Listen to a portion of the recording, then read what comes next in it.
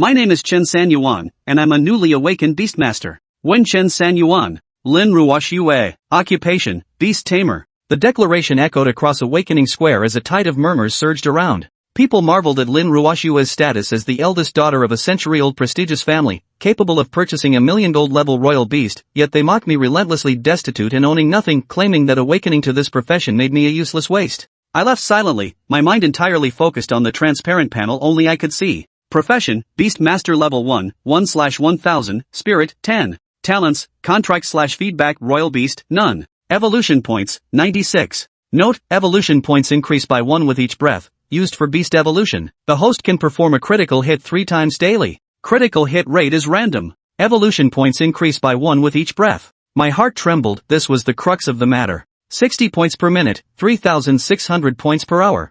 I quickened my breathing, and the evolution points rapidly increased to 126. The most crucial thing right now is to contract a beast. But with just over 50,000 Daxia coins on hand, he couldn't even afford the lowest tier iron rank tamed beast, 100,000 to 300,000. I arrived at the largest beast trading center in Qingzhou. Beast tamers are divided into 10 ranks: black iron, bronze, silver, gold, diamond, epic, titan, starburst, cosmic, and sovereign. I glanced at the prices either way, I couldn't afford any of them. After wandering around for over an hour, I found a shop and asked the chubby owner about the black iron beast tamer. The boss recommended a mystic serpent priced at 168,000, but I cut it down to 50,000 in one fell swoop. The boss had no choice but to reluctantly sell me a defective snow wolf dog, one that was a bit slow in the head, half paralyzed, and with poor eyesight. 10,000. Take it or leave it. I struck a pose and turned to leave. Here you go. The fat boss was furious. Swiped the card, 10,000 deal done. I carried the cage to the contract room, staring at the Husky snow wolf hybrid crashing against the cage door, wondering if this weak and incomplete tamed beast would even be viable. Contract. The surge of primal energy drives the contract spell. The Dao patterns evolved, enveloping both me and the snow wolf dog. A few minutes later, the contract was completed, and the snow wolf dog entered my beast taming space. Chapter 2, the critical hit is too OP. Contract success. Beast, snow wolf dog. Grade, black iron. Level, 1. Attributes, combat power, 1, constitution, 1, agility, 1, spirit, 1. Skills, none. Evolution points required, 5,000. Due to the extreme fragility of this beast, evolution points required are 5 times that of ordinary tamed beasts. Current evolution value, 6666, can evolve, evolution may crit. Remaining attempts, 3. Sure enough, it's a trick. I cursed inwardly, this black iron pet's combat power is only 1, weaker than me. Must evolve immediately. Evolution value 6666, just enough. Evolve. Immediately initiate the evolution of the snow wolfhound. Choose critical hit? Critical hit. Must crit. Buzz, congratulations on unlocking your first ever 10,000x critical hit rate. Critical hit triggered. The beast space rumbled violently as Erha trembled all over, golden light flickering and transforming into misty clouds that then gave rise to arcs of lightning, morphing into a black river. An overwhelming pressure radiated from the Erha.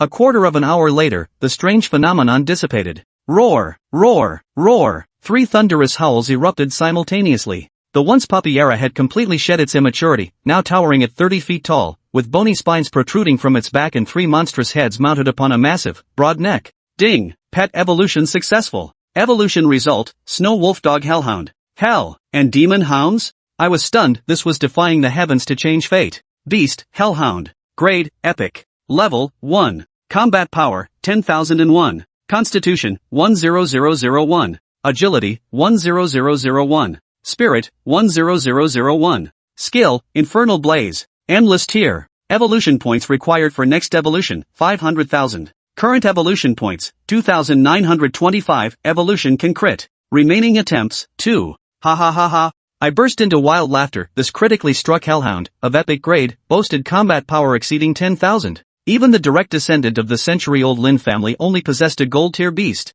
A rookie beastmaster typically contracts an iron-tier beast with 10 to 100 combat power, yet my beast was 100 times stronger than a max-level iron tier. 3 critical hits a day, each worth $1 million, instantly become the Beast King. Bang bang bang. The knocking sounds came, and the beautiful waitress outside the door thought something had happened to me, asking if an emergency team was needed. I cleared my throat and tried to calm myself. Nothing much, just obtained a little epic-level pet beast, that's all. The server curled their lips, another lunatic. She suggested that I calm my mind and start over. I opened the door, waved my hand, thank you for your kindness, but everything I said is true. Leaving the trading center, I remembered I hadn't used the reciprocal nurturing technique yet. The feedback loop requires vitality pills to harmonize and utilize the energy returned by the tamed beast, and these vitality pills cost money. I rushed straight to the dungeon war zone without stopping. The dungeon battle zones are divided into 4 major levels: Heaven, Earth, Mystic, and Yellow, with Yellow being the lowest and difficulty increasing progressively. In my eyes, they're nothing but a flock of worthless ducks and dogs. Chapter 3, The Toughest Dungeon?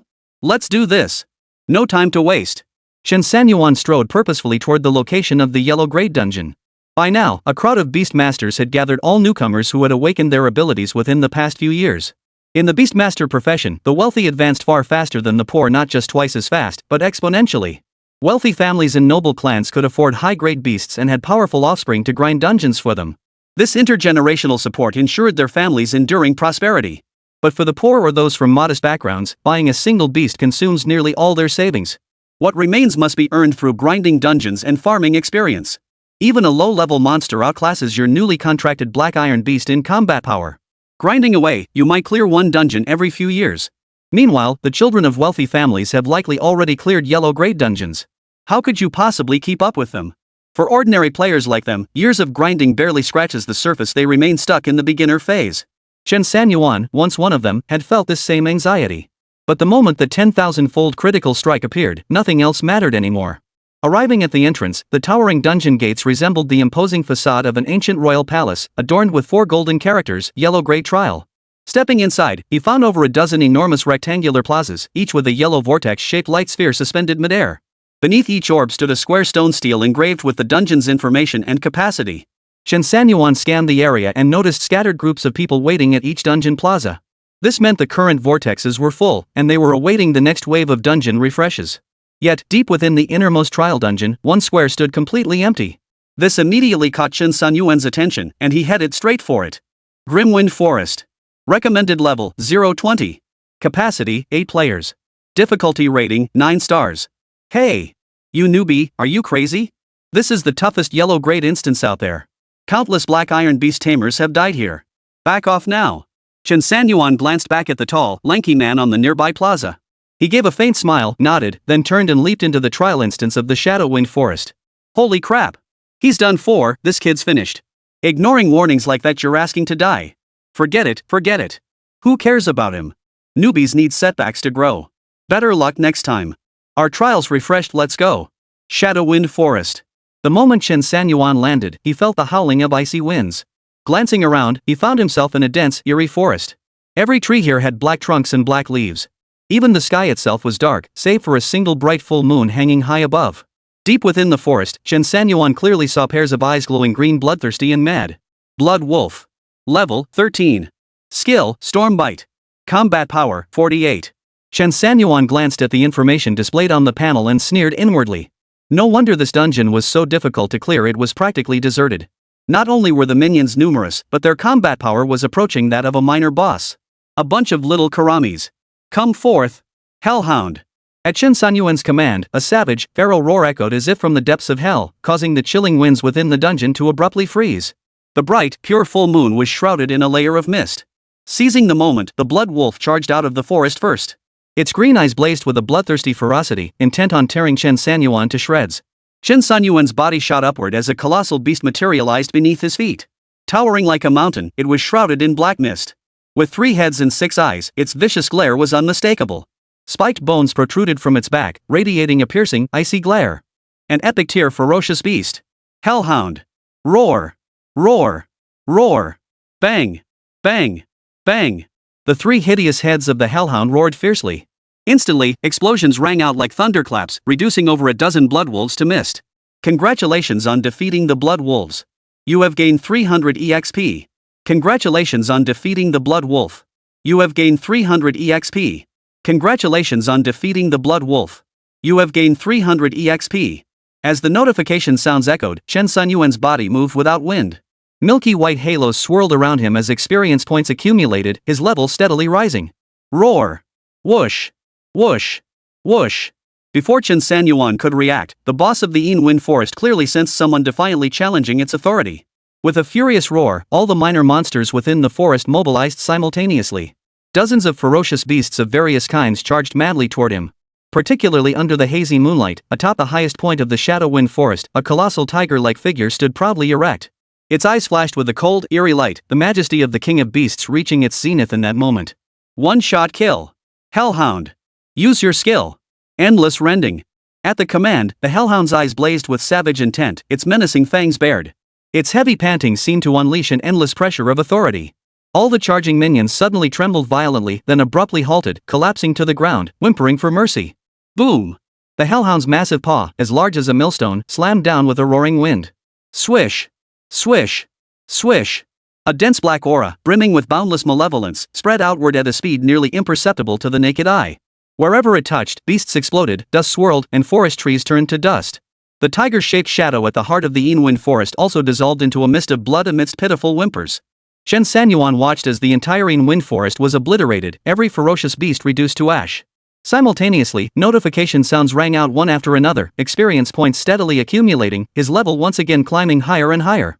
Congratulations on defeating the Mystic Fox. You have gained 220 EXP. Congratulations on defeating the Pusher Bear. You have gained 290 EXP. Congratulations on defeating the Wind Leopard.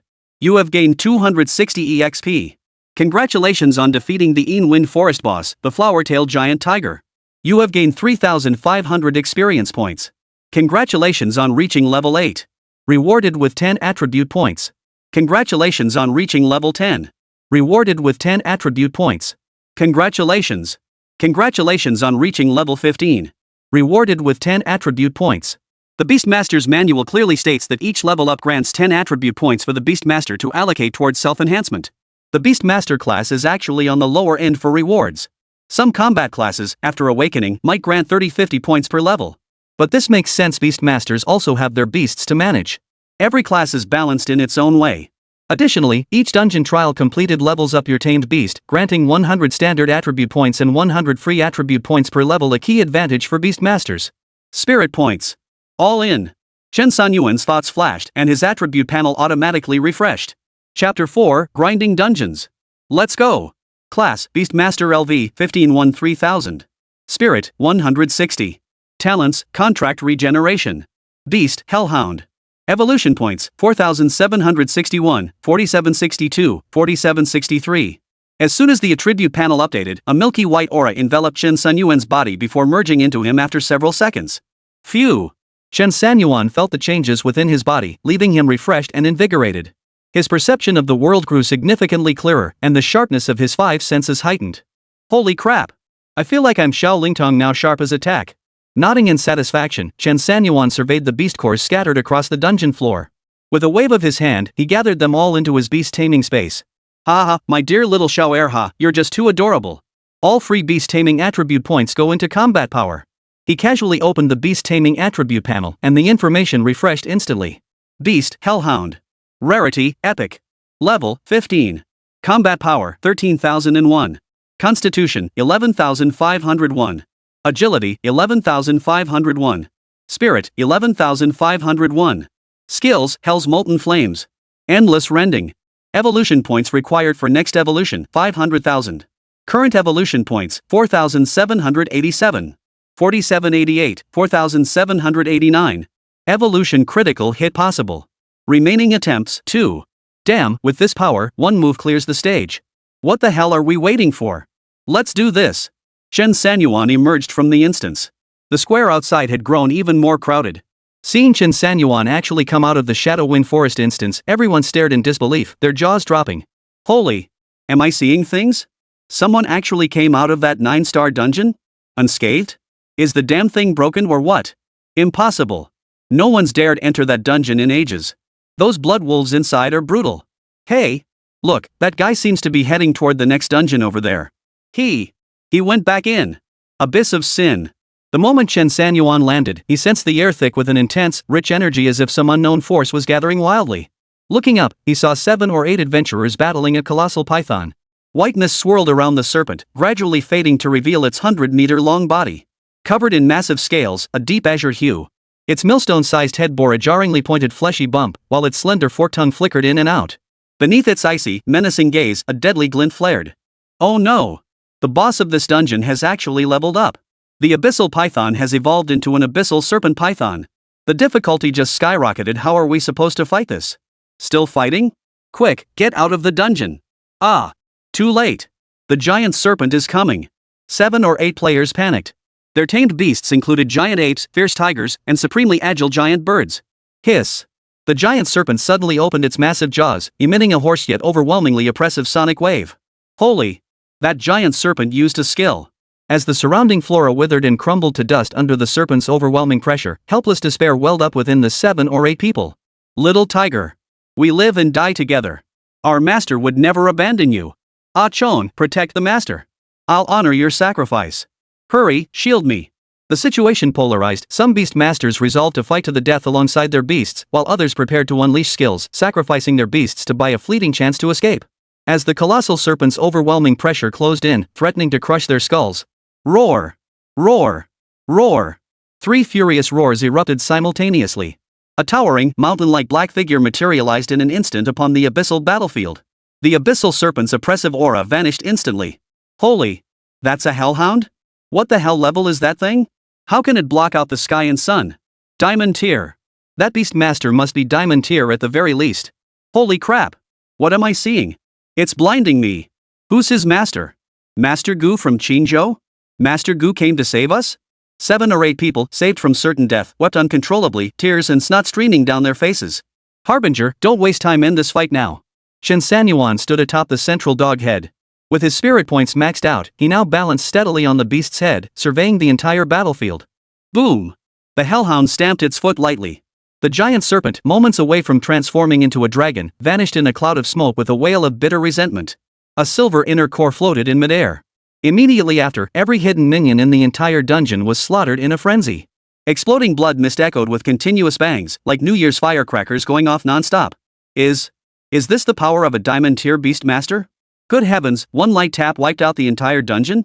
Hey! Old Xiao! Look over there! Isn't that youth standing atop the Hellhound the same one who entered the 9-star dungeon earlier? Ah! It's him! No wonder he dared to charge, and great skill breeds great courage. Wah, serves us right for paying. We should have just waited patiently for the dungeon to respawn. Wah! All the beast masters present wiped away their tears and sniffles, watching helplessly as Chen Sanyuan claimed the core essence. Once again, they shed tears of frustration. Congratulations on defeating the abyssal serpent. Reward, 3000 EXP. Congratulations on defeating the hidden venom snake. Reward, 100 EXP. Congratulations. Chen Sanyuan stepped out of the instance with satisfaction, having gained nearly 5,000 experience points. Without pausing to check his stats panel, he hurried down the plaza, heading straight for the next instance. Ha! That kid's out again? No way, less than 5 minutes? Is he sightseeing in the dungeon? Hey, look! The last group just finished. Is this kid just grinding everywhere for leftover loot? He's diving into the next one. What a talent! Half an hour later. The broadcast chime suddenly rang out across the entire yellow-grade trial plaza. A massive transparent blue panel materialized in the center of the arena. All the trial participants present looked up, eyes fixed on the display, waiting to see what would happen. Congratulations to Beastmaster Chen Sanyuan for clearing all dungeons in the yellow-grade trial ground and breaking the trial record. Current rank, 1. Whoosh! The entire yellow-grade trial ground erupted in excitement. For years, no one had broken the record. It was widely known that outside of Qingzhou's 4 great families, this trial ground's record was virtually unbreakable. Chen Sanyuan? That name sounds familiar? Oh my! Isn't that the commoner beastmaster who just announced his successful class awakening at the Awakening Plaza this morning? What? It's him? But he's an orphan, right? He's penniless, isn't he? How did he pull this off? Did he hook up with some rich lady? You really can't judge a book by its cover. I knew there was something special about him when he was announced alongside Lin Ruoxue, the Lin family's eldest daughter. Chen Sanyuan emerged from the final instance, staring at his name glowing golden on the large screen as it shot straight to the top of the leaderboard. He forced himself to suppress the surge of excitement welling up inside. Below him were names like Lin Ruolong from the Lin family, Jiang Chen from the Jiang family, Song Qingyun from the Song family, and Li Bingfeng from the Li family, essentially all members of the 4 major clans, Lin, Jiang, Song, and Li. Congratulations! Truly, heroes emerge in youth. A crowd bowed their hands in congratulations toward Chen Sanyuan, each eager to make a favorable impression. Chen Sanyuan offered a few perfunctory replies before turning and leaving the yellow-grade trial grounds, heading straight for the Qingzhou exchange. Time to turn that inner core into some cold hard cash. Chapter 5, Qingzhou Exchange. Qingzhou Exchange. As the most authoritative trading venue in all of Qingzhou, this place handled the sale and recycling of all manner of items. The inner cores Chen Sanyuan obtained from slaying monsters were precisely the items the Qingzhou exchange actively sought to acquire. After collection, they could be used to refine chi blood pills that enhance a practitioner's attributes, or to strengthen the combat gear practitioners required. Since he couldn't refine pills himself, recycling them was undoubtedly far more profitable than selling the cores outright. A charming young lady at the exchange greeted Chen Sanyuan with a smile, escorting him to the inner core trading counter. There, a uniformed young woman of striking beauty and impeccable demeanor awaited. "Good day, sir. Please place the inner cores you wish to trade into the silk-lined box. The small screen in front of your palm displays our marketplace's current buyback prices. May I ask what size essence core you wish to trade today?" The young lady politely slid a red brocade-trimmed wooden box across the counter. Its interior was modest, about the size of a goose egg. "Well, I have quite a few inner cores, varying in size, but most are about the size of glass beads. Glass bead-sized ones are 1-2 centimeters, common from lower-tier monsters. Our trading price is 1,000 yuan each. Please place them in the box." "That's a bit much. One box won't be enough," Chen Sanyuan calculated. "Sir, one box can hold 20 minor monster-grade inner cores. It's usually sufficient. Please try placing them in now." The young lady smiled faintly, though inwardly she couldn't help but chuckle. Most transactions here involved these low-level cores. Even if someone cleared a dungeon, one brocade box was usually all they needed. The youth before her looked unfamiliar, and his demeanor clearly marked him as a first-timer and obvious newbie. How many monsters could a newbie possibly defeat? Even with family assistance, clearing a single instance was the absolute limit. After all, there were restrictions on group runs. Exceeding 3 large-scale group runs would result in being banned from the dungeon trial grounds. "Sir, do you have any other questions? You're full at 20, but I have over 100. The young lady gave a helpless smile. If not for her professional demeanor, she probably wouldn't be sitting here talking to Chen Sanyuan right now. "Sir, please stop joking around. Go ahead and try it. We have other customers waiting to trade, so hurry up." Chen Sanyuan pursed his lips. "Fine, I'll take your word for it." With that, Chen Sanyuan swept his hand, and over 100 monster cores clattered out. The jeweled box filled in an instant, spilling the rest onto the floor with a clatter. Holy! Whose marbles spilled out? Did they come to scam the trading floor? Old Luo should beat the crap out of him. Bull! Open your dog eyes and look. Those are cores. All monster cores. This must be a bloody slaughter run. The crowd waiting in line to trade? They looked at the meager handful of inner cores in their hands, not only pitifully small, but pitifully few. The guards standing nearby had never witnessed such a scene either. Seeing the crowd about to bend down and pick them up, they immediately bellowed, "Freeze! Everyone freeze! Stand at attention!" The young lady inside slowly regained her composure from the chaos. She quietly took a deep breath. "Damn it, I misjudged this. Sir! I deeply apologize for my rudeness. Please take a seat. The guards will protect your belongings. Trust us at Qingzhou Trading Center." Chen Sanyuan grunted, "Oh." Then he said, "Well, bring me a few more boxes. I've got a few other things." "Other things?" The young lady nodded politely and gestured him to sit. "Please take a seat and tell me what you mean by other things." "Still inner cores, but the quantity is a bit smaller." He, you're being modest. Looks like you didn't bring everything at once." "Well, I still have over 60 of the 2-4 centimeters ones mentioned on your screen, over 10 of the 5-6 centimeters ones, and 2 of the 7-8 centimeters ones." Boom! Boom! Boom! The young lady felt as though Chen Sanyuan wasn't merely speaking, it was as if bolts of thunder were striking her ears one after another. You're not joking, right? You don't look like someone from the 4 great families, and even if you were, no one from them has ever produced so many inner cores this large. 7-8 centimeters? Are you sure? That's already the caliber of a Xian-grade dungeon boss. You. The young lady was trying to figure out how to respond without sounding like a snob, when Chen Sanyuan flipped his palm. 2 7-8 centimeters inner cores appeared before her eyes. Gulp! The young lady could clearly hear the sound of her own saliva sliding down her throat. Tiny beads of sweat had formed on her delicate, fair forehead without her noticing. It wasn't that she lacked Xian-grade dungeon essence for trade, but rather the sheer quantity Chen Sanyuan possessed that struck her. This transaction, exceeding 500,000 great xia coins, was beyond his control. "Sir, please proceed to the inner hall."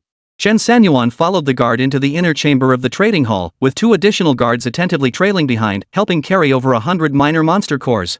Entering the reception room, besides the young lady from earlier, a middle-aged man in black robes smiled faintly.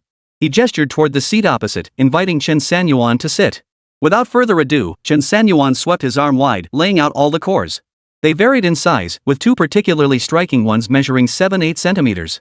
"Young friend, truly heroes emerge in youth. Wei, cut the chatter. Count these cores quickly. I need to finish the transaction so I can rush off to clear that dungeon."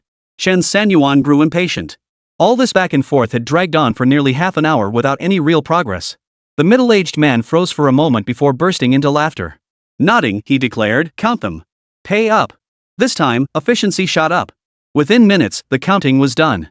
Calculating based on the listed prices, 830,000 credits were instantly transferred to his account. "Young friend, please wait a moment." The middle-aged man called out to Chen Sanyuan, chuckling as he handed over a golden card. "I'm Zhang Feng, manager of the exchange. This is our Qingzhou trading market gold card. It allows you to sell items at 1.2 times the market rate and purchase goods at an 88% discount." Chen Sanyuan accepted the card with satisfaction. Now he could go buy some chi blood pills and feel absolutely thrilled. Watching Chen Sanyuan depart, Zhang Feng nodded with a smile. This young man must be from a prominent family outside Qingzhou. To clear dungeons so relentlessly, a membership card is the least we can do to cultivate a good relationship. Chen Sanyuan bought 10 chi blood pills from the exchange, then dashed back to his rented room to continue leveling up. Chapter 6, Frenetic Leveling. Inside the rental room, Chen Sanyuan couldn't wait to open his attribute panel. The moment it appeared, rows upon rows of plus signs instantly obscured his vision as his experience points skyrocketed. Seconds later, the numbers stabilized, and Chen Sanyuan's eyes widened in disbelief. Class, Beastmaster level 26 3,656,000. Spirit, 270. Talents, Contract Nurturing. Beast, Hell Hound. Evolution points, 16,487, 16488, 16489. Holy crap! 11 levels in one go. Level 26, now time to contract a second beast. Chen Sanyuan laughed heartily, slapping his hands together in excitement as he mentally began planning the type of beast he'd choose next. With 800,000 in hand now, buying a black iron beast was no problem. My evolution points broke 10,000 too. First thing tomorrow morning, I'm heading to the Beast Tamer trading center. With that thought, Chen Sanyuan returned to his Beast Tamer space for a glance. There, the ferocious hellhound that had been so savage moments ago now lay sprawled on the ground, snoring like a little puppy. Guess summoning that harbinger non-stop to grind dungeons all day took its toll. Even though it didn't exert much effort, it just finished evolving after all. Rest well. Chen Sanyuan thought to himself, then opened the Beastmaster attribute panel. Beast, Hellhound. Rarity, Epic. Level, 22. Combat Power, 13,701. Constitution, 12,201. Agility, 12,201. Spirit, 12,201. Skills, Hell's Molten Flame. Endless Rending. Evolution points required for next evolution, 500,000. Current evolution points, 16,522. 16,523, 16,524. Evolution critical chance. Remaining attempts, 2. Still have 700 free attribute points. Keep boosting combat power. Chen Sanyuan gave the order, and the Hellhound's combat power bar instantly updated. Satisfied, he exited the attribute panel. Lying on his bed, Chen Sanyuan exhaled deeply, gazing out at the world through the rental apartment's sole narrow window. It was now deep into the night, the sky dark and star-studded. Talent Awakening. Since fate granted me the Beastmaster profession, I'll show them that even with nothing to my name, I can still command the mightiest beasts. Let's get to work. With that thought, Chen Sanyuan sprang upright with a sudden jolt. It was still early. Roll it up. He swallowed 3 chi blood pills in one go and began meditating cross-legged. He had learned from the Beastmaster's manual that these chi blood pills could enhance a practitioner's innate abilities. They weren't just useful for combat-oriented classes, they also offered significant benefits to low-level Beastmasters like himself. But this reverse nourishment talent of mine. I've heard that every Beastmaster's second talent isn't exactly the same. With that thought, Chen Sanyuan hurriedly retrieved the tattered Beastmaster's manual from beneath his bed. Flipping through the pages, he located the section on the backflow technique. The Beastmaster's energy is fed back to the Beastmaster? Can this energy be used for beast fusion? The amount of energy returned depends on the beast's rank, 10 points per return from black iron to silver, 50 points per return from gold to diamond, and for epic rank and above, it's hundreds, thousands, tens of thousands, hundreds of thousands, and so on. The number of replenishments per rank varies, as does the required chi blood pill dosage. It says a gold rank beast requires 10-80% plus purity chi blood pills per replenishment. My epic rank beast needs at least 30 pills taken in batches. I bought too few. How reckless of me. Chen Sanyuan sighed helplessly, then swallowed the remaining 7 pills in one gulp. The moment the pills touched his stomach, a powerful surge of heat erupted from his lower abdomen, coursing through every limb and bone. Boom! Boom! Boom! A muffled rumbling echoed as Chen Sanyuan hurriedly focused his mind. Glancing at the Hellhound in his beast taming space, he saw wisps of milky white mist once again rising from its body, dissolving into the void. Simultaneously, Chen Sanyuan felt his bones suddenly creak and crackle as a powerful surge of physical energy violently multiplied within his cells and limbs. Thump!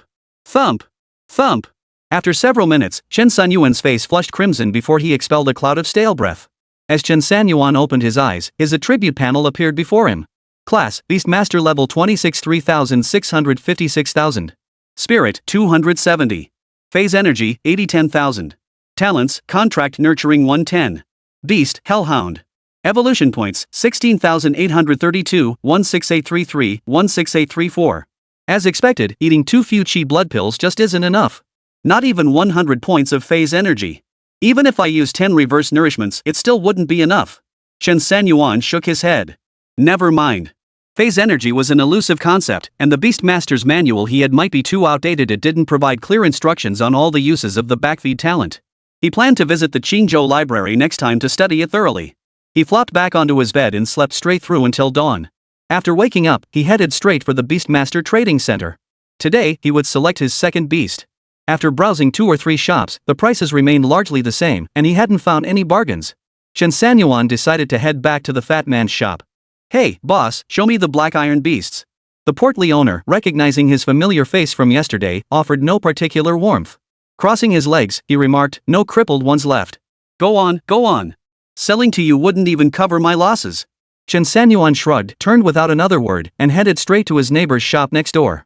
He scanned the place and immediately spotted a small red fish. It wasn't large, but housed in a faux crystal fishbowl, it looked quite impressive. How much is this? The shop owner next door was very thin. Hearing Chen Sanyuan's question, he chuckled and said, this little fish is a support type. It's called a red swallowtail fish, black iron grade. Its combat power isn't high, but it's great value for money. They say it can bring luck to its master. Only 98,000. Chen Sanyuan nodded, about to speak, when the chubby shopkeeper beside him sneered mockingly, Old 3, he can't afford it. Don't waste your breath. Let him go. Old 3 chuckled. Even if the deal doesn't go through, courtesy remains.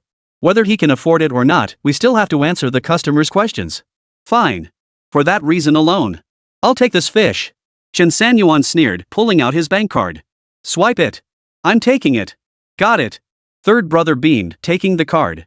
Qingzhou commercial bank transaction confirmed, 98,000 coins. Hearing the announcement, the fat boss next door shot to his feet. Watching Chen Sanyuan's dashing figure walk away, he gritted his teeth so hard they creaked. Old San chuckled beside him, fat brother, thanks a lot. Without you, I might not have closed this deal. Inside the contract room, Chen Sanyuan was ready. Staring at the little red fish in the aquarium, he took a deep breath. Contract. Chapter 7, The Second Beast. At Chen Sanyuan's command, the ethereal space of the contract room seemed to ripple with vibrations. Hum. The familiar humming sound filled the air. Instantly, a green halo enveloped Chen Sanyuan and the red fish, while misty threads of energy threaded through both man and fish. Minutes later, the green aura faded, and the contract ritual concluded. Compared to combat-type beasts, the process for auxiliary beasts was notably gentler. Congratulations on successful contract formation. Beast, red fish with a swallowtail. Grade, black iron. Level, 1. Attributes, luck, 8 constitution, 6 control, 1 spirit, 7. Skills, none. Evolution points required, 1,000. Current evolution points, 42,034. 42035, 42,036. Evolve now. Critical hit chance. Remaining attempts, 3. Chen Sanyuan's lips curved upward. This evolution point accumulation was truly rapid, over 20,000 gained in a single night. Reaching the 500,000 mark wouldn't take long at this rate. Entering the beast taming space, little red fish swam back and forth in the water tank. With the contract successful, it too sensed Chen Sanyuan's presence. Little one, welcome aboard. Now then. Evolve. Evolve now. Evolution initiated, evolution points 1,000. Critical hit. Give me a massive critical hit. Critical hit effect triggered. Random critical hit effect. Boom. Boom. Boom. As the command commenced, the beast taming realm underwent another earth-shattering transformation. The vanished black river gradually reappeared from the void, swirling black mist rising and coalescing upward until massive, heavy black clouds blanketed the entire sky above the realm. Crackle. Flashes of lightning flickered, appearing and disappearing within the gloomy black clouds. The black river stretched endlessly, piercing through the clouds until it reached directly above the fish tank, as if waiting for something. Gurgle, gurgle. The red fish inside the tank began frantically bubbling, growing restless as its scales reflected blinding flashes of golden light. Boom! Suddenly, the fish tank shattered. The red fish, arching its back, leapt like a carp soaring through the dragon gate, plunging directly into the black river. The Hell Hound watched silently from the side, its eyes unexpectedly revealing complex, human-like emotions. Chen Sanyuan held his breath, unable to guess what form this red fish would evolve into.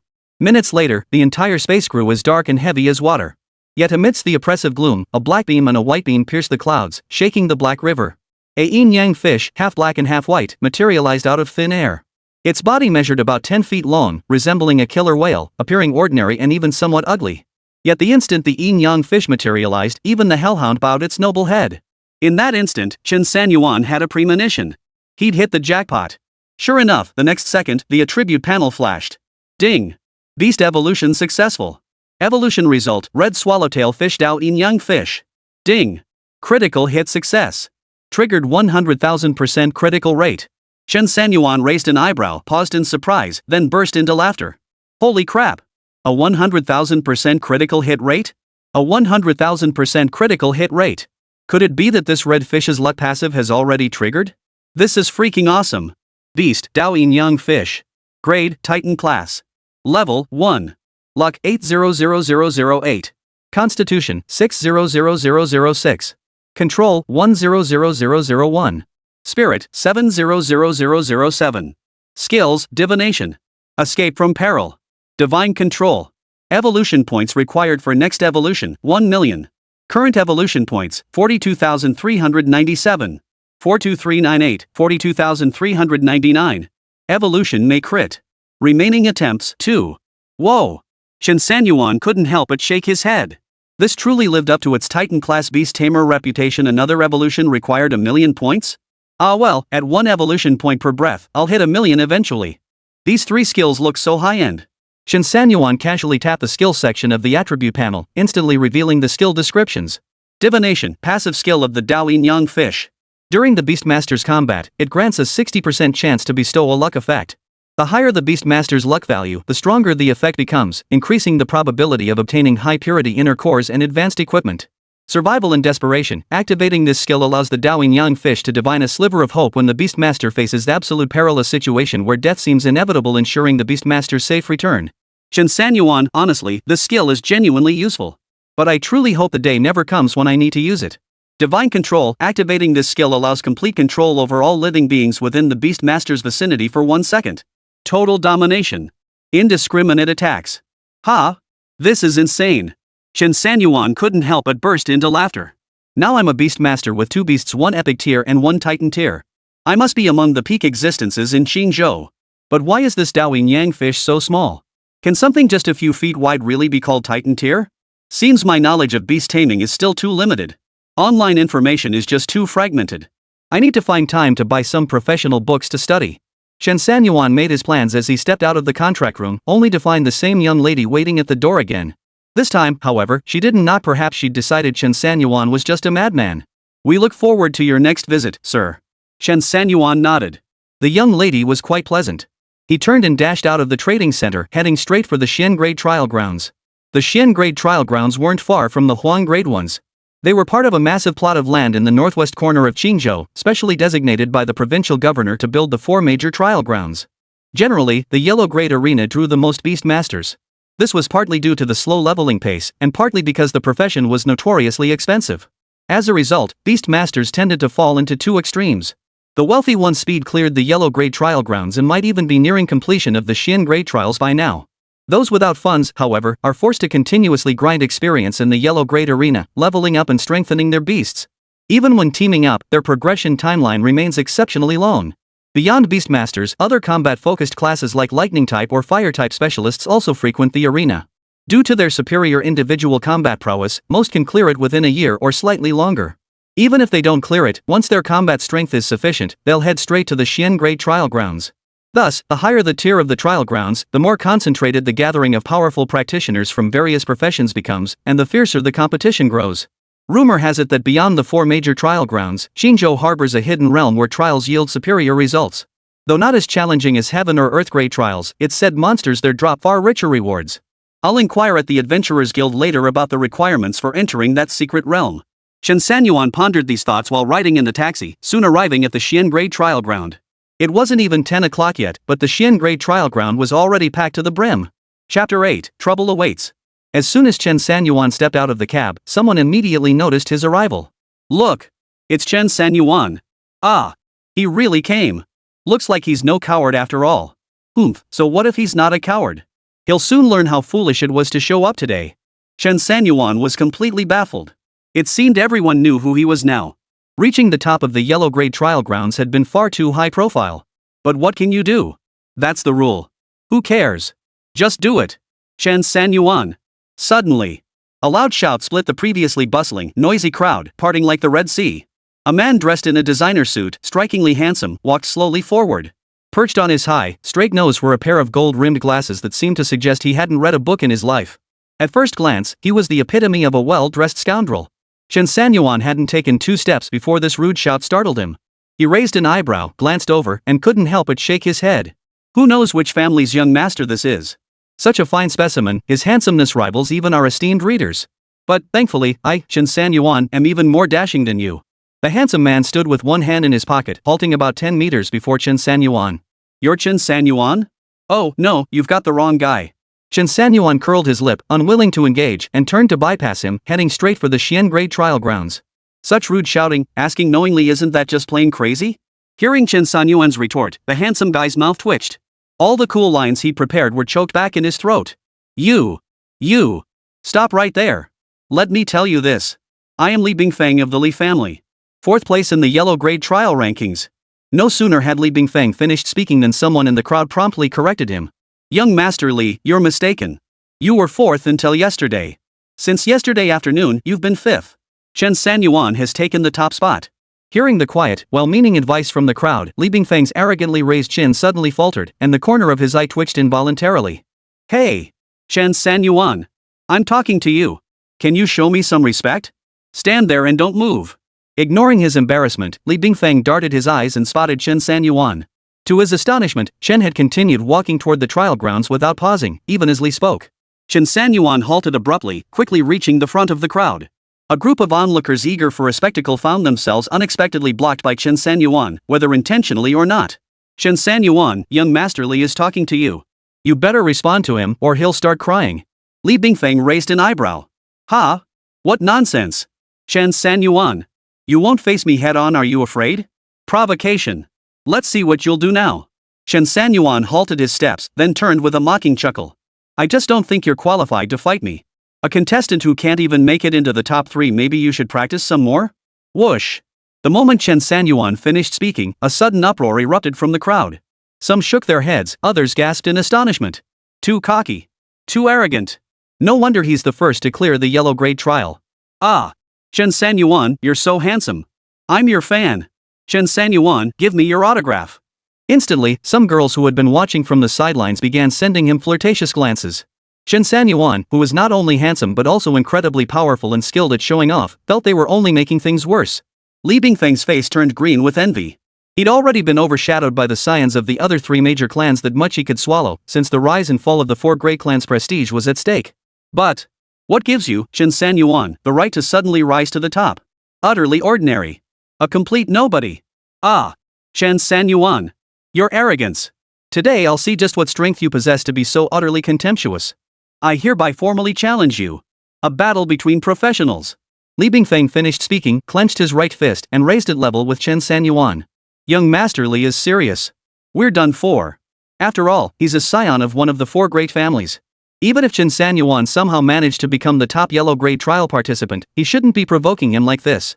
Haha, this should be entertaining. Li Bingfeng is a combat professional specializing in the ice element. Even if this Chen Sanyuan possesses a beastmaster, his individual strength is still barely above that of an ordinary person. One misstep and, this is a professional combatant challenge. Once such a challenge to a professional's honor is issued, both combatants must accept it unless there's a significant disparity in strength. Refusing would earn him the scorn of all Qingzhou. Every practitioner would look down on him. What will Chen Sanyuan choose? The crowd had not anticipated Li Bingfeng issuing such a formal challenge to Chen Sanyuan. Now, all eyes were fixed intently on Chen Sanyuan, waiting to see his choice. Chen Sanyuan frowned. Such a challenge was indeed troublesome, especially given his precarious position as the top-ranked yellow grade trial participant. Sigh, looks like today's trial time will be cut short again. Chen Sanyuan sighed helplessly, then walked toward Li Bingfeng. Under the watchful eyes of the crowd, he slowly raised his right hand, clenched it into a fist, and bumped fists with Li Bingfeng. I accept the challenge. Ha ha ha ha. Good. Now that's what I call a man. Li Bingfeng immediately burst into a triumphant laugh. Better a fat fish that bites than one that doesn't take the bait. Chen Sanyuan shot an impatient glance at this rude fellow. What did he mean by a real man? The Xian Grade Trial Grounds. Compared to the Yellow Grade Trial Grounds, the Xian Grade Trial Grounds were vastly more expansive, comprising 2 or 3 dozen plazas. Above each plaza floated a black orb suspended in the void. These were the dungeon trial points of the Xian Grade Trial Grounds. At this very moment, Chen Sanyuan and Li Bingfeng stood upon one such square, surrounded by a crowd of onlookers. They had originally come to participate in the Xian Grade Trials, only to find Li Bingfeng posting notices seeking Chen Sanyuan the moment they entered. They naturally joined in. Seeing Chen Sanyuan and Li Bingfeng on the platform, they felt a sense of pride as if they had successfully played matchmaker. They then volunteered an experienced Xian Grade Trial participant Lu Boer to serve as the referee. Lu Bo, 31 years old and not yet 40, observed that Chen Sanyuan and Li Bingfeng appeared evenly matched. He nodded in approval. Without further ado, these two professionals have sworn an oath to join the professional battle. We applaud your courage. Next, I, Lu Boer, hereby declare this challenge officially open. The moment Lu Bo finished speaking, cheers erupted from the crowd. Li Bingfeng could no longer contain his restless heart. He was determined to reclaim every shred of honor he had lost, along with the reputation of the 4 great families. Frost Martial Arts. Purple Ice Dragon Spear. Chapter 9, Practice some more. Li Bingfeng roared, his right hand executing a dazzling downward flick. A purple ice dragon spear materialized out of thin air. Simultaneously, wisps of frigid air began to emanate from Li Bingfeng's entire body. Combat type. Chen Sanyuan stared at Li Bingfeng, who now radiated the imposing aura of a warrior returning from the frozen polar regions. Though he outwardly looked down on Li Bingfeng, Chen Sanyuan dared not underestimate him in battle. After all, the scions of the 4 great families enjoyed abundant resources. Besides his prowess in beast control, Chen Sanyuan was, in truth, a mere weakling. Even though his elemental power enhanced his physical constitution, he still couldn't compare to a pure combat-type practitioner. Thus, the moment Li Bingfeng's ice spear appeared, Chen Sanyuan channeled his Yuan Qi, drawing his right fist across his chest. Come forth, Hell Hound. Hearing such a ferocious name, the spectators couldn't help but freeze in surprise. This Chen Sanyuan has something special. Why do I feel this oppressive pressure? You're not alone. This feeling is getting stronger. Ah! Look, everyone! Suddenly, a howling gale swept across the vast Xian Grade Trial Plaza. A black tornado erupted from the ground, followed by the faint outline of a colossal shadow. The crowd's expression shifted from astonishment to dread, their eyes brimming with deep apprehension. That's the size of a small mountain? Good heavens! I've only seen a beast of this size during the Qingzhou War years ago.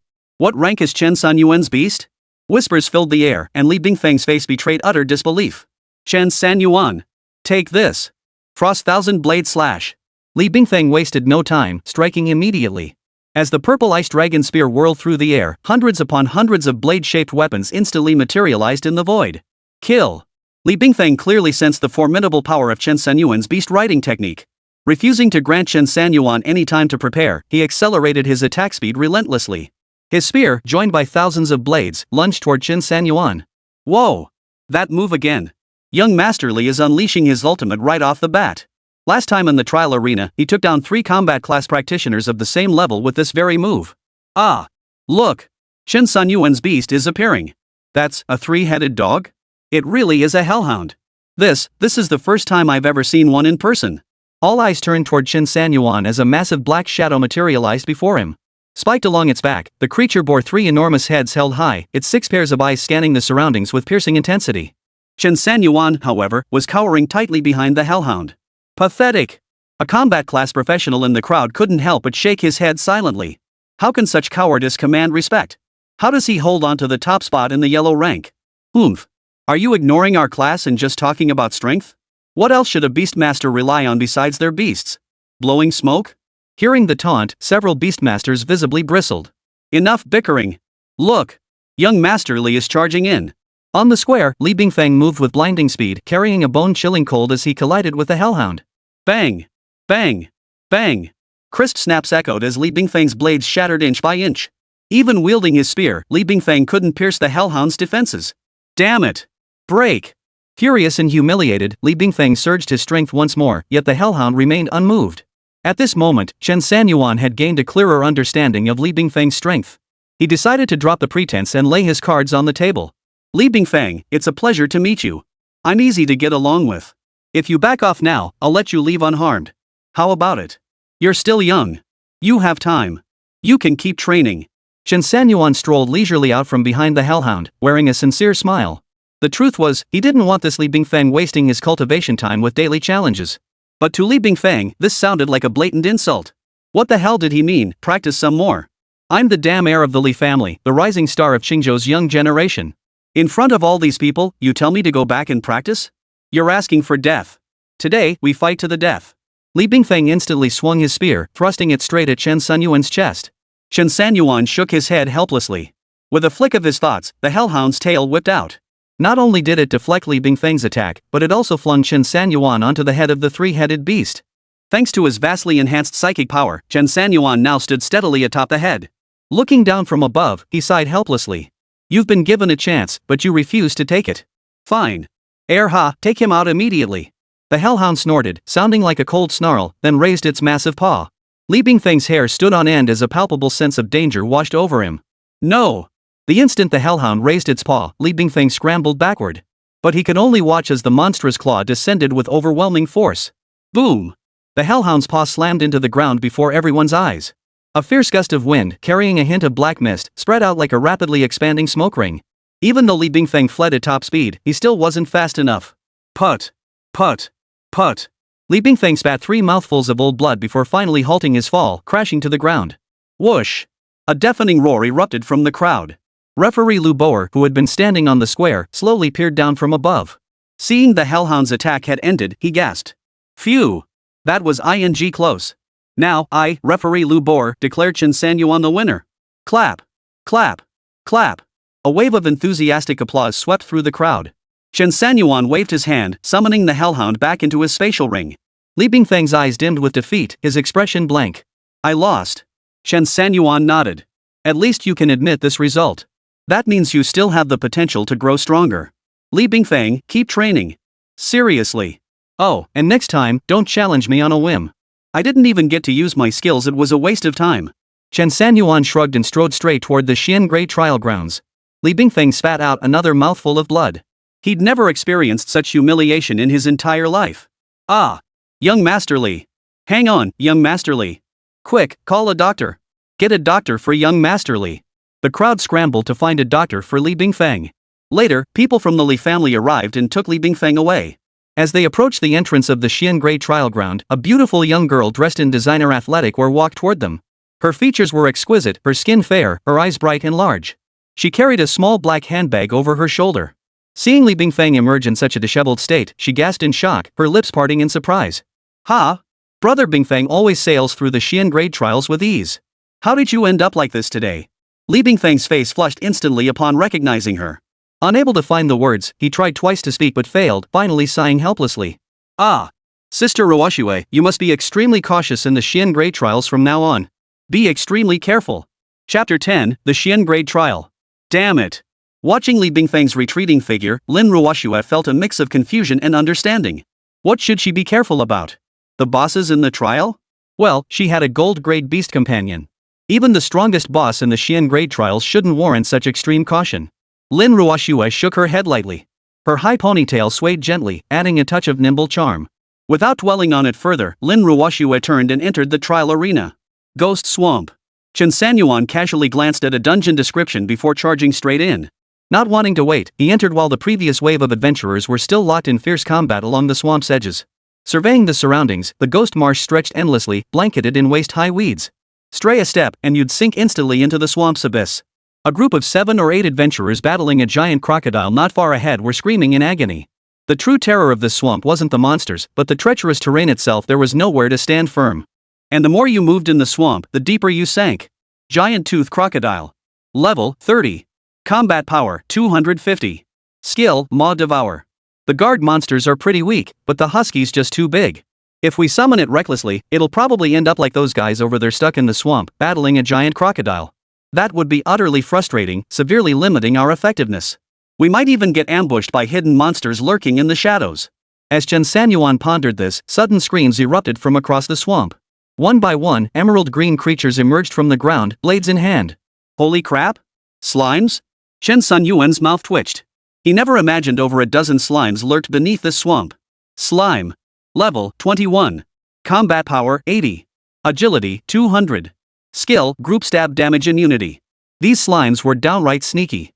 They'd been waiting for the giant crocodile to drain the adventurer's strength before crawling out of the swamp to launch their stabbing attack. The adventurers let out a chorus of wails. This team was clearly thrown together hastily, their coordination clumsy and their composition ill-suited for group combat. The sudden appearance of this slime squad, coupled with their damage reduction, caught them completely off guard. Soon, one beastmaster was stabbed to pieces, covered in wounds, and lost all combat effectiveness. Seeing their beast on the brink of death, the beastmaster hastily recalled it. Only 2 beastmasters remained, along with 3 defensive tanks and 2 fire-type combat warriors. This lineup is practically begging to be crushed. Chen Sanyuan waved his hand casually. Come forth, Dao Yin-Yang fish. The great yin-yang fish was perfectly suited to navigate this dungeon environment. Swapping it for the Hell Hound would have been far more cumbersome. At Chen Sanyuan's command, thunderous explosions echoed throughout the entire dungeon. Boom! Boom! Boom! The heavens and earth shifted, dark clouds swirled in furious winds, and the dungeon space itself seemed to tremble. The giant crocodile whipped its head toward Chen Sanyuan before fleeing in panic. Over a dozen slimes halted their attacks, turning with terror-stricken expressions. Their bodies began trembling uncontrollably as they clutched their heads and wailed.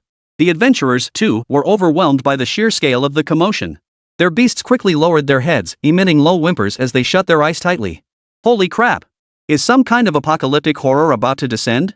I feel like this dungeon is about to collapse. What level of beastmaster is this? Once again, I'm reminded of my own insignificance. Oh my god, so even after class awakening, I'm still just cannon fodder. Above the void, a shadow as vast as a mountain range descended slowly. Distinct black and white patterns carved into its form halted midway through its descent. Chen Sanyuan. Damn it, this instance is too small. It can't possibly contain the descent of the Dao Yin-Yang fish. Forcing it down will cause the instance to collapse immediately. I never imagined it would only be about 10 feet long in this space. I thought Titan class was just a metaphor for power. Hey, little red fish, why don't you hang out for a bit? Just activate your luck passive. Come forth. Hell Hound. Chen Sanyuan waved his hand. The Hell Hound's massive black shadow paled in comparison to the Dao Yin-Yang fish. The Hell Hound landed steadily atop the Dao Yin-Yang fish, still imposing yet noticeably more docile.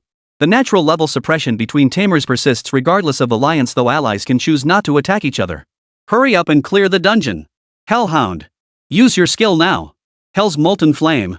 The Hell Hound roared furiously. Volcanic magma-like patterns erupted across its body, and its eyes blazed like 2 crimson lanterns. Boom! Boom! Boom! As the skill unleashed, over a dozen black holes instantly appeared in the void of the ghost marsh. Immediately, massive columns of molten lava erupted from the black holes. Holy! Run! Don't get caught in the crossfire. The big boss is here. We can't clear this dungeon. Let's get out of here. Weaklings get bullied.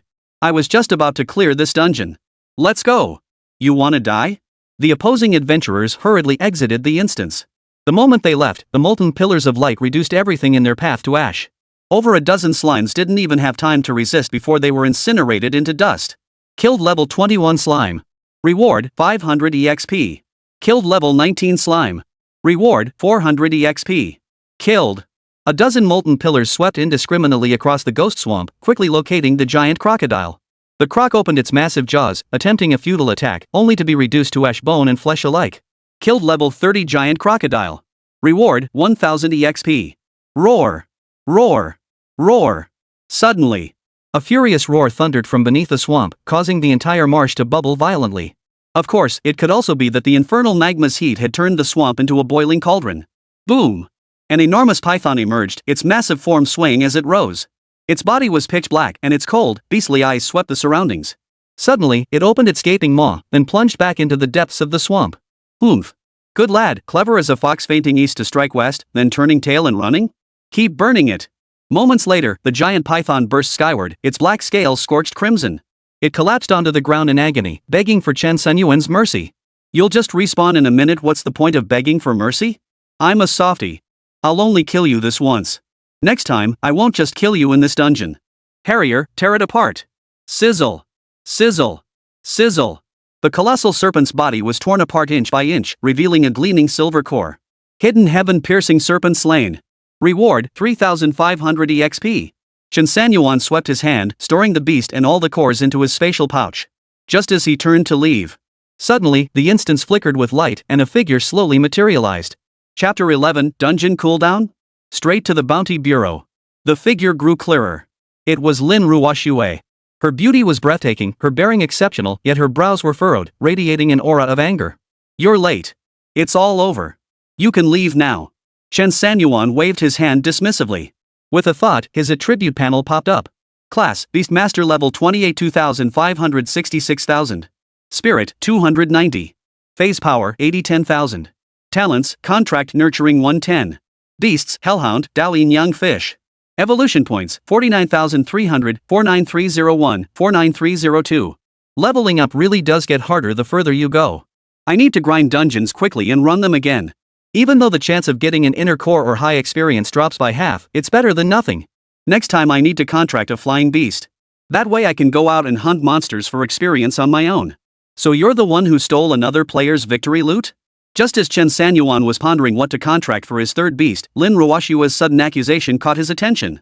What kind of nonsense are you spouting? They couldn't defeat the guardian monster, so I stepped in to help. Chen Sanyuan said, then exited the instance space on his own.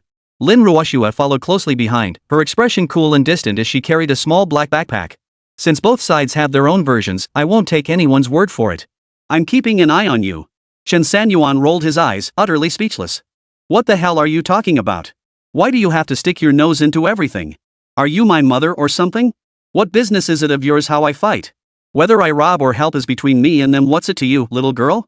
Lin Ruoxue gave a cold laugh, then raised her hand to reveal a black badge. It was an ID card. Well, I can actually do just that. I'm the order supervisor of the Xian Grade Trial Ground. Chen Sanyuan had never heard of such a title before. Did a trial ground like this even need an order supervisor? Even if I did snatch someone's labor fruits, which I didn't, this trial ground is survival of the fittest. If I can't get my own rewards, is that my fault? And I'm warning you, I absolutely hate people following me. It makes me furious. Lin Ruoxue raised her badge, letting out a cold laugh at Chen Sanyuan's words. So by your logic, if I'm stronger than you, I can just take yours too? Chen Sanyuan's expression darkened instantly. Whoever this girl was, she was unbearably irritating. Even more irritating than Li Bingfang. If you have the strength, go ahead. Lin Ruoxue clenched her fists in indignation and retorted coldly, fine. Then just wait and see next time.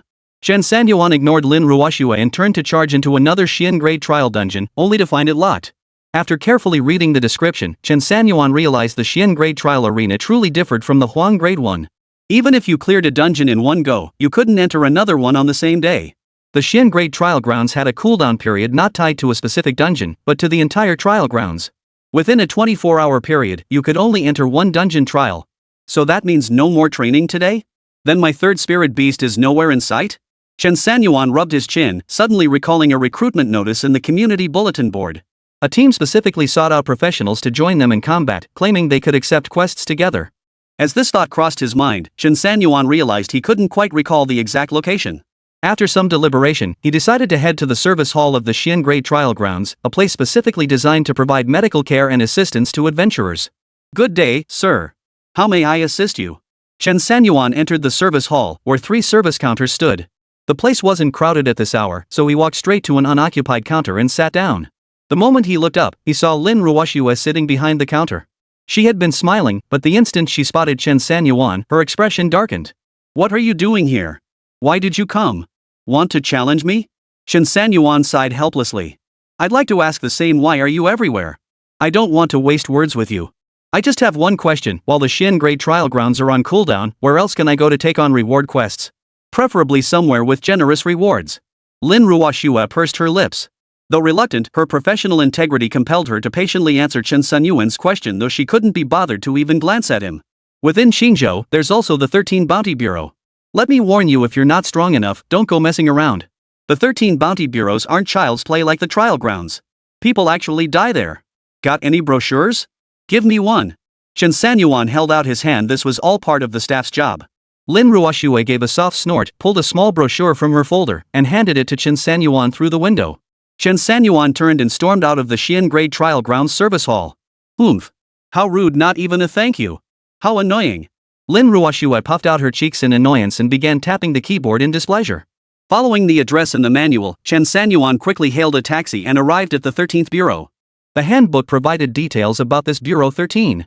The 13 bounty agency accepted bounty missions from high-end clients and distributed bounty missions to lower-tier professionals. Essentially, it was a middleman profiting from the markup on bounty assignments. There were 13 such bureaus in Qingzhou. Hence the local name, the 13 bounty agencies. The rewards here were extremely generous, undoubtedly more tempting than those in the trial grounds.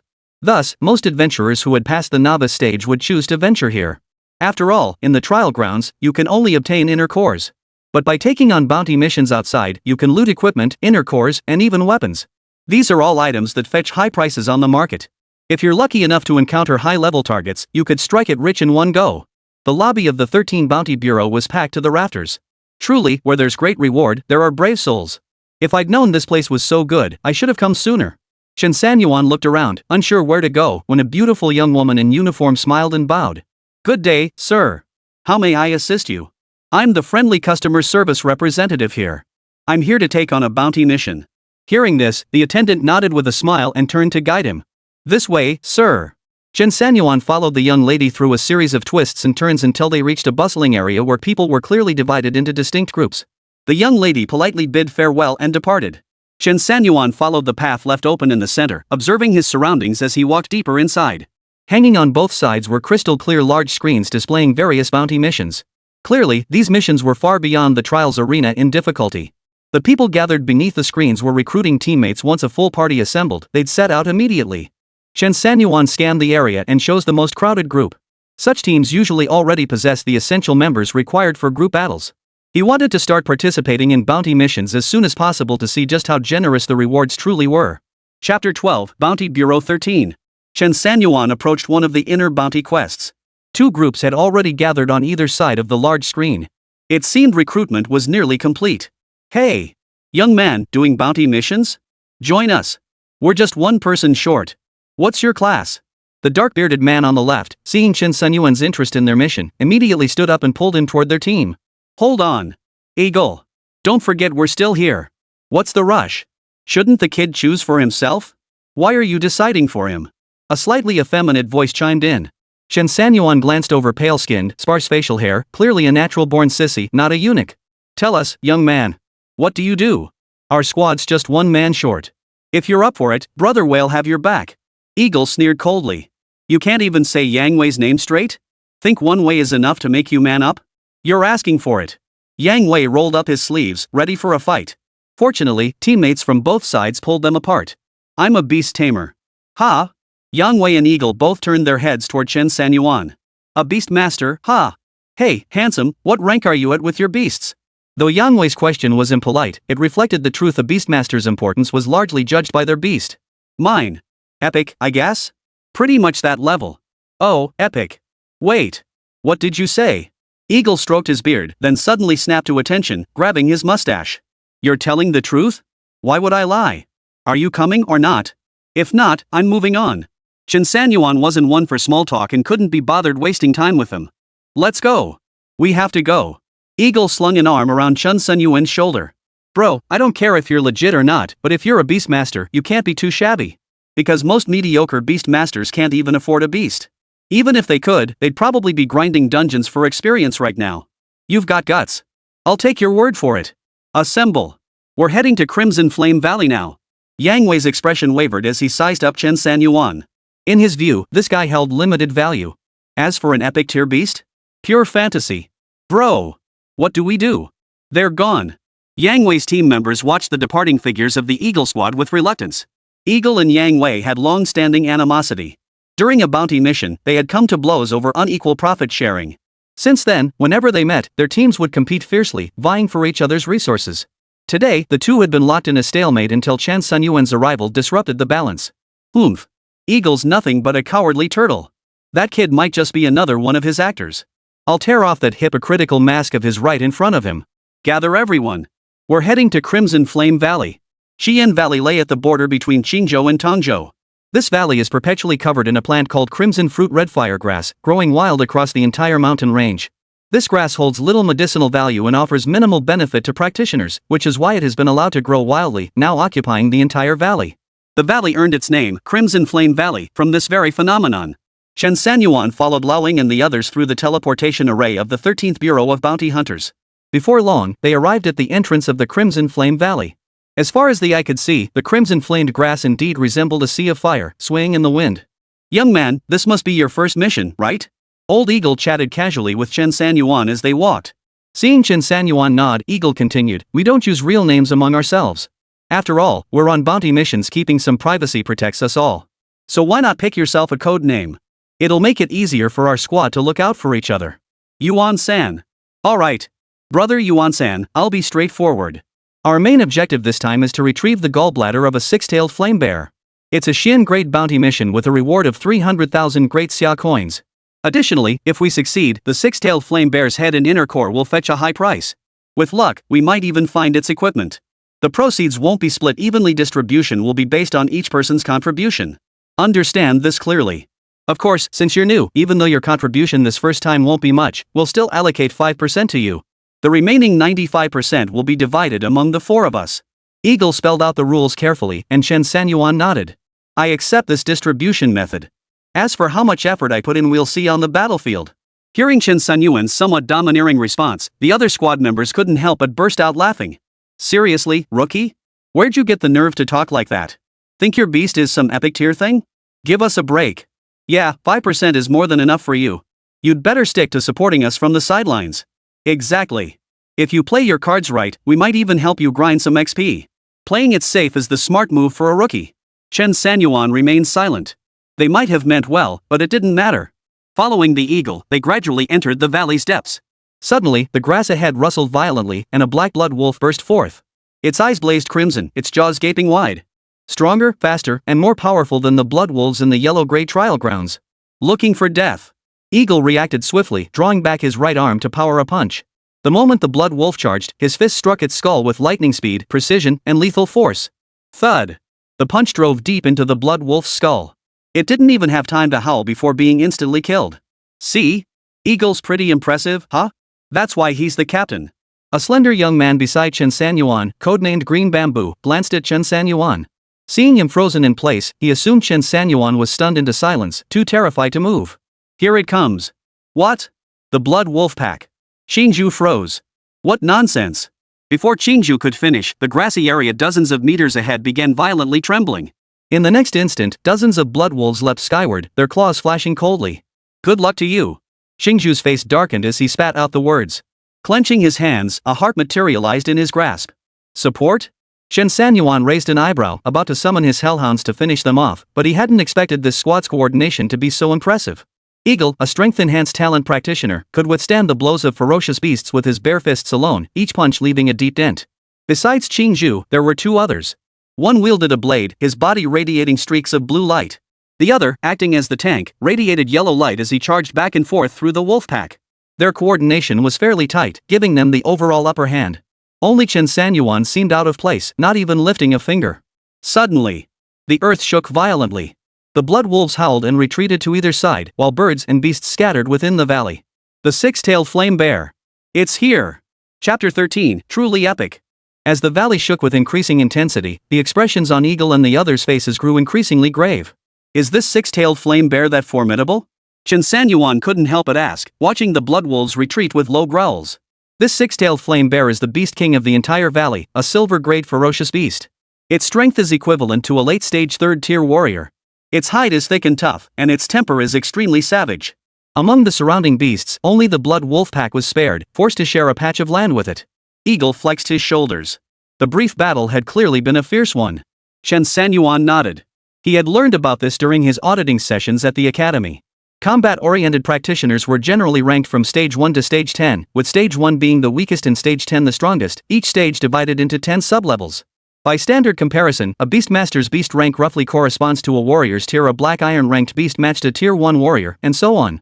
However, in actual combat strength, a beast of the same rank was still superior to a warrior of the same rank. Each has its strengths and weaknesses.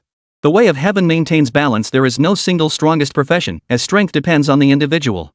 So what rank are you now? Third tier, mid-stage.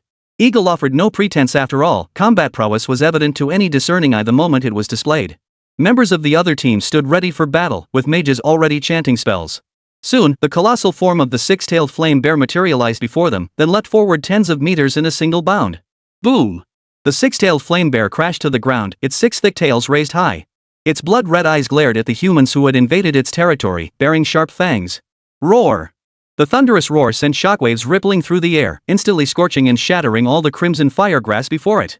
This is going to be a pain in the ass. Brothers, for the hefty bounty. We're fighting with our backs against the wall. Yuan-san, when we strike, summon your beast to watch over the blood wolf pack.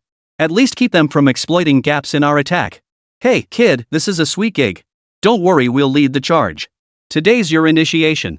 Qingzhou plucked his harp, and the waves of sound that washed over him brought a sudden clarity to his mind. Across the battlefield, the blood wolves grimaced in agony at the sound. Seems like a talent that unsettles the enemy while sharpening one's own focus. Fighting a professional of the same rank with this ability is truly a headache. But it seems useless against the six-tailed flame bear. Chen Sanyuan mused inwardly, glancing at the six-tailed flame bear poised 20 meters away. Unfazed by the sonic assault, its heavy panting only amplified its fury. That 20-meter gap? He could leap across it in a single bound. What now? That six-tailed flame bear still won't move. Should we strike first? The squad's tank, a man named Erha with a square face and furrowed brows, spoke up. Eagle pondered for a moment, then clenched his fists tightly, making them crackle. Let's go. Ouch. Just as Eagle and the others were about to strike, a mocking voice suddenly rang out from behind them. Look at you lot, a bunch of shrimp soldiers and crab generals, and you actually ran into a six-tailed flame bear. Ha ha ha ha. Why are you standing there frozen? Scared stiff, are you? Yang Wei followed with his squad members. Roar! Roar! Roar! With deafening roars, the six-tailed flame bear seized the moment the eagle and his group were distracted and charged forward. Its massive form leapt into the air, claws bared menacingly, poised to tear the humans before it departed any moment. Bad news. Scatter! Eagle's command echoed, and everyone immediately scattered to escape. Even the sarcastic Yang Wei dared not linger. Boom! The six-tailed flame bear slammed into the ground, creating a massive crater as dust and smoke billowed. Seizing the opportunity, it launched another attack. Level 4 beasts possess a degree of sentience. We can't afford to be careless. I'll take the upper left. Erha, flank me from the upper right. Qingzhou, provide support. Knife Face, look for an opening to finish it off. Yuan-san, summon your beast. Let's roll. Eagle issued the commands with practiced ease, his battle-hardened experience evident. The six-tailed flame bear had already charged ahead of the squad. Eagle's expression darkened as he waited for the optimal moment to strike. Closer. Closer still. The six-tailed flame bear charged. Eagle rose into a bow stance as harp music drifted behind him. Erha appeared on his right flank, while Knifeface's icy blade flashed behind him. This battle must be settled with a single strike. Boom! Boom! Boom! Suddenly, a thunderous roar erupted from the void like a bolt from the blue, followed by a terrifying wave of pressure sweeping out. Halfway through his leap, the eagle was violently slammed back down, crashing heavily onto the ground. A veteran of countless battles, he sprang up like a carp leaping through water, swiftly rolling away from the spot and surveying his surroundings. The six-tailed flame bear retracted its fury. Its once bared sharp fangs obediently retreated into its jaws. Its previously crimson, dazzling eyes now dimmed, appearing as if they might extinguish with a single breath. Its two sharp claws quietly withdrew, held humbly before its body. What the hell? How did this perfectly good six-tailed flame bear turn into a dog? The eagle exclaimed in disbelief, then spun around to look at his companions. They were both unharmed, but their gazes converged on the same spot behind them. Oh no! That newcomer! Could it be that an even more powerful beast had appeared? The eagle whipped his head around, frozen in mid-leap. Holy? There, crouched on the ground like a small mountain, sat the Hell Hound. Its immense presence loomed over the scene like towering mountains and deep seas. Yuan-san? What are you doing? Hurry over here. Eagle waved urgently at Chen Sanyuan beside the Hell Hound. Chen Sanyuan patted the Hell Hound. Why should I run? Didn't you say we needed to guard against the Blood Wolves' ambush? See? Look how well behaved they are. Eagle followed the gesture and saw the Blood Wolves all lying obediently on the ground, some of the smaller ones even covering their eyes with their paws. These are your beasts? They're truly epic tier? Eagle's eyes widened as he sucked in a sharp breath. Ah, Yang Wei, open your dog eyes and take a good look. Didn't you doubt it? This little brother truly has an epic tier beast. Yang Wei had been so stunned he'd lost his wits, but Eagle's outburst snapped him back to reality. Impossible. Everyone in Qingzhou knows only Master Gu possesses a diamond tier beast. Who does he think he is, claiming to have an epic tier beast? Kid. Spill the truth. Chen Sanyuan raised an eyebrow. You're really annoying, second brother. Get rid of him. The Hellhound's eyes widened. With a light swipe of its paw, a powerful gust instantly hurled Yang Wei and his entire team dozens of miles away. Eagle and the others froze in shock. They'd never witnessed such a formidable beastmaster in their lives. The thought of how they'd just been showing off in front of him, offering a measly 5% cut. Hell Hound. Take down that six-tailed flame bear, but do it cleanly. And don't damage its gallbladder. Six-tailed flame bear? Chapter 14, taking orders like crazy. At the command, the Hellhounds were about to strike. The scene was thrilling, and Eagle and the others couldn't help but hold their breath. Wait. I suddenly forgot about the bonus. Emerge. Great yin-yang fish. Boom. Boom. Boom.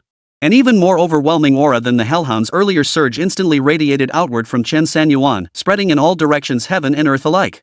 The moment Eagle and his companions glimpsed the colossal figure descending from the heavens as vast as a mountain range, the overwhelming pressure instantly knocked all five of them unconscious. The moment the great yin-yang fish appeared, the six-tailed flame bear collapsed to the ground, cowering like a lamb awaiting slaughter, utterly paralyzed. The Hellhound wasted no time, unleashing endless tear to snap the necks of the six-tailed flame bear and its pack of blood wolves. Congratulations on defeating the six-tailed flame bear. Reward, 4,500 EXP. This kill granted a fortune blessing, boosting EXP by 100%, plus 4,500 EXP. Congratulations on defeating the blood wolf. Reward, 500 EXP. This kill granted a luck buff, increasing EXP by 100%, plus 500 EXP. Congratulations on defeating. Observing the additional lucky buffs, the more you gain, the more buffs you receive. Between the six-tailed flame bear and the blood wolf, 14 total kills yielded 9 instances of the lucky buff. Indeed, a 60% luck buff rate. Chen Sanyuan pondered this as his attribute panel flashed another notification. Congratulations on your lucky boost. You have obtained Grade A equipment, Storm Armor. Can withstand 3 full power strikes from a warrior.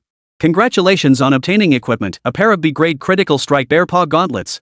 Increases combat power by 8%. Cooldown, 1 hour. Congratulations. You have gained a C-grade willow leaf longsword through a lucky buff. Increases combat power by 5%, with a 40-minute cooldown. Congratulations. Glancing at the gear scattered on the ground, Chen Sanyuan casually stowed the Stormbreaker armor into his beast taming space. As for the other minor B and C grade items, they held little use for him, so he left them lying where they fell. With a sweeping motion, he pocketed the six-tailed flame bear's inner core. This time, perhaps due to the passive luck effect, the core was slightly larger than those from Shen grade trial arena bosses. After gathering the gear he wanted, Eagle and the others woke up. Seeing their bodies were unharmed, they finally relaxed. Brother Yuan-san, have you already finished the mission? Eagle still couldn't quite believe it, feeling as if he were in a dream. Chen Sanyuan nodded. Captain, you guys can extract the six-tailed flame bear's core yourselves. We'll handle the report back at headquarters. As for the core, I'm taking it. You guys figure out how to split the rest. Here's my card number. I'm in a hurry and need to leave immediately. Eagle took the slip of paper from Chen Sanyuan and nodded repeatedly. Brother Yuan, would it be possible to get your contact info? Next time there's an Earth-grade mission, let's team up. The bounty's way higher. With your skills, you definitely get the lion's share. Chen Sanyuan considered it, then agreed. He scanned the QR code to add him as a friend, expanding his network. Watching Chen Sanyuan's retreating figure, Eagle couldn't help but marvel inwardly. Damn, today was pure ing luck, hahaha. To meet such a big shot. Qingzhou shook his head helplessly. What's so great about that? Meeting a big shot means everything belongs to him. What could he possibly leave for me? And when it comes to the bounty, he'll get the lion's share. Doesn't that make us total suckers on this trip? Knifeface casually picked up a long sword from the ground. It gleamed coldly, razor sharp, and crucially, when gripped, he could feel a power boost. Holy? What a blade! You guys gotta see this. This is the real deal. We haven't looted a single piece of gear. And there's weapons too. We're rolling in it. Qingzhou froze in shock. Eagle chuckled, patting Qingzhou's shoulder. Small-minded. Way too small-minded. Chen Sanyuan returned to the Bounty 13 Bureau. He trusted old Eagle and his crew wouldn't pull any tricks after all, their strength spoke for itself. Unless, of course, they no longer wished to take on assignments from the Bounty 13 Bureau. This bounty mission really does offer a generous reward. The gear alone is pretty decent. Once I get back today, I'll put on that armor. It can withstand a full power strike from a third-tier warrior. What more is there to say? Isn't self-protection what we need most right now? He stepped back into the Bureau's bounty mission corridor. It was still crowded, with many still struggling to form teams. But Chen Sanyuan didn't join them. Having grasped the general flow here, he decided to take a mission solo. After circling around and finding people scattered throughout, he followed the arrows to the end of the corridor. Chen Sanyuan arrived at a circular exhibition hall. Welcome to the Earth-grade bounty hall, sir. Please present your invitation letter. Chen Sanyuan raised an eyebrow. Invitation letter? Well, sir, Earth-grade missions at our 13th Bureau aren't open to everyone. Only after our evaluation team confirms your strength and issues an invitation letter can you accept Earth-grade missions. The receptionist at the entrance smiled faintly. This is also for your personal safety. At the Earth-grade level, even 15-person squads have been wiped out before. What are the requirements for the review panel's approval? You must earn over 1 million coins in split rewards from regular bounty missions. Chen Sanyuan frowned and casually dialed Eagle's number. Hello? Boss. Eagle sounded thrilled. Chen Sanyuan had kept nearly all the rewards from the mission, and Eagle was now thoroughly convinced of his worth. I need an invitation to a Earth-grade bounty mission. The reward must exceed 1 million Great Xia coins. There are a few more missions coming up. Get back here quickly. We'll exchange those items at the exchange later. Roger that. We're heading back now. Let's go. The boss wants us to return for new missions. After hearing Eagle's reply, Chen Sanyuan hung up the call. Sir, please don't be too impatient. Earning 1 million coins in rewards takes time. The receptionist's lovely face bore a standard smile. To prevent any physical harm to yourself. Your safety always comes first. Chen Sanyuan nodded, turned, and walked away. He arrived at the bounty mission corridor and skimmed through the mission descriptions. Moments later, Eagle and his squad members rushed over in a flurry. Boss. We're here. Chen Sanyuan waved his hand dismissively. Don't call me boss anymore. Just call me Yuan-san. Old Eagle acknowledged the change, then beckoned to his teammates behind him. Everyone, come over. Call him Third Master. Greetings, Third Master. Chen Sanyuan rolled his eyes in resignation. Whatever floats their boat. Go grab some missions. One each. Pick the ones with the highest bounties. Eagle chuckled, inwardly delighted. Got it. Third Master, just watch us. Chapter 15, take him down. The moment Old Eagle turned to lead his squad, his entire demeanor transformed. Arrogant and cocky, yet dashing and bold. This high-reward mission over here. Team Skyhawk is taking it. Hey, that mission no one's completed in 3 months? Yeah, you guys don't need to form a team anymore. Skyhawk squad takes it. And you lot a bunch of noobs taking on a high-level Shin-grade mission? Think you can take down that mad demon giant ape? Not worried about getting wiped out? We'll bail you out, we're taking this job. Eagle and his squad members took on nearly every bounty mission they saw, regardless of difficulty or reward. Within half an hour, they'd claimed most of the missions lining the entire bounty corridor. Eagle. Don't you have any sense of self-awareness? You're a tier 3 warrior leading a bunch of nobodies and you think you can take on the whole place? Don't you fear overextending yourselves? Heck, Eagle, be careful not to bite off more than you can chew. With this many jobs, they'll wear you down. You don't want your whole 5-man squad wiped out, do you? You lot are nothing but a bunch of troublemakers. You won't even know how you died. Eagle roared with laughter, raising the stack of mission cards clenched in his fist, their edges creaking. What? Jealous, are you? Then let me make this clear, from now on, I'll take any mission you can handle. And I'll take the ones you can't handle too. Skyhawk Squad. The boss reigns supreme. The rankings of the Bounty Bureau's teams are about to change. The assembled professionals couldn't help but shake their heads. He's gone mad. That Eagle's lost his mind. Who cares? He's courting death. Let him be. For the first time in the history of the Bounty Hall, a large group of professionals left en masse. Eagle watched the scene unfold, feeling a surge of pride. After all these years, this was the first time he could speak with such unyielding resolve in front of so many people. What a rush! In the lounge. After a flurry of activity, time slipped by unnoticed until afternoon. Chen Sanyuan took a moment to sip some tea and nibble on pastries to fill his stomach. Then, a sudden thought struck him, and he opened his attribute panel to tally his gains. The moment the panel appeared, the numbers began updating. A flurry of plus signs once again obscured Chen Sanyuan's vision. Class, Beastmaster level 36,000 and 67,000. Spirit, 310. Phase Energy, 80-10,000. Talents, Contract Nurturing 110. Beasts, Hell Hound, Daoyin Young Fish. Evolution Points, 75,108, 75109, 75110. Congratulations on reaching level 30 in your profession. Rewarded with the innate talent Eyes of the Wrathful God.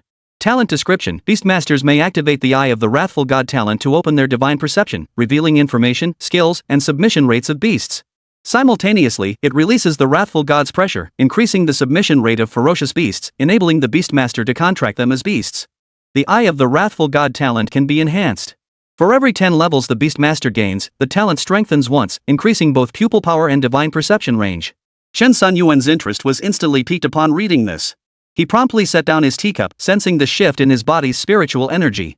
The moment he opened his eyes, it felt as though an inexplicable, mysterious law had descended upon him. Holy crap! This is awesome. With this Eye of Wrath, does that mean I can freely contract any wild beast I set my sights on? No need to wait until level 40? Subjugation rate. Oof. If any beast refuses, I'll have my dog make it submit. Just then, Eagle and the others returned triumphantly, clutching a stack of quest orders. Chen Sanyuan couldn't wait. Grabbing them by the arms, he turned and sprinted toward the Bounty Bureau 13 teleportation base. 10,000-mile glacier. Located at the northern border of the entire cold province, the 10,000-mile glacier was perpetually swept by bone-chilling winds. Stretching tens of thousands of miles, its ice layers penetrated deep into the earth. Barren and lifeless, it supported almost no vegetation except for a few ice attribute beasts. Holy! It's freezing. Eagle rubbed his hands together. The moment the Skyhawk squad entered the glacier's domain, waves of stinging cold assaulted them. Their breath instantly froze into ice crystals that fell to the ground. Damn, this hellhole. No wonder no one's taken this mission in 3 months. Turns out the physical environment is this brutal. Qingzhou, already lean and wiry, shivered uncontrollably in this extreme cold. Chen Sanyuan was also shivering uncontrollably. Having just left Qingzhou's mild spring-summer transition weather, plunging into this icy abyss was unbearably harsh. We can't stay here long. Let's finish this fight quickly. Come forth. Hell Hound. Chen Sanyuan took a deep breath, forcing his body to stop trembling. At his command, the Hell Hound materialized with a thunderous roar. Eagle and the others stared at it with burning eyes. Awesome. So awesome. Truly the boss.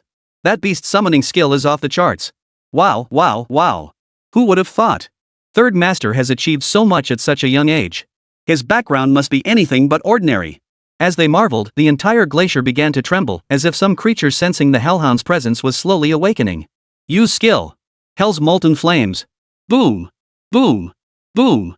The moment the command fell, black holes appeared in the void, erupting with columns of searing hellish magma. As the immense heat wave slammed into the ground, layer upon layer of glacier melted. Steam billowed skyward, obscuring the sun and raising the temperature across the entire glacier by several degrees. Suddenly, it's not cold anymore, the eagle roared with laughter. Simultaneously, the entire glacier shook violently as countless black figures soared into the air, streaking toward them at breakneck speed. Judging by the looks of it, these seem to be glacier blackbats. Bronze-tier beasts. Though only low-tier bronze, they appear in the hundreds, thousands, even tens of thousands. Especially according to the bounty mission description, if you get bitten by a glacier blackbat, even if it just breaks the skin, you'll die. And it's a slow, agonizing death. Their bodies harbor tens of thousands of ancient viruses, many for which no antidotes exist even today. Guys, stay sharp. No sooner had Eagle finished speaking than a figure resembling a continuous mountain range descended from the sky. Its black and white body colors perfectly mirrored the yin-yang symbol. The great yin-yang fish. Chen Sanyuan stood tall atop the head of the Hellhound, arms raised high. He faced the thousands of black bats closing in, utterly unafraid. Activate skill. Divine control. Erha. Endless tier. Bind it for me. Buzz. A flash of golden light erupted from the Dao yin-yang fish. Instantly, all the glacial black bats seemed to lose all ability to move, abruptly halting mid-air. Driven by their weight, they plummeted one after another, like stars shot down from the sky. At the same moment. Boom. Boom. Boom. Boom. Boom. Boom. Explosions echoed across the glacier, crimson fireworks filling the void. Chapter 16, Ice Crystal 7-Star Grass. Eagle and the squad members were stunned by this dazzling yet bloody spectacle. They stared upward in a daze, their hands frozen in mid-motion, expressions blank. Third Master. He truly lives up to his name. Qingzhou's jaw dropped, his body feeling hollowed out. Even though this glacier was only a Shin-grade mission, every participant avoided the black glacier bats. Forcing them out like this and wiping them all out, probably unprecedented and unlikely to be matched again. Knifeface glanced at the long blade in his hand before reluctantly sheathing it. Eagle Squad, aren't we getting a bit too lucky here? Well, we couldn't exactly contribute much. Nyoer scratched the back of his head and shook it in frustration. Eagle waved his hand dismissively. What are you talking about? How is this taking advantage? We've given far too much already. Emotional value. Charge. Eagle's massive hands clapped together with a loud smack. Damn. Third Master. You're seriously awesome. The rest of the squad got the message. Third Master is awesome. The tiny glacial black bat is nothing. Chen Sanyuan stood atop the Hellhound's head, watching the glacial black bat explode into a mist of blood as his attribute panel flashed with notifications. Congratulations on defeating the glacial black bat. Reward 200 EXP. This kill grants a luck buff, increasing EXP by 100%. EXP plus 200. Congratulations. Congratulations on obtaining the equipment Ice Silkworm Blood Potion. Each drop of Ice Silkworm blood restores 100 HP. Chen Sanyuan closed the stats panel and beckoned to his party members. Grab your loot and let's move out. Head deeper into the glacier. This mission required venturing deep into the 10,000-mile glacier to obtain Ice Crystal 7 Stargrass and Deep Valley Ice Crystals. With the Hell Hound clearing the path, the group advanced almost unimpeded, reaching the glacier's heartland directly. Third Master, spiritual plants like Ice Crystal 7 Stargrass usually have guardian beasts. Some of these guardians can be incredibly powerful, even golden grade beasts have been known to appear. Eagle remarked as they walked. If they truly encountered a gold grade beast, forget about him, a mere third-tier warrior, the entire squad wouldn't stand a chance. Chen Sanyuan nodded and chuckled, gold grade? Perfect. My beast collection isn't complete yet.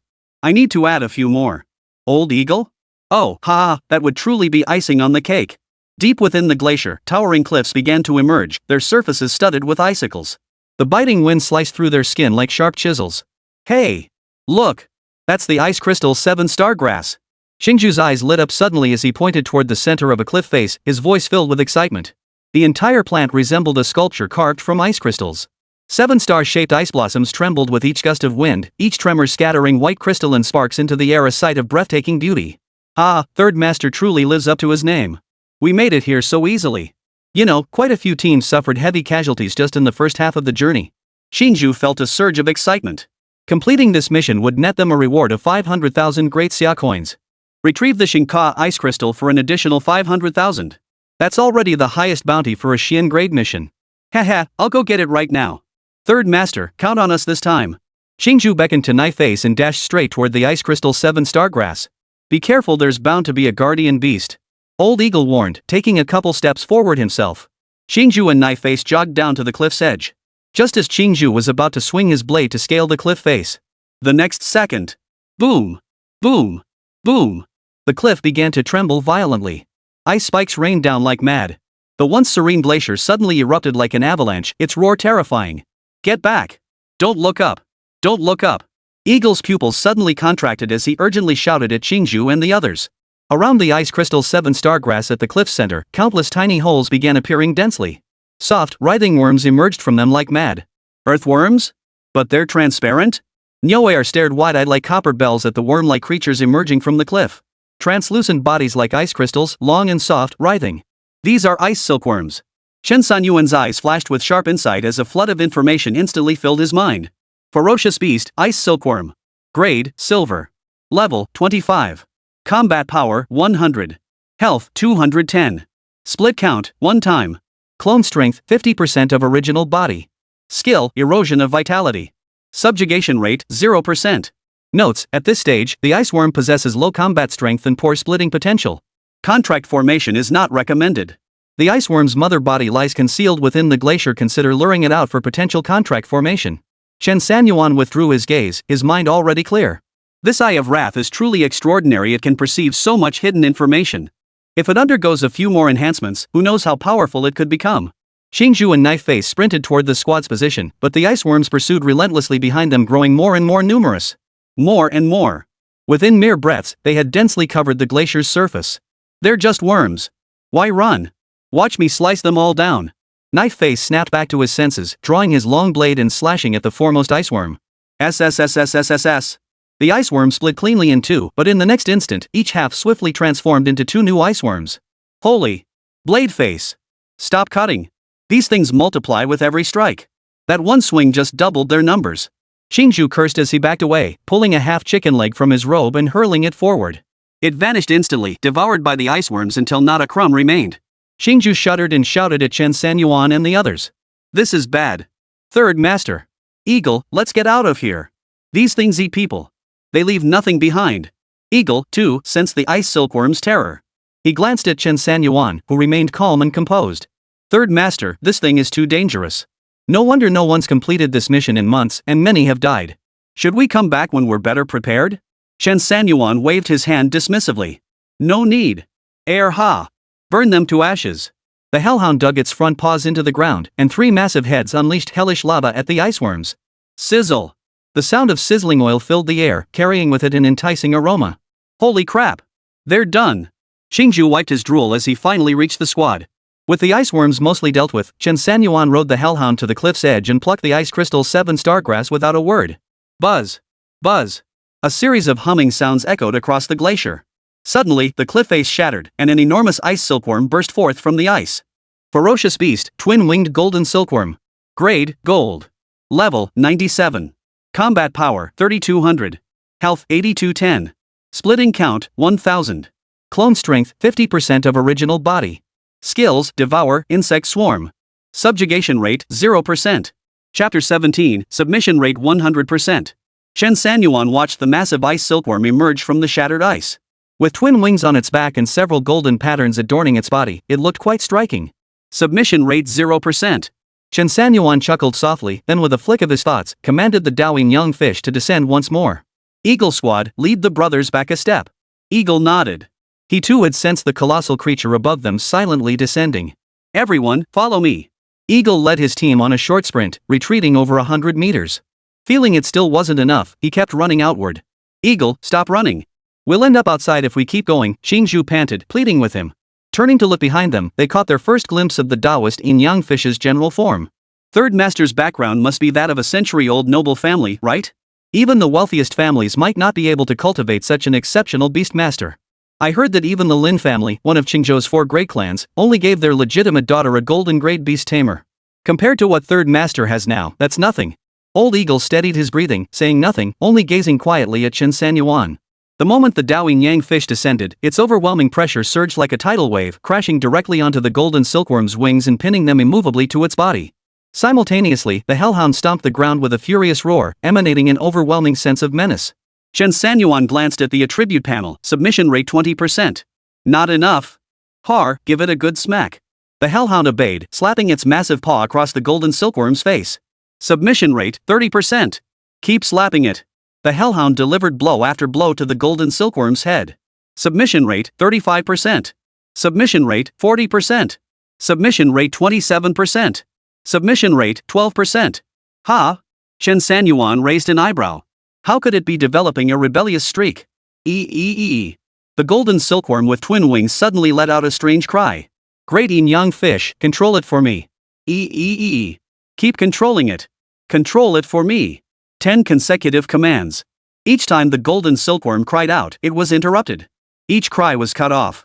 Erha, fan it. Chen Sanyuan sneered coldly. With this repeated assault, the visible submission rate shot straight up. Submission rate, 70%. Submission rate 90%. Submission rate 100%. Seeing these notifications, Chen Sanyuan nodded with satisfaction. Golden-winged silkworms, heed my command. Contract. Buzz. The familiar hum echoed across the glacier. Strands of golden patterns, imbued with the unfathomable power of the rules, coalesced into form. Soon, milky white halos enveloped Chen Sanyuan and the golden silkworm. The Sky Eagle Squad members stared in stunned silence at the spectacle. The boss really is the boss? He can even contract a beast like this? First time I've seen a wild contract and it's with a golden grade beast. Third Master is my idol from now on. Minutes later, the golden patterns faded away, the milky white halos gradually dissipated, and the twin-winged ice silkworm vanished into the beast taming space. Contract successful. Beast, twin-winged golden silkworm. Grade, Gold. Combat Power, 3200. Vitality, 8210. Split Count, 1000. Clone Strength, 50% of original form. Skills, Devour, Insect Swarm. Evolution Points required, 50,000. Current evolution points, 79,908, 79909, 79910. Evolve now. Critical hit chance upon evolution. Remaining attempts, 3. Evolve? Chen Sanyuan hesitated for a moment before nodding. Evolve. Evolve now. Buzz buzz buzz. A violent fluctuation erupted from the void, and an overwhelming sense of pressure swept in from all directions across the heavens and earth. Eagle and the others distinctly felt their bodies being suppressed downward by an inexplicable force. Holy! Eagle, what the hell did Third Master do now? It feels like the Beastmaster is evolving. Ha! Stop joking around. Third Master just contracted a beast, right? How could it evolve already? When did Beast Tamers become an invincible class? This is straight up cheating. The heavens are truly merciless. Does that mean support classes are just window dressing? Hey, don't give up. Beast Tamers burn through money like nobody's business. Third Master's got deep pockets. He's here to train. The Skyhawk squad bickered amongst themselves while straining every muscle to withstand the crushing pressure descending from above. Critical hit? Critical hit. Critical hit effect triggered. Critical rate randomized. Boom. Boom. Boom. The entire world shook with thunderous roars. Qingzhou knelt down with a thud, followed by Knife Face and Neo Air. Finally, even Old Eagle couldn't hold back, and they all knelt in a row with a thud, as if truly welcoming some mighty presence. The golden silkworm's wings shimmered with golden light, ripples of Taoist energy radiating outward before merging back into its body. SSSSSSSSSS. The golden silkworm's hoarse roar echoed out, shattering all the ice spikes into dust as layer upon layer of glacier began to crack. Chen Sanyuan watched the unfolding scenes with cold detachment, eager to witness the final outcome of this golden silkworm's evolution. After several dozen seconds, the golden silkworm's aura stabilized. Beneath the golden light, its 2 wings transformed into 12, its body rapidly expanding to become a monstrous insect-like beast over 100 meters long and dozens of meters tall. Its silkworm-like face had swollen to over 10 times its original size, now bristling with hundreds of terrifyingly sharp fangs that made it look ferocious and dreadful. Holy crap! How did it change so drastically? And it's so ferocious? Chen Sanyuan stared, still reeling from the shock, as the golden silkworm's evolution and critical strike were fully completed. Congratulations on completing the evolution. 2-winged golden silkworm, 12-winged golden silkworm. Critical strike complete. Congratulations on achieving a 100x critical strike. Chen Sanyuan scratched his nose. Probability was indeed unpredictable, but a 100-fold critical hit should be sufficient. With a thought, his attribute panel opened. Beast Taming, 12-winged golden silkworm. Grade, Titan. Combat power, 320,000. Health, 821,000. Splitting count, 100,000. Clone strength, 80% of original form. Skills, teleport devour, insect swarm regeneration. Evolution points required, 1 million. Current evolution points, 30,212, 30213, 30213. Evolution unavailable. Evolution may trigger critical hit. Remaining attempts, 2. Chen Sanyuan's lips curled upward as he chuckled inwardly. Now he possessed 2 Titan-level beasts. And this was only his second day as a beastmaster. But my knowledge base is still lacking. There's a lot I don't fully understand yet. Looks like I need to brush up on my beastmaster professional knowledge. Exiting the beastmaster's space, Chen Sanyuan was about to order the Skyhawk squad to seize the Ice Crystal 7 Stargrass when he noticed they were all kneeling on the ground. What are you all kneeling for? The Skyhawk squad slowly snapped back to their senses, shaking their heads with wry smiles as they hurriedly rose to their feet. Third Master, you wouldn't understand, kneeling is an art in itself. This time, without the ice silkworms to obstruct them, Qingzhou and the others easily secured the Ice Crystal 7 Stargrass. Once we locate the Deep River Ice Crystal, our mission will be successfully completed. Eagle grinned, but then saw Chen Sanyuan beckoning toward the distant sky. Chapter 18, Pushing It Too Far. Third Master, who are you signaling to? Old Eagle raised an eyebrow in confusion, watching as an ice silkworm clutched a sea blue crystal stone, crawling inch by inch from over 100 meters away. This deep valley ice crystal lies buried a kilometer beneath the ice layers at the very heart of the 10,000-mile glacier. Just moments ago, after the twin-winged ice worm evolved, the glacial core itself cracked open from the shockwave. I had the ice worm retrieve it. Old Eagle. Damn impressive. With their haul secured, the group exited the 10,000-mile glacier and rushed straight to their next bounty mission. After tackling 3 consecutive missions, the group was exhausted mostly from being numbed by the spectacle. The remaining bounty tasks proved relatively straightforward. Upon entering each mission, Chen Sanyuan released his beast, instantly subjugating all opponents. Any creature daring to glance at it was torn apart by the Hell Hound. Thanks to the Taoist yin-yang fish, they racked up equipment and experience points hand over fist along the way. By evening, seeing the team exhausted, Chen Sanyuan decided to call it a day and head home. He then entrusted all the work of exchanging currency at the trading market to Eagle. Third Master, today's task split will be 9-1. You take 90% and the 4 of us share the remaining 10%. Chen Sanyuan frowned and waved his hand. Old Eagle's expression darkened. He exchanged glances with the others before reluctantly conceding, you take 95%. We'll take 5%. Third Master, we may not have done much, but we put in the effort. Give us something, at least. This way, there's no profit at all. We can't support our families. At least give us a token amount. Chen Sanyuan smiled. You misunderstand. I meant a 60-40 split. I take 60%, you take 40%. Since I put in more effort, I naturally take the larger share. The remainder is yours to split evenly. How does that sound? Eagle was taken aback at first, then beamed with delight. The rest of the Sky Eagle squad burst into laughter. I knew Third Master wasn't short on cash. Third Master, rest assured. From now on, we're sticking with you. Whatever you need done, we'll be there. That's right, Third Master. We're brothers now. Just give us orders whenever you need us. Chen Sanyuan nodded, then turned and left the 13 Bounty Bureau. By the time he stepped outside, dusk had fallen, marking the end of another busy day. He grabbed a bowl of noodles on the street, then stopped by a bookstore to pick up several manuals on the beastmaster profession before returning to his rented room. Lying on his bed, gazing out the window at the bright moon high in the sky, Chen Sanyuan let out a long sigh. His growth had indeed been rapid, yet this feeling also brought a sense of unease. It feels unreal, like a dream. Ever since the sudden emergence of innate professions a century ago, the entire blue star had undergone earth-shattering changes. Ordinary people can become extraordinary beings. Originally, an orphaned beast tamer like him was destined for elimination. But the appearance of the system interface granted him a chance to leap from obscurity to prominence. With a thought, the attribute panel reappeared. Class, Beastmaster, level 36 4,268,000. Spirit, 370. Phase Energy, 80-10,000. Talents, Contract Nurturing 110 Eye of Wrath. Beasts, Hell Hound, Daoyin Yang Fish, 12-Winged Golden Silkworm. Evolution Points, 33,823, 33824, 33825. Almost level 40. Chen Sanyuan pondered, then pulled out his textbook to study relevant knowledge.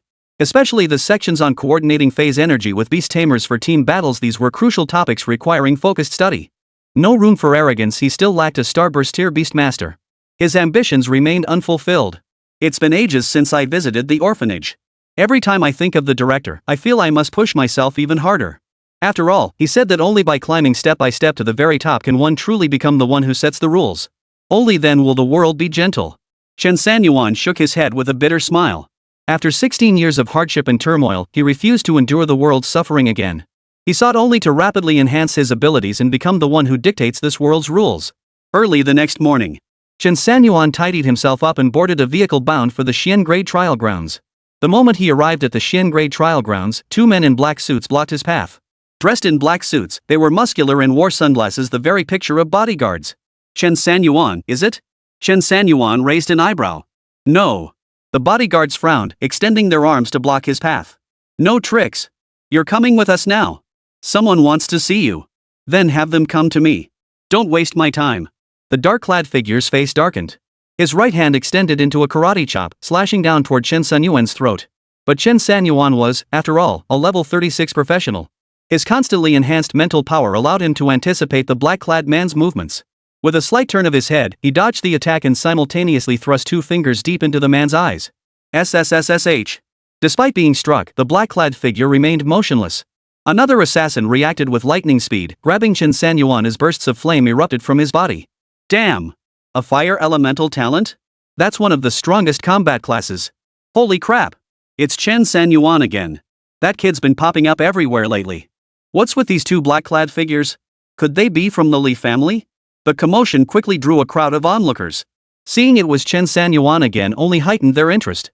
Lately, Chen Sanyuan had become the focal point of attention in the trial grounds. Seeing the fire elemental practitioner already showcasing his power, Chen Sanyuan decided not to wait any longer. He summoned his Hell Hound. Roar! Roar! Roar!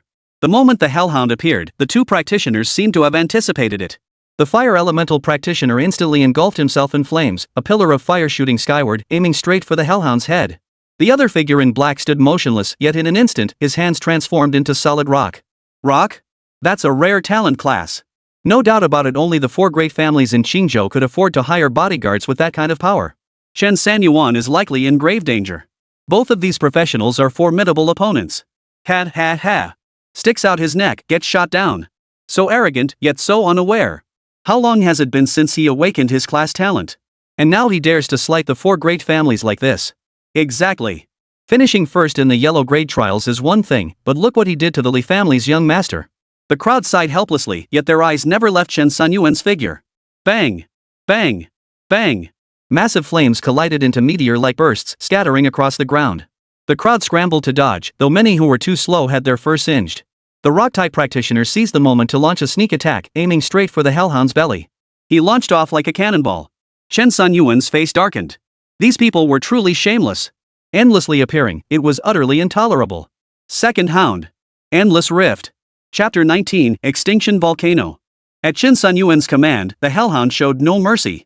6 pairs of furious eyes snapped open, their intense glare flashing as waves of powerful tearing sensations surged through the void. As if anticipating this, the two bodyguards suddenly pulled gear from nearby bags. The fiery-eyed one retrieved a defensive item resembling a security shield. The rock-talented man held a pistol-like weapon, aimed not at the Hellhound, but at Chen Sanyuan. A tranquilizer gun? Chen Sanyuan sneered inwardly. Still underestimating me? What a bunch of incompetent rats. ZZZZZ. Endless tear erupted, instantly shredding the protective shields to pieces. The two black-clad figures spat blood and flew backward. Instant kill. Those present shook their heads in disbelief, murmuring in astonishment. Even Li Bingfeng couldn't withstand a single strike. These two black-clad men seem pretty average, huh? They didn't even get a chance to fight back before going down? Chen Sanyuan's momentum is unstoppable. Chen Sanyuan stowed away the Hell Hound and let out a cold laugh. Tell your families to mind their own business. If you come looking for trouble again, I won't bother sending you. I'll come myself. But by then, there will be no room for reconciliation between us. You'll have only yourselves to blame. Don't ruin your own future. Gritting their teeth against the pain, the two black-clad figures stubbornly retorted, Chen Sanyuan. There are some things you cannot control. I advise you to be wise. Don't think we can't handle you. We simply haven't deployed our ultimate measures yet. From now on, keep a low profile and bide your time. Otherwise, you'll face utter ruin. Chen Sanyuan's rage boiled over. He lunged forward and delivered a savage kick to the black-clad man's face. Thud. Bystanders averted their eyes in horror. The kick looked painful enough to watch. What the hell are you doing? Suddenly, a sharp cry rang out, growing louder as it approached. The crowd instantly fell silent, instinctively parting to make way. Miss Lin. Lin Ruoxue. Chen Sanyuan recalled that this was the name mentioned alongside his own when announcing the beastmaster profession. It's you again. Lin Ruoxue glided over, her black bag slung over her shoulder. Her delicate brows furrowed slightly, a shadow of displeasure crossing her exquisitely beautiful face. It was her? Chen Sanyuan raised an eyebrow. He hadn't expected the meddlesome woman from yesterday to be none other than Lin Ruoxue, the eldest daughter of the Lin family. What do you mean it's me again? Since you're an order administrator, can't you manage personnel access? Why do you let just anyone and everyone in? I get blocked here every single day. Can you take some responsibility? Lin Ruoxue, unexpectedly put on the defensive, turned the tables. She frowned, glancing first at the two figures sprawled on the ground, then at Chen Sanyuan. If you hadn't stirred trouble, would they be blocking your way? That's rich. If my trial is a punishment, then it should be the trial punishing me, not sending random people to block my path and play gangster games. Chen Sanyuan snorted coldly and turned to walk toward the trial grounds. Hold on. You and those two are coming back with me for questioning. Otherwise, how can anyone train here if fights break out daily in the trial grounds? Lin Ruoxue stepped in front of Chen Sanyuan, her light, fresh scent wafting through the air as she blocked his path. They chose to watch. One wanted to hit, the other wanted to be hit. You shouldn't be concerned with this, but with those harboring ill intent. How am I supposed to know if they have ulterior motives? That's your problem. Now stop wasting my time, I'm busy. Chen Sanyuan met Lin Ruoxue's gaze without flinching. Lin Ruoxue's beautiful eyes shimmered like autumn water, bright and clear. Wealth treasure card balance, 1,292,000 coins. The sudden phone notification startled everyone present. Holy! How much? Am I hearing things? 120,000 dasha coins? Holy crap! Did this kid rob a bank or something? What the hell did he do yesterday? I heard he went to the 13th Bounty Bureau. Does it pay that well? That doesn't make sense. I heard from a friend over there that all the bounty missions yesterday were taken by a team called Skyhawk Squad. Could this kid be from a major family, playing dumb to catch the big fish? No. That's impossible. Absolutely impossible. The crowd couldn't fathom Chen Sanyuan suddenly becoming a millionaire. They felt their own lives had just dimmed. Where did you get this money? Lin Ruoxue demanded. None of your damn business. Do I need to register with you just because I have money? Am I married to you? Chen Sanyuan curled his lip, too lazy to engage with such a woman. Lin Ruoxue stomped her foot in anger. Just you wait. I'll catch you out on something. Chen Sanyuan casually entered a Xin-grade trial ground. Extinction volcano. Most of the minor monsters in this instance were fire attribute birds, their bodies engulfed in flames, making the entire space appear red hot. The moment Chen Sanyuan entered, waves of scorching heat hit him full force, burning his nostrils and mouth. Whoa! Is this ING lava or what? Chen Sanyuan scanned his surroundings. Whether it was too early or everyone had gone to watch the show, no one else had entered yet. Not far ahead lay pools of molten lava, slowly oozing and shifting. Silent extinction volcano magma eruption, Hell Hound can absorb it. Absorption enhances the Hell Molten Flame skill. Chen Sanyuan glanced at the attribute panel information, then waved his hand. The Hell Hound instantly materialized. Currently, within the entire beast taming space, the Hell Hound ranked the lowest. It was somewhat suppressed within the space. The moment it appeared in the extinction volcano instance, the Hell Hound let out an excited howl, its front paws frantically digging at the ground. Red, warm soil flew everywhere. Fido! Absorb the magma of the extinction volcano. Roar! Roar! Roar! The entire instance space trembled with the Hellhound's roar. Simultaneously, black magma patterns began to emerge across its massive body, spreading over its entire form. The crater of the extinction volcano rumbled loudly, spewing forth waves of scalding magma. Rolling heat waves instantly engulfed the entire space. All vegetation within the space was reduced to ash, obliterated by the scorching magma. The Hellhound's 3 heads lifted high. Its gaping maw sucked in with tremendous force, drawing all the magma toward its mouth as if guided by a magnetic pull. Gulp! Gulp! Gulp! Chen Sanyuan heard the Hellhound swallowing sounds clearly. Watching the hot steam rise from its mouth, he couldn't help but feel a wave of scorching heat wash over him. Moments later, all the magma was consumed. The Hellhound radiated a blood-red glow, tinged with a hint of brilliant golden light. Congratulations on completing the skill upgrade, Hell's Molten Flame Inferno Magma. Skill damage becomes indiscriminate, damage range increases by 100%, damage output increases by 100%. Chen Sanyuan thought for a moment and opened the Beastmaster attribute panel. Beast, Hellhound. Rarity, Epic. Level, 92. Combat Power, 15,101. Constitution, 12,901. Agility, 12,901. Spirit, 12,901. Skills, Inferno Magma. Endless Rending. Evolution points required for next evolution, 500,000. Current evolution points, 66,728. 66,729, 66,730. Evolution critical chance. Remaining attempts, 3. Chapter 20, Undeserving of Kindness. Chen Sanyuan watched the Hellhound's transformation with a sigh. With its skills enhanced, this minor dungeon was now utterly insignificant. This only fueled his determination to give Erha a second evolution. Erha, don't worry. I'll save up the evolution points and give you a critical hit evolution soon. The Hellhound let out a low whimper, its silent response to Chen Sanyuan. Chen Sanyuan wasted no time, immediately commanding the Hellhound to unleash its skill. Endless Tier. Congratulations on defeating the flaming bird. Reward, 400 EXP. Congratulations on defeating the crimson twin-headed eagle. Reward, 680 EXP. Congratulations on defeating the boss magma werewolf. Reward, 4000 EXP. Congratulations on defeating. Chen Sanyuan instantly defeated all the dungeon's guardian monsters and immediately exited the instance. Due to cooldown restrictions, he didn't linger at all, heading straight for the Bounty 13 Bureau. Truth be told, the rewards from the Bounty Bureau 13 were indeed quite generous. The moment he stepped out of the instance, Chen Sanyuan's brow furrowed. He had spotted that girl again. Lin Ruoxue. Lin Ruoxue, carrying a small black bag, appeared to have just dealt with those 2 black-clad bodyguards. She turned and was about to enter Chen Sanyuan's dungeon. Chen Sanyuan was thoroughly annoyed by this girl who kept following him around like a persistent shadow. What are you doing? Just went in and now you're coming out? Oh, the extinction volcano instance is indeed tough. The heat alone is enough to deter most people. Especially the boss, Magma Werewolf, a super evolved form of the Bloodwolf. Rumor has it its level has reached the late silver tier. It's incredibly powerful. Even I wouldn't dare take it lightly. Your decisive decision to abandon it shows you have keen insight. Lin Ruoxue nodded solemnly, her gaze toward Chen Sanyuan now tinged with a hint of approval. At least this stinker wasn't a complete fool. Chen Sanyuan rolled his eyes, unwilling to explain. Instead of wasting time here, you should suggest to the higher-ups that they revise the rules of the Qingzhou trial grounds. What kind of nonsense is this, only 1 instance per day? Isn't that just holding me back? With that, Chen Sanyuan strode out of the trial ground, hailed a car, and headed straight for the 13th Bounty Bureau. Lin Ruoxue shot Chen Sanyuan a puzzled glare and snorted coldly. Utterly unreasonable. Just because I complimented you a couple times, you actually think you're capable of clearing a dungeon now? He's been in less than 5 minutes. He hasn't even killed a single guard mob in the extinction volcano, has he?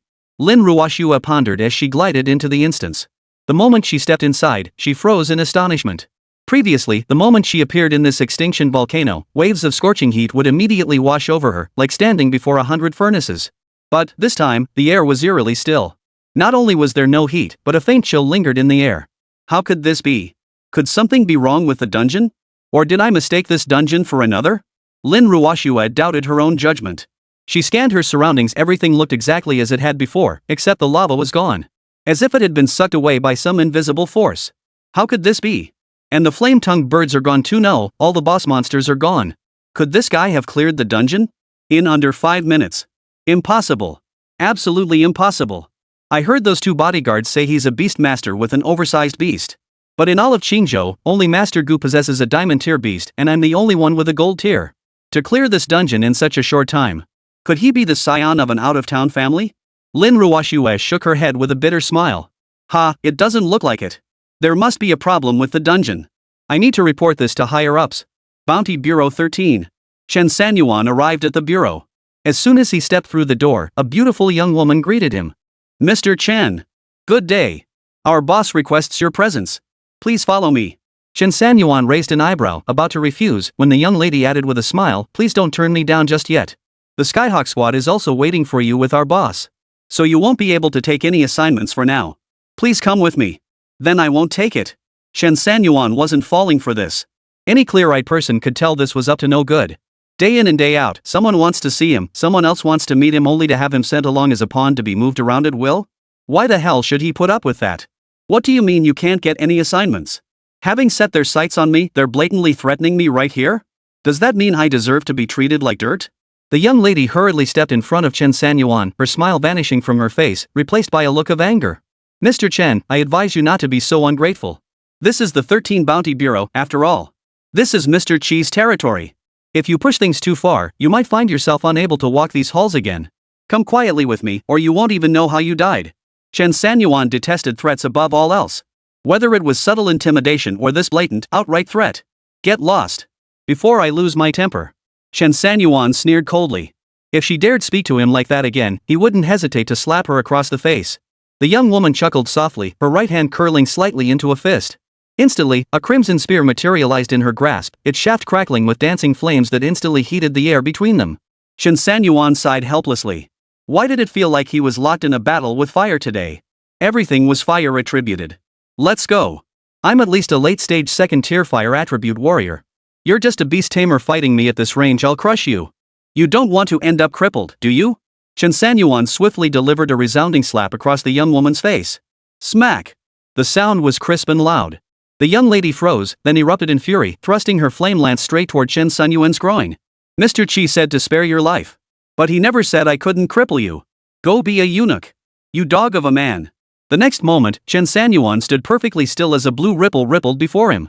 The young lady's flame gun halted abruptly, frozen half an inch from Chen Sanyuan's private parts, unable to advance even a fraction further. This? A great protective gear? The young lady's expression changed, only for another sharp slap to land squarely on her cheek. Smack! The physical damage was negligible, but the humiliation was excruciating. You've gone too far. The young lady's beautiful face flushed crimson, tears welling in her eyes, yet the flamethrower in her hands remained utterly immobile. Summon your Mr. Qi to meet me, or I'll reduce his Bounty Bureau 13 to rubble. With that, Chen Sanyuan released the storm armor's protection and flung the young woman away. Smack! Smack! Smack! A round of applause erupted as two figures emerged from the inner chambers of the Bounty 13 Bureau. Chapter 21, Mr. Qi. Mr. Chen truly proves that heroes emerge in youth. The leader, dressed in a tailored suit, had a square jaw and neatly trimmed beard, his face bearing a faint smile. Many in the bureau doubted me before, but meeting you today proves you surpass your reputation. Chen Sanyuan ignored the flattery, sizing up the visitor. This must be the Mr. Qi they'd spoken of. What brings you here? Mr. Qi chuckled softly, gesturing for the fiery-tempered young woman to step aside. I do have something to discuss. I'd hoped to speak with Mr. Chen privately, but it seems we'll have to do so here. I'll be brief. Someone has reported you for unfair competition, violating two rules of the Bounty 13 Bureau. First, monopolizing all bounty missions during that period. Second, your rank is unsuitable for participating in these missions, causing numerous tasks to be put on hold and hindering mission completion progress. Chen Sanyuan listened patiently, glancing at Mr. Qi. So what is the Bounty 13 Bureau's stance on this? Or how do you intend to handle it? Mr. Qi burst into laughter. Mr. Chen only joined our Bounty 13 Bureau yesterday. To stir up such a commotion in such a short time is truly remarkable. We at the 13 Bureau would also like to make a friend like Mr. Chen, but Mr. Chen should also demonstrate the sincerity expected of him, showcasing his capabilities, for instance. Only then can we have grounds to silence the murmurs of the masses. A powerful individual deserves special treatment. I'm sure those who reported you will feel ashamed of themselves then. Listening to Mr. Qi's words, Chen Sanyuan smiled. It was simply about proving his strength, wasn't it? If his power was formidable enough, they'd buy his favor, befriend him, and cultivate the relationship. If one's abilities fell short even possessing some skill but nothing truly extraordinary, then one would simply have to abide by the rules of the Bounty 13 Bureau and accept whatever punishment was deemed fit. The 13 Bounty Bureau wouldn't risk alienating the majority over someone of little value. But Chen Sanyuan suspected this decision stemmed from Mr. Qi's observation of his earlier clash with the fire elemental girl. Not only the appearance of the equipment, but also the timing and judgment of his moves, all made Mr. Qi feel that Chen Sanyuan's value was still up for assessment. After all, a shrewd man like him never took risks far beyond his control. Keeping both sides satisfied was precisely what he preferred. Judging by Mr. Qi's attitude, Chen Sanyuan knew he had no choice but to agree. Yet stubbornness ran deep within him. He detested this feeling of being restrained, craving instead the thrill of lawlessness. He commanded 2 Titan-tier beasts and 1 epic-tier beast. Even Guhan, the strongest beastmaster in all of Qingzhou, couldn't match that. I can demonstrate my strength, but I won't show it off casually. I'm not a circus performer. Release the Sky Eagle squad members. I'll join the mission. You can send people to follow me. Whatever the evaluation results, you decide. This response was the last thing Mr. Qi had anticipated. He genuinely hadn't expected Chen Sanyuan to be so brazenly arrogant even in the face of him, the head of Bureau 13. Utterly contemptuous. Heh, Mr. Chen, remember this, youthful arrogance requires capital. Don't ruin your entire future on a moment's whim. The bodyguard behind Mr. Qi had been seething with anger at Chen Sanyuan all along. His face darkened as he reached out and grabbed Chen Sanyuan by the collar. You have no shame. Mr. Qi gave you a way out, and you actually think you're some big shot? If you refuse to show your strength, I'll beat the out of you right now. Let everyone in the bureau see what a joke you really are. Dao Long. Stop this nonsense. Mr. Qi spoke lightly, though even with his deep composure and usual unflappable demeanor, his face turned ashen at this moment. Do as I say. Alon, Hong Yan, you two follow them and assess Mr. Chen's capabilities. If he passes, our Bureau 13 will take responsibility for any consequences. But if he fails and still insists on playing the fool, then everything will proceed according to the rules, with the harshest penalties applied. Yes, sir. The young lady and her bodyguard answered in unison. Mr. Qi didn't even glance at Chen Sanyuan before turning and walking away. In that moment, Chen Sanyuan thought he saw a flash of coldness and impatience on Mr. Qi's face. Teleportation Plaza. Chen Sanyuan was followed by several members of the Skyhawk squad, who felt like they'd narrowly escaped disaster. This time, summoned for questioning by the 13 Bureau, the punishment meant they should all be permanently barred from participating in the Bureau's bounty missions. Fortunately, in the tense final moments, Chen Sanyuan had rescued them with a plausible justification. Third Master, these two, are they supervisors? Here to oversee our work? Qingzhou asked with a silly grin, his eyes fixed on the bodyguard and Hongyan. Chen Sanyuan glanced at him. Assessing my strength. If I pass, everyone walks away unscathed. If I fail, we're wiped out and face severe punishment. Ha! Everyone except Eagle blinked in surprise. They'd thought it was over, but apparently, it wasn't quite finished yet. Stop dawdling. Get moving. Mr. Qi is waiting. Mr. Qi has an important luncheon meeting. He specifically requested that the results be delivered to him before his 11 a.m. meal. Otherwise, it's a fail too. Qingzhou glanced at his watch and couldn't help but snort coldly. Well, it's already 10:45. You guys took 15 minutes just to complete one task? This is ridiculous. The bodyguard chuckled. That's Mr. Qi's order and the rule of the 13 Bureau. If you don't like it, you can leave. You. Qingzhou's face flushed crimson with rage, yet he found himself powerless to argue. Chen Sanyuan wasted no words, stepping first into the teleportation array. The Skyhawk squad followed closely behind. The bodyguard and Hongyan exchanged a glance before stepping in as well. Whoosh! Whoosh! Whoosh! The moment they landed, biting winds howled, their fierce force like merciless chisels. Absolute wind domain. Located at the border between Cold State and Green State in the northwest, this region endured relentless, biting winds year-round. Consequently, the terrain was predominantly desert, with unpredictable weather that shifted as capriciously as shifting sands. Third Master, this mission isn't as difficult as the glacier one, but the tricky part here is that the monsters can hide deep underground in the desert. You never know when or where they'll launch a surprise attack. Impossible to guard against. Eagle pressed his notes against his chest. For every mission, he meticulously documented what needed to be done, the key objectives, and the critical precautions. Every detail was recorded in his notebook. The monster's level isn't high, but it's just impossible to hit. It's a pain to fight. The quest requires finding the purple spirit Scorpion King in the desert. Its tail must be used for medicine. Reward, 200,000 gold. We should still play it safe.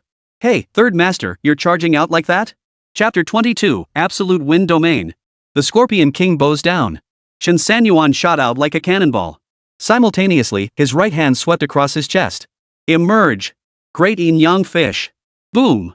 Boom. Boom. A torrent of overwhelming pressure descended from the heavens. The Daoing Yang fish, vast as a colossal mountain sea vessel, appeared, obscuring the sky and engulfing the entire realm. In that instant, the howling winds of the absolute wind domain seemed to freeze.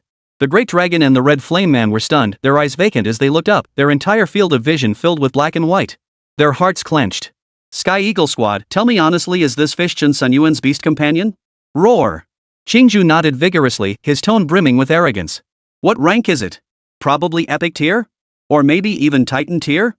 Third master didn't say, so we couldn't ask. Epic? Dragon's eyes widened as he swallowed hard. Diamond tier beasts were already the pinnacle of combat power in nearby provinces. Epic tier must be national war level? Hong Yan stared in disbelief, her red lips parting slightly as her pretty face flushed with relief. Thank goodness she'd been standing closer to Chen Sanyuan earlier, otherwise, wouldn't his summoned beast have instantly killed her? Thank goodness we didn't ruin things. I'll find a chance to let him touch my legs. Then we can put the past unpleasantness behind us. Who knows? Maybe we could even take things further. Hong Yan bit her lip, glancing down at her famously long, shapely legs, the very ones that had made millionaires throw money around just for a chance to touch them. After all, Chen Sanyuan was a man. What man wasn't attracted to beauty? He didn't even have a woman by his side. This time, the advantage was hers. Each person harbored their own thoughts, scheming how to ingratiate themselves with Chen Sanyuan. Suddenly, Chen Sanyuan roared. A massive black hole abruptly appeared in the mountainous terrain, and a colossal three-headed black hound, as large as a small mountain, slowly emerged. A Hell Hound? Hong Yan and De Long nearly shouted the name in unison. They'd mostly encountered this creature in stories. This was their first real encounter. Hey, what's with all the shouting? Look like you've never seen anything before. Qingzhou crossed his arms, shooting the pair a dismissive glance. The eagle shook his head and sneered coldly, what's the matter? After seeing our third master's performance, you should make a statement. Does our third master have what it takes to pass your evaluation? Da Long gritted his teeth. They'd come this far, they couldn't just give up now. Maybe this Chen Sanyuan was all show. No rush. Our assessment is comprehensive. Only genuine skill will pass. Qingzhou sneered. Talking tough even when you're done for. Fine. Just wait, how arrogant you are now is how lowly you'll be soon. No sooner had Qingzhou finished speaking than Chen Sanyuan, perched atop the Hellhound's head, waved his hand. Take him down. Dao Long? I'm too far away. Did he just say to end this mission? Did I hear that right? Hong Yan forced a smile. He probably didn't mean us to. De Long snapped to attention, remembering his grudge with Chen Sanyuan. He turned and bolted, only to hear a sudden tearing sound behind him. SSSSSSS.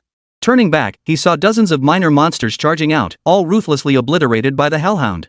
The blood spattering into the air was scattered by powerful gusts, transforming the absolute wind domain into a crimson mist. Congratulations on defeating the Sand Dragon Lizard. Reward, 300 EXP. This kill granted a luck buff, boosting EXP by 300% and awarding plus 900 EXP.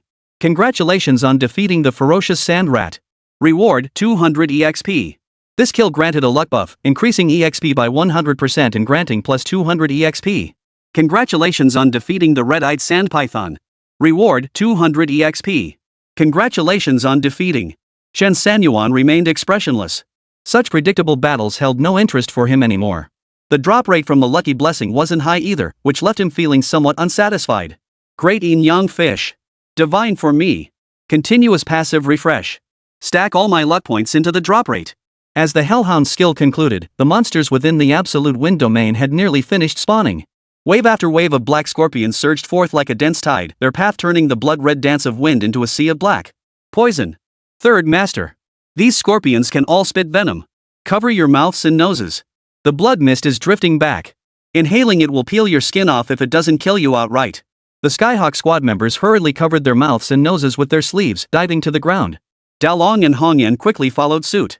As the scorpion swarm closed in, Chen Sanyuan snapped his fingers. 12 ice silkworms. Flash devour. Boom. Boom. Boom. A thunderous roar echoed through the void as waves of pressure, slightly more potent than the Daoing Yang fish, radiated outward. The overwhelming might instantly halted the scorpion's surging tide. Holy! There's another one! Da Long collapsed to his knees with a thud, slapping his own face in frustration. Damn it all to hell! It's all my own fault for shooting my mouth off. Why did I have to show off in front of third master? Hong Yan's face drained of color, his entire body trembling slightly, whether from excitement or fear, it was unclear. This colossal iceworm, even Mr. Qi wouldn't stand a chance against it. Chen Sanyuan. Such terrifying power. Their eyes widened in awe, but the 12 ice silkworms had already sprung into action. Their skills erupted violently, unleashing a swarm of thousands upon thousands of insects that flashed onto the scorpion hordes.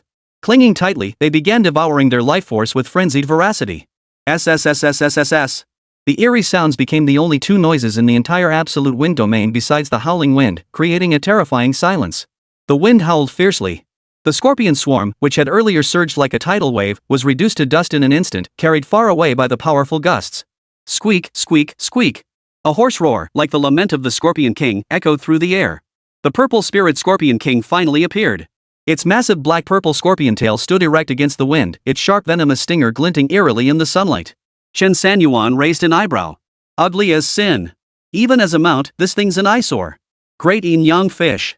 Go wild, refreshing my passive divination. Give it everything you've got. Do you wish to expend 10 points of phase energy to unleash the great Dao yin-yang fish's potential? Chen Sanyuan hesitated for a moment. Consume. As if guided by an unseen cosmic law, Chen Sanyuan issued another command. 12-winged ice silkworm, devour it. At his command, the 12-winged iceworm glowed with golden light. This time, its mother form descended directly above the purple spirit Scorpion King. Hum. In that instant, the purple spirit Scorpion King trembled, slowly lowering its tail, not daring to move.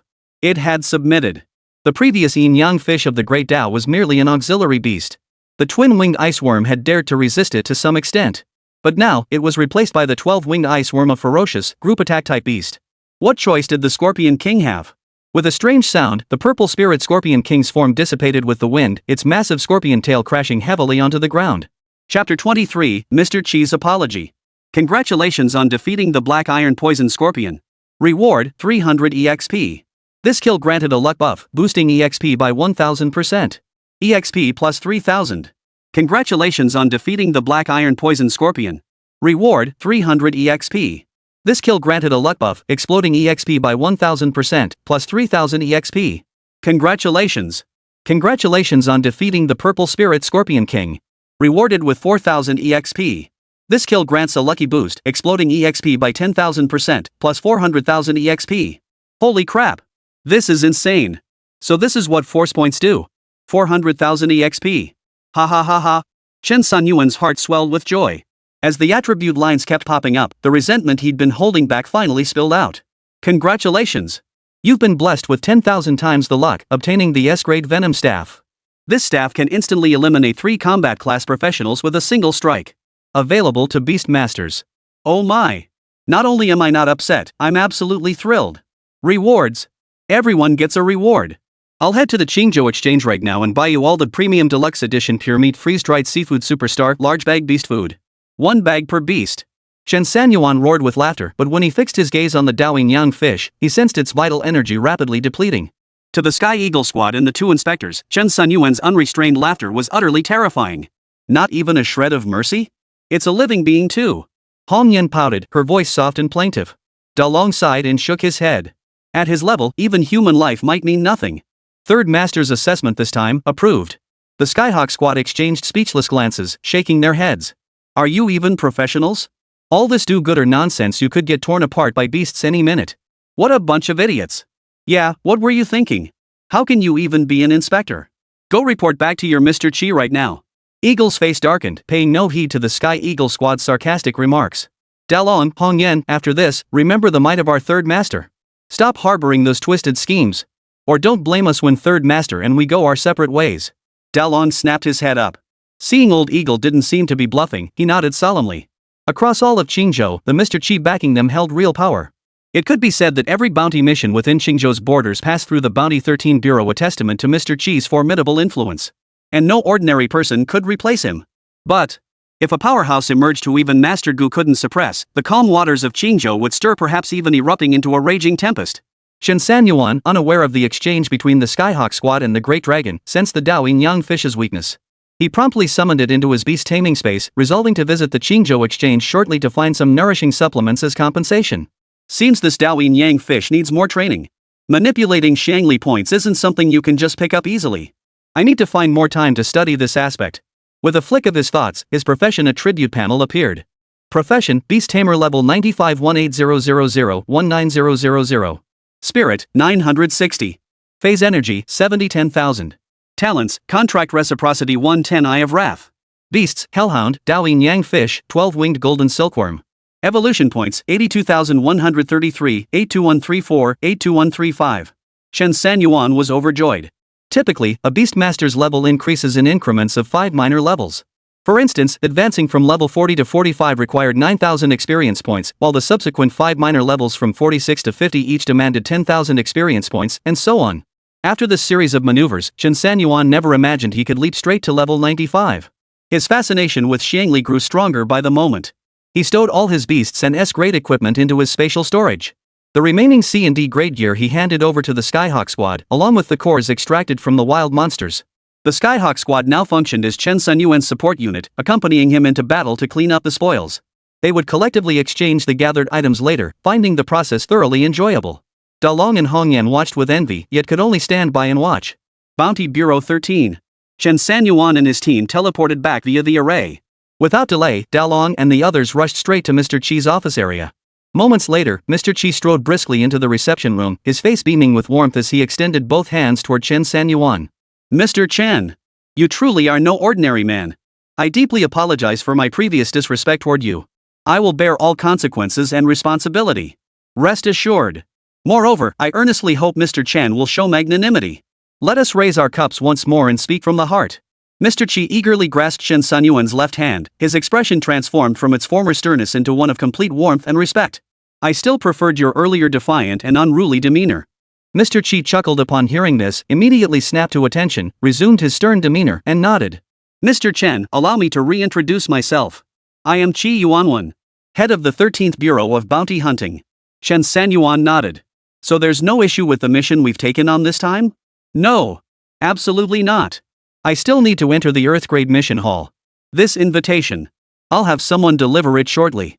Qi Yuanwen chuckled, then continued, not only that, but for all of Mr. Chen's future missions, the 13 Bounty Bureau is willing to change our split from 50-50 to 70-30. Mr. Chen takes 70%. Higher rewards, greater returns. Chen Sanyuan hadn't considered this aspect and gave Qi Yuanwen another look. You have something to ask of me? Qi Yuanwen's expression faltered. He hadn't expected Chen Sanyuan to catch on so quickly. Mr. Chen, you truly are exceptionally astute. I do indeed have a request. Especially after hearing from Dalong and the others that Mr. Chen possesses 3 super-tier beasts. I hear your beasts reach epic tier strength? Qi Yuanwen looked at Chen Sanyuan expectantly. Chen Sanyuan pondered for a moment before nodding. Only higher, never lower. Clap. Wonderful. Qi Yuanwen clapped his hands, then glanced around. Everyone step back. Secure the perimeter. No one is to disturb me and Mr. Chen. Qi Yuanwen's men, along with the Skyhawk squad, began ushering everyone out. Third Master. Eagle, understanding the situation, stayed put and asked Chen Sanyuan. It's fine. I'm also curious what Mr. Chi wants from me. Old Eagle nodded and turned to lead his team away. Once everyone had left and the doors and windows were sealed shut, Qi Yuanwen approached Chen Sanyuan and whispered, Mr. Chen, I sincerely beg you to help me fight this battle. This concerns the fortune of Qingzhou, even the fate of the Great Xia Empire. 3 matches total, best of 3. Currently, we're tied at 1 win apiece. The final match is crucial. Master Gu was supposed to fight, but last night, he was attacked. Chapter 24, Restocking. Upon hearing this, Chen Sanyuan couldn't help but frown. After all, Master Gu of Qingzhou was a renowned Grand Beastmaster, famed far and wide, especially for his terrifying diamond-tier beast-taming prowess. Though not as powerful as himself, attacking Master Gu would be extremely difficult anywhere in the surrounding provinces. Qi Yuanwen seemed to read Chen Sanyuan's thoughts. Last night, dozens of 3rd-tier combat specialists, 2 4th-tier tank specialists, and 1 late 4th-tier mage specialist launched a surprise attack. That's how Master Gu stumbled and suffered severe injuries. This information is top secret. Had I not earnestly requested your assistance, Mr. Chen, I would never have dared reveal it. Chen Sanyuan eyed Qi Yuanwen warily, weighing the truth of the report. But Qi Yuanwen seemed to have no reason to deceive him. Kai Wenwen frowned at Chen Sanyuan, mistakenly thinking he was glaring at him to name his price. He held up 2 fingers. If Mr. Qi is willing to assist us in winning this final battle, I, Qi Yuanwen, pledge to offer Mr. Chen this amount as compensation. Chen Sanyuan raised his eyelids, seeing Qi Yuanwen hold up 2 fingers. 200,000? Qi Yuanwen shook his head. No. 20 million. Chen Sanyuan's pupils contracted sharply, forcing back the expletive that threatened to escape his lips. He had to maintain appearances in front of outsiders, otherwise, it would seem like he hadn't seen much of the world. Who are you fighting? Send me the details. Knowing both sides is key before I can make a decision. Qi Yuanwen nodded approvingly. Mr. Chen, despite your youth, this composure in the face of crisis is truly admirable. To be honest, if you'd agreed outright, I might have had second thoughts. But now I see I judged you correctly. Chen Sanyuan couldn't help but sneer inwardly. This old fox was clearly giving him a way out, probably testing whether he had any use earlier. Now that he knew my capabilities, he was saying all this. But that was only natural. After all, he was a middle-aged man, a seasoned fox with years of experience under his belt. Chen Sanyuan glanced at the message sent by Qi Yuanwen and formed a rough judgment in his mind. This tournament was the Professional Challenger Cup Battle Tournament, a regular event held between Great Xia and its neighboring countries. Each year around June, 3 challengers were dispatched to a designated location for the competition. The best of 3 series determined the winner, with the victorious nation retaining the Challenger's Golden Cup. Rumor had it that this Golden Cup carried a certain aura of fortune. Last year, Yan Province had defeated the other 4 nations to claim the Challenger's Golden Cup, and several individuals with a great talent had emerged in the professional talent assessments. This year, the tournament came to Qingzhou. As a supporter of the Qingzhou governor, Qi Yuanwen stepped in to resolve the situation, the mutual benefits of this arrangement being self-evident. A mutually beneficial arrangement. The competition was scheduled to begin in 3 days. Qi Yuanwen would personally come to pick up Chen Sanyuan and escort him to the venue. Having grasped the situation, Chen Sanyuan readily agreed, primarily because he had no reason to refuse 20 million. By the time they left the 13 Bureau, night had fallen. Qi Yuanwen insisted on taking him out for dinner. Considering there was little point in returning home alone, and the Qingzhou exchange was already closed for the night, he accepted Qi Yuanwen's invitation to dine together, bringing the Sky Eagle squad along. By the time they reached his rented apartment, it was well past midnight. Chen Sanyuan suddenly halted before the door, then stepped back. At that very moment, a cold gleam sliced past him, embedding itself deep into the wall. A swordsman? Having allocated all his level-up points to mental power, Chen Sanyuan possessed heightened nighttime perception. In the brief moment he dodged, he caught sight of a black-clad figure. Cutting off someone's livelihood is like killing their parents. Die for this. A furious shout erupted as the black-clad figure lunged toward Chen Sanyuan once more. Chen Sanyuan considered unleashing his venom staff, but murder carried legal consequences. After a moment's thought, he chose to dodge instead. You can't beat me, and you can't kill me. Why not just talk? The black-clad man ignored him until Chen Sanyuan delivered a resounding slap across his face. This man was only a weakling at the early second-tier level, possessing little combat prowess. While he couldn't match Chen Sanyuan in a direct confrontation, his enhanced psychic abilities allowed him to dodge and strike with underhanded tactics. The black-clad man froze, then abruptly tossed his sword aside. With a long sigh, he actually began to cry. Wah! I'm useless after all. I can't beat you, you really are strong. You kept dodging and mocking me. I might as well be dead. Chen Sanyuan sighed helplessly, then please die somewhere far away. Black-clad man. Sigh, I can't kill you today, but I beg you. Please tone it down. Leave some bounty missions for us to feed our families. We need to survive too. If you snatch up all the bounties, what are we supposed to do? Eat the wind? I beg you. The black-clad man knelt on the ground, pleading with Chen Sanyuan. Chen Sanyuan understood. Whoever told you my address, you don't have to say. But if you do, you won't get a single bounty mission from us ever again. You. The dark-clad man gritted his teeth, eyes blazing with fury, then sighed heavily. It was the Li family. Li Bingfang, ha. Chen Sanyuan said nothing, but silently agreed to the black-clad man that he wouldn't monopolize bounty missions from now on. Lying on his bed, Chen Sanyuan couldn't help but ponder. It seemed the 4 major families would soon become his adversaries. This was going to be a real headache. Early the next morning, Chen Sanyuan rose, tidied himself, and headed straight for the Qingzhou exchange. This time, he bought 500 Qi blood pills outright, purchasing the entire stock from one shop and even threw in some wound-healing medicine as a bonus. He didn't need them now, but better safe than sorry. Next, Chen Sanyuan headed to the beast feed section. Faced with the dazzling array of options, he couldn't help but frown. As he pondered which brand to choose, he suddenly spotted a familiar figure walking by. Lin Ruoxue?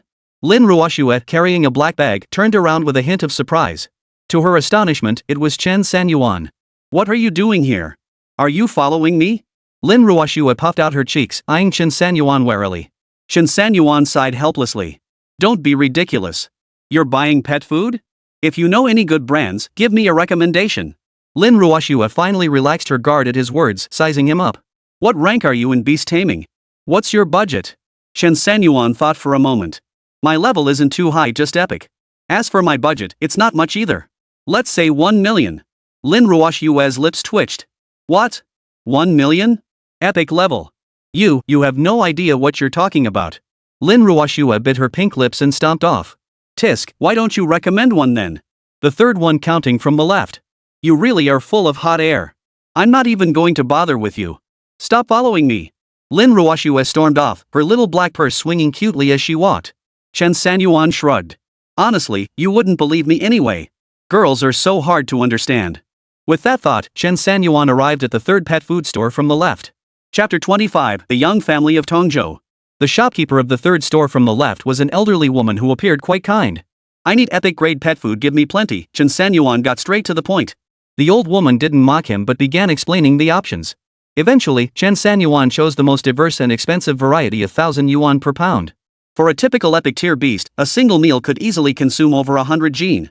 Titans, due to their massive size, generally ate 3-5 times as much as epic tier beasts. However, a beast could typically go 1-3 months between feedings, depending on how often it fought. Of course, feeding them more frequently would make the beasts gain weight, though this had no bearing on their combat strength. Securing a 1,000 gene deal made the old woman beam with delight. Her missing front tooth added a touch of comical charm to her expression. Young man, I'll throw in 50 pounds for free. Come back for wholesale next time. I'll give you an even better price next time. Chen Sanyuan agreed, transferring 1 million yuan on the spot.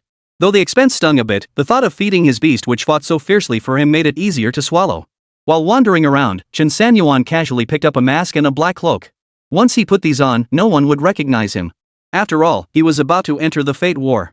Given last night's events, he planned to keep a low profile to avoid unnecessary trouble. While he didn't care much, it was better to be safe than sorry. After all, the four great families still lurked in the shadows, watching him intently. After purchasing these items, Chen Sanyuan decided to acquire another beast. At level 95, he couldn't let his leveling go to waste. Having more tamed beasts was never a bad thing. The Beast Tamer's space would expand along with the Tamer's level. Returning to the plump vendor's stall, this time the vendor recognized Chen Sanyuan. Remembering him, he eagerly ushered Chen Sanyuan into his shop. Handsome guy. Super handsome. We've got new arrivals in the shop. The variety is absolutely huge. Take a look. You'll definitely find something you like. Chen Sanyuan smiled, stepped inside, and glanced around. Beasts of every grade from silver to black iron were displayed, each with packaging of varying sophistication. The silver grade ones came in premium high transparency crystal boxes, while the black iron ones were just iron cages, a stark difference in treatment. The portly shopkeeper chuckled. Handsome, you gotta take a good look at my stock this time. Just these crystal boxed silver grade beasts alone, I paid a fortune to acquire them from out of town. Each one packs terrifying combat power once fully grown. Take this little tiger, scientifically known as the Tsongshan roadblock tiger. Once it evolves to gold tier, it instantly gains a reversion skill. Terrifyingly powerful. Now look at this giant crocodile. The chubby owner raved on, while Chen Sanyuan surveyed his own options. Silver grade pets typically cost between 700,000 and 900,000 dasha coins. Buying one would leave him penniless. More importantly, it wasn't necessary. Black iron grade offered the best value. After browsing through the options, Chen Sanyuan couldn't find anything he liked. Don't you have any that can fly?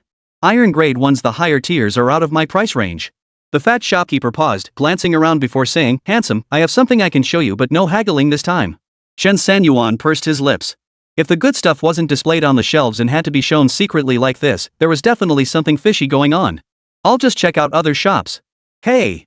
At least let me make a little off you, you're a repeat customer. No one else has what I've got here. Just take a look.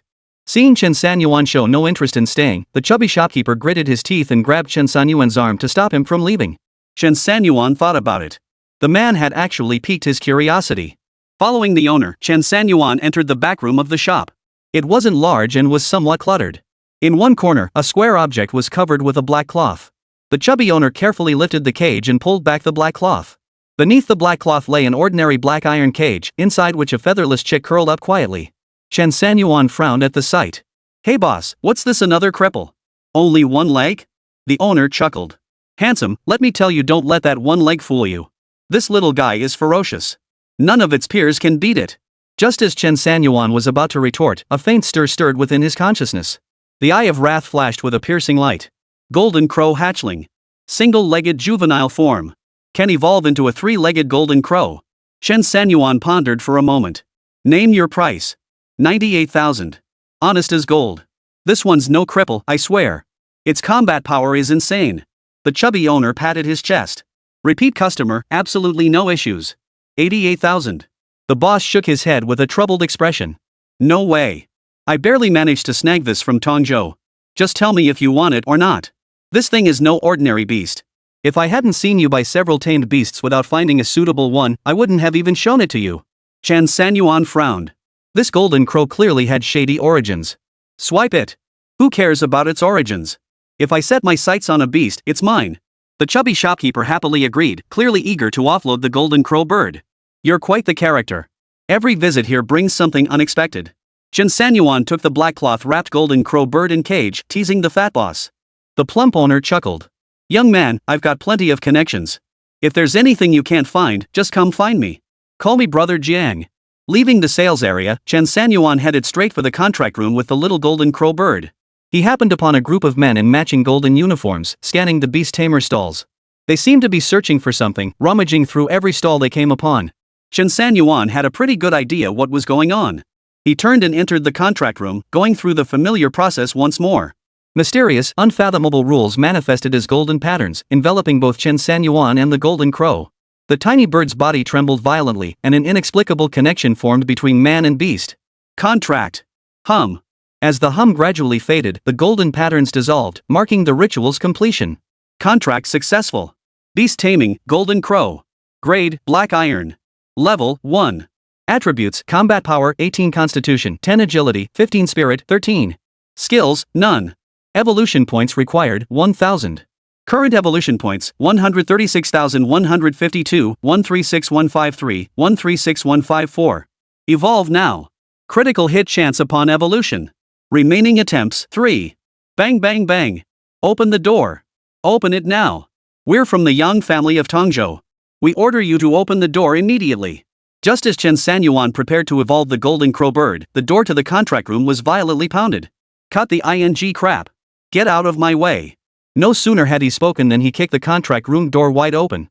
Chapter 26, The Blazing Golden Crow. The contract room door flew off its hinges, hurtling straight toward Chen Sanyuan's face. Chen Sanyuan's eyes flashed with cold fury, but his formidable mental power once again allowed him to narrowly dodge the flying disaster. Who dares to contract the golden crow of our Yang family of Qingzhou? Beyond the dust cloud, several figures who had been near the beast taming stall moments ago appeared before Chen Sanyuan. The leader was short and frail-looking, yet radiated an overbearing arrogance. It seems you've successfully bound it. Now, you have only one path left: death.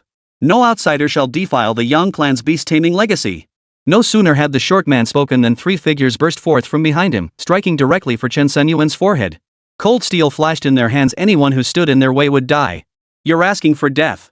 Chen Sanyuan sneered coldly in fury. With a flick of his wrist, a bizarre, unpredictable scepter materialized in his hand, immediately erupting with terrifying ripples. Venom Staff. At Chen Sanyuan's command, the venom staff trembled violently, unleashing a jet of pitch-black light that struck the foremost attacker. Boom! The explosive blast instantly incinerated the leader, his chest imploding as his body rotted away, radiating a black aura of death.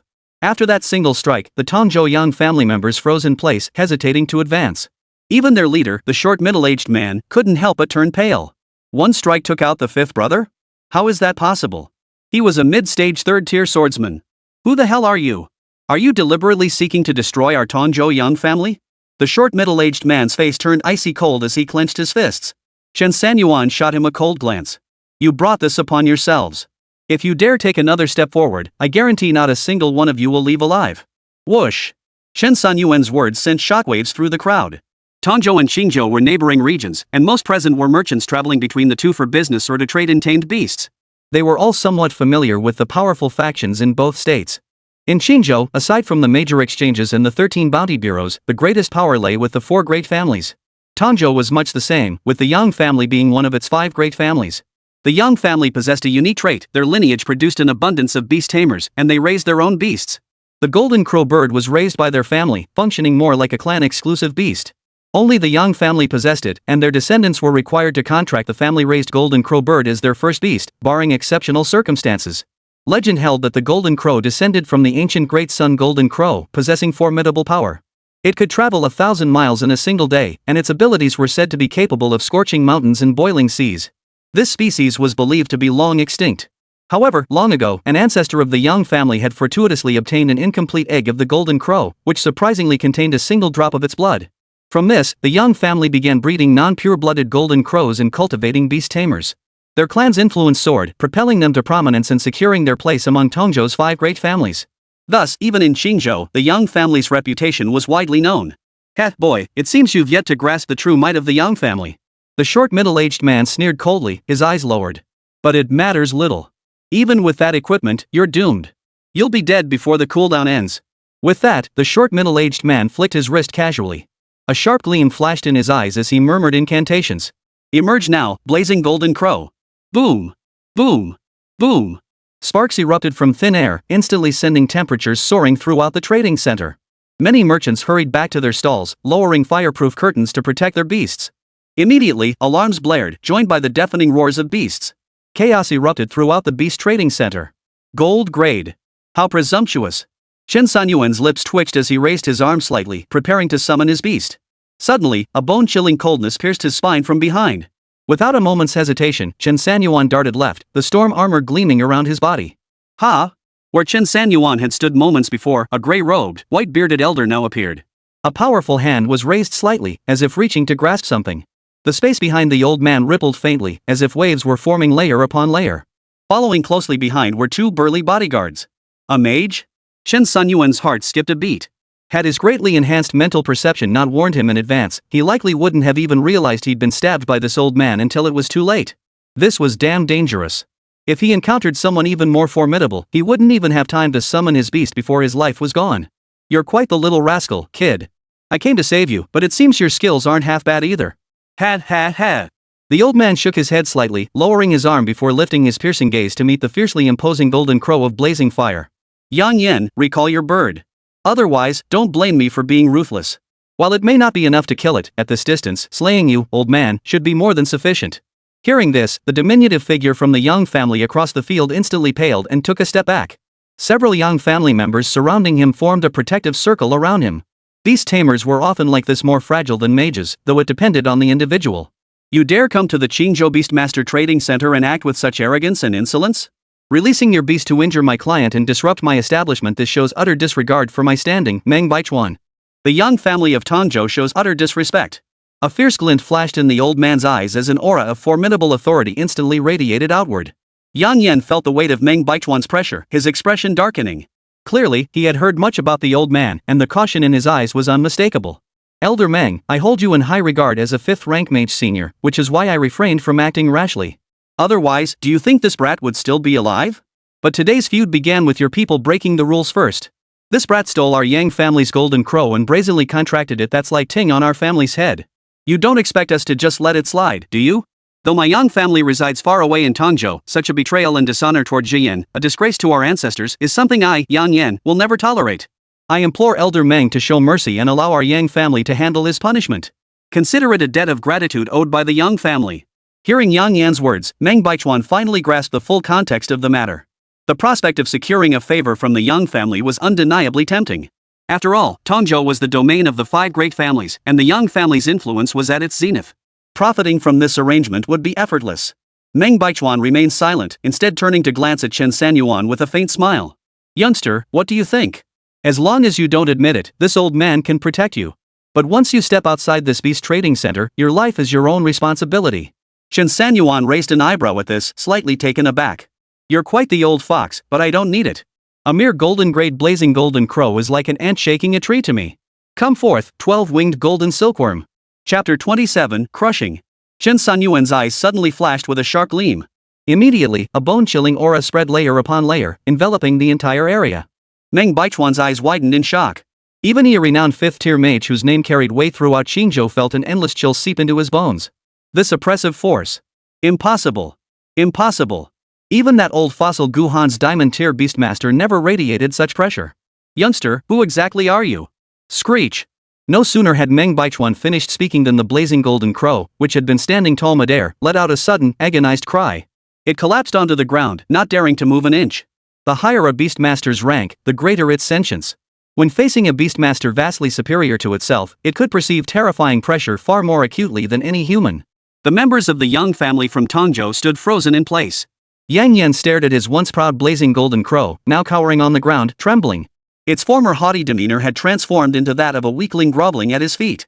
What level is this? Why does it terrify my blazing golden crow so much? Yang Yen glared at Chen Sanyuan, his teeth clenched. It was one thing for Meng Baichuan to emerge, but now even Chen Sanyuan, whom he had always considered an easy target, had demonstrated such formidable power. Speak up. The Yang family of Qingzhou, what kind of explanation do you want? Chen Sanyuan's expression remained impassive as he tilted his head slightly, observing the Yang family members who wore expressions of resentment yet looked as if they'd swallowed a dead fly. The massive form of the 12-winged golden silkworm shielded Chen Sanyuan completely. Not only could the young family of Qingzhou not launch a surprise attack, but even Meng Baichuan, standing mere inches away, had no chance of harming Chen Sanyuan. Since you won't speak, I'll give you an explanation myself. 12-winged golden silkworm. Release skill. Flash devour. SSSSSSS. The tiny eyes of the 12-winged golden silkworm suddenly flashed with golden light. Its massive body vanished in the blink of an eye. Then, the figure of the flame golden crow, which had been lying motionless on the ground, began to fade. The flames covering its body gradually turned into flickering sparks before disappearing entirely. No! Don't! My blazing golden crow! Yang Yan charged madly out of the Yang family's protective circle. His eyes bulged with fury, yet he was powerless. He could clearly sense the fire-flaming golden crow's life force growing weaker and weaker, the connection between them snapping thread by thread. Ah! No! My first tamed beast! My beloved blazing golden crow! I'll kill you! I'll kill you! Yang Yan charged recklessly toward Chen Sanyuan, a curved blade flashing in his hand, its edge razor-sharp. Chen Sanyuan stared intently. That curved blade had to be at least a great equipment. Just looking at it sent a bone-chilling chill down his spine. As the blazing golden crow vanished into the wind, the Yang family completely collapsed. Everyone simultaneously drew their strongest equipment and unleashed their most powerful skills, charging at Chen Sanyuan from every direction from the sky, the ground, and all points in between. Yet, just as Yang Yan closed to within 3 meters of Chen Sanyuan, the massive body of the 12-winged golden silkworm once again enveloped him completely. Boom! Boom! Boom! A series of muffled thuds echoed as every attack struck the 12-winged golden silkworm instead. Meng Baichuan shook his head repeatedly. The situation is so clear-cut. Why can't you just accept it? Yang Yan, you and the others, back off immediately. Yang Yan's eyes blazed with fury as he wildly swung his curved blade, unleashing dozens of blurred blade shadows. Old man, stay out of this. Today, I'll fight him to the death. No matter how high his beast-taming rank is, there will come a time when even he can't protect himself. The young family members echoed his words in unison. Exactly. Everyone knows a beastmaster's powerful skills have cooldowns. At this level, if we Yang family members can just pry open a crack, this kid is as good as dead. With the blazing golden crow slain, this brat won't survive either. Whatever happens, our Yang family will take full responsibility. The cacophony of voices grew unbearable to Chen Sanyuan, shielded beneath the 12-winged golden silkworm armor. 12-winged golden silkworm, unleash the swarm. Not too many don't scare the Yang family to death. Hearing Chen Sanyuan continue to humiliate them like this, the Yang family members suddenly became energized as if injected with adrenaline. A powerful aura erupted from them once more, even their equipment seeming to grow stronger. Buzz! Buzz! Buzz! Suddenly, their bodies trembled. Their fervor was doused like a bucket of ice water, sending a chill from head to toe. What the hell is that? Meng Baichuan, watching from the sidelines, followed their gaze and immediately sucked in a sharp breath. Whoa! It's an ice silkworm swarm. We're done for. Quick, kneel down and beg for mercy. Wherever the swarm passes, not a blade of grass survives. What the hell do you young people think you're doing? At that moment, Meng Baichuan had completely lost his air of strength. Who wouldn't tremble at the sight of this swarm of insects, like a black hurricane sweeping across the sky, rushing towards them at breakneck speed? The young family members swallowed hard. Second uncle. We should run. Yang Yan's eyes were vacant as he shook his head. It's too late. In the next instant, thousands upon thousands of insects surged forward. No! Meng Baichuan rushed forward, exerting every ounce of strength, sweat soaking through the back of his robe. Young friend, know when to stop. Qingzhou and Qingzhou are like brothers, and the Yang family holds immense influence. There's no need to fight to the death. Today, young friend, do me, Meng Baichuan, this favor. I shall repay this debt of gratitude in full. The swarm seemed endless, relentlessly battering the protective barrier Meng Baichuan had conjured. Within moments, it was already riddled with cracks. Clearly, even a fifth-tier cultivator like Meng Baichuan couldn't hold out much longer. Chen Sanyuan gave it a cold glance, unwilling to dwell on it further. Earlier, the 12-winged golden silkworm had devoured the blazing golden crow, not only leaping several tiers in rank but also dropping 2 pieces of equipment. With a casual wave, he stored the gear into his beast-taming space. The swarm vanished instantly, leaving no trace behind, as if nothing had ever happened. Meng Baichuan withdrew his protective barrier, exhaling a long breath. His gaze toward Chen Sanyuan now held a palpable sense of apprehension. Who would have thought Qingzhou harbors such hidden talents? To find a young master as formidable as you. Meeting you today has truly humbled this old man. Truly, the pupil surpasses the master. We're getting old. What might be your name, young friend? Chen Sanyuan smoothed his clothes and smiled faintly. They all call me Third Master. Meng Baichuan paused in surprise before chuckling. In such turbulent times, who would reveal their true name? Still, it didn't matter. Meng Baichuan extended an invitation. If Third Master has time, perhaps we could join me upstairs for tea and a chat. Chen Sanyuan waved his hand dismissively and turned to leave. No time. Tell the Yang family in Qingzhou to behave themselves. Don't even think about seeking revenge against me. Next time, I'll march straight to the Yang residence. When that time comes, don't blame me for showing no mercy. Watching Chen Sanyuan's retreating figure, the Qingzhou Yang family gritted their teeth in fury, yet could only swallow their anger silently. That golden crow bird of ours is still in his hands. I'll turn it into a ticking time bomb. Just you wait. Chapter 28, The Black Triangle. Chen Sanyuan exited the Beast Trading Center as noon approached. He headed to the old noodle shop on the street corner, ordering a bowl of noodles topped with an egg and a meatball. After finishing his meal, Chen Sanyuan stretched lazily just as his phone began to vibrate repeatedly. The wealth treasure card has received 970,000 coins. Chen Sanyuan's lips curled upward. So the money for the animal feed was coming back after all? As he stared at the notification on his phone, Old Eagle's call came through. Hello? Third Master, where are you? I picked up that super diamond-encrusted VIP invitation for the level 13 Bounty Bureau mission. I'll bring it over right now. Eagle's voice was brimming with excitement. This invitation letter sounded impressive and apparently it was the real deal. I'm heading to Bounty 13 Bureau now. You guys just wait there. Release the Xian grade mission, we don't need it anymore. With that, Chen Sanyuan hung up, scanned the QR code to pay, hailed a cab, and headed straight for Bounty 13 Bureau. Bounty Bureau 13. The moment Chen Sanyuan stepped inside, two exceptionally beautiful young women, their figures so curvaceous they seemed to strain against their clothing, quickly approached him. Greetings, esteemed Mr. Chen. We will be your personal assistants from now on. My name is Tian. And I'm Nini. Holy crap. Sweetie and honey. Chen Sanyuan felt so awkward he could have dug a 2-bedroom apartment out of the ground with his toes. Everyone nearby, whether on a mission or just passing by, shifted their gaze from the beauties to him, a grown man. Holy crap. Those two stunners are actually his personal assistants? How shameless. How shameless. Are they even trying to be discreet anymore? I'm reporting this. Reporting. I want the 13 Bureau to give me 2 secretaries too. I risk my life on missions every day, practically giving my life for the Bureau, and he doesn't even bother to look out for me. Hey! Hold your horses. I heard this guy goes by Yuan-san. They call him Third Master.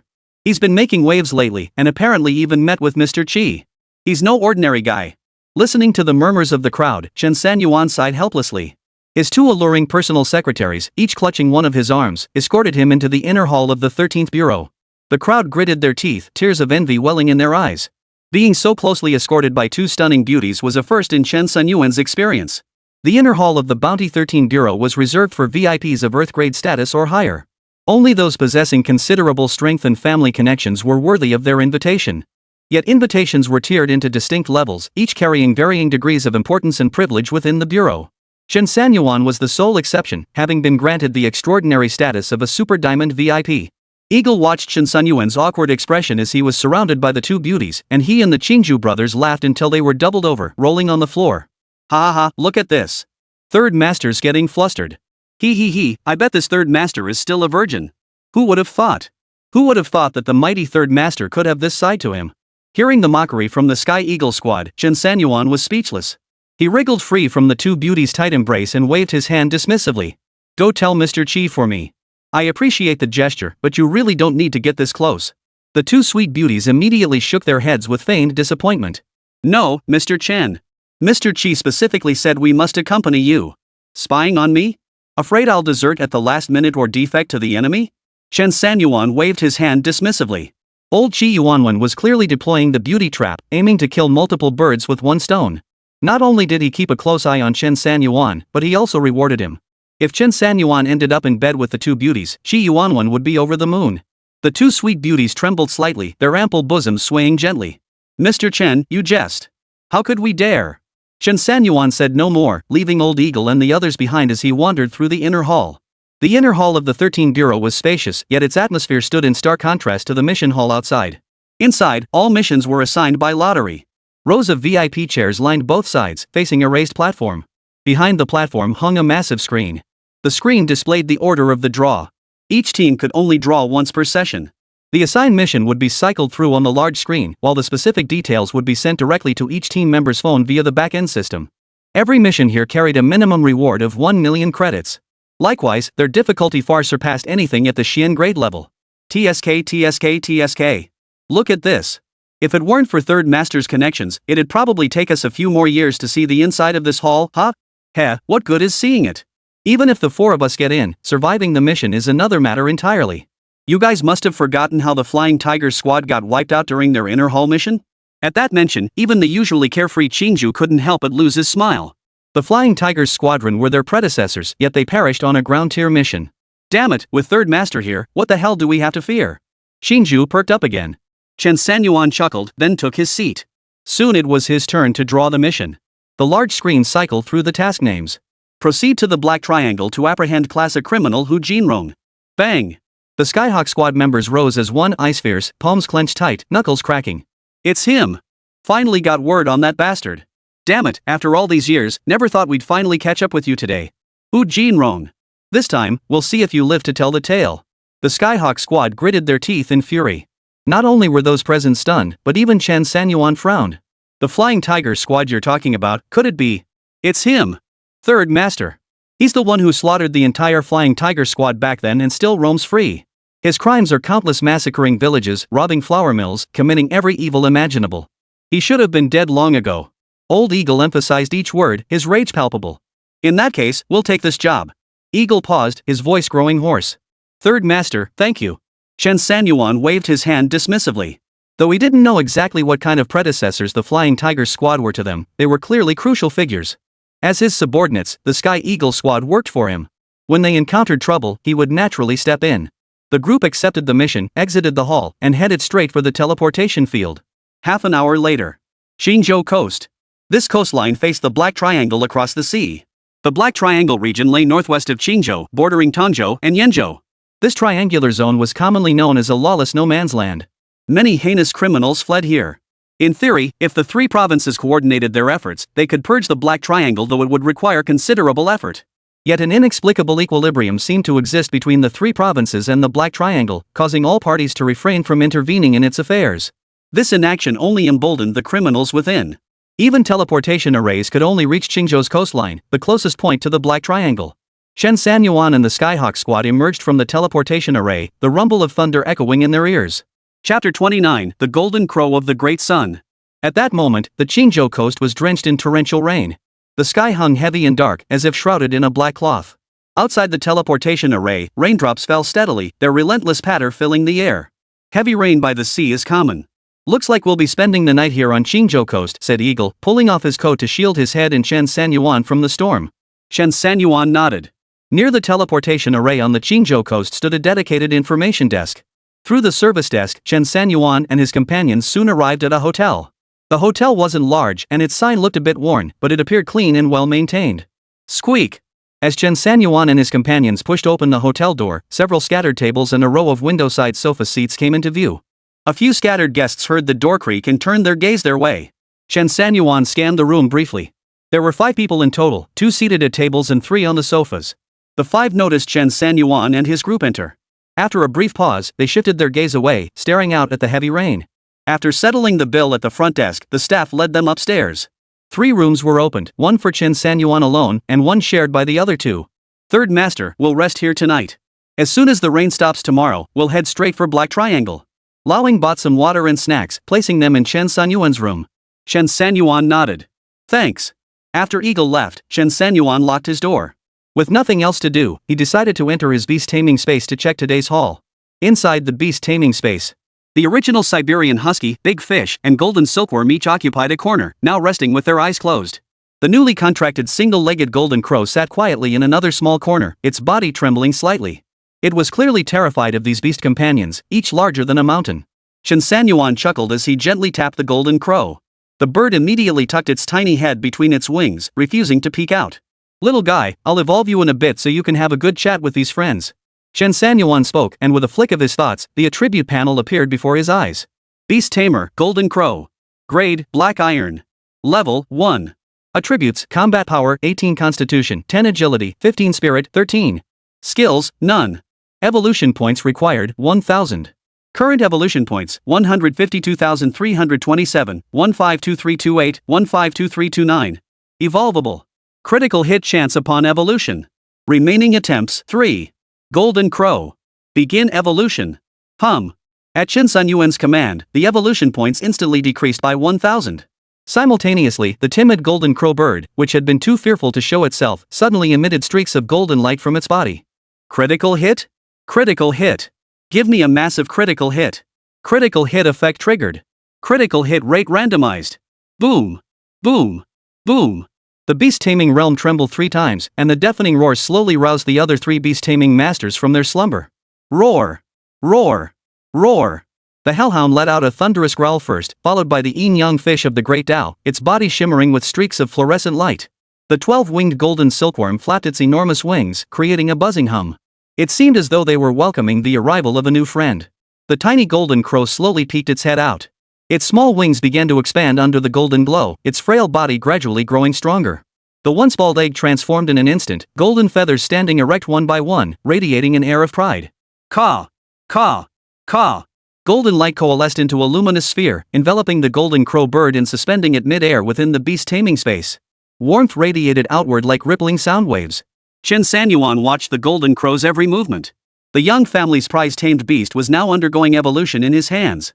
After several dozen seconds, the golden orb gradually faded, and the warm aura began to withdraw inward.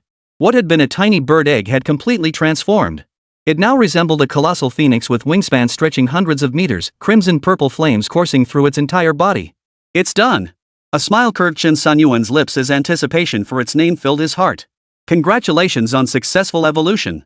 Golden crow bird 3-legged great sun golden crow. Critical strike activated. Congratulations on achieving a 40,000x critical strike. 40,000 times critical hit? Chen Sanyuan furrowed his brow. Was this thing imposing some kind of restriction on him? Why was a gold tier critical hit only 100x, while a black iron one was 10,000x? Beast, 3-legged sunbird. Grade, Titan. Combat power, 720,000. Constitution, 400,000. Agility, 600,000. Spirit, 520,000. Skills, Amaterasu Divine Fire, 9 suns incinerate the heavens. Evolution points required, 1 million. Current evolution points, 151,401, 151,402, 151,403. Cannot evolve. Evolution may trigger a critical hit. Remaining attempts, 2. The Great Sun Crow's combat power is surprisingly high. However, its physical constitution and vitality are correspondingly lower than other tamed beasts. Chen Sanyuan stared at the Great Sun Golden Crow in mild astonishment. It was immeasurably more formidable than Yan Yan's Blazing Golden Crow. This critical hit dealt 40,000x damage higher than both Erha and Big Fish. Could it be due to the Yang family of Qingzhou raising it? Could the Golden Crow truly carry the blood of the ancient Golden Crow ancestor? Chen Sanyuan couldn't help but feel a pang of emotion. This combat power had soared to a staggering million, though still within the Titan tier. It was a strength that even 2 Titans combined might struggle to match. Sure enough, Chen Sanyuan soon sensed the complex emotions stirring within the other 3 beasts. Don't worry. You're all friends. And of course, I, Chen Sanyuan, am your friend too. With that, Chen Sanyuan waved his hand to open several large bags of beast rations. He instructed Erha to divide them into 4 portions, though the dog managed to sneak a big bite along the way. 1 portion each, 250 gene per beast. Save any leftovers yourselves. Chen Sanyuan waved his hand dismissively before exiting the beast taming space. His evolution points still hovered around 150,000. Reaching 500,000 would take time, so he needed to evolve Erha quickly. Otherwise, the little guy might get upset. Back in his room, Chen Sanyuan pulled out the chi blood pills and began shoveling handful after handful into his mouth without hesitation. These chi blood pills not only strengthened his body but, crucially, enhanced his phase energy. This phase energy was profound and mysterious. Earlier in the absolute wind domain, it had even unlocked the potential of the Dowing Yang fish, truly remarkable. And I recall this phase energy can also be used for beast fusion. My knowledge base is still too limited. Chen Sanyuan couldn't help but feel a bit helpless. He then began circulating the chi within his body to digest the chi blood pills. Over an hour later, Chen Sanyuan's body trembled slightly before he exhaled a long breath. Ha! A cloud of murky energy expelled from his body. Chen Sanyuan's forehead glistened with sweat as a wave of refreshing clarity surged through his limbs and bones. His attribute panel appeared before his eyes at that moment. Chapter 30, Thunderfire Street. Class, Beastmaster level 96 7,000 20,000. Spirit, 970. Phase power, 1070 10,000. Talents, Contract Nurturing 210 Eye of Wrath. Beasts, Hell Hound, Dowing Yang Fish, 12-Winged Golden Silkworm, Great Sun Golden Crow. Evolution points, 156,613, 156614, 156615. Chen Sanyuan stared at the attribute panel, stroking his chin. Looks like the golden tier blazing golden crow boosted it by 8,000 points. Not bad at all. The phase power is maxed out this time, a full 1,000 points for Titan tier. Spot on. Now for the reverse nourishment. I still have 2 Titan grade little treasures left. As he spoke, Chen Sanyuan shoveled handful after handful of chi blood pills into his mouth. Even the smallest chi blood pills are unbearable when you have to swallow over 60 at once. They're more filling than a meal. I wonder if the exchange has any substitutes, or pills with higher chi blood purity that I could take in smaller quantities. Chen Sanyuan felt a bit down. He'd only taken his second batch, about 120 pills, and was already struggling to keep going. Over an hour later, Chen Sanyuan exhaled another cloud of murky breath. He could feel the cells throughout his body grow stronger and more powerful once more. Good. My Xiangli has increased by another 1,000 points. That's it for today. I'll take the rest tomorrow. Chen Sanyuan abandoned the third phase power boost opportunity outright. This stuff was genuinely overwhelming to consume. The night slipped by silently, the sounds of wind, rain, and snoring drifting into the distance. The next morning, the rain had cleared. The group boarded a boat bound for the Black Triangle. Alongside Chen Sanyuan and his companions were the 5 individuals seen in the hotel lobby yesterday, plus 2 middle-aged men in uniforms whom they had met before. 12 people in total journeyed together toward the Black Triangle. Are you all here to arrest Hu Jinrong? One of the 2 uniformed men, a short-haired man with deep nasolabial folds, suddenly asked, his gaze sweeping over the others. No one answered, and the man didn't seem bothered by the silence. I'm Feng Qi, an enforcer heading to the Black Triangle for a shift change. Even though you haven't said anything, I'll remind you anyway. Just arrest the man. Don't get involved in anything else. No matter what you see. The other uniformed man, with narrow eyes and a cigarette dangling from his mouth, took a couple of puffs. If Hu Jinrong managed to escape to the Black Triangle and survive this long, it means he's already aligned himself with some faction. If you really can't capture him, don't force it. At least make sure you come back alive. These 2 pieces of advice actually piqued the other's interest. So you're saying we might not make it back alive? Asked one of the 5, wearing sunglasses and sporting a knife scar across his face. Ha! What's there to fear? Even the Black Triangle is just a bunch of rabble. I'll wipe them out. A fat man stamped his foot loudly, his expression contemptuous. The others wore mixed expressions. Chen Sanyuan scanned the group silently. Eagle and his crew, however, seemed intrigued and continued chatting with them. These 5 formed a small squad, having traveled from Yin Province. Yin Province held the strongest overall strength among the 3 provinces, so their professionals carried a certain pride. For Hu Jinrong, who'd been on the run for years, fear was the last thing on his mind. Driven by the million Daxia coin bounty, he took on the mission just like Chen Sanyuan and the others. This put the 2 teams in direct competition, though it didn't really matter much. After all, they'd split up once they reached the Black Triangle. Whoever managed to capture Hu Jinrong first would claim the reward. Half an hour later, the vessel docked at the Black Triangle. The Black Triangle was essentially an island, but it was quite large, with complex terrain and dense vegetation, truly a sanctuary where criminals could evade justice. As they followed the oil pipeline, Chen Sanyuan sensed something amiss. The locals were intensely hostile, each pair of eyes fixed on them, brimming with suspicion. Looks like most folks here are bounty hunters, like us taking on reward jobs. Eagle nodded. The elders always said this Black Triangle is full of devils, big and small. Ha ha ha, Third Master, what do you say? Can you help us brothers make a name for ourselves on this island? Qingzhou chuckled, leaning in. Get lost. What do you think this mission is? We could lose our lives at any moment. Eagle shoved Qingzhou away. Chen Sanyuan surveyed the surroundings. The leaves were all dark green, creating an oppressive atmosphere. The sky had grown overcast, signaling that the rain of the past 2 days would likely continue relentlessly. Upon reaching the main road, Chen Sanyuan's group, the 5-man squad, and the enforcers parted ways, splitting into 3 separate directions.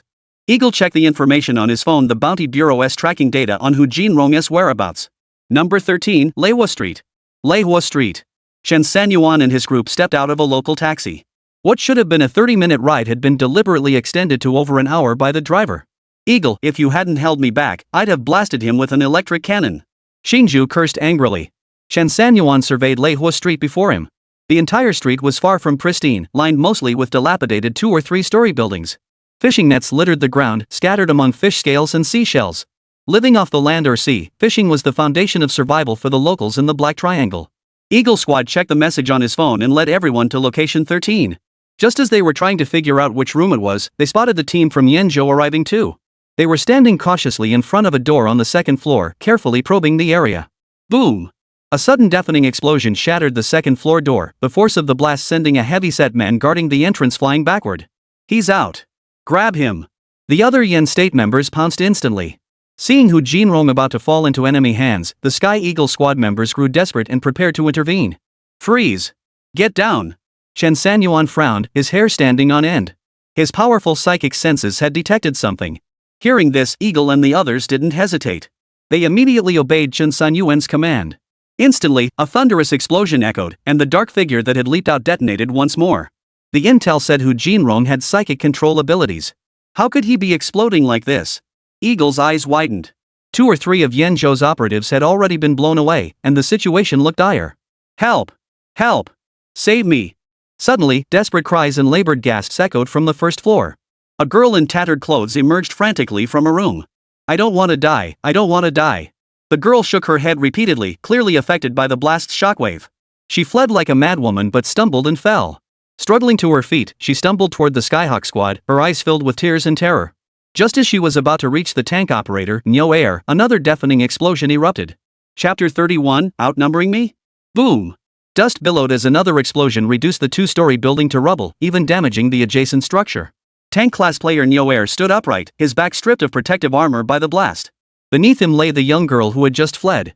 Are you okay? Erha glanced at the still frightened girl and asked softly. Qingzhou chuckled. Looks like old Nyo's finally hit the jackpot. The girl shook her head gently, tears welling in her eyes as she embraced Erha. Thank you, kind stranger. Thud. A dull thud echoed as the girl's arm slowly emerged, revealing a uniquely shaped triangular blade embedded in Erha's back. Bright red blood trickled down the triangular edge onto the ground as she gently twisted the handle. Ah! Erha cried out in agony, trying to push the girl away, only to find her arm clamped around him like a vice. Only then did everyone snap back to reality. Old Nyo! This is bad. Chen Sanyuan's mind raced. With a gentle flick of his right hand, the skies suddenly darkened. The wind howled, and the clear blue heavens were swallowed by rolling black clouds. Local residents looked up in unison, even the girl couldn't help but glance upward, only for their pupils to instantly contract. Black and white colors stretched across the entire sky, a tremendous oppressive force making it feel like they couldn't breathe. Knife Face. Draw your blade. At Chen Sanyuan's command, Knife Face hesitated not a moment. He snapped into action, charging forward with a stomp, aiming straight for the little girl's arms. The girl's expression snapped back to reality, a strange smile playing on her lips as she prepared to dodge. But her eyes suddenly froze. Divine mind control. As Chen Sanyuan raised his palm, a sharp gleam flashed in his eyes. The Daoing Yang fish in his body trembled slightly, instantly causing the little girl's consciousness to falter. Even if it lasted only a second, to the swordsman, it was already a death sentence. SSSSH. Blade met flesh. The girl's arms were severed and fell to the ground. The blade's edge twisted, sending the little girl straight to meet the king of hell. Ah! The foreign dog is killing people. The foreign dog is killing people. Everyone, attack. Kill them all. They all must die. Every last one of them. A mob of locals brandished knives and axes, charging toward the Skyhawk squad and the professionals from Yenzhou. At the very edge of the crowd, a tall man with a thick beard stood, a cruel smile curling his lips. Die here. With that, he raised his right arm toward Chen Sanyuan and the others. His fingers curved inward as invisible currents of law force flickered rapidly through the void. Control them to death. Buzz. As the tall man activated his skill, every member of the Skyhawk squad froze in place, utterly immobilized. The natives, driven mad, raised their knives and axes, hacking wildly at the Skyhawk squad. The cold gleam of their blades was enough to sever heads in an instant. Divine control. Buzz. The same humming sound echoed as the natives suddenly lost consciousness, freezing in place. Even the tall man who had unleashed the skill couldn't help but freeze for a second. How is this possible? He can control too? Is he a beastmaster? Impossible. Absolutely impossible. I, Hu Jinrong, am the only one who masters control. Hu Jinrong gritted his teeth and launched another mental control attack at Chen Sanyuan. Buzz. Chen Sanyuan sensed the attack. He snapped his head up, and his fierce mental energy instantly swept across the field, bearing down on Hu Jinrong. Put. Hu Jinrong spat out a mouthful of blood. His eyes widened in disbelief. As a professional practitioner at the early stage of the 4th tier, he had never encountered anyone who could resist his control and actually injure him.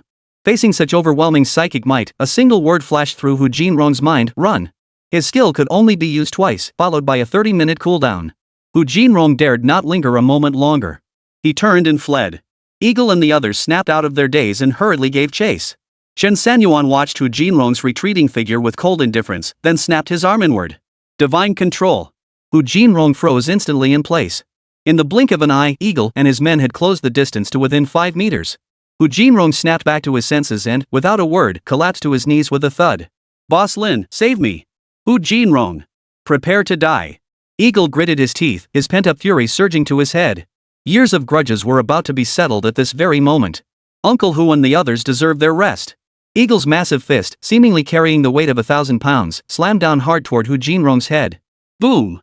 Boom! Boom! The space before Hu Jinrong exploded violently, the powerful shockwave sending both Eagle and Hu Jinrong flying backward. Put! Both men spat blood as they flew backward. Hu Jinrong clutched his chest, coughing incessantly. Boss, that move was brutal. I felt like I was about to die. Hu Jinrong lay on the ground, gasping for breath. Behind him, at the end of the street, a stocky yet short figure emerged slowly, followed by a dozen or so henchmen trailing behind. Ha ha ha. You're lucky to be alive, you bastard. Still got the nerve to talk back? The stocky man was middle-aged, his smile appearing friendly at first glance, yet the slight upturn of his lips carried an unsettling edge. In his hands, he held 2 walnuts, their surfaces worn smooth with age. With each step he took, the walnuts spun and crossed in his grasp. Quite the gathering today, even a beastmaster has shown up. That beast of yours is no small creature. So, kid, fancy joining my crew? I'm Boss Lin. My crew rules 8 streets. My brothers are hardened killers who lick blood off blades. Don't even think about messing with us in the Black Triangle. Even outsiders have to bow down to me. Lin Lao's piercing gaze fixed on Chen Sanyuan, as if among all the outsiders, only Chen could catch his eye. Did you hear that? The boss wants you to bow to him. You idiot. Bow now. Or none of you will leave the Black Triangle alive. Lin Lao's henchmen grew frantic, brandishing their weapons and itching for a fight. Chen Sanyuan grinned, utterly unimpressed. Bow? I doubt you'd be worthy of such an honor. After all, you're called Big Brother here, but out there, I'm known as Third Master. Ha! Lin Lao just suddenly burst into laughter, shaking his head and pointing at Chen Sanyuan. Don't push your luck, you piece of junk. What good is being bigger than the rest? You're nothing. Even if it's powerful, it's still just a support. You might control 1, maybe 10, but could you control 100? These 8 streets are mine. Turning you lot into mincemeat wouldn't take 10 minutes. Still trying to show off in front of me? No sooner had the words left his mouth than people from every house on the streets poured out wielding knives and clubs, surrounding Chen Sanyuan and his men. Kneel. The henchman beside Boss Lin glared, his long knife practically itching to pierce Chen Sanyuan's skull. You think numbers are everything? Chen Sanyuan chuckled darkly, slowly raising his arm. Chapter 32, Third Master's Might echoes across the Black Triangle. Eagle understood the meaning behind Chen Sanyuan's smile instantly and began slowly backing up to stand beside him. Lin Lao remained utterly composed. Facing such overwhelming odds, no amount of commotion from these few men would change anything. Since you refuse to repent, we'll chop you up and feed you to the fish. Lin Lao waved his hand dismissively. Since they couldn't be used, he saw no point in wasting further time or words. Next life, keep a low profile. Coming to the Black Triangle and still acting cocky, that's where you went wrong. Buzz. Before his words had fully faded, Boss Lin heard a piercing hum. Instantly, the sky darkened with thick, ominous clouds, heavy enough to seem like they could drip water. A violent wind suddenly swept through, whipping the flags at the street corner into a furious flutter. Lin Lao sensed something amiss and slowly raised his head to the sky. All his men halted and looked up too, only for their pupils to suddenly contract in the next instant. A colossal ice silkworm, hundreds of meters in size, loomed across the yin-yang fish symbol on the road, its fierce aura instantly engulfing the entire scene. Thud. Thud. Thud. Dull thuds echoed as one low-ranking subordinate after another collapsed to their knees. They struggled to rise, but found themselves utterly powerless. Lin the boss swallowed hard. He saw the fear in his men's eyes and felt his own courage falter. He bellowed, "What the hell are you all staring at? Even if that beastmaster is level 40 with 2 beasts, even if his beasts are powerful, he's still just a beastmaster. The beastmaster himself is a weakling. With all of us here, even if we each wielded just 1 knife, we could chop him into mincemeat." His men rallied with renewed courage at his words. But the next second, they froze. Their legs trembled, their vision blurred. "Boss, are we really outnumbered? My eyes are playing tricks on me. I swear there are several more." "No. Not several, at least 1,000. Whoosh. The entire street erupted in chaos. Everyone began scrambling backward in panic, but it was already too late. The 12-winged iceworm's body trembled slightly, and countless iceworms swarmed out. From afar, they resembled a dark mist. Wherever they passed, even the air seemed to turn into void. Lin the boss clenched his jaw. The moment he saw the swarm, he knew the outcome. But he wouldn't back down. "You little bastard. Since that's the case, I'll show you why I'm the king of the 8 streets." Lin Lao spread his hands wide, and 10 nearly invisible silk threads shot forth. Instantly, 10 black puppets materialized out of thin air. They charged toward the swarm and began exploding one after another. Eagle's brow furrowed as he addressed Chen Sanyuan. This Lin Laoda's talent must be explosive puppets. I once read about this in a book. It requires stockpiling materials, is extremely difficult to refine, but has no cooldown. That's precisely what makes him so terrifying. This Lin Laoda is likely a notorious fugitive who's been on the run for years. Chen Sanyuan nodded, watching as wave after wave of the insect swarm was blown into bloody mist. It was clear this Lin Laoda was no small-time criminal. 12-winged golden silkworm. Activate skill. Flash devour. Lin Laoda remained focused on detonating his puppets. Seeing the significant results, he burst into laughter. Charge, you bastards. There's no one I can't take down. Even the Black Triangle's 8 golden warriors give me respect. What makes you outsiders think you can take me on? Chop. Mid-sentence, Boss Lin suddenly sensed something looming overhead. He snapped his head up to see massive wings unfurling, a belly so vast it stretched beyond sight. The 12-winged golden silkworm had descended.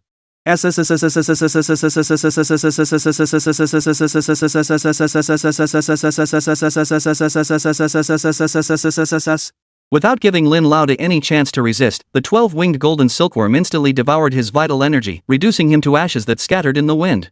All the underlings froze in place.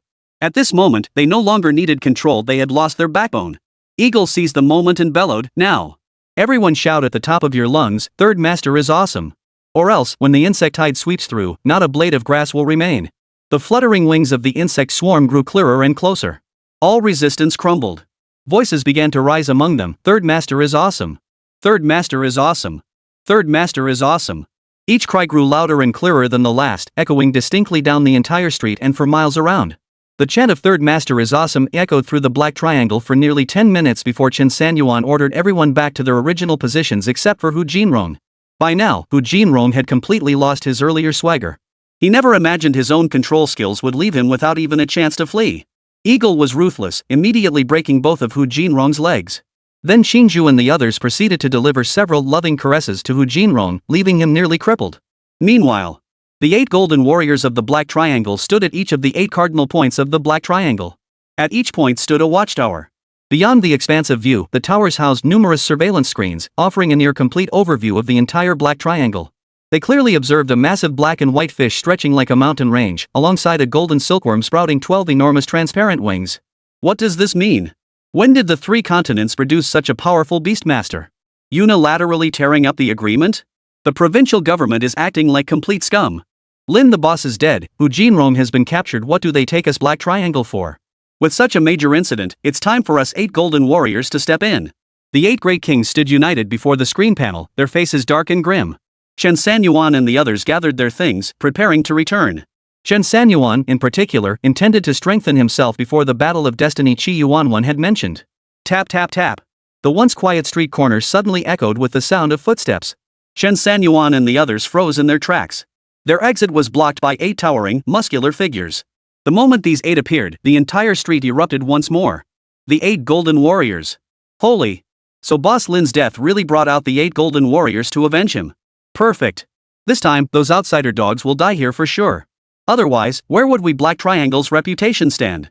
Upon hearing the 8 golden warriors had arrived, the faces of several professionals from Qingzhou instantly turned ashen, their bodies trembling slightly. What? Are the 8 great kings that terrifying? Qingzhou raised an eyebrow.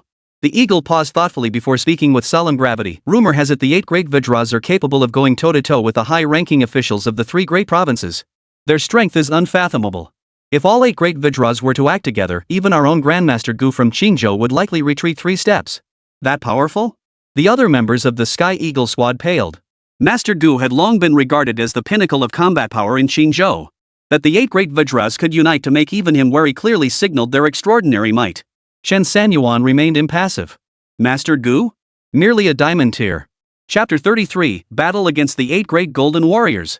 You killed my Black Triangle's street boss, and now you want to take one of our own. Isn't that a bit too greedy?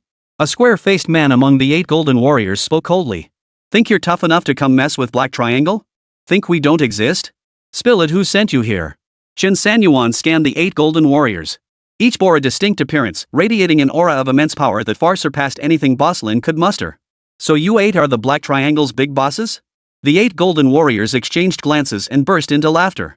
What do you think you're doing, kid? Do you think our place is some dungeon you can just run through? You're asking for it. The words barely left their mouths when their expressions darkened like storm clouds. The square-faced man among them stomped his foot, sending a thunderous shockwave through the air. A heavy hammer instantly materialized in his grasp, its surface crackling with faint lightning arcs. Thunder Warhammer. The moment the weapon appeared, Eagle sucked in a sharp breath. That's top-tier grade gear. A treasure coveted by countless Qingzhou adventurers, and now it's fallen into the hands of the 8 golden warriors. Third Master. Watch out. As the square-faced man soared into the air, his warhammer crackling with lightning, the hissing sounds silenced the entire street. Chen Sanyuan sneered coldly, waving his hand slightly. A massive black hole suddenly appeared on the previously empty ground. Accompanied by a series of deep, growling snarls, a hellhound the size of a black mountain abruptly materialized. Whoosh! In an instant, every pair of eyes widened in shock, staring dumbstruck at the sky. Even the square-faced man mid-air couldn't help but see his pupils contract. Another beast rider? Then die too. Even now, the square-faced man held Chen Sanyuan in contempt. It was already difficult for a beastmaster to devote all their energy to meticulously cultivating a single beast. Trying to raise 2 or 3 more?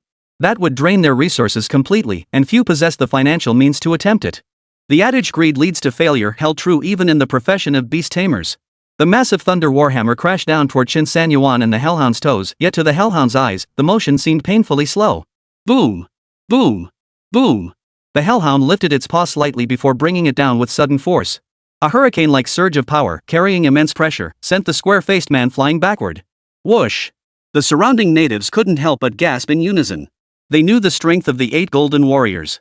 Each possessed at least early 5th-tier strength, and whenever they acted, victory was always decisive and swift. But now, not only were these minor minions stunned, but even the 7 great golden kings, who had been watching the spectacle, froze in disbelief. Holy! When did the 3 continents get such a badass beastmaster? 3 beasts? And at least diamond tier? Guhan's disciple? No, this looks more like the master himself. Ah! 5th brother, stand down. Let me see if his skull is as hard as they say. As the 7 golden warriors spoke, a bald, burly man shot skyward with a thud. He drew a staff and began muttering incantations under his breath. A mage? Eagle raised an eyebrow, genuinely surprised that such a muscle-bound brute was actually a spellcaster. Pure, unexpected cuteness? Hanarilu-san, 7 teeth. Unintentionally, push the wa. The moment the bald giant finished speaking, hundreds of ice spikes instantly formed around his body. Reflecting the sunlight, they glinted with a chilling brilliance. Die. In the black triangle, your blood mist will drift back to Sanzhou Prefecture with the wind.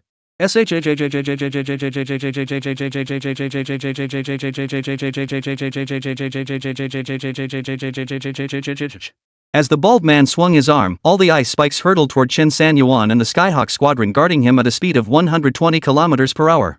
Second Ha. Activate skill. Endless rending. Roar. Roar. Roar. The 3 vicious heads of the hellhound let out a series of fierce howls, followed by ripples of power spreading out at the speed of sound. All the ice spikes instantly turned to dust. The bald, burly man watched the ripples closing in, his eyes suddenly widening. Abandoning his attempt to flee, a faint golden glow emanated from his body. You can't hurt me. I have golden armor.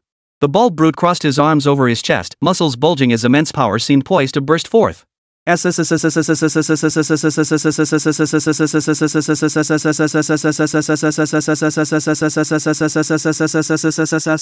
endless, tearing force instantly engulfed the bald brute. The relentless waves of force left him no chance. As a mist of blood drifted away with the wind, the bald brute's arms fell limply to his sides as he plummeted toward the ground. The remaining 6 golden warriors frowned deeply. How could they possibly fight like this? But they were the 8 great Vajras, they couldn't just return home in disgrace. Where would their honor lie? How could they face their hometown elders afterward? What do we do? This kid looks like a tough nut to crack. Chen Sanyuan glanced at the time, it was nearly noon, and waved his hand.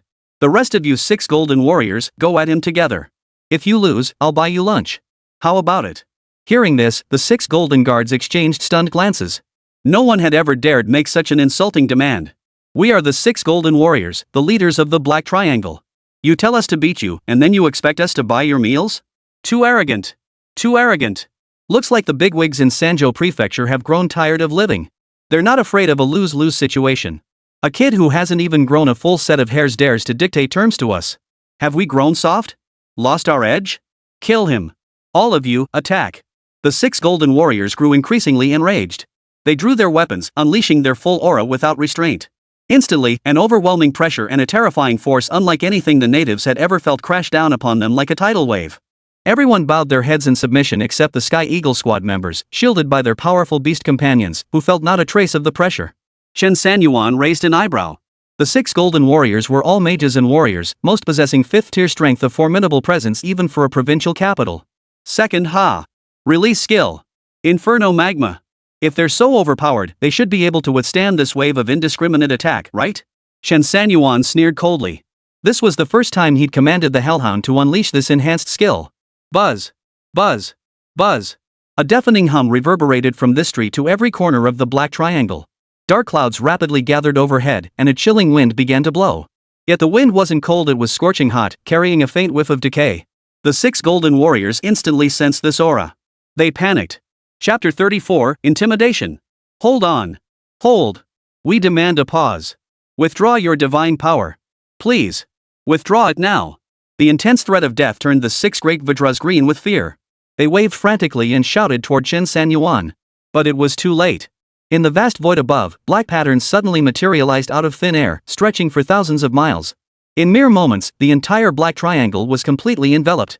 Not only did everyone on the Black Triangle stare wide-eyed, but even practitioners from the 3 great provincial capitals across the ocean looked up in unison. They witnessed a celestial phenomenon. That's the direction of the Black Triangle. My goodness. What could possibly cause such a massive celestial phenomenon?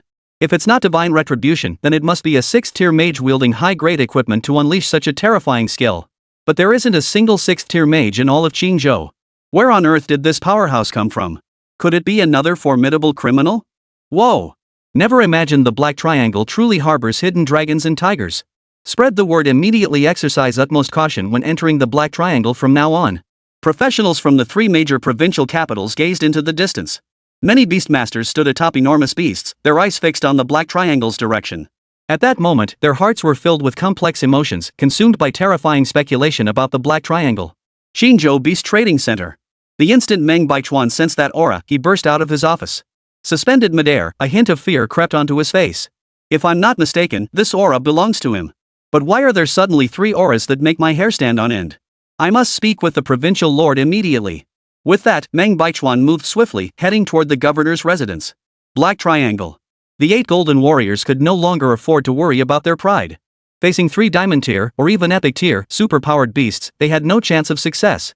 They had swiftly simulated every tactic in their minds: ambushes, assassinations, coordinated encirclements. But facing 3 formidable beasts and the Skyhawk squad protecting Chen Sanyuan like a fortress, they accepted their fate. 6 great kings. Are you guys picking up the tab for this meal? Thud. The 6 great Vajras knelt on the ground in despair. Never in their lives had they encountered an opponent as formidable as Chen Sanyuan. We'll cover it. Boss, we'll cover it all. Quickly withdraw your supernatural powers. Truthfully, Chen Sanyuan wasn't solely after a meal at Black Triangle. This meal held extraordinary significance. Black Triangle had long been a sanctuary for criminals. Countless offenders, having committed grave crimes, fled here to evade legal punishment. The Black Triangle's 8 great kings aided and abetted these evils. Any criminal who paid sufficient fees could secure their safety and receive protection. If the payment was substantial enough, the 8 golden guards would even allow them to build their own shadowy empires within the Black Triangle. Normally, the 8 golden kings wouldn't interfere. But after I killed Boss Lin, they suddenly think they're hot stuff and want to stick their noses where they don't belong. Well, if that's the case, we'll need to have a serious talk. Empty talk wouldn't do. A meal would suffice. Now, Chen Sanyuan intended to use this very meal to temper the Black Triangle's arrogance, letting the people of the 3 great states see that these so-called unbeatable 8 golden kings were nothing special. The sanctuary of sin cannot shield them forever. Chen Sanyuan waved his hand lightly, and the Hell Hound withdrew its skill. The entire landscape returned to its original state. The 6 golden guardians breathed a sigh of relief. Under that earlier pressure, they likely wouldn't have known how they died. Chen Sanyuan couldn't help but marvel at the Hell Hound's new ability. Since absorbing the molten flames of the extinction volcano, its skill seemed to have advanced by more than just a notch. Though it might not quite reach Titan-level power, it was undoubtedly close. Black Triangle. The only star-rated restaurant. This was the place where only the 8 great kings could dine, situated at the very heart of the entire Black Triangle Island. At the rectangular dining table, Chen Sanyuan sat at the head, flanked by the Skyhawk squadron forming a tight protective perimeter around him. The 6 golden guards sat slightly further back. As they gently pressed the dining bells on the table, beautiful waitresses entered one by one, carrying exquisite dishes. Hehe, third master, please enjoy your meal. Here in the Black Triangle, we live off the sea. Our usual fare is king crab, Boston lobster, and the like. Third master, I'll raise a toast to you. A middle-aged man with a black mole on his face raised his cup first. Chen Sanyuan hesitated briefly before downing his drink in one gulp. The Skyhawk squad, following Eagle's instructions, remained cautious. Each ate only one dish and touched not a drop of alcohol. Seeing this, the 6 golden warriors said nothing further and simply urged everyone to eat. By the time they finished eating and drinking, it was already midnight. Chen Sanyuan and the Sky Eagle squad decided to return the next morning. The Battle of Destiny would commence precisely one day later. Midnight. Chen Sanyuan and the others had retired to their assigned rooms to rest, while the 6 golden warriors remained seated at the rectangular dining table, their expressions grim. Suddenly, a figure materialized behind the door. Lord Vidra, everything is prepared as instructed. The man with the black mole chuckled. A moonless night with high winds, it's time to strike. He must not be allowed to return to the 3 states alive. A beastmaster's weakness is fatal. The other 5 golden guards roared with laughter. Does he truly believe he can make us bow to him? He clearly doesn't understand us men who've lived by the sword, men of the worst kind. We only want to see him dead. The 6 golden warriors slowly approached the massive floor-to-ceiling windows, gazing down upon the nightscape of the black triangle, silent and heavy. Moments later, a sudden burst of flames erupted from an explosion, its thunderous roar echoing across the black triangle and the entire sea. It's over. What a worthless beastmaster. Without his beast's protection, he's nothing but trash. He dared to humiliate us. Black triangle will crush him to dust. He's just a wet behind the ears brat after all. No matter how powerful his family is, in the black triangle, he'll crawl to his death. As the sea of flames illuminated the pitch-black night sky, a sense of relief washed over the faces of the 6 golden warriors. Screech! Suddenly, a piercing cry echoed through the night sky. In the next instant, a massive bird, gleaming golden like the sun itself, soared skyward. Boom! Boom! Boom! The clouds churned violently, obscuring every star in the night sky. The 6 great Vidra's eyes widened, their pupils abruptly contracting. What kind of monster is this? Brother! Could it be him? No! Impossible.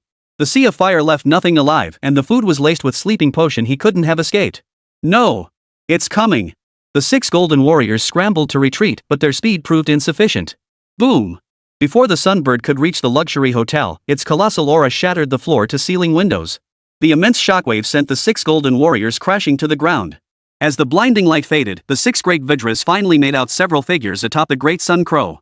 Chen Sanyuan. The Skyhawk squad. Standing unscathed atop the great sun golden crow. Chapter 35, The Ordinary Chen Sanyuan. Seeing Chen Sanyuan's icy expression, the faces of the 6 great Vidras turned green. They never would have imagined that Chen Sanyuan actually possessed such a powerful, flying beast. Thud. The 6 golden warriors knelt in unison. Third master. We truly knew nothing about this matter. It must be a traitor among our men trying to sow discord. Yes. Third master, our loyalty to you is absolute. Heaven and earth bear witness. Third master, you mustn't act rashly against us lest you fall into the villain's trap. The 6 golden warriors spoke in unison, pouring out their grievances and pleading with Chen Sanyuan and the others. Chen Sanyuan sneered coldly. This time, he gave the 6 golden warriors no chance. With a slight wave of his hand, the flames on the great sun crow erupted violently. An overwhelming aura surged skyward, instantly engulfing the entire restaurant in a sea of fire. Ah! The 6 golden warriors' agonized screams abruptly ceased as they were reduced to ashes. The Sky Eagle squadron stared at the charred remains of the 6 great Vidras, fear creeping into their eyes. They knew deep down that even if they were in those 6th place, they wouldn't stand a chance against Chen Sanyuan. Fortunately, he was an ally, not an enemy. Realizing this, they collectively breathed a sigh of relief, their respect for Chen Sanyuan deepening further. The inferno continued to rage within the Black Triangle, quickly drawing local residents to extinguish the flames. Numerous powerful figures from the surrounding 3 major prefectures also watched from afar. Chen Sanyuan said little, retracting the golden crow and slowly descending to the ground. Tonight, he deserved a good night's sleep. Early the next morning, Chen Sanyuan and his companions emerged from the hotel. The streets of Black Triangle were deserted. The tallest building in the distance stood shrouded in darkness, its interior pitch black. The acrid smell of burning permeated the entire Black Triangle. The group boarded a small boat and departed Black Triangle, watching the beautiful island grow smaller beneath the azure sky as they sailed away. Within the residential buildings of Black Triangle, numerous original residents peered silently from windows or inconspicuous corners, watching Chen Sanyuan and his companions depart. Their arrival had shattered the Black Triangle's sky. The 8 golden warriors dead or crippled, their overwhelming presence still sent shivers down spines. The world is truly changing. The disappearance of the 8 great golden warriors will surely bring even greater calamity upon the Black Triangle. Alas, to make such a splash at such a young age, the road ahead may not be an easy one. Xian Grade Trial Grounds. Old Eagle and the others took Hu Jinrong to the 13th Bureau to turn in the bounty and collect their payment. Chen Sanyuan had little interest in this, so he turned and hailed a cab to the Xiangrade trial grounds. Leveling up was the priority. After all, the fate battle was just a day away. He needed to earn as many experience points as possible and farm some powerful gear to give himself a solid edge. The moment he reached the entrance of the Xiangrade trial grounds, Chen Sanyuan sensed a palpable aura of murderous intent. Looking up, he saw three men scowling fiercely as they scanned the area with photos on their phones. Most crucially, trailing behind them was a stunningly beautiful girl in a pale yellow dress. Lin Ruoxue. Guys! What are you doing? I seal brother lost fair and square, it's only right to accept defeat. You guys causing trouble in the trial grounds like this is making things really difficult for me. Besides, Chen Sanyuan hasn't been here these past 2 days, you can't hunt him down like this. He's incredibly powerful. Lin Ruoxue bit her red lips in anxiety, her bright eyes tinged with sorrow. Tears glistened in the sunlight, their faint glow visible beneath her lashes. Hearing Lin Ruoxue speak thus, Lin Ruolong and the others immediately halted their steps. Furrowing their brows, they turned to face her. Ruoxue, tell us just how formidable is he? We've only been out on this mission for a few days, and someone's already overtaken our ranking? Worse, they've beaten Li Bingfang into seclusion. Is that fair? It's not fair. Lin Ruolong clenched his teeth. As Qingzhou's renowned #1 young talent, he had always been arrogant. Not only did he aim to surpass every young cultivator in Qingzhou in professional cultivation, but he also demanded to hold the unshakable top spot on every possible ranking list. But he'd only been out on a mission for a few days. He'd achieved a resounding victory, securing 2 A-grade pieces of equipment, and his mood was boundless with joy. Yet, he had to hear about Li Bingfang's story. Even his once cherished title as the top finisher in the yellow grade trials had been snatched away. This felt no less like a betrayal than having his wife stolen. That's right, Ruoxue, don't you dare speak for that brat again.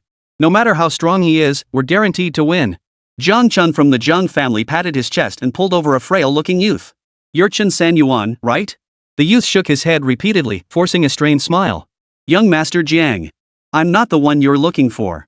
He's at the entrance. The youth pointed shakily toward Chen Sanyuan, offering an apologetic smile that seemed to say, sorry, bro. Chen Sanyuan rolled his eyes. Sorry? What good does that do? I just came here to grind some experience points. Why is this never ending?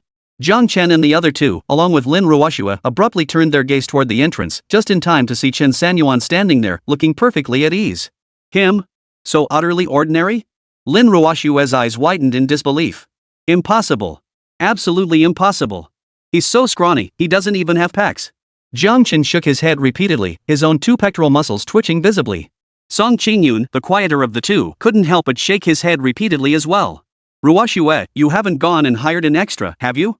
This Chen Sanyuan surpassing us means he's no ordinary man. This fellow. Before Lin Ruoxue could react, Chen Sanyuan lost his temper. You blind bastards.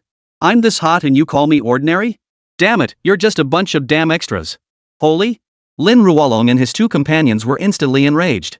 Never before had anyone dared to insult them so brazenly in Qingzhou. Looking for death. Die for me. Boom. Boom. Boom. All 3 leapt off the ground simultaneously, unleashing an aura several times more powerful than that of ordinary professionals. Many onlookers, lacking sufficient cultivation, were sent flying backward by the sheer force of the explosion. Ah! The 3rd young master has moved. Especially since I heard young master Lin Ruolong has already reached the 4th tier. He's terrifyingly strong. Ha ha ha ha. Chen Sanyuan is finished this time. I told you he was showing off too much. He was bound to get his comeuppance sooner or later. See? I was right. Fight. Fight. Fight. Ha ha ha, I love watching the drama unfold. With the young masters of the 4 great families here, who dares to step forward?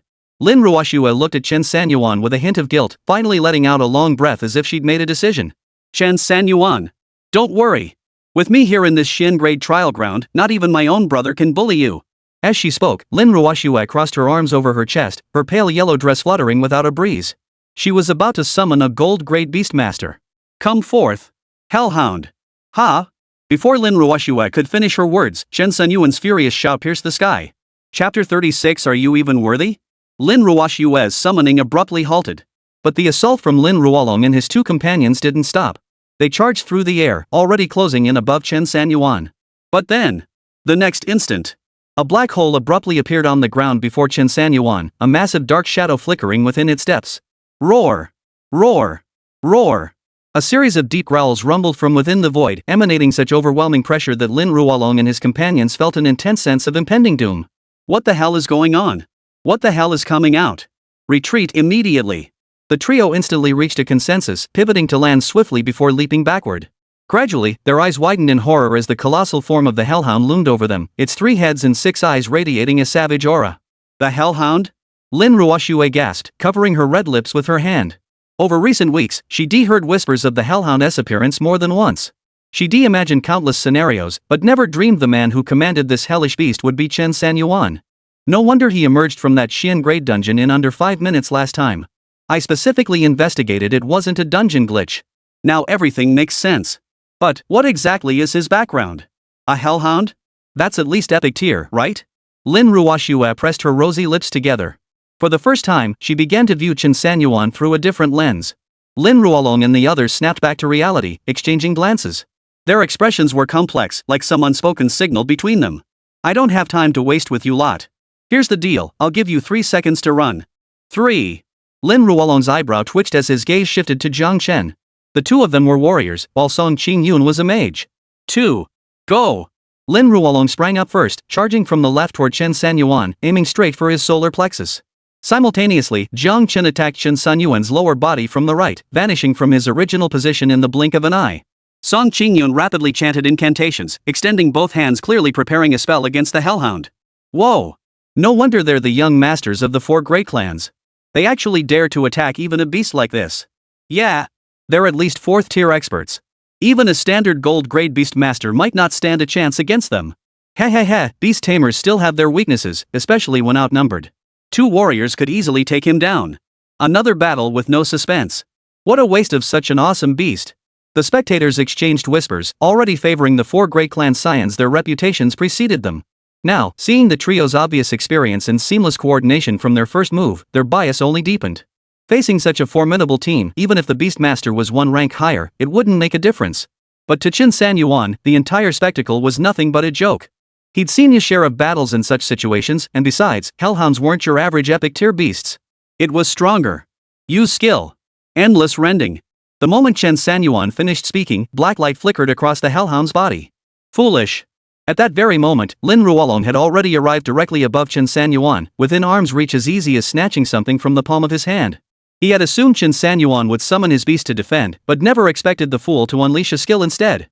That beast is utterly wasted in your hands. On the other side, Jiang Chen swept in like the wind. Meanwhile, Song Qingyun, who hadn't moved from his spot, had already completed his spell. With both hands raised, he unleashed it upon the Hellhound, his entire body radiating a faint blue glow. But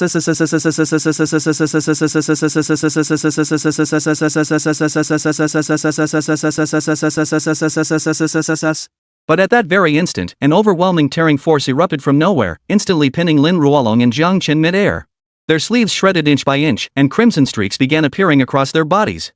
They were about to be torn to shreds. Spare them! Lin Ruoxue cried out, her hands bursting with light as a tiger-shaped beast appeared before Lin Ruolong and the others. Thanks to this emergency intervention, coupled with Lin Ruolong's status as a 4th-tier warrior, he managed to struggle free and leap backward after a fierce struggle. Jiang Chen replicated the maneuver seconds later. Put! But just as the 2 thought they were safe, Song Qingyun, who had seemed the least affected, suddenly coughed up a mouthful of old blood. As a mage, his physique was the weakest. That single strike tore through his body, causing his internal organs to churn violently. Though he was the farthest away, he suffered the most severe damage among them. Xiantian Tiger. Some onlookers recognized Lin Ruoxue's beast and called out its name. I hear the Xiantian Tiger ranks among the top beasts in the entire gold tier. Looks like the Lin family's young miss is furious. Ha! That brat clearly doesn't know his place, daring to show off his claws and fangs here in front of the 4 great families. Chen Sanyuan watched coldly. He hadn't intervened further, showing restraint. Otherwise, Lin Ruolong and his 2 companions would have perished on the spot. Trying to bully the outnumbered again? Pathetic. Lin Ruolong and his companions turned ashen. Even with numerical superiority, they couldn't prevail. This truly dented the pride of this scion of a prestigious family, the foremost young talent of his generation. Ruolong, what do we do? Jiang Chen frowned, having never encountered such a predicament before. Lin Ruolong waved his hand dismissively and addressed Chen Sanyuan, kid, if you're so skilled, why should numbers matter? Beat us, and I'll acknowledge your strength. Chen Sanyuan scoffed derisively. You overestimate yourselves. You don't even have the qualifications to acknowledge my strength. What did you say? Lin Ruolong's face darkened like storm clouds, his teeth gritted in fury. He'd never endured such humiliation in his life. You truly hold no regard for the four great families of Lin, Jiang, Song, and Li. Chen Sanyuan raised his hand. Oh, it's more than that. You don't even deserve a glance from me. How dare you? Lin Ruolong and his two companions erupted in fury, their fists clenching so tightly they cracked. The surrounding crowd couldn't help but flinch. This is the first time anyone in Qingzhou has dared to say they don't hold the four great families in high regard. Just then, a middle-aged man walked in through the doorway. He had short hair, a square jaw, and wore a tracksuit, exuding an imposing presence without needing to raise his voice. Dad? Lin Ruolong raised an eyebrow in disbelief, struggling to comprehend his father's unexpected appearance. You lot haven't stopped causing trouble since you got back. I was worried something untoward might happen, so I came to check. The middle-aged man chuckled, his gaze then settling on Chen Sanyuan, briefly glancing at the Hell Hound as well. So you think you've got the chops to defy the four great families? Young man, recklessness in youth comes at a price. Do you think you're worthy? Chen Sanyuan sneered. Were your Lin ancestors from Oris? Are you kidding me? Playing games? Heh, young man, what's your tone? The middle-aged man's gaze sharpened, his eyes brimming with displeasure toward Chen Sanyuan. Smack! Chen Sanyuan clapped his hands, a cold sneer of anger escaping his lips. Big fish. Golden silkworm. Come out and greet your guests. Chapter 37, Lin Jian snaps. The middle-aged man wore a smile. After all, he was the head of the Lin family. He wasn't the least bit afraid of Chen Sanyuan's summons. How formidable could a mere child of such an age possibly be? TSK, head of the Lin family has arrived. This matter has escalated. Goodness. I heard the head of the Lin family reached 5th rank swordsman long ago. He must be even more terrifying now. That Chen Sanyuan has some minor skills, yet he dared say what he did earlier. His arrogance knows no bounds. Arrogance always invites disaster. I reckon Chen Sanyuan's run is over. He's finished. Lin Jian listened to the murmurs of the surrounding spectators, a hint of amusement flickering across his face. Though he hadn't stepped into the martial world for years, legends about him still circulated. It was hardly surprising after all, he was the head of Qingzhou's foremost family. Seeing his father show up, Lin Ruolong felt a bit embarrassed. He was, after all, a rising star among the younger generation. It was one thing for his men to gang up on an opponent, but now his own father had gotten involved? What kind of situation was this? Dad, this is a matter between us young people. You don't need to get involved. Just stand by and watch quietly. Lin Jian frowned and turned away, his expression tinged with disappointment. Ruolong, is this how you've been training? You can't even defeat a lowly beastmaster? No matter how skilled a beastmaster is, their power comes from their beast. Without it, they're lambs to the slaughter. How have I trained you all this time? Strike where they least expect it, catch them off guard. Once you lure the beast away, the tamer is as easy as pie. Lin Ruolong's lips twitched. Dad, we tried. But this hellhound's reaction speed is clearly beyond anything a gold-grade beast can match. Impossible. In all of Qingzhou, aside from that old codger Guhan, only Ruwashua's gold-grade beast is the strongest. There's no beast surpassing gold-grade. Lin Jian waved his hand dismissively. He knew the strength of every beastmaster in Qingzhou like the back of his hand. Lin Ruolong was speechless. He quietly approached Lin Jian and whispered, Dad, take a good look. This is a hellhound. When selecting a beast for Ruwashua before, I researched this hellhound, it's at least gold tier. And with Chen Sanyuan's build? I'd say it's easily epic tier. Epic grade? Lin Jian's brow shot up in alarm. Just as he turned to get a better look, he suddenly sensed two waves of seemingly boundless, ferocious danger approaching from behind. Without a moment's hesitation, he ducked low, rolled sideways, and vanished from his original spot. Lin Ruolong was flung directly into another corner by Lin Jian.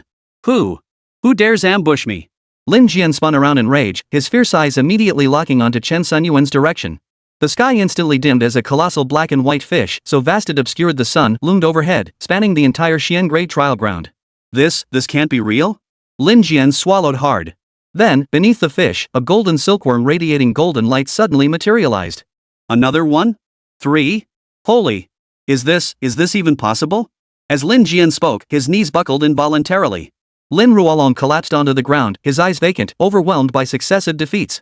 One was already a struggle to fight, and now there were 3? Damn it, they were swarming.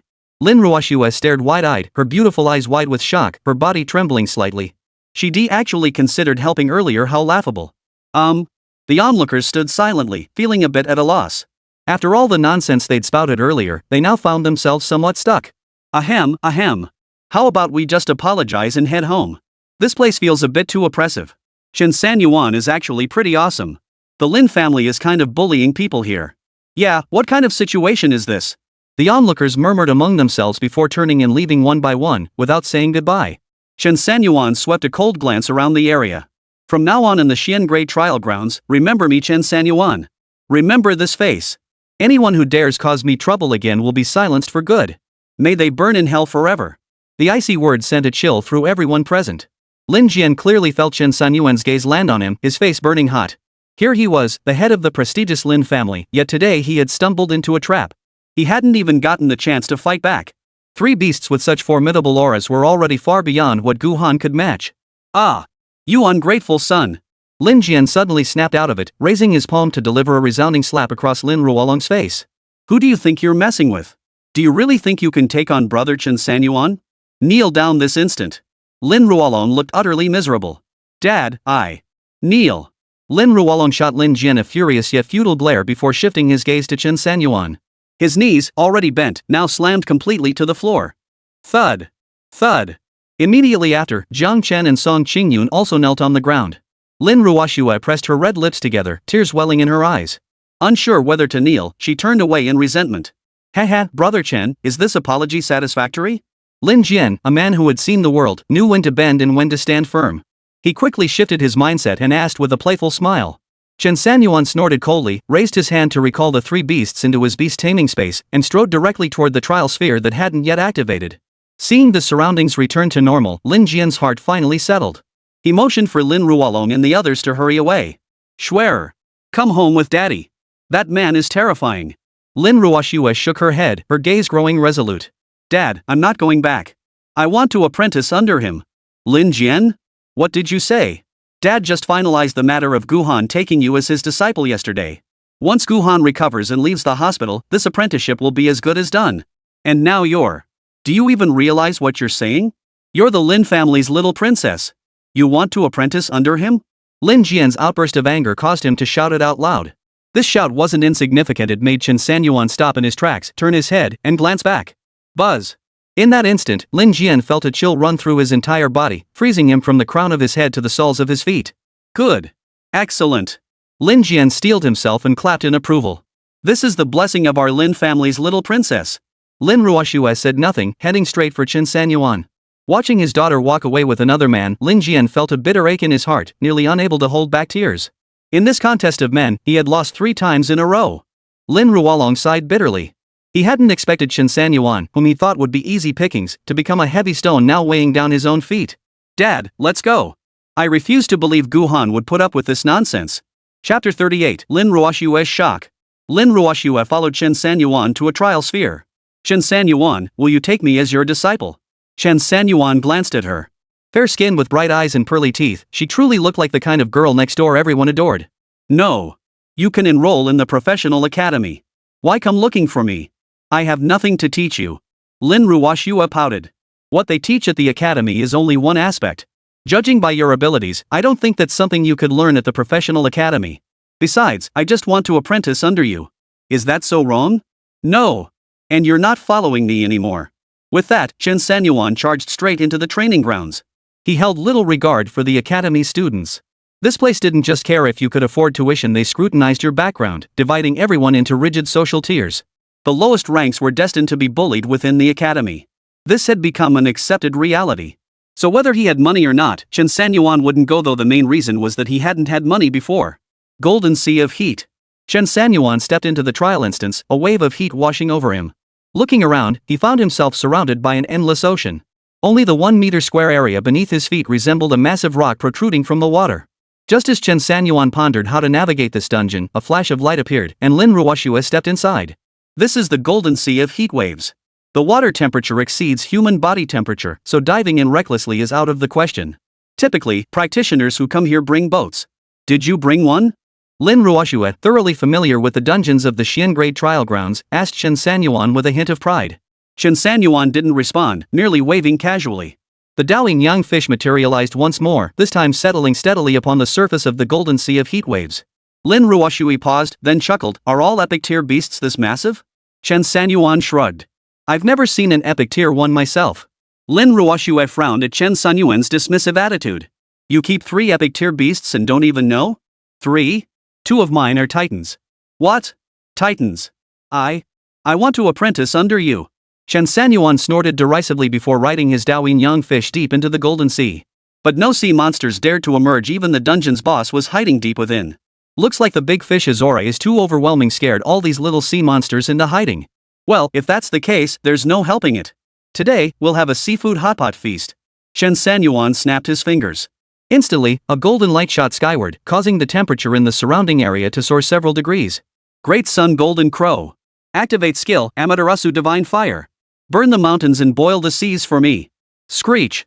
A piercing cry echoed across the wilderness, scattering the clouds in the sky far away. Lin Ruoxue stood frozen in place, still feeling a bit upset over Chen Sanyuan's aloofness. After all, she had always been the favored daughter of heaven since childhood. Wherever she went, she was the center of attention. Especially when it came to boys, many would stop in their tracks upon seeing her. A quiet, reserved type like Chen Sanyuan, who paid her no mind whatsoever, was a first for her. What kind of beast is that? He actually has another one? My head feels like it's about to explode. Lin Ruoxue could scarcely believe her eyes. Having lived in Qingzhou for years and encountered countless influential figures, she had never met anyone quite like Chen Sanyuan before. Then, she witnessed golden flames plummeting from the sky like massive meteors crashing into the sea of gold. Boom! Boom! Boom! Splashing waves, golden fire raining from the sky, bathed in beautiful sunlight the towering figure standing atop the giant fish. Everything was so breathtakingly beautiful. Lin Ruoxue stared blankly at this breathtaking scene, her mind going completely blank. Chen Sanyuan maximized the passive skill of the Daoyin young fish, continuously increasing his luck points. Congratulations on defeating the Ivory Sea Dog. Reward, 400 EXP. This kill grants a luck boost, increasing EXP by 1000%. Plus 4000 EXP. Congratulations on defeating the Tiger Stingfishman. Reward, 500 EXP. This kill grants a luck buff, increasing EXP by 100%. EXP plus 500. Congratulations on defeating. Congratulations on defeating the boss Sea Dragon King. Reward, 4000 EXP. This kill grants a luck boost, increasing EXP by 100%. Plus 4000 EXP. Congratulations on your lucky blessing. You have obtained the S-grade equipment, Hero's Helmet. Equipping the Hero's Helmet grants temporary invincibility and immunity to attacks from classes below Tier 6 for 1 minute. Chen Sanyuan was quite pleased with this gear. The 2 items he'd absorbed from the blazing golden crow were merely B-grade, holding little interest for him. One had been abandoned in his beast taming space. Now, the sudden appearance of an S-grade item brought him a little joy. Opening his class attribute panel, his information appeared before him. Class, Beastmaster level 971950020000. Spirit, 980. Phase power, 1070-10,000. Talents, Contract Counter Nurture 210 Eye of the Wrathful God. Beasts, Hell Hound, Daoyin Yang Fish, 12-Winged Golden Silkworm, Great Sun Golden Crow. Evolution points, 261,524. 261,525, 261,526. Almost at 500,000 now, you little rascal. Your lucky break is coming. Chen Sanyuan grinned, stowing away the Great Sun Golden Crow. With a flick of his thoughts, he commanded the Great Yin Yang Fish to begin its return journey. Lin Ruoxue watched Chen Sanyuan return laden with spoils, her heart brimming with joy. Master, from now on, you are my master, Lin Ruoxue. Chen Sanyuan glanced at her and chuckled, stop joking around, Miss Lin. Go find your master Gu. I'm just an ordinary teenager. Am I really that unlikable? Lin Ruoxue asked, her cheeks puffed out in indignation. Chen Sanyuan tucked away the Great Yin Yang Fish and turned to leave the instance. You're overthinking it. I simply don't care about you at all. Lin Ruoxue stared blankly at Chen Sanyuan's retreating figure. Though a scorching heatwave engulfed her, she felt an icy chill deep within her soul. I absolutely won't give up. Chen Sanyuan. I will definitely ask you to be my master. Lin Ruoxue stomped her foot in frustration and exited the dungeon alongside him. 1 day later. Chen Sanyuan arrived at the 13th Bureau of Bounty as promised.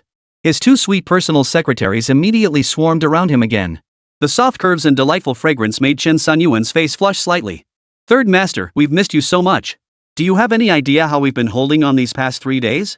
Chen Sanyuan gave an awkward chuckle, feeling helpless inside. These 2 beauties are practically devouring me. Sandwiched between them, it's so soft it's almost unbearable, yet they're squeezing me so tightly. Upon reaching Qi Yuanwen's office, he discovered an old man besides Qi Yuanwen inside the room. Chapter 39, The Sneaky One.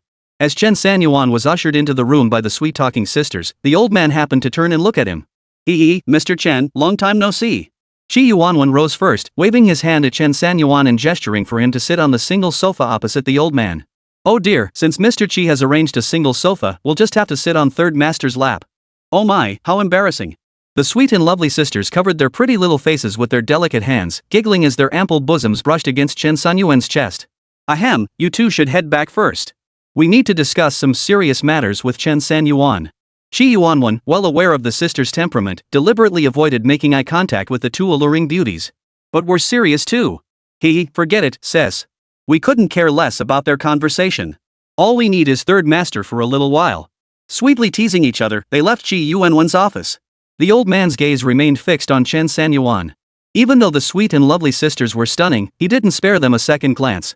Chen Sanyuan raised an eyebrow. This old man is so proper? Let me introduce you then. Mr. Chen, this is Master Guhan, the most renowned beastmaster in all of Qingzhou. Qingzhou extended his hand in introduction, gently placing teacups before the two. Chen Sanyuan's heart skipped a beat. He never imagined the old man before him was actually Guhan. Ever since he'd entered the beastmaster profession, legends of Guhan had constantly reached his ears. Now, he was finally meeting the man himself. Dressed in a black Zhongshan suit, Guhan appeared to be in his 50s. His hair was streaked with gray, his square face framed by broad brows, and most striking were his piercing tiger-like eyes, gleaming with intensity. Hello, young friend Chen. Guhan rose and extended his hand in greeting. Chen Sanyuan didn't put on airs and shook Guhan's hand. So you are the legendary Master Gu. I've only heard tales of your exploits, but meeting you in person surpasses all expectations. Guhan laughed heartily, looking at Chen Sanyuan with satisfaction. I've heard your name mentioned in many recent events as well. What truly surprised me is that young friend Chen is actually so young. After exchanging a few more polite pleasantries, Chen Sanyuan and Guhan sat down together on the sofa. Qingzhou wasted no time and got straight to the point. Mr. Chen, the location for this battle of destiny has suddenly changed. Changed? I recall your message specifying Fengzhou as the location the closest to the other four nations. And isn't this location supposed to be fixed? Where there's smoke, there's fire. If something immutable had been altered, it surely signaled some hidden scheme. Qingzhou nodded. Indeed, under normal circumstances, arbitrary modifications are not permitted. However, last night, an unexplained explosion occurred in Fengzhou. Nearly 100 professionals were killed or injured in the blast.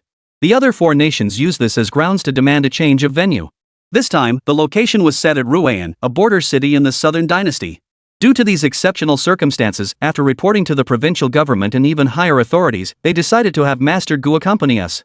Additionally, 6 third-tier and 2 fourth-tier professionals have been invited to provide protection. After all, foreign lands differ from our own. The situation is unpredictable, and we must at least ensure the safety of the two beastmasters. Chen Sanyuan nodded. Such an inscrutable scheme could only be faced head-on, though the provincial authorities had made quite thorough preparations. After all, beastmasters were the most vulnerable when unprotected, yet virtually unbeatable among their peers. Since that's the case, let's set out. Chen Sanyuan raised no objections to these arrangements. Guhan also agreed. Seeing the matter settled, Qingzhou rose and led the way out. Teleportation array base. Qingzhou, Guhan, and Chen Sanyuan stood in the front row, followed by 8 burly professionals. The group of 11 waited for the teleportation array to activate. Moments later, the array's lights flickered. Qingzhou led the way as they filed in one after another. Half an hour later, the group arrived at Ruan, a border town of the Southern Dynasty. Teleportation points were typically located in sparsely populated corners of cities, guarded by dedicated security personnel to prevent unauthorized use by residents. Chen Sanyuan followed Qingzhou off the teleportation platform, observing the local customs and scenery around him. The architectural style of the Southern Dynasty bore similarities to that of the Great Xia Empire. After all, they were neighboring nations, and with the Great Xia's long history, the Southern Dynasty inevitably absorbed some of its influence. Moreover, many residents in the border city could speak some Daxia dialect. Upon exiting the teleportation base, the group boarded the reception convoy prepared by the Southern Dynasty, heading toward the battle site. Ruan Combat Arena. The arena's architecture was square and imposing from the outside. Inside, numerous spectators had already taken their seats, eagerly awaiting the start of the contest. The interior was vast, with an open-air central area providing excellent natural lighting. Once inside, most matters fell to Qingzhou, who was responsible for liaising with the competition coordinators from the other four nations. Chen Sanyuan and the others focused solely on the combat matches. Seated beside Chen Sanyuan, Guhan murmured, "This tournament is rigged. When the moment comes, you and I must work together seamlessly. We absolutely cannot let foreigners laugh at us." Hearing Guhan's resolute words, Chen Sanyuan nodded in agreement. "I heard your beast is epic tier?" Chen Sanyuan remained non-committal. After so much time had passed, concealment was impossible anyway. His abilities had long been thoroughly analyzed. Guhan chuckled. "Truly, heroes emerge in youth. Ha, in the future, this old man would be honored to exchange insights with you. Chen Sanyuan waved his hand dismissively. Master Gu, you flatter me. With your wealth of experience, it should be us learning from you. Guhan laughed heartily, nodding repeatedly. Then I'll take your word for it. A few minutes later, Qi Yuanwen returned with a grim expression. Damn it! These four nations have banded together to bully us. Now they're demanding we register our professional details before competing, and if you're a beastmaster, you have to list your beast's characteristics too. The most ridiculous part is that he actually made people write down the beast's weaknesses too. Isn't that just ridiculous? What if the enemy sees it? Qi Yuanwen gritted his teeth and sneered coldly, damn it all. Master Gu and young Chen, what do you think of this arrangement? Chen Sanyuan chuckled and said, if that's what they want, just write it down. Qi Yuanwen raised an eyebrow, surprised that Chen Sanyuan dared to joke about this. Just give them 3 parts truth and 7 parts falsehood. Telling them the beast's fake weaknesses, isn't that also a form of deception? The words struck Qi Yuanwen like a bolt of lightning, and he burst into laughter. As noon approached, Qi Yuanwen finally arrived late, rushing over with his competition badge in hand. Chen Sanyuan glanced at it and discovered he was listed as the first contestant. Opponent, Li Daoxi, from the Southern Dynasty. Chapter 40, the battle begins. Brother Chen is actually in the first group. Qi Yuanwen frowned. Typically, the first group became the most thoroughly studied by opponents, placing them at a relative disadvantage. But then Qi Yuanwen recalled Chen Sanyuan's unique strengths and shook his head with a smile. Though being first might feel rushed, I doubt it'll trouble a master like Brother Chen with his vast beast taming skills. Chen Sanyuan smiled, stepped down from the resting platform, and headed straight for the square arena at the center of the venue. The arena was quite spacious, measuring 50 meters in both length and width. It could easily accommodate not just 2 people, but hundreds. But beast tamers couldn't be lumped together indiscriminately. The size of their beasts had to be taken into account. Master Gu, what do you think the Southern Court is aiming for this time? Qi Yuanwen, no longer concerned about Chen Sanyuan, turned to look at Guhan, who remained calm. Guhan surveyed the arrangements around the venue and shook his head lightly. If their plans were so easily discernible, it wouldn't qualify as a conspiracy among the 4 nations. Though the Southern Dynasty, Eastern Ocean, Yutai, and Shisha nations collectively possess less than a tenth of our Great Xiao's territory, numerous powerful practitioners have emerged in recent years, and their ambitions continue to swell. Moreover, with all these bizarre incidents occurring within Great Xiao's borders, they likely aren't unrelated. Now that the Challenger tournament has escalated to a matter of national prestige, the higher-ups won't stand idly by. Qi Yuanwen nodded in agreement. Truthfully, he had some insight into the matter. Just 2 days prior, the governor of Qingzhou had abruptly departed in the dead of night. Though his destination remained unknown, Qi Yuanwen suspected it was undoubtedly related to this 4 nations war. It was precisely the governor's hasty departure that necessitated Qi Yuanwen's intervention in the southern court. Otherwise, how else would the task of leading the expedition have fallen to him? Pushing these thoughts aside, Qi Yuanwen glanced at the professional warriors following closely behind him. Selected from the elite ranks of the 13th Bureau, their formidable strength offered a measure of reassurance. It begins. As the resonant toll of a bell echoed throughout the Ruyan combat arena, the crowd in the stands fell silent. All eyes turned toward the 2 figures on the battlefield. Chen Sanyuan. Li Daoxi. Li Daoxi was a woman, her hair pulled into a high ponytail. Her large, dark eyes darted around, studying Chen Sanyuan. She wore a form-fitting black tracksuit that accentuated her figure perfectly. The slight curl of her lips seemed to express disdain toward Chen Sanyuan. The match begins. The referee's resonant voice echoed throughout the arena. Before the words faded, a sharp gleam flashed in Li Daoxi's eyes. She raised her arm high and murmured incantations. Come out, girl. Luo na. Li Daoxi's roar sent a bone-chilling chill through the entire arena, the surrounding temperature plummeting rapidly. Yet when everyone looked around, there was no sign of any summoned beast. Chen Sanyuan's expression shifted. He abruptly lowered his right hand, which had been summoning a beast, and rolled violently to the side. SSSSHHH. With a raspy hiss, a stream of green venom shot past Chen Sanyuan, striking the ground and releasing wisps of white mist. Corrosive to this extent? If that hits your skin, you're dead meat. It's a venomous snake. Damn, after searching for so long, it actually teleported. Completely unpredictable. Ha ha ha, that's exactly why it's so thrilling. If you just want to watch beasts fight, why the hell don't you just go watch Animal Planet? South Korea wasn't far from Great Xia, so many people from neighboring provinces had come directly to the scene to watch the battle. After all, this annual 4 Nations Challenger tournament offered matches too thrilling to miss. From his seat in the stands, Guhan watched silently. He harbored high expectations for Chen Sanyuan's performance, especially regarding his rumored epic tier beast. On the arena floor, Chen Sanyuan glanced at the ground corroded by venom and frowned. Had his psychic power not surged dramatically, this single blow might have been his end. And this Li Daoxi wasn't playing by the rules. He'd attacked prematurely. Wasn't that jumping the gun? And you're not even going to call it? Fine, fine, fine. Come forth. 12-winged golden silkworm. In this situation, summoning the Hell Hound would clearly be disadvantageous. Not only was the venomous snake poisonous, but it could also teleport. Seeing his first strike fail, Li Daoxi's expression darkened instantly. He flipped his palm, producing several pieces of equipment, armor, a long sword, and a pair of golden boots. No fool dared enter this battlefield. Shi always ended fights with a single ambush strike. If that failed, Shi prolonged the battle after all, her venomous snakes could blink away. She could afford countless failures, but the enemy only needed to slip up once to die. As Li Daoxi retrieved the gear, dark clouds gathered in the wind, rapidly coalescing directly above the entire arena. Simultaneously, powerful gusts of wind, carrying an oppressive aura that squeezed the breath from everyone, spread rapidly from Chen Sanyuan's position on the arena. Within moments, they engulfed the entire Ruian venue. Whoosh! Everyone who felt the immense pressure sucked in a sharp breath. They forced their bodies to stand firm, their spines bent under the weight, yet their minds remained stubbornly defiant. At the edge of the pressure, Gu Han's eyes widened sharply.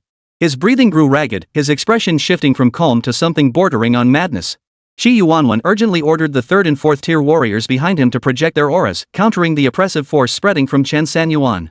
The pressure was overwhelming, especially for a laid-back practitioner like him with limited cultivation experience. This can't be epic tier. How could it possibly be epic tier? Gu Han shook his head in disbelief. He knew his stuff. He could tell at a glance that Chen Sanyuan's beast riding technique couldn't possibly be epic tier. Qingzhou's lips twitched, a bitter smile escaping him. My dear Master Gu, even your diamond tier skills don't carry this kind of pressure. If it's not epic tier, then what else could it be but gold tier? Master Gu raised a hand to silence Qingzhou. No. What I mean is Chen Sanyuan's beast mastery is titan tier. What? Did you say? Qingzhou collapsed to his knees with a thud. Titan tier? Holy. Kneeling isn't shameful. Ha ha ha. Qingzhou's hands trembled with excitement as he pushed aside the practitioners blocking his view. Before him, a massive ice silkworm had appeared beside Chen Sanyuan. No! It was a golden ice silkworm with 12 enormous wings. Even from this distance, it loomed like a colossal beast in the sky, utterly awe-inspiring. Our great Xia is saved. Master Gu regained his composure, relaxing as the overwhelming pressure bent his spine. On the arena, Li Daoxi stared blankly at the appearance of the 12-winged golden silkworm. For the first time, her mental world nearly collapsed. For she could sense her beloved Rona had been frightened back into the beast-taming realm. No! I cannot lose. I absolutely cannot lose. Suddenly, crimson pills materialized in Li Daoxi's hand.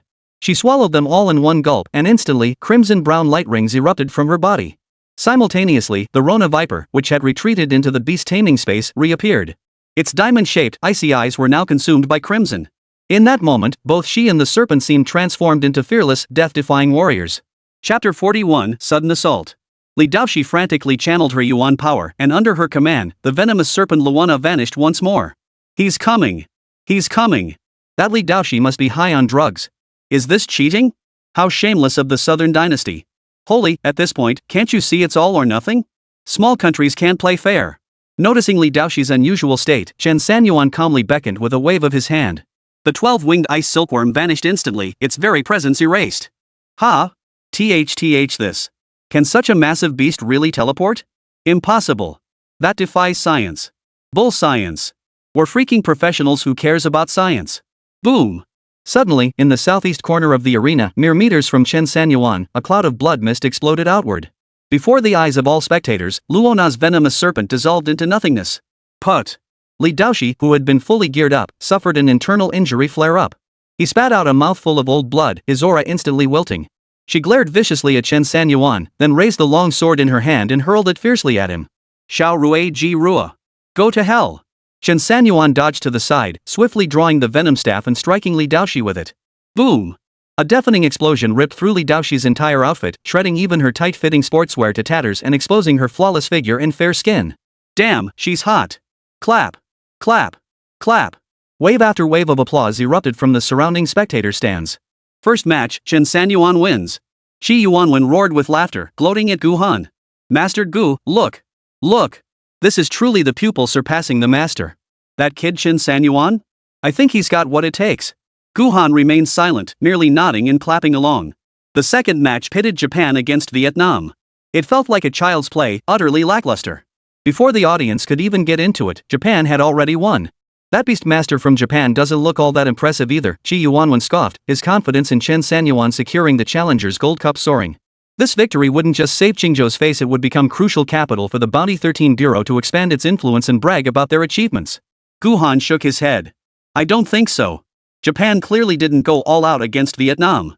And I suspect he might have more than one beastmaster under his command. Qingzhou was baffled. How could he tell that? How do you know? The Japanese guy's beast is a diamond-tier tyrant ape, a rare species. I've read ancient texts mentioning this tyrant ape's formidable combat prowess. Once its skills activate, it can even challenge tamers with beasts half a rank higher. But its weakness lies in its skill preparation time, which is longer than other beasts of the same rank. Therefore, if this Japanese fighter wants to unleash the tyrant ape's full potential on the battlefield, he must have another beast or some other powerful means to ensure the tyrant ape's skills can be released. Qingzhou nodded in understanding. So this Japanese fighter is the toughest opponent to deal with. Guhan remained silent. The third battle pitted Chen Sanyuan against the Shisha Kingdom's beastmaster Slok. On the battlefield, Chen Sanyuan remained calm and composed, standing in one corner of the battlefield. Slok watched Chen Sanyuan's every move with caution. After the first battle, the entire Shisha Kingdom had scrambled to devise countermeasures against him. Yet facing such a formidable and troublesome beastmaster, even Shisha found themselves somewhat overwhelmed. Eventually, after connecting via international phone and holding heated discussions with the Shisha Kingdom's Grand Master, they tailored a battle plan specifically for Slok. The match begins. As the referee's voice echoed, Slok shot forward like an arrow released from its string. Chen Sanyuan raised an eyebrow. Wasn't this kid a freaking beast tamer? How could he run so fast? Slok charged straight toward Chen Sanyuan, a spear suddenly appearing in his hand. Chen Sanyuan jolted in alarm, hastily summoning his beast. But Slok had already raised his spear. That's right. This spear wasn't a cold weapon. It was a genuine long-barreled firearm. Beyond 10 meters, the gun was fast. Within 10 meters, the musket was both accurate and fast. Holy crap! Chen Sanyuan had no time to summon anything. He pulled out the hero's helmet and strapped it onto his head. At that very moment, Slok's musket barrel slammed against the helmet. Phew! Slok let out a sigh of relief and burst into laughter. Die, Great Xia man! Chen Sanyuan hadn't expected Slok to know any Great Xia language. Though his pronunciation was sloppy, it was still understandable. Bang! This moment stunned not only the entire audience, but even Qingzhou and Guhan were left dumbfounded. Chen Sanyuan. By the time they snapped back to reality, it was already too late. Chen Sanyuan had been sent flying by the powerful recoil of the musket. Slok's musket barrel still puffed grayish-white smoke. A deathly silence fell over the arena, followed by a deafening roar. The spectators went wild, nearly storming the battlefield. The fury in their eyes threatened to tear Slok to shreds. Wasn't this supposed to be a beastmaster battle? What the hell is a long-barreled musket doing here? Holy! You Southern Dynasty bastards, can you show some decency? It's a musket. A musket. Who the hell allowed muskets in this kind of competition? Damn it! The ruler of the Southern Dynasty deserves to die. Slork deserves to die. The Western Sand Kingdom has no shame. Slaughter Slok. Slaughter Slok. Buzz buzz buzz. Guhan's face darkened like storm clouds, his eyes blazing with a fierce, towering rage. Emerge! Dragonfire Steed. At Guhan's command, a massive fissure instantly tore open in the void between heaven and earth. Emerging from it was a colossal unicorn horse, its entire body engulfed in swirling blue and crimson flames. A formidable aura surged forth, stirring powerful gusts of wind. Kill Slok! Kill Slok! Not only was Guhan enraged, but Qingzhou felt himself plummet from hope to despair. Chen Sanyuan, who had been the center of attention, had been so viciously killed by a villain. Behind him, every practitioner unleashed their most formidable aura, charging through the security perimeter of the Southern Dynasty Kingdom alongside the entire audience, determined to storm the battlefield. Slok's face twisted with panic. His flintlock swept back and forth toward the crowd trying to break through, desperate for backup only to find the space behind him utterly empty. The Southern Dynasty leaders, who had been on the VIP platform, were so terrified they dived under the tables. The few remaining local professionals fled in panic. Holy! Suddenly, a thunderous curse echoed through the arena, halting every spectator and every charging professional in their tracks. Their gazes converged on Chen Sanyuan. Slowly, he straightened his posture, cracked his neck, then looked up to survey the scene. What the hell are you all doing? Chapter 42, The Mysterious Black Lotus. Holy! He's not dead. He took a point-blank shot and he's still alive. This kid's got some luck. Wait, look at his helmet. That must be high-end gear. This kid's got it made. He's got deep pockets. No wonder he dared to enter the Four Nations Challenge. Chen Sanyuan isn't dead. Qingzhou's grief instantly turned to joy, as if he'd just experienced the full spectrum of human emotion. A huge weight lifted from his shoulders. Guhan also let out a sigh of relief. This kid sure knows how to stir things up. The scene froze momentarily. Chen Sanyuan quickly realized what was happening. Those charging forward were mostly people from Great Xia.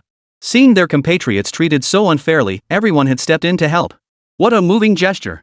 Chen Sanyuan bowed his hands in gratitude to the crowd, then with a sweeping gesture, swiftly produced the 12-winged ice silkworm. It instantly devoured Slock, consuming him whole. He didn't even give it a chance to summon its beast. Just finished it off. Chen Sanyuan had expected someone from Shisha Kingdom to come forward to defend Slock, but to his surprise, the Shisha Kingdom people, seeing the situation was not going their way, turned and fled without a trace. The third battle ended abruptly. The Southern Dynasty's leadership stepped forward to admit their mistake, promising to strengthen security immediately and prevent any recurrence of Slork's actions. The crowd remained skeptical, but they had no choice but to accept that the tournament must go on. Now, only one match remained, Great Xia versus Japan. The Beastmaster from the Eastern Kingdom was named Igawa Island. He was short, with thinning hair and bulging eyes, yet a palpable aura of lethal intent radiated from him.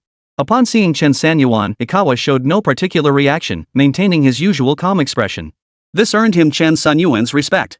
Normally, any beastmaster encountering his 12-winged golden silkworm would feel immense pressure, yet few remained as composed as this frog-eyed man before him. As the chimes of the bell echoed, the arena fell silent once more. The match begins.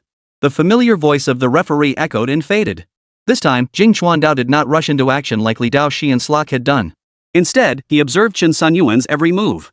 Chen Sanyuan raised an eyebrow, puzzled by Inagashima's behavior, though he shrugged it off. With a slight wave of his hand, he summoned the 12-winged golden silkworm, ready to end the fight. Unexpectedly, the instant Chen Sanyuan summoned the 12-winged golden silkworm, Inagashima also made his move. Just then, Jingchuan Island swiftly drew a black lotus from his robe.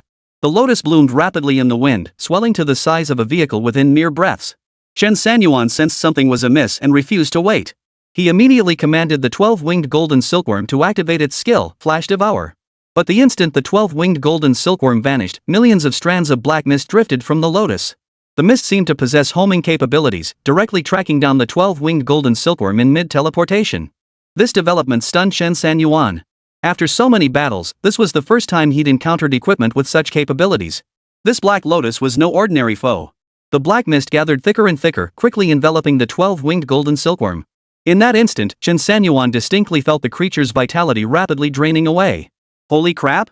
It can do that? The black lotus gradually shifted from black to purple. As it absorbed more and more vital energy, it slowly turned red, its color gradually fading.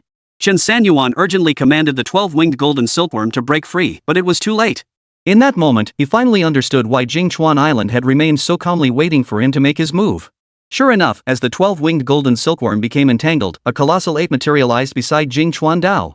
Standing dozens of meters tall, it was so powerful it seemed capable of splitting mountains and shattering rocks. Roar! The tyrant ape pounded its chest and roared, its fierce red eyes fixed on Chen Sanyuan. It charged toward him. At that moment, Jing Chuandao's mouth twisted into a sinister grin, revealing his yellowed teeth. You think you've got me cornered now? Chen Sanyuan raised his hand slightly. This time, he had already channeled his Yuan power in advance, waiting precisely for this moment to summon. Come forth! Hell Hound! Roar! Roar! Roar! A massive black hole abruptly appeared, but it wasn't over yet. Chen Sanyuan roared again, emerge! Great yin-yang fish! Hum! Hum! Hum! Waves of energy radiated outward from Chen Sanyuan, leaving the entire audience speechless.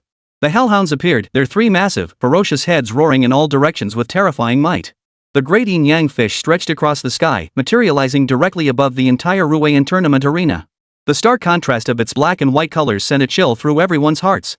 If it were to crash down suddenly. Jingchuan Island's smile froze solid on his face, and even his overlord ape halted in its tracks. Ha ha ha ha! Awesome! Shi Yuanwen, who had been deathly worried the moment he saw the black lotus, now beamed with delight upon witnessing Chen Sanyuan summon two more beasts. That Japanese bastard thought he could control Chen Sanyuan's beast with that crappy black lotus, then finish him off with the overlord ape. Little did he know Chen Sanyuan had more than one beast. Brilliant! Absolutely brilliant! Guhan frowned deeply, saying nothing. Truth be told, he too was profoundly shocked. He knew better than anyone the true value of these two new beasts Chen Sanyuan had summoned. One was epic tier, the other titan tier. Either one would be considered top tier in any provincial capital, and he possessed three such beasts. Chen Sanyuan is a terrifying bastard. Shi Yuanwen nodded in agreement. You're dead right, bro. This round is in the bag. Ha ha ha. I, Shi Yuanwen, am truly the world's greatest talent scout. On the battlefield.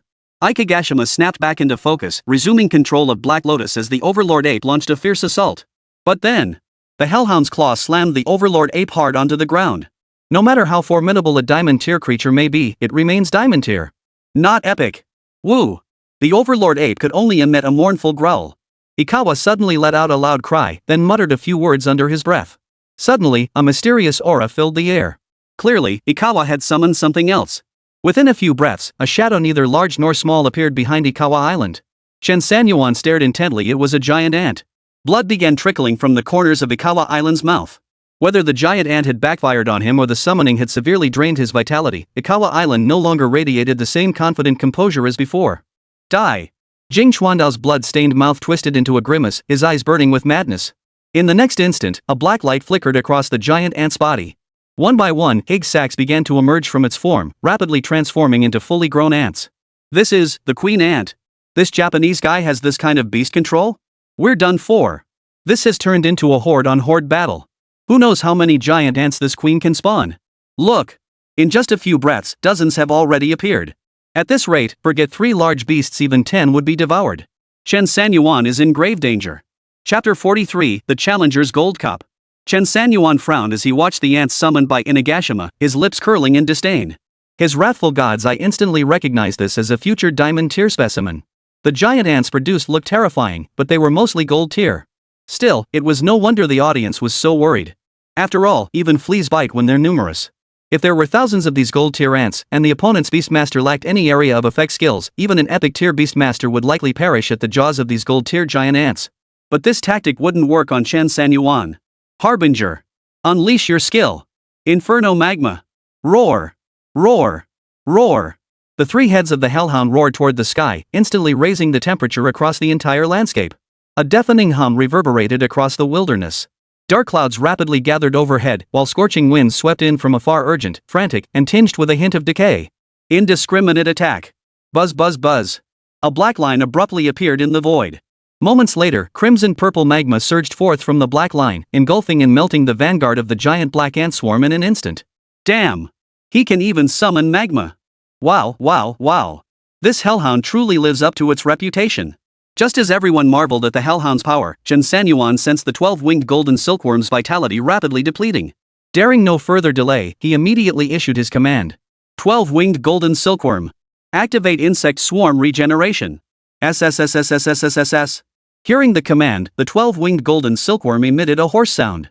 Golden light began to flicker across its body, starkly contrasting with the black mist. In an instant, the 12-winged golden silkworm split into 2. 2 became 4. Just as everyone was intently watching the swarm of giant black ants resisting the infernal magma, they suddenly realized the 12-winged golden silkworms had begun splitting into batches. Holy! Look, everyone! That golden silkworm is splitting apart. Ha! Holy crap! I've never seen a Beastmaster like this in all my years. How did it multiply by over a dozen in the blink of an eye? What the hell is Chen Sanyuan even doing? How can a beast split like that? Terrifying. Absolutely terrifying. Though the split beasts aren't huge, they radiate immense power. This golden silkworm battling giant ants, fascinating. This year's 4 Nations tournament is truly thrilling. Qi Yuanwen watched the battlefield with equal excitement and awe. He truly hadn't expected Chen Sanyuan to deliver one surprise after another. A lucky charm. This Chen Sanyuan is truly a great lucky star. Qi Yuanwen burst into laughter, jumping to his feet in sheer excitement. Good lad. He's got another trick up his sleeve. Guhan's expression remained calm, but his mind was in turmoil. He never imagined Chen Sanyuan's golden silkworm possessed such a formidable ability. If this splitting continued, not even a queen ant, let alone an entire army, could gain the slightest advantage against Chen Sanyuan. Over on the Qingzhou Island side, his frog-like eyes widened in disbelief. He couldn't hold back and spat out another mouthful of old blood. He shook his head in utter disbelief. The queen ant alone was already beyond comprehension. What the hell was this endlessly splitting golden silkworm? My Black Lotus couldn't even hold back this golden silkworm? The Black Lotus could lock onto a single target, but how could it lock onto dozens of golden silkworms appearing like this? Even after exhausting myself to the point of vomiting blood, I still can't bind them. In the brief moment Qingzhou Island was consumed by frustration, his massive black ant army was either melted away or devoured by the golden silkworms. A formidable army of ants, brimming with combat prowess, was brutally reduced to fertilizer for Chen Sanyuan's beast. The spectators in the stands were thoroughly enthralled. They'd witnessed beast tamers brawling in groups, and they'd seen swarms of tamed insects, but never a battle like this, a massive brawl amplified by a swarm of insects devouring each other. Whoa! How come these golden silkworms are so powerful? The 12-winged golden silkworms are insane. The Hell Hound's no slouch either, that magma's killing everything it touches. Chen Sanyuan is terrifying. Absolutely terrifying. Chen Sanyuan felt the 12-winged golden silkworm regain its vitality after devouring the black ants, and his heart swelled with delight. He abandoned the idea of having it devour the queen ant outright, instead planning to wear it down bit by bit. Cruel. Utterly inhumane cruelty. Well, Kagawa Island clearly saw through Chen Sanyuan's plan and raised his hand to recall the giant queen ant. Chen Sanyuan swiftly drew his venom staff and struck the arm with a single blow. Bang! Jing Chuandao's arm exploded, flesh torn open, blood gushing everywhere, white bones exposed. This was the venom staff not yet fully restored to its peak power. At its full strength, it would have shattered his arm clean off. Minutes later, the black queen ant, clearly exhausted, plummeted from midair to the ground. Damn, that's brutal. He literally dragged the queen ant to her death. Yeah. No poison, no man. If Jingchuan Island had gained the upper hand, who knows how he would have tortured Chen Sanyuan's beast. True. Chen Sanyuan is impressive. Seeing the queen ant was useless, Chen Sanyuan immediately dispatched the 12-winged golden silkworm to teleport and devour her. In an instant, it absorbed the queen ant completely. Immediately after, the giant ape was torn apart and devoured by the Hell Hound. The 12-winged golden silkworm's vitality rapidly recovered, while the Hell Hound slowly began to rise. Seeing this, Jingchuan Island was overcome with agony. He had lost completely.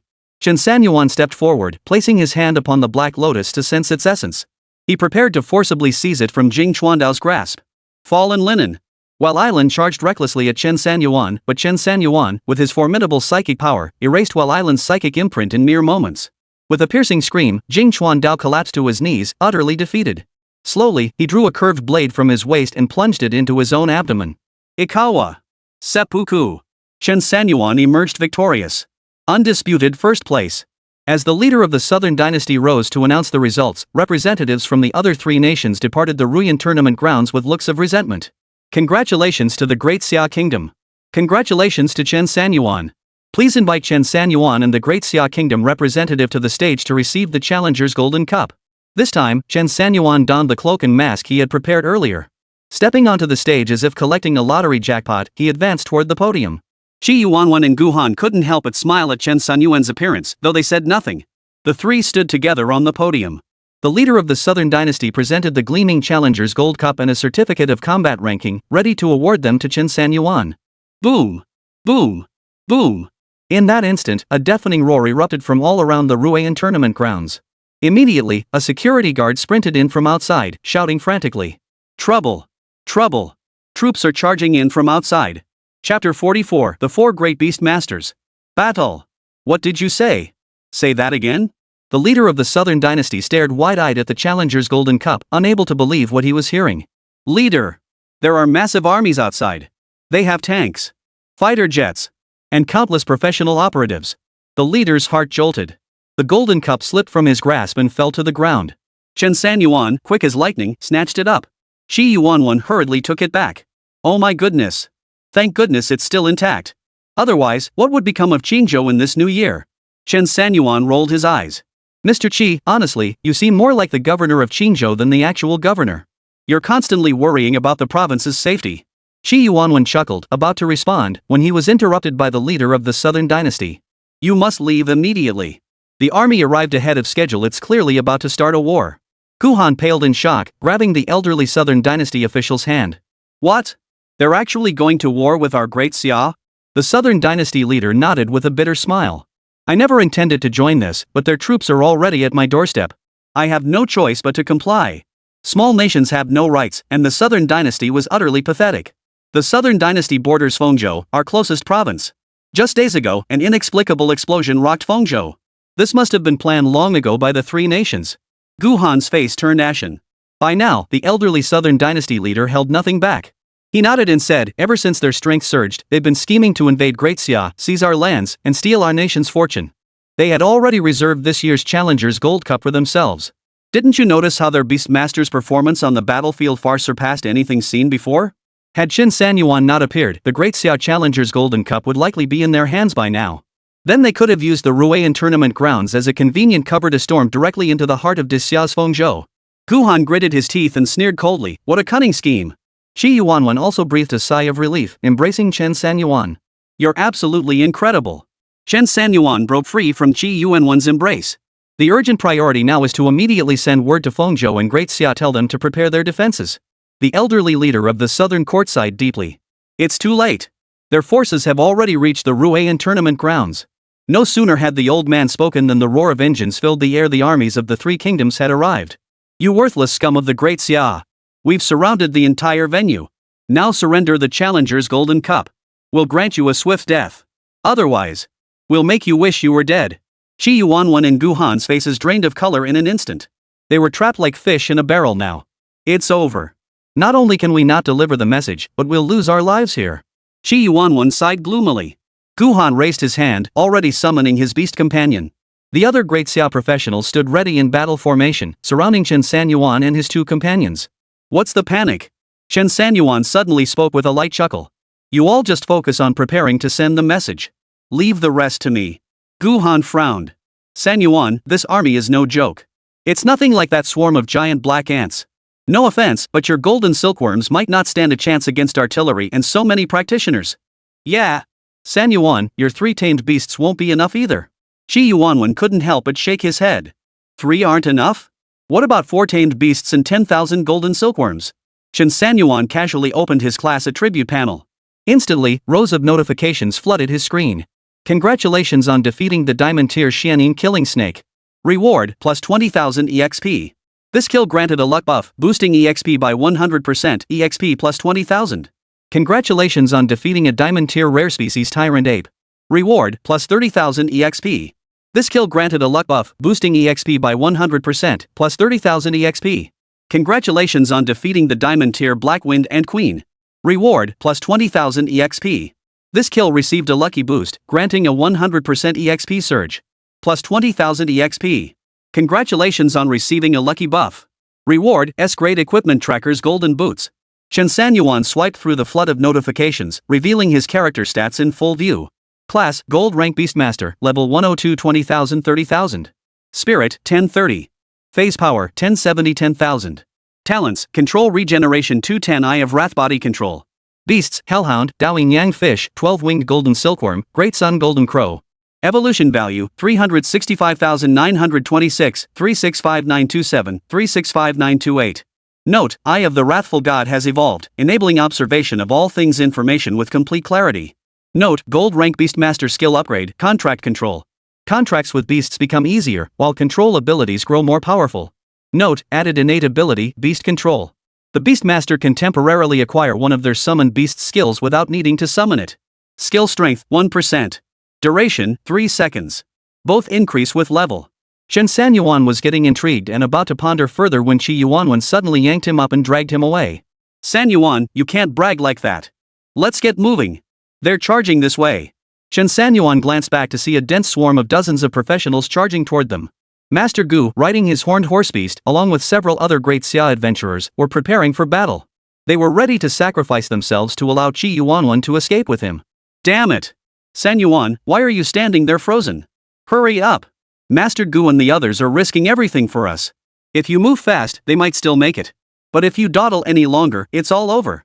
Chen Sanyuan said nothing. He spread his hands wide as Yuan power surged violently through his body. With his enhanced mental power, he clearly sensed the changes within himself and his beast. Come out! My brothers! Hell Hounds! Roar! Roar! Roar!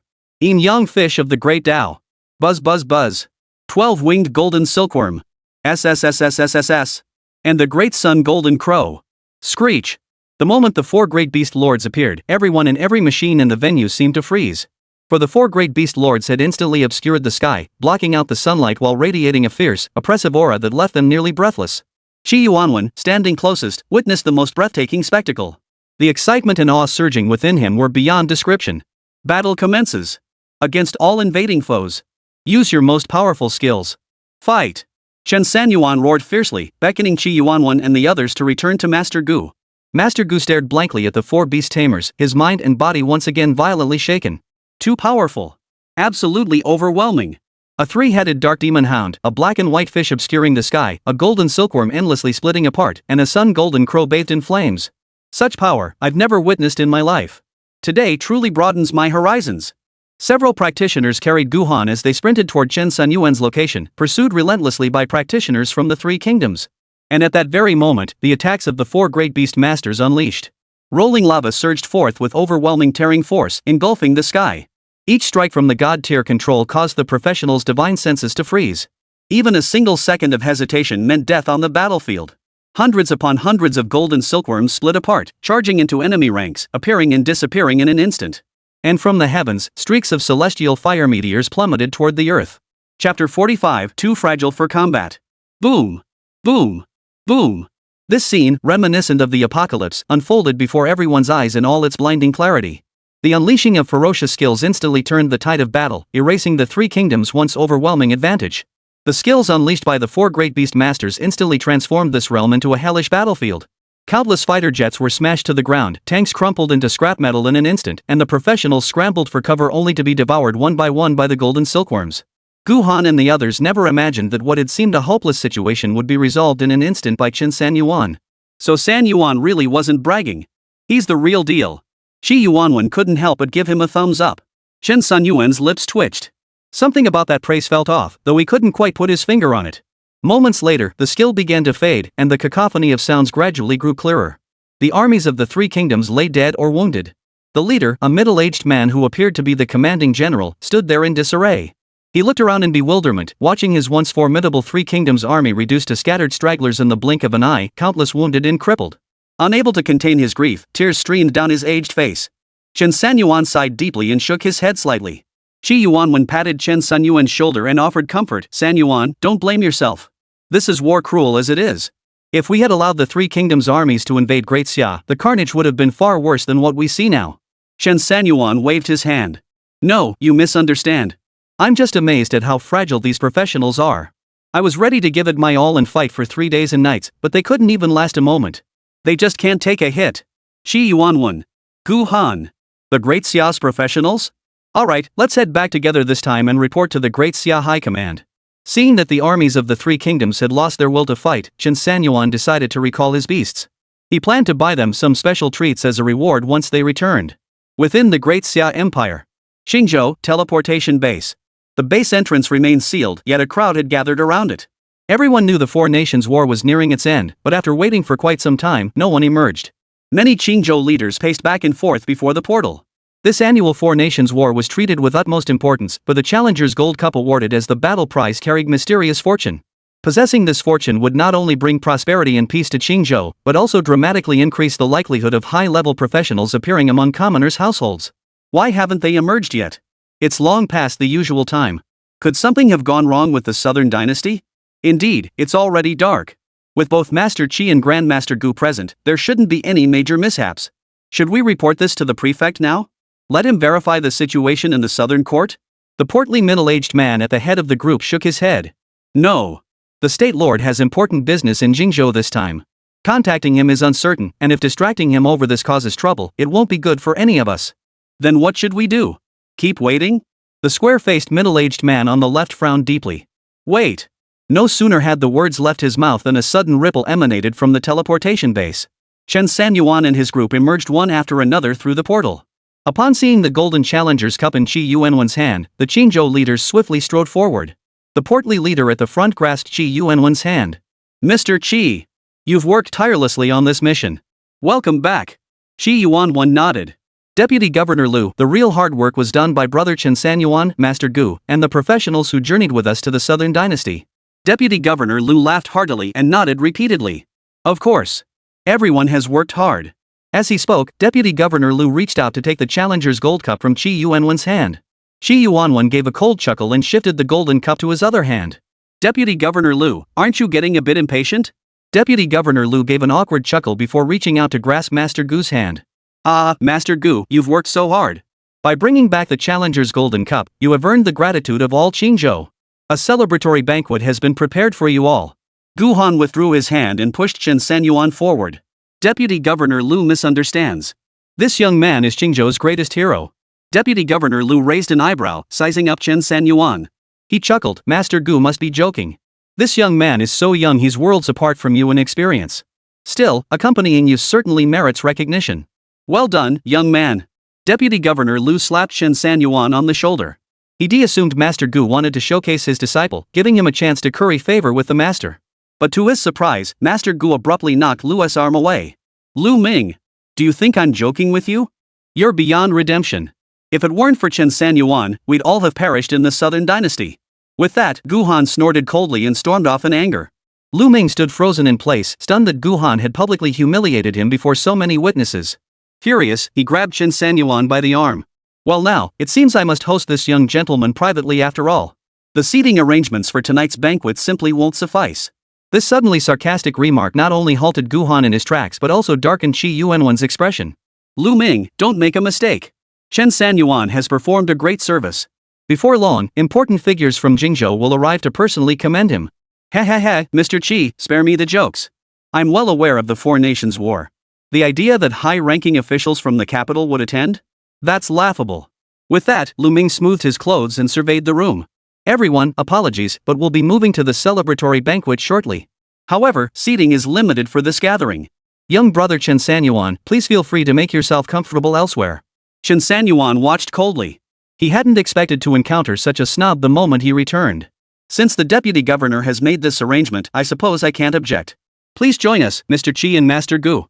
With that, Chen Sanyuan gave a slight wave of his hand and commanded aloud, "Protect! Golden Sunbird!"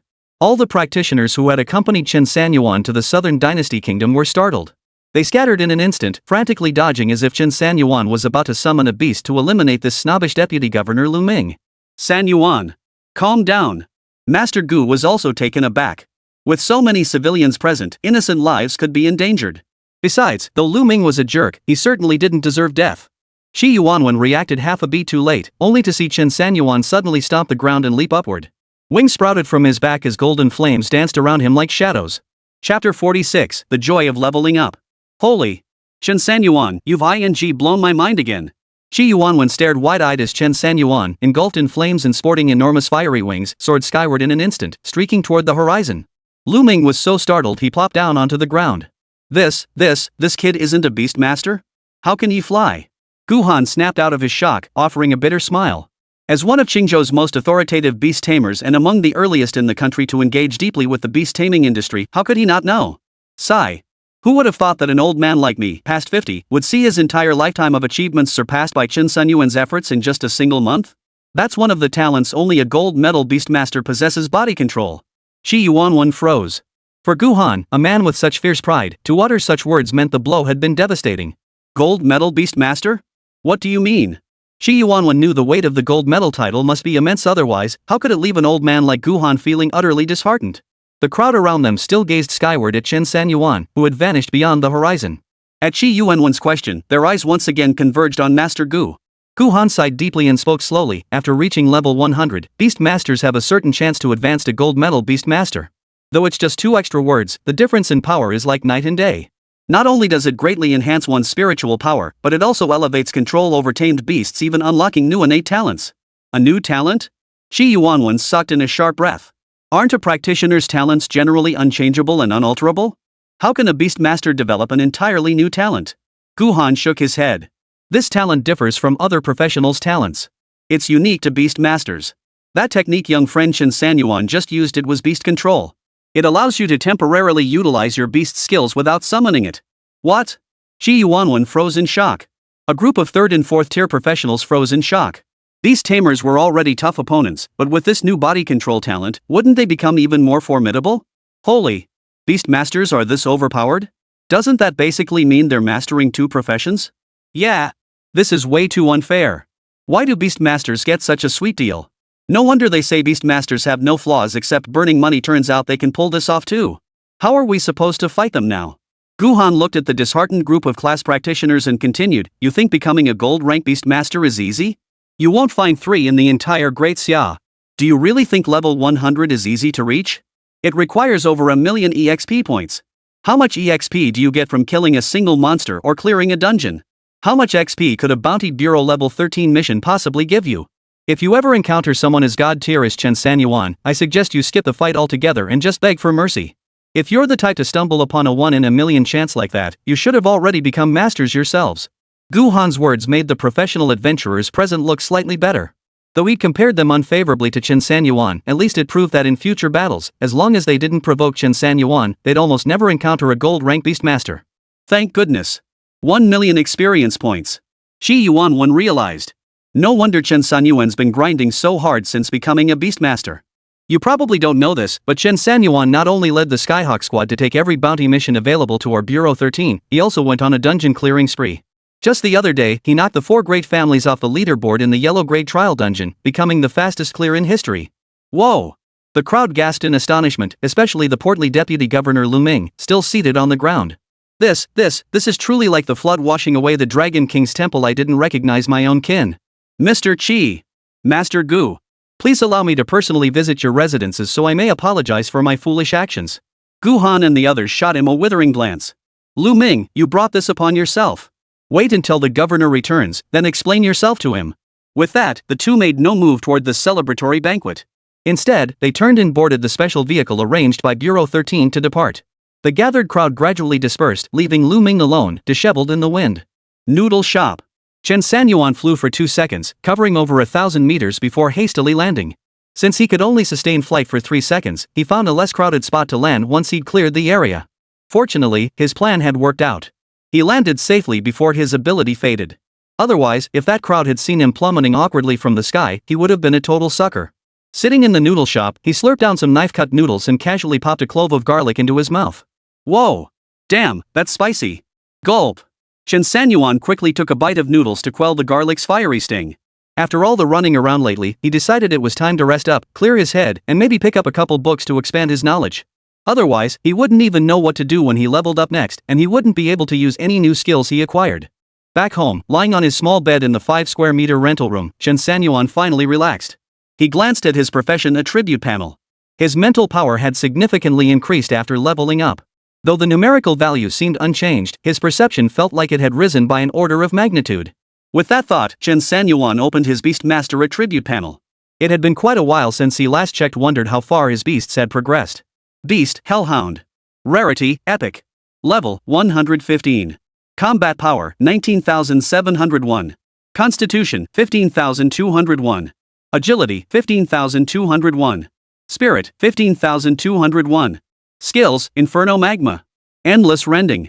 Evolution points required for next evolution, 500,000. Current evolution points, 394,728. 394,729, 394,730. Evolution critical hit possible. Remaining attempts, 3. Erha's evolution points are almost ready, haha. You were supposed to be the first to evolve, but now you're at the bottom of the level list. But don't feel too bad, you'll also be the first to undergo secondary evolution. Chen Sanyuan swiped his palm, transforming it back into the attribute panel of the Daoyin Young Fish. Beast Tamer, Daoyin Young Fish. Grade, Titan Class. Level, 53. Fortune, 805308. Constitution, 605306. Control, 105,301. Spirit, 705307. Skills, Divination. Escape from Peril. Divine Control. Evolution points required for next evolution, 2 million. Current evolution points, 394,732. 394,733, 394,734. Evolution may crit. Remaining attempts, 3. Leveling up grants 100 attribute points. Man, why is this so evenly distributed? Holy crap. I forgot to add free attribute points to the Daoyin Young Fish. This is ING. Chapter 47, is this card legit? Chen Sanyuan sighed, pressing his forehead. These days had kept him spinning like a top, either grinding experience or on his way to grind experience. And now he completely missed adding free attribute points to his new contract beast. What a colossal screw up. No wonder the luck stat on my Daoyin Young Fish hasn't budged much. Immediately allocate all attribute points to luck. Buzz. At Chen Sanyuan's command, the great Daoyin Young Fish's attribute panel instantly refreshed. Beast Taming, Daoyin Young Fish. Grade, Titan Class. Level, 53. Fortune, 810,608. Constitution, 605,306. Control, 105,301. Spirit, 705,307. Skills, Divination. Escape from Peril. Divine Control. Evolution points required for next evolution, 1 million. Current evolution points, 394,732. 394,733, 394,734. Evolution critical chance, 3 remaining attempts. Note, luck significantly enhanced this time. Divination ability boosted, increasing the chance to gain luck effects from 60% to 65%. When using the divine body talent, it now applies an additional area of effect influence. All practitioners within 10 meters of the beastmaster receive a luck buff. The closer they are, the stronger the effect, increasing the chance to drop high-purity inner cores and advanced equipment. Holy crap! Doesn't this turn me into a support class too? Chen Sanyuan was speechless. He swiped away, then opened the attribute panels for the 12-winged golden silkworm and the great sun golden crow, allocating all attribute points to combat power. Watching his 4 precious treasures grow stronger day by day, his old father's heart finally settled and he quietly drifted off to sleep. Early the next morning, a knock sounded on Chen Sanyuan's door. He scrambled out of bed, hastily tidying up the tissues and covers, then got up to answer it. The door swung open to reveal a greasy, chubby face staring back at him. Ha ha ha! Mr. Chen! Good morning! I'm Lu Ming, the deputy governor of Qingzhou from yesterday. Chen Sanyuan's brow furrowed slightly as he slammed the door shut. Hey! Mr. Chen! I came specifically to apologize this time. Mr. Chen! I even brought you a gift. Open the door, Mr. Chen. Chen Sanyuan paid him no mind whatsoever. He planned to tackle a Xian grade trial dungeon today, then head to the Qingzhou library to borrow some books. After a while, the commotion outside died down. Lu Ming, having failed to achieve his goal and likely feeling humiliated, had slunk away. As Chen Sanyuan finished dressing, a knock sounded at the door once more. Still here? Looking for a beating? Chen Sanyuan walked over to open the door with a frown, ready to explode, only to find Qi Yuanwen standing there with 2 men, each holding a bag. Hee hee, brother Sanyuan, it's me. Qi Yuanwen chuckled, then ordered his 2 men to set the bags down by the doorway. I happened to pass by the exchange and picked up some treats for the beasts. Thought I'd bring them over for you, brother Sanyuan. Treat your 4 great beasts well. Also, here's the agreed upon payment. Qi Yuanwen handed Chen Sanyuan a card black with gold trim, featuring a dragon on the left and a rainbow on the right. Is this card legit? Absolutely. Little brother. Qi Yuanwen slung his arm around Chen Sanyuan's shoulder and laughed heartily. Brother, from now on, we're family. I like what I see in you. If you ever need cash, just ask your big bro. Who the hell still lives in this tiny 5 square meter rental? Chen Sanyuan gave a helpless smile. Bro, this place is prime rental real estate perfect for 1 person. Tisk, you're just teasing me, bro. I'll send you some sweet treats tonight. No thanks. My little place can't fit 2 gorgeous ladies. Qi Yuanwen teased Chen Sanyuan playfully before leading him toward the Xian grade trial grounds. Chen Sanyuan didn't hesitate, otherwise he'd have to hail a cab. Spend where you should, save where you can. Xian grade trial grounds. Chen Sanyuan stepped out of the car and walked slowly into the Xian grade trial grounds. Whether Lin Ruoxue had been glued to the surveillance feed or not, she appeared at Chen Sanyuan's side within minutes. Chen Sanyuan. You just want to shake me off. I'm the Lin family's eldest daughter, after all. Do you hate me that much? Lin Ruoxue clenched her teeth, struggling to accept it, especially after not seeing Chen Sanyuan all day yesterday. What's wrong with me? Why can't you accept me? Outsiders watching Lin Ruoxue's pitifully vulnerable expression couldn't help but sigh and shake their heads. Holy crap, look at this Chen Sanyuan, no wonder he's such a powerful beastmaster. Even the Lin family's eldest daughter has to beg him to date her. Man, I'm so jealous. When will a young miss ever take a fancy to me? I'd gladly be a kept son-in-law. Why do we have to eat dog food even at the trial grounds? Lin Ruoxue flushed crimson at the remarks, yet paid them no mind as she blocked Chen Sanyuan's path, refusing to let him leave. Chen Sanyuan stared at the stunningly beautiful young woman before him. She was clearly aggressive yet feigning helplessness, just as he suspected. Beautiful women couldn't be trusted. Chen Sanyuan swiftly activated his divine control technique. Buzz. Everyone, including Lin Ruoxue, froze in place. Though it lasted only a second, it was enough for Chen Sanyuan to turn and leave. After regaining her senses, Lin Ruoxue scanned the area only to realize Chen Sanyuan had already dashed into a dungeon instance. I refuse to believe it. A strong woman fears no persistent suitor. As the eldest daughter of the Lin family, I'll show you who's boss. This time, I'm snatching your dungeon. Let's see what you can do about it. Lin Ruoxue sprinted into the instance, and the moment she entered, she saw Chen Sanyuan battling a ferocious tiger. The 10,000 Tigers Mountain Forest. This was the domain of the Vajra tigers, formidable foes at the peak of bronze tier strength. Among them, the Tiger King was the strongest, possessing combat power nearly reaching silver tier. Unlike typical Shen grade dungeons, this place contained no other minor monsters, only diamond fierce tigers, living in a pack that defied the saying no 2 tigers can share the same mountain. Dozens of Vajra tigers roamed this mountain forest. When they emerged together, the forest shook and dust swirled. Lin Ruoxue watched as Chen Sanyuan delivered a punch straight at the tiger, her brows instantly furrowing. Chen Sanyuan, are you out of your mind? Aren't you a beastmaster? Do you really think you're a warrior? Then she saw Chen Sanyuan's fist strike out, carrying surging infernal magma like the legendary molten flame fist. Boom! The single blow obliterated the body of a golden fierce tiger. The beast didn't even have time to let out a scream before vanishing from the battlefield. Congratulations on defeating a level 50 golden fierce tiger. Reward, 2,500 EXP. The remaining golden fierce tigers hesitated, intimidated by Chen Sanyuan's ferocious display. Lin Ruoxue's beautiful eyes widened in utter shock. Well. So you've been hiding your true strength all along. Chen Sanyuan. You won't escape. I've got my sights set on you. Lin Ruoxue thought to herself as she flicked her beast control technique. The atmosphere shifted dramatically, and the Xiantian tiger made its formidable entrance. Chapter 48, Guhan's Invitation. Roar! The moment the Xiantian tiger emerged, it let out a thunderous roar to the heavens. The overwhelming power disparity instantly caused the group of golden fierce tigers to retreat. Even the tiger king behind them began to avert his gaze. Chen Sanyuan, however, remained focused on his hands. He had intended to test just how powerful this so-called 1% of the beast control technique truly was. Usually, when the four great beast masters moved, their attacks were instant kills. He never even got a chance to try controlling them. Now, having just ascended to gold rank beastmaster and gained this body control talent, he intended to thoroughly understand just what level of combat power this 1% truly represented. The outcome was truly unexpected. A single punch completely took out the bronze peak tier golden fierce tiger. How ridiculous is that, becoming a real man for 3 seconds? But without any luck on his side. Chen Sanyuan, get out of the way. Before Chen Sanyuan could vent his frustration again, Lin Ruoxue charged forward with fierce momentum, riding her Xiantian tiger. Roar! Chen Sanyuan quickly sidestepped out of the way. As Lin Ruoxue passed by him, a smug grin clearly played at the corners of her mouth. So annoying. Why is she following me again?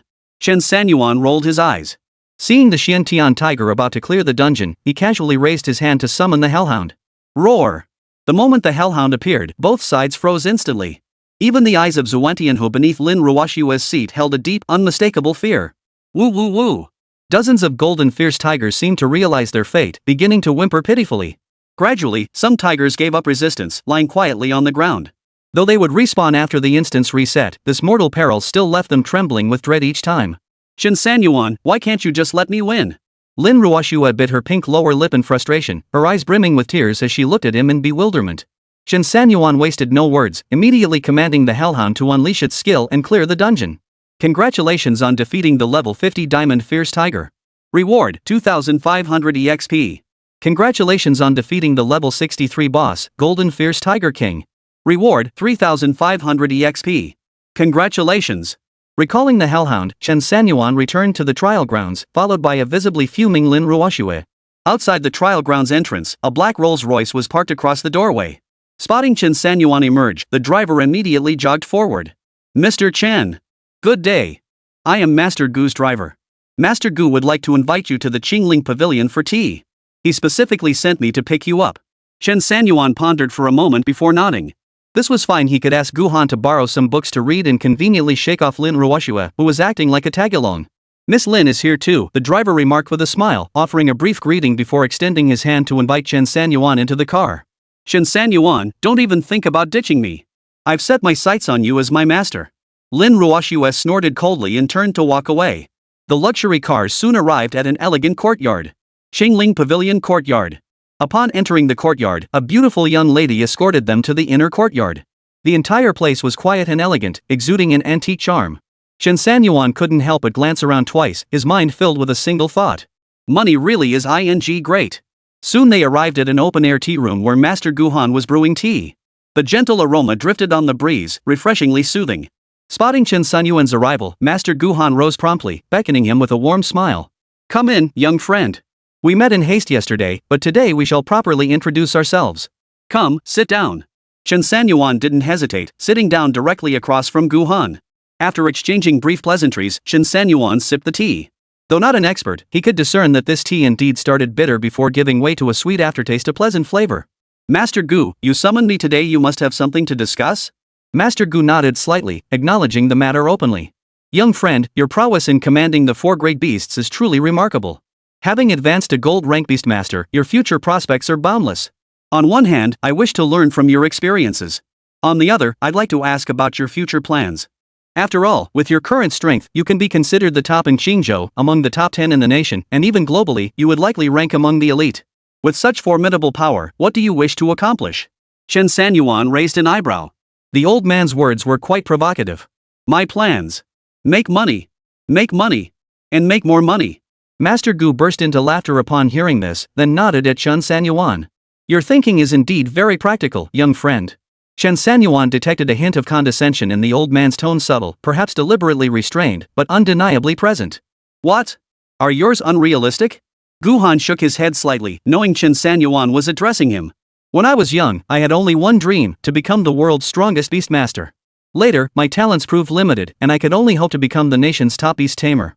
Now, I became the top in Qingzhou only to be knocked off the throne by a newcomer like you, right?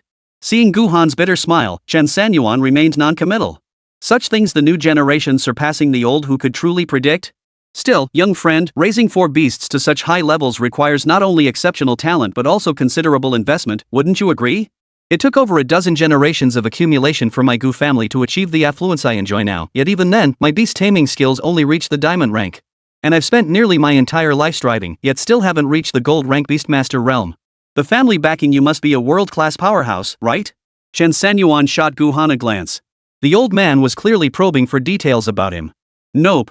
I don't have any family backing. I built all this up bit by bit, on my own. If you grew up an orphan, begging for food and shelter every day, couldn't even afford a professional academy as an adult, and lived in a tiny 5-square-meter rental, wouldn't you want to make money? Guhan hadn't imagined Chen Sanyuan's life could be like this. He stared at him in astonishment. If anyone else had spoken to him like that, he'd have slapped them across the face by now. But Chen Sanyuan was different, he couldn't fight back. This doesn't make sense. Life isn't full of logical explanations, Master Gu. If you have something to say, just get to the point. I don't like beating around the bush. Straight talk makes me happier. Chen Sanyuan set down his teacup. Clearly, time was running out. If you don't speak up now, I'm out of here. Guhan nodded urgently, chuckling. Young friend, would you be interested in joining the Three Lords Association? Never heard of it. What does it do? The Three Lords Society was founded by the 3 strongest practitioners in Great Xia. Its members are recruited from the elite of every province and prefecture, each one a genius who once stood unmatched in their generation. They unite to confront formidable international foes and slaughter the creatures lurking within the mists. Chapter 49, Secondary Evolution. Things in the mist? Chen Sanyuan looked utterly bewildered. Did you think this was some fantasy novel? This is pointless. The mist easily obscures vision. As a beastmaster, I'm incredibly vulnerable. Getting killed would be a huge loss. Guhan waved his hand dismissively, smiling as he said, young friend, don't refuse so hastily. Once third brother handles this matter, I'll take you through it step by step. I don't. 100,000 a day. I don't see any reason to refuse. I'm willing to learn more. Chen Sanyuan nodded and smiled. Seeing Chen Sanyuan's genuine nature, Guhan couldn't help but laugh heartily. Young friend, you're truly my kind of person. If your strength weren't so far beyond mine, I'd definitely take you as my disciple. Chen Sanyuan poured himself another cup of tea and smiled faintly. It's fine. Since we can talk, exchanging experiences is still worthwhile. I've come here with many questions about beast tamers that I'd like to ask you. That's wonderful. Guhan was delighted. Such a mutually beneficial relationship was clearly the most stable and harmonious. 3 consecutive days passed. Chen Sanyuan visited the Xian grade trial grounds almost daily to run dungeons, then headed straight to Guhan's small courtyard afterward.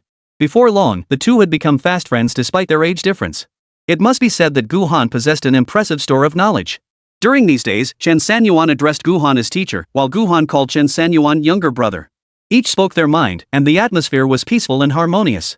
Lin Ruoxue visited several times during this period, but Chen Sanyuan firmly refused her. Guhan felt no awkwardness about this.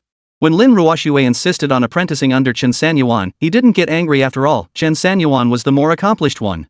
Strangely enough, whenever Chen Sanyuan engaged him in discussion, it was as if a stroke of luck had blessed him. His comprehension soared dramatically, and many previously perplexing bottlenecks gradually became clear. Within just 3 days, Master Gu ascended multiple levels, his cultivation base surging toward the 90th tier. He'd long since accumulated more than enough experience points. What he lacked was the opportunity to level up. After all, not everyone had the same barrier-free path to advancement as Chen Sanyuan. If not for the vast age gap, Guhan would have begged Chen Sanyuan to take him as a disciple, eager to uncover the secrets behind Chen Sanyuan's extraordinary abilities. After returning from Master Gu that day, Chen Sanyuan prepared to initiate the second evolution for his precious little treasure, Erha. With a flick of his thoughts, Chen Sanyuan opened his profession attribute panel. Profession, Gold Rank Beastmaster, Level 107 23,535,000. Spirit, 1080. Phase Energy, 1070 10,000. Talents, Control Nurture 210 Eye of Wrath Body Control. Beasts, Hell Hound, Dowing Yang Fish, 12-Winged Golden Silkworm, Great Sun Golden Crow. Evolution count, 683,734. 683,735, 683,736. Evolution may crit. Remaining attempts, 3. Finally enough. Chen Sanyuan rubbed his hands together, eager to begin. He entered the beast control space directly. Observing the 4 great beasts each occupying a corner of the space, Chen Sanyuan felt that adding another powerful beast at the center would restore balance. Erha. This time it's finally your turn. Prepare for your second evolution. Roar. Roar. Roar. The Hell Hound let out an excited howl to the heavens, its massive paws stomping the ground repeatedly, clearly unable to contain its excitement. Hell Hound. Initiate secondary evolution. Chen Sanyuan hesitated not a moment, bellowing the command directly at the Hell Hound, whose evolution points had reached 500,000. The Hell Hound sensed the command, and its 3 ferocious heads erupted in an even more terrifying roar. Buzz. Buzz. Buzz. As the Hell Hound's aura exploded outward, the entire beast taming space began to tremble faintly. The other 3 beast tamers watched the celestial and terrestrial phenomena unfolding within the space with shock and a hint of fear. However, just as Chen Sanyuan prepared to expend his evolution points, an attribute panel suddenly appeared. Detected secondary evolution of Hell Hound. Critical hit triggered overwhelming momentum and power, potentially causing collapse of beast taming space. It is recommended that the beastmaster seek a spacious, uninhabited environment to conduct the Hell Hound's evolution. This evolution has been terminated. Chen Sanyuan. After finally gathering my courage, you come in with this after-the-fact warning. Chen Sanyuan exited the beast taming space, burst out the door, hailed a cab, and sped toward the 13th Bureau. After much deliberation, he couldn't decide on a suitable location, so he decided to head straight for the Wanli Glacier where the ice silkworm had been. After all, it was a frozen wasteland, and all the missions there had been completed. No one should be going there. Upon arriving at the 13 Bounty Bureau, he found the Skyhawk Squad diligently tackling Xian-grade bounty missions these past 2 days. He didn't spot any of them around. Sweetie Pie probably noticed he hadn't been by for days and wasn't there either. But that was fine, at least he could enjoy some peace and quiet this time. Chen Sanyuan rushed straight to the teleportation base. As a VIP member of the 13th Bounty Bureau, he received special treatment upon arrival, all fees waived, and even some snacks and drinks provided. But Chen Sanyuan had no time for that. He walked in and pressed the teleportation button immediately. After 10 minutes, the teleportation base finally reached the 10,000-mile glacier. A vast expanse of white stretched before him, piercing cold seeping through the biting wind. This is the spot. Come out, my big baby, Erha. With a thought, Chen Sanyuan conjured a large black hole in the ice. From within, the Hell Hound slowly emerged. Roar! Roar! Roar! The Hell Hound's formidable presence instantly radiated out, causing the entire glacier to crack. Numerous elevated ice spikes plummeted down, while the remaining minor monsters cowered obediently in corners, not daring to make a sound. Environment meets secondary evolution requirements. Does the Beastmaster wish to initiate evolution now? Evolve. Initiate critical strike simultaneously? Critical strike. Chen Sanyuan was practically bursting with anticipation. The Hell Hound had been held back for far too long. How many days had it been before its turn for secondary evolution finally arrived? Hell Hound initiating evolution. Buzz buzz buzz. Congratulations! You've gained a 100x critical hit rate. Critical hit triggered. Boom! Boom! Boom! Before the sound faded, the 10,000-mile glacier shook violently. Ice cracked for miles, frigid air surged upward, and ice-covered cliffs shattered inch by inch in every direction. The Hell Hounds seemed to sense something. Their 3 massive, ferocious heads roared toward the sky, their howls echoing across the glacier and reverberating throughout the entire landscape. Suddenly, above, dark clouds gathered as swiftly as the wind, their swirling masses crackling with continuous flashes of lightning. Rumble! A thunderbolt as thick as an arm flickered within the clouds, its overwhelming pressure bearing down on Chen Sanyuan like a palm from the heavens, crushing his breath. Holy crap! You're in for a wild ride, you lucky bastard. If you survive a calamity lightning strike, you're a badass. Chen Sanyuan's heart raced with trepidation. This was his first time experiencing heavenly thunder as a mere mortal. Before, he'd only encountered such calamity lightning in fantasy novels, but now he was experiencing it firsthand. Honestly, he was freaking out. What the hell are you scared of? Erha! Charge headlong into this. If you're gonna do it, be the most badass. Fight! Roar! Roar! Roar! Infected by Chen Sanyuan's fierce aura, the second hound clenched its paws and charged straight toward the calamity lightning in the sky. Chapter 50, Eternal Calamity Emperor. Chen Sanyuan watched the Hellhound's imposing silhouette, yet still felt like an insignificant insect before the might of heaven. And indeed it was. The Hellhound, which had always dominated dungeons and quests with ease, dared not relax for a moment against the calamity lightning. It watched helplessly as the thunderbolt was drawn from the dark clouds and crashed down upon its body. Crack! The thunderous roar illuminated the sky obscured by dark clouds. Chen Sanyuan watched helplessly as the Hellhound's hardened dorsal spines were instantly reduced to ash, exposing vast patches of raw purple flesh. Roar! The Hellhound's agonized howls were cut short as another bolt of calamity lightning struck, instantly blowing off one of its heads. At that moment, Chen Sanyuan hesitated. Should he intervene? If it were truly as described in fantasy novels that his intervention would only amplify the calamity lightning's power against its target, then his help would only make matters worse. But if he did nothing, the Hellhound might truly be struck down. Screw it! I'm helping! Though Chen Sanyuan knew his own limitations, he'd rather face the wrath of heaven together than stand by and watch the Hellhound suffer and die. With that resolve, Chen Sanyuan donned all his gear, downed 2 more bottles of ice silkworm blood, gripped his venom scepter, and hurled a curse at the storm-filled sky. Come down if you dare! Chen Sanyuan's furious shout sent a faint glow from the venom scepter, scattering a patch of clouds. But thicker, darker clouds immediately closed in. Rumble! Rumble! The thunderclaps grew louder. The lightning bolts thicker. Before Chen Sanyuan could finish his exclamation, a crackling bolt of lightning shot straight toward him. Holy! I, Chen Sanyuan, officially report everything written in novels is ing bull. Helping resist tribulation lightning. The backlash on the tribulation sufferer is manageable, but the helper gets struck by real lightning. Chen Sanyuan cursed inwardly as the heavenly thunder exploded just 3 meters in front of him. Swallowing hard, Chen Sanyuan dared not intervene further, forced to wait for the Hellhound to evolve on its own. Minutes later, the Hellhound lay on the ground, barely clinging to life. The tribulation lightning quietly dissipated, and everything returned to normal. You idiot! Chen Sanyuan rushed over to check the Hellhound's injuries, slapping every healing potion he had on it. Still, the effect was negligible. Use phase energy to heal the Hellhound? Right. Old Gu mentioned that phase energy is mysterious, like the jokers in a deck of cards. It can have all sorts of unexpected effects on tamed beasts. At this thought, Chen Sanyuan hesitated no longer. Use it. Use every last bit.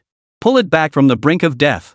500 points of Shangli consumed, restoring the Hellhound's vitality. Phase power, 1070 10,570 10,000. Just as the consumption completed, a golden light suddenly descended from the heavens. Ding! Beast taming evolution successful. Evolution result, Hellhound Eternal Emperor. Holy crap! Spending money really works. Chen Sanyuan was speechless. He glanced at the evolution result, then looked at the golden retriever shrouded in golden light. Chen Sanyuan snorted in derision. What the hell, Harrier? After your second evolution, you're not even a dog anymore? Eternal Emperor? So you're an emperor now? What am I then? The retired emperor? A thought flashed through Chen Sanyuan's mind, and his beastmaster attribute panel opened. Beast Taming, Eternal Emperor. Grade, Explosive Star. Level, 1. Combat Power, 1,970,100. Constitution, 1,520,100. Agility, 1,520,100. Spirit, 1,520,100. Skills, Eternal Hell. Immortal Inferno.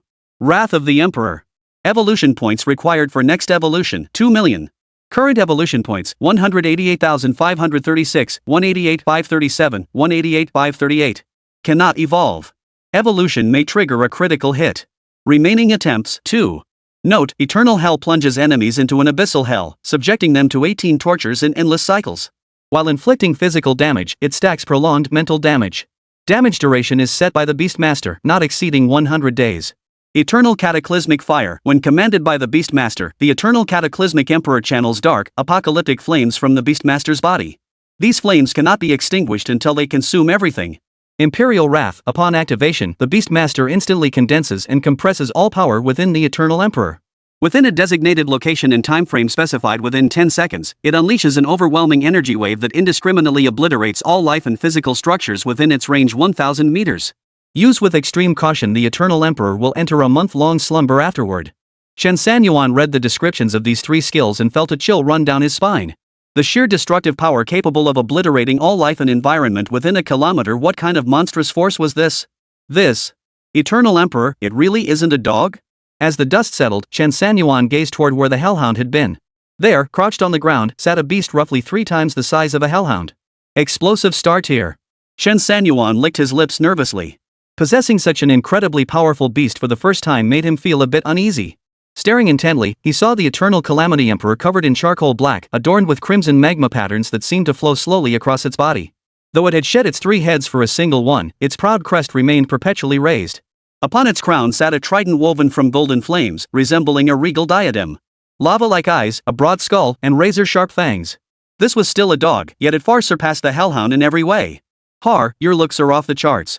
Chen Sanyuan waved his hand and beckoned to the Eternal Emperor. Come here. The Eternal Emperor tilted his head slightly, his gaze toward Chen Sanyuan tinged with hesitation. Holy crap! You little punk started acting all high and mighty after evolving? Or is it that exploding star-level power making you so cocky? Don't want to be my dog anymore? Chen Sanyuan's expression darkened.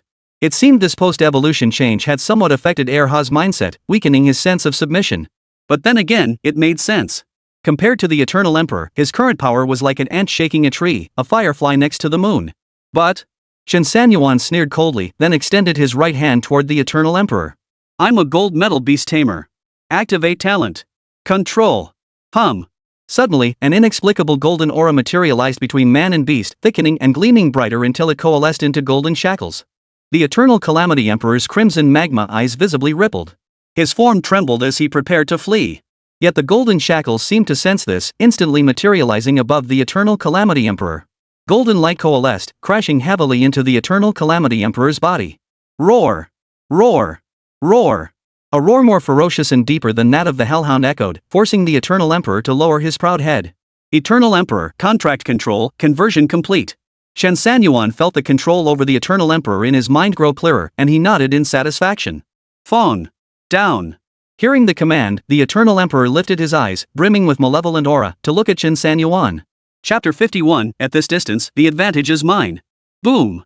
The Eternal Calamity Emperor withdrew the malevolent energy from his entire body and lay down quietly on the ground. In an instant, the air seemed to resume its normal flow, and everything on the 10,000-mile glacier returned to normal. Fool, sit. The Eternal Emperor slowly rose to a crouching position on the ground. The molten lava curves on his body trembled, periodically erupting in billowing heat.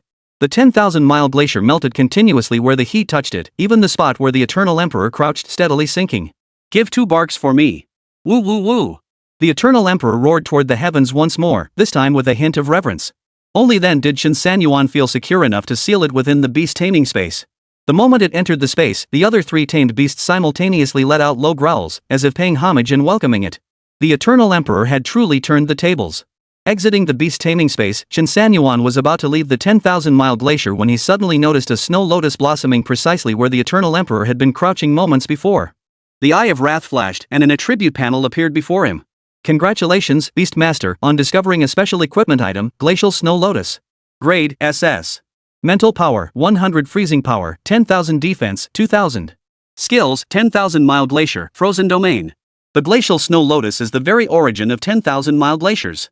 A single blossom can forge glaciers spanning thousands of miles. Its formidable freezing power can freeze anything below its own rarity tier. Freezing power exceeding 100,000 can freeze time. Chen Sanyuan pondered for a moment.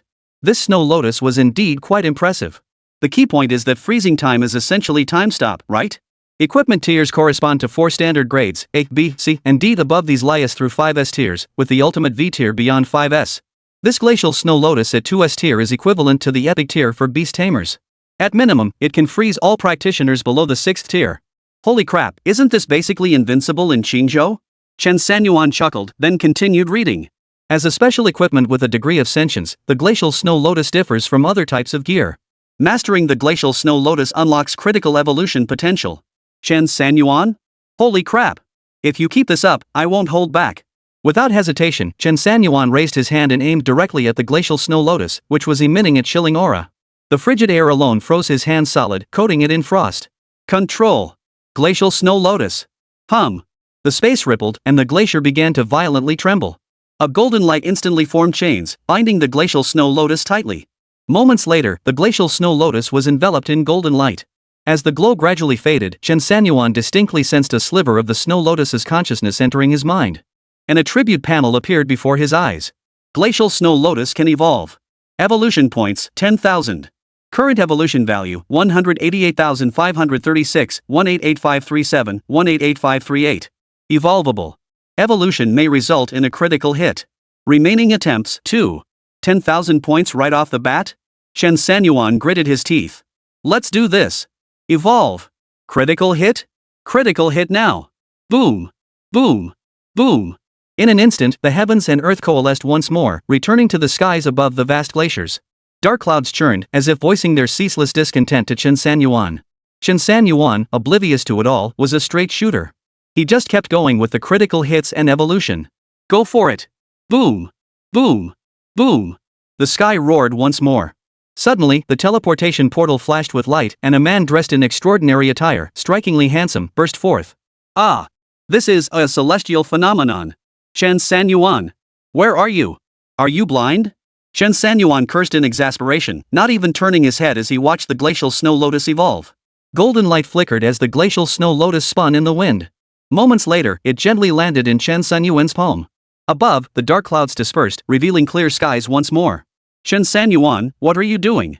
The handsome man frowned, clearly displeased by Chen Sanyuan's earlier remark. Who gave you permission to speak to me like that? Do you even know who I am? Chen Sanyuan paid him no mind, stowing the glacial snow lotus away and glancing at the newly appeared attribute panel. Grade SSS. Mental power 1000, freezing power 100000 defense 20,000. Skills, Ice Age, Absolute Ice Domain. Note, Ice Age creates a frozen world for a short duration. All frozen creatures within this world can be controlled by the Beastmaster. Absolute Ice Domain, upon activation, the Beastmaster instantly creates a powerful ice domain approximately 10 meters around their body. Within this domain, ice avatars resist attacks, leaving the Beastmaster completely unaffected. Duration, 10 seconds, scaling with the Beastmaster's level and the glacial snow lotus's grade. Chen Sanyuan. I'm talking to you. The handsome guy came up and shoved Chen Sanyuan's shoulder. Are you deaf? Before Chen Sanyuan could even process his excitement, he saw that handsome face and lost his temper. He swung his hand back and delivered a sharp slap across the cheek.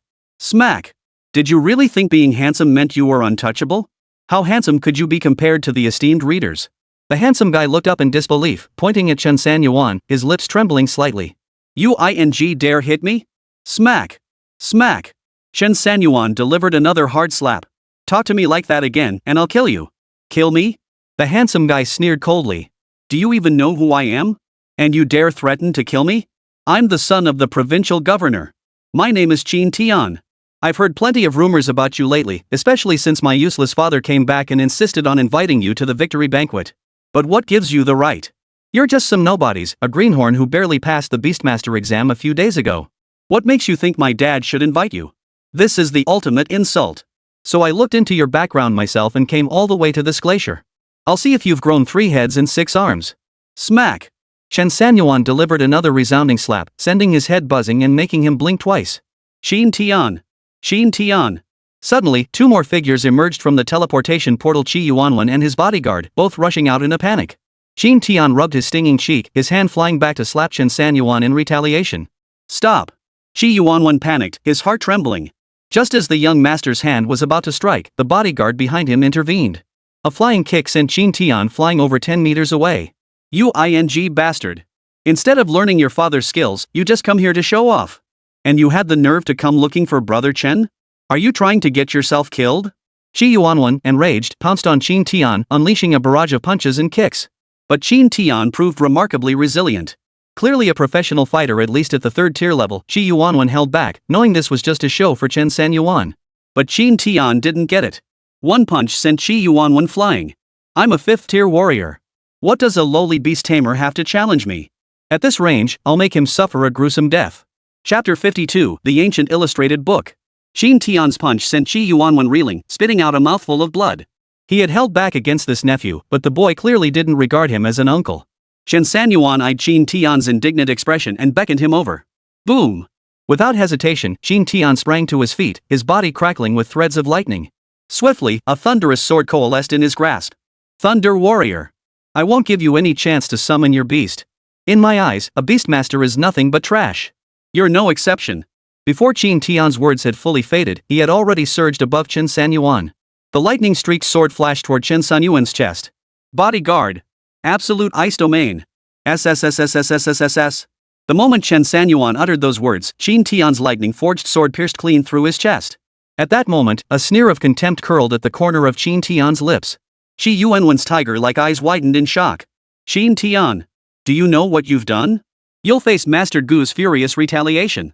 You'll bear the greatest infamy in Qingzhou. You'll be shunned by the upper echelons of the Great Xia Empire. Qin Tian sneered coldly, what a joke. A beastmaster who dies so easily, what value could he possibly hold? Qi Yuanwen trembled as he lunged toward Chen Sanyuan, but it seemed too late. His touch was icy cold in this vast glacier, severe hypothermia had already set in. It was hopeless. Endless bitterness filled Qi Yuanwen's heart.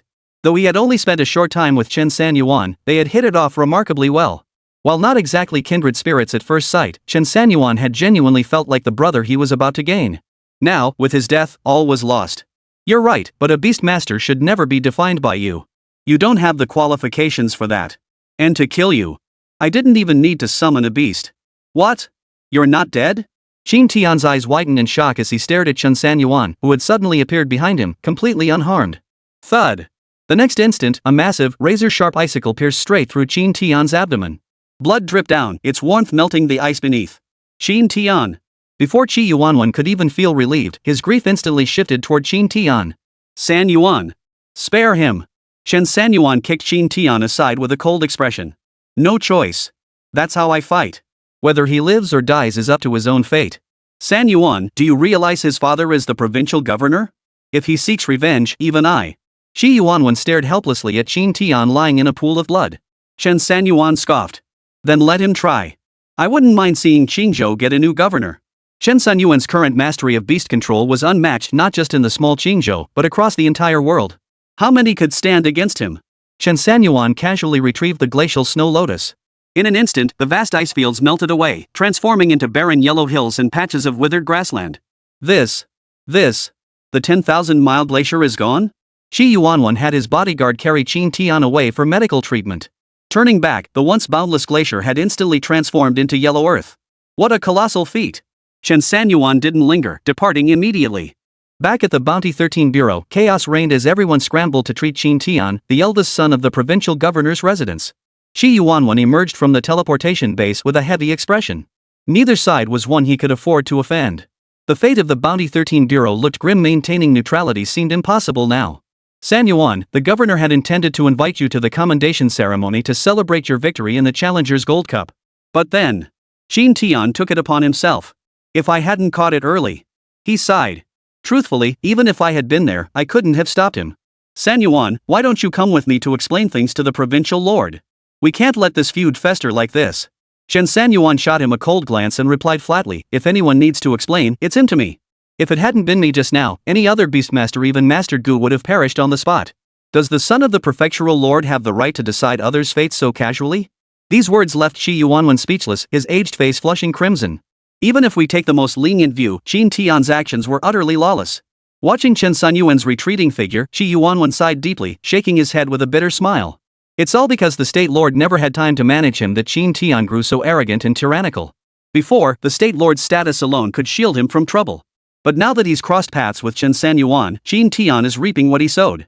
Let's just hope Qin Tian can be saved. Otherwise, the heavens of Qingzhou might come crashing down. Governor's Mansion. Xin Cheng stared at the critical condition notice before him, slamming his palm down on the table and shattering the solid wood conference desk.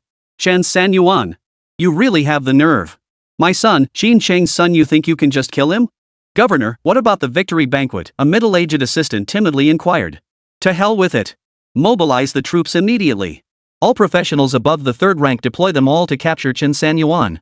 Xin Cheng's face darkened as he gritted his teeth. I had considered your merits and the instructions from the Great Xia's High Command, so I actually held a favorable impression of you, Chen Sanyuan. But you've shown such ruthlessness. Don't blame me for being unforgiving. Rental apartment. Chen Sanyuan lay on his bed, having borrowed several valuable items from Old Man Gu. His favorite among them was an ancient-looking illustrated book. This album had been found tucked away in a corner of Gu Han's private study, covered in dust at the time. Chen Sanyuan was its true discoverer, finding it among countless books that seemed ordinary. The album primarily contained numerous beasts he had never seen before: flying creatures, land-dwelling beasts, aquatic creatures, none of which were entirely identical to modern beasts.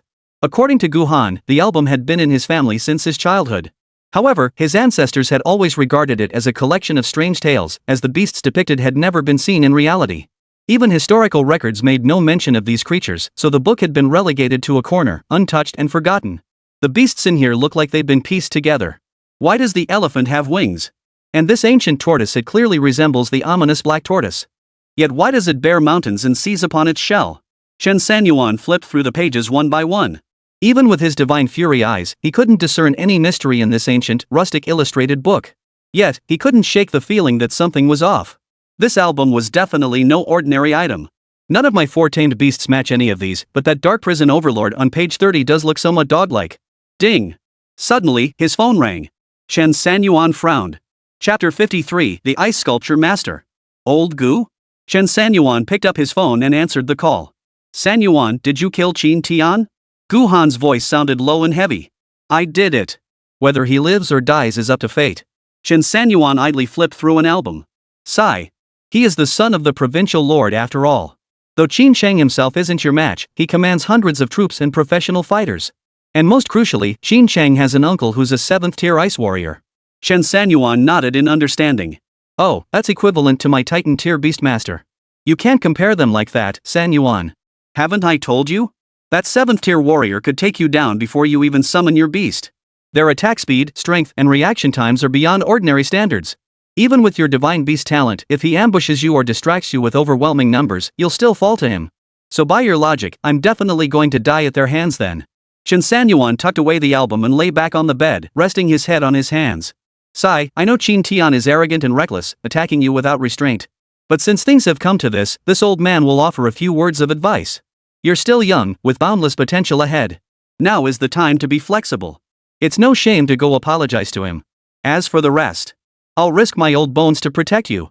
Gu Han sighed repeatedly on the other end of the line, clearly finding this situation extremely tricky. The Gu family was a century-old clan holding immense sway in Qingzhou. That even he couldn't guarantee Chen Sanyuan's safety spoke volumes about the extraordinary background of Qin Chang, the governor of Qingzhou. Old Gu, with that promise, our unlikely friendship hasn't been in vain. Chen Sanyuan chuckled, then gazed out the small window at the sky. But don't worry. Didn't you mention recommending me for that Three Lords Association before? What? If you can't even handle this minor matter for me, what's the point of me joining that organization? Gu Han fell silent for a moment before sighing. Sanyuan, the uncle of Qin Chang, the governor of Qingzhou, is a member of the Three Lords Association. Ha! Chen Sanyuan couldn't hold back his laughter. Well, it seems a 7th rank warrior is truly something else. I'm getting more and more interested in this Three Lords Association. Gu Han grew impatient. Sanyuan, this isn't the time for idle chatter. I suspect Qin Chang has already sent men to arrest you. His message is crystal clear, it all depends on your attitude. If you quietly follow those arresting you to the governor's mansion, he might still handle this within Qingzhou. But if you rashly fight back and escalate this, he instantly gains the upper hand. He'll have every justification to unleash his full authority against you. No matter how he deals with you, the people of Qingzhou won't dare oppose him. Chen Sanyuan suddenly understood. So this was how a politician's mind worked. No wonder during the Three Kingdoms period, Cao Cao used the emperor as a figurehead to command the feudal lords. It all had to be justified properly. So this time, whatever happens, don't fight back. As long as they don't kill you, just go with them. Rustling sounds came from the other end of the line, as if Gu Han was hurriedly putting on clothes. I'll come to your rental place now. We'll go to the prefectural governor's residence together.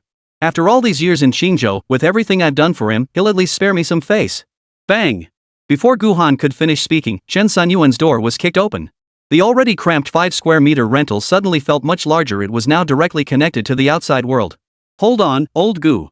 They're coming. Sanyuan. Don't be impulsive. Don't lay a finger on them. Gu Han halted his actions. Chen Sanyuan chuckled darkly. Old man Gu, what are you talking about? You want a young man with powerful beast-taming abilities to face mortal danger without fighting back? This concerns my future dignity. That's like having a royal flush and folding. I won't do something I'll regret. If I have the trump card, I'll blast him through the sky. I must win. Oh my. Chen Sanyuan. Dignity pales beside staying alive. A true man knows when to bend and when to stand firm. What's this talk of trump cards now? Gu Han was genuinely at his wit's end. This was a young man he held in such high regard, a close friend despite their age gap. He truly didn't want to see him perish so young. Chen Sanyuan. Guardian Spirit. Absolute Ice Domain. Beep. The call was abruptly cut off. Gu Han sat stunned in the special vehicle. Master Gu, are we still going? Go! But we won't make it by car. Guhan opened the door, waved to summon his wildebeest, and murmured, Summon! Dragonfire Flame Steed. Activate skill. 1,000-mile stride. Mounting the Dragonfire steed, Guhan spread a pair of wings formed from blue flames with a loud boom, soaring straight into the sky. The crowd nearby looked up in unison, knowing that Master Gu had made his move. Rental apartment. Chen Sanyuan moved with ease as he watched wave after wave of professionals surge into his room. Among them were tanks, warriors, and swordsmen, while mages were blocked behind the crowd. It was a sizable force, easily over 30 individuals. But the rental room was simply too small. With 5 or 6 people inside the 5-square-meter space, there was barely room to move. They deliberately left Chen Sanyuan a half-meter square area, afraid of getting too close. Chen Sanyuan, you're charged with intentional homicide as serious crime. The provincial governor orders you to come with us. Chen Sanyuan sneered coldly, scanning the group. Most of them possessed strength at least at the 3rd tier. You know I killed someone, yet you still dare come arrest me? Are you absolutely certain you can take me down? Enough talk. If you refuse to come with us, don't blame us for being ruthless. The leader pressed his long sword firmly against Chen Sanyuan's chest. At this distance, even the most formidable Beast Tamer would die. Chen Sanyuan burst out laughing, then stepped forward. His body passed right through the sword, standing rigidly before the group, glaring at them. Holy! You're insane! The swordsman froze in shock before erupting in maniacal laughter. Ha ha ha ha! I killed him! I killed Qingzhou's strongest beastmaster. The governor will reward me handsomely. The others snapped out of their shock, only to look up and find another Chen Sanyuan standing beside them. A glacial snow lotus blossomed in Chen Sanyuan's left hand. With a snap of his right fingers, all practitioners within his vicinity instantly transformed into ice sculptures at a speed visible to the naked eye. Bang!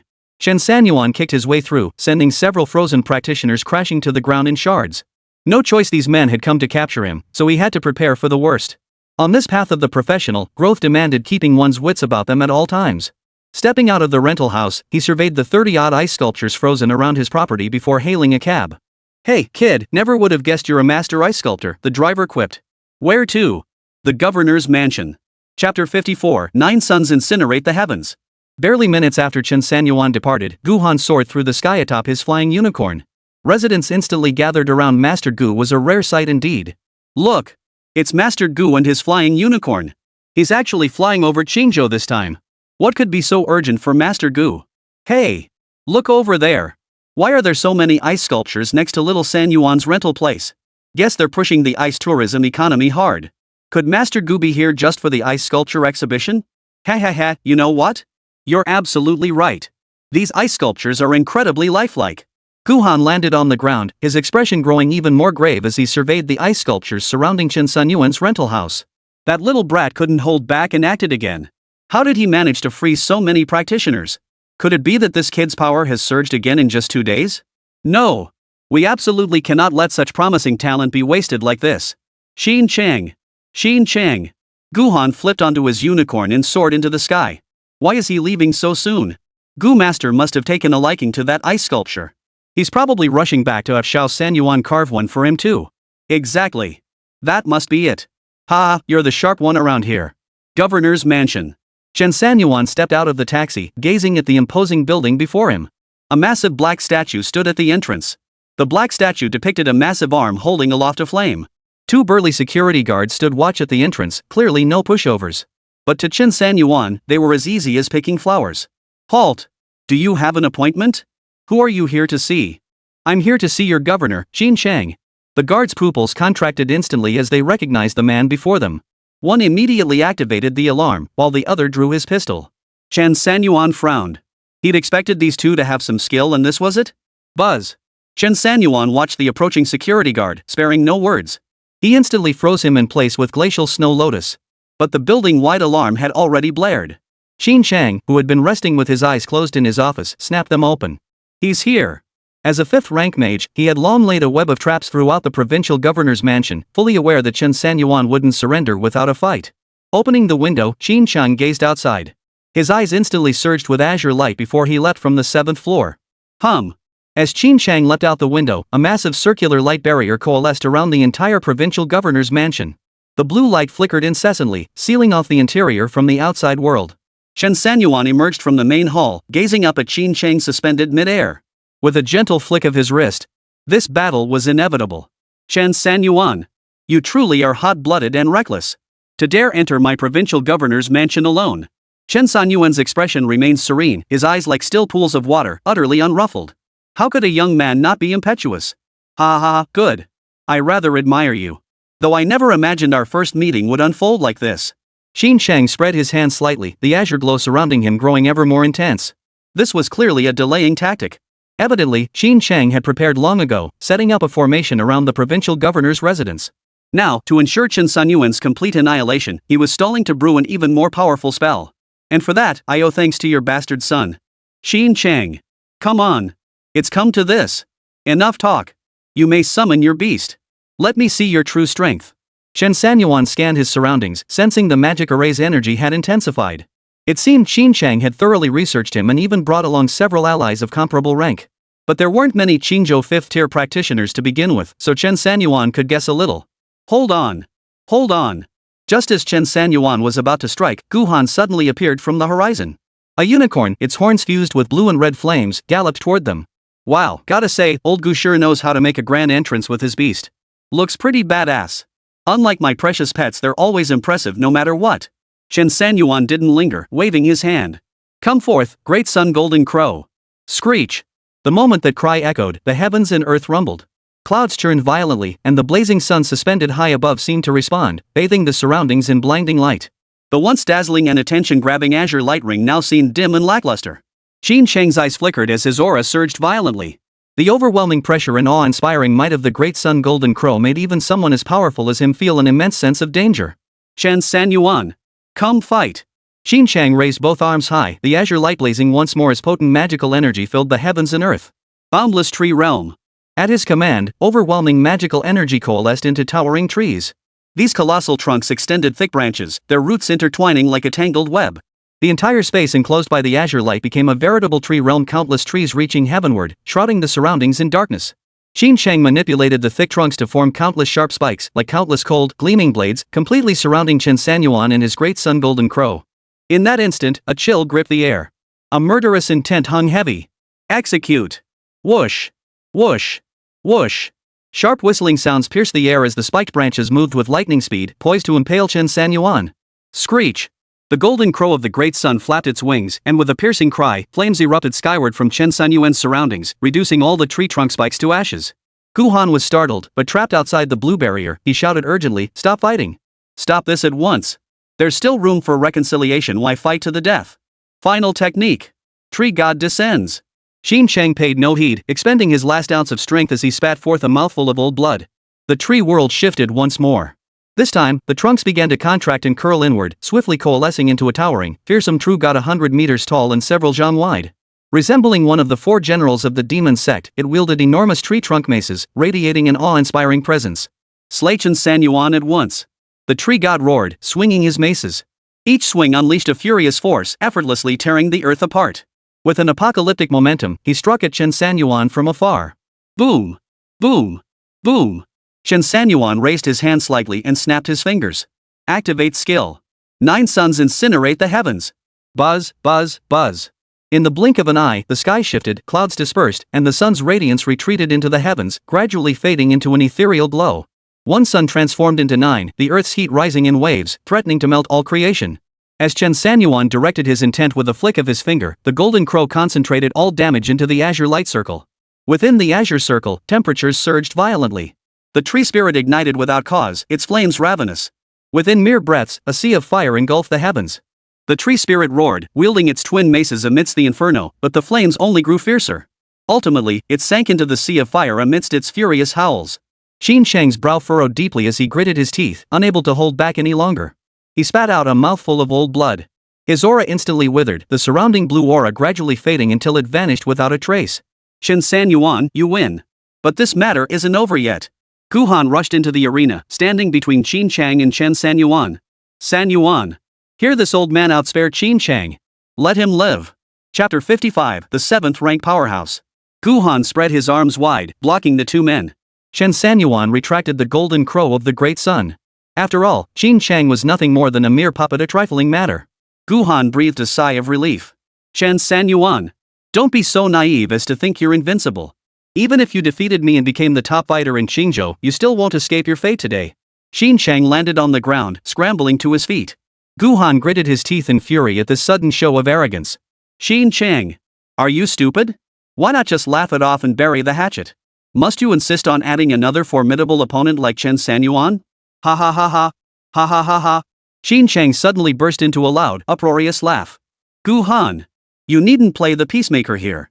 Having become the governor of Qingzhou, do you think I don't know my enemy and myself? Chen Sanyuan is indeed formidable. He's far beyond what I and this group of fifth-tier professionals could handle together. But that doesn't mean the Qin family has no one. Guhan's expression darkened. You wouldn't.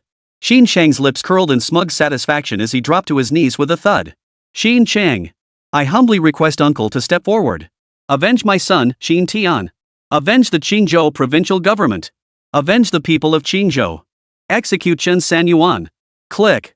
Click. Tap.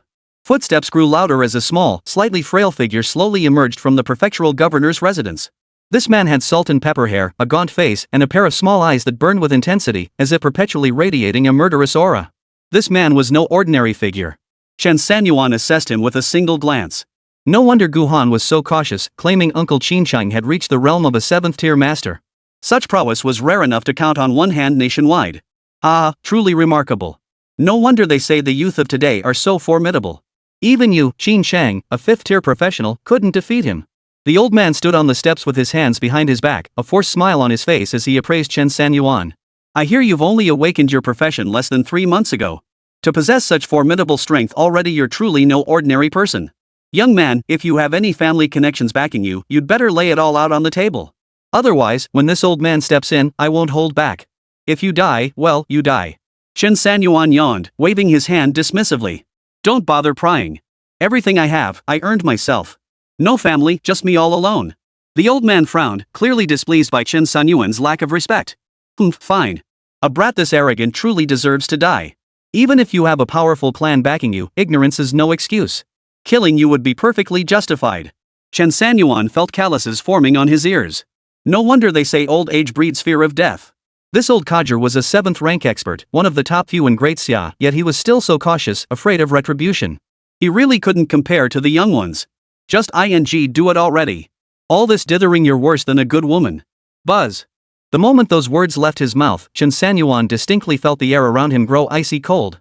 Guhan's eyes widened, his neck craning as he waved his hands frantically. Qingzhou's expression turned icy, his eyes blazing with vengeful fury.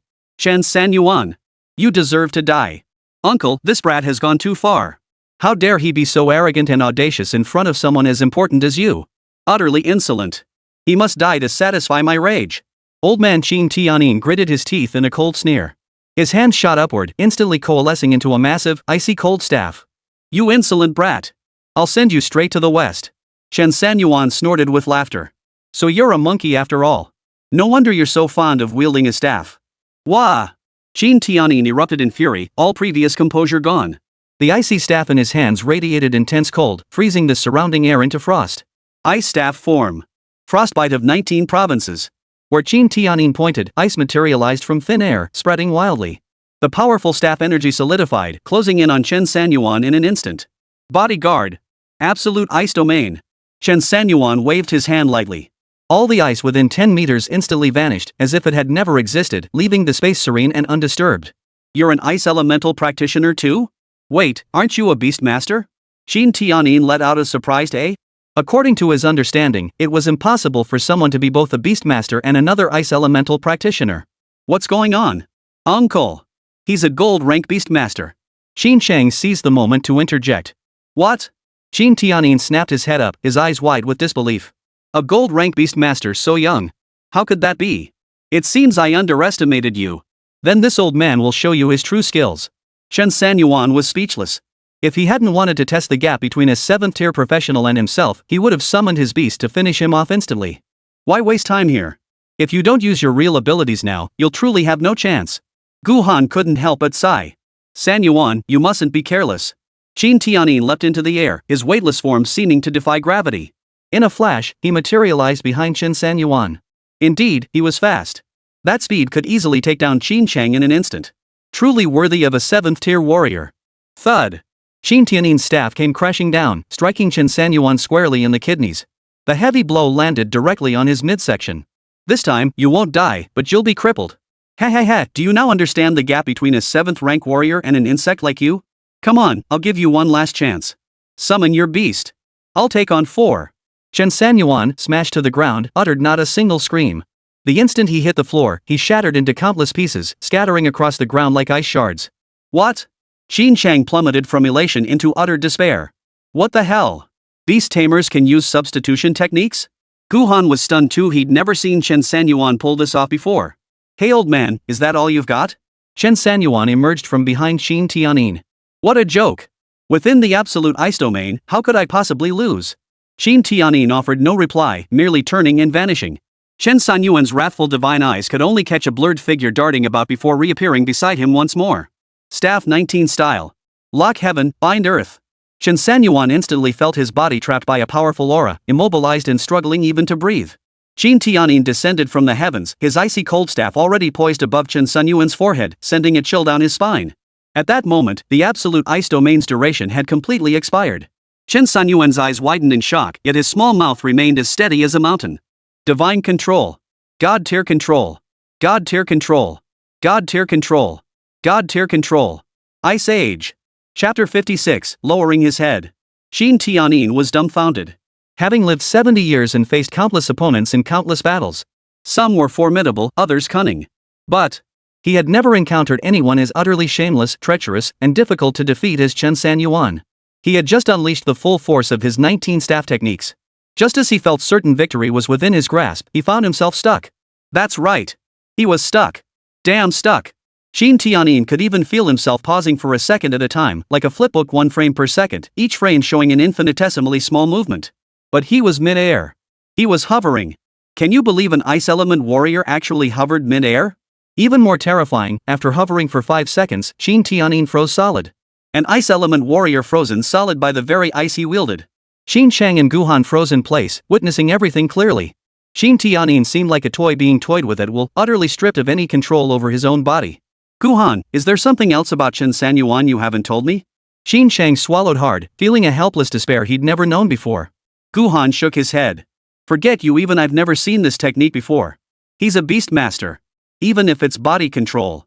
Could he have mastered another ice-type beast?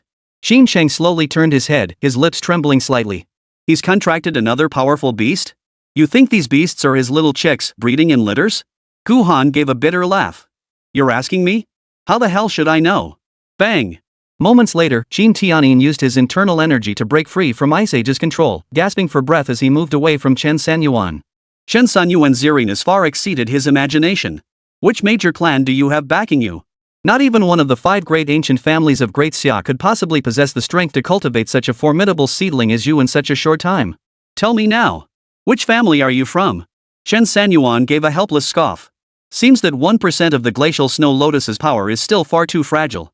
Qin Tianin gritted his teeth, clenching his fists in fury. Fragile? Freezing a 7th tier ice warrior for over 10 seconds is fragile? You're pushing it way too far. Ah!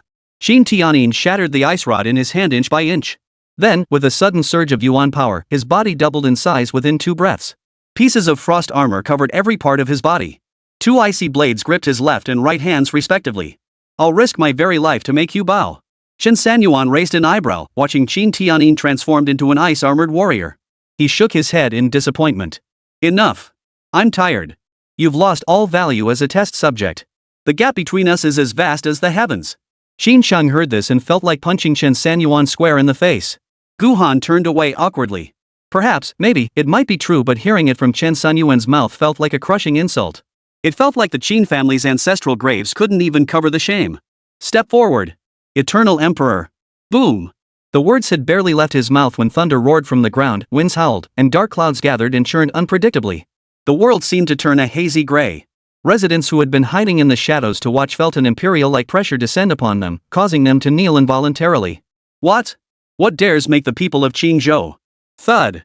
Qin Chang knelt as well. Guhan followed suit. In an instant, half of Qingzhou city knelt upon the ground.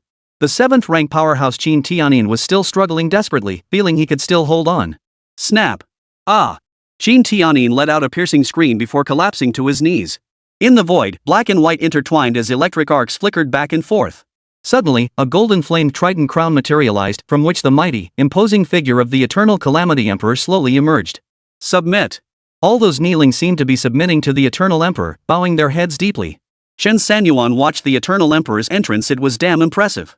The Eternal Emperor's magma eyes scanned the surroundings, then bowed low toward Chen Sanyuan's direction. The crown remained firmly in place. In that instant, Qin Tiannin's Tao heart shattered. Put. Put. Put. Qin Tiannin coughed up 3 mouthfuls of blood in succession. His aura withered to the extreme, and he fainted. Guhan stared blankly, gathering his courage to catch a glimpse of the Eternal Calamity Emperor. Finally, he lifted his head. Hum. A colossal sense of majesty surged straight into his crown, causing him to spit out another mouthful of blood. Yet Guhan's heart surged with joy. He had glimpsed the Eternal Calamity Emperor's form. This must be beyond Titan level.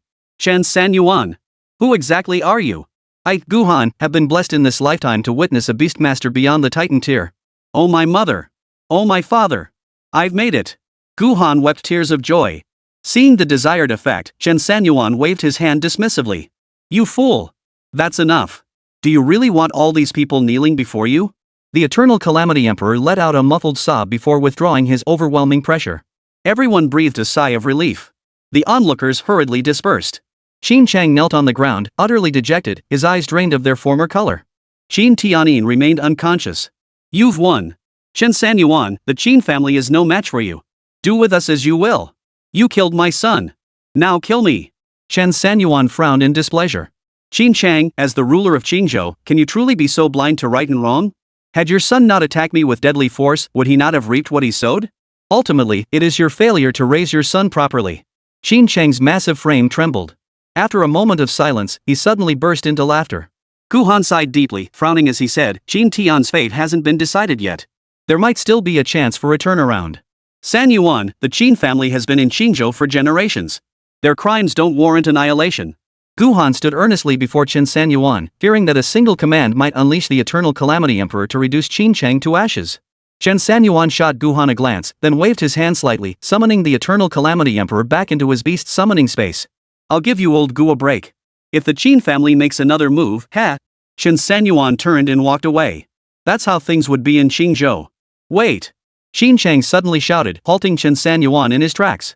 Guhan paled in alarm and hurriedly tried to stop him. Qin Chang! Don't be so ungrateful. It was clearly Qin Tian picking a fight for no reason. He brought this on himself. And you're still stubbornly refusing to see reason. No! It's not like that. Qin Shun forced his weary body upright, looking a decade older in that brief moment. Mr. Chen, if possible, I'd still like to invite you to the Olympus International Championship. Chapter 57, Mount Olympus. Chen Sanyuan turned slightly, observing Qin Chang's grim expression without speaking. Truthfully, my return to arrange this celebratory banquet for you isn't solely because you won the Challengers Gold Cup for Qingzhou. There's another reason. Senior leadership wants you to represent Great Xia at the International Championship Tournament on Mount Olympus. This championship differs from the Four Nations Tournament. Each nation selects 10 young talents across major professional categories to compete on Mount Olympus. The average age must be under 28, and they must be the top young talents in their respective provinces. Additionally, each participant must have a guardian. You already meet the first 2 requirements. Other prefectures might need several more contests to determine their top young talent. But in your case, you are already the undisputed top talent of Qing province. However, regarding the final requirement, the higher-ups wish for Guhan to accompany you as your guardian of the path. Chen Sanyuan remained non-committal, while Guhan nodded repeatedly. No problem. I'm free for the time being anyway. I can even bring a few disciples along to attend to your every need. Sanyuan's every need, food, lodging, entertainment, Guhan will personally take care of it all. Qin Chang glanced at Guhan and sighed. This international championship is organized by the International Professional Union, held every 4 years. The international championship carries far greater influence. Its significance and difficulty are incomparable to the Four Nations Tournament. It's safe to say that every young talent participating in the international championship is a prodigy of extraordinary caliber, destined to become the backbone of their nation's professional ranks. The requirement for guardian protectors exists precisely to ensure these young talents from every nation don't perish in moments of crisis. Chen Sanyuan understood. The previous Four Nations tournament had merely been the Great Xia Empire indulging the smaller nations in a game it had never truly regarded its neighbors as equals. As long as they stayed quiet and unproblematic, they could be treated like children, with the powerful figures from the provincial capitals entertaining them. But the moment these nations grew arrogant and refused to lie low, it was time to step in and set them straight. After returning from the Southern Dynasty last time, he'd heard that Great Xia had immediately dispatched troops, borrowing passage through the Southern Dynasty's territory to storm directly into the borders of the other three nations. They'd been routed, stripped of their armor and weapons, crying out in despair. Of course, the fragility and utter helplessness of those three nations stemmed largely from Chen Sanyuan's decisive strike that nearly annihilated their advance force. The Great Xia army advanced like a tidal wave, leaving not only the three small nations trembling in fear but even the Southern Dynasty, whose territory they had crossed, quivering in dread, terrified that the Great Xia might turn on them. Fortunately, the Great Xia upheld martial ethics. After issuing a warning to the Southern Dynasty's ruler, they withdrew back into their own territory. Now, this Olympus Championship was an international event, drawing not only neighboring nations but also many global powers. In times of global peace, when large-scale wars are avoided, nations typically turn to competitions to divert attention. This serves both to gauge the strength of other countries and to showcase their own might. The two situations operate on different levels. It's embarrassing to admit, but as the ruler of Qingzhou, I should have prioritized the greater good and shared everything with you in detail. But as a father, I couldn't bear to watch my son leave me. Xin Chang spoke, tears streaming down his cheeks. Enough. Xin Chang, this matter ends here. Upon my return, I shall discuss the Olympus Mountain Championship with Sanyuan in detail. As for whether he goes, that decision rests solely with him. Xin Chang nodded bitterly. Ha. Within days, a special task force dispatched by the high-ranking officials of the Great Xia will arrive in Qingzhou. On one hand, they need to verify Mr. Chen's capabilities for official records. On the other hand, they're here to recognize Mr. Chen's contributions. His performance during the Four Nations War was outstanding, and he promptly reported crucial military intelligence. The higher-ups have decided to award him a medal and confirm his corresponding benefits. Gu Han nodded. He knew these were things Xin Chang should have said at a victory banquet or commendation ceremony. But now, with the situation escalated, it could only be conveyed this way, in this setting. Chen Sanyuan listened silently, offering no response. He had no desire to reply. Whatever the higher-ups in Great Xia decided was fine by him, as long as it didn't affect his interests. Xin Chang seemed to have more to say, yet hesitated, words on the tip of his tongue. Spit it out already. Can't you see Sanyuan is about to leave? Gu Han snapped impatiently. Mount Olympus is rumored to be the dwelling place of the Western gods. The Western powers choosing to hold the championship there might conceal some ulterior motive. Some say it's to offer sacrifices to the gods to resurrect them. Gu Han's pupils contracted. Are you saying this might be a one-way trip? Isn't that a bit far-fetched? Setting aside whether Olympus's gods even exist, even if they did, it would likely require a blood sacrifice involving far more people. He strictly limits the number of participants, only allowing elites to go, and each tournament sees casualties of no more than 50. Xin Chang shook his head. I'm just repeating what I've heard. If you go, it can't hurt to be cautious. With that, Xin Chang bent down, scooped up the unconscious Qin Tianin, and headed toward the state lord's residence. Chen Sanyuan wasted no more time. Seeing no taxis available, he summoned his body and soared into the sky. Gu Han stood alone on the square before the provincial governor's mansion, hesitating for a long while. If this continues, the entire world will never know peace. The appearance of the mist alone is terrifying enough. If the West now. Impossible. The Olympian gods are mere myth. They're overthinking this. Chen Sanyuan returned to the rental apartment. The ice sculptures had all melted. Those who hadn't shattered completely managed to escape alive. The door to the rental apartment was gone, leaving the interior completely exposed. Chen Sanyuan gathered his belongings and decided to move elsewhere. He video called the landlord, instructing him to arrange for damage assessment and promising compensation. He then called Eagle and the others, asking them to help find a new place. It doesn't need to be too big, just a private house with its own yard. After hanging up, Chen Sanyuan decided to stay in a hotel for the night. Years of single life had made him increasingly drawn to solitude. Living in high-rises felt somewhat unnatural, especially with several large, precious tamed beasts in tow. A private courtyard would be far more comfortable. Lying on the hotel bed, Chen Sanyuan closed his eyes to rest, reflecting on what Xin Chang had said about the Olympus Mountain Championship. Moments later, his phone vibrated as Gu Han sent him the tournament details. The moment he opened the file, his attribute panel flashed before his eyes. Participating in the Olympus Mountain Championship tournament and defeating contestants or their guardians grants experience points equivalent to clearing dungeons and trials. Defeating hidden beasts on Mount Olympus grants double the experience points awarded for clearing dungeons and trials. Additionally, if a beastmaster discovers the footprints of the gods on Mount Olympus, they may obtain the qualification to contract and control a deity. Chapter 58, Provocation. Qualification to command a deity. Chen Sanyuan froze. This couldn't be a joke, right? I'm just an ordinary person. Taming beasts is one thing, but controlling a god. Come to think of it, do gods truly exist in this world? Could the myriad deities of the West truly exist? This was the first time the system panel had ever alerted him like this. Suppressing his curiosity, Chen Sanyuan continued scanning the document. It detailed the timing, location, and specific requirements for this international championship tournament. Issued by the International Professional Union and circulated by various nations.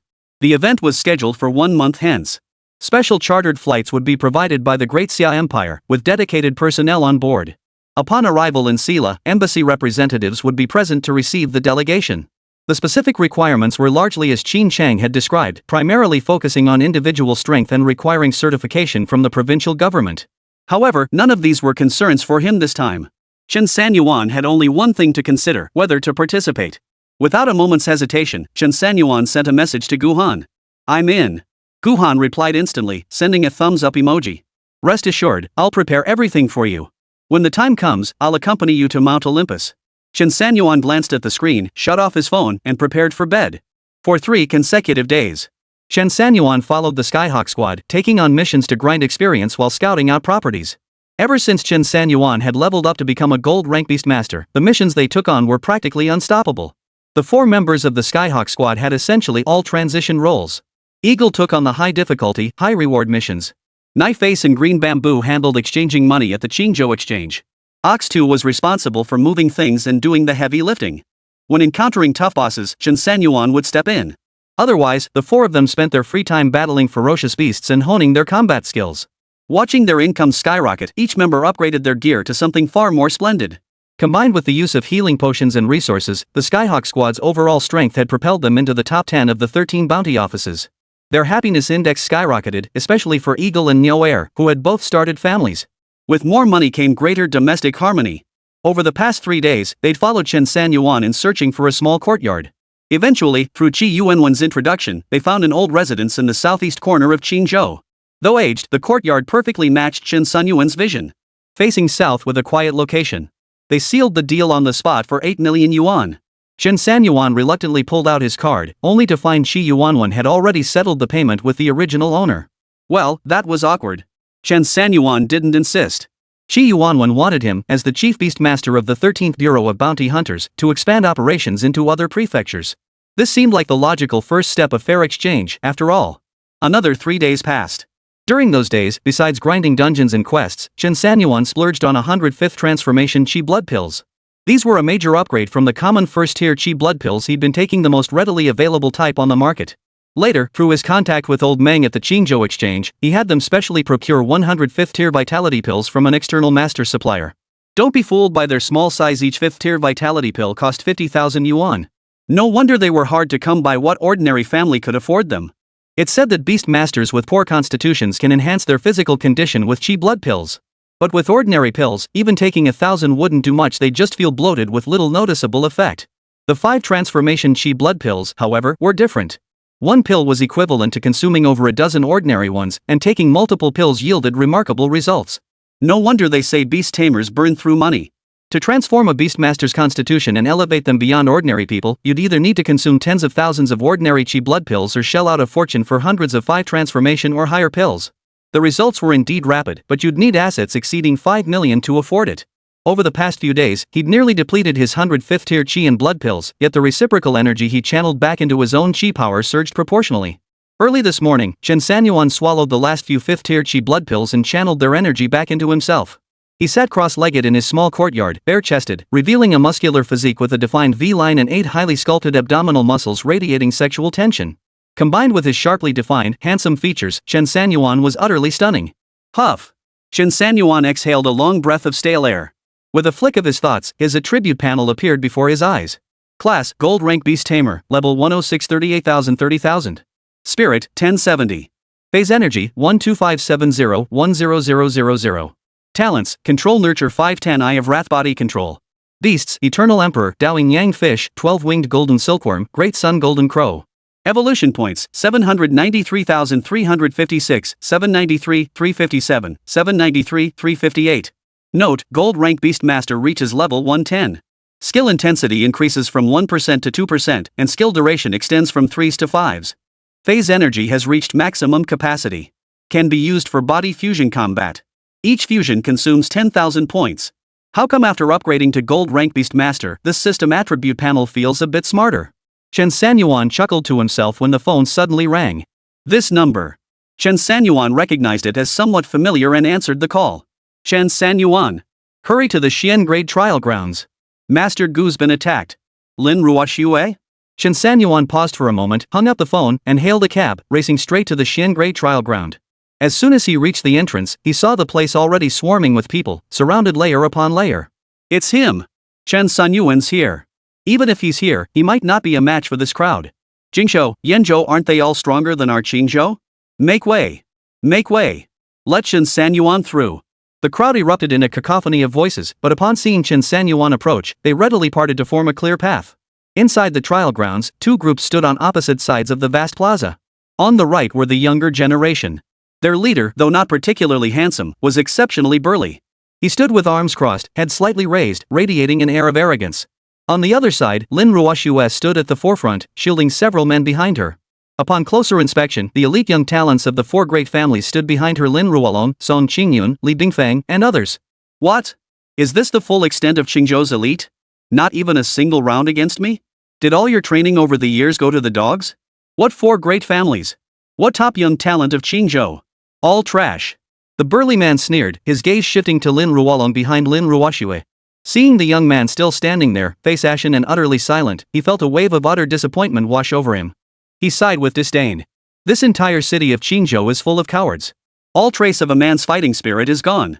How naive of me to think I'd find a worthy opponent here. Fine. You don't deserve another round from me. Now, if you kneel and say, "We Qingzhou youths are no match for you," then crawl between my legs. Then this matter will be settled. How about it? Chapter 59, Redeeming Qingzhou's Name. Lin Ruoxue clenched her teeth, panic rising within her. Alone, she stood before her brother and the others. The men opposite them were prodigies from major provinces like Qingzhou and Yenzhou, reputed to be the foremost young talents in their respective regions. Upon arriving in Qingzhou, they stormed straight to the trial grounds, demanding to challenge the scions of the four great families, specifically calling out Lin Ruolong for a duel. The result? After the battle commenced, Lin Ruolong was knocked to the ground, spitting blood and wilting, after just one round. Lin Ruolong's younger brothers then took turns stepping forward, only to be utterly overwhelmed by a single opponent. Huang Yuantong. Don't push your luck. Lin Ruolong shoved Lin Ruoxue aside and glared fiercely at the burly man. I am pushing my luck. What are you going to do about it? Fight me? Don't be ridiculous. You're not even worth a dog's bark these days. Huang Yuantong sneered and shook his head. Lin Ruolong, I made the mistake of overestimating you. I actually thought you'd be worthy enough to accompany me to the championship tournament abroad. Seems I was blind. With that, Huang Yuantong spread his legs wide. Go ahead. Our top talent from Qingzhou. Lin Ruolong's face burned with humiliation, and even the young masters from the four great families behind him wished they could sink into the ground. Just then, a rustling murmur rippled through the crowd, and a path opened up. It's Chen Sanyuan. He really came. Ha ha. Great. Those brats are infuriating. Let Chen Sanyuan teach them a lesson. Give it a rest. Those guys are so powerful, Chen Sanyuan's just going to embarrass himself. Expressions varied among those inside the trial ground, yet none noticed the pairs of eyes watching Chen Sanyuan intently from the shadows. It's him. Lin Ruoxue's heart leapt with joy as she waved Chen Sanyuan over. Over here. Chen Sanyuan, we're over here. Chen Sanyuan glanced over and nodded, though he seemed not to notice Master Gu. Who are you? Huang Yuantong and the four youths behind him scrutinized Chen Sanyuan. They were less than thrilled about this unexpected interloper. Those who wish to take the stage, state your names. Are you deaf? Chen Sanyuan shot Huang Yuantong a displeased glance before turning his attention to Lin Ruoxue. Where's old Master Gu? Lin Ruoxue's slender frame trembled slightly as she quietly stuck out her tongue. Master Gu is still on his way. Chen Sanyuan. You're pretty damn cocky. Huang Yuantong's face flushed crimson, his rage clearly about to erupt. Say that again. Chen Sanyuan turned to face Huang Yuantong and his men. He now understood that Lin Ruoxue was playing a dangerous game, using others to do her dirty work. He wondered if old man Gu had schemed to plant this idea in her head. Don't mess with me. I'm not on the same level as Lin Ruolong and his crew. Huang Yuantong froze at the words, then burst into laughter. You? Ha ha ha. You're absolutely right, you and that Lin Ruolong aren't even in the same league. You look more like a weakling.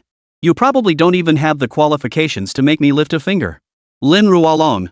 Tell him about my strength. Lin Ruolong felt a surge of excitement upon seeing Chen Sanyuan arrive.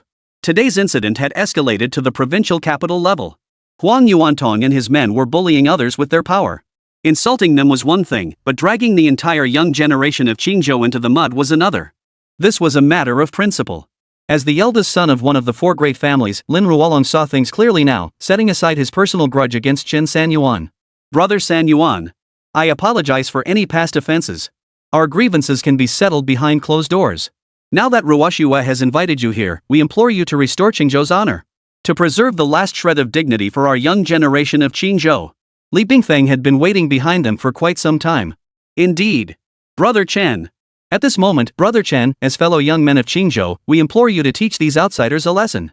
Exactly. Brother Chen. Step forward. Brother Chen. Please step forward.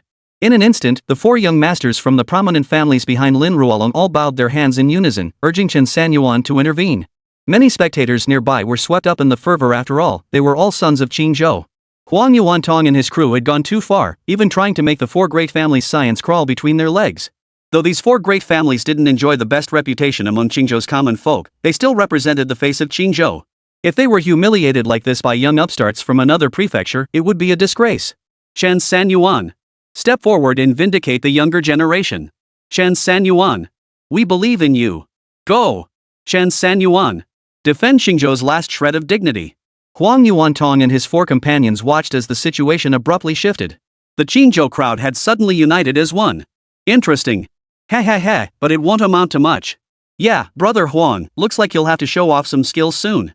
Otherwise, this trouble might never end. Go for it. Brother Huang, take him down. Huang Yuantong didn't bother with modesty. Grinning savagely, he took 2 steps forward and beckoned to Chen Sanyuan. Hey, you with the san in your name, what are you standing around for? Get moving.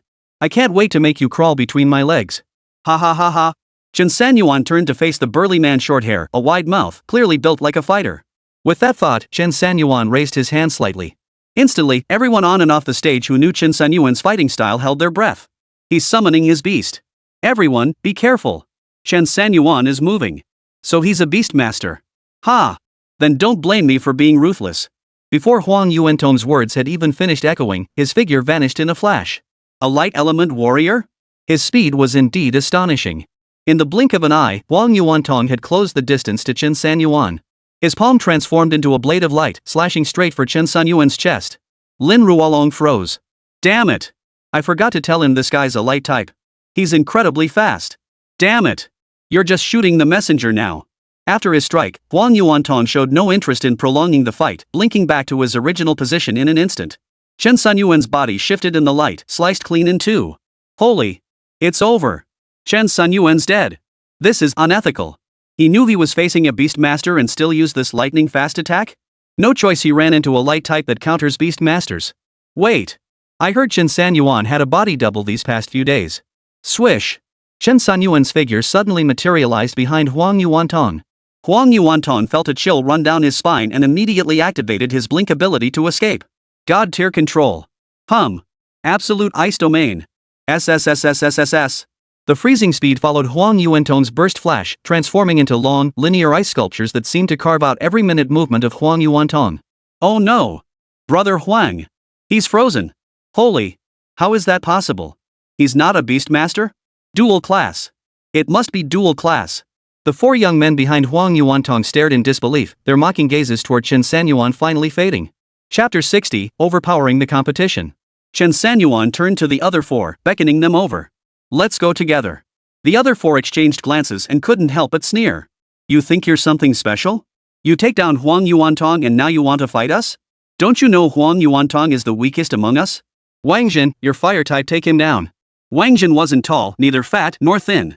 His eyebrows resembled scorched edges, and his small eyes suddenly widened as he chanted incantations.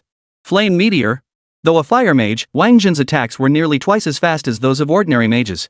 Against ordinary opponents, this advantage would guarantee an instant kill. A mage's powerful spells, delivered in such a short time frame, would send even warriors fleeing, let alone a beastmaster. In the blink of an eye, dozens of fiery meteors rained down from the sky, converging on Chen Sanyuan's position. This move stunned everyone present, even Huang Yuantong. Though frozen solid, his mind remained sharp. If that barrage of fireballs landed, he'd be skinned alive if not outright killed. Fine. Wang Jin, you wanna play this way, huh? As the fiery meteors drew ever closer and the surrounding heat intensified, the ice remained unmelted. Huang Yuantong closed his eyes, resigned to his fate. Chen Sanyuan raised his hand slightly. Heavenly illumination, divine fire. Boom! Boom! Boom! Centered on Chen Sanyuan, towering flames erupted instantly, shooting straight into the heavens. The fiercely advancing fiery meteors were instantly absorbed by the heavenly illumination divine fire, leaving not a trace behind. Wang Jin was dumbfounded. Wait, what? This guy, he can play with fire too? Holy! You two useless pieces of trash. A man in a yellow tracksuit stepped forward and began chanting a spell at Chen Sanyuan. His voice grew louder as his body instantly transformed into that of a muscular Hulk. His once short hair grew wildly, instantly reaching shoulder length. Yes. Bai Wen's making his move. Bai Wen's a dual-class mage tank. Once he gets going, even if he's playing with fire, he'll burn himself to a crisp.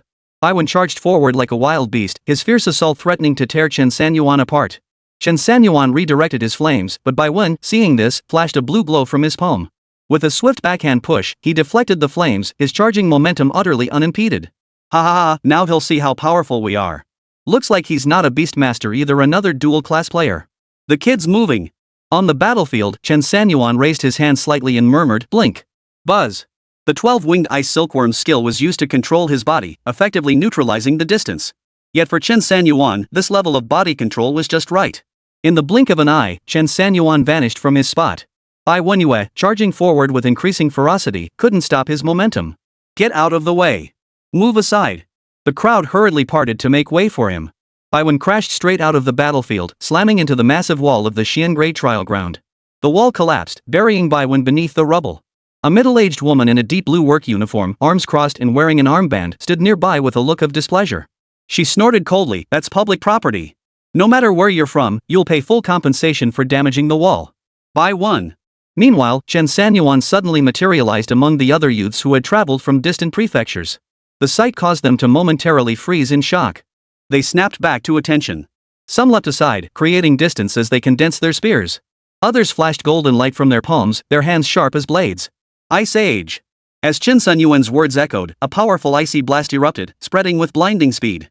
Within moments, it froze every young talent from the other prefectures solid in place. Holy! That's insane. They're all frozen? This Chen Sanyuan is truly godlike. He truly deserves the title of Qingzhou's top young talent. Clap clap clap. A thunderous applause erupted from the crowd. But the joy was quickly shattered by the sound of cracking ice. Chen Sanyuan. You've gone too far. Oh? Seems the Ice Age cured your deafness. Chen Sanyuan shot a contemptuous glance at the remaining figures, including Huang Yuantong. There was no other choice. With only 1% of the Ice Age's power and stamina, it could only temporarily restrain these prodigies from other provinces. You're asking for death. We'll take him on together. Kill him. He dares to look down on us like this, Chen Sanyuan. I'll show you the true power of a prodigy. Hoof. A bunch of trash. Chen Sanyuan's lips curled into a sneer as he spoke softly, yet his words thundered like a great bell in the ears of the provincial geniuses. Everyone. Ah. Chen Sanyuan. I'll kill you. Summon your beast. Tang Xiaolong, hurry up and summon your epic tier beast. We'll cover you. Bai Wen also crawled out from the wall debris. Count me in. This kid's full of tricks. I'll attack his rear while you all converge from all sides. Lin Ruolong immediately stepped forward, indignant. Have you no shame? 5 against 1? You were so cocky when you fought us before? Now you're resorting to dirty tricks? Do you really think your clan's growing strength can compare to Chen Sanyuan, the top fighter in Qingzhou? Li Bingfang roared with laughter. Exactly. You lot are outclassed, yet refuse to admit defeat. What gives you the right to mock us? Huang Yuantong snorted coldly, glancing at the two. Defeated foes, yet you still dare to babble. Stand down. Lin Ruolong gritted his teeth and sneered coldly, we may be outmatched, but we have the decency to admit it. Unlike certain individuals who, despite their inferior skills, still have the nerve to demand 5-on-1 matches.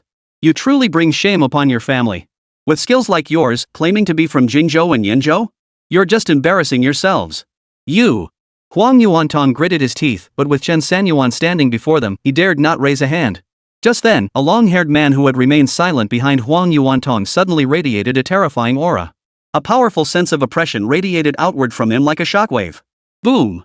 Such overwhelming might instantly swept aside several nearby figures, even scattering the onlookers watching the fight. Damn it! He actually summoned a beast while we were arguing. Lin Ruolong gritted his teeth in fury. He's got no respect for martial ethics. Li Bingfang frowned deeply. Chen Sanyuan. Summon your beast now. You're at a disadvantage otherwise. Listening to the young man's pleas, Chen Sanyuan remained calm, silently observing the long-haired man's summoning ritual. He was actually curious about the level of this outsider prodigy's beast. The ritual concluded swiftly. A purple spatial fissure flickered with electric arcs, and suddenly, a sharp, purple, wrinkled claw reached out. This, could it be a mummy? Bull. Mummies are wrapped in bandages. This looks more like a vampire. Did the Tang family actually contract a vampire overseas? Their business scope sure is broad. The next moment, a hunched figure slowly emerged from the purple fissure. Chapter 61, Devastating Blow. Ah. This is a lizard man? I told you this old wrinkly bastard was a lizard man. Shut the hell up. Vampire equals lizard man? The onlookers chattered in a cacophony of voices as the lizard man emerged from the spatial fissure. Tang Xiaolong snapped his head up, a savage grin plastered across his face. His eyes narrowed to slits as he fixed his gaze on Chen Sanyuan. Come on. My epic treasure, the purple-skin lizard dragon. Tear him apart. Hiss. The purple-skin lizard dragon flickered its tongue, its icy eyes sweeping over the crowd before fixing on Chen Sanyuan. Beast, purple-skin lizard dragon. Rarity, epic. Level, 25. Combat power, 9700. Constitution, 8000. Agility, 9300. Spirit, 5100. Skills, regeneration of severed limbs. Lethal venom. Weakness, third joint of the large spine at the back of its head. Chen Sanyuan studied the purple-skin lizard dragon as his wrathful god's eye activated automatically, revealing its full profile. However, whether Tang Xiaolong had received guidance from a master or had independently discovered the purple-skin lizard dragon's weakness, it had been fitted with a set of hardened back armor. This significantly increased the difficulty for enemies to ambush its weak spot. But this only applied to ordinary opponents. To Chen Sanyuan, its weaknesses were irrelevant. Whoosh! In the brief moment Chen Sanyuan paused his observation, the purple-skinned lizard dragon vanished without a trace, leaving only streaks of purple afterimages across the battlefield. All together now. Let this arrogant brat learn what ing power really means. The remaining four charged forward, closing in on Chen Sanyuan. Chen Sanyuan saw his chance. He instantly teleported before Tang Xiaolong, his hand forming an ice spike that plunged straight toward Tang Xiaolong's chest and abdomen. Bang! The ice spike shattered as Tang Xiaolong retreated swiftly, a smug grin on his face. Defensive gear, Chen Sanyuan murmured, momentarily stunned. He then vanished from his spot, and a fireball slammed into the ground, leaving a massive crater. These rich kids weren't simple. Their gear was probably top-notch, the worst of it likely still a grade. Otherwise, how could they possibly block Chen Sanyuan's ice spikes? SSSSHHH. The purple-skinned lizard dragon seemed to have anticipated Chen Sanyuan's trajectory. Appearing behind him the instant Chen materialized, its massive, razor-sharp claws plunged into his back. Squish! Chen Sanyuan's ice-carved decoy shattered. He teleported to the opposite end of the battlefield, only to find every corner blocked by the 5 celestial prodigies. Only this purple-skinned lizard remained to pursue him. Under these circumstances, there were only 2 ways to break the stalemate. One was for an outsider to join the fray, blocking 1 point to prevent the 5 from combining their forces. The other was sheer overwhelming power crushing them to the limit, making this stalemate easy to break. I'll help you. Summon your beast. Seeing Chen Sanyuan at a disadvantage, Lin Ruoxue gritted her teeth and volunteered.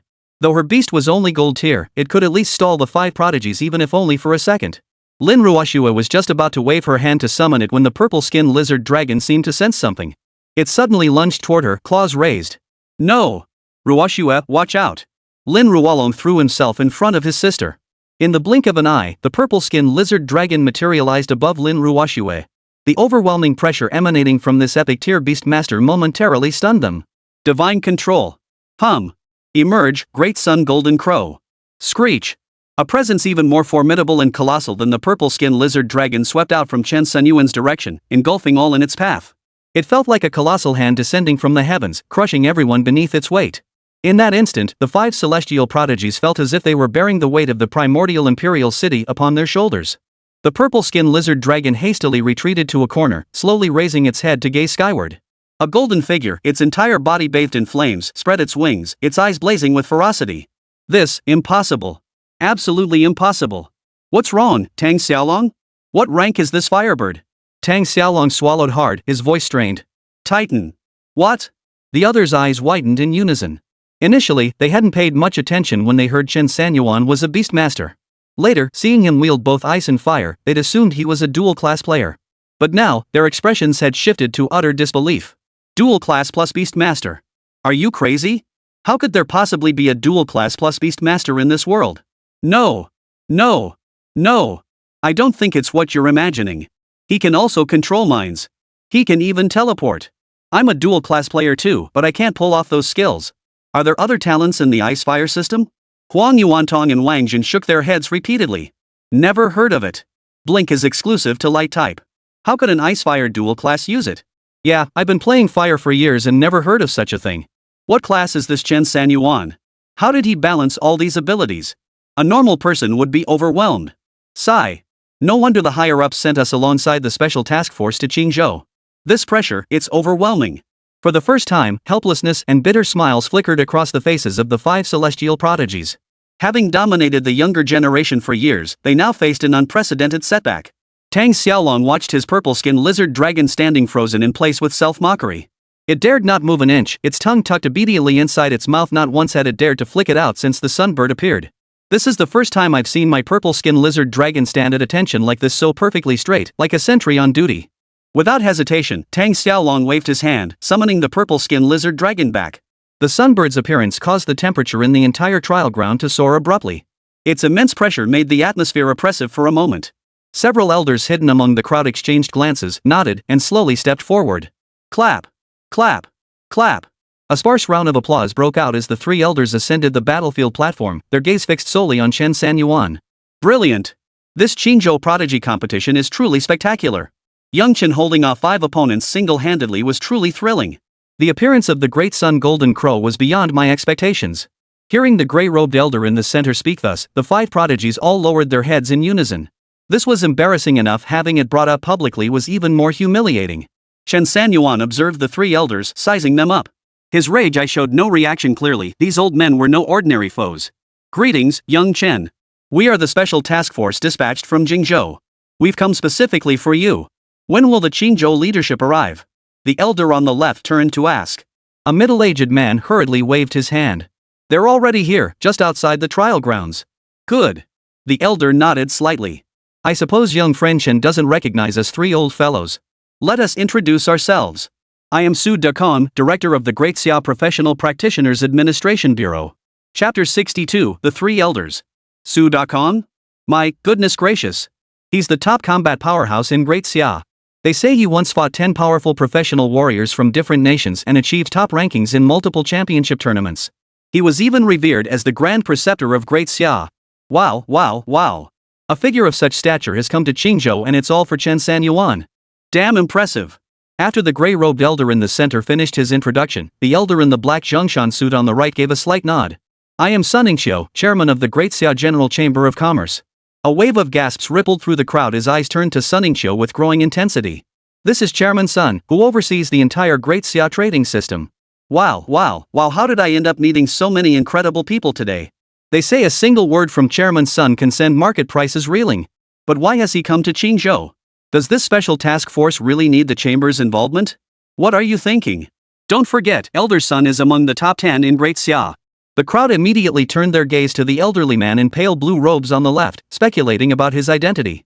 The pale blue-robed elder gave a helpless, wry smile and said to the 2 elders beside him, look at this. I told you we start with the lowest ranking introductions. Now you've hyped things up so much, what am I supposed to do? Am I supposed to announce I'm the sovereign in person? Su Dakong and Sunmmary burst into laughter, teasing him, old Chu, what's the matter? Can't you even speak up about your own status now? Cut it out. If you were to speak up, we'd all be 1 rank below you. Chu Qingfeng shook his head helplessly, then glanced around before speaking slowly. This old man is Chu Qingfeng, a council member of the International Professional Practitioners Union. Sure enough, upon hearing Chu Qingfeng's introduction, those present found it rather unremarkable. But then again, anyone who traveled with old Su and old Sun couldn't be just any ordinary person. I've heard of the International Professional Workers Union. But a council member, that seems. Still, anyone who follows Elder Su and Elder Sun can't be ordinary. Seeing their reactions, Chu Qingfeng chuckled.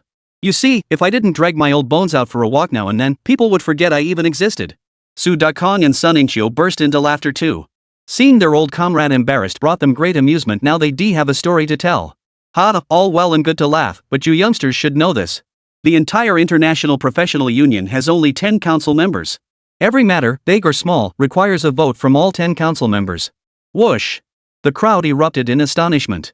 After old Su's explanation, everyone grasped Chu Qingfeng's true standing. Just then, a group hurried in from outside. Leading the way was Qin Shang, the governor of Qingzhou, followed closely by Deputy Governor Lu Ming and others. Honored guests, Qin Shang failed to greet you properly. Qin Chang burst into hearty laughter as he enthusiastically shook hands with Elder Su and the other two. Haha, no need to apologize. The three of us came here precisely because the higher-ups have learned of Chen Sanyuan's capabilities. Otherwise, it wouldn't have fallen to us three old bones to make this trip. As he spoke, Elder Su turned to Chen Sanyuan and nodded approvingly. Young man, your potential is truly boundless. You've likely surpassed even the top talent among Qingzhou's younger generation. Chen Sanyuan smiled. Rankings mean little to me, but meeting the three elders today brings me great joy. Ha ha ha ha. Good lad. I thought you were an introverted youngster since you hadn't spoken for so long, but who knew your first words would cheer us three old codgers up? The three elders roared with laughter, genuinely surprised that Chen Sanyuan remained the same spirited young man they remembered. Su Lao glanced around and noticed Huang Yuantong and the other four hiding in a corner, seemingly forgotten. Seeing this, he smiled faintly and stepped forward to clarify. The idea for today's contest came from us three old codgers. We also set the rules for young Huang and his four companions. Our main goal is to gauge the strength of Qingzhou's rising talents, allowing us to observe them discreetly. At this point, Su Dakong glanced at Chen Sanyuan and gave him a light pat on the shoulder. Young man, don't harbor any resentment. This method is a necessary form of assessment. Residents, please understand. These five youths harbor no ill will. Friendly exchanges between prefectures should be conducted through civilized contests, a commendable method of interaction. As Old Su finished speaking, applause broke out around the room. After all, he was the Grand Preceptor of the Great Xia. His words carried such official gravitas that the residents' lingering discontent toward Huang Yuantong and his group vanished like smoke. After exchanging a few more polite pleasantries, Qin Chang prepared to lead the three elders and the prodigies from each city to dinner, including Lin Ruolong and his companions, as well as Chen Sanyuan. This presented an excellent opportunity to strengthen ties with the prodigies from each province. Chen Sanyuan considered it and accepted without refusal. Whether it felt awkward or not didn't matter, he knew the three elders would inevitably bring up the Olympus International Championship at the table. Qianyuan Grand Hotel. The three elders sat at the head of the table, flanked by Qin Chang and other Qingzhou leaders. Surrounding them were the young elites of Qingzhou. By some twist of fate, Chen Sanyuan found himself seated next to Lin Ruoxue. Hey! Chen Sanyuan, have you made up your mind? Lin Ruoxue nudged him with her elbow. Chen Sanyuan glanced at her. Decided what? Taking me as your disciple. Even Master Gu isn't as skilled as you. I only want to apprentice under the most powerful masters. Lin Ruoxue's lips curved into a faint smile, as if already envisioning a future filled with happiness and promise. Cut it out. I don't take female disciples. They'd only slow down my beast summoning speed. Chen Sanyuan continued eating his meal without looking up. Oh, don't say that. Just don't treat me like a girl. Just teach me how to make my beast stronger. That costs money. Isn't your Lin family rich? Beast taming is so expensive. Even if my family burned through every last coin, we still couldn't reach epic rank. Chen Sanyuan shrugged. Why keep a beast if you can't afford it? Lin Ruoxue rolled her eyes. I'm willing. Besides, you don't have the money. Why else would you be working yourself to the bone like this? I'm willing too. I have the money, isn't that enough? You. Lin Ruoxue's eyes welled up with tears, on the verge of crying. Ahem, Old Su gently set down his cup. Let me take a moment during dinner to address everyone. With less than a month left until the International Championship, our administration plans to gather all the young talents participating in the competition for joint training during this period. Of course, it won't be limited to the top performer from each province. The top 10 may be selected. After all, we need to cultivate more successors. We will arrange for highly skilled and experienced instructors to guide them. This training session will be conducted in a closed environment. We will implement a ranking system and differentiate treatment based on performance to ignite everyone's competitive spirit. In other words, it's what people commonly refer to as cramming. Chapter 63, Insignificant Insects. Lin Ruolong and the others lit up at the news. The young masters from the four great clans were among Qingzhou's top 10. What more needed to be said? Wasn't this a blessing? Originally, they had all assumed only Chen Sanyuan would be able to participate this time. Little did they expect that the moment the three elders appeared, they were handed such a golden opportunity. Lin Ruoxue gave a soft, cold snort. Her delicate little face brimmed with smug satisfaction as she murmured, "See? I should be among Qingzhou's top 10 too. Then I'll train with you. Let's see how you cultivate beast taming. I'll learn from you." Chen Sanyuan scoffed dismissively, ignoring her.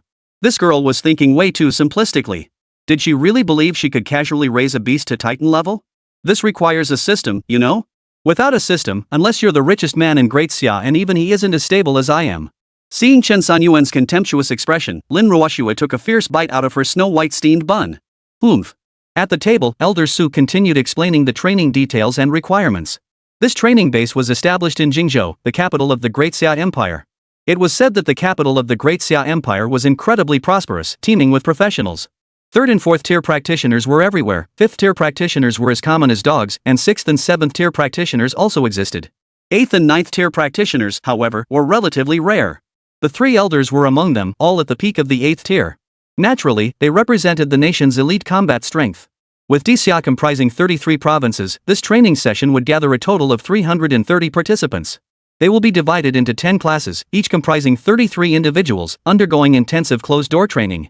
All necessities, food, lodging, transportation, and cultivation supplies will be fully covered by the National Professional Practitioners Administration. During this period, everyone must strictly comply with the administration's directives. Failure to do so will result in immediate expulsion. After 3 rounds of wine and 5 courses of food. As the banquet concluded, Chen Sanyuan returned to his small courtyard. After moving locations, the space felt significantly larger, almost empty. I wonder if I can contract a smaller beast later on. It'd be nice to release it to pass the time and relieve boredom. I'll head to the Beast Tamer trading center tomorrow. It can't stay this big forever. If it comes down to it, I'll just skip the critical evolution for now. Lost in such thoughts, Chen Sanyuan read for a while before drifting into a deep sleep. Early the next morning, Chen Sanyuan headed straight for the Beast Tamer trading center. This time, he sought a beast for one reason only, to fill the emptiness of his room. He needed a companion for his small courtyard. That Siberian Husky was far too loud and intimidating to let out for playtime. After browsing around, he ended up at Fat Zhang's shop. This shopkeeper seemed to have a knack for dealing in the unconventional. Mr. Jiang, got any unconventional tamers that are easy to care for? Chen Sanyuan tapped on Jiang Pengzi's table. The chubby guy jolted awake from his nap, wiping away drool. Yo! Aha, it's you again, handsome. Easy to care for? And unconventional too? Oh, I knew you were buying tamed beasts so often because you just can't keep them alive. Jiang Pengzi eyed Chen Sanyuan with disappointment. No offense, brother Jiang, but taming beasts burns through cash. Do you even understand what it means to burn through money? It's not just spending cash. You can't be stingy when buying a beast. Listen to me, just get a decent silver one. Isn't spending a few 100,000 daxia coins cheaper than upgrading your black iron beast? Chen Sanyuan waved his hand dismissively. It's fine. I just like the black iron ones. Jiang the Fat looked at Chen Sanyuan helplessly and sighed deeply. Ah, stubborn pride. Keep showing off your stubborn pride in front of your brother Jiang. Forget it. Come into the inner room. Chen Sanyuan knew this old guy was up to no good. Every few days he'd pull some shady stunt. Entering the inner room, he saw 4 or 5 black cages, all covered with dark cloth. Haha, I've got some real treasures here these past couple days, Jiang Fatso chuckled, squinting his small eyes. Chen Sanyuan rolled his eyes, then walked over to the first cage and lifted the cloth to peek inside. At first glance, it appeared empty. But upon closer inspection, he spotted a silver snake inside, transparent at times, visible at others. This is a rare stealth beast. Let me tell you, owning it is like having an assassin by your side. You'll be unstoppable, no one will dare mess with you. Fat Jiang came over to explain, patting his chest proudly. And it's all thanks to my brother's connections, otherwise you'd never get to see such a good thing. Chen Sanyuan wasn't interested. What if it went transparent? What if he accidentally stepped on it one day? Who would take responsibility for that? Besides, it looked a lot like the Rona venom snake from the Four Nations War. It didn't seem particularly powerful. As they approached the second cage, the black cloth was lifted and a claw lunged out. Chen Sanyuan, with his powerful psychic senses, had sensed it long before. Jiang the Fat had hoped to see Chen Sanyuan embarrassed, but instead found him utterly expressionless. Man, you're weird. This thing doesn't even faze you. I was scared out of my wits by that 3-tailed cat back then. It was vicious. Fat Jiang pouted in disappointment. Chen Sanyuan approached the third cage, which was considerably larger than the previous 2. Lifting the black cloth, he found another black wooden box inside. Opening the cage and lifting the box, Chen Sanyuan discovered a crystal box inside. Suddenly, Jiang Fat chuckled and pressed his hand against the crystal box. This thing's a bug, utterly uncontrollable. I asked around and finally got several boxes just to barely contain it. If you open another layer, I doubt you'd be able to catch it. Intrigued, Chen Sanyuan immediately opened the crystal box. Inside, he found 4 or 5 smaller crystal boxes nested inside one another. Holy crap! Chen Sanyuan glanced at Jiang Fatso. You open it. If you drop it, I'll pay for it. Fat Jiang grinned widely at the threat. Hey, you said it. Let me tell you, this stuff is worth 200,000. Chen Sanyuan remained silent. Jiang Fatty assumed Chen Sanyuan had agreed, and excitedly opened several crystal boxes. But just as he was about to open the last 2, the insects inside seemed to stir. In that instant, buzz! The bugs were gone. Damn it! Catch it! It's escaped again. Jiang Fatty spun around, frantically scanning the room. Chen Sanyuan's eyes, however, followed a faint shadow back and forth. His mental energy made tracking the tiny insect's movements child's play. Simultaneously, the Eye of Wrath talent activated. Scum insect mayfly, black iron tier. Swift moving, minuscule and hard to detect. Belongs to the lightning element. Evolves to epic tier or higher, capable of triggering the purple lightning 10,000 laws. Its momentum is like a thunderbolt, its power piercing the purple sky. Whoa! My dear boy, what are you spacing out for? Hurry up and chase it. That's a flying 200,000 yuan. Chen Sanyuan looked around in confusion. Ha? Where? Where is it? Boss Jiang, I can't pay you without seeing the actual item. I'm not falling for your scam. Fat John's movements visibly froze. He hurriedly grabbed the remote and locked the shop door. You can't be so shameless. I released it because you told me to. You owe me the 200,000 yuan. Chen Sanyuan pointed at the shop door and chuckled. Are you guarding against me, or that little bug? If that little bug has already flown away, I won't pay either. How about 100,000 in cash right now? Whether I catch that little bug or not, I'll take it. What do you say? Chapter 64, Training Base. Fat Jiang frowned, pondering for a long moment. He glanced at the shop door, then at the box containing the mayfly. Hurry up. Raise it a bit more. I'm losing money. Forget it then. Selling.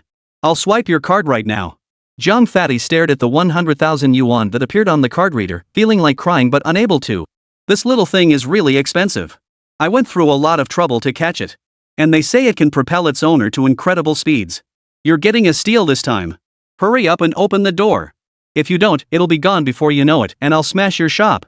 Chen Sanyuan feigned urgency, urging him on. Fat Jiang hurriedly opened the door, and Chen Sanyuan leaped out in a single bound. Without a word, he dashed straight into the beastmaster contract room. A tiny insect, about the length of a thumb, lay still in the palm of his hand. Upgrading to gold really makes a difference. The moment I issued the command, this little bug didn't even dare to fly, it just scurried straight onto my hand. Chen Sanyuan examined the trash insect mayfly. With a flicker of thought, he initiated the contract, his internal energy surging wildly. Control. The moment the words left his mouth, a golden chain fused into the trash insect mayfly's body. As a faint consciousness appeared within Chen Sanyuan's mind, the ritual of the control contract was complete. Control established.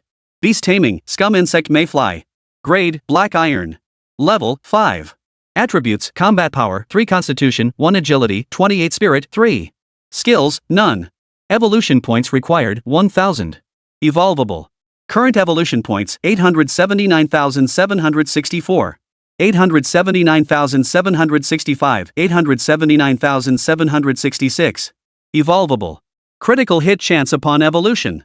Remaining attempts, 3. Chen Sanyuan stroked his chin. This little thing really was a bit too weak. Forget keeping it in the yard, it might get killed before he even noticed. How about evolving it once first, without a critical hit? After all, that critical hit was absurdly overpowered. A first-time critical hit usually dealt 10,000 times the damage. If it evolved into a giant mosquito, wouldn't it scare people to death? Ugh, such a hassle. Maybe I should just quietly raise a few big yellow dogs on campus from now on. As for this time, evolve. Critical hit. Buzz. Evolution initiated. Boom. Boom. Boom. Critical hit effect triggered.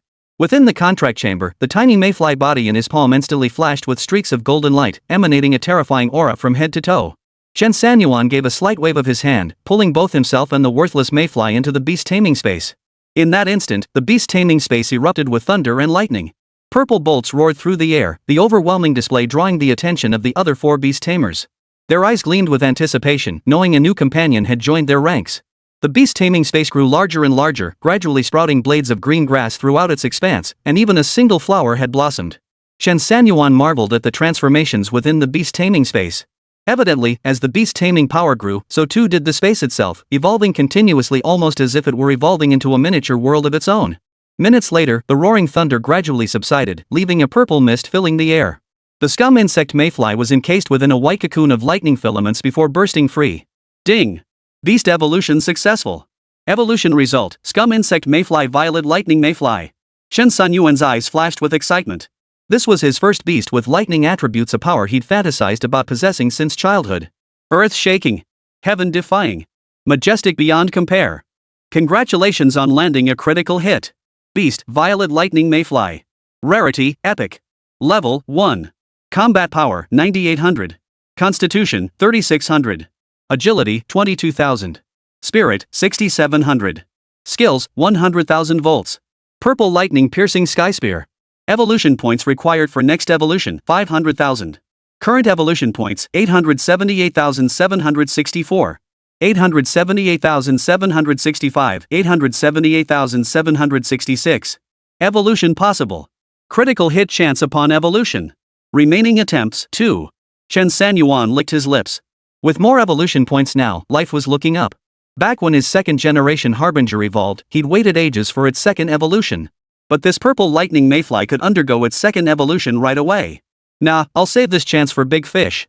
First come, first served. Little bug, you'll have to wait. Exiting the beast taming space, Chen Sanyuan felt thoroughly satisfied.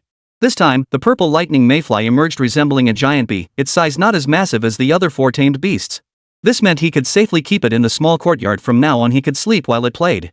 Hailing a cab, Chen Sanyuan headed straight for the Xian grade trial grounds. The monotonous routine of 3 points in a line continued for another 2 days.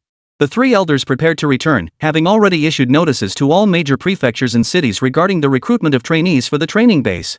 Before their departure, the 3 elders finalized Chen Sanyuan's arrangements with Qingzhou's Qingcheng. Based on his overall strength and meritorious service, it was decided that Chen Sanyuan would be awarded the Qingzhou Meritorious Service Medal. Additionally, he would receive twice the training resources allocated to ordinary trainees at the base and be granted 3 opportunities for personalized training sessions with the 3 elders. Early the next morning. Qingzhou Airport. Qingzhou chartered a private jet, boarding Chen Sanyuan and the top 10 young talents of Qingzhou alongside the 3 elders and Huang Yuantong for their return to Qingzhou. Master Su. Master Sun. Master Chu. On behalf of Qingzhou, I extend our heartfelt welcome and sincere gratitude to all 3 of you once again. We look forward to your return for another inspection. The 3 elders smiled. Elder Su spoke first. Young Qin, Qingzhou's governance has been continuously optimized. We see significant improvements in many areas, but certain details still require closer attention. Over these past 2 days, we've toured the region and found that most of the younger generation are indeed thriving. But what about the children in nurseries and orphanages? They too need your care as the provincial governor. They are the future and hope of the next generation. Keep up the good work. Qingzhou will become even better, nurturing more talented individuals. Qingcheng's body stiffened slightly as he nodded silently. Watching the plane ascend into the sky, a pang of unease stirred within Qingcheng's heart. Ding! The phone rang. Qingcheng glanced at it and answered with a heavy expression. Governor, young Master Qin Tian has survived. Clunk! Qingcheng's phone hit the ground. He stood frozen for a long moment before tears streamed down his aged face. He slumped down, too weak to stand. The deputy governor hurried over to support him, offering comforting words. Qingcheng waved him off, then spoke after a moment. Double the subsidies for every orphanage within Qingzhou's borders. Starting tomorrow, you'll accompany me on a visit to Qingzhou Professional Training Base. The brightest young talents from all 33 provincial capitals were converging here, transforming the once quiet grounds into a bustling hub over the past 3 days. Chen Sanyuan and his companions arrived at the training base that afternoon. The facility before them resembled a prison more than anything else. The 21-day training commenced. Chapter 65, the Zhao family's eldest son. The professional training base covered a vast area, roughly 300 meters in both width and length. Surrounding it stood a 20-meter-high wall, towering like a fortress designed to withstand giant assaults. Electric fences crisscrossed the walls, and the dark gray surfaces made it hard not to associate the place with a prison. The massive, pitch-black gate bore 2 boldly carved characters, solemn. Are you kidding me? This is a training ground? Lin Ruolong's eyes widened. It looks like a converted prison to me. Spending 21 days here is practically like becoming a prisoner. Li Bingfang offered a forced smile. I doubt anything could be more terrifying than this. Squeak! The massive black doors slowly swung open. A middle-aged man in a sleek outfit emerged, his high nose framed by sunglasses. His muscular, well-defined physique surveyed the surroundings. Trainees. Good day. I am your lead instructor for this 21-day survival bootcamp, Wang Zhengyang.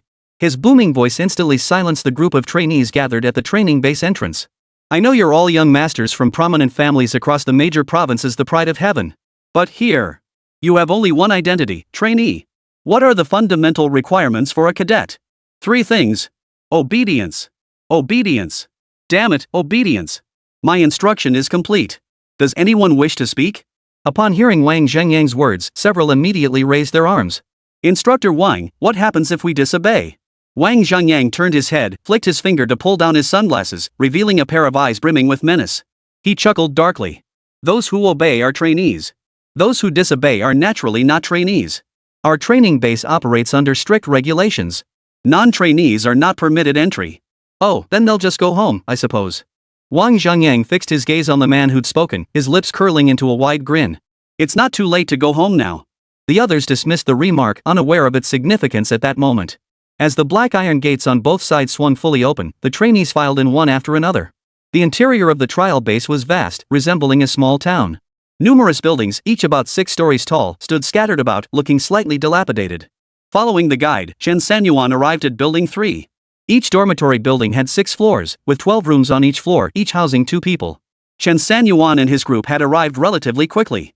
After all, with the third elder personally overseeing the process, notifications had been swift, and the chartered flight had given them a head start. Upon entering room 307 and setting down their belongings, the other male trainee assigned to the room walked in. He was tall and muscular, likely around 1.9 meters 6 feet 3 inches, with a physique that could rival a gym instructor. My name is Feng Chen, from Yin Province. The large man walked over to introduce himself, extending his right hand toward Chen Sanyuan. Chen Sanyuan, from Qingzhou. Chen Sanyuan gave a brief handshake. Feng Chen's right hand was covered in calluses, likely from wielding heavy weapons. I hear training starts tomorrow, so most trainees should be arriving here today. This training is no ordinary affair. We'll need to look out for each other going forward. By the way, your Chen family is one of Qingzhou's prominent clans, right? Chen Sanyuan glanced up at Feng Chen and shook his head lightly. I'm alone in this world, just a nobody. Feng Chen scoffed. How could that be? To rank among the top 10 in the entire prefecture, how could you possibly be just a nobody? Take me, for instance. Though I appear formidable now, without my clan's backing, I'd never have reached peak 4th tier strength at such a young age. To be blunt, I'm ranked 6th among the young generation in Yin Province. Chen Sanyuan smiled. The Feng family, one of Yin Province's 5 great clans? Their influence is considerable. But I can tell you train with great diligence. That family support is only part of it, right? Hearing this, Feng Chen's eyes flickered with surprise. He scrutinized Chen Sanyuan once more before nodding.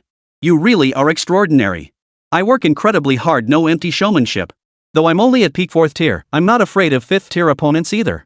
Chen Sanyuan said no more, quietly making up his bed.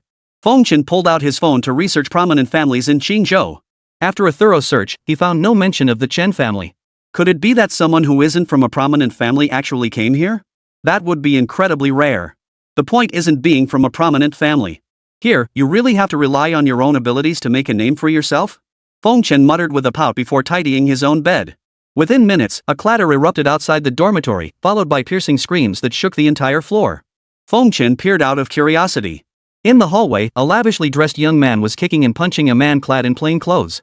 What the hell gives you the right to live here? You must be blind as a bat. Don't you recognize who I am? How dare you defy the heavens and challenge me? You think I won't kill you right now? The beaten man scrambled frantically for escape, screaming for help as he reached the door of room 307. Brother! Please save me! Save me! The man dropped to his knees with a thud before Feng Chen. Feng Chen's brow furrowed slightly as the elegantly dressed man approached. It won't matter who you call. I'm breaking your legs today. Feng Chen ignored the man's pleas and turned to walk into the dormitory. The man approaching was Zhaoqua, son of the Zhao family, the foremost clan in Yin Province. Known for his arrogance and tyranny, attempting to rescue him recklessly could easily get one caught in the crossfire. As the saying goes, if it doesn't concern you, stay out of it. Watching Feng Chen walk away, the beaten man's eyes filled with despair. Then, as if accepting his fate, he charged into room 307 and flung open the window. Go ahead, jump. This is the 3rd floor. If you don't die from the fall, I'll beat you to death. What right does a lowly scion from Qingzhou have to share a room with me? Jump, then. Zhaoqua walked into the room with a cold sneer. The beaten man grew increasingly tense, rising to leap out the window. Get out! Zhaoqua froze at the command, glancing at Chen Sanyuan lying on the bed with eyes closed. He raised an eyebrow.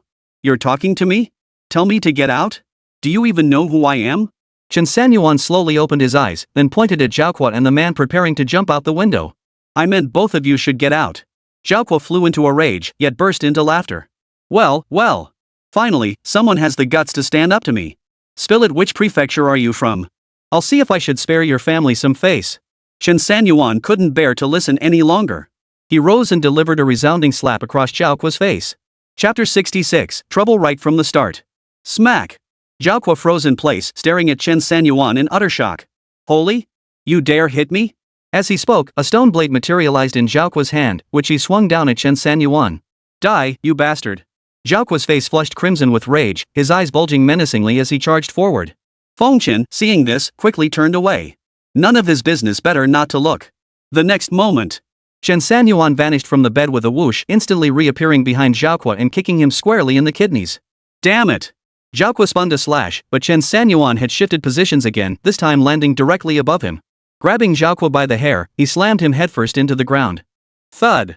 Feng Chen waited with eyes closed for a few seconds, seemingly detecting no scent of blood.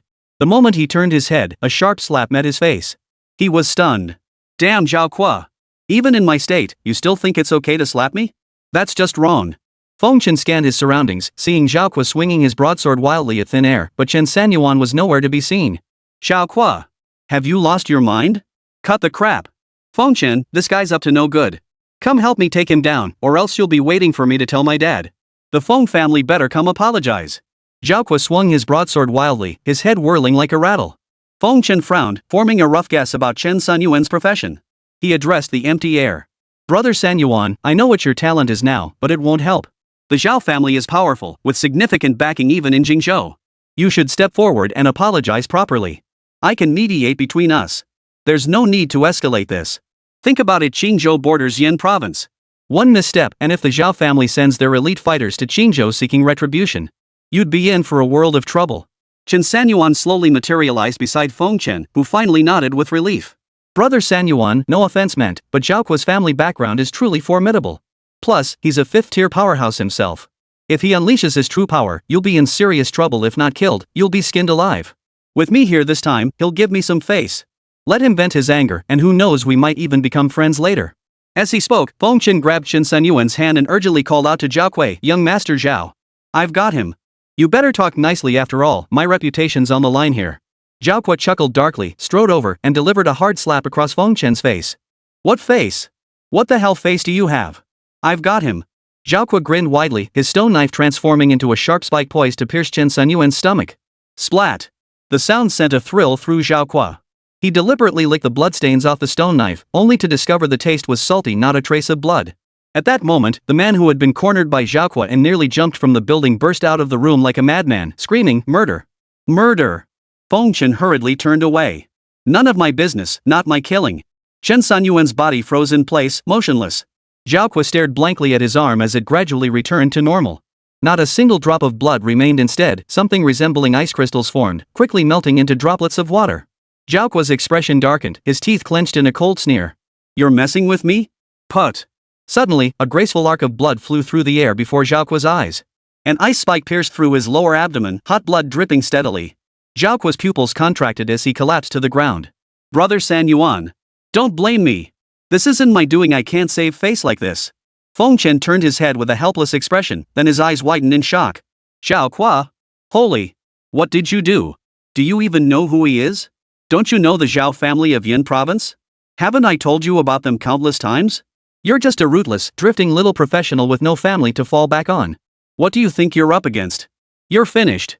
Just wait for death. Even though you're in Qingzhou now, this training base won't let you off. Chen Sanyuan shot Feng Chen a glance and spat out a single word, get lost. Feng Chen's weathered face flushed crimson. Gritting his teeth, he gave a cold nod before turning away in fury. He'd long been certain that Chen Sanyuan's enigmatic power would be no easy foe. Since it didn't concern him, he'd simply obey orders and mind his own business. Clatter! Clatter! Clatter! Within minutes, the sound of hurried footsteps echoed as two men in black tactical uniforms burst in, followed by several figures in white coats. Arrange treatment immediately. The white-coated doctor immediately began administering medication that managed to keep Zhaoque clinging to life. The two men in black swept their grim gazes over Chen Sanyuan lying on the bed and the towering Feng Chen standing stiffly at attention, as if facing the wall in penance. Which one of you did this? It was him. Chen Sanyuan. Feng Chen blurted out, but dared not turn around. The black-clad man turned to Chen Sanyuan and demanded, why did you attack him? Chen Sanyuan glanced at the two men. He broke into my home with intent to harm. I acted in self-defense. Check the surveillance footage if you don't believe me. The two men in black turned pale with shock. How do you know? What did you say? What surveillance? Chen Sanyuan sneered coldly, then walked to the corner. With a quick leap, he stood up and pulled a transparent object directly from the wall crevice. With a quick wipe, it revealed itself to be a miniature camera. How did you spot it? The black-clad men frowned deeply, clearly stunned by Chen Sanyuan's display. This thing's magnetic field differs from its surroundings. Any practitioner with strong psychic abilities would notice it. The two men exchanged a glance before stating, we'll review the surveillance footage, but your near-fatal attack warrants punishment. Come with us. To see the chief instructor. And you. Feng Chen stiffened, then turned with a sheepish grin. But I didn't do anything. Take him away. Inside the interrogation room, Chief Interrogator Wang Zhengyang sat with his legs crossed, observing Chen Sanyuan and the other man.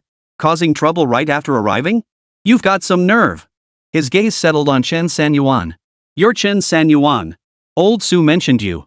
Your abilities are truly extraordinary, far beyond what we imagined. Feng Chen froze, his lips twitching. Master Su? Could it be Su Dakon, the master from the Professional Management Bureau? Yep. As for you, some nobody butting in.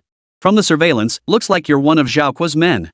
Feng Chen, Brother Sanyuan, why didn't you mention knowing old Su sooner? I would have risked my life to protect you. Wang Zhengyang roared with laughter before shaking his head. You?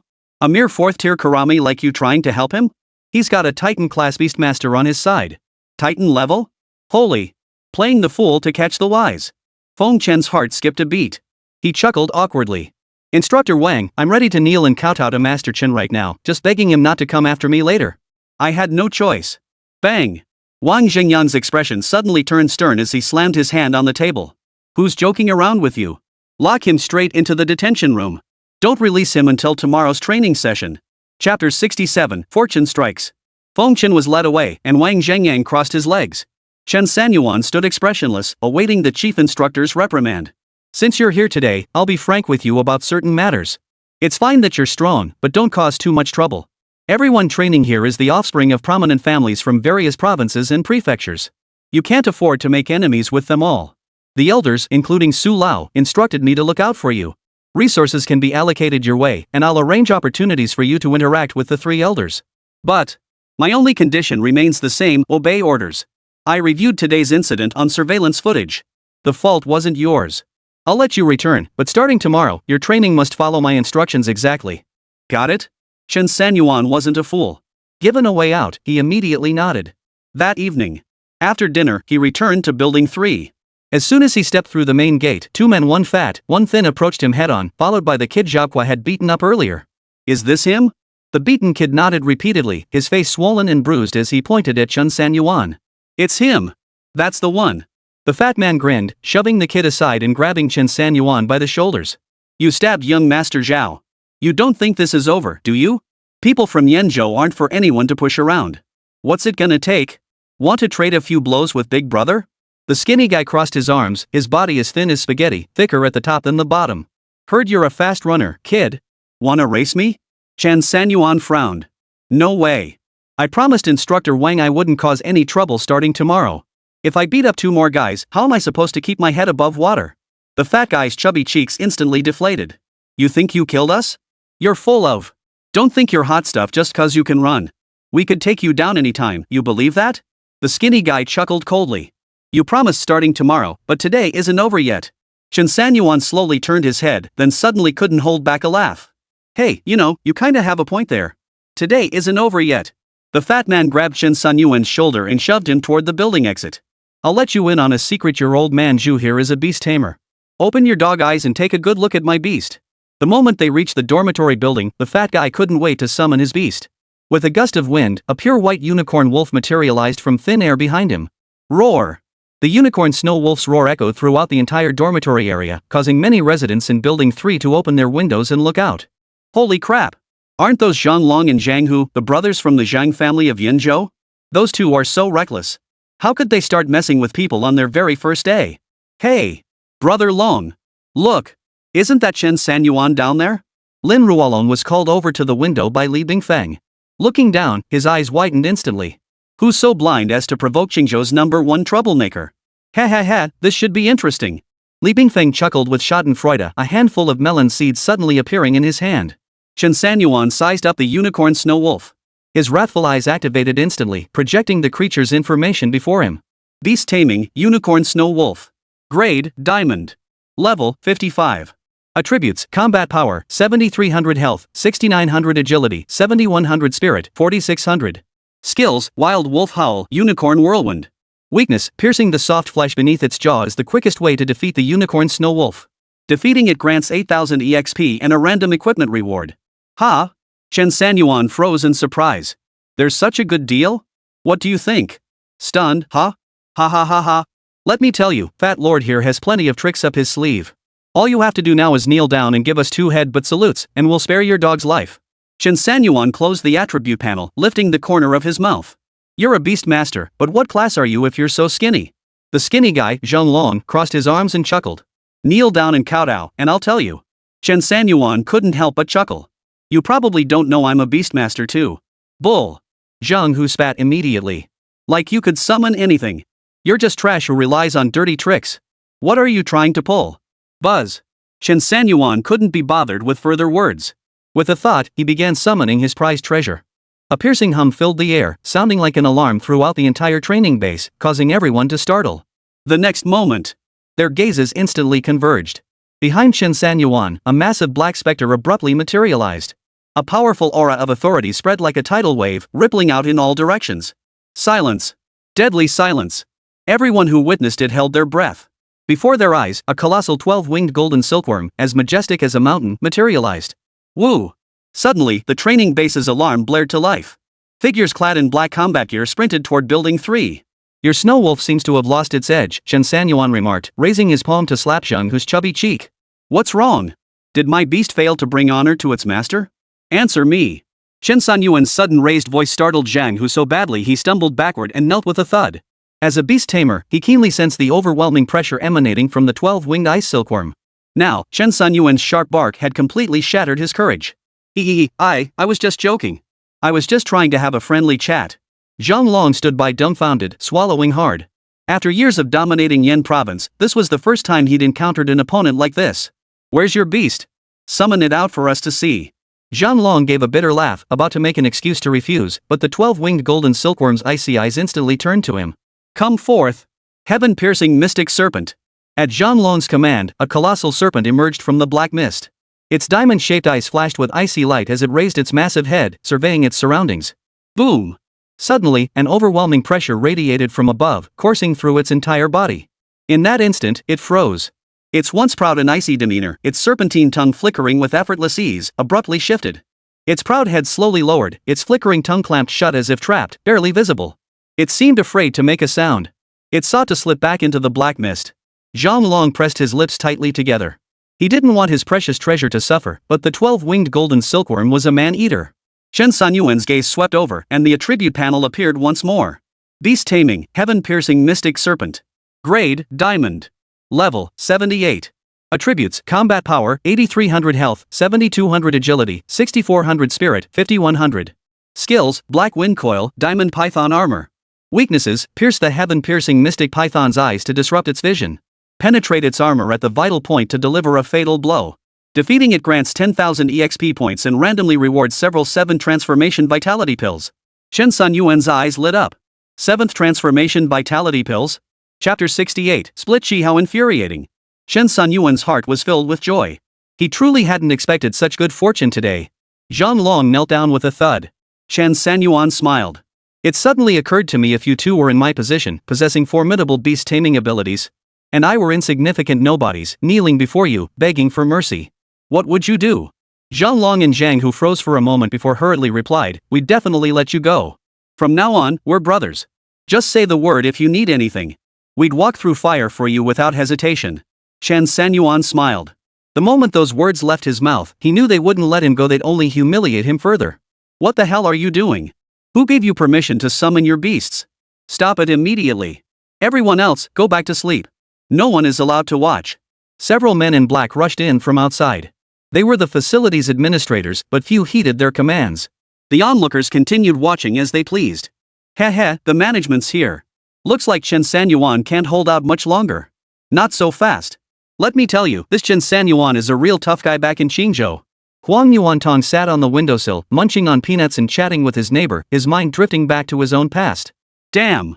These peanuts are way too salty. Zhang Long and Zhang Hu sprang to their feet the moment they spotted the manager approaching. Security guard, come quickly. This man is trying to kill us. Chen Sanyuan. Retract your beast immediately, the manager bellowed. Now. Right this instant. No sooner had the words left his mouth than Wang Zhengyang slowly emerged from the back of the crowd. The chief instructor is here. Zhang Long's heart leapt with joy and he burst into laughter. Chen Sanyuan, you're nothing but trash. You didn't dare act earlier. Now you're even more afraid to move, aren't you? Go ahead and try. Chief Instructor Wang Zhengyang is here. Try touching us now. Come on, my big python darling, show them a dance. Boom. Just as Zhang Long finished his showboating, the heaven-piercing mystic python behind him exploded. It blew up. Zhang Hu's mouth snapped shut just as it opened, and he scrambled to recall his unicorn snow wolf, but it was too late. Boom. The same sound echoed as the bewildered unicorn snow wolf beside him exploded. Ah! Zhang Long and Zhang Hu screamed in unison, kneeling on the ground and looking around in confusion. My wolf cub! My python baby! Congratulations, Beastmaster, on defeating the unicorn snow wolf. Reward plus 8,000 EXP. Congratulations on defeating the heaven-piercing mystic python. Reward plus 10,000 EXP. Congratulations! You have obtained a grade B equipment item, the 3-star milk bottle. Using the 3-star milk bottle restores health and boosts combat power for yourself or 3 selected allies beasts. Friendly reminder, healing bottles can be upgraded using equipment fragments. Max upgrade is a 9-star bottle. Heal the heavens, heal the earth, heal the air. Congratulations to the Beastmaster for obtaining 36 7th transformation vitality pills. This is interesting. Chen Sanyuan didn't linger on the screen, closing the attribute panel. At that very moment, chaos erupted both inside and outside the building. Wang Zhengyang, who had previously treated Chen Sanyuan fairly well, now wore a dark expression. Right before his eyes, 2 Beastmasters had their beasts killed. Zhang Long and Zhang Hu clutched their heads, wailing and demanding Wang Zhengyang take action on their behalf. The onlookers upstairs were utterly stunned. With a mere wave of his hand, he killed 2 diamond-tier beasts. These were professionals equivalent to 5th tier and he'd taken them down without hesitation. This Chen Sanyuan is something else. Holy crap. I'll make a mental note, never mess with Chen Sanyuan. Ha ha ha, this is gonna be a show. Let's see how these instructors clean this up. Ha, Chen Sanyuan still got it. Even with Wang Zhengyang here, he took out both of their beasts. TSK. The 21-day boot camp hasn't even started yet and it's already come to this? Those Zhang brothers, Zhang Long and Zhang Hu, are probably getting sent back, right? The crowd buzzed with heated discussion. Wang Zhengyang, his face dark, strode step by step toward Chen Sanyuan. With each step, his aura intensified. Has Instructor Wang's strength surpassed the 6th rank? Holy crap! It's still rising. This is bad, really bad. Chen Sanyuan is done for. Who would have thought this head instructor was this powerful? 7th rank, right? That oppressive aura. No doubt about it. 7th rank. Good heavens. No wonder he's the lead instructor at the training base. Ha ha ha, even with his massive beast riding power, Chen Sanyuan is useless this time. Instructor Wang's strength is enough to crush him with a single punch. Wang Zhengyang approached Chen Sanyuan with a dark expression, his formidable aura reaching its peak mid-7th tier. Stronger even than Uncle Qin Tianyin of Qingzhou. Chen Sanyuan, I should have warned you. Warnings alone won't cut it. If others keep picking on me, you should make them reflect on their actions. Besides, you said starting tomorrow didn't count tonight, did it? Nonsense. These are all excuses. I'm here now, why did you attack me? Do you think I'm nothing? I'm the chief instructor here. Wang Zhengyan's eyes flashed with such ferocity it seemed he might devour Chen Sanyuan whole. They're getting way too cocky. Haven't you noticed? Ever since you showed up, they've been acting like they own the place. Chen Sanyuan sneered, causing Zhang Long and Zhang Hu to flinch. We're innocent, Instructor Wang. It's all his fault, he's cruel and tyrannical. I told him not to cause trouble, but he wouldn't listen at all. Shut up. Wang Zhengyang's face darkened as he glared at Chen Sanyuan. Fine then. I'll cripple your beast taming ability too. Chen Sanyuan shrugged indifferently, raising an eyebrow. You? Honestly, my beast is Titan class. You don't seem up to it. You're asking for it. Wang Zhengyang's face darkened further. He'd probably be impossible to find even if the lights went out. With a flick of his wrist, a bow materialized in his hand. His movements were swift and practiced. After drawing the bowstring, a golden light arrow appeared out of thin air, carrying a powerful chill as it shot straight toward the 12-winged golden silkworm. Whoosh! The 12-winged golden silkworm made no attempt to dodge, allowing the golden arrow to strike its body. The arrow's force pierced through, embedding itself deep into the creature's body. It worked! It's stuck! The chief instructor's got some skills. Chen Sanyuan's beast control is in trouble now. Ha ha ha, let him show off. He's just asking for it. Wait. Look, that golden silkworm seems to be splitting? Among the spectators, sharp-eyed observers immediately noticed the golden silkworm splitting apart. Sure enough, moments later, it had transformed into 2. Wang Zhengyang's brow furrowed as he fired 2 arrows in quick succession. The 12-winged golden silkworm became 4. Wang Zhengyang gritted his teeth and fired 4 more arrows. 4 became 8. Spectators? Instructor, maybe we should just call it quits. Wang Zhengyang was determined. Gritting his teeth, he fired 8 more arrows. 8 became 16. When Wang Zhangyang raised the 16 arrows, he hesitated. He aimed all 16 arrows squarely at Chen Sanyuan, who wore a wicked grin. Chapter 69, No Honor in Combat. Chen Sanyuan frowned. Damn it! Instructor Wang, you're breaking the rules. I'm a beastmaster. Wang Zhangyang sneered coldly. Do you admit defeat? Chen Sanyuan nodded repeatedly. I admit defeat. Then stow away your beast and come with me to detention. I'll have my beast go in my place. Wang Zhangyang. Stop talking back. My patience is limited. Don't think just because old Su told me to look after you, you can keep causing trouble endlessly. I can still punish you right now. At this distance. You're as good as dead. Chen Sanyuan sighed deeply, speechless. Why do you all have this fixed mindset about beast masters? What era are we in now? Times have changed, okay?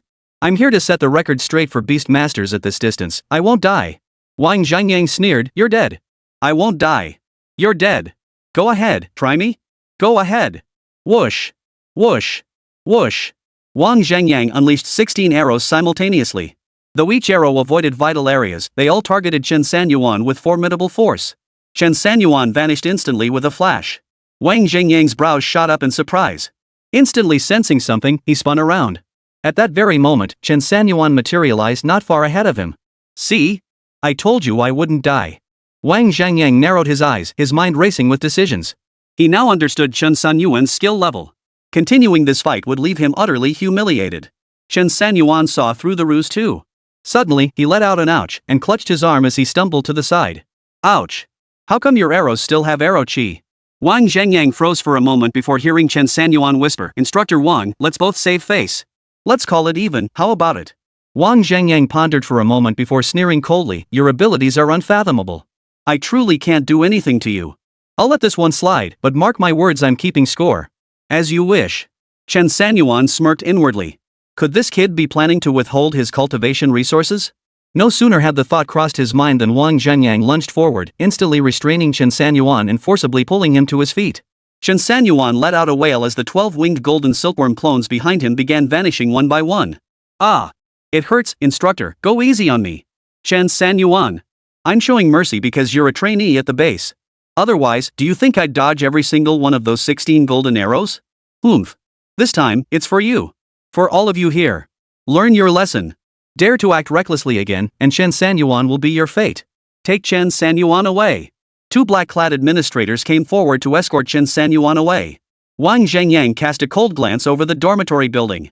Everyone sensed the hint and retreated back into their rooms, closing the windows. If you refuse to rest, I won't hesitate to start your hellish training immediately. Starting at 3 a.m. tomorrow, run 500 laps around the training grounds. Those who fail to finish will be denied meals. The dormitory building fell deathly silent, save for the rapid dimming of lights. Wang Zhangyang breathed a silent sigh of relief. This Chen Sanyuan. His strength is unfathomable. The third elder didn't send him here to train him, he sent him here to train me. A single beast tamer capable of constant division. If there were more like him, they could be deployed on the battlefield. No, I need to investigate him thoroughly. Tomorrow's training schedule needs to be revised too. Chen Sanyuan was escorted to the detention room.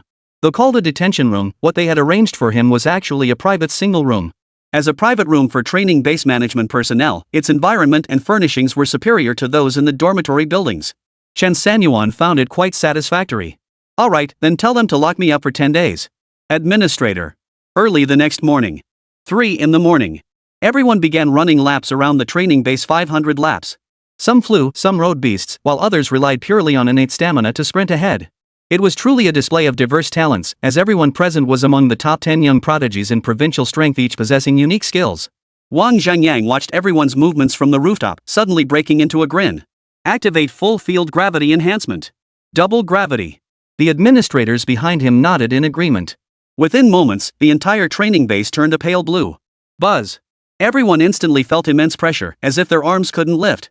Those riding beasts were thrown off immediately. The beasts were already heavy, and with double gravity, they moved as sluggishly as 80 or 90-year-old elders. What the hell? Why does the pressure feel doubled? They must have activated the gravity boost.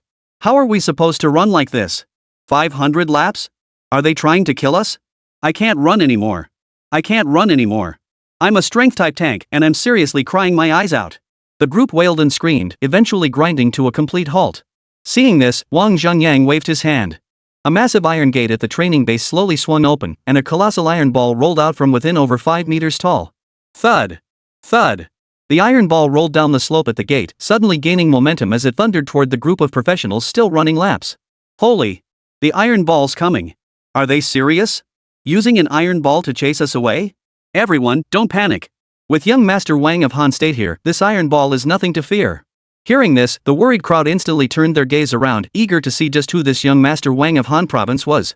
Feeling the intense stares, a beastmaster lifted his head proudly, waved his hand slightly, and summoned his beast. Mounted beneath him was a massive triangular rhinoceros. The rhino towered over the iron ball, its powerful frame seeming capable of tearing mountains apart. Compared to it, the 5-meter iron ball's oppressive presence seemed considerably less daunting to the crowd. Is that all? Hehehe, Instructor Wang, you've underestimated us. I am Wang Shizhong of Han Province. Here to make a fool of myself. Wang Zhengyang chuckled darkly. So we've met our match. Since he wants to test himself, let's give him a chance. He stepped to the edge of the high platform, grabbed the megaphone, and bellowed, "Kid, don't say I didn't warn you. This 5-meter iron ball weighs 500 tons. Under double gravity, that's 1,000 tons. And there are 3 of these iron balls. Boom! Boom! Boom! Boom! Boom! Boom!" No sooner had Wang Zhengyang finished speaking than 3 more iron balls, each 5 meters in diameter, rolled out from the massive black gate with a thunderous roar. This time, the sheer force of the impact caused the entire training base to tremble slightly. Wang Shizhong was dumbfounded, and the rhino beneath him stamped its feet nervously. Everyone else was equally bewildered. Who in their right mind would create 3 5-meter-tall iron spheres? How much? 3,000 tons? Are you out of your minds? Wang Shizhong wasn't stupid. This competition had reached a point where pretending was no longer an option. Pretending any longer would be deadly. Big bull. Let's get out of here. It's only 500 laps. Just think of it as damn good exercise. Boom. Boom. Boom. As the iron ball's speed grew faster and faster, the crowd panicked. Chapter 70, The Mist-Shrouded Mutant. Run. Seeing even the stable-handed Prince of Han State turn tail and run, panic seized them too. Soon, the crowd, spurred on by the iron ball, joined the frantic circle of runners, Chen Sanyuan among them. He was actually holding up well, though. Thanks to the cheap blood pill he'd taken earlier, his constitution had improved dramatically as his vital energy rebounded. But this time, 500 laps. Chen Sanyuan immediately summoned the purple lightning mayfly. Maintaining a steady pace, neither too fast nor too slow, he kept himself firmly in the middle of the group. 3 days passed swiftly under this simple yet grueling training regimen. Wang Zhengyang stood once more beneath the rooftop, surveying the trainees lined up below. From today onward, the training regimen will undergo a complete overhaul. I will lead you into the fog. For 7 consecutive days. As Wang Zhengyang bellowed these words through the loudspeaker, murmurs rippled through the crowd. The fog? Never heard of it. What are we doing in the fog? Looking at flowers? Seriously? We just finished 3 days of hellish boot camp and now we're heading out on a mission? These 300 plus people need some downtime too. Wang Zhengyang waved his hand decisively. Depart immediately. Following Wang Zhengyang's orders, the group assumed they'd be heading far away to find this mist. Instead, they charged straight into the basement of the training base. The basement was nearly as large as the surface area, but its overall structure was entirely different. The entire underground area felt unusually spacious. This close? All that shouting for nothing. I got all worked up for nothing. Yeah. What kind of underground rally are you holding down here? Where's this mist? What the heck is this fog anyway? Over 300 people stood in this underground plaza. Not only was it not crowded, but the air felt remarkably fresh, not a hint of stuffiness in sight. Wang Zhengyang pushed through the crowd to the front row, raising his right hand high. Trainees, are you ready? The mist journey is about to begin. Here, you must always remember 3 things. First, never trust anyone easily. Second, what you see with your own eyes may be false. Third, do not bring back anything from within the mist. Understood? The trainees in the underground plaza responded in unison, understood. Open the mist gate. Wang Zhengyang wasted no time in issuing the command to open the gate. As his words fell, the massive gate tens of meters wide slowly swung upward before them. The moment it opened, they were met with a thick, bone-white mist inside, so dense it obscured everything. Instructor, may I ask what we're going in there for? What's the main objective? I want to know too. What exactly is this mist? Is this training even meaningful? Wang Zhengyang stood to the side, observing everything within the mist, and smiled. You'll find out once we're inside. Remember the 3 things I told you. Otherwise, I won't be able to save you if something goes wrong. Urged on by Wang Zhengyang, the front row quickly stepped into the fog. Chen Sanyuan remained in the middle, looking utterly unremarkable except for his handsome face, which could rival any male lead in a novel. Everything else about him was plain and ordinary. The instant he stepped into the mist, Chen Sanyuan felt a chill. Raising his hand, he could barely make out faint silhouettes even at such close range. The deeper he ventured, the more the mist expanded. Gradually, Chen Sanyuan lost sight of his brothers around him. Gurgle. As Chen Sanyuan pressed forward, strange sounds began to echo from within the mist. Chen Sanyuan realized these must be the strange creatures lurking within the mist. He recalled brief mentions from Guhan and the others, giving him some understanding of this so-called mist. The mist had appeared out of nowhere 3 years ago, first emerging in a small southern nation. Weak and sparsely populated, the nation proved powerless to contain the mist's spread. Within a year, it had been swallowed whole. Later, powerful individuals ventured into the mist to investigate the small nation's fate. There, they discovered the existence of the alien species. The small nation was found completely deserted, its entire territory empty and barren, as if swept clean by some unseen force. Then, a year ago, the mist suddenly appeared within the borders of the Great Xia Empire. Drawing on the lessons from the small nation's experience, the Great Xia Empire conducted thorough investigations and research into the mist. Over the course of 2 years, they compiled extensive knowledge and strategies. Thus, when the mist first appeared within its borders, the empire took immediate measures to contain it. To this day, most citizens remain unaware of the mist's existence.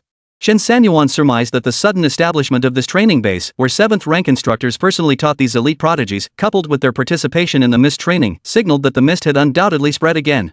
Moreover, the future situation might not be favorable, which is why they were cultivating talents from various prefectures in advance, exposing them to the mist early on. As these thoughts crossed his mind, Chen Sanyuan suddenly felt a chill run down his spine. He spun around, only to see a dark figure appear and vanish in an instant. Blazing speed. Chirp chirp chirp. Another sound drifted from near and far around Chen Sanyuan. Chen Sanyuan simply closed his eyes and released his mental energy. In the thick fog, he could see nothing.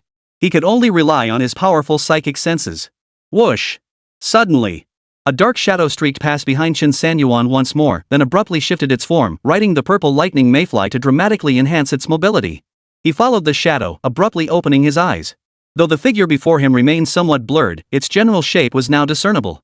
Within the silvery mist, a creature resembling a facehugger emerged, but it possessed a pair of legs. Its forelimbs were absurdly short, yet they ended in slender, razor-sharp claws. Gurgle, gurgle, gurgle. Bird calls? Chen Sanyuan's eyelids twitched. He couldn't believe such a hideous creature could produce such a soft, delicate sound. The next instant, the monstrosity launched its attack. Its speed surged once more as it spat 3 consecutive streams of green venom, each aimed at positions where it had anticipated Chen Sanyuan's movement. This single move alone made Chen Sanyuan realize that the alien creatures within the mist were far from ordinary. They possessed a level of intelligence unseen in common beasts. To predict movements so swiftly and pinpoint 3 potential landing spots, Chen Sanyuan dared not hesitate for a moment. He decisively teleported, reappearing on the creature's opposite side. Squeak! Squeak! Squeak! The moment Chen Sanyuan stopped moving, another alien creature appeared beside him. Did I just fall into a chicken coop today? Chen Sanyuan muttered under his breath before activating body control, Ice Age. Buzz! Powerful freezing energy radiated outward from Chen Sanyuan, instantly immobilizing a creature that looked like a chicken except it had 2 tiger-like hooves and a rooster comb stretching a full 20 centimeters long. Are these creatures all hybrids? Why are they all so hideous? Ugh. The tiger-hoofed chicken seemed to understand, its eyes blazing crimson with fury reaching its peak. It flapped its wings furiously, somehow managing to block the Ice Age's freezing power. Just as Chen Sanyuan prepared to strike again, the ugly face hugger launched a surprise attack. Chapter 71, I want to find a good-looking one. Holy crap. Damn, that's fast. Even with my current mental power, I barely caught their movements. One slip up, and we'd be gone before we even got started. Just as he thought this, screams soon echoed from all sides within the white mist. These elite professionals each specialized in different areas. Some thrived in the mist, effortlessly tracking the movements of the alien creatures. Others, like tank-type professionals, struggled considerably. The environment proved somewhat hostile, leaving them constantly at a disadvantage within the mist. Bodyguard. Eternal fire of rebirth. Showing no mercy toward the alien creatures, Chen Sanyuan unleashed the skill of the Eternal Emperor. As an exploding star-tier beast, even 1% of its power far surpassed the full force of an epic-tier beast's attack. Sure enough, under the overwhelming force, the Eternal Fire instantly ignited upon the hideous facehugger. It screeched incessantly, darting about even more frantically, yet the Calamity Fire refused to be extinguished. Within moments, it was reduced to ashes. The other tiger-clawed chicken lurked in the mist, observing cautiously. Sensing the Calamity Fire's terrifying power, it slowly retreated to the side. But Chen Sanyuan had already tracked its presence and casually pointed. Boom! The Calamity Fire ignited instantly, and amidst its agonized screams, the tiger-clawed chicken was reduced to ashes. Congratulations, Beastmaster, on slaying the facehugger parasite. Reward, 6,800 EXP. Congratulations, Beastmaster, on defeating the Tiger Hoof Chicken. Reward, 6,000 EXP.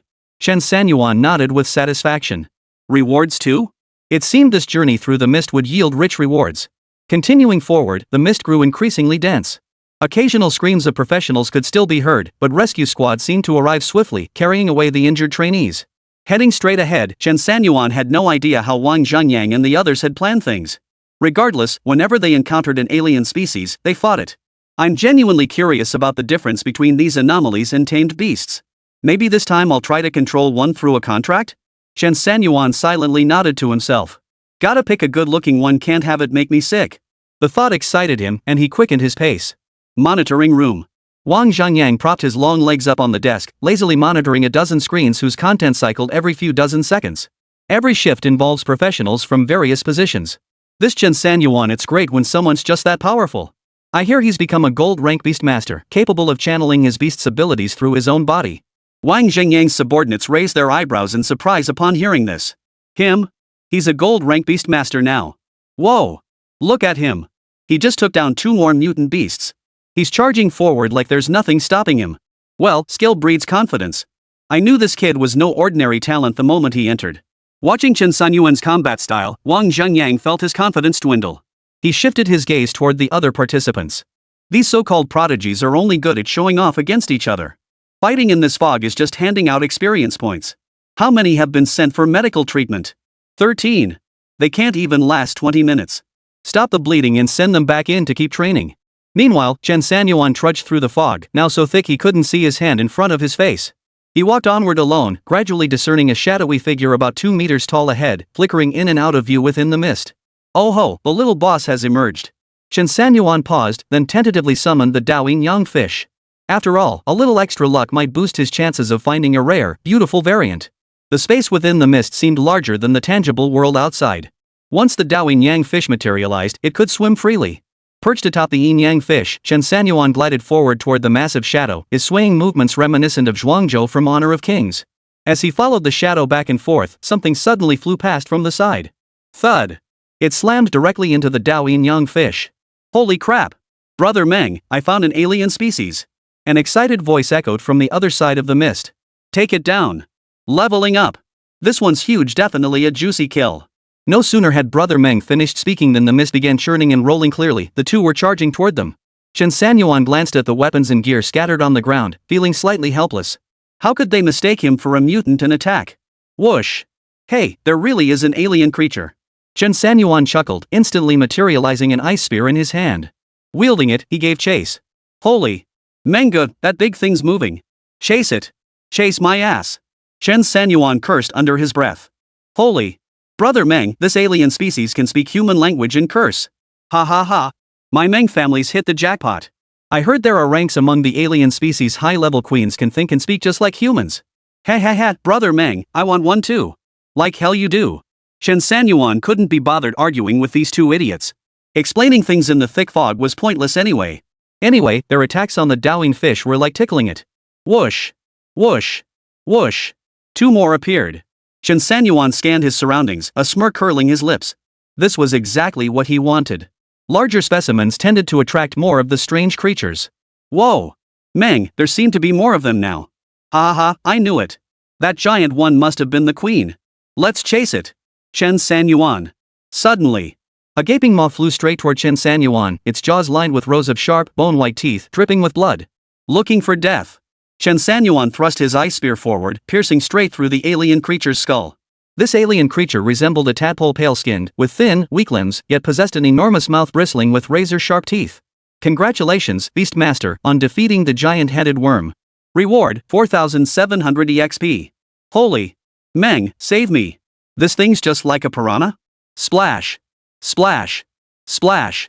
Through the mist came the sound of flesh being torn apart. The alien creature was charging toward them. Chen Sanyuan ignored it and pressed forward. By now, Chen Sanyuan had no idea where he was. He just kept walking in the direction he'd come in, unsure if the mist beneath the training base even had an end. After walking for an unknown amount of time, casually dispatching over a dozen alien creatures, Chen Sanyuan arrived at a wall. The wall was constructed of massive blocks of blue stone, intricately carved with vivid dragons and phoenixes. Walking along it, Chen Sanyuan spotted a hidden door in the corner. He sat atop the yin-yang fish of the great Tao and slowly approached. The instant he leapt down, a chill ran down Chen Sanyuan's spine. Body control. Blink. Chapter 72, Lin Yud. Chen Sanyuan teleported back onto the Dao yin-yang fish. The intense sense of danger from moments ago still felt like needles piercing his back. Chen Sanyuan glanced downward and found nothing unusual, just the same blue stone tiles with their ancient, simple patterns. Everything seemed perfectly normal. We retreat. Chen Sanyuan called out, mounting the Dao yin-yang fish to begin their return journey. Monitoring room. Wang Zhangyang scanned each surveillance screen. The cameras here were coated with a special powder. They could pierce through the mist. Coating them with this powder does make things crystal clear within the mist. Too bad the mist in this training base is just our own imitation. No amount of effort from the outside will see through it. Ha, boss, even though it's fake, these alien creatures seem to adapt just fine. Looks like they're thriving. Wang Zhangyang shot a withering glance at his comrade beside him. That's not a good thing. It proves how adaptable these alien species are. To move so swiftly in this environment and wound those provincial elites. Ha ha ha. Future battles might get even tougher. Hey, boss, look. Chen Sanyuan is starting to retreat. Wang Zhangyang raised an eyebrow and glanced at the screen in the lower right corner. On the screen, Chen Sanyuan sat atop a large fish, swaying back toward their position. What does this kid think these creatures are? Even the weakest among them are still creatures. It's about time. Call them back. We'll continue tomorrow. His comrade nodded in agreement and hurried out to relay the order. Wang Zhangyang stood up, took a cigarette from his mouth, and said, "Train hard. Otherwise, when you enter the real mist world, you'll suffer." The next day. As one of the few professionals who hadn't sustained significant injuries, Chen Sanyuan was given priority to choose the entry point into the mist. Chen Sanyuan. A familiar voice called out from behind him. Chen Sanyuan turned to see Lin Ruolong and the others. The group of 7 included Lin Ruoxue. Each bore some degree of injury. Even the usually serene Lin Ruoxue had her arm bandaged. You really are formidable. I haven't seen you get hurt since we entered. Lin Ruolong nodded with a hint of admiration. These are all our good friends from Qingzhou. Gathering us all together means we've assembled the top 8 from Qingzhou. Li Bingfeng grinned. Chen Sanyuan, how about we team up? You could lead everyone in training, we're all fellow townsfolk after all. Lin Ruoxue snorted coldly. Chen Sanyuan, stop trying to ditch me. I caught you this time, and I'm sticking with you. Hearing his sister's bluntness, Lin Ruolong felt a bit awkward and scratched his nose. If these two end up together, he'd be all for it. Chen Sanyuan was such a formidable figure. If he became his brother-in-law, not only could he guide his cultivation, but no one would dare mess with him when they went out. After all, he'd be Chen Sanyuan's brother-in-law. If he ever faced injustice, he could summon a Titan-level beast to crush them. Who in the entire crowd wouldn't be forced to their knees? Lin Ruolong grew increasingly delighted at the thought, nearly bursting into laughter. Ahem, ahem. Right, Chen Sanyuan, we're all from Qingzhou. No need to be so formal. We're following you, and you'll benefit from it too, right? Chen Sanyuan glanced at the group. Top 8 from Qingzhou? Where are the other 2? Oh, those 2 came from minor clans and worked their way up. Their strength is relatively weaker. After entering the mist yesterday, they sustained some injuries and haven't recovered yet. The doctor said they were bitten by some kind of insect. It's pretty serious. They won't be able to re-enter the mist until tomorrow at the earliest. Chen Sanyuan's brow furrowed slightly. One of them has the surname Meng? Ha? You know him? No, I don't. Chen Sanyuan couldn't help but chuckle. What a twist of fate, this was getting rather amusing. Come on, I'll take you in. Chen Sanyuan didn't refuse, leading the 7 of them inside. The mist remained as thick and white as it had been yesterday. Come out. The great yin-yang fish. Then Zhuangzhou began to dance.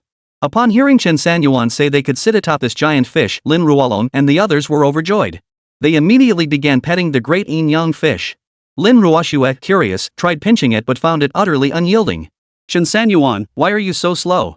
I've followed you all the way to this Qingzhou training base, yet you still won't agree to me? Chen Sanyuan lay sprawled on the giant fish. Lin Ruoxue, it won't do you any good to keep pestering me. I don't take apprentices. Then what do you lack? Lin Ruoxue gritted her teeth. She'd made up her mind, even if it cost her a fortune, she'd pry the truth out of Chen Sanyuan's tight-lipped mouth. I lack morality. Chen Sanyuan kept his eyes shut, refusing to engage with Lin Ruoxue. He couldn't give her what she lacked anyway. What else was there to say? I'll tell my father as soon as we get back. I'll change my name to Lin Yud. Put.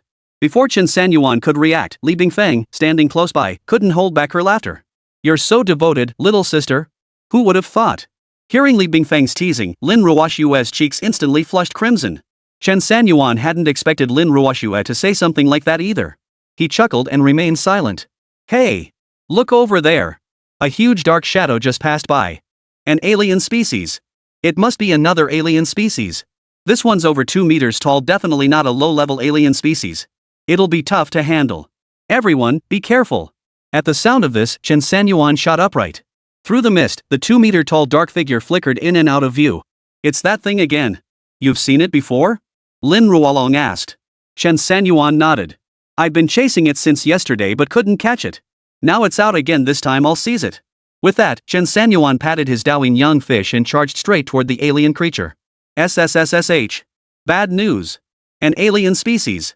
To the left of Li Bingfeng, a massive spider had materialized out of the mist. Its hideous, gaping maw spewed green silk. One of the blue-robed men from Qingzhou, mid-incantation to channel his spell, was suddenly enveloped by the silk. His body seemed scorched, billowing greenish-gray smoke. Ah, pain. It hurts so much. This silk feels like it's tearing my flesh apart. Help me. Help me. A heavy-set man nearby drew his broadsword and swung it down at the silk. The silk didn't break, but it left a bloody gash on the blue-robed man's body. Damn it, Lu the Fatso, are you trying to chop me to death? I'll handle this. Li Bingfeng dispatched the spider with his spear, then swiftly turned and unleashed a blast of frigid air at the blue-clad man. Where the cold air passed, not only did the spider silk freeze solid, but the blue-clad man froze solid too. One more swing. Hearing Li Bingfeng's command, Lu the Fatso raised his broadsword, poised to cleave through the spider silk. Hold on. Chapter 73, The Spider. Hold on. Chen Sanyuan suddenly shouted, causing Lu Fatso to halt abruptly, nearly straining his old back. What the hell now? Everyone followed Chen Sanyuan's gaze and saw that the spider silk had already melted the ice, continuing to release its corrosive power to burn the blue-clad man's body. What the hell do we do now? We can't cut him, but we can't not cut him either. Young Master Lin, think of a solution. Lin Ruolong frowned deeply. What can I do? Even ice can't hold it back. How can this spider be so venomous? Use your clothes to cushion it first. That might ease the burning pain. Lin Ruolong spoke as he stripped off his shirt, intending to block the spider silk. But unexpectedly, smoke began rising from the fabric moments later. This won't work. It hurts.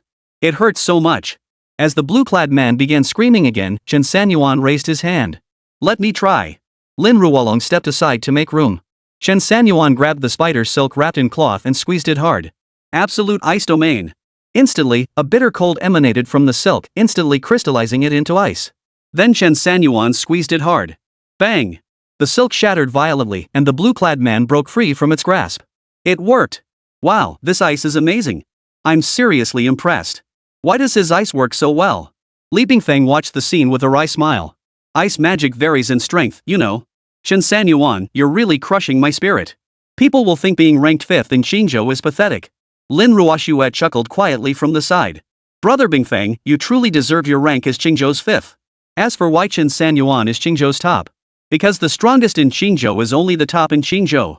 Li Bingfeng frowned, pondering the words for a moment before his realization clicked. Well done, Lin Yud. Now you don't even need to draft your insults anymore. Lin Ruoxue crossed her arms indignantly. Li Bingfeng. Watch out, I might just overtake you and make you the 6th-ranked fighter in Qingzhou. Everyone couldn't help but laugh at the playful banter. But just as the mood lightened, several spiders appeared with a series of whizzing sounds, spewing webs at the group. SSSSS. The hissing sounds echoed continuously. Some strands landed on the yin-yang fish on the road, but they caused no harm. Seeing the spiders swarm in greater numbers, Chen Sanyuan summoned the 12-winged golden silkworm once more. Holy crap! Another one! This Chen Sanyuan has the skills to be the top in Qingzhou. I'm genuinely impressed. Stop messing around, let's fight. This spider is insane. Why are there more and more? Wasn't that huge black shadow just now the Spider King? 12-winged golden silkworm. Use your skill. Insect-tide regeneration. SSSSHH. Ice silkworms began erupting like mad from the 12-winged golden silkworm's belly, one after another, charging straight at the spiders. Fatso Lu, these are insects? Ice worms. These are ice worms from the 10,000-mile glacier. I remember going to that place. Looks like we won't need to intervene after all. Lin Ruolong and Li Bingfeng exchanged stunned glances. Thankfully, when Chen Sanyuan fought them back then, he hadn't used this beast. Otherwise, they would have been devoured to nothing. Even the 4 great families wouldn't be enough to feed them. Chen Sanyuan. How much more are you hiding from me? I know you have another firebird. Another one? Lin Ruolong sighed, pressing his hand to his forehead. Brother Chen, I never properly apologized for what happened before. I'm sorry. I hope we can become true friends from now on. Let bygones be bygones. Li Bingfeng couldn't help but chuckle. Brother Chen, I want to apprentice under you too. Are you out of your mind? Lin Ruoshue's beautiful eyes widened instantly. She placed her hands on her hips and pointed threateningly at Li Bingfeng. Chen Sanyuan sat atop the Taoist yin-yang fish, utterly amused by this bunch of characters. Meanwhile, monitoring room. The feed switched back to Chen Sanyuan's group, revealing dozens of spiders emerging from the mist. The silk they sprayed carried a faint, corrosive, burning scent. Wang Zhengyang chuckled. That kid and his crew are out of luck. They ran into a minor boss in the mist. Ha, this should be entertaining. Hearing Wang Zhengyang's words, the surveillance room's monitors immediately crowded around the screen. I know this one. That's the humanoid spider the boss and the others worked so hard to capture back then. Ah, you mean the one with the sexy upper body and 8 legs below? That one's brutal. I bet they're going to get hurt this time. Not necessarily. Haven't you forgotten about Chen Sanyuan's Beast Tamer? I heard this kid commands several beasts. Look at that big fish he's riding. And that golden silkworm from the other night, who knows how many secrets he's hiding? Wang Zhengyang grabbed a handful of melon seeds, thoroughly enjoying the spectacle. Heh, I'm looking forward to it too. How's this kid going to handle so many spiders with his ragtag crew? Then, on the screen, they saw Chen Sanyuan summon 12 winged golden silkworms, which were endlessly releasing ice silkworms. Holy crap! This kid can play with insects too. He's unleashed a swarm of insects. This one man is practically an army. Boss, this is too strong. Forget being the top in Qingzhou among the 300 prodigies from all provinces and prefectures, he's easily one of the top few. Wang Zhengyang sighed and shook his head. You're wrong about that. Ha? You mean there's someone even stronger than him? What I mean is, top tier is inaccurate. He's clearly capable of going toe-to-toe with an 8th tier powerhouse. Wang Zhengyang tossed aside his melon seeds, crossed his arms idly, yet kept his eyes glued to the screen. That kid. When we get the chance, take him to the real mist to play around. Who knows, he might even venture deeper. The others exchanged glances and said nothing more. The little spiders are all gone. Now the main event begins. The humanoid spider is about to appear. Training base. Beneath the mist-shrouded ground, Chen Sanyuan and a group of Qingzhou disciples sat atop the Taoist yin-yang fish. The little spiders had been nearly devoured. Though these spiders were quite venomous, the sheer number of ice silkworms was overwhelming. It didn't take long before the spiders had devoured them all. Whoosh! The little spiders vanished, and a large, dark shadow about 2 meters tall reappeared in the mist, shrouded in haze. It's coming!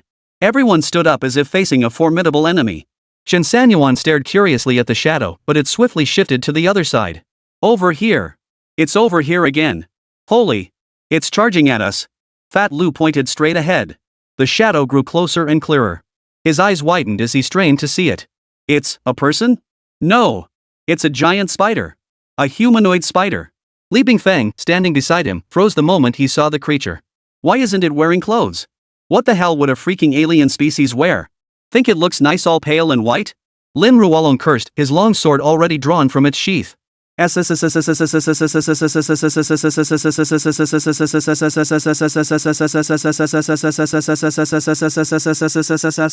With a single sound, the humanoid spider materialized before Lin Ruolong. Chapter 74, You're a freak. Ah! Die, you bastard.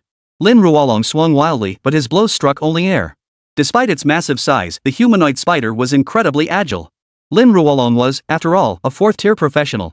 He was considered formidable among ordinary practitioners, yet clearly no match for this spider. As the humanoid spider vanished, the others panicked, quickly drawing their weapons and equipment. They stood back to back, staring into the thick layers of mist. Hiss! Suddenly, the humanoid spider descended from above, materializing directly behind the group's center. Its massive, razor-sharp claws sliced through flesh like steel blades, tearing apart limbs. So fast! How can this spider just appear out of thin air? You idiot! This is the basement level, of course there's a ceiling. The humanoid spider stood proudly atop the yin-yang fish, its icy gaze sweeping over the crowd as a sneer curled its lips. Holy! It's looking down on us! This mutant's no pushover. How did we end up facing it? Just be thankful its claws aren't poisonous, otherwise we'd all be down for the count right now. Chen Sanyuan looked at the humanoid spider and couldn't help but nod. It's got decent looks. Everyone? No way. Chen Sanyuan, what kind of taste is that? You like half-beasts? Li Bingfeng stared in disbelief, sighing as if disappointed in a friend. Lin Ruolong's mouth twitched as he stared at Chen Sanyuan in disbelief. Hey, you can't do this. My sister's still waiting for you. You kid must have a fetish for monsters or something. Chen Sanyuan was speechless, wishing he could slap them all. What nonsense are you spouting? I'm going to contract it as my beast companion. You want to contract it as a beast pet? Wow, you're a total freak. Lin Ruolong grew angrier by the second, rolling up his sleeves as if ready to fight. Even if I can't beat you, I won't stand for this. The others nodded in agreement, gripping their weapons and gear tightly regardless of their injuries. We absolutely cannot let him commit such an outrageous act. Brothers, slay the humanoid spider. Slay the aberration. Lin Ruoshue was the first to respond. Her silence earlier had been spent summoning her beast. Roar! With the Xiantian tiger's furious roar, all men and beasts charged toward the humanoid spider. The vast yin-yang fish's back became a battlefield instead. You people are so dirty. What could I possibly think of a spider? Chen Sanyuan gave up trying to care. With so many attacking him, he couldn't form a contract anyway. Chen Sanyuan. I never imagined you'd be this kind of man. You don't deserve to be my master. Lin Ruoshue's voice trembled with tears as she stood by, still berating Chen Sanyuan. Chen Sanyuan shrugged indifferently. Whatever. I never intended to take you on as a disciple anyway. You're pushing it too far. Lin Ruoshue stomped her foot, tears falling like raindrops. Is it because of this spider demon? Xiaohu, tear it apart for me. Zuanshintager became even more ferocious, clawing and biting at the humanoid spider. With the Qingzhou group joining the assault, the Spider-Man gradually found itself overwhelmed. Its belly button is its weak spot. Hit its belly button. Soon, the Qingzhou group noticed that whenever their attacks targeted the navel, the spider demon deliberately protected it unlike other areas it completely ignored. Hearing this, the group swiftly shifted their focus, concentrating their attacks on the navel. A flicker of panic crossed the humanoid spider's cold eyes. After a furious roar, it summoned more baby spiders. Ah! Don't let it escape. Seriously? You're just letting it tear people apart with beast control? No skills? Chen Sanyuan regretted his words the moment they left his mouth, noticing Lin Ruoshue smirking triumphantly at him. Xiantian tiger, use your skill. Tiger roar in the mountains. Roar! Roar! Roar! This sonic attack not only extended the Xiantian tiger's range but also stunned everyone present. Miss Lin, you didn't turn off friendly fire. Do you really think this is a video game? My little tiger tried his best not to hit you all. Lin Ruoshue gave a light snort. Immediately, the humanoid spider halted its movement. But within mere seconds, it resumed its swift pace, leaving the group unable to catch up despite their charge. The humanoid spider vanished swiftly into the mist. Great, we got our asses kicked for nothing. Lin Ruolong sheathed his sword and sat down. Li Bingfeng chuckled darkly. Not a total loss. At least we stopped Chen Sanyuan from carrying out his filthy scheme. Chen Sanyuan. Monitoring room. Wang Zhangyang curled his lip. This Chen Sanyuan, does he seriously have some kind of fetish for foreign objects? This is a mutant species, for crying out loud. He can actually tame a beast? Shaking his head, Wang Zhangyang stood up and tapped the desk. Attention, everyone. No training in the mist tomorrow. Everyone tend to your injuries. Medication for cultivation will be distributed. Once they've eaten their fill, start the laps. Yes, sir. Early the next morning, Wang Zhangyang stood atop the building, watching the trainees being chased around the track by iron balls. He grinned maliciously and ordered, set the gravity to triple. Buzz. The entire training base shifted from light blue to deep blue. The trainees running laps crashed to the ground with a thud. Holy! Old bastard Wang. You up the gravity again. I weigh over 200 pounds, and I can't even get up now. Ah, the iron ball's catching up. Chen Sanyuan clenched his fists. This level of gravity was manageable. The abilities of the purple lightning mayfly remained completely unaffected. Wang Zhangyang, observing from the rooftop, had a clear view of every trainee's condition, with Chen Sanyuan under particularly close surveillance. This kid keeps cheating using his beast taming abilities. Later, you guys grab a few smaller iron balls around 20-something kilograms and strap them onto him. The person behind him acknowledged the order and went down to find the iron balls. Chen Sanyuan ran a few more laps before spotting a supervisor waving at him from afar. Chen Sanyuan. I've got something good for you. A bad feeling washed over Chen Sanyuan. Something good for him? While he was still running laps? Curiosity got the better of him, and he stopped nearby, sizing up the man. What is it? The staff member chuckled, stepped forward, grabbed Chen Sanyuan's hand, and then pulled him into an embrace. Startled, Chen Sanyuan froze as one heavy iron ball after another was hooked onto his body. Chen Sanyuan. Instructor Wang knows you've been pulling tricks, so these 40-kilogram iron balls are yours as a gift. If you try to remove them, Instructor Wang will punish you with confinement. Keep disobeying, and we'll report you straight to the three elders for deportation. Chen Sanyuan's face darkened. Could you guys be any more shameless? Haha, we can. As Chen Sanyuan took his first step, the iron ball chained to his back swung back and forth. At that very moment, a piercingly loud alarm echoed throughout the entire training base. Chapter 75, Don't Let It Out. Wang Zhangyang's expression changed instantly. The administrators behind him stared toward the northwest as if facing a formidable enemy. It's moving. Damn timing. It had to move now. Report to the 3 elders immediately. Dispatch reinforcements to reinforce the suppression. What about the trainees? We're short-handed now. Have them come along too. No sooner had Wang Zhengyang finished speaking than he leaped off the rooftop without a second thought. Thud. Wang Zhengyang's landing punched a massive hole in the ground. Seeing the crater, his henchman behind him immediately pulled out a small notebook and jotted down the details. Boss, remember to cover the ground repair costs this time. You idiot, charge it to that guy. Got it.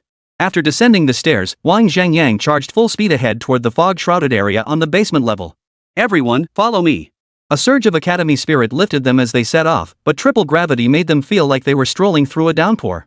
Instructor, go ahead. We'll be right behind you. Wang Zhengyang was speechless. Shut off the gravity effect immediately. What the hell is wrong with you? Still talking back. Follow me. The cadets followed Wang Zhengyang into the basement, arriving before the mist. This time, however, it was different. Shadows of varying sizes stood in a row, blocking the entrance to the mist. Instructor, could this alarm be triggered by these anomalies? What are they doing? Dancing? Looks like they don't want us to go in. Wang Zhengyang sneered coldly, raising his hand toward the anomalies inside. They're not worthy of triggering the alarm. As he spoke, a steel longbow instantly materialized in his hand. This bow had no bowstring, yet 6 golden arrows appeared out of thin air. Damn it! The instructor is a dual-class user too. I noticed it when he jumped down from upstairs. He's not just an archer, he's got metal manipulation too. Wow. Those are both super powerful classes. No wonder he became our instructor. He's got some skills. Wang Zhengyang's face darkened. Without hesitation, he released the arrows. Their immense force generated a roaring gale that blew away a patch of mist. Whoosh! Whoosh! Whoosh! 6 golden arrows streaked straight toward the alien creature. The creature made no attempt to dodge or evade, as if resolved to fight to the death. Put! Boom! The moment the arrows pierced the alien's body, they detonated violently. The mist churned and rolled, instantly leaving a gaping hole in the line of aliens standing in formation. Wang Zhengyang charged forward, his entire body transformed into steel, impervious to blades or bullets. Follow me! Over 300 people plunged back into the mist. This time, the alien creatures didn't leap or dart through the fog, they all stared fixedly at the approaching group from within the mist. Walking through this feels like entering the underworld. This sensation is far more terrifying than our previous encounters with them. What's the deal with this mist? The instructor never mentioned the alien creatures appearing in it. I've always felt something big is bound to happen this time. Even Instructor Wang is this tense. Everyone, be careful. The moment every last person stepped into the mist, the alien creatures that had been watching from both sides finally moved. Engage. Outer perimeter, hold off the aliens. Inner circle, follow me forward. Wang Zhengyang clearly didn't intend to waste time on the creatures. His objective was clear as he led the main force charging inward. At that moment, the entire training base began to shake violently. Beep beep beep. The alarm grew more urgent, as if something terrifying was about to break through the ground. Chen Sanyuan. Wang Zhengyang suddenly bellowed. Present. Chen Sanyuan snapped his head up, drawing the crowd's gaze toward him. Summon your golden silkworm to fend off the alien entity. I need more people to advance with us. Chen Sanyuan had no reason to refuse. He raised his right hand and swept it across his chest. Yuan energy surged wildly within him, churning the mist into a turbulent whirl. SSSSSSSSS. The 12-winged golden silkworm reappeared before the crowd, its immense size only now becoming apparent to them. Use your skill. Insect-tide regeneration. Splash splash splash. Like beans spilling from a bamboo tube, the 12-winged golden silkworm opened its massive jaws and roared.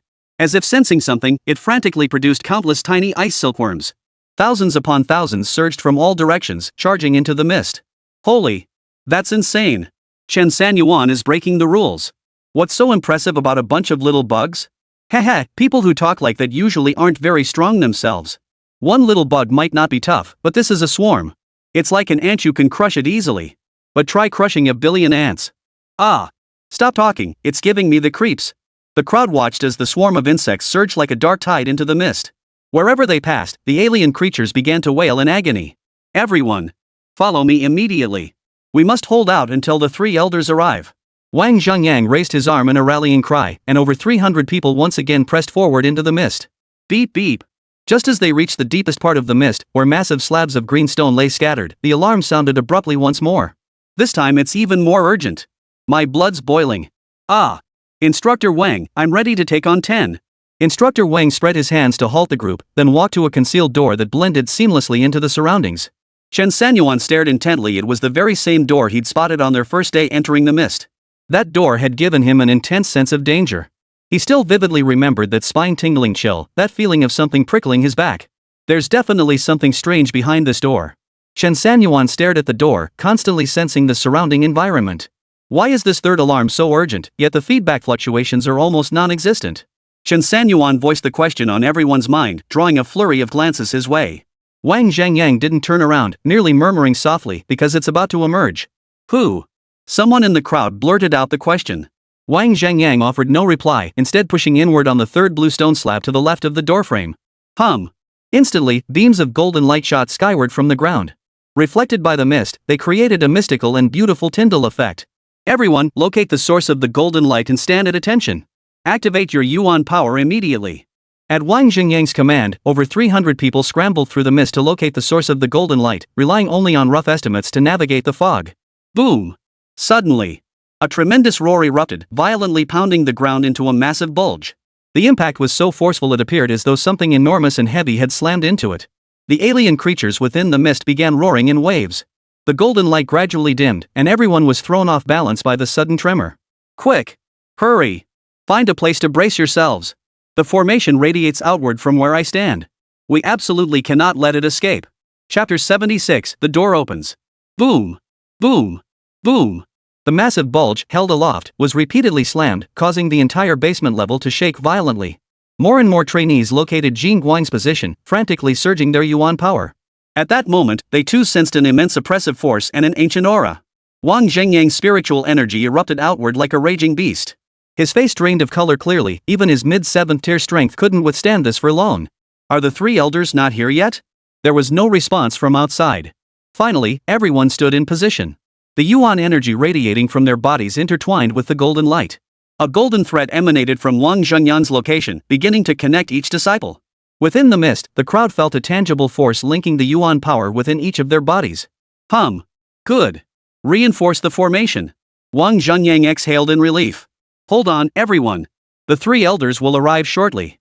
No sooner had the words left his mouth than the ground erupted with a thunderous boom. Put! The force of the blast sent everyone reeling, spitting out mouthfuls of blood. Wang Zhengyang himself was slammed backward into the green stone slab behind him. Not far from the training base, the three elders were rapidly approaching. A ring-shaped wave of light suddenly radiated outward from the underground plaza of the training base. Su Dakong's expression darkened. No! It's out! I never imagined it would break free from the seal so quickly this time. Sunningshyo, standing beside Su Dakong, wore a grim expression. That thing is older than the three of us old farts combined. It's bound to have some tricks up its sleeve we don't know about.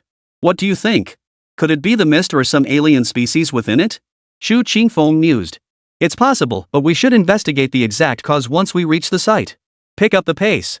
Whoosh! Whoosh! Whoosh! The sound of wind cutting through the air. The 3 8th rank powerhouses swiftly reached the training base. Without a word, they headed straight underground. The entrance to the underground plaza was now heavily guarded by security personnel. Upon seeing the three elders arrive, they hurriedly waved them over. The three elders. Instructor Wang and the trainees are still underground. The trainees are underground too? This is sheer nonsense. Su Dakong frowned, staring at the collapsed ground entrance. How could they be allowed near such a dangerous site? How will we account for this to the provincial authorities if something happens? The lead administrator bowed his head. This was beyond his control, beyond his ability to explain. Everyone step back. At Su Dakong's command, all the black-clad administrators hurriedly retreated behind the three elders. Without pausing, Su Dakong slowly raised both hands. As if an immense, invisible force materialized, the massive boulders of the ruins were gradually lifted upward. Soon, a path leading underground opened up within the collapsed entrance. Disperse. At Su Dakong's command, all the rubble turned to dust in the blink of an eye. The crowd stood stunned and awestruck. This was their first glimpse of Elder Su in action, effortlessly lifting boulders weighing thousands of pounds, then reducing them to dust. Such a feat was beyond the reach of even a 7th-tier professional. They say the gap between 7th and 8th rank is greater than the gap between 1st and 7th rank. Seeing Master Su's display makes it clear the power of an 8th-tier practitioner is beyond comprehension. The black-clad administrators couldn't help but marvel inwardly. Su Dakong led the way into the basement level. The electrical circuits had been disrupted by the collapsed strata, causing the lights to flicker erratically. The conditions inside were scarcely better than the collapsed entrance, especially as the mist which had previously been confined to specific areas now spread freely, enveloping the entire basement level. The floor was covered in bloodstains and broken rocks, with boulders occasionally shifting among the shadowy figures in the mist. Old Sun. Qingzhou heard Su Dakon's call and waved slightly toward the mist. Instantly, a mysterious force drew the mist upward, absorbing it into the void.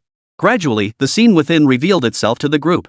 First to catch their eyes was a massive pit in the center of the underground plaza. Its depths were pitch black, cold as ice. Wang Zhangyang leaned against a blue stone slab, blood trickling down his head from an unknown wound.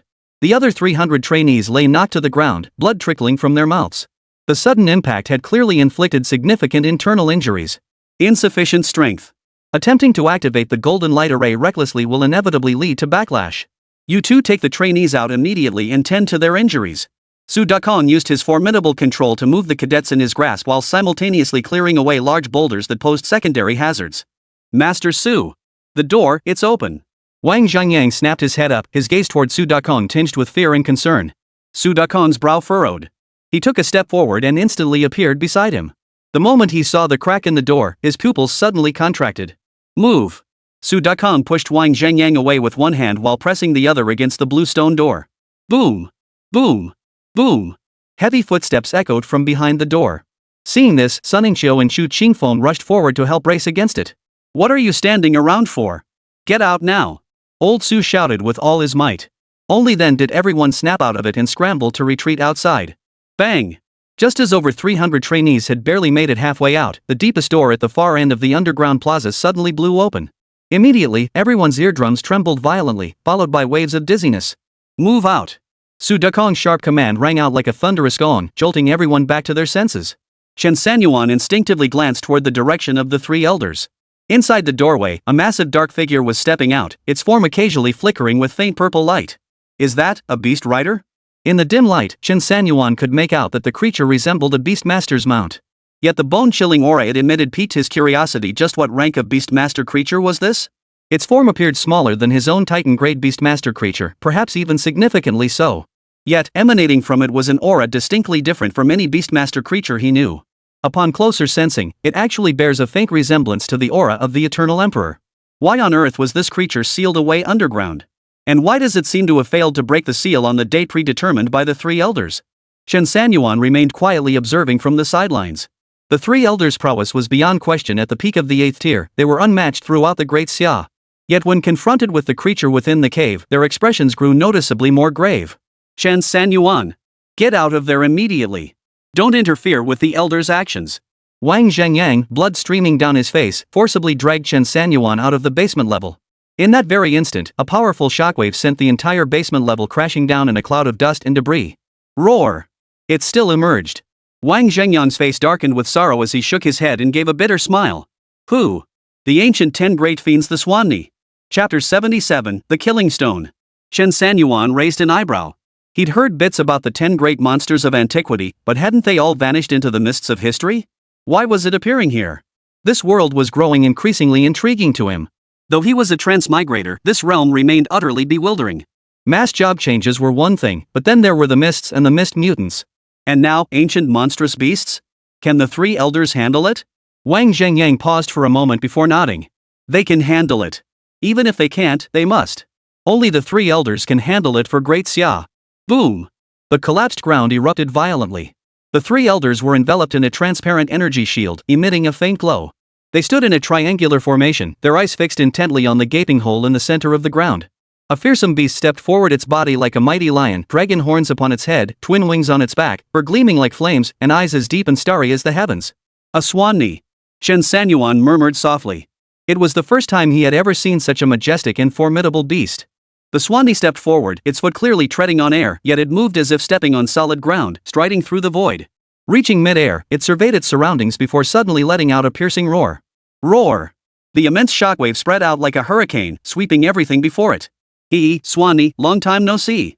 Su Dakong stared at the ancient, fearsome beast before him, his smile forced and his guard up. The Great Xia has enjoyed decades of peace. We cannot allow your reappearance to disrupt that tranquility. We promised our master that when the century ended, we would see you off properly. The Sunmmary stared at Su Dakong, suddenly revealing a human-like cold smile before unexpectedly speaking in human language. After 100 years? You three youngsters have grown in stature, but your minds haven't matured one bit. Did you really think I'd believe your lies? I, the Swanny, will never trust another human again. Standing in my way is like a mantis trying to stop a chariot. Utterly delusional. Su Dekong and the others remained impassive, their expressions as still as ancient wells, yet their eyes never left the Swanny. After sealing me away for all these years, you think you can just hurt me back?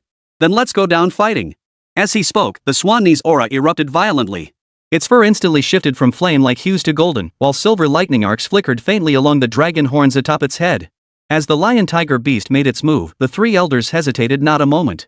Their hands formed seals in perfect coordination, instantly linking the original triangular formation with golden threads of primordial energy. Sacrificial killing stone.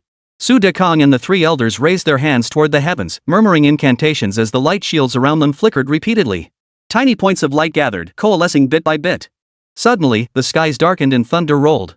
The skies above Qingzhou seemed draped in a gray curtain, drawing the gaze of nearly every resident upward. This sense of impending storm had not been felt in Qingzhou for a very long time. Qingzhou, the highest administrative institution, the Grand Heavy Tower. The ruler of the Great Xia stood at the window on the 12th floor, hands clasped behind his back, silently gazing toward the training base on the horizon. This training base had a long history. During the global war of yore, the masters of the three elders trained the very backbone of present-day Great Xia there. Those once promising prodigies had become the nation's pillars of strength. Now, the three elders, emulating their mentors, prepared to intensify training for the new generation of talented youths from all provinces and prefectures. Times were changing. As opportunities arose, the challenges grew exponentially more difficult. The Swanny broke its seal ahead of schedule. The old Grand Preceptor once said that when the Swanny breaks free, a godslayer would emerge. I wonder whose descendant it will be. The sovereign gazed at the gathering storm clouds, the thunderous roar, and the howling winds, a scene reminiscent of the apocalypse, and couldn't help but recall the day the Swanny was sealed. The Swanny can ensure our nation's prosperity. Killing it or releasing it, neither is good. If the three elders fail to contain it and the Godslayer does not intervene, you must still go and see for yourself. In the empty room, though clearly unoccupied, the sovereign seemed to speak to himself, yet something strange appeared and vanished. Training base. The three elders raised their hands toward the heavens. Their combined energy warped the space around them, revealing a black spatial fissure. A small black stone, gleaming like polished obsidian, lay within. Beneath dark clouds and thunder, the black stone doubled in size every second. Within mere breaths, it had grown to the size of an iron basin. The aura emanating from the Swanny peaked, and Chen Sanyuan could distinctly sense the terrifying pressure of an ancient great calamity emanating from it. What level should an ancient great calamity be? Why does this pressure feel so unsettling? Wang Zhengyang stood beside Chen Sanyuan, silently observing the battlefield. An ancient great calamity is fundamentally different from all other beasts, including tamed ones, in its very bloodline. To put it simply, the bloodline of ancient great calamities traces back to the primordial chaos. Their bloodline is supremely pure, naturally commanding awe over all beasts and carrying an innate nobility. Modern beasts, however, possess bloodlines diluted tens of thousands, even tens of millions of times from that primordial chaos. They're no longer in the same league. At best, if they evolve well, they might be able to address an ancient fiend as ancestor. But if they haven't even evolved to the epic tier, they can't even claim distant kinship. They sit at the very bottom of the contempt hierarchy. Then what about the current beast tamers? Chen Sanyuan recalled the multitude of tamers at the Qingzhou Beast Tamer Trading Center. Weren't they far inferior? Most are at the very bottom of the contempt hierarchy. Wang Zhengyang shot Chen Sanyuan a look. But you're lucky, kid. Your beast's rank is definitely high. You might even be able to claim some distant kinship with those ancient beasts.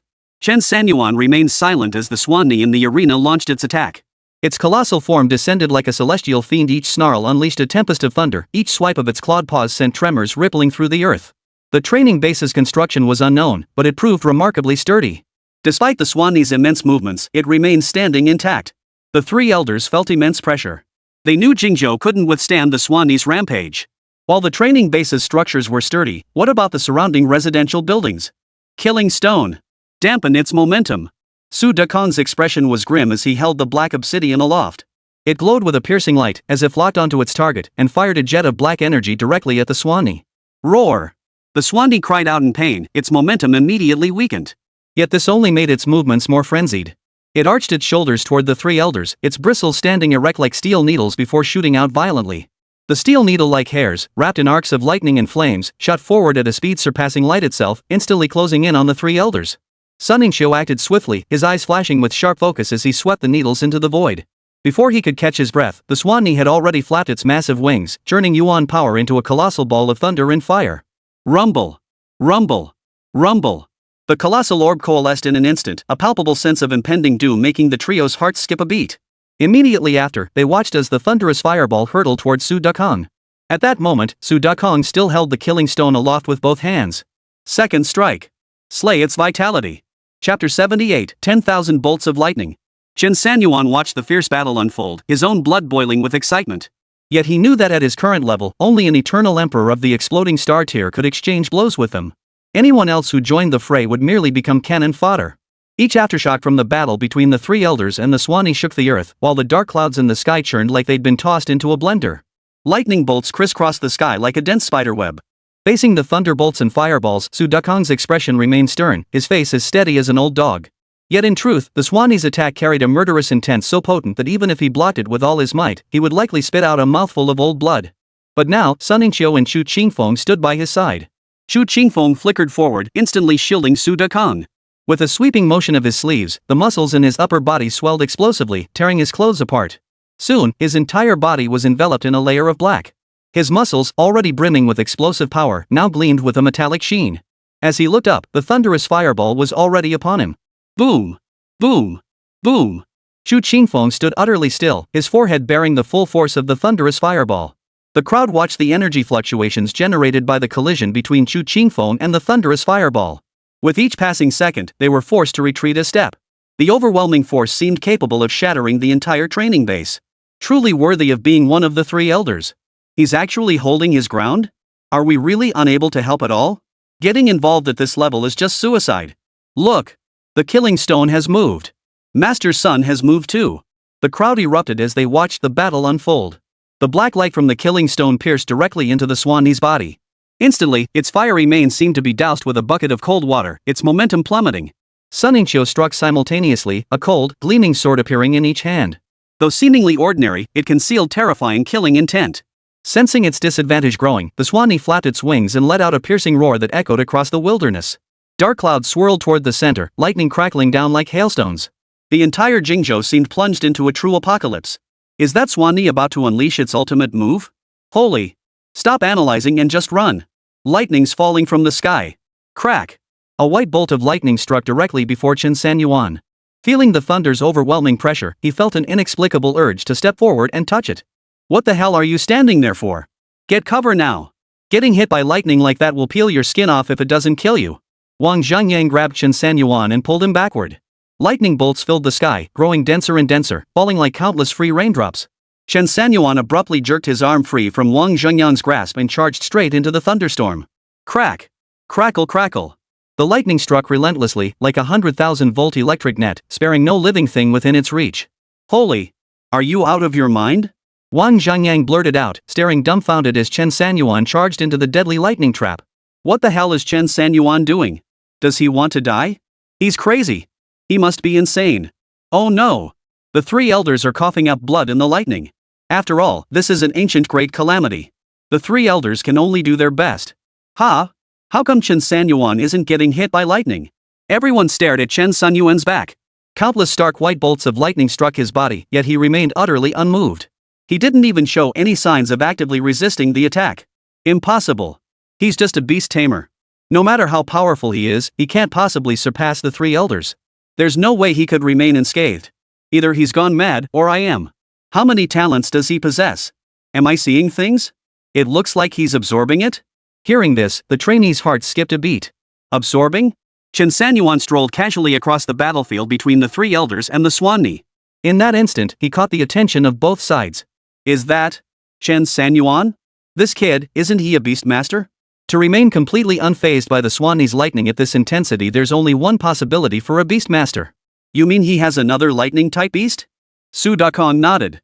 That's the only way it makes sense. And it's definitely not low-level. Sun Yingqiu's expression betrayed a hint of astonishment. Just how many beasts does this kid have?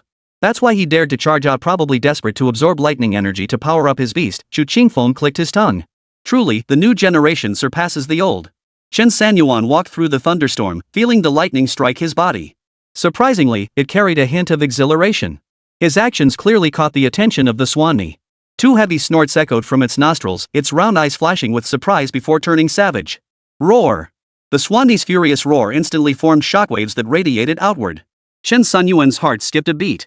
He could clearly sense the power of the sound waves at his current state. He would likely be instantly killed by the shock. Damn brat. Now I have to waste my energy saving him. Chu Qingfeng grumbled under his breath, yet his figure already darted through the thunderstorm. Chen Sanyuan swept his right hand across his chest, his body surging with yuan power.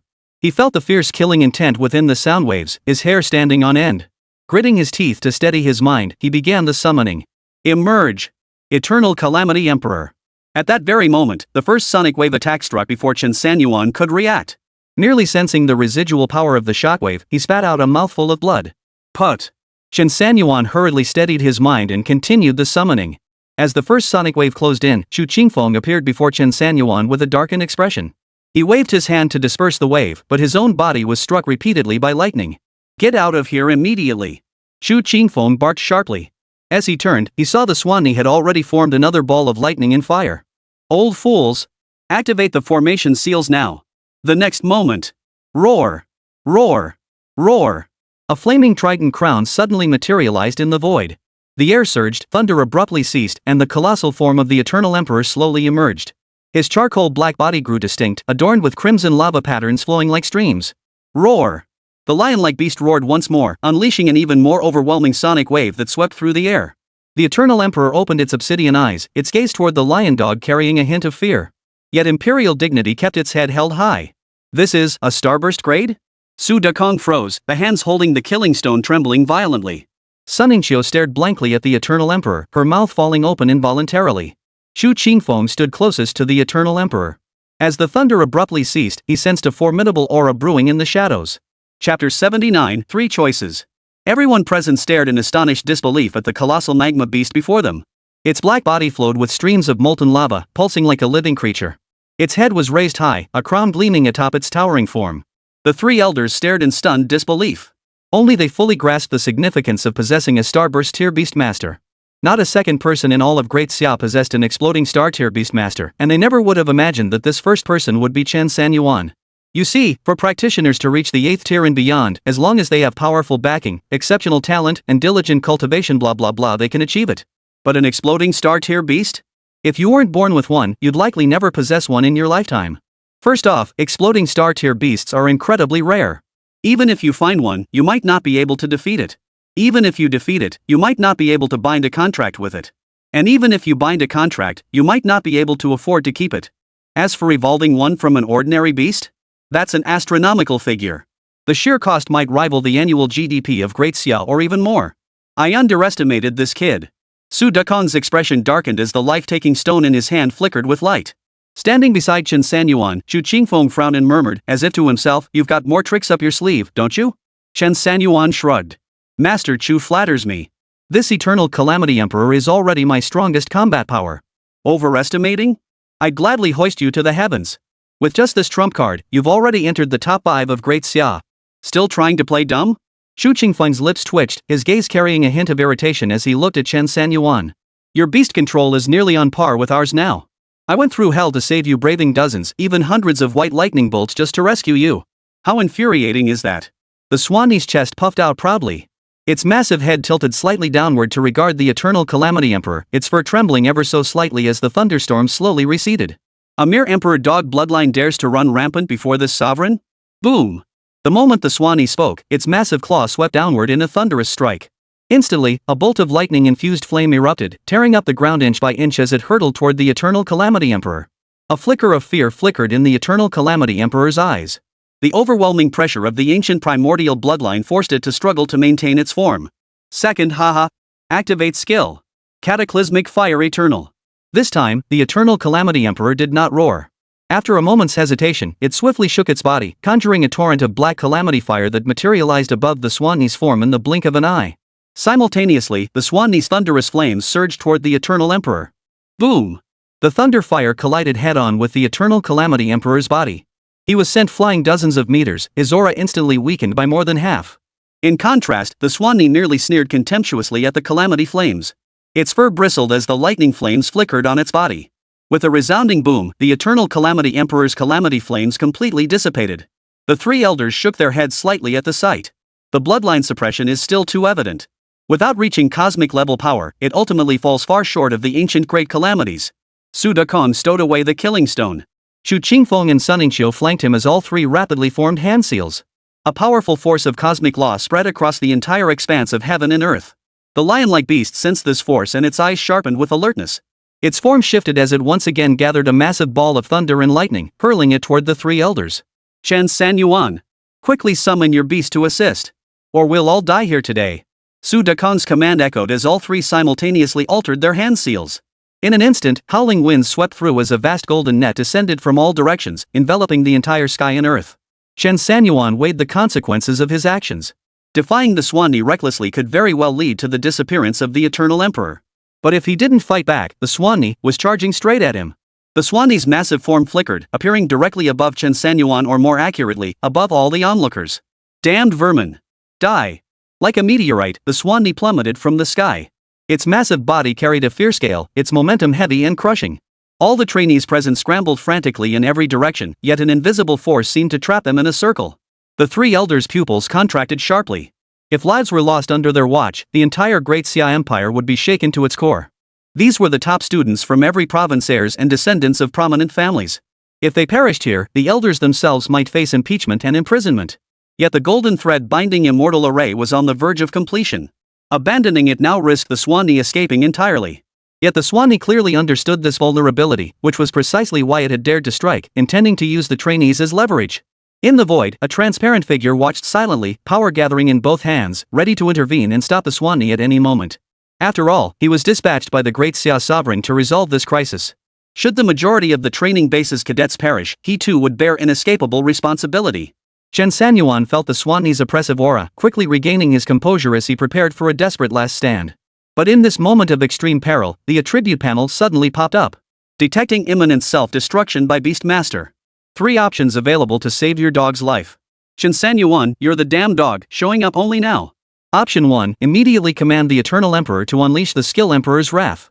This will temporarily repel the Swanni, but the Eternal Emperor will fall into a month-long slumber. The safety of those nearby is unknown. Option 2, immediately expend 10,000 phase energy to fuse all tamed beasts. The resulting fusion form is unknown, combat strength is unknown. All tamed beasts will slumber for 3 days post-fusion. Option 3, immediately use evolution points to trigger the Great Sun Golden Crow's critical evolution, awakening its ancient, calamitous chaos bloodline to withstand the Swanni's fatal strike. Immediately, the profession attribute panel appeared before Chen Sanyuan. Profession, Gold Rank Beastmaster, Level 108 21,000 35,000. Spirit, 1090. Phase Power, 12,570 10,000. Talents, Control Regeneration 510 Eye of Wrath Body Control. Beasts, Eternal Emperor, Daoing Yang Fish, 12-Winged Golden Silkworm, Great Sun Golden Crow, Violet Lightning Mayfly, Glacial Snow Lotus. Evolution count, 1425976, 1425978, 1425979. Evolution may crit. Remaining attempts, 3. Note, Gold Rank Beastmaster at level 110, skill intensity increases from 1% to 2%, skill duration extends from 3s to 5s. Phase energy has reached maximum capacity and can be used for body fusion combat. Each fusion consumes 10,000 points. Chen Sanyuan. Su Dekong roared fiercely, defend the cadets at all costs. If you can withstand this strike, Great Xia will never forget your sacrifice.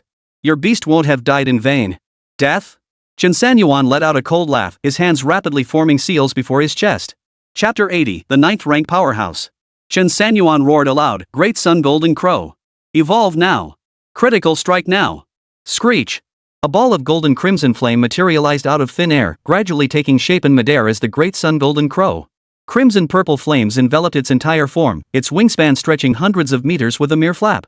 Its scarlet eyes held an endless coldness. Evolution points 1 million. Evolution initiated. Critical strike effect triggered. Boom. Boom. Boom. The void tore apart as a black river, swirling with scattered starlight, poured down from the heavens. The surging energy of this torrent halted time itself. Chen Sanyuan froze, scanning the surrounding trainees.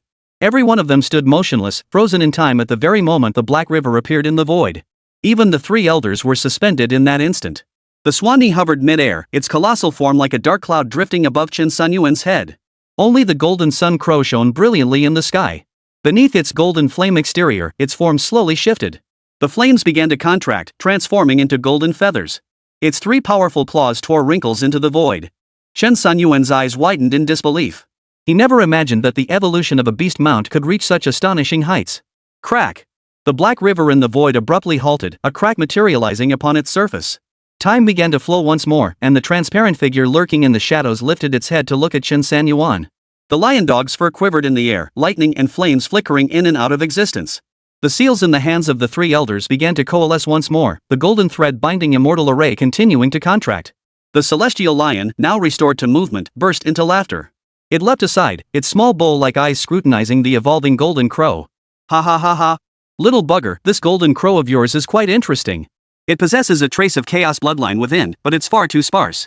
I bet you weren't trying to leap to the heavens just now, hoping to transform this tiny Titan-level being into a cosmic level 1, were you? Foolish dreams. Utterly delusional. Hearing this, the trainees stared intently at the great sun golden crow.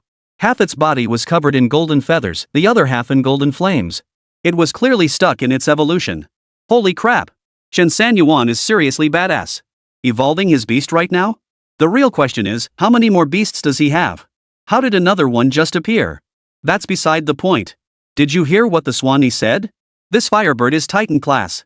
Holy, I feel like a useless spectator just filling space here. No wonder I can't even get to Olympus Mountain. Chen Sanyuan's face darkened. He could clearly sense the agony the sun bird was enduring. Screech! The great sun golden crow let out a piercing cry, attempting one final desperate struggle. Yet as the black river cracked and shattered, its feathers began to fall away, and its golden flames slowly turned black. Cataclysmic fire. Su Dukong murmured as the seal in his hand reached its final form. Interesting. The Swanee, sensing the impending danger, wasted no time. It flapped its wings, determined to break free from the golden thread binding immortal array. That sun bird is dead. Little insect, is this how you humans treat us beast tamers? You humans deserve to die. We beasts will devour every last one of you. I'll settle this score with you someday. Buzz. A sharp pain shot through Chen Sanyuan's mind, followed by the sudden appearance of his attribute panel. Evolution incomplete. Critical effect trigger failure. Chaotic bloodline deficiency prevents critical strike evolution. The great sun golden crow is about to perish. Consume 8,000 phase energy to attempt rescue? Survival probability unknown. Chen Sanyuan felt his heart plummet from the heavens to the depths of despair. The great sun golden crow is about to perish? No. Not a single one of my beasts can die. Chen Sanyuan gritted his teeth. No matter the outcome, the great sun golden crow absolutely could not fall like this. Having become my beast companion, I will bear full responsibility for it. Release the phase energy. My firebird absolutely cannot die. Phase energy 8,000. Initiating rescue of the great sun golden crow. The Swanee roared as it charged the golden thread binding immortal array. The three elders wore solemn expressions. Those present glanced at the Swanee, then at the great sun golden crow. The breathtaking spectacle became an unforgettable memory for all 300 spectators. Screech! The great sun golden crow let out a piercing cry. Its feathers shimmered with radiant light, flames shooting skyward, half its body cloaked in golden plumage, half engulfed in purple flames. Evolution successful. Critical hit not triggered. Evolution result: three-legged sunbird half-step chaos golden crow. Chen Sanyuan breathed a sigh of relief. At least the golden crow had survived. The attribute panel appeared before his eyes. Now, ancient omens of doom meant nothing to him. All he cared about was keeping his beast safe and sound. Beast, half-step chaos golden crow. Grade, exploding star. Combat power, 7,207,800. Constitution, 4,003,900. Agility, 6,003,900. Spirit, 5,203,900. Skills, scorching the 9 provinces, incinerating the void, chaos regeneration. Evolution points required, 2 million. Current evolution points, 426,282. 426,283, 426,284. Cannot evolve. Screech! The half-step chaos golden crow let out another piercing cry. This time, its aura surged from weak to strong, continuously escalating until it surpassed even the eternal calamity emperor standing guard beside Chen Sanyuan. Even the Swanee, relentlessly colliding with the golden thread binding immortal array, couldn't help but turn its head. Its beastly face flashed through several human expressions in succession. From bewilderment to confusion, then to a frown, the succession of expressions revealed the complexity within its mind. Such a faint trace of chaos bloodline has evolved to this extent. This youngster. Break! Snapping back to focus, the Swanee finally shattered the golden thread binding immortal array with a single strike. Just as it prepared to flee, a figure materialized from the void before it. This figure was muscular and powerful, yet wore a semi-transparent, eerie mask that revealed a pair of piercing, hawk-like eyes. He was clad only in tattered hemp robes. The three elders were sent flying, coughing blood from the array's backlash. They watched Swanee escape, watched the figure emerging from the void grow from translucent to increasingly distinct. Zhao Lingu. Su Dakong cried out in shock, while Sunningshyo and the others stared wide-eyed. How are you here? Zhao Lingu raised his arm gently, extending his open palm toward the Swanee not far ahead, feeling the thunder and flames emanating from its body at close range. You couldn't contain him, so I had to come. All these years, you've made no progress. Looks like you'll never break through past the 8th rank in this lifetime. While Zhao Lingu mocked the three elders, the Swanee once again gathered its thunder fire before turning and sprinting backward. Zhao Lingu turned his palm, grasping the thunder and flame within his hand as it slowly extinguished. The Swanee flew far away, yet Zhao Lingu remained unhurried, beckoning to it with a wave of his hand. You were meant to safeguard the nation's fortune. You cannot die, nor can you leave. Seal. Boom. Buzz buzz buzz. Space trembled. The Swanee's body shook uncontrollably. Over Qingzhou's land, winds howled, clouds churned, thunder roared, and lightning crackled. 9th rank. Chapter 81, all set. Brother Lao. Chen Sanyuan murmured, staring at the masked man walking mid-air. He never imagined the great Xia truly possessed a 9th rank super professional. One must understand that reaching the 9th rank meant possessing strength several times, even dozens of times, greater than that of an 8th rank powerhouse. Though the Swanee was an ancient great calamity, years of sealing had constantly drained its primordial energy, leaving it worlds apart from its peak. Originally, 3 peak 8th tier experts had barely managed to subdue it, nearly draining its power completely. Now, with the emergence of a 9th rank expert, despair had settled over it. The Swanee's body involuntarily plunged back into the golden thread binding immortal array. Zhao Lingu waved his hand to reinforce the seal. This time, the Swanee's presence vanished entirely from the training base. It's over. A trainee collapsed onto the ground, letting out a long sigh of relief. Phew. With the sealing of the Swanee, the winds and clouds dispersed. The sky regained its tranquility as the sun slowly emerged from behind the clouds, its rays once again bathing the earth. Chen Sanyuan recalled his beast, and the attribute panel popped up once more. To evolve to the cosmic tier, the beast requires support from the chaos bloodline. The beastmaster may seek an opportunity with the Swanee. Otherwise, starburst tier represents the pinnacle for beasts. Attempting evolution prematurely carries over a 70% risk of demise. Chen Sanyuan furrowed his brow. To become a cosmic tier beast required such a condition? Wasn't it all about reverting to ancestral traits? If one possesses not a single trace of chaos bloodline, wouldn't that mean a lifetime without the possibility of evolving to cosmic tier? Lost in thought, he didn't notice when Su Dakong and the 3 elders had appeared beside him. The cosmic tier is a major hurdle, just like for humans. Humans rely on innate talent, while beasts depend on bloodline grade. For ordinary beast tamers, no matter how much money you burn, bursting a star is the pinnacle of their life. Only beasts with chaos bloodlines get a shot at breaking through though, like your golden crow, it's a slim chance. There's still a chance for it to ascend further, but the success rate is low. The mortality rate even exceeds the survival rate. Su Dakong spoke slowly as Zhao Lingu vanished into the void once more. Is there truly no other way? My beast can clearly reach greater heights, it can't just stop here. Chen Sanyuan's frown deepened. The 3 elders looked at Chen Sanyuan, pausing for a moment. Youth is your greatest asset. Your beast has little chaos bloodline, but it possesses the ancient great calamity. Su Dakong's words struck Chen Sanyuan like a bolt of lightning, and suddenly, everything clicked into place. The Swanee. I can have my beast devour its bloodline. The 3 elders chuckled. Sunningshyo spoke first. Easy for you to say, kid. Under the suppression of such bloodlines, it's uncertain how much effect your beast taming skills will have. How do you plan to share the Swanee's bloodline? Just wait patiently. Perhaps in another few decades, when the Swanee can no longer endure, that will be your moment to act. Xu Qingfeng stood with his hands behind his back, a hint of jest playing at the corners of his mouth. Then what does Elder Su mean? Chen Sanyuan was speechless. Who could predict decades into the future? More importantly, they couldn't afford to wait that long. The primordial chaos bloodline of ancient great calamities isn't exclusive to living Swanee. Sun Yingqiu gently tapped Chen Sanyuan on the head. Ancient ruins, the depths of major trials, the sites where primordial beasts fell, all these places could harbor traces of that bloodline. If you could find even a trace in one place, it'd be enough to upgrade one of your beasts. Xu Qingfeng chuckled, placing his right hand on Chen Sanyuan's shoulder. So, kid? Want to train with me? I know all the best spots. I'll make sure you find chaos bloodlines. Su Dakong swatted Xu Qingfeng's arm away. Old man, your claims are a bit too far-fetched. I happen to know of an ancient ruin we can visit right now.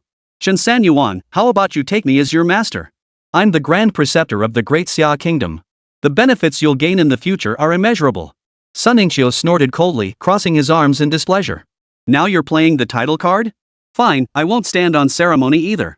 Before Sun Yingqiu could finish speaking, Chen Sanyuan swept him away with a flick of his massive arm. Hey, you old codger. Xu Qingfeng sprang to his feet and gave chase. Su Dakong gave a helpless smile, then turned to reassure the trainees.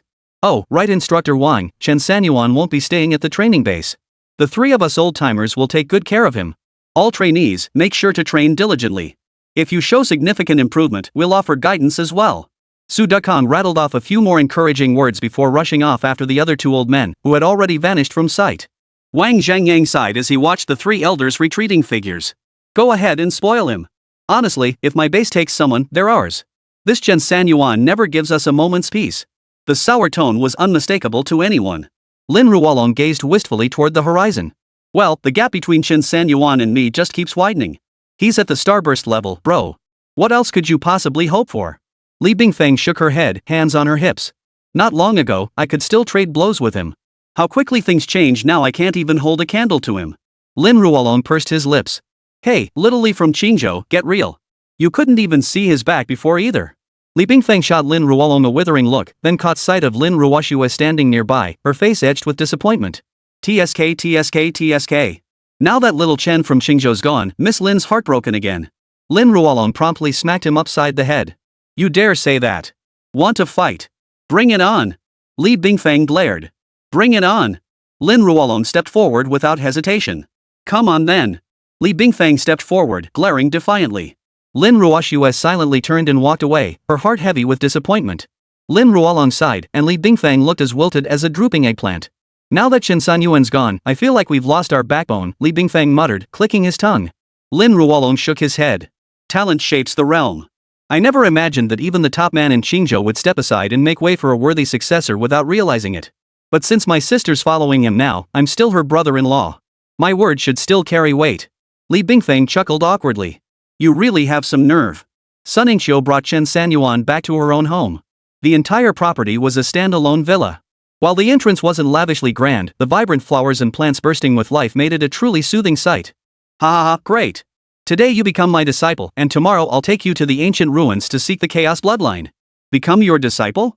The moment Chen Sanyuan steadied himself, the mention of becoming an apprentice instantly brought Sunmmari's earlier self-introduction to mind. President of the Great Xia General Chamber of Commerce, overseeing the national trading system. Are you going to do it or not? Sunmmari's expression turned stern. I'll do it. Chapter 82, Becoming a Disciple of the Three Elders? How could he refuse to become an apprentice? Absolutely not. After all, the man standing before him was one of the top 5 in Great Xia, the head of the Merchants Guild, a man whose every finger flick could move millions. Chen Sanyuan couldn't fathom any reason to refuse accepting Sunmmary as his master. Ha ha ha ha. Excellent. Absolutely perfect. From now on, you and I, master and disciple, will join forces as a formidable alliance. No one will stand a chance against us, not the Grand Summer Kingdom State Master, nor the United Organizations Council.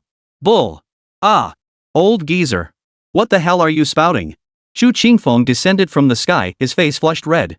You brat, cursing me behind my back. Bull. I cursed you to your face. Xu Qingfeng's lips twitched. Old fart, I'll settle this with you later. Chen Sanyuan. Come with me and take me as your master. I'll bring you to the International Union Organization. You'll be the 11th council member. Xu Qingfeng grabbed Chen Sanyuan's hand, ready to pull him away. Sunmmary sneered coldly, stepping forward to block them. Too late. Too late for what? Sunmmary burst into laughter, yanking Chen Sanyuan toward her. Sanyuan just agreed to take me as his master. Why would you still need to run off overseas? How unsafe is that? Besides, they're all foreigners babbling in some language I can't understand. What's the point of going with you? There'll be translators. Don't try to stop me. I'm telling you, or else I'll get physical.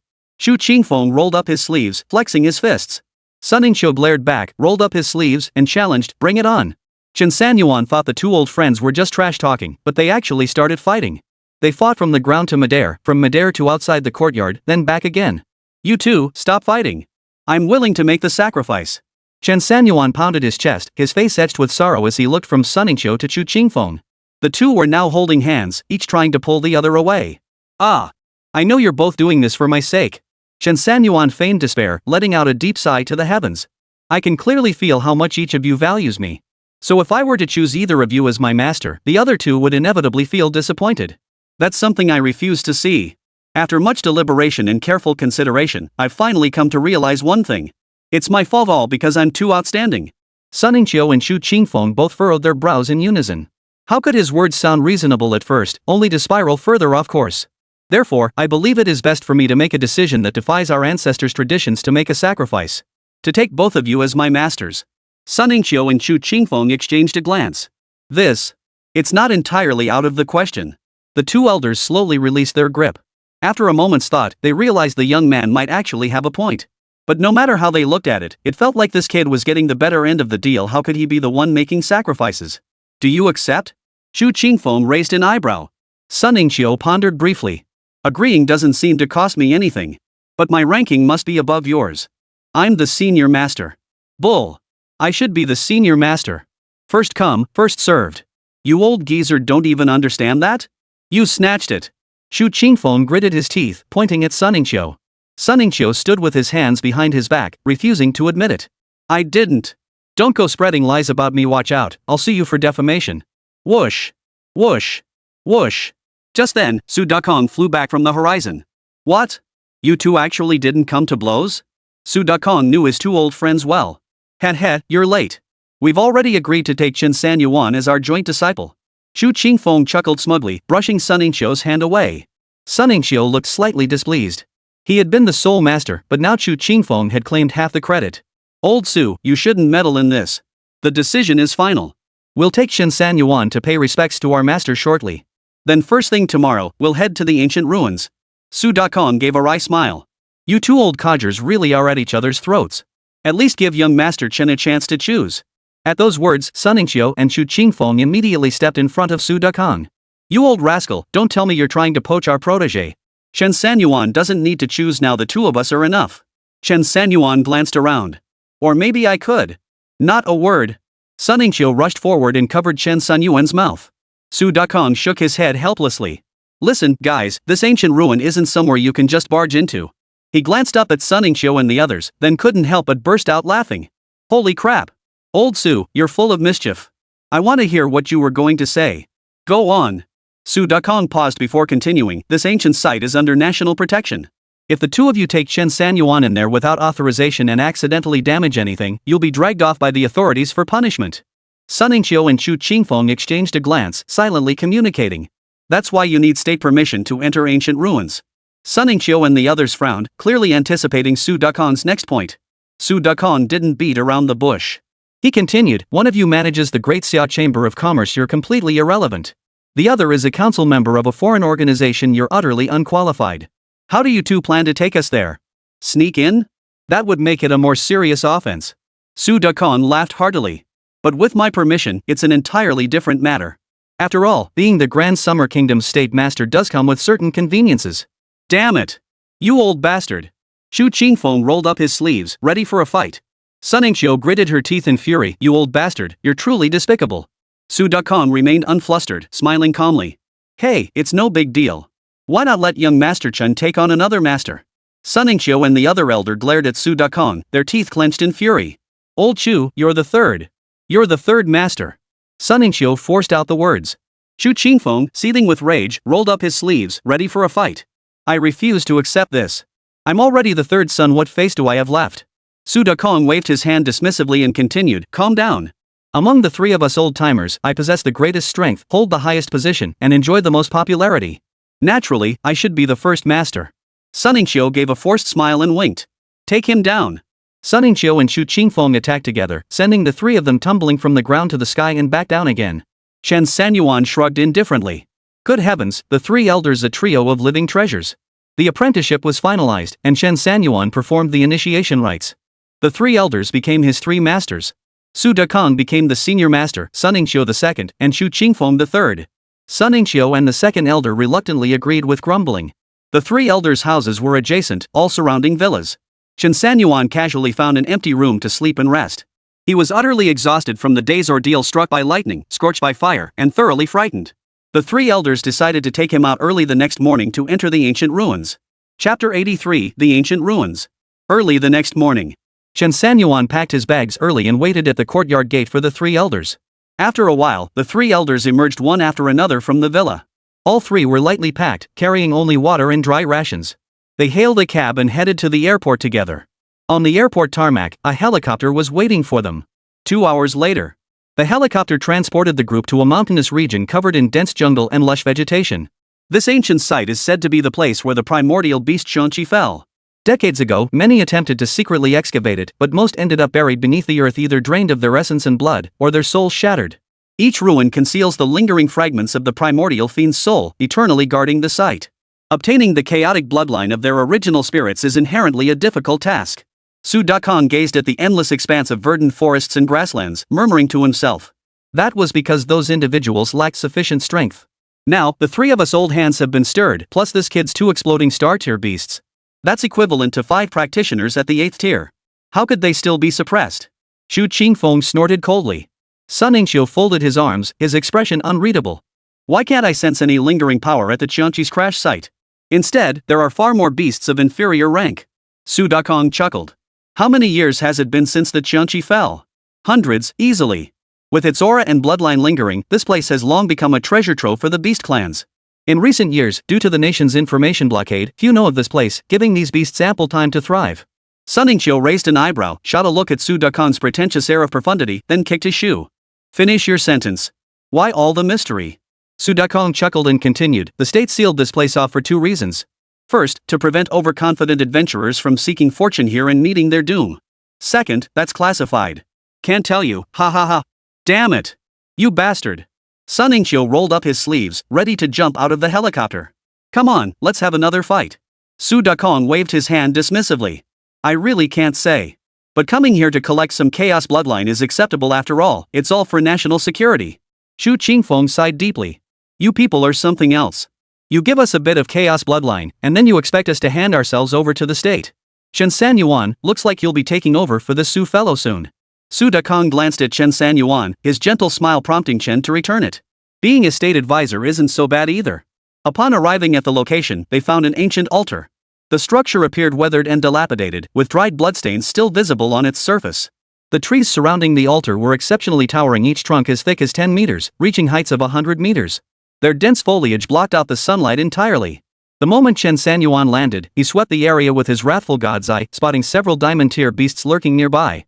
Without lingering, he fixed his gaze upon the altar. Qiangqi Altar, SSS grade equipment. When activated, it suppresses all within 1,000 Li, effective against practitioners below the 7th tier. A treasure right off the bat, Chen Sanyuan murmured, running his fingers over the altar's surface. It felt icy to the touch, yet he could sense a palpable aura of killing intent emanating from it. Su Dakong and the others turned their attention to the altar upon hearing this. This altar looks ancient, Sun Yingxiu remarked after circling it once. Indeed. The killing intent gathered here is so thick that even birds and beasts dare not linger above it, Shu Qingfeng mused, stroking his chin. That chaos bloodline might very well lie beneath this altar. Chen Sanyuan's chi surged as he attempted to absorb the altar. Boom! A sudden explosion sent Chen Sanyuan flying 10 meters away. Friendly reminder, Beastmaster, your current strength is insufficient to retrieve the altar. Forcing the issue is courting disaster. Hey! You bastards getting more human-like by the day, now you can even curse people? Chen Sanyuan brushed the dirt off his clothes and walked back. Su Dakong spoke slowly, this altar is said to be over 300 years old. Back then, a great calamity fell from the heavens, unleashing waves of beasts and demons upon the world. Among them, the Qiangqi was the most vicious and malevolent. Later, a special altar was constructed, imbued with the blood of mighty warriors. Only through the combined efforts of hundreds of elite fighters was the Qiangqi finally sealed within it. Only after the Qiangqi's demise did the calamity finally subside. And this altar has been preserved to this day. Sun Yingxiu folded his arms and clicked his tongue. You old codgers got me hooked again. Damn it. Enough of this. I need to find that chaos blood.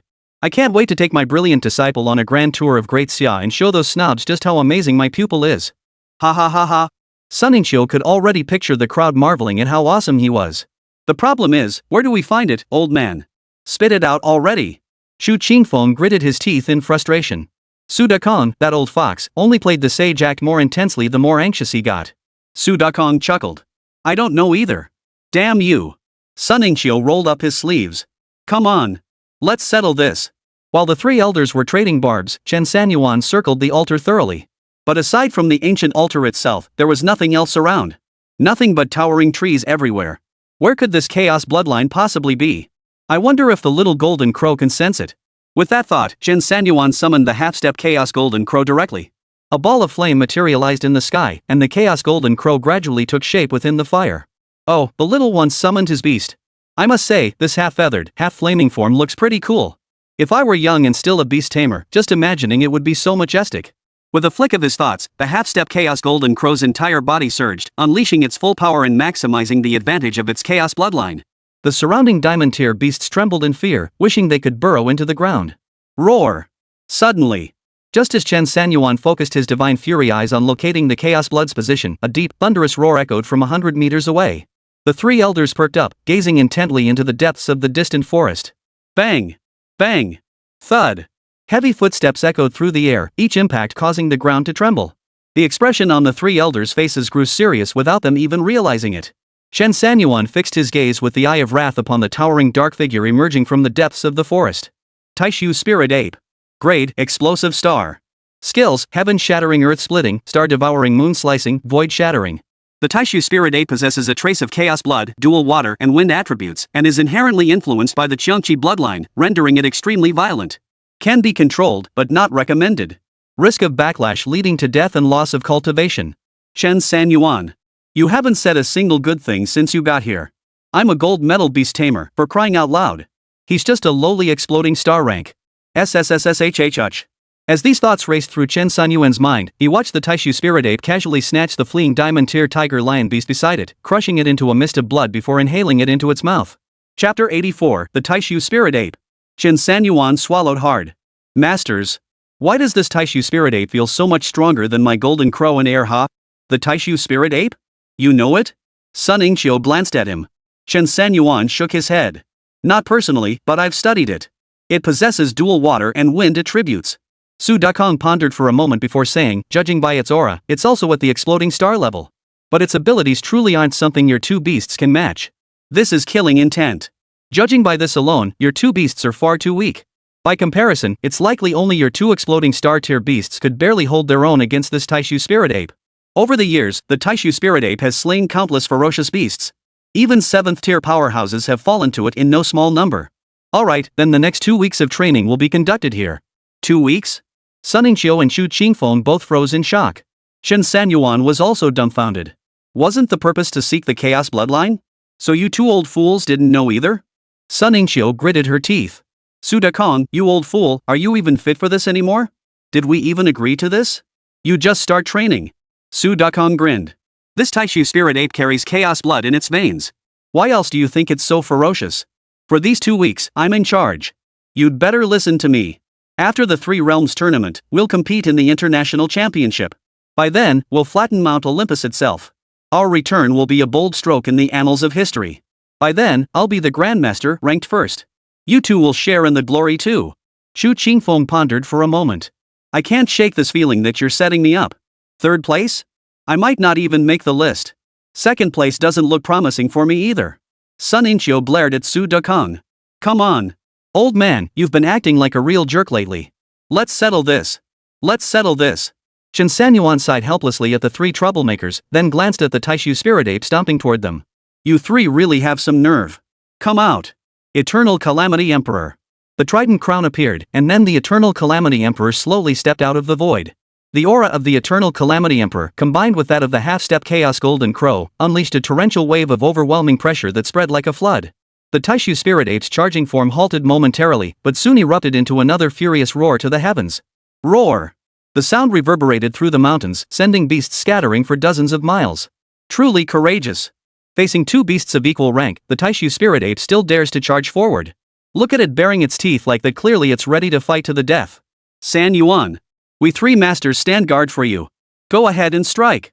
Chen Sanyuan gave a sheepish chuckle. If I were to act, the lion-tiger beast would be a cautionary tale. As the Taishu Spirit Ape drew nearer, the Eternal Calamity Emperor tensed, alertness sharpening. Though less constrained than when facing the Swanee, the murderous aura emanating from its opponent clearly strained its composure. The half-step Chaos Golden Crow was slightly stronger than the Eternal Calamity Emperor, yet each possessed unique strengths. Facing the Taishu Spirit Ape's savage aura, its gaze remained fixed and intense. Come forth. Great Dao Yin Yang Fish. 12-winged golden silkworm. Purple lightning mayfly. Summoning three more beasts in succession, they surrounded Chen Sanyuan from all sides, finally easing his nerves somewhat.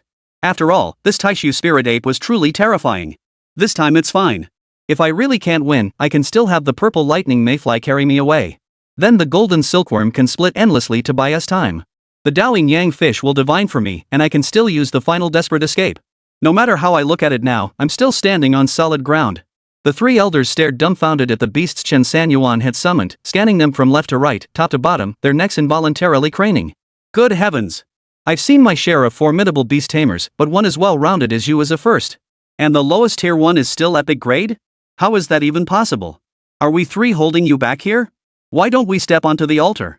Chen Sanyuan waved his hand dismissively, sighing, masters, you flatter me. I just wanted to feel a little more at ease. Just that? Shu Qingfeng shook his head in exasperation. You're right. My disciple really is something else. Sunmmary roared with laughter, folding his arms. Getting to be the second master isn't bad either. Once we're out, just call me master. Who's going to know the difference between the first and second? Su Dakong rolled his eyes. Bang! Thud! The Taishu spirit ape sprang into action again, its pace quickening. This time it closed the distance in a few strides, leaping up to wrap its arms around the 10-meter thick tree trunk. Roar! The Eternal Emperor stepped forward first, letting out a warning roar. The Taishu spirit ape twisted with all its might, snapping the trunk clean off. Clutching it to its chest, it now wielded the broken tree trunk like a weapon. Wow, now it's like the Monkey King Sunmmary. Except he's got 2 dragon horns on his head. The 3 elders raised their eyebrows. Who's Sunmmary? A great sage-level being? No, I was just saying. Fool. Firebird. Team up and attack. Drain the chaos blood from its body. Screech. Roar. The 2 beasts roared furiously, their bodies surging with different hues of light. The heavens darkened, winds whipped wildly, and thunder clapped. Where Chen Sanyuan stood, the purple lightning mayfly was at his left, the 12-winged golden silkworm at his right, and the Daoing Yang fish steadfastly hovered above his head. Ahead, the Eternal Calamity Emperor and the half-step Chaos Golden Crow cleared the path, while behind him, the 3 elders sat serenely in command. It could be said that unless a burst star-level earth elemental emerged from the ground, he was invincible. Go! Activate skill. Cataclysmic fire immortality. Void incineration. Black tribulation flames erupted like dark blossoms from hell. Though no intense heat was felt, the void around them warped and distorted. They encircled the Taishu spirit ape, slowly closing in. The half-step Chaos Golden Crow's body radiated blazing light, shining like the sun itself. Wherever its gaze fell, crimson-purple flames instantly engulfed the Taishu spirit ape's form. Sizzle! The sizzling sound of flesh being roasted followed, carrying a faint aroma of cooked meat. Tisk, old Su, it's your fault today. How about some grilled meat when we get back? Haven't had enough beef lately, and I'm feeling weak. Sunmmary smacked his lips. Shu Qingfeng nodded. Same here. Su Dakong rolled his eyes in exasperation. Boom! The Taishu spirit ape swung its massive tree trunk with tremendous force, sending the Crimson Crow's crimson-purple flames flying. A faint blue glow then emanated from its body. It was about to unleash its skill.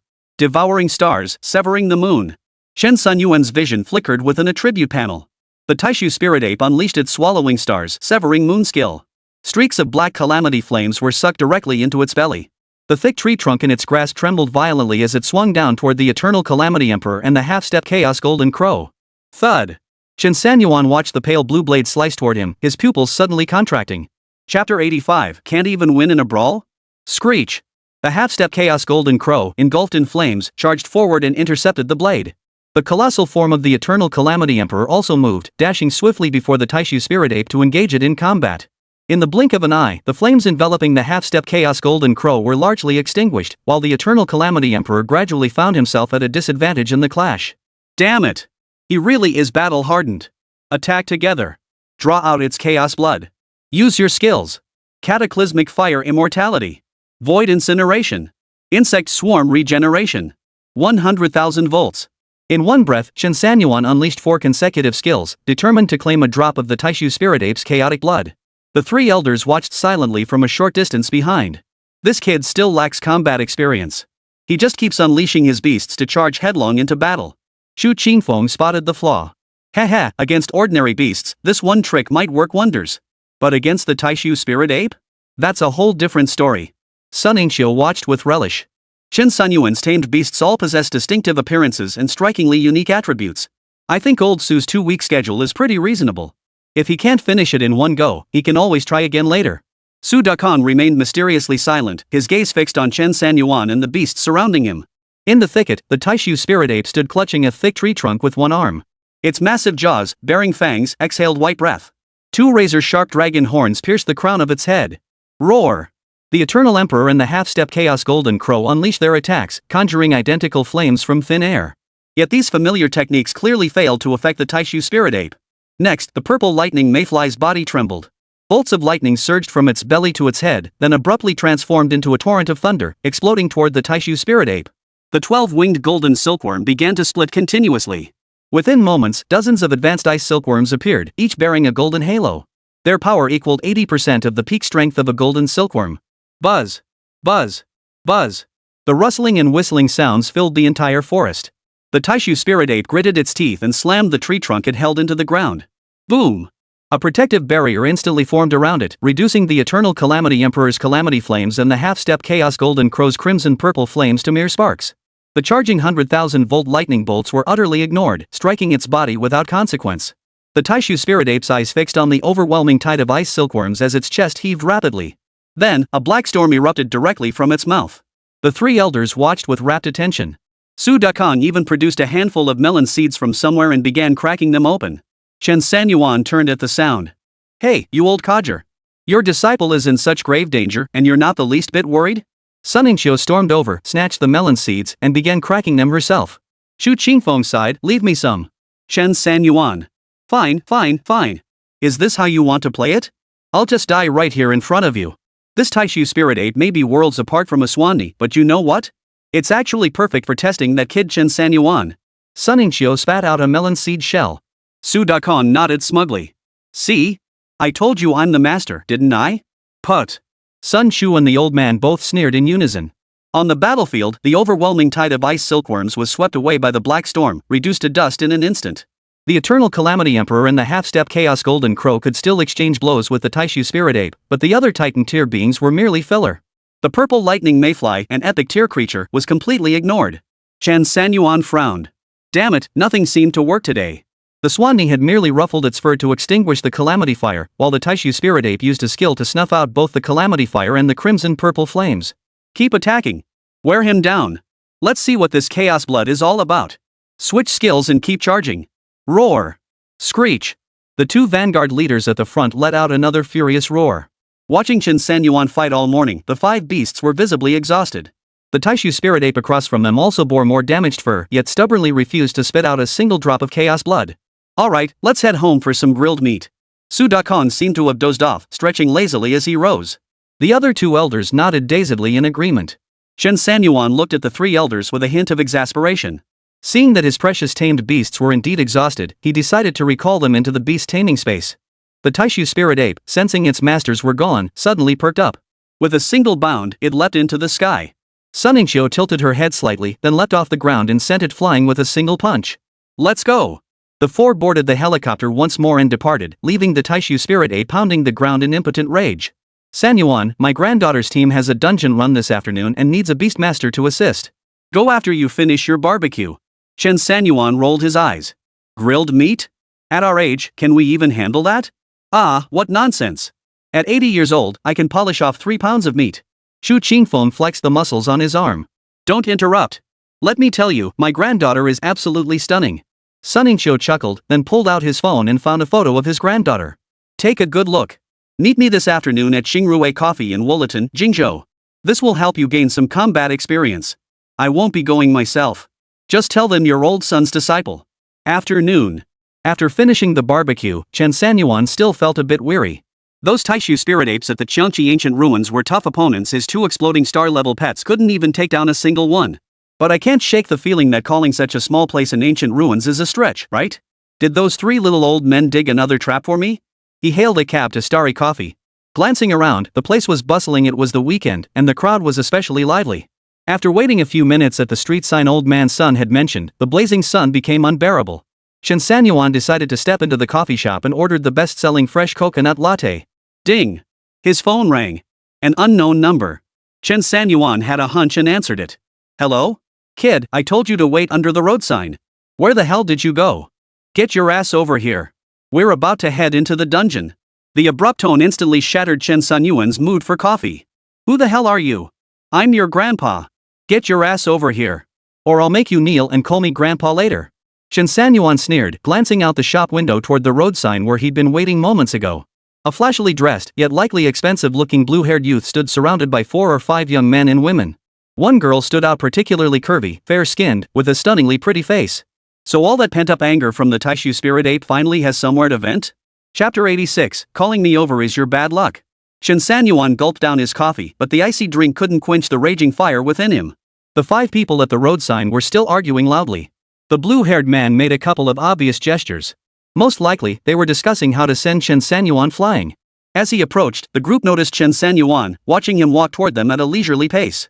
The blue-haired man immediately stepped out of the group. You're that Chen Sanping guy? Chen Sanyuan. The curvaceous girl wore a form-fitting black outfit, her shoulder-length hair topped with oversized sunglasses, and a tear mole at the corner of her eye. This was Sun Lao's granddaughter, Sun Qingzhou. Who cares if you're Yuan or Ping?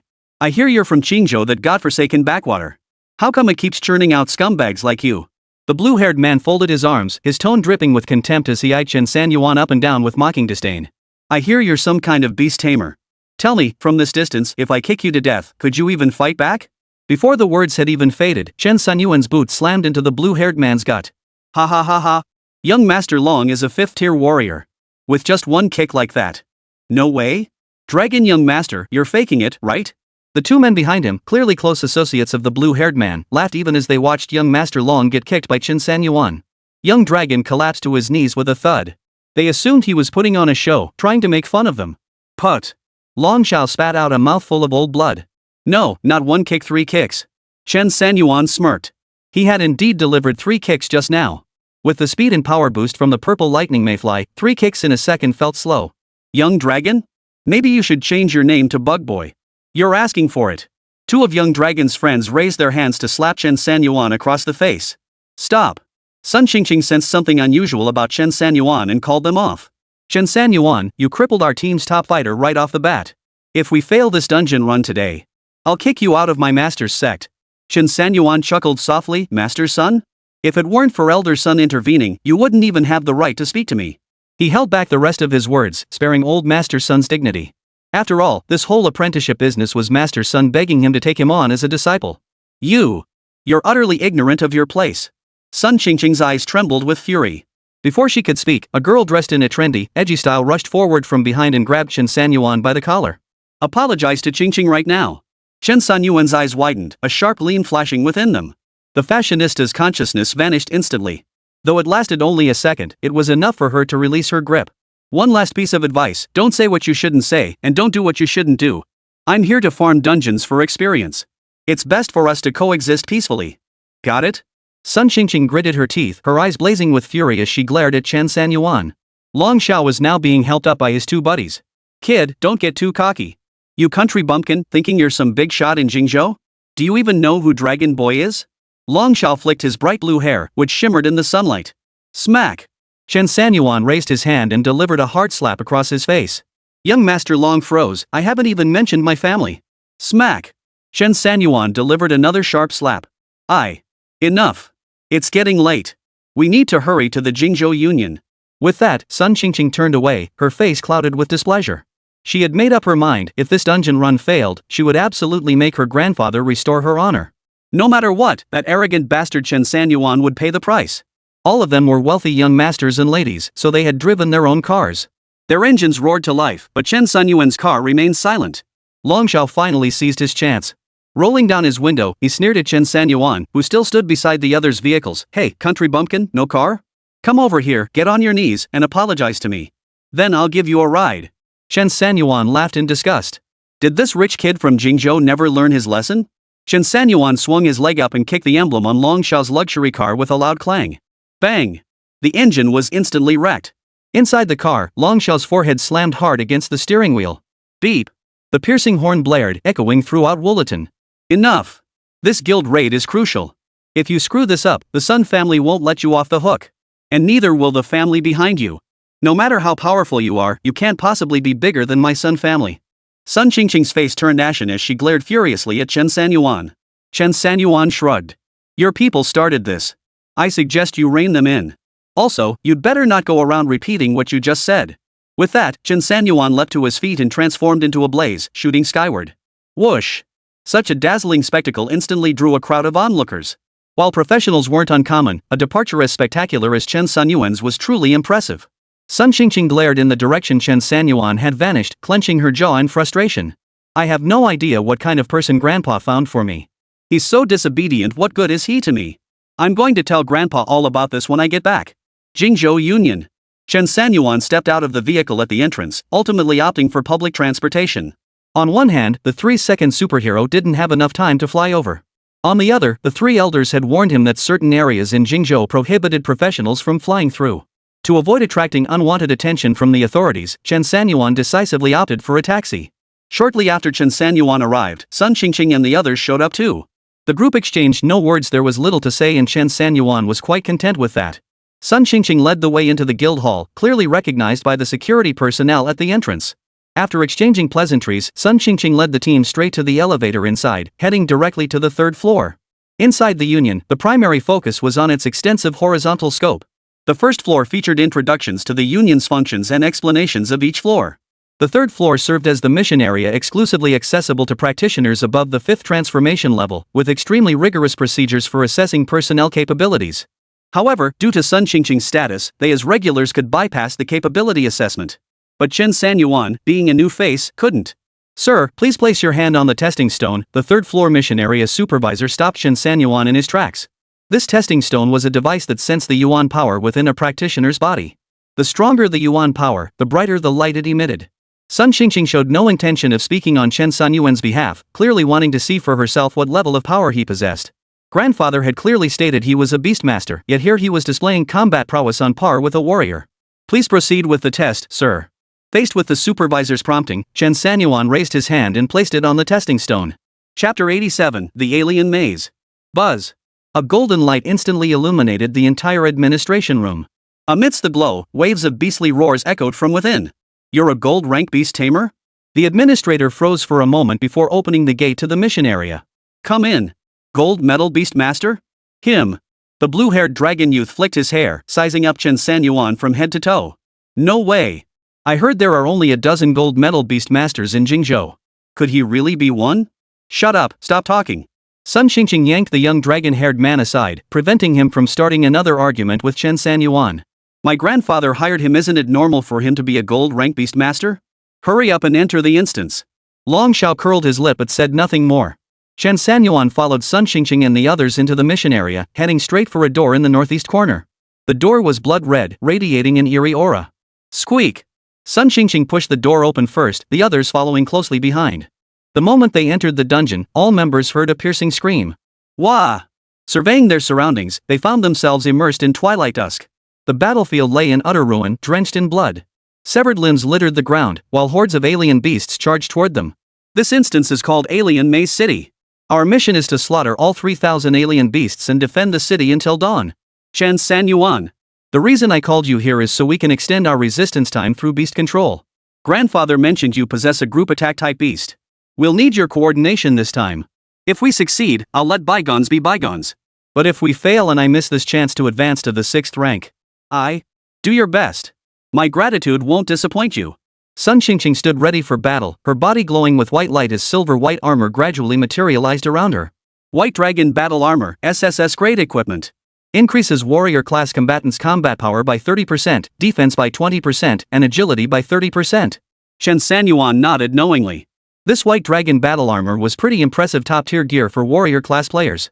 Don't underestimate our Qingqing. Among 5th-tier warriors, she ranks in the top 10 across the entire Qingzhou region. Dong Xiaohua, the loyal sidekick who always followed Sun Qingqing, was a support class player specializing in assisting Sun Qingqing in battle. The two were also best friends. As she spoke, Dong Xiaohua transformed. A pair of wings suddenly appeared behind her, translucent and radiating an ethereal aura. Chen Sanyuan activated his Wrath God's Eye. What he saw startled him. Dong Xiaohua possessed an S-tier talent with full attribute support bonuses. All attribute support, skills, Angelic Grace, Extreme Escape. Activating Angelic Grace grants the supported target plus 10% combat power, plus 20% defense, plus 20% agility. Simultaneously grants the supported target a 10% boost to mental power. This support is exceptional. Although Dong Xiaohua's own attributes are inherently diminished, the support effects she provides far surpass those of ordinary peers. Especially that 10% mental strength boost. For warriors, a class that doesn't heavily rely on or increase spirit boosting their spirit undoubtedly enhances their foresight against enemy attacks. It's more like gaining the ability to anticipate an enemy's movements and attack patterns. It's safe to say that with Dong Xiaohua's comprehensive stat boost, Sun Qingqing's combat prowess has effectively jumped a tier. Now, with Dong Xiaohua's support, Sun Qingqing faced even formidable 6th-tier warriors without a hint of fear. Watching the two charge forward together, Chen Sanyuan couldn't help but feel it resembled playing the character Yao in 5v5 games from his past life. Long Xiao ignored Chen Sanyuan, snorting coldly as blue elemental power erupted from his body. A glacial longsword coalesced in his palm, its chill piercing the air. The two behind him positioned themselves front and back. The front warrior's body suddenly swelled to 3 times its original size, resembling the Hulk in sheer strength. Yet, a single horn sprouted from his forehead, and his skin transformed into the color of a rhinoceros. With a clap of his palms, a massive square shield materialized, engraved with ancient script that occasionally flashed golden light. The second man floated in midair, radiating a faint yellow glow. A staff had materialized in his hand at some point, more intricate than Chen Sanyuan's venom scepter, encrusted with Yuan Force artifacts that promised formidable power. Damn, these kids from Qingzhou all come from deep pockets. Their gear looks seriously top-notch. Chen Sanyuan was tossed aside, ignored by all. By now, hordes of alien beasts were charging forward in droves. Their gaping maws were filled with sharp, pointed teeth, still dripping with strands of flesh and blood. Shoo! Sun Qingqing charged into the thick of battle first, her gleaming greatsword cleaving one mutant beast clean in two. Hot blood splattered onto her mech armor, but it didn't faze her in the slightest. Clearly, she was used to it. Dong Xiaohua flew tightly behind her, maintaining the optimal support range of no more than 10 meters.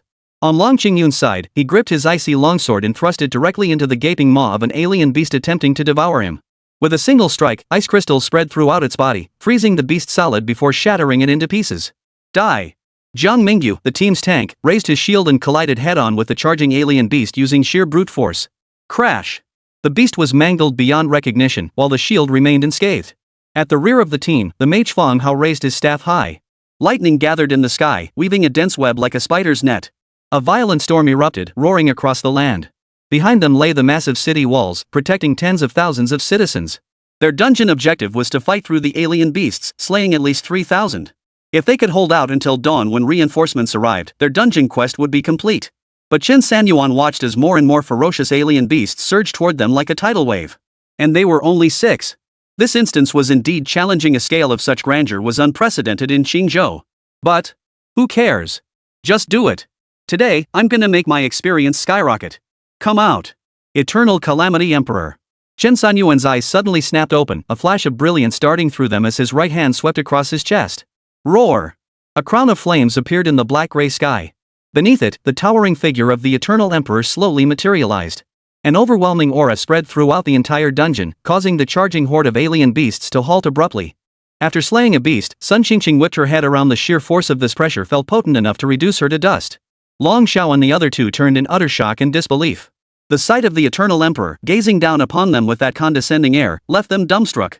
Chen Sanyuan knew the 6 of them were outmatched, so he waved his hand once more to summon reinforcements. Emerge! Half-step Chaos Golden Crow. Chapter 88, You're my own brother. What? Long Qingyun swallowed hard. This single Eternal Calamity Emperor was already enough to earn his respect. Just that imposing figure bathed in molten flames made him believe Chen Sanyuan truly deserved his reputation as a top-tier beastmaster. But who could have imagined that Chen Sanyuan also possessed a beast? Don't lose focus. Sun Qingqing's sharp command snapped Long Qingyun back to reality, and he immediately swung his sword to slay the strange beast. Screech! A deafening bird cry pierced the air as a cross-shaped flame erupted from nowhere, swiftly morphing into the form of a colossal bird. Its overwhelming pressure proved even more terrifying than that of the Eternal Calamity Emperor before. When Sun Qingqing saw the half-step Chaos Golden Crow in the sky, half crimson feathers, half flames, she sucked in a sharp breath. Grandfather, what kind of monster did you bring me? How could I possibly keep up with a powerhouse of this caliber? At this very moment, Sun Qingqing felt that everything Chen Sanyuan had done before was entirely justified, entirely appropriate, entirely righteous. Power equaled justice. And what's more, Chen Sanyuan truly was righteous. It was all her own recklessness blurting out those slightly threatening words to him right after entering the dungeon. It was utterly embarrassing. Qingqing, don't lose focus. Support Dong Xiaohua urgently reminded her. Only then did Sun Qingqing swiftly counterattack, slaying the alien beast. At that moment, the Eternal Calamity Emperor and the half-step Chaos Golden Crow flanked the area, completely dominating the skies. Though the alien beast herd was filled with fear, they showed no sign of slowing down. Instead, at the rear of the herd, a massive, powerful, and somewhat peculiar alien figure emerged, advancing step by step. Chen Sanyuan twitched his fingers. Let's do this. Whoosh. The half-step Chaos Golden Crow instantly unleashed a 100-foot-long flame, instantly flattening an alien beast in its path. After all, this was a dungeon designed for 5th-tier professionals. 2 exploding star-tier ferocious beasts here were simply overwhelming. Holy. That's insane. Long Qingyun tossed aside his icy longsword and began clapping. Brother Chen. You're my real brother. Young Master Long. We can't lose focus now. You can worship me outside. The mutant beasts are charging. Long Qingyun rolled like a donkey to dodge the mutant beast's attack, then grabbed his icy longsword and plunged back into the fray. On the other side, the Eternal Emperor also made his move. His colossal form shimmered with flowing magma as he charged into the swarm of beasts. In the blink of an eye, dozens of streams of searing magma erupted from its body. Sizzle! The scalding infernal lava instantly reduced the nearest beasts to charcoal, transforming the area into a veritable volcano. All creatures within 10 miles were engulfed in the molten torrent. Roar! Roar! Roar! Roar! The colossal beast on the horizon reared its head, revealing 2 blood-red eyes. It opened its gaping maw, as vast as a black hole, and charged forward. Awesome! Long Qingyun roared with laughter, his icy sword strikes growing even more ferocious. With Jiang Mingyu and Fang Hao supporting him, the trio slaughtered their way through the battlefield. The pressure was significantly less than before. Sun Qingqing's side was utterly unstoppable. Chen Sanyuan's 2 beast riders had the monster army routed, scattering them like lambs led to slaughter. This dungeon has never been this easy to clear. Sun Qingqing's lips curved upward as her weapon felt increasingly responsive in her hands. We've barely been in the dungeon an hour, and we've already taken down nearly 100. If we just hold out through tonight, we'll clear it. Against the gray horizon, a colossal beast charged forward, its blood-red eyes blazing like laser radars. Boom! Boom! The colossal beasts drew nearer, their thunderous footsteps shaking the very earth beneath them. Suddenly, the colossal beast casually snatched a smaller creature running beside it, spun it around, and hurled it with all its might toward the city behind the group. No! If it breaches the defenses, the city will fall. We can't hold it against so many. Sun Qingqing leapt into the air, slashing at the beast, but its massive body still crashed into the city wall, leaving a huge crater. The reason they could block the entrance and wage this frenzied slaughter was that the gateway was narrow. Any beasts charging into the city had to pass through this point.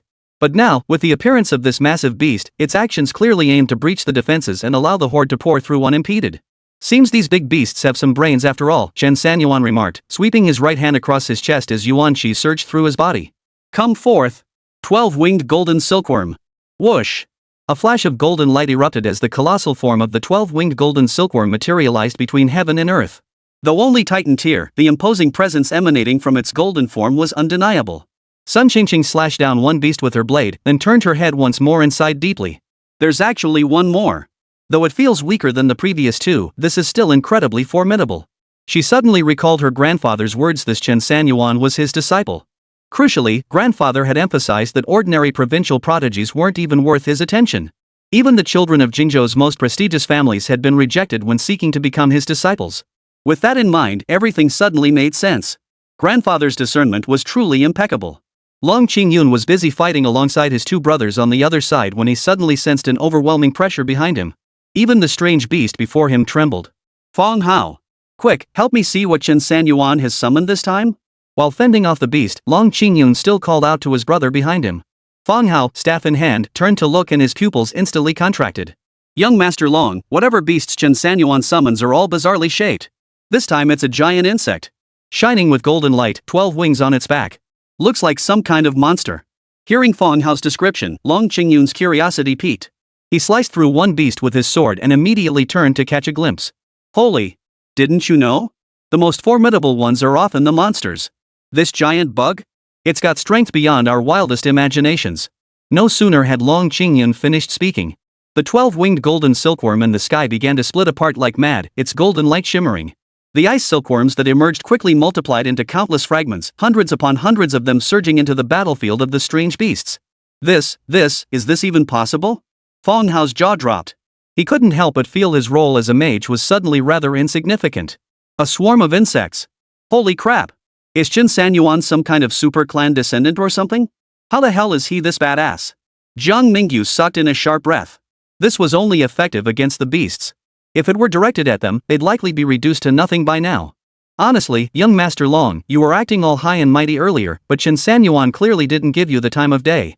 Long Qingyun raised an eyebrow, glaring at Jiang Mingyu. What kind of talk is that? Exactly, young Master Long. If he really took you seriously, you wouldn't have been showing off like that in front of him. Any beastmaster could wipe you out. Long Qingyun. Chapter 89, 3 million for one instance. Taking advantage of the beast charging toward him, Long Qingyun quickly shifted the awkward topic Jiang Mingyu had brought up. Fang Hao couldn't help but burst out laughing. Fatso Jiang, could you be a bit more tactful? Look at young Master Long, his face has gone green. Jiang Mingyu scratched his head sheepishly. Haha, sorry, young Master Long. I'll do it again next time. Long Qingyun ran over and kicked Jiang Mingyu squarely in the rear. That'll teach you to be so cheeky. Get back to work. We'll get our rewards after clearing the level.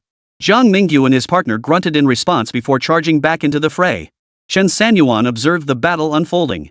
It had largely stabilized, with large beasts charging in only to clash head-on with the Eternal Emperor. From the initial melee, the Eternal Calamity Emperor unleashed his skills. Clusters of calamity flames blazed across the giant beast's body. The beasts proved remarkably resilient, managing to exchange 2 more blows with the Eternal Calamity Emperor even while engulfed in calamity flames. Finally, they slowly lost their vitality within the flames. An hour later, the entire team had slain over 1,000 beasts. The first wave of the beast tide began to recede. This was actually a deliberate design choice by the dungeon's creators, considering the physical stamina of the adventurers attempting the challenge. In a real demonic battlefield, such a wave of beasts would likely be endless. Even with their formidable beast riding abilities, those 6 would eventually be worn down to death. Having already expended considerable stamina battling the Eternal Emperor and the half-step Chaos Golden Crow that morning, they were now being deployed to fight the afternoon wave of beasts. Truthfully, Chen Sanyuan could sense their exhaustion. He stowed the 3 precious creatures into the beast taming space, then emptied the entire stockpile of beast rations and snacks, distributing them among the big babies. Once this dungeon is over, I'll stash away some more goodies for you. We're loaded, so eat up. With 20 million, you could eat for years. Then your master here will secure a few more collaborations and sparring partners. Feeding you guys won't be a problem at all. Chen Sanyuan spoke these words to his precious pets, though deep down, he felt a bit uncertain. These precious creatures were incredibly expensive to maintain. Just take their food alone, the higher their level, the more they consumed. Their formidable abilities meant they consumed vast amounts of spiritual energy. You can't expect the horse to run without feeding it, right? Brother Chen. Long Qingyun and the others approached with cheerful grins. The past few dozen minutes since the beast tide receded had been crucial recovery time for them. But this time, with Chen Sanyuan joining them, their physical exertion was far less than during previous challenges. Damn impressive, Brother Chen. We totally underestimated you before. Who knew you were such a big shot? Jiang Mingyu and Fang Hao showered Chen Sanyuan with praise. Long Qingyun, his expression solemn, stepped forward and bowed deeply before Chen Sanyuan. Chen Sanyuan quickly stepped aside. Wasn't that considered unlucky? Brother. Sorry. Chen Sanyuan chuckled lightly and waved his hand. No need to apologize. I wrecked your car too. Long Qingyun chuckled. As long as you don't hold it against me, bro. A beat-up old car? It's nothing. Chen Sanyuan smiled bitterly. This young master from a wealthy Qingzhou family sure was generous. A luxury car worth millions meant nothing to him. Guess we hit it off after a fight, bro. How about we team up for missions more often? Long Qingyun chuckled, kneading Chen Sanyuan's shoulders. With you tagging along, we'll be like fish in water in the guild's 5th-tier dungeons soaring straight to the heavens. Any money in it? Chen Sanyuan glanced at Long Qingyun and his 2 companions. The trio exchanged glances. Seeing an opening, they nodded vigorously. Of course. Absolutely. Bro, deal's on. Take us through 1 dungeon and we'll give you 1 million. No.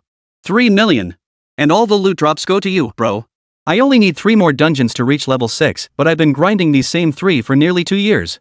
Chen Sanyuan raised an eyebrow. The price was decent. Back in Qingzhou, several runs only fetched a little over 1 million. This looked promising. Alright. I should be able to run these with you for a few days. Chen Sanyuan nodded. Great. Fantastic. Long Qingyun and his 2 companions burst into laughter, the 6th-tier victory within reach. Meanwhile, Sun Qingqing and her partner returned. Having shed her mecha armor, she was glistening with sweat, yet her stamina seemed remarkably resilient. What are you chatting about? Why is little Long suddenly so happy? Sun Qingqing glanced at Long Qingyun before turning to Chen Sanyuan with a smile. I admit I underestimated Brother Chen before. Please don't take it to heart. From now on, I, Sun Qingqing, will be Brother Chen's biggest fan. Call him Brother Chen. Sun Qingqing was clearly the team leader. At her prompting, everyone began addressing Chen Sanyuan as Brother Chen. Chen Sanyuan responded with a faint smile. Brother Chen, there are still a few waves of beasts coming. Can we hold out? The number of beasts will be smaller, but their levels will be higher. Sun Qingqing wanted to gauge Chen Sanyuan's condition. After all, Beastmaster's stamina wasn't like that of combat classes like warriors, they tired easily. Chen Sanyuan pondered for a moment. He still had 2 tamed beasts and an ice lotus left. Their damage output had been lower before, so deploying them this time shouldn't be a problem. It's time to give Erha and the Firebird a rest. With that thought, Chen Sanyuan nodded. Don't worry, I still have 2 beasts left. Everyone? Brother Chen, what exactly did you just say? Long Qingyun frowned. 2 more. Brother Chen said he has 2 more beasts. Feng Hao beamed with excitement. Zhang Mingyu gave a nervous chuckle but couldn't find his voice. Sun Qingqing took a deep breath and nodded. Brother Chen, you're seriously awesome. Can you take me along for a few more hunts in the future? Sun Qingqing bit her lip. The little girl was quite pretty, and such a gesture was usually irresistible to most boys. Chen Sanyuan felt a bit awkward. Well, I already promised Xiaolong. Long Qingyun patted his chest, looking extremely pleased. That's right. Brother Chen promised me. I can give Brother Chen 3 million. Hee Qingqing, once you reach 6 Dan, I'm next.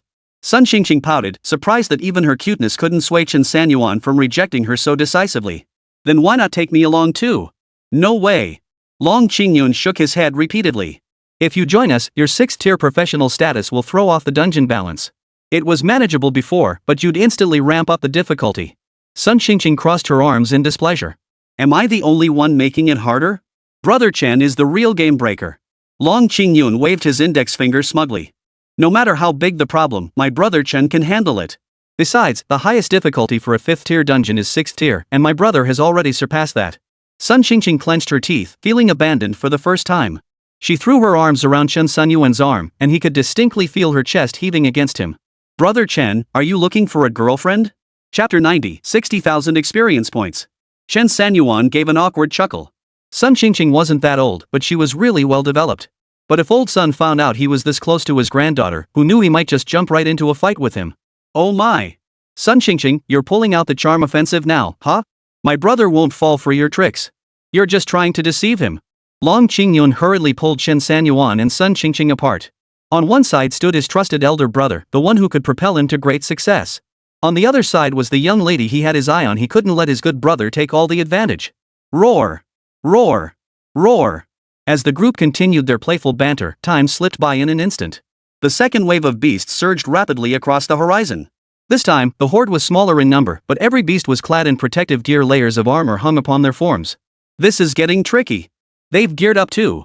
Sun Qingqing snorted coldly, preparing for battle. Long Qingyun and the others dropped their smiles, waiting for the wave to arrive. Charge! At Sun Qingqing's command, she leapt forward, her mecha suit materializing once more. Long Qingyun charged forward with 2 subordinates, their momentum fierce. Chen Sanyuan silently scanned the scene. The beasts charging this time weren't just better equipped, their levels were significantly higher than before. The difficulty level shot straight up. Looks like clearing 3,000 in 2 hours is going to be a bit impossible. Chen Sanyuan thought to himself as he opened his attribute panel. The previous wave of beasts had resulted in the elimination of several hundred creatures. Attributes panel updates flashed in rapid succession. Beastmaster slays level 52 beast, rewarded with 3,000 EXP.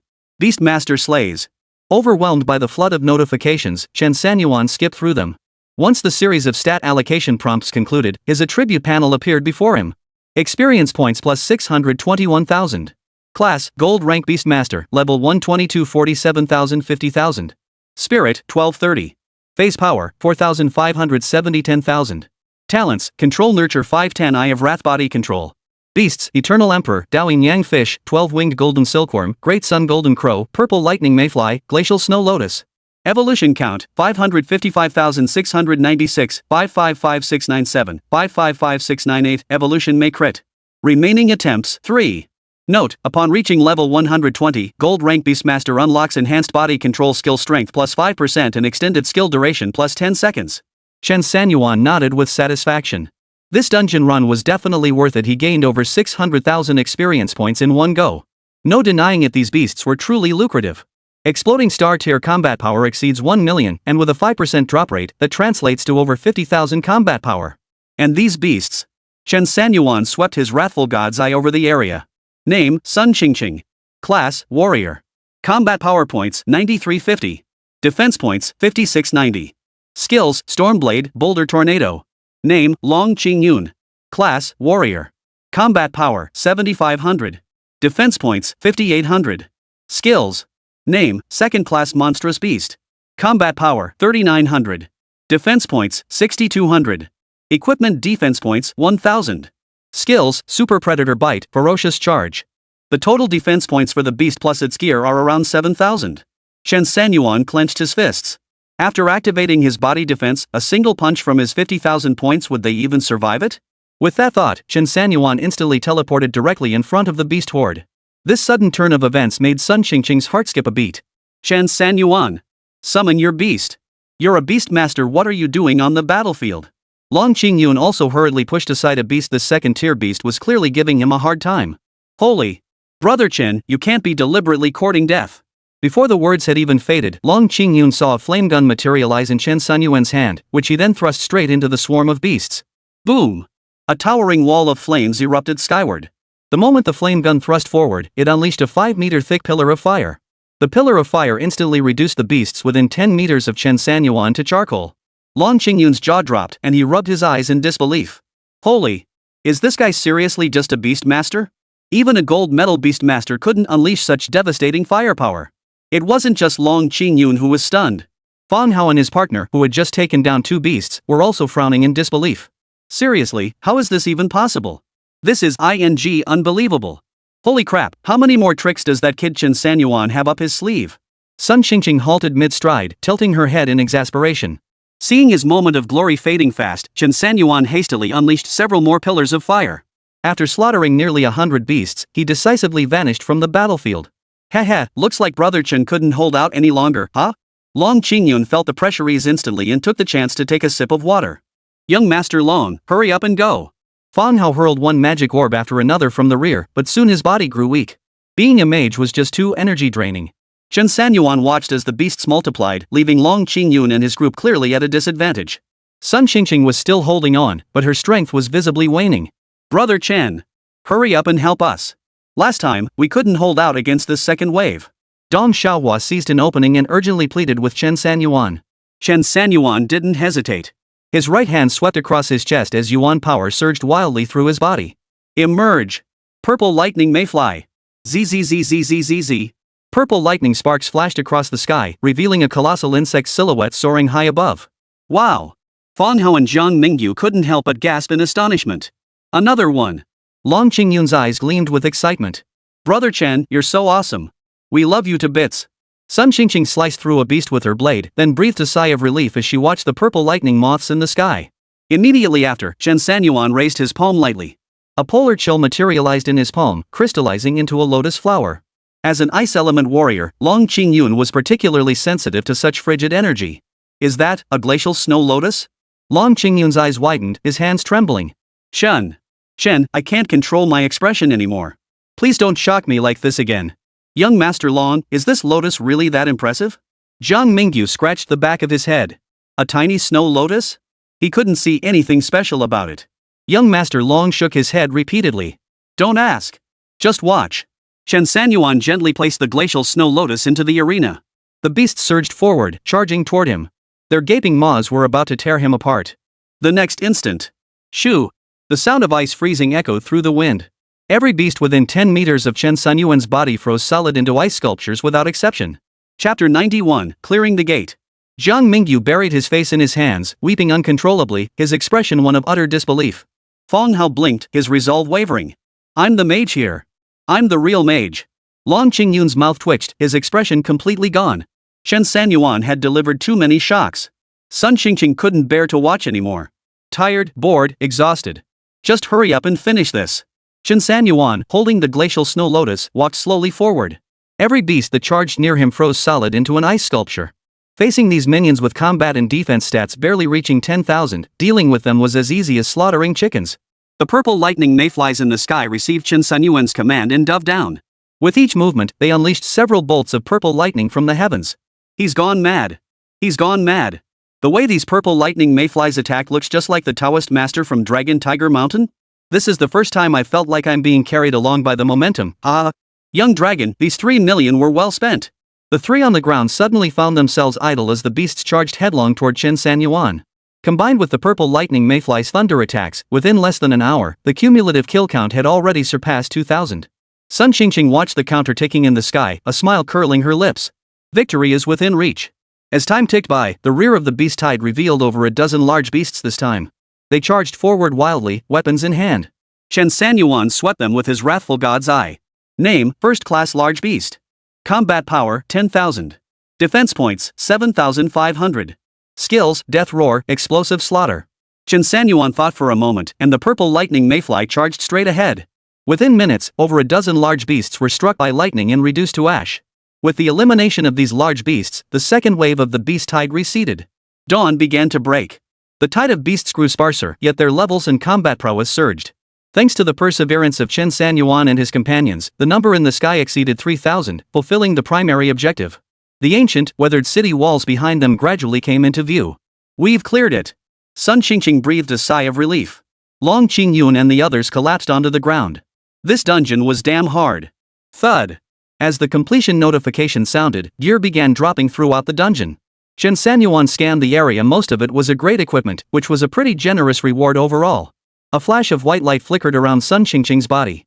Leveled up? Long Qingyun roared with laughter. Qingqing, you finally leveled up. Sun Qingqing slapped him across the face. You're the one who's had a baby. I'm not even married yet. Long Qingyun chuckled awkwardly, clearly sensing Sun Qingqing's aura grow stronger. Sun Qingqing clenched her fists as Yuan power surged within her, as if rushing madly from the heavens and earth into her body. Her entire being felt replenished once more. This feeling is incredible. With that, Sun Qingqing casually opened her attribute panel. Class, Warrior. Level, 6th tier, Level 1. Combat points, 10,000. Defense points, 8,000. Finally broke 10,000. I feel like I could take on 10 enemies. Sun Qingqing burst into laughter, jumping up in excitement. Long Qingyun and the others watched her with envious expressions. Brother Chen, you gotta save this kind of leveling opportunity for me next time. Yeah, Brother Chen, if you take us on a dungeon run, we'll cover all the food and drink for the Beast Tamers. Chen Sanyuan nodded in agreement and turned toward the dungeon entrance. Chen Sanyuan. Sun Qingqing suddenly called out. Chen Sanyuan glanced back. The young girl was still basking in the joy of leveling up, her cheeks flushed. Against the backdrop of the battlefield bathed in the first light of dawn, she looked quite beautiful. Thanks. Chen Sanyuan waved his hand dismissively and yawned. By the time they left the guild, night had fallen. Time inside the dungeon flowed differently from the outside world, passing much faster. Chen Sanyuan hailed a cab straight back to his place and collapsed into bed. He was as exhausted as his beloved beast companions. He slept straight through until the next morning. Before he had fully awakened, someone knocked on his door. Chen Sanyuan assumed it was the three elders coming to urge him to fight the Taishu spirit ape. That giant monkey really is tough to fight. I need to talk to the elders today.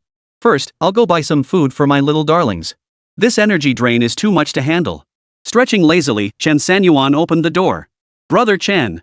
A crisp shout jolted Chen Sanyuan wide awake. Sun Qingqing? What brings you here?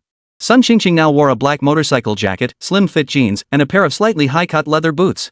Hee, didn't expect that, did you? I asked Grandpa about it for ages before I found out you were here. We're neighbors now, you know. Chen Sanyuan chuckled and stepped inside. This temporary residence had been arranged by Old Man Sun himself, a villa right next to their family home. Sun Qingqing didn't hesitate and followed him inside. You're not here to run dungeons today, are you? Chen Sanyuan sat on the sofa with a wry smile. Of course not.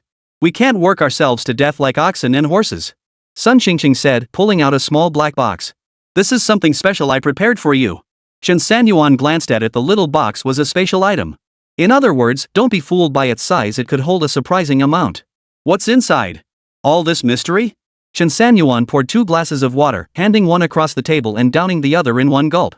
See for yourself. Sun Qingqing teased, tossing the box to Chen Sanyuan.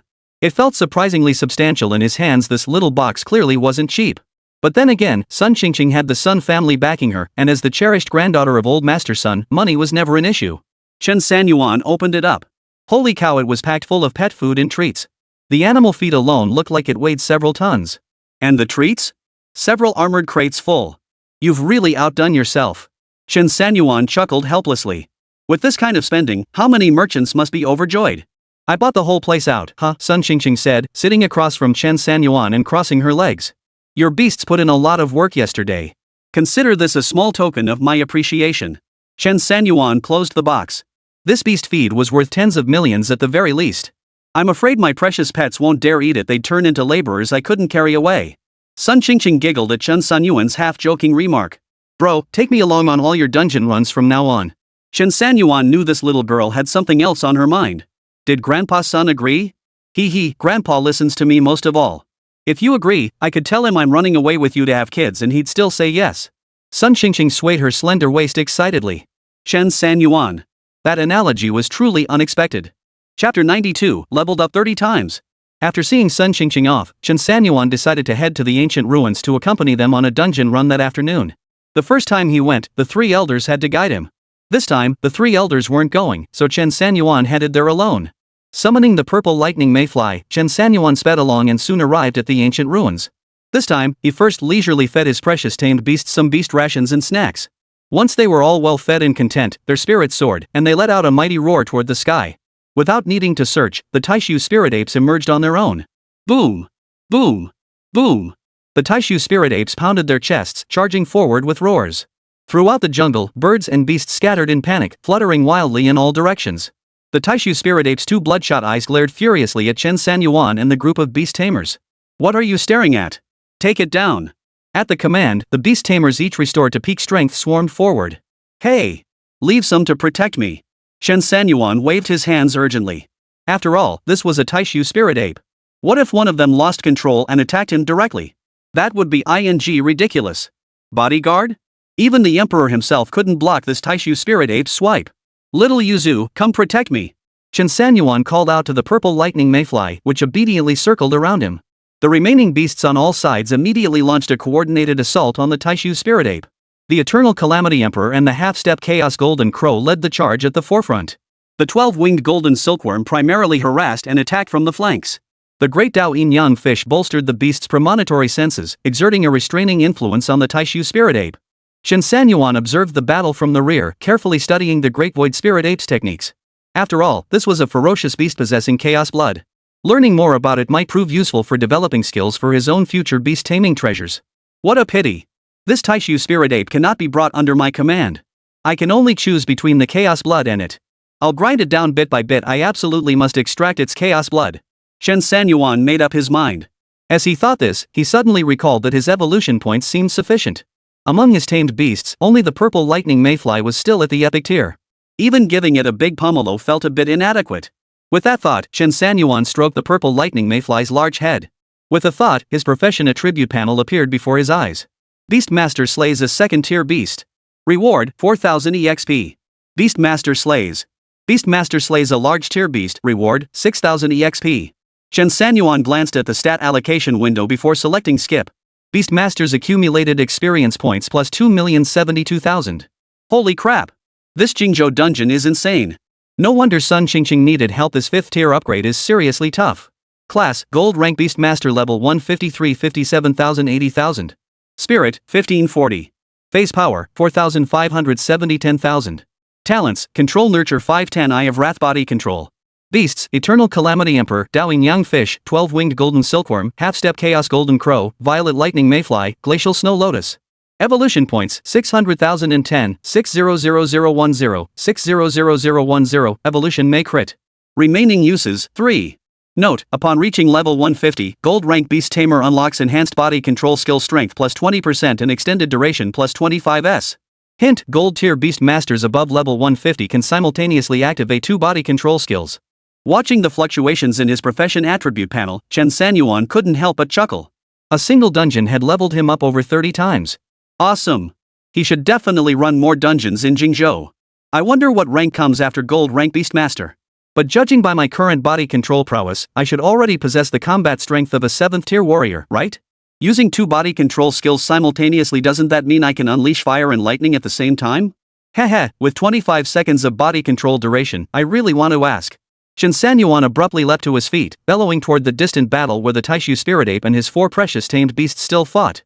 Who else is there? The Taishu Spirit Ape and the beasts all halted their attacks simultaneously. It's fine, keep fighting.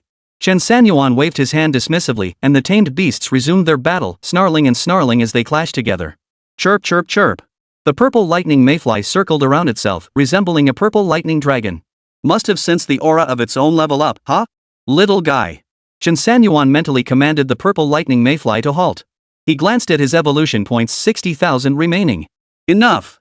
Purple lightning mayfly! Chen Sanyuan bellowed. Chirp chirp chirp. The purple lightning mayfly wagged its tail gleefully, its wide mouth curving into a human-like smile. Detecting master's intent. Shall purple lightning mayfly initiate evolution? Chen Sanyuan raised his right hand high, and 2 words landed with force. Evolve! Boom! Boom! Boom! The heavens and earth shifted dramatically. The once bright sky suddenly darkened as storm clouds rolled in, and fierce winds whipped up from nowhere. Electric arcs crackled and hissed across the purple lightning mayfly's body as its yuan power surged wildly within. Critical hit on this evolution? Critical hit! Give me a stable critical hit! Having endured the failure of the half-step Chaos Golden Crow evolution, Chen Sanyuan didn't aim too high this time. He only wished for the purple lightning mayfly to evolve smoothly. As for the critical hit rate, he left it to fate. Go! Chen Sanyuan gave the command. The entire world seemed to resonate with his command. Within the jungle, birds and beasts screeched in alarm, only to be instantly silenced as if choked, reduced to low, muffled whimpers. The Taishu spirit ape and the other beast tamers halted once more, staring blankly at the purple lightning mayfly's transformation. They knew their weakest little brother was about to turn the tables. The Taishu spirit ape stared at Chen Sanyuan with utter bewilderment. Clearly, he couldn't fathom why this human before them was upgrading and evolving their beasts. As a Taishu spirit ape, how many eons had it endured to achieve its current might? Yet this once feeble lightning insect, how could its aura keep surging? Boom! Boom! Boom! Evolution begins. Massive bone spines erupted across the purple lightning mayfly's body, forming thick armor.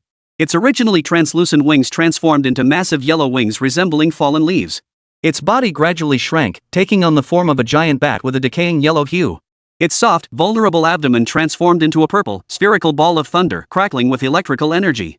Its entire form was renewed, now radiating a terrifying aura of the abyssal hell alongside a sense of decaying death and stillness. Chen Sanyuan waited quietly for the purple lightning mayfly's metamorphosis. Congratulations on successful evolution. Beast, rotten bone thunder worm. Grade, exploding star. Combat power, 6,892,200. Constitution, 3,501,500. Agility, 7,313,600. Spirit, 5,012,400. Skills, Void Thunderstorm, Corrupting Bone Lightning Spear, Vitality Plunder. Evolution points required, 2 million. Current evolution points, 100,126, 100127, 100128, cannot evolve. Hint. Chapter 93, Chaos Blood. Hint, due to its unique decaying properties, the corrupting bone lightning worm can absorb and plunder the vitality of other beings, harnessing it for the beastmaster and the beast itself. Hint, Void Thunderstorm. When the rotbone thunderworm activates this skill, the purple thunderstorm within its body is instantly ignited, forming a thunderstorm domain between heaven and earth. Thunderstorms within this domain gain a 50% penetration effect. Corrupting Bone Thunder Spear, forged from decaying bone with a purple lightning tip, this spear unleashes a barrage of thunderbolts wherever it strikes. When wielded by the beastmaster, it grants plus 100% movement points and plus 100% lightning immunity points. Life Force Plunder, when the beastmaster uses this skill, it instantly forms a lightning prison. All creatures within the prison can have their life force plundered by the beastmaster. The base plunder rate is currently 50%, increasing with the corrupted bone thunder insects level, up to a maximum of 100%. Chen Sanyuan examined the corrupting bone thunderworm's 3 skills with a hint of wonder, a faint smile curling his lips. Who'd have thought this little guy would turn out so awesome after evolving? It even pulled off a vitality draining skill. Chen Sanyuan scrutinized the rotbone thunderworm. Though its surface now resembled yellowed leaves and wasn't particularly attractive, its overall design was undeniably stylish. Why not take this chance to replenish your chi and blood? I've been feeling really depleted lately. I clearly don't have a girlfriend, yet I'm acting like I'm so weak it's ridiculous. With that thought, Chen Sanyuan pulled out a handful of 7 transformation chi and blood pills from his beast taming space and shoved them all into his mouth at once. He sat cross-legged as primordial energy surged wildly within him. The rotten bone thunder worm guarding Chen Sanyuan's side sensed his intent and opened its gaping maw, letting out a deafening roar. Roar! Roar! Roar! The cries were no longer mere chirps. A surge of blood energy churned, and Chen Sanyuan's body glowed with a blood-red radiance, giving him an eerie appearance. Several minutes later, Chen Sanyuan exhaled deeply. The corrosive bone thunderworm suddenly perked up, its aura surging once more, visibly growing even more formidable. Phase power, 14570-10000. Talents, Control Nurture 610 Eye of Wrath Body Control. Chen Sanyuan withdrew his cultivation with satisfaction, while the corrosive bone thunderworm let out delighted growls. My physique feels significantly stronger now. I wonder if my physical constitution alone could match that of a second-tier warrior. Meanwhile, the Taishu Spirit Ape and the 4 great beast masters fought fiercely, locked in an intense stalemate. It must be said, the Taishu Spirit Ape's combat prowess was impressive. Though gradually losing ground, it stubbornly refused to spit out a single drop of chaos blood. Increase the intensity. Rotten Bone Thunderworm. Take it down. Chen Sanyuan's command echoed, and this time all 5 Beast Tamers struck simultaneously with an explosive star-level beast joining the fray. Sure enough, the moment the bone-rotting Thunderworm joined the fray, the tide of battle shifted decisively. Step up the intensity. Step up the intensity. With 3 exploding star-tier beasts now engaged, the Taishu Spirit Ape was struggling to hold its ground. Its fur was scorched black, and its massive frame took blow after blow. Seeing the tide turn decisively, Chen Sanyuan donned every piece of equipment from his beast-taming space speed boots, defensive armor, a helmet. He couldn't even recall their names anymore, but he strapped them all on without hesitation. He was a beast tamer, after all. Wearing as much gear as he wanted wasn't shameful. This was barely enough, mind you. His opponent was an exploding star-tier colossus imbued with the blood of ancient, primordial chaos beasts. Once fully geared up, Chen Sanyuan sensed the Taishu Spirit Ape was holding back. It knew its chaos blood was powerful and didn't want to give it up. But there was no choice. Third Master had set his sights on you. Even if you were a great calamity, you'd have to spit out that chaos blood for me. Chen Sanyuan flashed forward, darting left and right with a crystal vial already in hand. Put. The Taishu Spirit Ape couldn't hold it in any longer, spewing a mouthful of golden blood. Without a word, Chen Sanyuan charged forward. The Taishu Spirit Ape wasn't one to be trifled with. It had long sensed Chen Sanyuan's sneaky, ill-intentioned movements. Now that its chaos blood had been expelled, it wouldn't let Chen Sanyuan have it either. Bracing against the attacks of 5 mighty beast tamers, it forced itself to deliver a powerful blow to Chen Sanyuan. Chen Sanyuan fought back with everything he had, channeling his yuan power to its peak. He aimed the crystal vial at the spewed chaos blood and sucked it up in one go. Feeling the bone-chilling cold of death and the oppressive shadow of a massive palm bearing down on him, Chen Sanyuan dared not hesitate. Big fish. Rescue in desperation. Buzz. Boom. The great yin-yang fish's body radiated golden light, and Chen Sanyuan felt a golden bagua formation materialize around him. Holy crap! The wind following Mystic Gate? Time seemed to freeze in that instant, the Taishu Spirit Ape's massive palm halting mere inches from his forehead. All his equipment shattered into fragments. Clutching the crystal vial, he had managed to collect several drops of golden chaos blood inside. Chen Sanyuan dared not hesitate at this hard-won chance to escape. Yet every attempt to move left, right, forward, or backward was sealed shut by the Taishu Spirit Ape's aura. It seemed this Taishu Spirit Ape had gone mad. Even if it meant mutual destruction, it would never let him obtain its chaos blood. But you haven't considered who the hell I am. The one who can summon 5 mighty beasts to fight you head-on. Chen Sanyuan simply laid down on the ground. Immediately, the space began to shatter. The golden formation vanished, and the Taishu Spirit Ape's massive palm swept past just 3 feet from Chen Sanyuan. The powerful gust of wind it generated blew Chen Sanyuan away. Fortunately, within the absolute ice domain, Chen Sanyuan narrowly escaped death. Pa! Chen Sanyuan spat out the congealed blood that had risen from his surging chi, rubbing his chest. If I hadn't used body control while lying down and significantly boosted my vital energy, that palm strike alone could have crippled me. Chen Sanyuan felt a chill of fear. Without those precious beast-taming treasures, he and a starburst-level ferocious beast were like fireflies next to the moon, utterly insignificant. Mission accomplished for today. Time to pack it in and head home. The Taishu Spirit Ape, too, was slammed heavily into the ground under the coordinated assault of several powerful beast tamers. Even Chen Sanyuan admired its reckless fighting style. We'll continue tomorrow. Mounting the Rotbone Thunderworm and flanked by several powerful beasts, Chen Sanyuan rubbed his chest as he made his way back. After resting in bed for several hours and making another trip to the Professional Healers Medical Center to stock up on medicine, he finally felt somewhat better. Phew! Getting a full dose of chaos blood is no easy feat. That Taishu Spirit Ape was quite something too, though I couldn't subdue it. Maybe I'll erect a monument for it someday. At least it earned its place as the first beast to wound me. After getting mostly organized, the 3 elders called me, asking me to come over. This time, I headed to the place where the 3 elders worked. All 3 elders' offices were located in the professional headquarters building at the heart of Qingzhou. The building housed headquarters for nearly every department and unit related to professionals. After undergoing a series of security checks and briefings, Chen Sanyuan finally arrived at the conference room the 3 elders had mentioned. Inside the conference room now, besides the 3 elders, sat several middle-aged men and women. Without exception, they all radiated an aura of high-ranking authority, their gazes particularly sharp. Chapter 94, The Psychic Brain Machine Interface Chip. The 3 elders. Chen Sanyuan knocked politely on the door, glancing at the people inside and their seating arrangement. Generally speaking, the closer one's seat was to the 3 elders, the greater their power. After all, the three elders occupied the very core of power within the entire Great Xia Empire. Chen Sanyuan's entrance instantly drew dozens of watchful eyes fixed on him.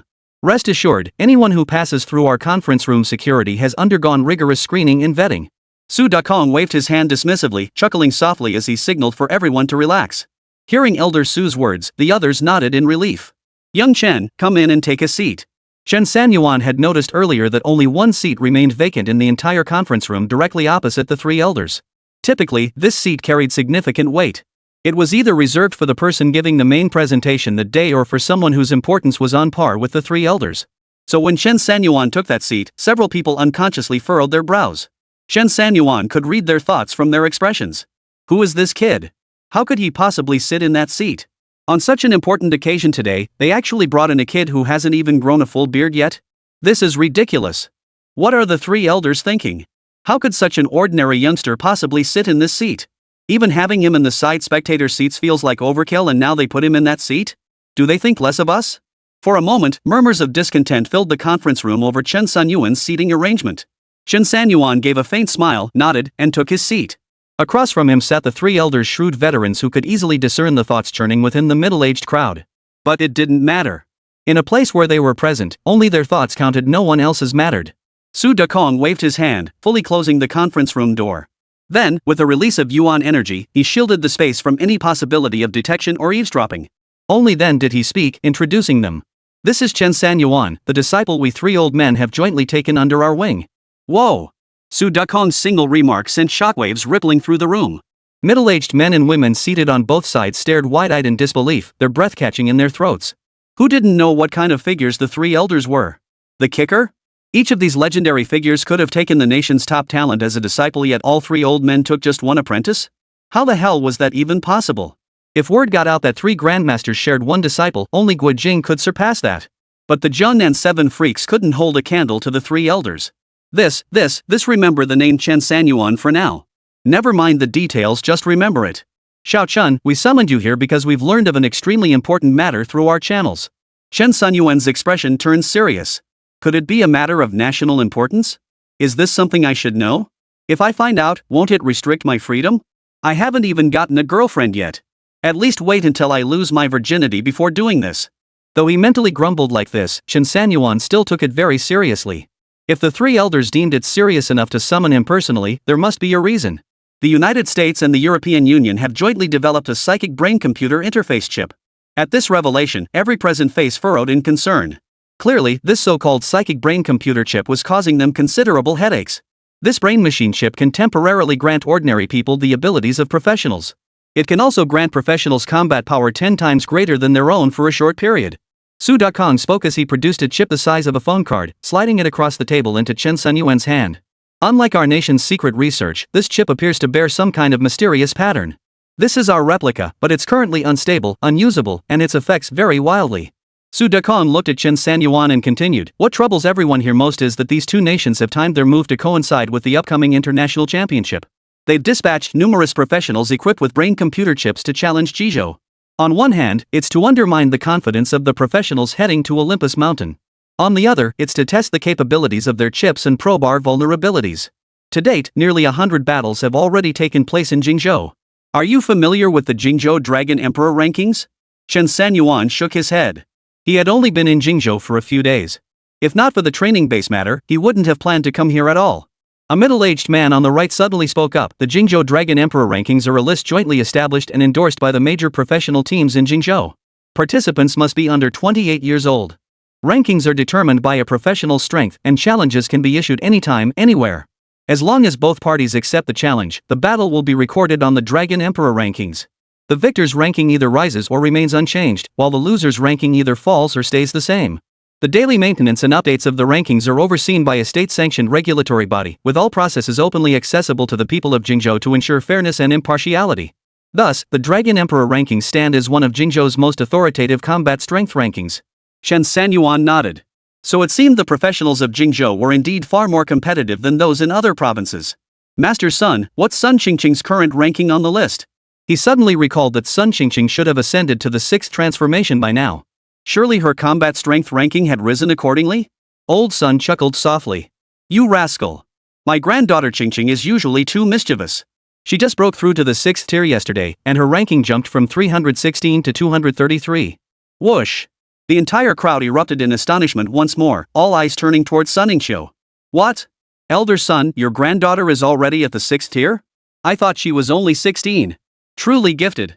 That jump from 5th to 6th rank stumped so many, yet Qingzhou managed it in no time. Wow, wow, wow. Master Sun's teaching methods are truly exceptional. She jumped nearly 100 spots on the rankings in one go. Chen Sanyuan is incredibly fortunate to have Master Sun as his teacher. Qingzhou laughed heartily at the crowd's praise. You're exaggerating, you're exaggerating. This is all thanks to young Chen. He was the one who guided Qingzhou through the most challenging dungeon of the 5th rank. Ha! The crowd suddenly felt like they'd stepped in it with their flattery. This ordinary-looking teenager before them, how could he possibly? What qualifications does he have? Is this even plausible? Chen Sanyuan gave a wry smile. It probably did sound a bit far-fetched. Su Dakong gave a helpless chuckle before tapping the table. Alright, do you understand now? Let's get to the main reason we called Xiaochen here. We want you to take the initiative and engage foreign professionals equipped with brain-computer interface chips. If necessary, you may eliminate them and seize their brain-computer interface chips. Chen Sanyuan pondered for a moment before nodding. Ding! Suddenly, the meeting room alarm sounded. Chapter 95, Peak Performance from the Start. The 3 elders remained composed, their expressions unflinching as the meeting room alarm sounded. Elders, is this an external enemy intrusion? Daring to invade our headquarters building? They must be insane. What the hell are the security personnel doing? The middle-aged men and women on both sides looked grim. The fact that the alarm had been triggered during such an important meeting indicated the situation outside was serious. Su Dakong withdrew his yuan power and opened the conference room door. Looks like those bastards made it this far. Little Chen, it's yours now. Chen Sanyuan tilted his chin. Don't worry. Your apprentice here specializes in dealing with troublemakers. Su Dakong gave a faint smile.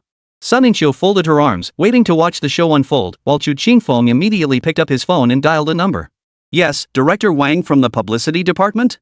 Arrange for panoramic cameras immediately. Capture the entire headquarters building from every angle. Let those kids in Qingzhou see just what kind of formidable force has emerged. The middle-aged men and women on both sides were also part of the leadership, yet they looked utterly helpless at the 3 elders' unusual behavior. Wait, the 3 elders, there are over a dozen foreign brain-machine interface professionals here. How can Chen Sanyuan possibly hold his own? Exactly, Elder Su. Should we call in reinforcements? There are still 2 or 3 top-ranked experts from the Dragon Emperor list who haven't shown up. Why don't we reach out to them? I think Elder Sun's granddaughter is also a prodigy. She should be able to lend a hand. Hey, don't even suggest it. If my granddaughter gets crippled, where would I hide my old face? I can't very well step in myself. Sun Yingqiu glared. What a joke. His granddaughter Qingqing was ranked over 200th. How could she possibly stand a chance against that bunch of foreign birds? Even the top 100 had been whittled down to a handful. So we're really sending him alone? What if the media gets wind of this? Where would our headquarters' reputation stand then? A dark-faced middle-aged man sighed heavily. Then why don't you go stretch your legs? Sun Yingqiu said offhandedly. The dark-faced man's expression darkened further. I think Chen Sanyuan could handle it himself. As soon as Chen Sanyuan stepped out of the conference room, security personnel approached him. Mr. Chen, this challenger is no ordinary opponent and they're coming in droves. Chen Sanyuan nodded. If they were ordinary, they wouldn't have come to the headquarters building. Such blatant provocation demands they learn what the hell the Great Xia criminal code entails. The security personnel were momentarily stunned by the forceful delivery. May I ask where you rank on the Dragon Emperor list, Mr. Chen? We need to make a name for ourselves so these despicable foreigners can properly gauge their own standing. As they stepped into the elevator, Chen Sanyuan asked, how many spots are there on the Dragon Emperor rankings? 500. The cream of the crop selected from nearly 1 million young professionals in Qingzhou. Oh, then I'm number 501. 501? The security guard frowned, clearly unfamiliar with the name. So you're telling me, Mr. Chen, you haven't made it onto the Dragon Emperor's list? The security guard suddenly blocked Chen Sanyuan as he was about to exit the elevator. That won't do.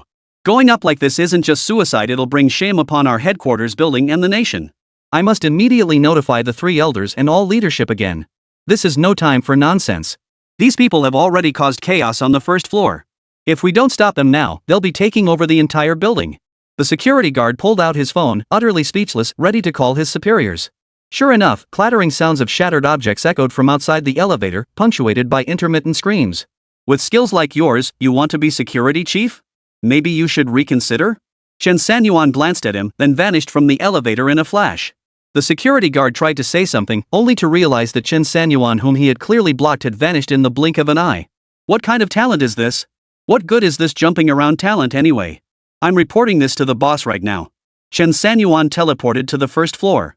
What had once been a space filled with security checkpoints, screening areas, and a couple of reception rooms. But now it was a complete mess. Security equipment lay smashed, officers were knocked down in piles, and a group of guards had been beaten until they were spitting blood. In theory, these security professionals possessed certain warrior and tank attributes. Their profession was unique, not as powerful as warriors, nor as weak as tanks, but a blend of both. Some higher-tier security roles could even possess both the combat prowess of a warrior and the health pool of a tank. But as Chen Sanyuan surveyed the security guards at headquarters, he couldn't sense any trace of their supposed strength. Another one of those connections from some big shot, huh? In the center of the first-floor lobby stood a dozen or so foreigners with dyed blonde hair and either white or dark skin. They were popping their chicken feet like they were rapping, swaying, and jumping in mockery of everyone present. They flipped the bird, stuck out their tongues, and struck provocative poses. Anyone here who can translate? Chen Sanyuan flashed between the two groups, blocking the foreigner's path. I was summoned by the third elder. You can trust me. Hearing this, someone immediately volunteered, raising their hand. Me. I've studied and traveled in 13 countries, speak 8 languages, I can handle it. A young man wearing gold-rimmed glasses stood up. Where did this trash come from? A curly-haired foreigner swayed back and forth as if dancing, swaying left and right toward Chen. A curly-haired foreigner swayed back and forth like he was dancing, rocking from side to side as he addressed Chen Sanyuan. Shut the hell up. Without a word, Chen Sanyuan flashed forward and smacked him hard across the face. The blow carried the power of thunder, lightning arcs coiling around it, striking faster than the eye could follow. Still underestimating his opponent, the curly-haired man hadn't even activated his talents or chips.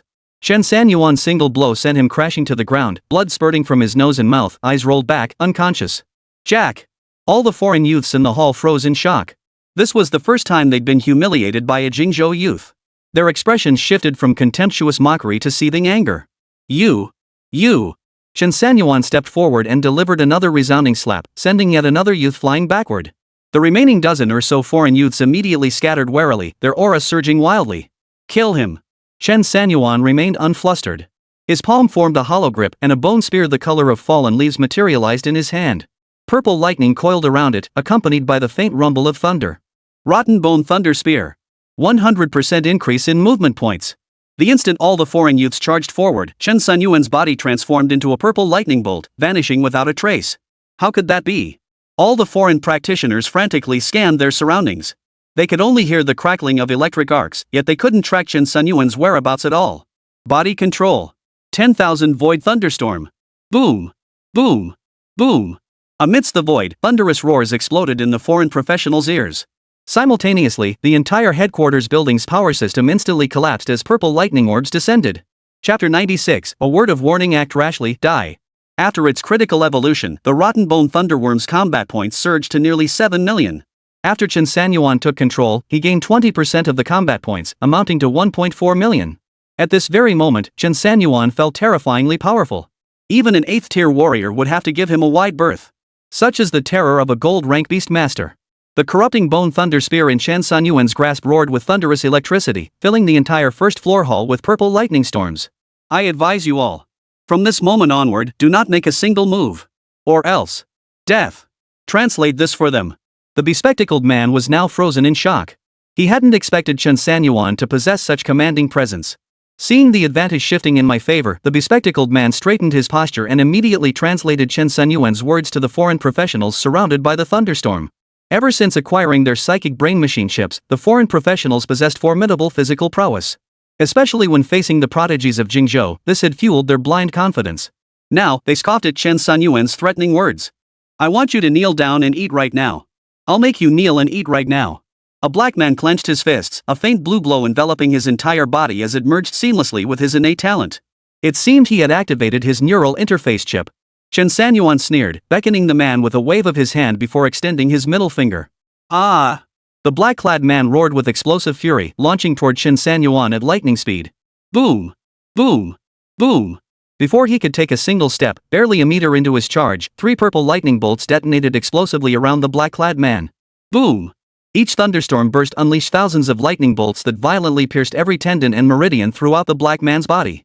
Mid-air, his body shook violently like it had been riddled with machine gun fire. A faint, acrid scent of burning flesh began to waft from his body. What? It's quite fragrant. All the foreign professionals were stunned. They knew this black man's combat prowess. He'd even defeated the 11th ranked fighter on the Qingzhou Dragon Emperor list unscathed. How could he possibly fall to such a low-level move? Are we not moving now? Let's go together. Make a way out. As long as we break through the thunderstorm circle, we can easily kill him. One blonde-haired professional observed the surrounding thunderstorms and quickly devised a plan to break through the lightning enclosure. A yellow-haired professional assessed the surrounding thunderstorms and quickly devised a plan to break through the encircling storm. The others around him pondered briefly before nodding in agreement. With Xiao Hei's earlier misfortune as a cautionary tale, this group of professionals had completely abandoned their previous underestimation of Chen Sanyuan. They're trying to break through the thunderstorm circle, the bespectacled man urgently warned Chen Sanyuan. Chen Sanyuan nodded. Beyond this method, these foreigners had no other path. Just as he was thinking this, two burly adventurers stepped forward and positioned themselves in front of the group. Once they had moved into place, they charged forward, colliding head-on with the thunderstorm. Boom! Boom! Boom!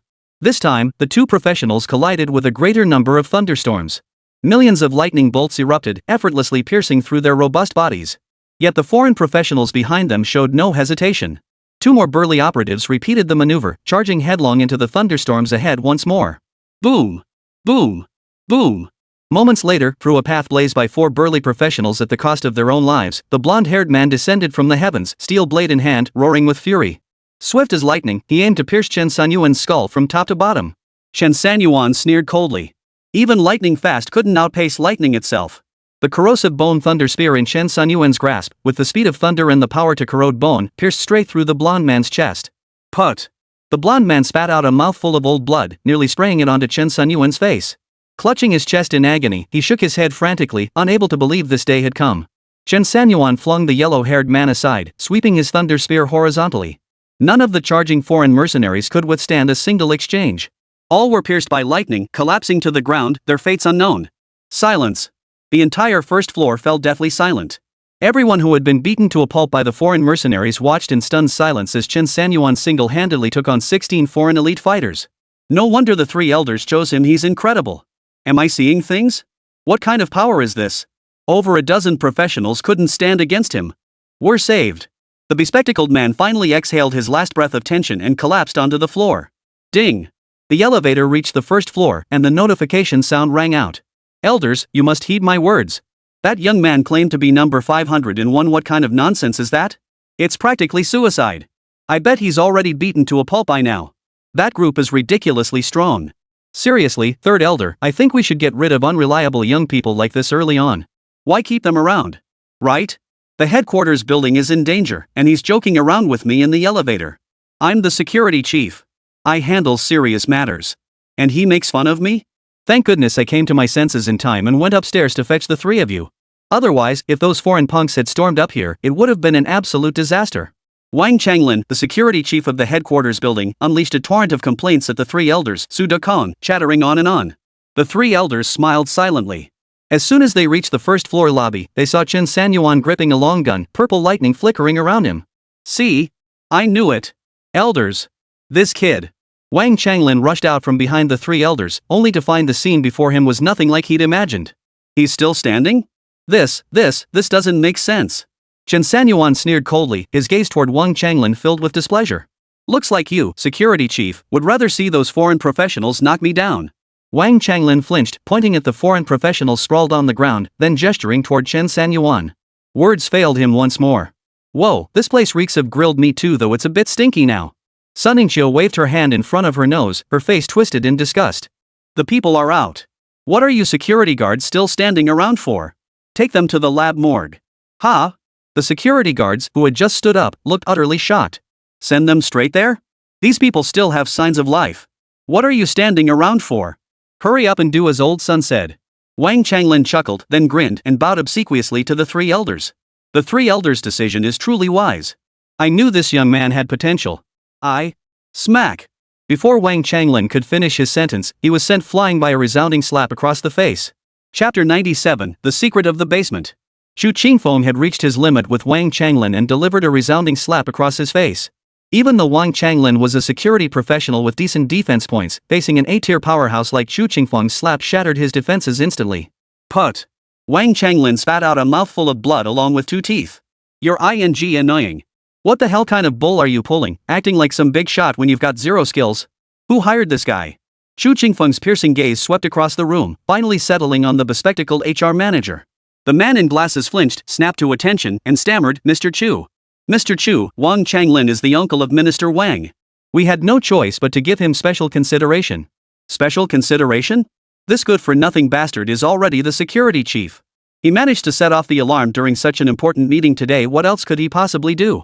Allowing those foreign mercenaries to wreck the lobby to pieces while he walks away unscathed, do you think that's acceptable?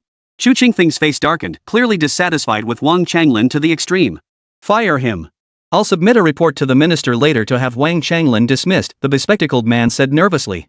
Chu Qingfeng waved his hand dismissively. Report to the minister? Just draft the notice. I'll sign it. Yes, sir. The bespectacled man hastily agreed. Wang Changlin still stared wide-eyed in disbelief. No, Mr. Chu, you can't do this. I'm Wang Yang's uncle. If I hadn't sounded the alarm for you, you wouldn't have had any preparation at all. You'd have been wiped out by those foreign bastards long ago. Now instead of thanking me, you want to fire me? I'll sue you. I'll take this all the way to the Supreme Court. Chu Qingfeng lunged forward and slapped him hard across the face again. Get moving. No way. I'll personally deliver you there myself. Wang Changlin, hearing this, slunk away without another word. Chen Sanyuan sheathed his spear and remarked with a hint of boredom, Third Elder, this won't do either. You went through all that trouble to come to our great Xia just to get beaten up? Su Dukong roared with laughter. You're getting off easy, kid. Word of today's events will spread across Qingzhou by tomorrow. The Dragon Emperor's list is about to undergo another major shakeup. Come with us. Su Dukong led the way, followed by Elder Sun and the others, with Chen Sanyuan close behind. Then a group of security guards hoisted the 16 unconscious foreign youths onto their shoulders and followed them toward the laboratory morgue. The laboratory was on level 1, while the morgue was on level 2. The security guards didn't take the elevator first, because it couldn't hold them all, and second, because access to level 1 was strictly controlled. Only the 3 elders and a select few had permission to go down there. So they took the stairs, rushing straight down to level 2. Chen Sanyuan followed the 3 elders to level 1. Stepping out of the elevator doors, they encountered a series of infrared laser security barriers. Incorrect identity verification would trigger immediate random cutting. At that point, forget ordinary people, even professionals would be instantly vaporized. Su Dukong stepped forward for iris verification. The infrared lasers slowly retracted, revealing a massive iron gate. Another round of verification followed, fingerprint scan, talent level assessment, talent category verification. After 7 or 8 consecutive verifications, he finally passed all checks and entered the underground level. A massive steel alloy gate slowly opened, revealing a scene that made Chen Sanyuan's eyes widen in astonishment. The environment was bright as day. Within the 100-meter square experimental hall stood numerous large-scale instruments, bustling with researchers in blue lab coats moving about urgently. Nearly following the 3 elders as he surveyed the space, Chen Sanyuan realized the underground level was vast, enormous, far exceeding the floor area of the headquarters building. Truly a hidden world. Do these researchers work here day and night? The experimenters seemed utterly oblivious to their arrival, not a single one glancing their way or acknowledging their presence. This place operates as its own self-contained system. Some are professionals who've transferred to research roles, while the majority are ordinary people. They're all researchers who've excelled in various scientific fields. They've been gathered here for a crucial national project. That's why they can't leave, can't withdraw. But you have relative freedom. Chen Sanyuan nodded thoughtfully. A laboratory of this scale must be a national-level facility, and whatever it's researching must be of extreme importance. Now that we've come this far, it seems there's no turning back. I'm in. Chen Sanyuan lifted his chin, knowing he had no other choice. Su Dukong laughed heartily with satisfaction, then declared, our investment must not go to waste. A talent like yours must be dedicated to the nation. As he spoke, Su Dukong's expression turned serious. This initiative shall be known as the Innovation Project. Chen Sanyuan listened intently while Elders Sun and Chu walked straight into the laboratory, each going their separate ways. In this era, the cultivation of practitioners is nearing its limits. The mist has descended upon the world, and the number of alien species is growing ever larger, their power ever stronger. The pace of practitioners' cultivation simply cannot keep up with the alien species' reproduction rate. It won't be long before the mist engulfs the entire Great Xia. When that time comes, can we really rely on this bunch of unreliable professionals to save the nearly 2 billion people of Great Xia? Impossible. Absolutely impossible. Even if someone reaches the 9th tier or even the unprecedented 10th tier, they still won't be able to save all of Dasha's people. Moreover, Blue Star's vital energy is nearly depleted. Cultivation will grow increasingly difficult for practitioners, gradually stripping them of their ability to resist demons and alien species. The alien species are brutal, utterly inhuman. If Great Xia stands alone without support, this will spell national annihilation. It will mean the extinction of our race and the end of our lineage. Therefore, our high-ranking leaders must make decisions and preparations early, securing a retreat for the people of Great Xia. The legacy of our ancestors. For all eternity. Great Xia must never be lost to history. Vanishing like dust. Su Dakon's words stirred Chen Sanyuan's blood to boil. Such national righteousness, such heroic ambition, such devotion to country and people commanded profound respect. Chen Sanyuan's gaze toward Su Dakon now held a deeper layer of admiration and respect. The reform plan must bring about a complete renewal. Job conversion alone cannot save Great Xia. It cannot save the masses. We must adopt a new technology plus job change plan to break free from traditional shackles, empowering ordinary people to become strong, and making job changers even mightier. We began developing this plan 7 years ago. Later, the West detected clues and began covert research of their own. Today's psychic brain-machine interface chip is a product of that effort. But what I intend to show you today is the sword forged by our Great Xia. Chapter 98, Great Xia forges its sword. Su Dakong led Chen Sanyuan deep into the laboratory. They passed through a hall filled with all manner of experimental equipment, some massive, some bizarrely shaped, filling the enormous testing chamber. At the very end, a blue high-intelligence door lock stood guard. The door itself wasn't made of steel alloy but resembled a glass-like substance, its surface rippling with wave-like patterns. Su Dakong authenticated himself at the verifier, and soon the shimmering door opened. Simultaneously, dense silver-blue laser beams erupted around the entire door, sealing off the space. Let's go. This is the most classified and mysterious area in the entire headquarters building. Su Dakong led the way, while Chen Sanyuan cautiously scanned the surroundings behind him. Surrounding them were supercomputers and numerous sensor devices. At the very center, a ring of massive screens supported a platform. Above each screen sat a large chair, and atop each chair rested a helmet. At the top of each helmet extended tubing as thick as an arm, resembling the brainwave machines seen in futuristic sci-fi films. A quick count revealed 12 in total. Su Dakong led Chen Sanyuan to the machine, casually accepting a document handed by a lab technician before passing it to Chen. Sign this. Chen Sanyuan glanced at it, a confidentiality agreement. For professionals, standard agreements held no sway. To ensure they genuinely adhered to certain requirements and regulations, a confidentiality agreement had to be signed. Once activated, the agreement became binding. Violators faced backlash from the contract itself. In severe cases, it could kill them outright. After reviewing it and confirming it only pertained to what he saw and heard on the first underground level, Chen Sanyuan signed it without hesitation. If someone were to reveal such matters without a confidentiality agreement, only 2 possibilities existed. One possibility was that old Su had simply forgotten to have you sign it, though the probability of that was practically 0. The other possibility was that you were about to die, rendering the agreement pointless, a probability of 99%. Su Dakong handed the document back to the lab technician before speaking slowly. This device is one of the sword series, the Super Brainwave.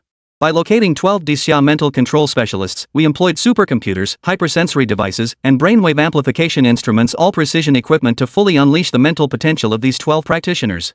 After this release, their mental realms will ascend to unprecedented heights.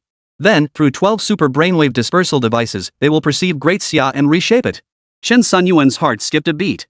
With 2 billion citizens and tens of millions of square kilometers spanning the Great Xia Empire, what a colossal undertaking this would be. Could 12 mind controllers truly accomplish it? Su Dakong seemed to sense Chen Sanyuan's doubt and explained, with this device, 12 psychic controllers will be sufficient. Moreover, our current national strength can only cultivate 12 mind controllers who meet the requirements. Chen Sanyuan nodded silently. But what exactly are we changing? Su Dakong gazed at the massive brainwave device and stated, we'll alter the brainwaves of every ordinary person. Using the super brainwave machine to rewrite their brainwaves, helping them expand their consciousness and enter the job change world. Chen Sanyuan couldn't help but gasp. Rewrite brainwaves to enter the job-changing world?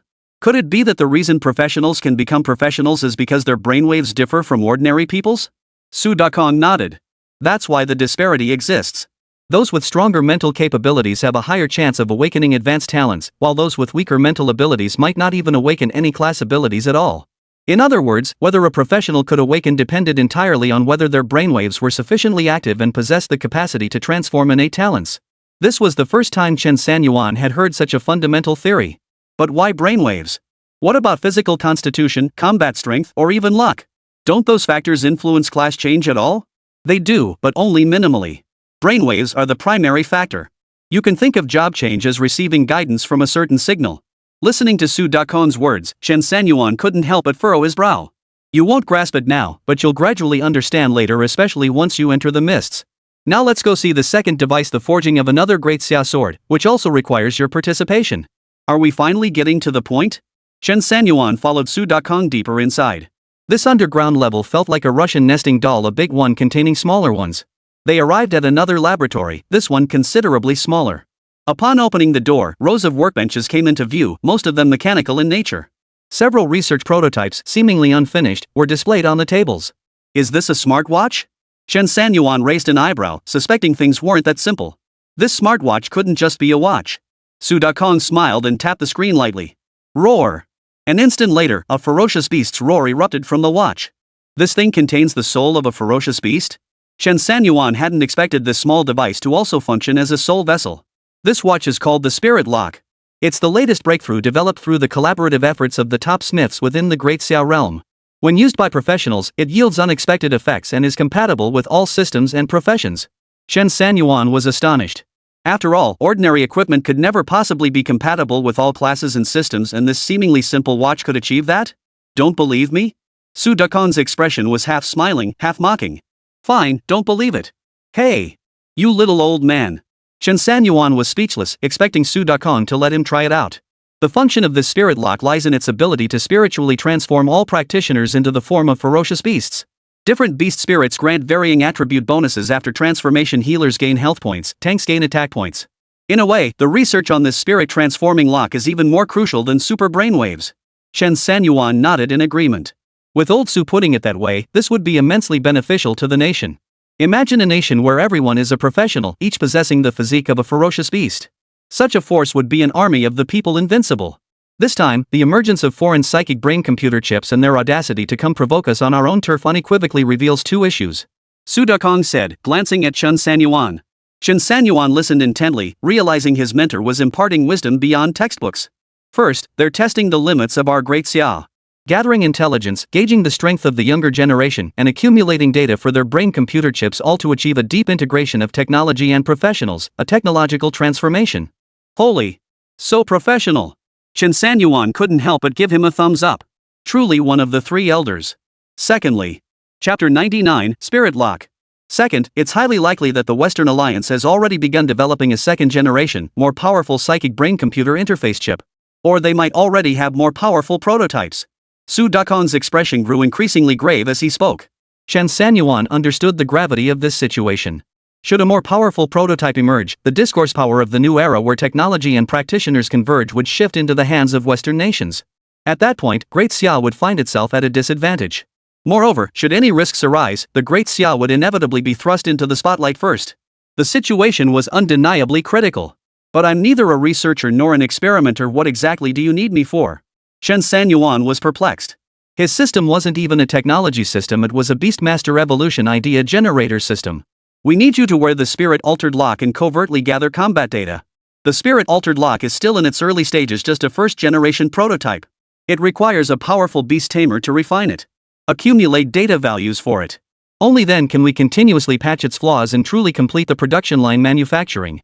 Also, if you can obtain the vital essence blood from ferocious beasts, strange beasts, or alien species and collect it within the spirit-altered lock, that would be ideal. A single drop of essence blood can successfully incubate a spirit-infused lock mother system, which will then connect multiple subsystems. This will form a team-based combat mode for the ferocious beasts, making them even stronger in battle. Chen Sanyuan stared in astonishment at the spirit lock in his hand. Entirely pitch black, it felt slightly heavier than a typical smartwatch, yet otherwise indistinguishable. This little thing is seriously awesome. Su Dakong laughed heartily. The crucial training and essence blood infusion will depend on you from here on out. The organization won't let you work for free. 10,000 a month. Chen Sanyuan considered the offer. Not bad compensation. I'll take the job. He emerged from the basement level. After a productive afternoon, Chen Sanyuan bought some food and restocked supplies. He wouldn't need to purchase beast feed for quite some time. Sun Qingzhou, with her deep pockets, gifted him a large spatial storage box. Upon arriving home, he checked his phone and realized he'd forgotten to turn it on after leaving the underground level. Upon entering the underground level, staff collected phones, powered them off, and placed them in shielded boxes. Chen Sanyuan turned on his phone to find numerous missed calls. 5 from Sun Qingqing. 15 from Long Qingyun. 3 from Lin Ruoxue. 1 from Li Bingfeng. 18 scam calls. These guys, they even call in groups. He returned each call in order. Sun Qingqing and Long Qingyun wanted to team up for a dungeon run. Chen Sanyuan had arranged to meet them tomorrow afternoon, so today was meant for relaxation. People can't be workhorses forever. When you're tired, you rest. You've got to catch your breath. Lin Ruoxue and Li Bingfeng wanted to check in on Chen Sanyuan's situation outside. They were fellow townsfolk. A little concern was only natural, right? Chen Sanyuan promised to bring them some specialties from Qingzhou in a day or two. The training base cafeteria really wasn't great. After a simple meal, he went back into the beast taming space to feed his precious pets some snacks, then dozed off. By evening, Chen Sanyuan began sorting through all the equipment fragments shattered by the Taishu spirit ape. Several S-grade and A-grade pieces were broken enough to upgrade that healing flask. Upgrade. He clicked the button on the attribute panel. The 3-star healing bottle appeared midair as streaks of light flashed. Buzz. Upgrade complete. 3-star healing flask, 7-star healing flask. Grade, S-class. When health is severely depleted, using the 7-star bottle restores 70% health points to yourself and allies. When HP does not require restoration, using the 7-star bottle increases the user's and allies' attack points by 70%. Enhanced combat points duration lasts for 10 seconds. Cooldown, 1 hour. Note, the bottle is extremely fragile and can be easily shattered by practitioners of Tier 3 strength. 70%? That's not bad. Chen Sanyuan nodded with satisfaction. This was the only piece of equipment he had left on him. Now it provided substantial healing but was also incredibly fragile. My Xiangli value is maxed out. I wonder how to expand its capacity. There's still half a step of Chaos Golden Crow's vital energy left to be fed back. With that thought, Chen Sanyuan planned to consult Elder Su and the others tomorrow. Early the next morning, Chen Sanyuan headed straight to the ancient ruins. He found several of his precious tamed beasts and gave the Taishu spirit ape another brutal beating, forcing out 2 more drops of chaos blood. Now, the Taishu spirit ape glared at Chen Sanyuan with eyes that seemed ready to tear him apart, but the Beast Tamer stood in the way, making it utterly powerless against them. Chen Sanyuan estimated it wouldn't be long before he'd squeezed every last drop of value from the Taishu spirit ape. However, after obtaining the chaos blood, he sensed an extremely peculiar aura emanating from the altar. He scrutinized it for ages with the eye of wrath, yet detected no discernible information. Dismissing it as insignificant, Chen Sanyuan mounted the half-step Chaos Golden Crow and flew back to Qingzhou. No sooner had he entered Qingzhou's airspace than Sun Qingqing's call came through. "Brother Chen, you're incredible." Hearing the admiration in Sun Qingqing's voice, Chen Sanyuan guessed that word must have spread about him taking down over a dozen foreign young professional adventurers yesterday. "Where are you? I need to see you right now." Sun Qingqing sounded like an eager little fangirl. Me too, Brother Chen." Long Qingyun's voice also came through the phone. By now, the Firebird had landed on the vast wasteland outside Qingzhou. "I just got back to Qingzhou. I'm still out in the suburbs. I'll come pick you up. I just bought a new motorcycle, it's super cool." Sun Qingqing giggled. "No need. I'll come find you. Send me the location." Chen Sanyuan declined. Joking aside, he could teleport thousands of meters in a single blink. How could a motorcycle possibly outrun him? "Then let's just meet at the restaurant, Brother Chen. My treat. I'll send you the address right now." Sun Qingqing hung up after saying that. Half an hour later, Chen Sanyuan arrived at the Longyun Grand Hotel by taxi. The hotel's facade was grand and imposing, featuring a massive dragon head sculpture suspended mid-air, its claws reaching out to grasp golden auspicious clouds. "Brother Chen." As soon as Chen Sanyuan stepped out of the cab, Long Qingyun waved urgently at the entrance. "Over here." Chen Sanyuan nodded and walked over, only to find the restaurant packed to capacity at lunchtime, with the parking lot completely full. "Business is booming." Long Qingyun laughed heartily. "Brother Chen noticed?" "No way, just making a little money." "Damn it." Chen Sanyuan nearly kicked him across the room. "Brother Chen." Sun Qingqing and Dong Xiaohua came walking over from the other side of the hotel, grinning and carrying 2 bottles of fine liquor. "These are from my grandfather's collection. We brought them out especially to celebrate you. You haven't heard yet? This morning, every news outlet is going crazy over footage of your fight yesterday. The scene was absolutely spectacular. So freaking cool." Sun Qingqing's eyes sparkled with excitement, looking every bit the adoring fan. "Yeah, Brother Chen, I'm gonna be the top-ranked chief lieutenant on the Dragon Emperor's list from now on. What an honor." Long Qingyun roared with laughter, basking in the glory. Bang! Suddenly, a piercing wind-cutting sound echoed, shattering the glass of the hotel's revolving door. Chapter 100, The Prodigy of Qingzhou. Holy! Who the hell is that? Who dares ambush the top-ranked disciple of the Dragon Emperor's list? Long Qingyun's eyes widened as he scanned the surroundings. Brother Chen, let go of me. I'll drag him out myself. Only then did Chen Sanyuan release his grip on Long Qingyun's collar. Had he not sensed danger early and swiftly pulled Long Qingyun close, the latter would have ended up with a hole in his skull. It was me. A young man in a suit and sunglasses, hands in his pockets, strolled over. Who are you? Long Qingyun's face darkened. How dare this man act so brazenly outside his hotel? Wasn't this slapping him in the face? Me? Zhu Liang, ranked 13th on the Dragon Emperor list. The man in the suit pushed his sunglasses up onto his forehead. His small eyes scanned the group, finally settling on Chen Sanyuan. Just now, who did you say was number 1 on the Qingzhou Dragon Emperor rankings? Is that any of your business? Long Qingyun frowned. This was clearly someone looking for trouble. Today is my brother's celebration. Please leave. You're not welcome at the Longyun Grand Hotel. Zhu Liang chuckled, tilting his head with a hint of contempt. Fine. If you can beat me down, I'll crawl out of here on my hands and knees. But if you can't beat me, then get down on your knees and apologize. The title of top ranked on the Dragon Emperor's list should never have been bestowed upon a bunch of lowly minions like you. Whether it's a joke or not. As he spoke, Zhu Liang's expression darkened, his gaze turning terrifying. Long Qingyun gritted his teeth, sparing no words, and launched a flying kick straight at him. Trash. Zhu Liang sneered coldly, raising his palm as a thunderous surge of energy erupted from his body. Late 6th tier. Sun Qingqing clearly sensed the intensity of Zhu Liang's aura, her expression shifting. She had only recently advanced to the 6th tier, yet she could distinctly feel the vast chasm between the 5th and 6th tiers. It was nothing like the difference between 4th and 5th tier. If forced to draw a comparison, the gap between 4th and 5th dan was like the width of a river, while that between 5th and 6th dan resembled an oceanic expanse. More accurately, the gap between every rank after the 5th stage was as vast and uncrossable as an ocean. That's why 5 dan is the limit for many ordinary practitioners. Take old Master Meng from Qingzhou Exchange, for instance. He'd been stuck at the threshold of 5 dan for half his life, making no progress whatsoever. Yet in Qingzhou, Sun Yingqiu's granddaughter had already become a 6th-rank professional powerhouse at a young age. Different platforms and foundations lead to different achievements. Bang! Long Qingyun's flying kick was effortlessly blocked by Zhu Liang, who then flicked his finger. Long Qingyun was instantly sent flying with tremendous force. Put! Slam 10 meters away, Long Qingyun spat out a mouthful of blood. Zhu Liang roared with laughter. What a complete amateur! And you had the nerve to stick your neck out for someone? Today I'll teach you a lesson so you understand a 5th-tier professional has no business challenging a 6th-tier powerhouse. If you dare provoke me again, I'll cripple you. Long Qingyun wiped the blood from his lips with a grimace, his face ashen. Sun Qingqing clenched her fists and charged forward. Qingqing, be careful.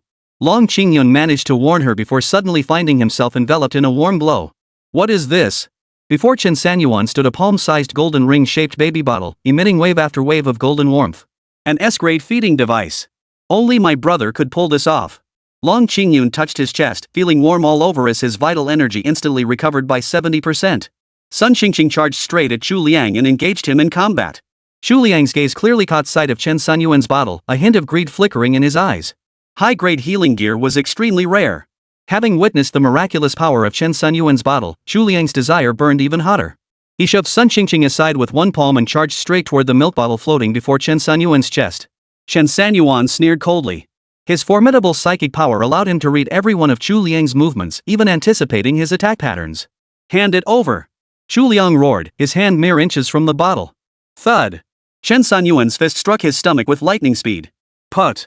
Zhu Liang arched like a stinking shrimp, spitting out a mouthful of old blood as he was sent flying across the street, crashing into a stone pillar in the parking lot. Holy! That's awesome! Long Qingyun roared with laughter, the pent-up rage in his chest suddenly vanishing without a trace. Bro, you're seriously awesome. To wield such overwhelming combat power without relying on beast taming? You're practically defying the heavens. Sun Qingqing panted as she approached. That Zhu Liang's got some skills. If we'd gone another couple of moves, I'd have been knocked flying too.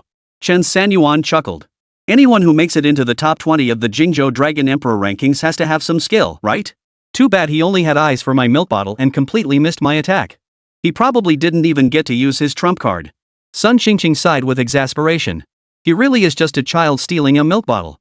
Chen Sanyuan and Long Qingyun both turned to look at Sun Qingqing. It seems you're hurting more than just Zhu Liang here. Ahem. Brother Chen, shall we head inside? Dinner should be ready. Across the street. Zhu Liang couldn't hold back and spat out another mouthful of blood. I got too careless. This kid seems to have some real skills. But there's no way he's the top-ranked martial artist on the Qingzhou Dragon Emperor list. Staggering to his feet, Zhu Liang pulled out his phone and dialed a number. Xing, are you back yet? This is bad. Qingzhou's in an uproar. Get back here immediately. And someone actually dares to claim the top spot on the Dragon Emperor's list. This isn't just a slap in the face, it's grinding you into the dirt. Right, fine. Wait for you to return. Shu Liang's face darkened as he shot a glance at the brightly lit Dragon Cloud Grand Hotel before turning away with a cold sneer. The cuisine at the Longyun Grand Hotel was truly exceptional, no wonder this place was so wildly popular. After eating and drinking his fill, Long Qingyun suddenly dropped to his knees with a thud. Brother Chen, please take me through the dungeon today. I'm telling you, I'm just too weak. Look at what happened earlier. If you hadn't saved me, I wouldn't even dare eat right now. Chen Sanyuan was speechless. Get up. Long Qingyun slowly rose, then started to kneel again. Chen Sanyuan raised his hand as if to slap him, and only then did Long Qingyun straighten up with a sheepish grin. I was just doing a little kneel to show respect. If it were anyone else, I'd never kneel even if you beat me to death.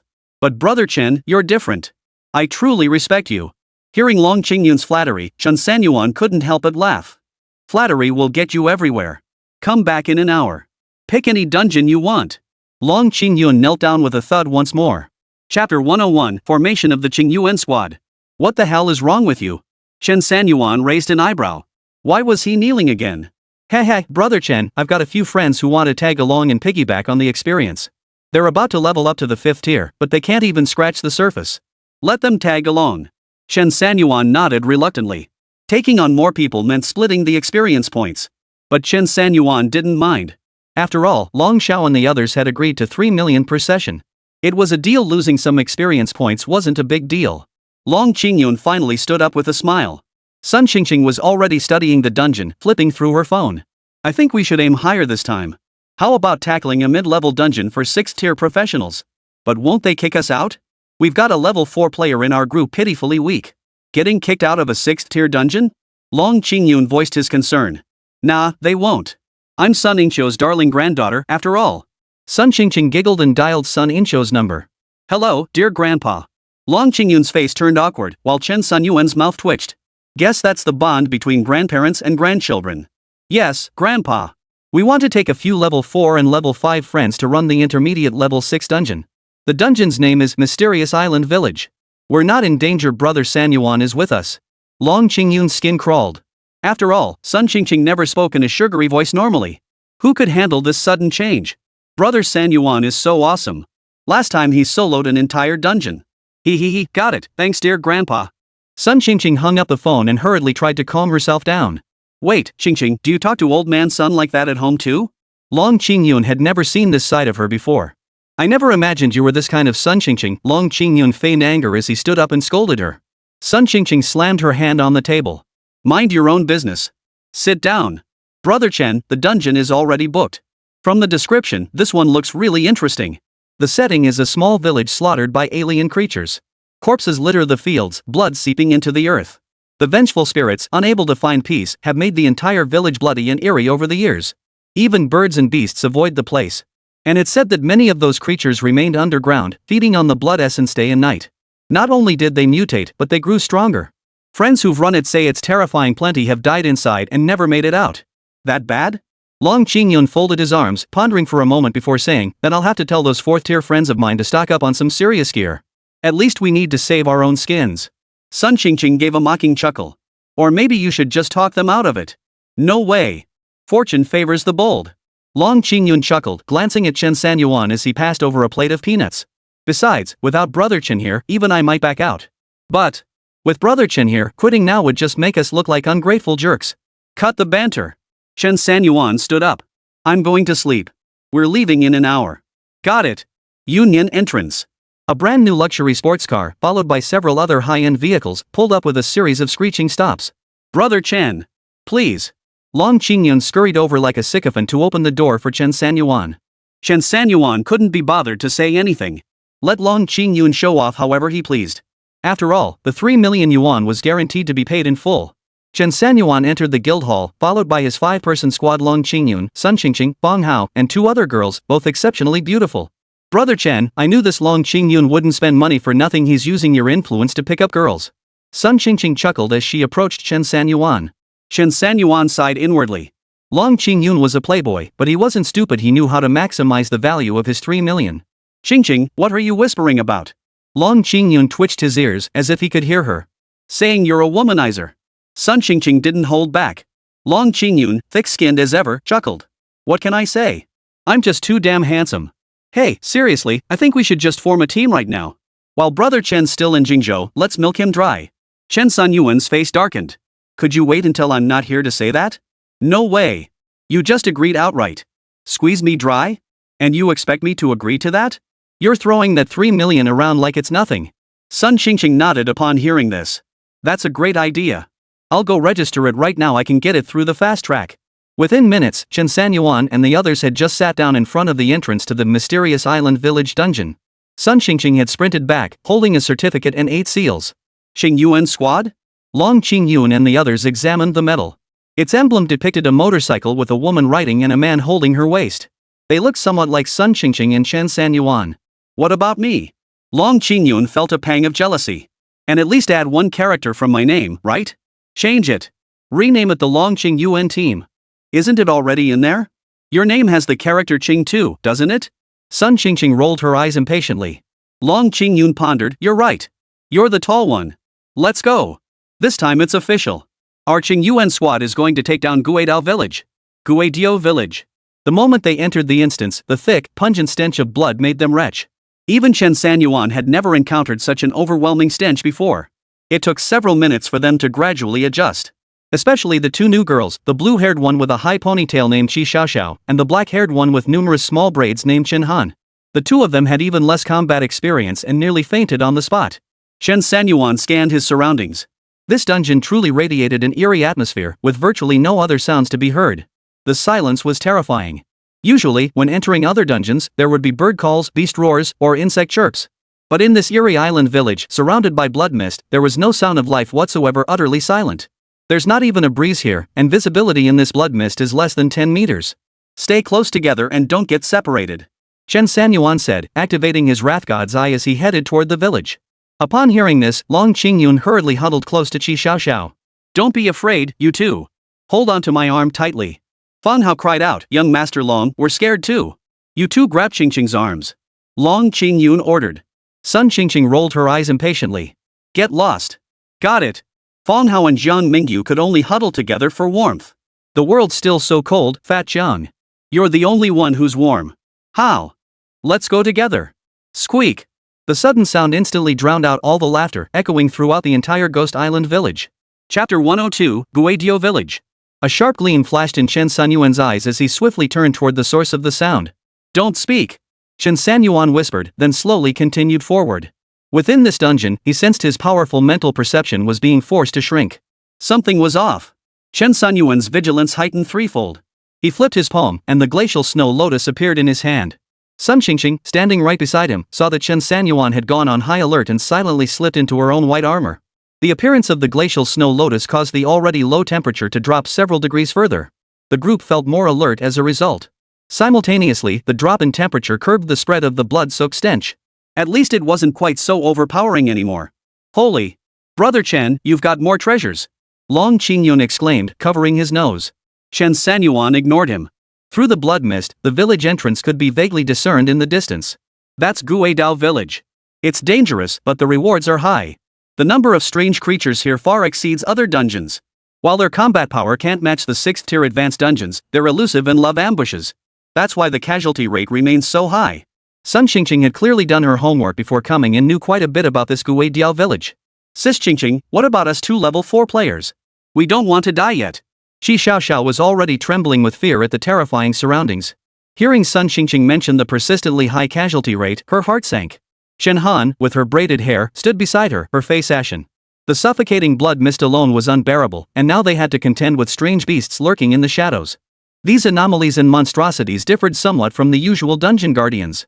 Most anomalies within dungeons were corrupted by toxic miasma and other malevolent energies, causing mutations.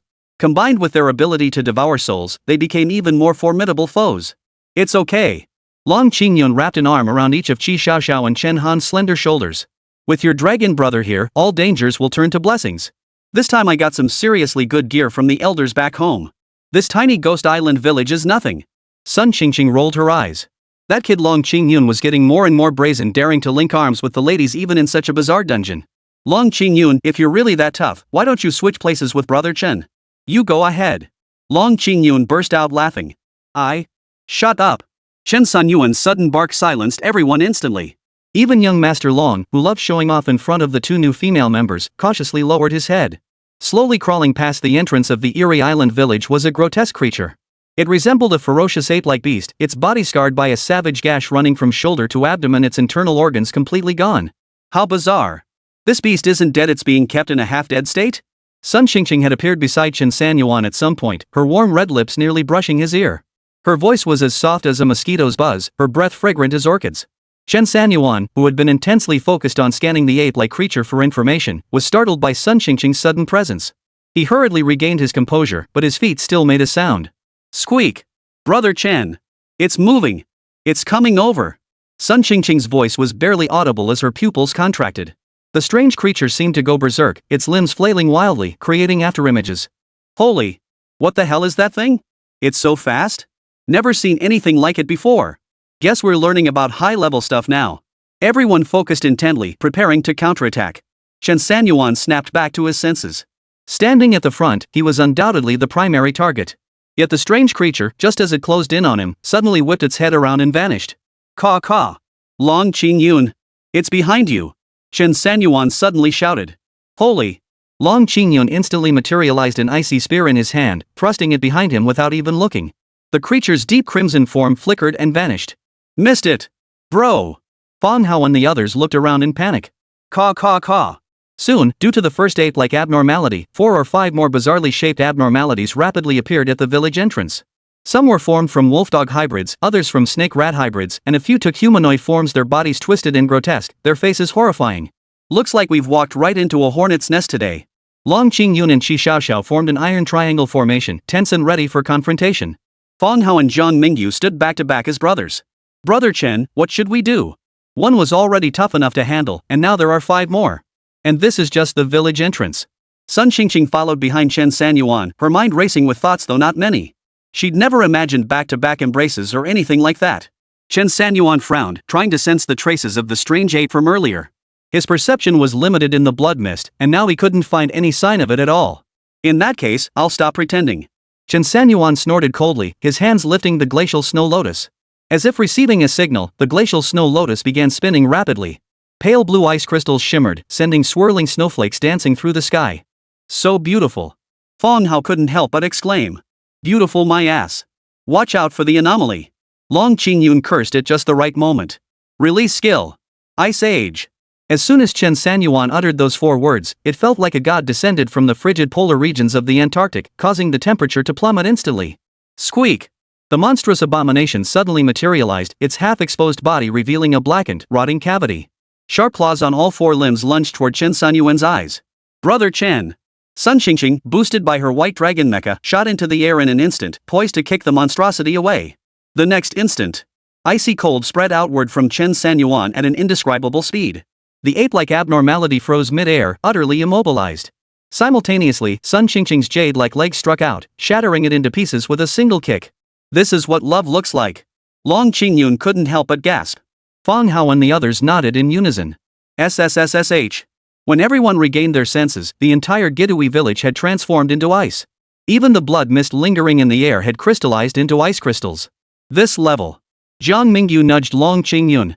Young Master Long, maybe you should practice your ice element warrior skills some more. Brother Chen is a beastmaster. His ice control is way more impressive than yours. Maybe you should go back and reflect on that. Fang Hao nodded in agreement. Long Qingyun took no shame in it, laughing heartily instead. You two Kappa brothers don't know jack.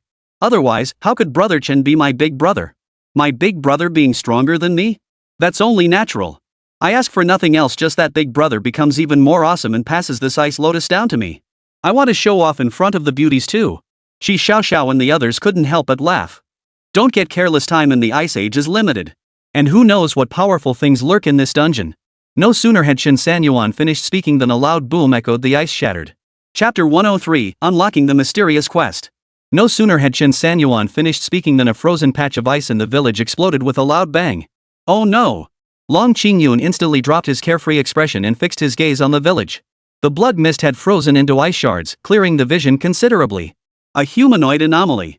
Looks like a professional adventurer. Bro, if he's not a professional, why would he be here tackling a dungeon? Could be a native.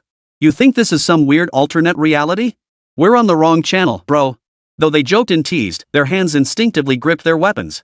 The humanoid anomaly appeared, immediately snarling as it spat a black glob from its throat. The black phlegm hit the ground, instantly blasting a hole through Bing Bing. Who knew?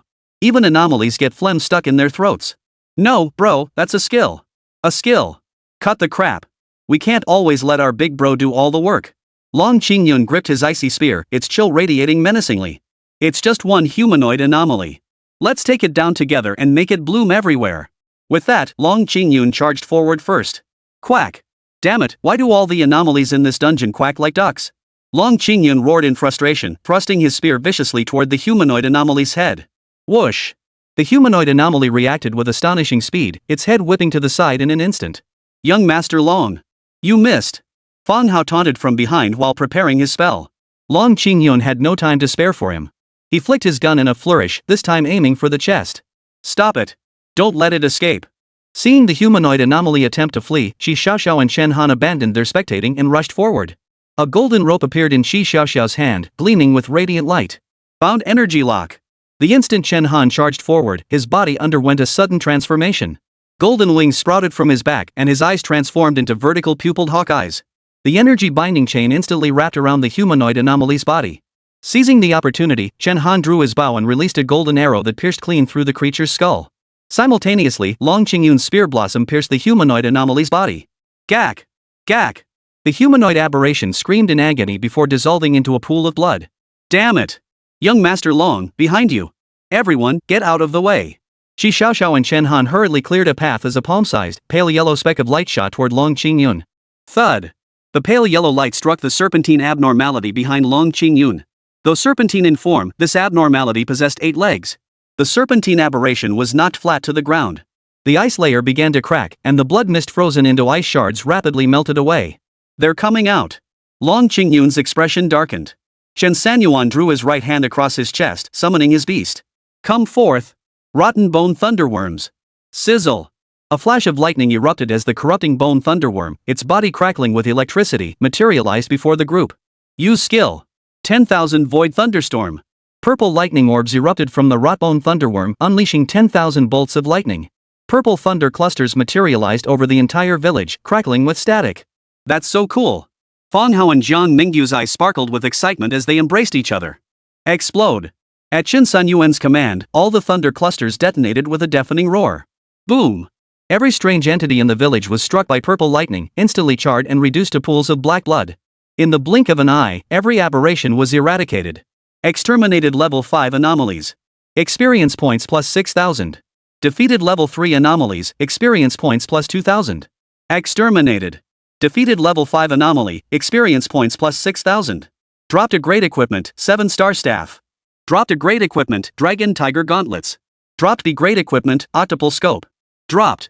The group's eyes lit up as dozens of notification messages flashed across the void.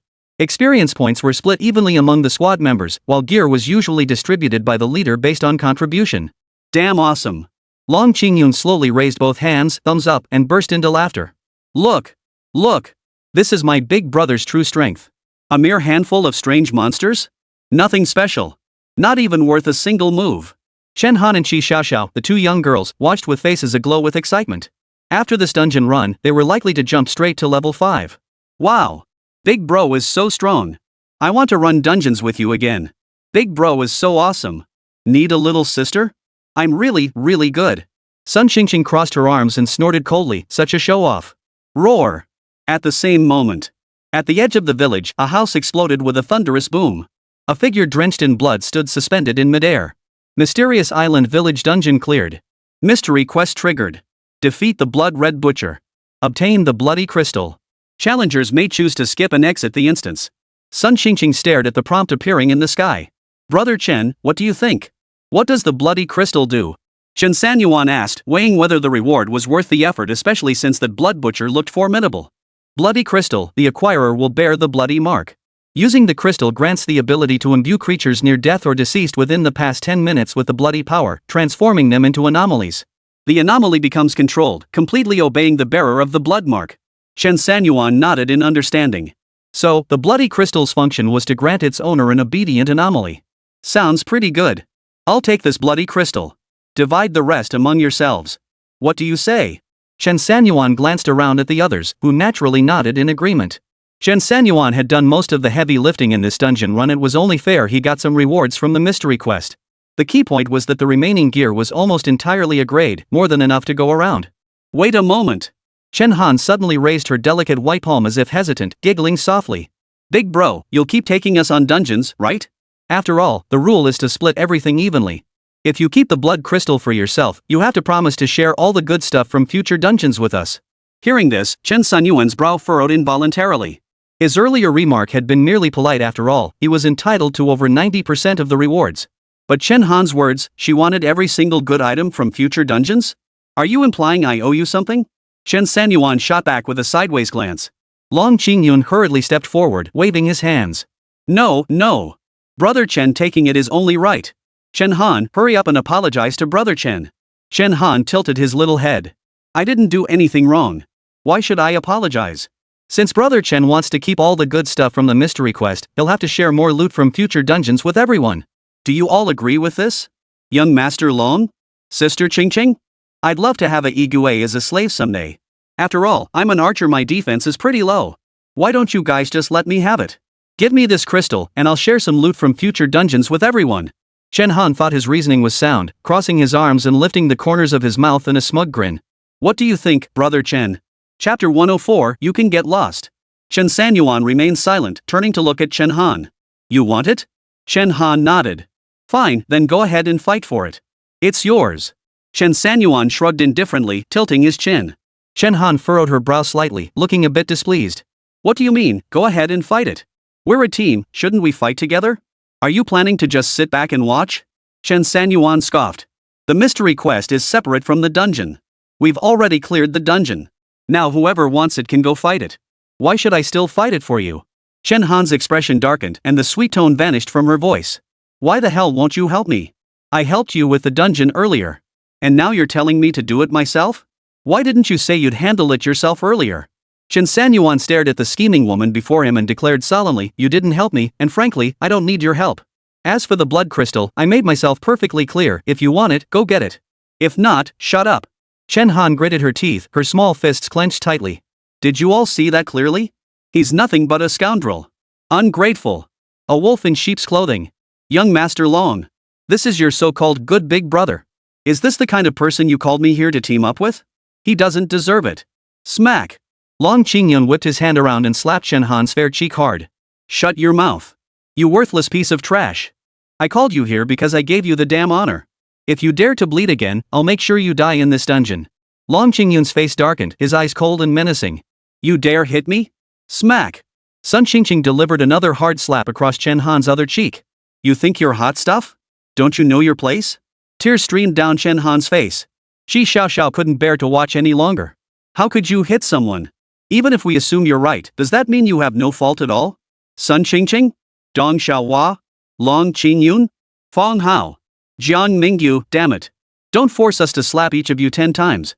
Fong Hao's face darkened. Is that even human speech? Jiang Mingyu sneered coldly. You idiots. My only mistake was bringing you in here to embarrass me. Long Qingyun cursed. Now you can get the hell out. Consider the experience points ours to give away. But don't even think about taking a single piece of gear. Chen Han stomped her foot in anger. Why? There was clearly an 8x scope in the loot. It was meant for me. If it weren't for me, would you guys have had such an easy fight? If I hadn't shot that anomaly, you'd be dead right now. You ungrateful bastard. Long Qingyun's head was pounding. What a nightmare. He never imagined these two girls, who seemed perfectly fine last night, would turn out like this. I wouldn't give you that 8x scope to your dogs. Now get lost. Before Chen Han and Shi Xiaoxiao could protest, young Master Long unleashed a barrage of punches. Get out. I don't want to have to kill anyone on such a happy day. Chen Han and Shi Xiaoxiao shot the group a hateful look before turning and leaving the instance. Long Xiao looked awkward, about to say something, but Chen Sanyuan raised his hand to silence him. SSSSH.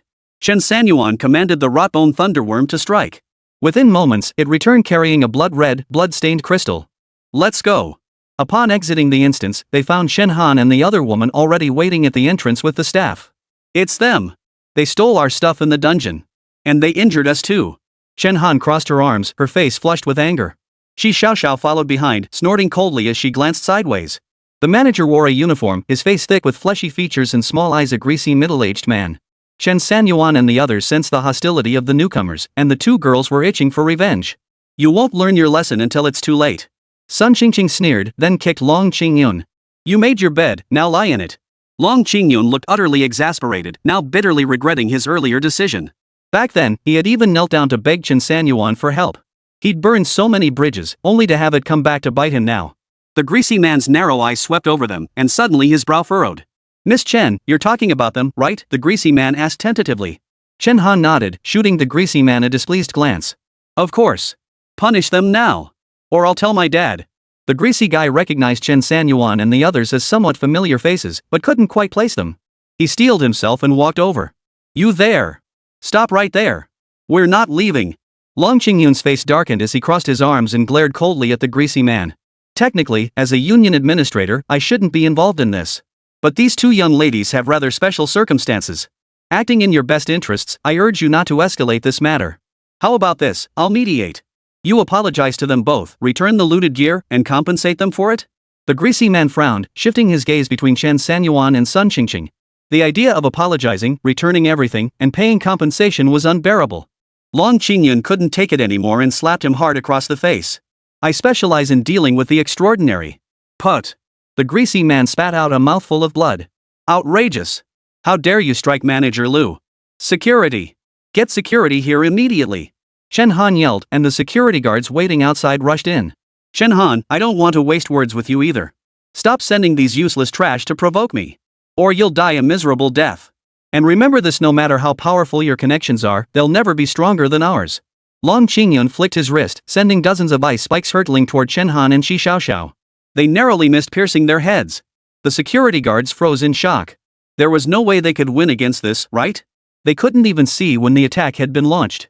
The guards exchanged glances and silently backed away.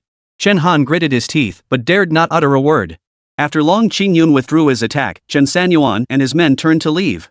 Still unwilling to concede defeat, Chen Han shouted, I'll remember you. I hope you'll still be so confident when you see me next. My father will find you. Deputy Director of the Great Xia Professional Practitioners Administration Bureau. Shan Dong. You'll regret this. Hearing this, Sun Qingqing turned with a cold sneer, her raised eyes brimming with icy disdain. Competing on background? You're not even worthy. My grandfather is Sun Yingqiu. My father is Sun Tianfeng, the first marshal of the Great Xia National Army. And Chen Sanyuan, whom you've cursed, resented, and sought revenge against, is the sole disciple of the three elders of Great Xia. Have Chen Dong bring you here tomorrow morning to apologize to us. Otherwise, he won't need to come at all. Chapter 105, The Last Chaos Blood. Sun Qingqing's domineering aura radiated outward. Chen Han and the other girl shuddered violently at the sight. Long Qingyun watched from the sidelines, itching to speak. He immediately sneered. As for me, I am the eldest son of the Long family. My father is. My mother is. Sun Qingqing kicked him right away. Idiot. You think this is a blind date? Let's go. Long Qingyun turned back with an awkward smile, silently following Chen Sanyuan and Sun Qingqing out. Once outside the guild, Long Qingyun bowed to Chen Sanyuan. Chen Sanyuan quickly dodged out of the way. Are you out of your mind? Bowing and kneeling every day is going to shorten my life. Sorry, Brother Chen. I was reckless this time. I shouldn't have let my desires get the better of me and brought these two troublemakers along. Chen Sanyuan waved his hand dismissively. It's no big deal. I'm heading back to rest. I've got more training tomorrow. Sun Qingqing giggled. Where are you going? Take me with you. Keep the good stuff for yourself. No more bringing that green tea, bring me along more often. Get me to the mid to late 6th Dan level before you compete in the international championship. Chen Sanyuan smiled helplessly. Late mid 6th Dan? She really had some nerve. How many people had been stuck in the early 6th Dan for who knows how many years? After parting ways with Sun Qingqing and the others, Chen Sanyuan went out to buy some specialty delicacies from Qingzhou. His group of noob countrymen were still training at the base. Wondered how they'd been doing these past few days. He hailed a cab and arrived at the training base quickly. Normally, entry and exit weren't permitted, it was a closed training facility, after all. But the guards at the gate couldn't stop Chen Sanyuan. His bodyguard skills were equivalent to an early 8th rank powerhouse, essentially granting him free passage. As dusk approached, Chen Sanyuan watched the trainees emerge slowly from the mist rising from the ground. Lin Ruolong and his two companions emerged with heads hanging low. This crappy cafeteria again. I'm fed up. How many more days? This is torture. Li Bingfeng sighed heavily the moment he stepped out of the underground. Why not just eat less? If you come back fat, you won't even hold on to your top 10 spot in Qingzhou. Lin Ruolong had clearly become the leader of the Qingzhou clique. I'm fine, but look at your dear sister Lin, yet she's truly wasting away for love. Li Bingfeng chuckled. Lin Ruoshue frowned beside him. Can't I lose weight? After this period of training, Lin Ruoshue had visibly tanned. Though she looked less energetic, her physical constitution was undoubtedly stronger than before. My little tiger hasn't had any beast food lately, and the instructor won't let us go out. He doesn't even have the strength to fight anymore. What's wrong with you guys? I've only been gone a few days, and you're already in such a mess. The sudden voice made all three of them jump. They whirled around instantly, their eyes lighting up as Chen Sanyuan appeared. Well, you finally decided to come back, huh? Spill it. How many new girls did you pick up out there? Li Bingfeng lunged forward and grabbed Chen Sanyuan's shoulders. You ran off with the third elder, but do you have any idea how we've been living these past few days? Lin Ruolong grinned widely, his eyes scanning Chen Sanyuan up and down. Hey, you look like you've bulked up a lot, kid. Spill it. What goodies did the third elder feed you? Got any of those super potent pills? Share one with your buddy. Chen Sanyuan swatted Li Bingfeng's paw away and chuckled, giving you a tonic pill? I'm afraid you couldn't handle it. Li Bingfeng stamped his foot. Hey! Look at him. Lin Yud. Look at this guy, he's definitely been out flirting with girls. Lin Ruoshue snorted coldly, crossing her arms and tilting her head. What does that have to do with me? That's not right. We're fellow villagers and brothers in Qingzhou, we're practically blood relatives. Li Bingfeng pleaded earnestly, continuing with solemn conviction, what if Chen Sanyuan catches some disease? That'd be bad news for all of us. Lin Ruolong? Lin Ruoshue? Chen Sanyuan. You think you're hot stuff now, or have I lost my edge? Chen Sanyuan sneered, his aura surging out with a sharp hiss. Li Bingfeng gave an awkward chuckle. I was just talking about something like tuberculosis. What were you all thinking? The group bickered and chatted, abandoning the cafeteria altogether. Instead, they snuck off to the pavilion with the fine wine and delicacies Chen Sanyuan had brought, setting up their own private feast. Li Bingfeng downed 2 gulps of strong liquor before grabbing a piece of braised beef and biting into it. Lin Ruolong clutched the roast duck, refusing to let go. Bottoms up. Lin Ruoshue clutched a box of desserts, eating them with pure bliss, convinced nothing had ever tasted this good in her life. When the hell is this damn training going to end? Burp. Li Bingfeng pounded his chest. Chen Sanyuan, there were supposed to be 7 of you. Why did only 3 show up? Don't even ask. We got bullied so bad. Besides us 3 who are stronger, the others got messed up. The mutated creatures beat them up so badly they're critically injured. Li Bingfeng shrugged helplessly. Lin Ruolong sneered coldly, the other provincial capitals are blatantly trying to bully us, making us scout for them. Bunch of bastards. I'm out of beast feed too. Can't even get them moving. Lin Ruoshue sat slumped in the corner, looking helpless. I'll give you some beast feed. Chen Sanyuan flicked his palm, and hundreds of pounds of beast feed materialized outside the pavilion, along with dozens more pounds of snacks. Lin Ruoshue's eyes lit up. All for me? Seeing Chen Sanyuan nod, Lin Ruoshue hurried forward to stow it all into her beast taming space. Late into the night, after chatting with his fellow countrymen and brothers, Chen Sanyuan departed. This continued for 3 consecutive days. Chen Sanyuan spent his mornings tormenting the Taishu spirit apes and his afternoons running dungeons with Sun Qingqing and the others. The rewards were plentiful. On the morning of the 4th day, Chen Sanyuan led his precious beast tamers to completely overwhelm the Taishu spirit ape, which crashed to the ground with a thunderous thud. It coughed up its last drop of chaos blood. Chen Sanyuan stared at the severely emaciated Taishu spirit ape, struggling to breathe, as if it had aged 100 years in an instant. However, its body, nourished by the chaos blood, avoided shrinking or rotting away. Perhaps if left untouched, its remains would eventually decompose into nutrients, nourishing the forest over the years. Several beast tamers watched the Taishu spirit ape's impending demise, their eyes filled with regret. After battling for so many days, they had grown familiar through conflict. Even ordinary beasts possessed emotions, let alone this group that had evolved into high-level spirit beasts. Chen Sanyuan paused briefly before retrieving the blood crystal he had obtained in Guidao village from his spatial storage. As the crystal rose, a crimson mark imprinted itself upon the Taishu spirit ape's body. A crimson glow shot skyward, staining the entire forest red. Huff. Thump. Thump. The Taishu spirit ape's eyes suddenly turned blood red. Its breathing grew stronger from faint to robust. Though its body remained emaciated, its aura was gradually recovering. Still nowhere near its former might when it fought 5 opponents alone. Seems the chaos blood is the key after all. Thankfully we had the blood crystal this time. Otherwise, had I failed to seal the contract, I wouldn't have spared you. With that, Chen Sanyuan fed the final drop of chaos blood he had just extracted into the Taishu spirit ape's mouth. Chapter 106, The True Ancient Ruins. The chaos blood entered the Taishu spirit ape's mouth, instantly transforming into a golden light that fused into its body. Immediately, the entire body of the Taishu spirit ape was filled with renewed vitality, its inner powers surging explosively once more. Boom! A colossal aura erupted from the Taishu spirit ape's body, unleashing a shockwave that swept outward like a tempest. If not for several exploding star-level beasts holding him back, Chen Sanyuan would have been blown away by the gale. After a brief recovery, the Taishu spirit ape slowly rose to its feet, bathed in a crimson glow. Its eyes blazed with savagery, and the breath escaping its nostrils and mouth carried thick white mist. The blood-red crystal in midair gradually lost its color, fading into a mark before gently settling upon Chen Sanyuan's forehead. "Duck!" Chen Sanyuan commanded. The great void spirit ape's eyes flashed, its aura surging. The 5 great beast riders formed a tight circle, shielding Chen Sanyuan at their center. The Taishu spirit ape slowly bent its body and crouched down. "Shake hands!" Chen Sanyuan commanded again. The eternal Calamity Emperor's eyes flickered. This scene seemed strangely familiar. The Taishu spirit ape gently raised its hand, swaying it slightly before its chest. Chen Sanyuan nodded. This didn't seem fake. The Taishu spirit ape wasn't some weakling either. If it truly wasn't under control, it wouldn't be this obedient, acting like a dog. "Stand up and turn around." Hearing Chen Sanyuan's words, the Taishu spirit ape spun once in place. Closing his eyes to sense, Chen Sanyuan felt a golden mark appear within his sea of consciousness. This mark held the power to control the Taishu spirit ape's life and death. "All right. Then right here, let me share the spoils of battle with these precious treasures." Chen Sanyuan strode to the altar, plopped down onto it, then ordered the eternal Calamity Emperor and the others to line up in the order they had become his beasts of burden, awaiting the consumption of the chaos blood. "Erha! Come here!" The eternal Calamity Emperor wagged his tail excitedly, his massive body moving toward Chen Sanyuan like a mountain. As he swallowed a drop of chaos blood, Erha radiated an overwhelming aura rivaling that of the Taishu spirit ape at its peak, instantly soaring into the air. "Big fish!" The great yin-yang fish glided forward with delight, a broad smile curving its lips as it basked in sheer happiness. "Golden silkworm!"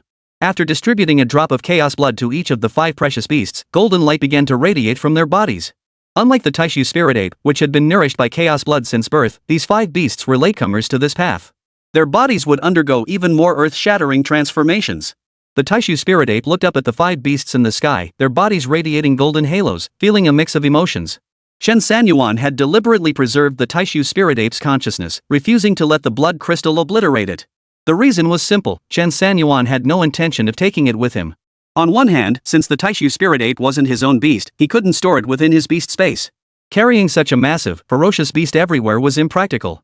On the other hand, Chen Sanyuan had been somewhat influenced by the spirit beast's emotions, granting the Taishu spirit ape the opportunity to continue guarding the ancient ruins.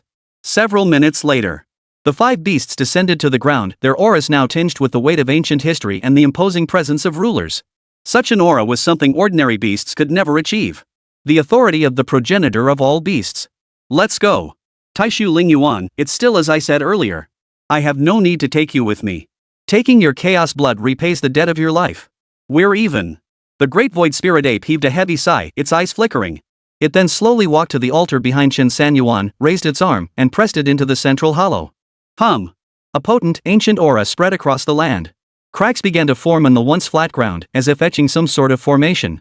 Then, a massive fissure opened above the altar, revealing a desolate battlefield within. Xiangqi's towering figure stood majestically on the battlefield, flanked by ancient great fiends. In the farthest corner, the silhouette of a Swanee could be seen. Opposite him is. Chen Sanyuan was slightly stunned. He hadn't expected this altar to conceal such a hidden realm. Misty mutants? Were aberrations already present in ancient times? This is getting increasingly bizarre. Could the mist mutants have always existed? What exactly is the nature of the mist?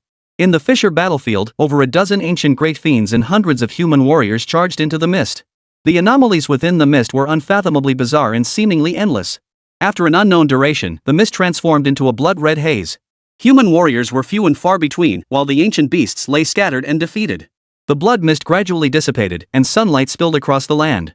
This battle ended in a bitter victory for both humanity and the ancient beasts. The scene then flickered, and the dying Xiangqi arrived in this forest. Here, it lay eternally beneath the earth, its body merging with the mountains and rivers, its blood flowing through the land. To honor Xiangqi's heroic spirit and grant him eternal rest, the local people fashioned an altar from ancient spirit stones, a legacy that would endure for millennia. After countless years, the primordial chaos blood within Xiangqi quietly coalesced, rising to float above the altar. Many more years passed before a small monkey, about half a meter tall, arrived. As if answering a call, it climbed the altar, devoured the chaotic blood, and underwent a transformation. Its bloodline was forcibly purified. Its power surged relentlessly, its aura piercing the heavens as if the Qiangqi had been reborn. The earth trembled violently. Thus was born the Taishu spirit ape. From that day forward, the Taishu spirit ape dwelled within these forests, its sole obsession becoming the guardianship of the altar. The vision within the fissure ended there, the Taishu spirit ape's eyes filled with sorrow. Chen Sanyuan remained silent. Perhaps seizing the chaos blood was wrong, but it had been unavoidable. Had he not acted, others would have seized it. At least he managed to save the life of the Taishu spirit ape, allowing it to continue guarding the Qiangqi altar. It seems old Su wasn't entirely correct, or perhaps state secrets are deliberately being concealed. In any case, that battle back then was so brutal, yet it only drove back the mist. Now that it has returned, the Great Xia's combat strength pales in comparison to what it was then. With fewer than 1 in 10 of the ancient great calamities remaining, the future world situation appears extremely perilous. As Chen Sanyuan pondered this, the fissure suddenly widened, sucking him, the Taishu spirit ape, and the entire group of beast tamers into the mysterious void. Within the void, a vast expanse stretched out before them, and the figure of the Qiangqi slowly materialized. Its massive form resembled a saber-toothed tiger, yet it bore a pair of wings on its back, crimson as blood, its bones thick and powerful. A pair of ox horns protruded from its head, its face hideously grotesque, its fangs razor-sharp. Its fiery red eyes blazed like copper bells, radiating a fierce, predatory aura. Human flesh still smells so sweet. Chen Sanyuan's hair stood on end. Could it be that this Qiangqi still had a lingering soul? Even after being dead as a doornail, it still craved human flesh? Is the mist still here? It is. It's back. Can you guys hold out? No way. You guys can't come back from the dead. Qiangqi. You really think I'm useless now that I'm dead? No one ever dared say that to my face before.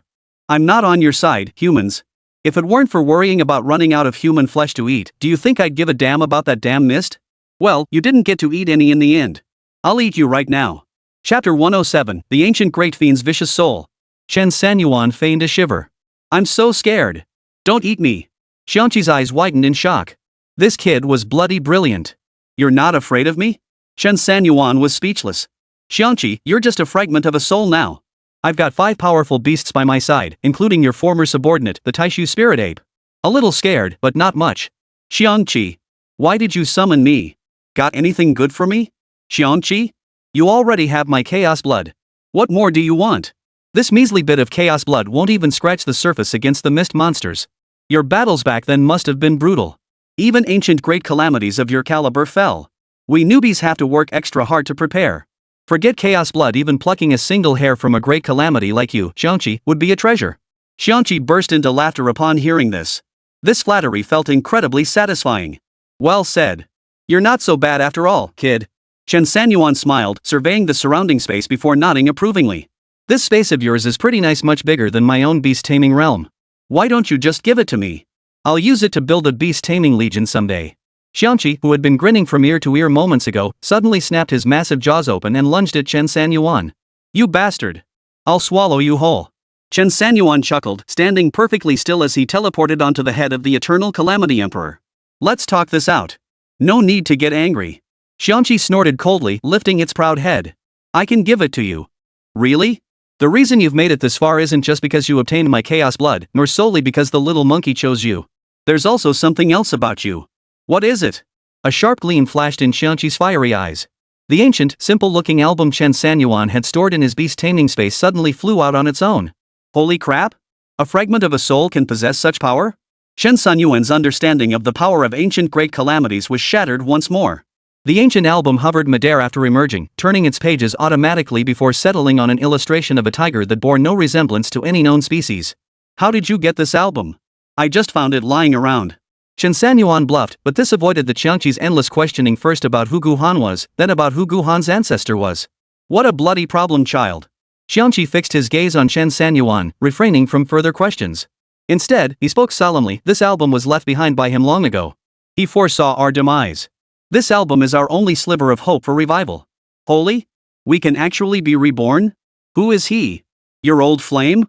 Some lame love story from the ancient era of great calamity? Roar! I'll tear you apart. Qiangqi's roar startled the 5 tamed beasts, who rushed to Chen Sanyuan's side to protect him. Oomph! You're nothing but a worthless dog. Chen Sanyuan was a bit annoyed that Qiangqi looked down on his precious tamed beasts. Let me tell you, these beasts of mine have actually fought against the ancient great fiend, the Swanni. Don't look down on them. That damn Swanni, still alive? A look of shock flashed across Qiangqi's face. Weaklings fighting weaklings, what's there to brag about? Chen Sanyuan's face twisted with fury. Fine, you really know how to show off. Fine, whatever. You're the big shot. But this album is mine. If you want it back, you'll have to beg me. What's in it for me? Chen Sanyuan prepared to demand an exorbitant price. I'll help you find the remnant souls of other ancient great evils and collect chaos blood. In return, you must nourish us remnant souls with vital energy. Xiangqi's words carried an air of authority that brooked no refusal. No way. Your terms are too harsh. Using my sketchbook is like renting a house. Nourishing you with vitality costs me both energy and money. Then you help me find these fragmented souls. It's essentially taking in your fellow fallen comrades. When you add it all up, I'm getting ripped off. Chen Sanyuan shook his head repeatedly. Here's the deal, enter my sketchbook and rent will be charged daily. I know you have no money, so you'll pay with labor. Each day, you'll teach my beasts how to fuse with your chaotic blood. Xiangqi bared his teeth, clearly displeased. You mean we give them our chaos blood, then have to help them learn to fuse it with their own? Chen Sanyuan nodded. What else? You don't want to remain a mere fragment of a soul forever, do you? You still want a home, don't you? Second, you must obey my commands. Otherwise, forget about getting any vitality from me to fill your own. It's utterly impossible. Obey your commands? Xiangqi's face twitched, his fiery eyes blazing with hatred that seemed ready to incinerate Chen Sanyuan. I've never endured such humiliation. Well, now you have. Chen Sanyuan crossed his arms, a faint smile playing on his lips.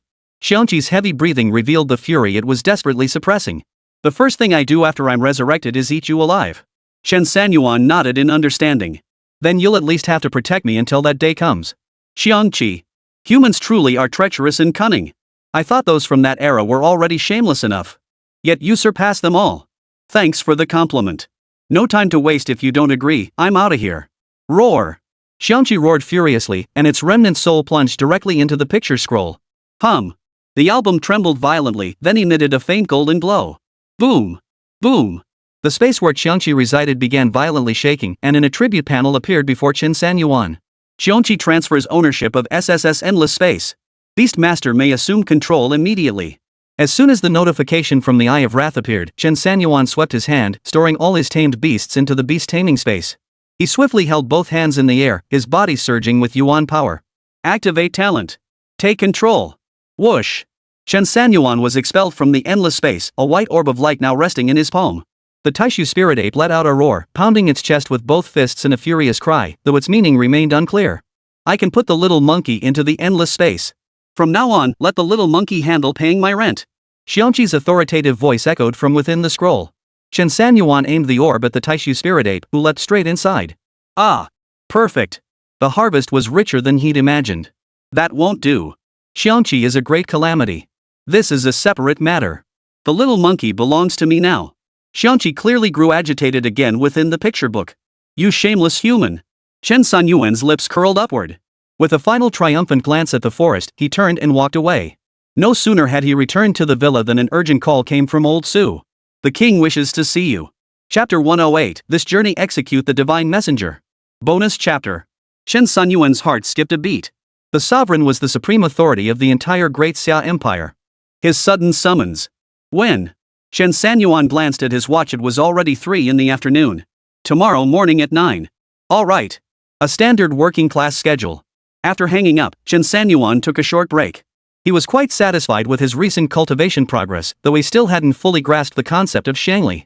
So around 5 in the afternoon, Chen Sanyuan hurried to the headquarters building of the professional association and sought out the third elder to ask about the force.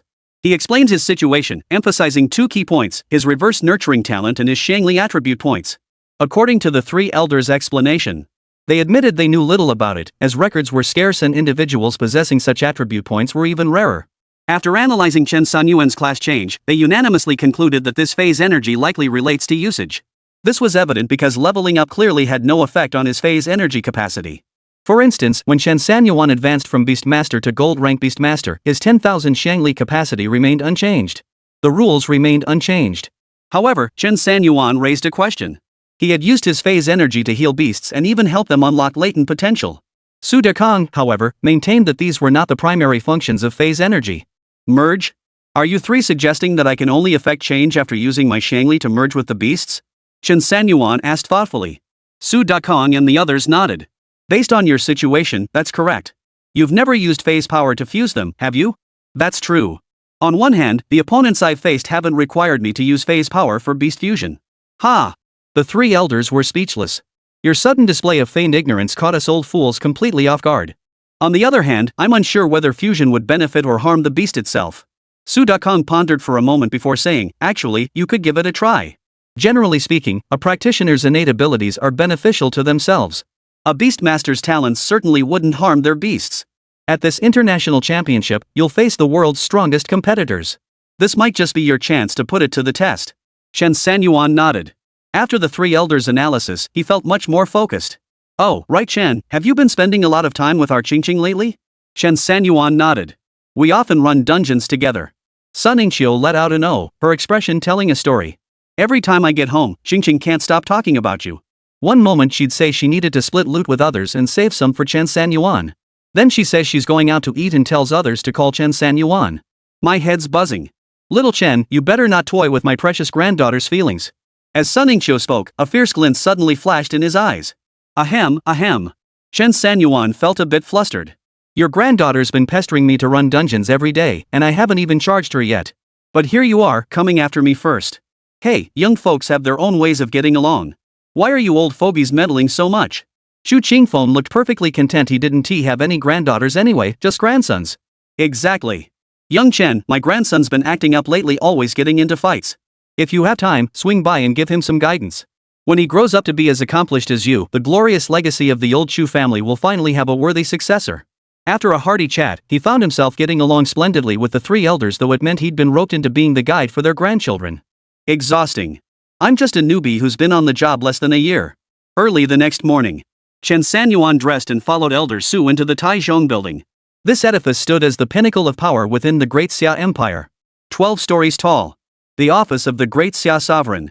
Su Dakong, Old Master Su, knocked and entered first, while Chen Sanyuan waited outside for a moment. The scene felt eerily reminiscent of visiting a superior in dramas from his past life. It seemed that no matter how the rules of the world changed, those in power remained those in power. Young Chen, you may enter now. Old Su opened the office door, and Chen Sanyuan stepped inside. His gaze immediately fell upon the figure of a man seated within the room. Around 50 years old, he had a square jaw, thick eyebrows, and large eyes that commanded respect, a presence that commanded authority without needing to raise his voice. Your Highness, I am Chen Sanyuan. Chen Sanyuan introduced himself with neither humility nor arrogance. Lord Lu Taifeng looked at the youth before him and gave a slight nod. Sit down.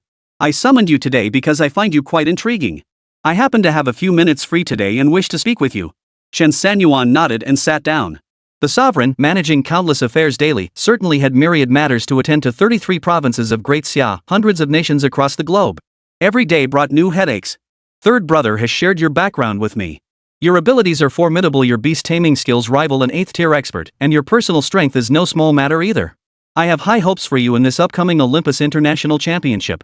Tell me what you know about the existence of deities. Chen Sanyuan's heart skipped a beat. Could it be that deities truly exist? Was the He Qianqi mentioned referring to a deity?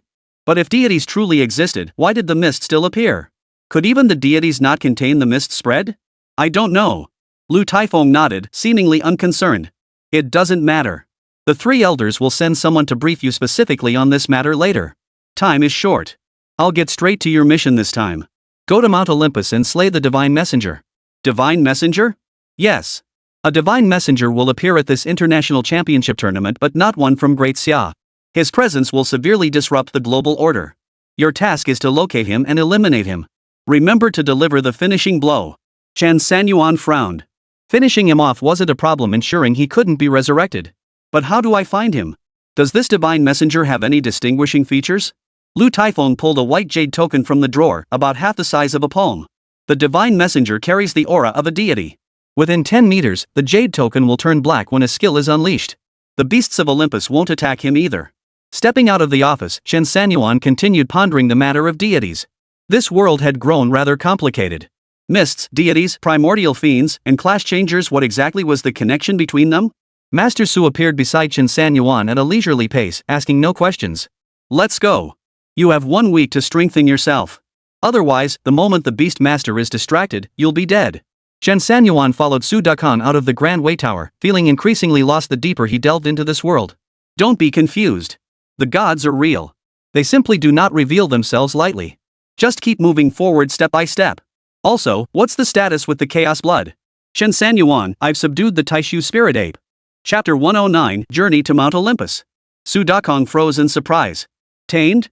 You tamed a mid-exploding star-level super-powerful beast? Chen Sanyuan nodded blankly. Yeah, I left it the last drop of chaos blood, then distributed the rest among the beast tamers. Su Dakong couldn't help but furrow his brows. Such a thing was unheard of. A gold-rank beast tamer had directly subdued a starburst-level beast, one possessing the ancient, fearsome chaos blood at that. This kid is seriously impressive. Dragon King Bathhouse. Chen Sanyuan followed Elder Su off the car, staring dumbfounded at the rose gold sign before them. Master Su, is this place legitimate? I wouldn't go anywhere proper. Su Dakong raised his hand and gave Chen Sanyuan a light smack on the forehead, unable to suppress a chuckle as he said, at my age, I've got the desire but not the strength. This bathhouse, on the surface, is a bathhouse. But in reality, Chen Sanyuan raised an eyebrow, knowing full well old Su wouldn't bring him to just any ordinary place. Could it be a hitman's den? It is indeed a bathhouse, but our treatment there will be different. Su Dakong chuckled, finally getting one over on him. Chen Sanyuan. The two entered the bathhouse. The receptionist at the entrance led them effortlessly to the top floor.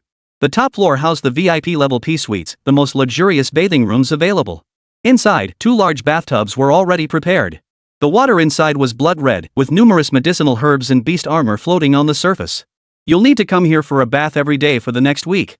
Today, I'll take you for one first. Then go train in the dungeon. Try not to summon your beast companion. Su Dakong began undressing as he spoke. Chen Sanyuan rolled his eyes inwardly. He was a beast tamer, after all. What kind of beast tamer didn't tame beasts? You know what? Once I got in, my whole body felt warm. What the heck is in this bath? Want to know? I'll tell you for 100 grand. Old Su chuckled softly, closing his eyes to rest. Chen Sanyuan forced a smile. Whatever. Old Su wouldn't harm him anyway. A week slipped by unnoticed. Following Old Su's plan, Chen Sanyuan soaked in the baths each morning and tackled dungeons in the afternoons, mostly around level 5. His beasts rarely needed to intervene. Chen Sanyuan handled everything himself. This period served as a well-deserved rest for his beasts, while Chen Sanyuan's evolution points skyrocketed. Profession, Gold Rank Beast Tamer, Level 182 3105,000. Spirit, 1830. Phase Power, 14570-10000. Talents, Control Nurture 610 Eye of Wrath Body Control.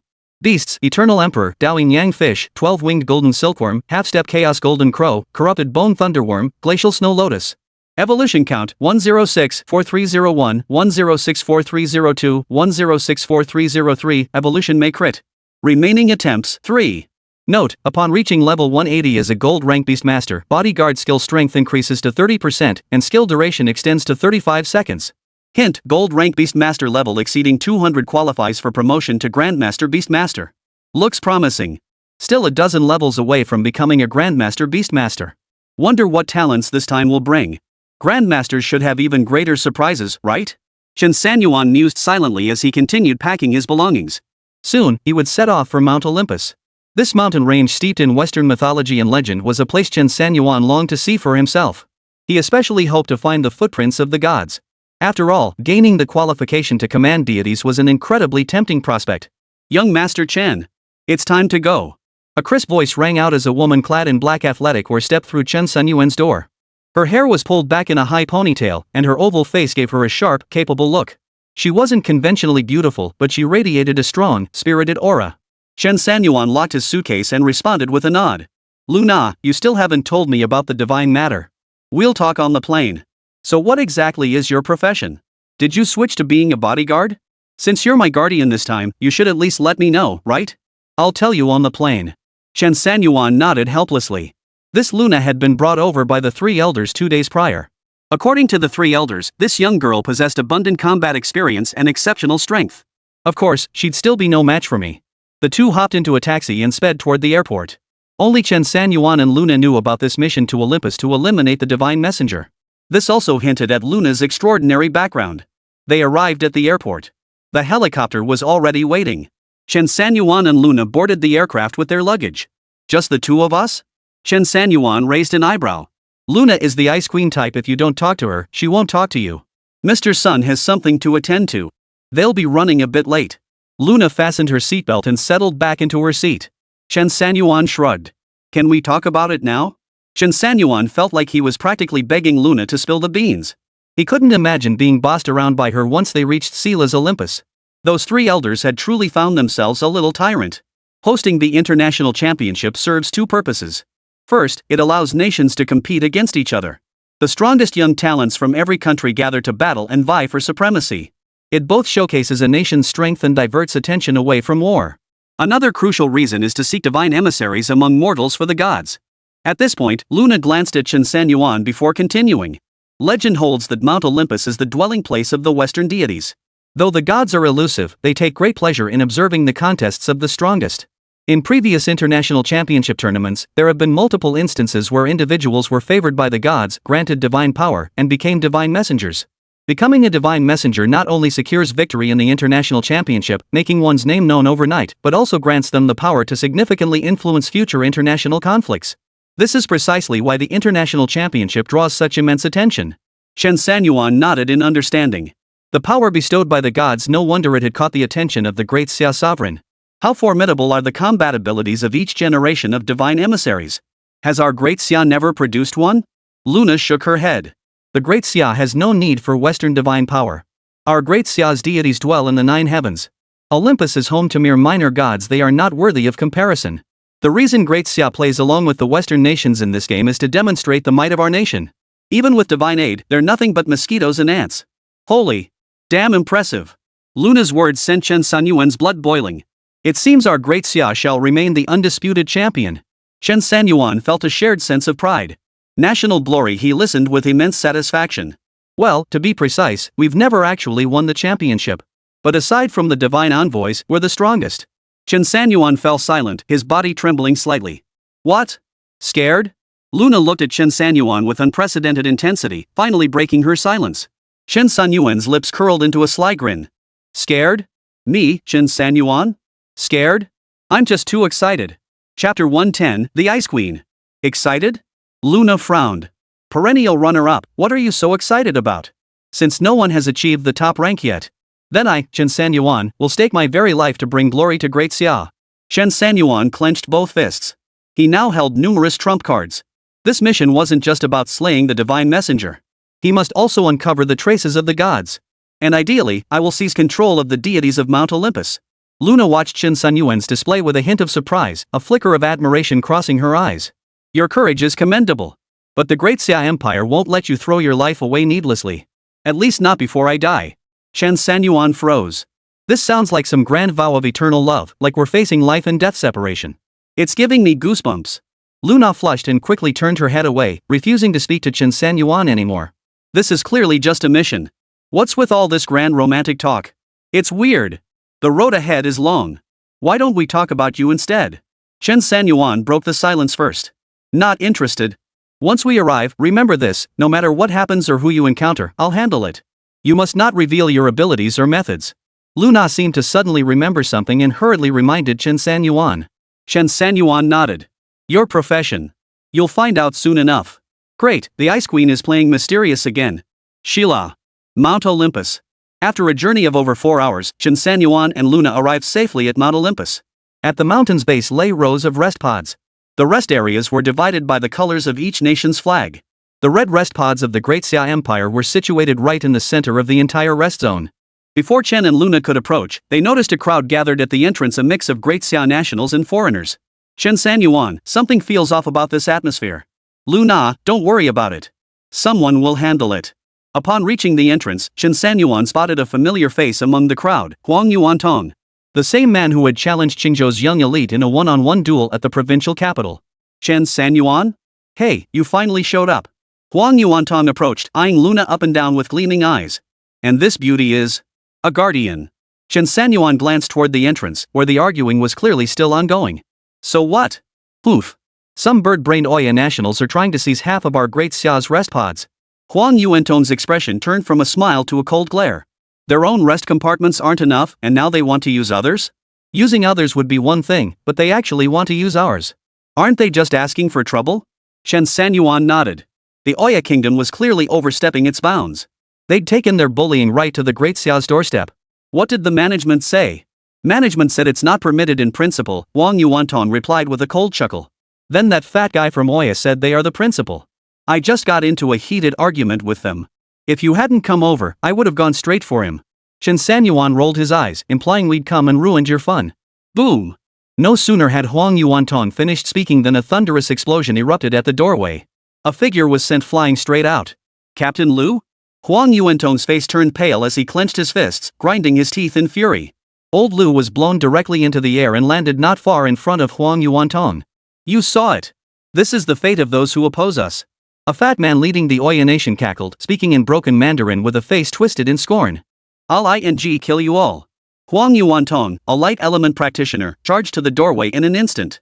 He lunged forward, landing face to face with the Oya fat man, and thrust his light-spiked hand straight through the man's throat. Die! The words fell as the Oya kingdom fat man spewed blood from his mouth and nose, collapsing dead to the ground. Whoosh! With battle about to erupt between the two sides, the staff scrambled to cover their heads and flee. Chen Sanyuan frowned as he watched. Without mediation in such a situation, it would inevitably escalate into a fierce conflict. Moreover, rushing into battle would undoubtedly allow opponents to study the fighting styles of the Great Xia contestants, potentially leading to defeat in subsequent matches. This was precisely why Luna had consistently prevented him from intervening. You can't intervene, Luna declared coldly, arms crossed. I won't either. Chen Sanyuan. It's not our time to act yet. Come on, let's find a room to rest. Luna grabbed Chen Sanyuan's arm and leapt over the iron fence, heading straight for the red rest pod area. She scanned the area quickly, avoiding several densely populated spots, and settled on a corner location. This spot was rarely chosen due to its poor environment, barely any sunlight penetrated, and its low-lying terrain made it unpopular. This spot will do. Luna kicked open the door, and an immediate whoa echoed from inside. Someone's in here? A man from Oya, with curly hair, small eyes, and a fierce expression, stood up, gripping a 2-meter-long sword. Muttering something in Oya, he saw that Chen Sanyuan and Luna couldn't understand him. He cursed and flipped them off. Just as Chen Sanyuan prepared to act, a cold gleam flashed beside him. Luna flung her sword, severing the Oya man's entire arm in one clean stroke. SSSSH. Blood spurted as the Oya man let out a piercing scream, raising his greatsword to face Luna. Thud. Luna's figure reappeared instantly beneath the Oya man's head, her sword plunging straight into his jaw. The Oya man's eyes widened in terror. Clutching his neck, he scrambled out of the rest cabin and collapsed onto the floor with a thud. Such decisive and ruthless action could only come from someone trained in the Great Xia military or a professional assassin. That's just how Oya people are, no point in reasoning with them. Just kill them outright. Wipe up the blood, please. I'll make sure the dead man stays buried. Luna shot Chen Sanyuan a glance and raised an eyebrow. Chen Sanyuan gave a wry smile. The Ice Queen probably didn't think this behavior was remotely flirtatious. After connecting the water supply, mopping the floor, and ventilating the cabin to eliminate the blood scent, Chen Sanyuan finally began inspecting the rest compartment. The cabin wasn't large, but it offered enough space for 2 people to rest. It was essentially a compact studio apartment with a bathroom, similar to a standard hotel room, relatively cramped with average privacy. Luna probably doesn't live here, Chen Sanyuan frowned. Otherwise, it would be easy to spark rumors. Especially with Huang Yuantong and the others still around. If word got back to Qingzhou, boom! Bang! As he pondered these thoughts, the sounds of fighting outside grew increasingly intense, causing the ground to tremble slightly. Chen Sanyuan hurried out of the rest pod and glanced toward the entrance. On the Great Xia side, Huang Yuantong and over a dozen others faced off against more than 20 warriors from the Kingdom of Oya. Warriors clashed in close combat while mages channeled attacks from the rear. The battle grew fiercely tense, with the Great Xia side clearly at a disadvantage. Just as Chen Sanyuan prepared to teleport over to assist, a hand seized him firmly. Chapter 111, Fierce and Taciturn. Stay put. Leave that to me. Luna was indeed a woman of few words but fierce actions. She charged forward with her sword, radiating a heroic spirit and the aura of a true warrior maiden. Chen Sanyuan never imagined he'd be protected like this one day. This is suffocating me. Seeing the Oya kingdom bully others like this, Chen Sanyuan was itching to charge right in and fight them. This was clearly going too far, utterly shameless. Meanwhile, the dispute between Great Xia and Oya was being observed by other nations. They typically kept secret records of competitors' skill performances. After all, in the international championship, each additional victory earned a medal. The more medals a nation secured, the higher its ranking on the championship leaderboard. This was the covert competition between nations. At the entrance. The moment Luna moved, her long sword danced wildly, its icy glint piercing the air as she charged straight into Oya's territory and began the fight. Without a word, she set the pace with clanging blows. Within minutes, over 20 Oya soldiers were wounded, several bleeding profusely from piercing wounds. Warning! Warning! We are officials from Mount Olympus, Sela Nation. We order you to cease hostilities immediately. Failure to comply will result in the immediate disqualification of your nation from the competition. Only then did Luna stop, swiftly returning to Chen Sanyuan's side. Let's go back for lunch break. Chen Sanyuan looked utterly bewildered. Wait, sis, you really are all action and no words. We're sharing a room? Do you think we can get separate rooms with beds this scarce? Luna didn't even look back, just walked coolly forward. The crowd behind them was utterly bewildered. Huang Yuantong's eyes were filled with stars. I love this woman. But seeing Chen Sanyuan constantly trailing behind Luna, he suddenly got a bad feeling. Chen Sanyuan.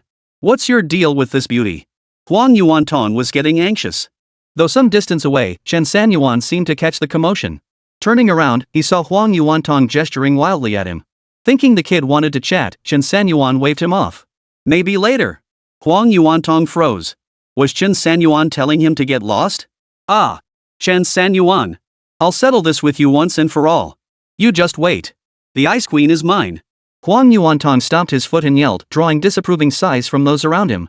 Youth is truly wonderful. Sela. Underground conference room beneath Mount Olympus. At this moment, Sela's head of state, Erha, was holding a secret meeting with representatives from the United States and 6 other nations. The power of the gods will descend soon. I wonder which nation's youth will be chosen as this year's divine messenger. Erha cast a slightly probing glance around the room. The representative from the United States chuckled. Why bother worrying about it? Xia won't be able to take it anyway. We're all good friends here, it doesn't matter who gets it. The Falling Petals Empire nodded in agreement. I think this time, we shouldn't just protect the divine messenger, we should also show those Xia professionals what we're made of. Heh, we could release some ferocious beasts. If they all perish in the mountains, well, that's just how it goes. The United States clapped in agreement. That's a brilliant idea. We'll just tell the outside world it was an accident. But there's one thing I must make clear to you all. The top spot on the champion rankings must belong to us, the beautiful nation. You got it, boss. The representatives of the remaining nations nodded in agreement. As the big brother among them, it was only natural for the United States to take the top spot. Then what about Great Xia? This year, we'll make Great Xia finish dead last. Every single one of their professionals wiped out. Ha ha ha ha. A sinister laugh echoed throughout the underground meeting room. The conspiracy against Great Xia thus began to unfold. Chen Sanyuan followed Luna into the rest pod. Lying on the bed, he felt a bit awkward. But he wasn't exactly shy after all, having lived 2 lifetimes, his skin wasn't that thin. The competition will begin first thing tomorrow morning. I'll accompany you up the mountain. Luna closed her eyes to rest, showing no trace of formality. I'd say your strength is around the 7th tier, right? Chen Sanyuan propped his head on his arm and asked casually. For someone your age, that's quite strong. But I suspect you're not just a swordsman class. Luna slowly turned her head at the words, her brow slightly furrowed. How did you figure that out? Chen Sanyuan's lips curved upward. I tricked it out of you. Luna froze, realizing she'd been tricked into revealing information. I am indeed a dual-class character. Don't ask about the other one, I won't tell you. Chen Sanyuan remained non-committal. You won't need to focus so much on protecting me tomorrow. I can protect myself. It's you who's been drawing too much attention today. Be careful tomorrow, they might retaliate against you. Luna chuckled softly. Then you needn't concern yourself with me either. Those lowly nobodies from Oya Kingdom aren't worth mentioning. Chen Sanyuan remained silent. This woman sure had a way with words. Chen Sanyuan. Get your ass out here. Just as Chen Sanyuan was about to rest, Huang Yuantong started bellowing at the top of his lungs. I'm going to fight you again. This time I'll crush you beneath my feet. Huang Yuantong's voice carried anger, jealousy, and sheer refusal to accept defeat. A friend. I'll go check on him. Chen Sanyuan said, walking to the door, only to find Huang Yuantong glaring at his rest pod with a face twisted in grief and resentment. What are you doing? Why start a fight for no reason? Save your strength for tomorrow's match. Huang Yuantong flashed before Chen Sanyuan, nearly bumping foreheads. Who's that girl? Why are you pestering her? I'm giving you one last chance, send me his WeChat. Chen Sanyuan hadn't expected this kid to already have his eye on Luna after just their second meeting. I don't have it either. Bull. Send it over right now. She's not your girlfriend, is she? Impossible, right? Chen Sanyuan was speechless. He turned around and called out, Luna. Some chubby kid wants to chase after you. Holy. Who's the chubby kid?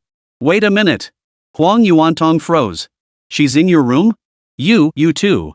Chen Sanyuan grinned. Oh, we're roommates. Boom. Huang Yuantong felt as if lightning had struck him, his scalp tingling. How dare you? How dare you have her, Chen Sanyuan? What nonsense are you spouting? Luna approached with an icy expression, arms crossed as she appraised Huang Yuantong. Just go. I don't like you. No WeChat, phone number disconnected, self-isolating, read but not replied. Holy crap. Your rejection style is pretty unique. Chen Sanyuan stifled a laugh. Huang Yuanton felt numb all over. So I'm out of luck? Chen Sanyuan sighed and gave Huang Yuanton a sympathetic pat on the shoulder. Bro, listen to me, you won't be able to handle Luna. Chapter 112, The Championship. The battle begins. Wah! Huang Yuantong burst into tears. Chen Sanyuan, I'll remember this. I don't want you as a friend. Huang Yuantong wailed loudly before turning and storming off. Chen Sanyuan felt a bit helpless. You little fatty can't catch up to that beauty, what does that have to do with me? Early the next morning. All contestants gathered at the Grand Plaza at the foot of Mount Olympus. The crowd was bustling, with professionals and guardians from various nations standing together. Sunmmary, the venerable elder son, had arrived at some point and now stood at the very front of the square as the foremost representative of Great Xia. Sila's leader, Zhou Erzu, stepped onto the elevated podium at the center and delivered a lengthy speech in his native tongue. Fortunately, translation devices were distributed, allowing participants from all nations to communicate without barriers. Chen Sanyuan listened briefly. The speech mainly welcomed the participating nations and expressed the Sila leader's excitement. He also expressed hope that all would foster friendship between nations based on goodwill. Sila would uphold fairness and impartiality in determining the championship rankings. After speaking for over 10 minutes, he picked up the small hammer beside him. He walked over to a massive suspended bell beside him and brought the hammer down with a resounding clang. Clang! 9 crisp chimes rang out, signaling the official commencement of the international championship. All competitors and guardians surged into Mount Olympus. The rules for the first event were simple.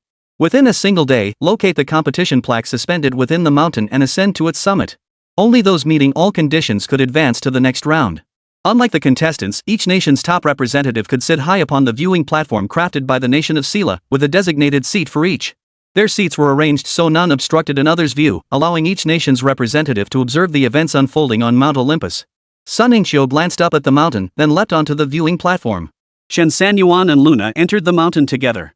Mount Olympus was vast, and locating the competition plaques proved time-consuming. The competition plaques were simply iron plates prepared by Mount Olympus, bearing no specific names. They served only as one of the screening criteria each person needed to obtain one. Head west. Luna suddenly grabbed Chen Sanyuan and pulled him along. They hadn't gone far when a piercing scream erupted from the spot where Chen Sanyuan had just been standing. Did you know that one would cause trouble? Chen Sanyuan was taken aback. This was an incredibly powerful ability. In a competition like this, staying put makes it easy for others to find you. And you can't find the competition badge either, right? Luna didn't slow her pace.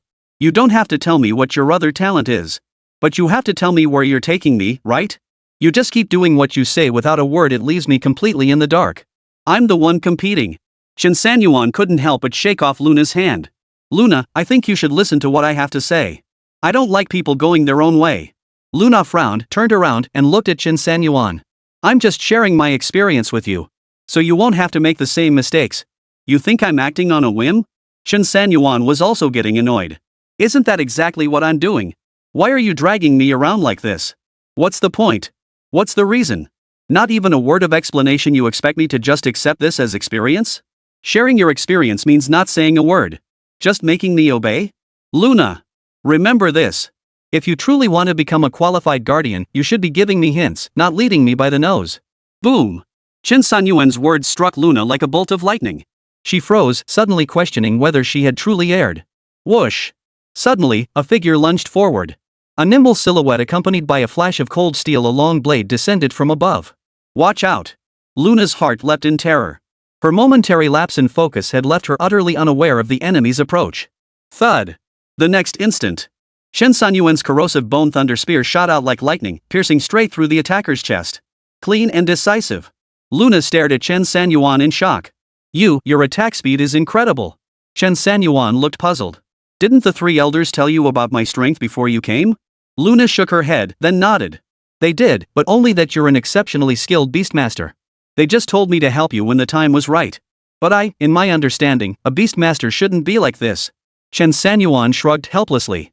Change your preconceived notions. Who knows what the future might bring? Don't get stuck in rigid thinking patterns. Luna didn't argue this time.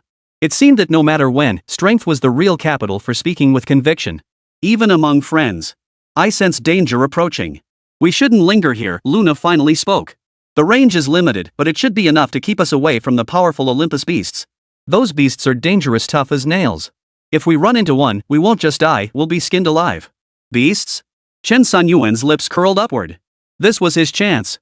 The system had mentioned earlier, defeating hidden Olympus beasts grants double experience points for clearing dungeons and trials. Where? Take me there now.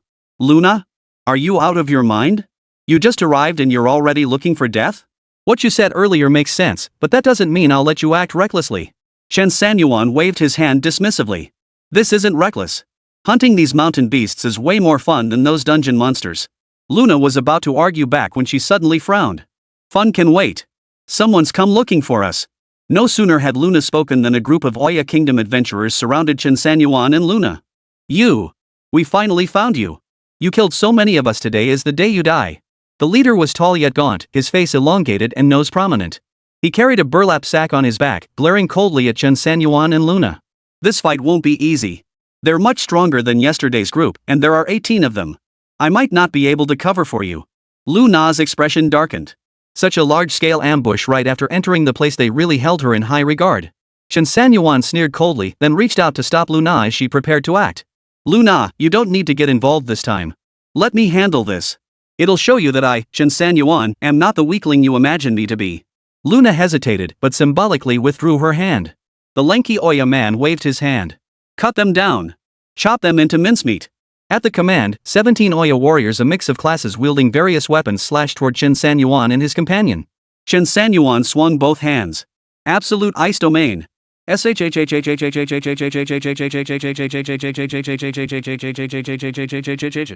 Chapter 113, Searching for the Ferocious Beast. The hunt begins.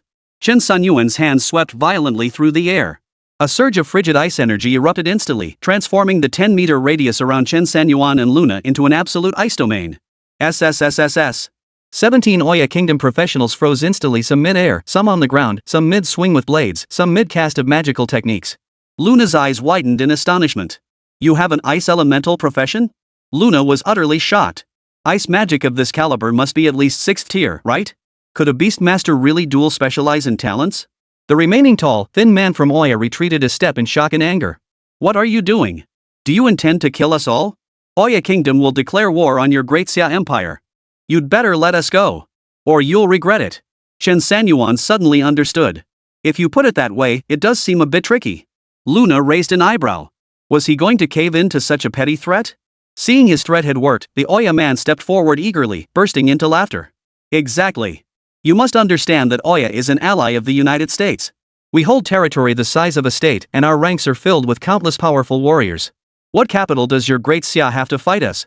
I advise you to release our countrymen immediately and then kneel down to beg me. Perhaps I might consider sparing your lives. Otherwise, when Oya invades Great Xia, it will be the day your nation falls. No sooner had the words left his mouth than Chen Sanyuan raised his palm.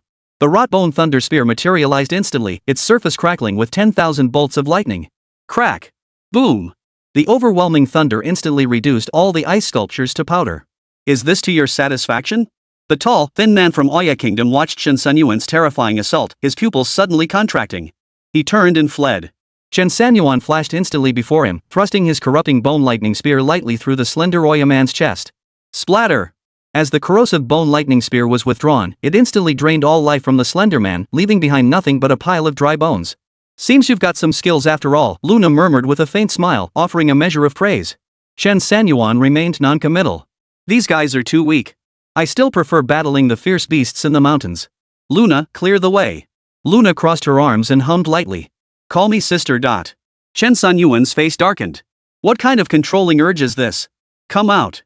12-winged golden silkworm. Whoosh! A flash of golden light erupted, and the 12-winged golden silkworm abruptly materialized before Chen Sanyuan and his companion. Hey, why did you go and make such a huge target for yourself? Now anyone from any country can track you down. Trouble's never ending. Quick, put it away. Chen Sanyuan waved his hand dismissively. Hold your horses. If you won't take me, I need to find some backup. Besides, we haven't even seen the shadow of the competition badge yet. If we keep searching like this, we'll wear ourselves out. How are we supposed to compete in the next match? Luna's beautiful eyes flickered as she studied the 12-winged golden silkworm. But it's enormous. How are you supposed to send it out to search? Insect swarm regeneration. At Chen Sanyuan's command, the 12-winged golden silkworm began to split. Within mere breaths, dozens of tiny golden silkworms appeared. Go retrieve the nameplates. If you encounter any you can't defeat, signal me your location. The first batch of split silkworms set off with a buzzing hum. Then the 12-winged golden silkworms split again, spawning dozens more. You lot, locate the fierce beasts in the mountains. Signal me when you find them. The second batch of split golden silkworms hummed as they set off. Luna pursed her lips. You sure know how to make a big fuss about calling me sister. Why all the commotion? Chen Sanyuan's lips curved upward, and he couldn't help but smile. Since I've adopted you as my god sister, I'm afraid others might misunderstand. What misunderstanding? If anything, I'll protect you from now on. Godmother, huh? Luna looked utterly confused. What was there to fear about misunderstandings? Hey, wait for me. You're going the wrong way. The beasts are in the northwest. The two pressed onward, reaching the northwest border of Mount Olympus. Before long, they spotted a bear-like beast chasing a group of people. The group, likely from some western nation, consisted of 4 or 5 people. They were being chased relentlessly, looking utterly disheveled. One had even lost an arm. Chen Sanyuan and Luna observed from the shadows. That beast must be around the 6th tier too, with thick, tough hide. Even a typical 7th tier powerhouse would have to be cautious against them. This group seems to be around the 6th tier as well. They might be considered decent fighters elsewhere, but against a ferocious beast. Luna glanced at Chen Sanyuan as she spoke. I guess your strength is around the 6th tier too, right? Isn't it reckless to provoke a ferocious beast like that? Chen Sanyuan chuckled. Then you've misjudged me. Besides, 6th tier beasts are nothing but nourishment to me. They look kinda pitiful. I've decided to take this little bear. Luna pursed her lips. Don't get cocky, though. The beasts of Olympus are said to be the pets of the gods. They're not to be underestimated. Chen Sanyuan nodded in agreement, sweeping his right hand across his chest. Come forth, Eternal Emperor. Roar. A thunderous roar echoed as the Eternal Emperor's towering form descended from the heavens. The moment he touched down, the entire Mount Olympus seemed to tremble. Luna's expression changed drastically. This kind of pressure. The elders only mentioned Chen Sanyuan's talent, but I never imagined he possessed such a high-level beastmaster. Second Hound. Charge. As soon as Chen Sanyuan spoke, the Eternal Emperor's form surged forward. Meanwhile, the bear-like beast that had been relentlessly pursuing the group of professionals froze in place. Boom! Just one strike. The Eternal Emperor crushed the beast's skull with a single palm strike. A mist of blood instantly filled the air. The hunted professionals froze in shock, their faces warm with the beast's blood. Ah! Don't kill me! Don't kill me! Several adventurers immediately knelt on the ground, repeatedly kowtowing. Please, big brother, big sister, don't kill us. We're all talents from small nations. Killing us will mean the destruction of our countries. Please. Please spare us. Seeing them all kowtowing, Chen Sanyuan couldn't be bothered to waste his breath on them. He turned and walked away. Where else could it be? Dry sister. Luna snapped back to reality. Hearing Chen Sanyuan address her that way, the corners of her mouth curled upward despite herself. Now you remember to call me that? If you'd done this earlier, we wouldn't have needed the golden silkworm. I was just looking for the nameplate earlier. Chen Sanyuan chuckled. Since he was helping Luna, he figured he might as well offer her a little emotional support. Luna sensed the air briefly, then furrowed her brow. This is strange. Why are several ferocious beasts suddenly charging toward the Great Xia direction? Chen Sanyuan scanned the horizon but couldn't make out anything unusual. Well then, let's head back. Begin the hunt. Chapter 114, one in each hand, squeezed to burst. Chen Sanyuan opened his attribute panel and a notification immediately appeared. Congratulations on defeating the Bartholomew Bear. Reward, 12,000 EXP2 is equal to 24,000 EXP. Randomly dropped as great equipment, War Bear's counter armor. Can counterattack 50% of enemy attack damage. Chen Sanyuan stowed the gear and returned to the Great Xia competition zone with Luna. As soon as they approached, the sound of combat echoed from within. Luna hurried forward and peeked cautiously from behind a tree trunk. There, Wang Yuantong and his group from Daxia were locked in combat with a band of fair-haired Westerners. Both sides exchanged blows, each sustaining injuries, with over a dozen fighters on each side. Hand over your nameplates. Cut the bull. You think you can steal what's mine, you dogs? If you don't hand them over, you'll only die a more miserable death. There's no way out for Daxia in this match. Bull. You dare bully this old man? We'll make sure not a single one of you survives. Insults flew back and forth, but it seemed the Great Xia faction had managed to seize one nameplate during the chaos. The nameplates weren't distributed based on the number of participants. The quantity was half the number of contestants from each nation. So if you couldn't find one, you had to fight for the ones already claimed within the time limit. Survival of the fittest, that's how it goes. To qualify for the second round, you had to resort to any means necessary. On the field, after a flurry of heated insults, the two squads clashed once more. Tanks charged at the forefront, warriors engaged in one-on-one combat, mages channeled their spells. There were virtually no support class players. Cut them down. Hand over your nameplates. Your great Xia will fall here today. Bull. Both sides were locked in fierce combat. Chen Sanyuan hesitated, deciding against rushing in. Luna, too, was carefully sensing the movements of the ferocious beast. Closer. Closer still. They're here. No sooner had Luna spoken than trees around both groups snapped violently. Massive figures appeared before everyone, panting heavily and seething with rage. Holy crap! How did so many beasts get here? Holy crap! You guys lured them here. These bastards are truly evil. The great Xia side erupted in curses. Over on the western side, their expressions turned grim. They understood these beasts far better, especially the ones from Mount Olympus. They were monsters. We need to get out of here. We can't possibly fight these beasts. Retreat! Retreat! Seeing the Westerners trying to flee, the great Xia group immediately gave chase in fury. You want us to be your sacrificial lambs? Dream on. Brothers, chase them down. The Western adventurers sprinted for their lives, pursued relentlessly by the great Xia forces and the howling, snarling beasts hot on their heels. Chen Sanyuan scanned the beasts: four-armed giant apes, two-horned gray wolves, sky-reaching pythons, and colossal scorpions. For in total, each distinct in form, yet all shared bloodshot eyes brimming with savagery, panting heavily as they closed in.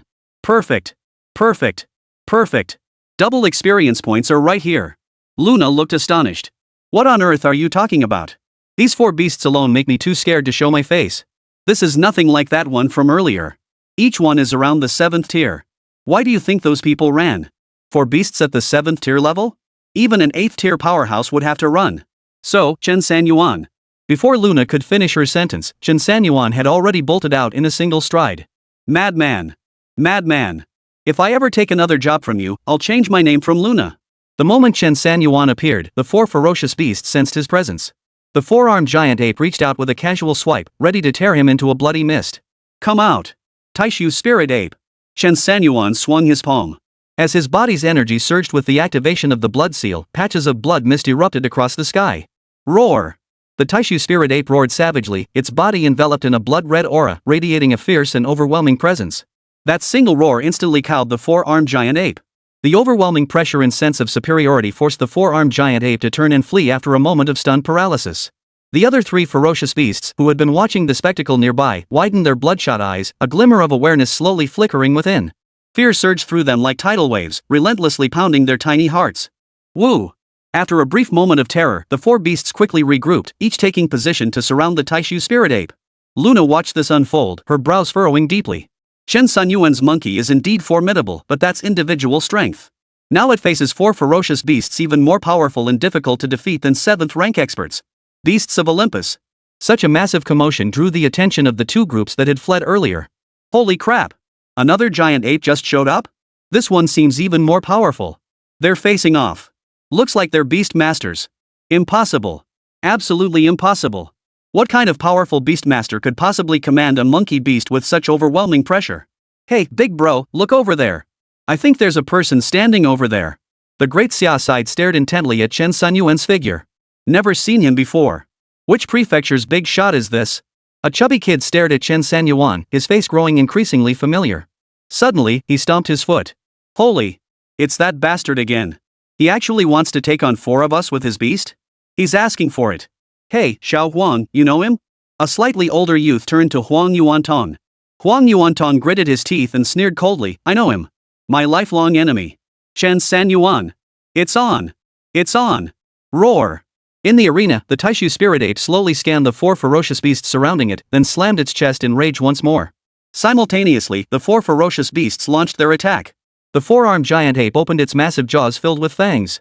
Its 4 arms suddenly turned metallic, and its heavy fists could shatter metal and split stone. The heaven-piercing serpent spewed black venom from its jaws, leaving trails of white, highly corrosive gas in its wake. The venomous scorpion flickered its tail, aiming a sting at the Taishu Spirit Ape's hindquarters. The twin-horned gray wolf, meanwhile, charged head-on at the Taishu Spirit Ape with agile movements.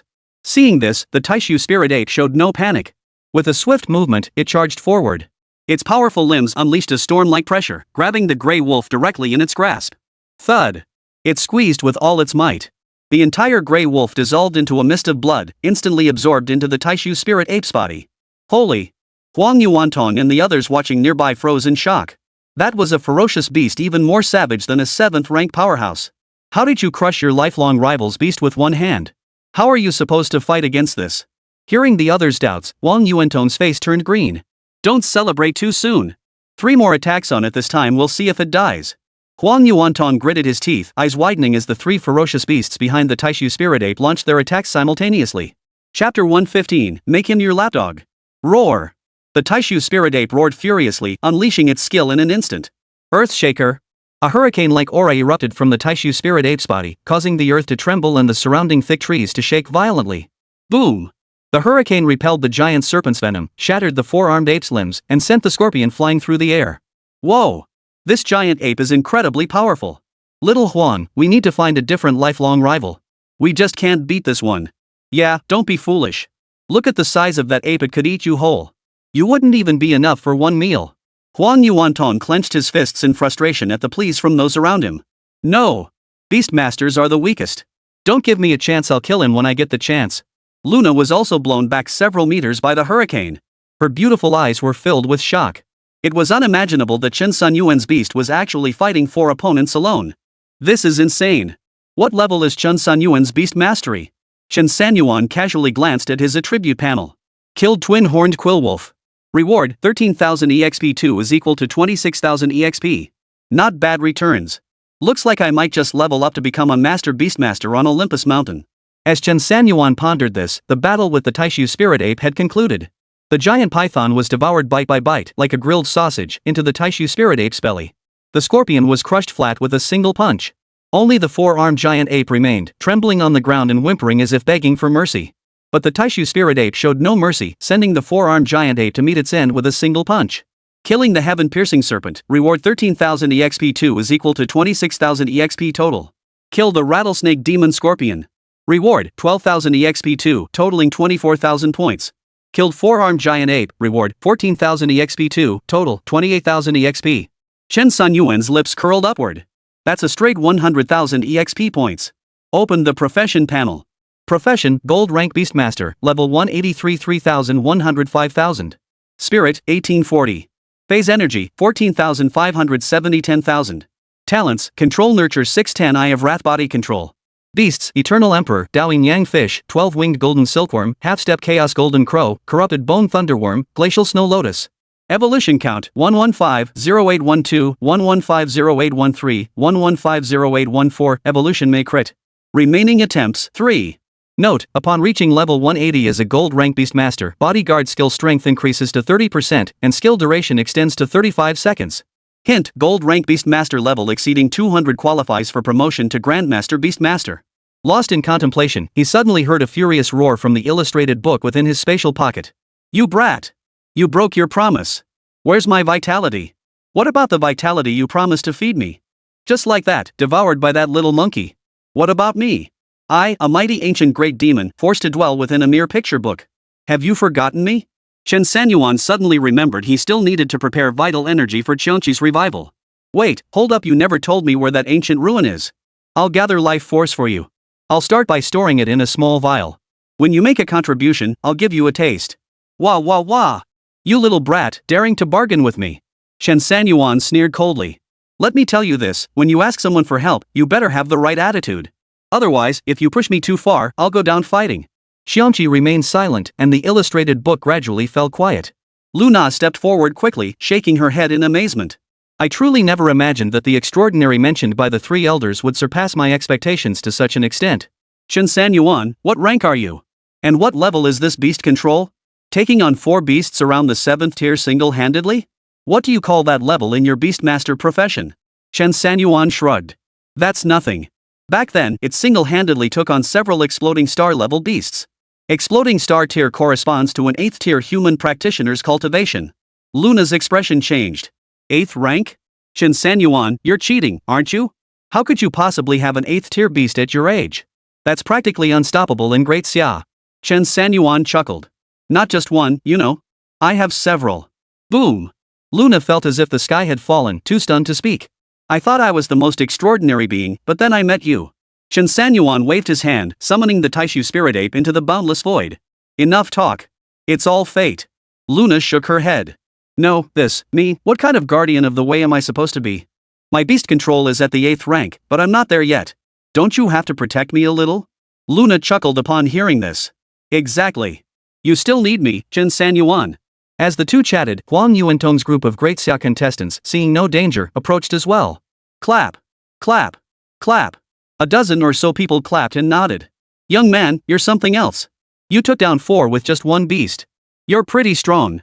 We're actually forming a group to find the key and climb the mountain. Why don't you join us? We can watch each other's backs. Yeah, come on. We'd love to have you. Chen Sanyuan curled his lip. More like I'll be the one looking out for you guys sounds pretty nice coming from them. Chen Sanyuan. Come on. Let's have another fight. I refuse to believe it. As a 6th-tier light elemental powerhouse, I can't handle you? Huang Yuantong had barely finished speaking when he rolled up his sleeves and charged toward Chen Sanyuan. Luna's long sword sliced through the air before him, carving a trench in the earth. I am Chen Sanyuan's guardian. Any objections, direct them to me. Huang Yuantong's fierce expression melted away the moment he saw Luna. No, wait, I mean, he and I are buddies. Unmoved, Luna reiterated her stance before everyone present. I don't like you, and you shouldn't make things difficult for Chen Sanyuan because of it. One more time, and my sword won't show mercy. Ice Queen. Everyone felt the same way. They didn't mock Huang Yuantong because Luna's aura was too overwhelming. Listen, little Huang, this beauty is beyond your reach. Exactly, little Huang. You can't handle her.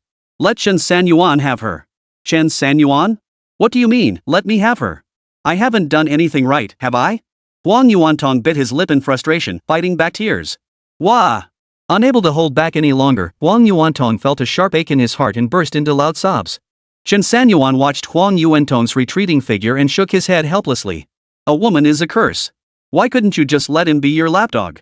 At least he'd be happier. I don't need that. Luna crossed her arms, utterly indifferent to Huang Yuantong's escape. Chen Sanyuan froze.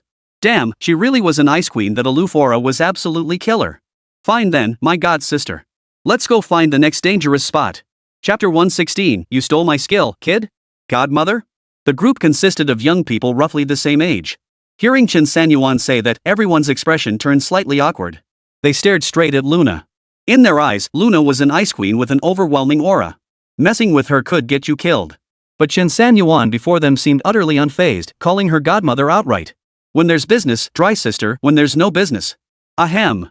Clearly, someone in the crowd was starting to get dirty-minded. Luna, however, remained utterly calm. She sheathed her long sword and nodded. Alright, then let's head east again. My dear little brother. A faint smile touched Luna's lips. She had already acknowledged Chen Sanyuan's strength. Such formidable power earned him the right to be her dear little brother. But it was precisely that faint smile of Luna's that left everyone utterly dumbfounded. Holy crap. She's gorgeous. Ah, the Ice Queen actually smiled. This guy's got some serious luck with women.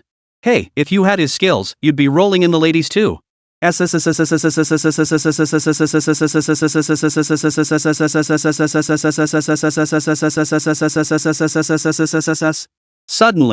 a flurry of urgent insect chirps echoed in Chen Sanyuan's mind. He knew the ice silkworms he'd released had news. No, you have to come with me this time. The ice silkworms have news. Luna nodded in agreement. What else was there to say? News from the ice silkworms meant they had to head to that engraved plaque first before grinding for experience. Chen Sanyuan and Luna turned north and charged up the mountain. The others behind them exchanged glances, their eyes settling on the seemingly older-looking young man leading the group. What should we do, boss? Should we look for Xiao Huang or follow the beauties? Why look for Xiao Huang? He's heartbroken right now. He needs some peace and quiet. Then what about us? Follow them. They're so skilled, if they find anything good, we might get a share. A dozen or so people quietly trailed behind Chen Sanyuan and his group. After about 10 minutes of walking, Chen Sanyuan and Luna pushed forward and finally heard the sounds of combat. The hissing sounds of ice silkworms echoed all around. Looks like they've run into some pros. Chen Sanyuan mused inwardly. Logically speaking, the ice silkworms split from golden silkworms possessed considerable strength, easily capable of handling 6th-tier powerhouses. Chen Sanyuan, look at that man. Luna's gaze fixed on a man wielding a Japanese katana amidst the crowd. Though not tall, his movements were elusive and unpredictable. With a single swing of his blade, an ice silkworm was instantly cleaved into several pieces. Looks like a ninja from Japan. Chen Sanyuan scanned the jungle, noting the fighters had split into roughly 3 factions, each with 5 or 6 members. Now that most of the ice silkworms had been killed, the 3 factions began vying for dominance once more. You Japanese bastard. You wounded my brother and stole our nameplates. You think you can just walk away like that? The group on the western side were Great Xia nationals, two of whom Chen Sanyuan recognized. They were Wang Jin, the fire element warrior who had challenged him in Qingzhou, and Tang Xiaolong, the epic tier Beast Tamer.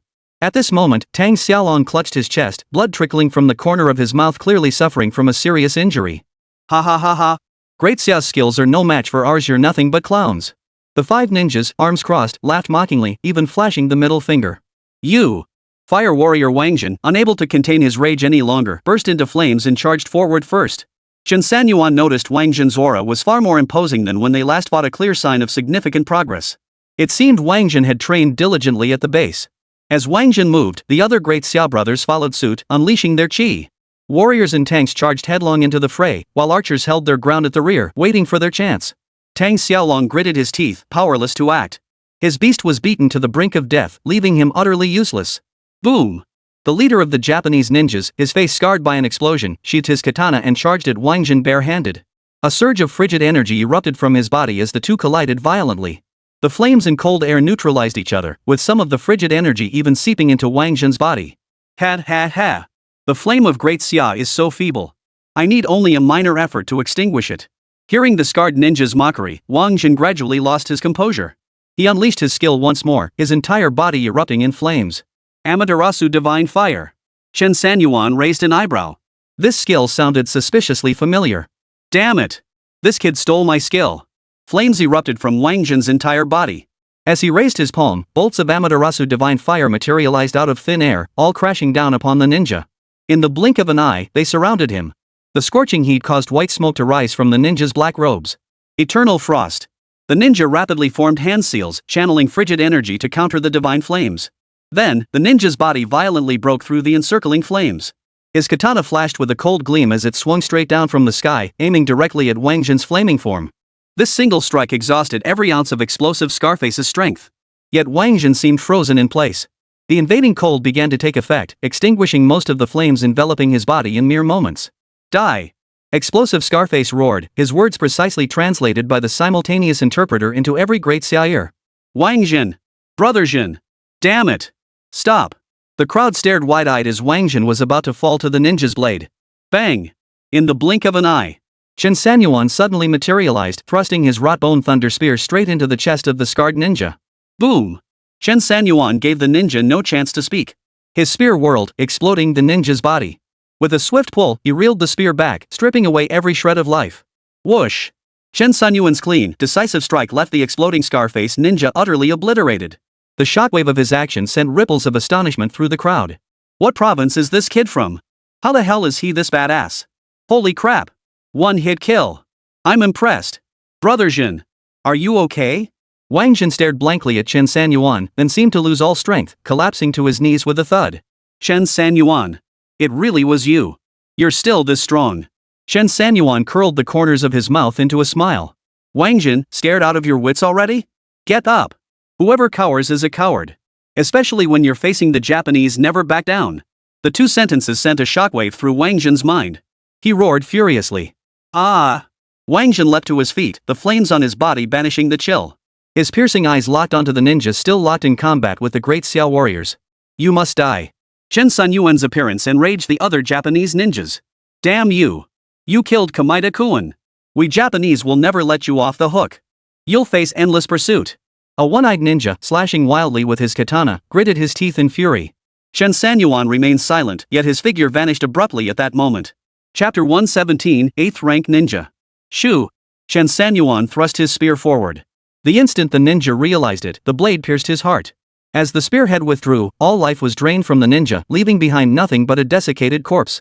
At that moment, not only were all the Japanese stunned. The brothers of the Great Xia Empire were stunned.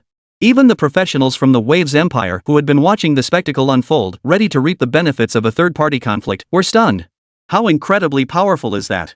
Is this even tournament level? Are you kidding me? How did the organizing committee let someone this ridiculously overpowered in? Good heavens, I think we'd better get out of here fast. There's no way we can win. One shot, one kill. Oh my god. Chen Sanyuan swept his gaze across the crowd. 3 Japanese competitors turned and fled. Think you can just run away? For a little rat to survive and escape under my watch would be a tremendous insult to myself. Whoosh! Chen Sanyuan darted forward, blocking the 3 men's path. With a flick of his spear, 10,000 bolts of lightning erupted in an instant. Boom! 3 Japanese soldiers were blown backward instantly. Lord Hanzo! Save us! Severely wounded and clearly outmatched, the 3 slashed their palms open, blood surging forth as they urgently summoned their guardian spirits. A plume of black smoke erupted from the ground, gradually coalescing into a dark silhouette. This figure, also clad in ninja attire, wore all black with his chest partially exposed. His hair was tied in a high topknot, bearing a striking resemblance to the character Miyamoto Musashi from video games. Lord Hanzo! Matsui and Mago have been slain. Please swiftly eliminate the vile traitors of Dacia. Hearing this, Hanzo slowly raised his head, his expression serene save for a murderous glint in his eyes. The new generation grows weaker by the day. So weak they get chased around by Dacia's little brats. The deep voice transmitted through the simultaneous interpreter reached Chen Sanyuan's ears, crystal clear. Chen Sanyuan studied Hanzo. This was his first encounter with a guardian of the way. The previous Oya kingdom had never seen a guardian. I'll kill him. You guys leave. Hanzo cracked his neck, drawing 2 katana from his waist. The moment the blades left their sheaths, a powerful aura swept across the surroundings. 8th Dan! How dare this Japanese bring an 8-rank guardian into the country? Holy! How? The rules clearly state guardian levels can't exceed 8th rank. Shut up! Hanzo roared in irritation, his aura exploding outward, sending the surrounding Great Xia brothers and Wave Empire professionals flying. Luna wasted no time, rushing to Chen Sanyuan's side to shield him. The rules for this international championship have gone haywire. I noticed something was off earlier. Not only are there significantly more participants, but some of the professionals' ages clearly don't add up. More crucially, the guardians from some nations seem to be missing. Chen Sanyuan nodded. Luna had voiced precisely what he had been about to ask. Something fishy was definitely going on. It seemed these nations were definitely hiding something. We're no match for an 8th rank opponent. Even with your Starburst tier beast, if they go for the king first to subdue the bandits, you won't be able to resist. Luna watched Hanzo's every move with wary eyes. At that moment, the 3 severely wounded Japanese warriors suddenly grew bold, standing where they were and laughing loudly. See for yourselves? This is the might of Japan's elite. This is the terrifying power of our Japan. Today, you all die here. Ha ha ha, if not for this covert operation, we would have long ago. Shut up! Hanzo suddenly roared, swinging his katana forward. The mere wind from the blade sliced the unfinished words from the ninja's mouth, drawing blood from his forehead. The ninja nodded repeatedly, his body trembling violently. Chen Sanyuan seized the moment to channel his yuan power, sweeping his right hand across his chest. After all, facing an 8th rank powerhouse, he dared not be careless. Come forth! Taishu Ling Yuan! Eternal Calamity Emperor! Half-step Chaos Golden Crow! Rotten Bone Thunderworm! Boom! Boom! Boom! The Taishu Spirit Ape appeared, its massive fist pounding against its chest. Roar! The Eternal Calamity Emperor's crown still shone brightly, its voice booming throughout the entire space. Many could not withstand it, their bodies swaying. Screech! The half-step Chaos Golden Crow materialized amidst flames, its ferocious inferno engulfing the sky. Nearby colossal trees were instantly reduced to ash. SSSSH! The Rotten Bone Thunderworm appeared, causing surrounding trees to wither as lightning coiled around it. Surrounded by 4 exploding star-level Vajra beasts, Chen Sanyuan finally felt a profound sense of security. At that moment, everyone froze in place. Luna's eyes widened as she nervously watched Chen Sanyuan's beasts.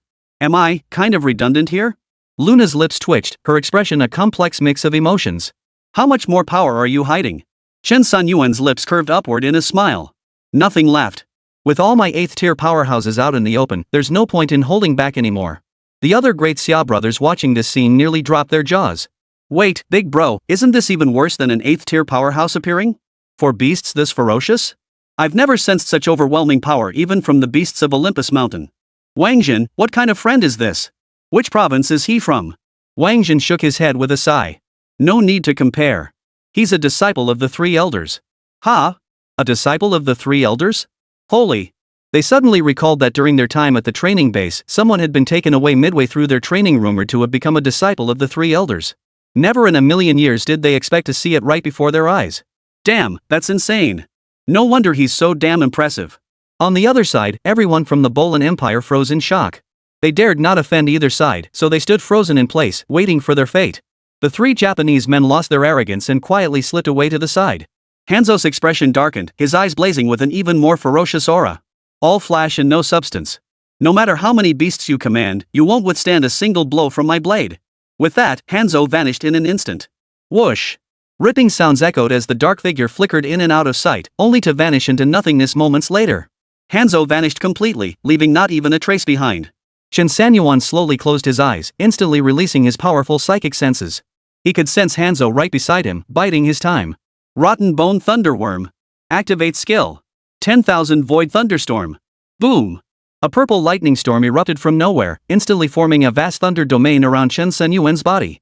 At the same time, the four great beast tamers secured the northeast, southeast, northwest, and southwest directions respectively, forming a seamless, impenetrable perimeter. Hidden in the shadows, Hanzhou couldn't help but frown.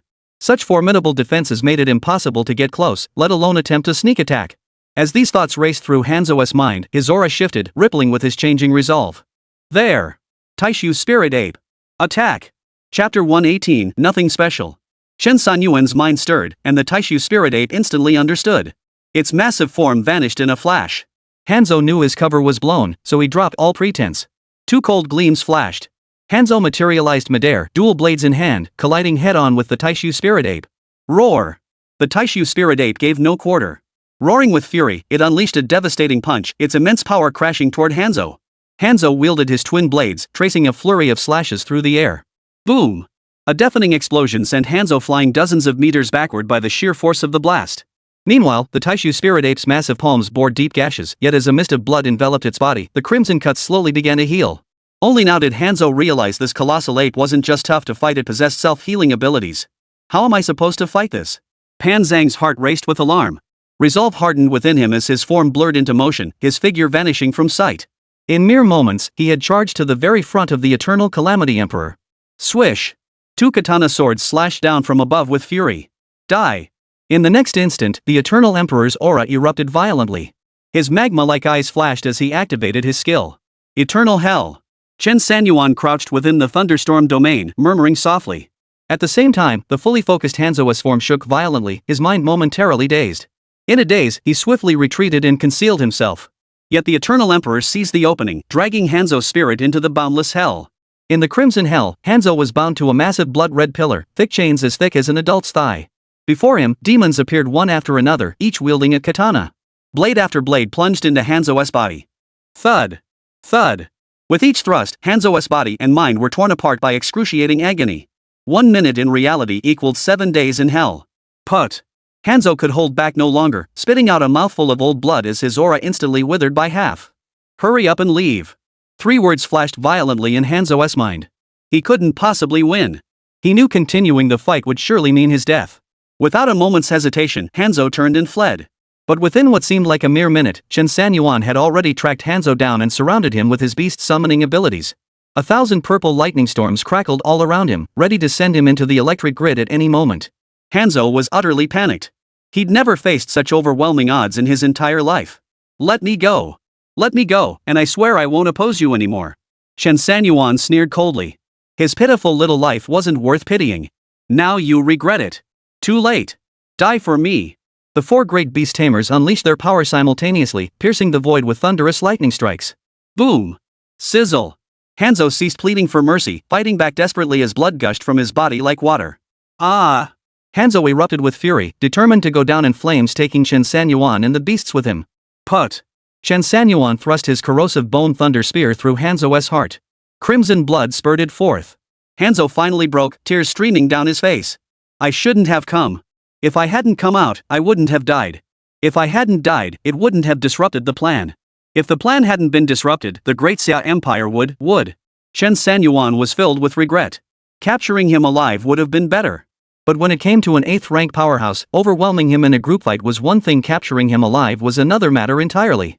At least Chen Sanyuan wasn't confident he could pull it off, even if this Hanzhou was likely only at the lower end of the 8th rank.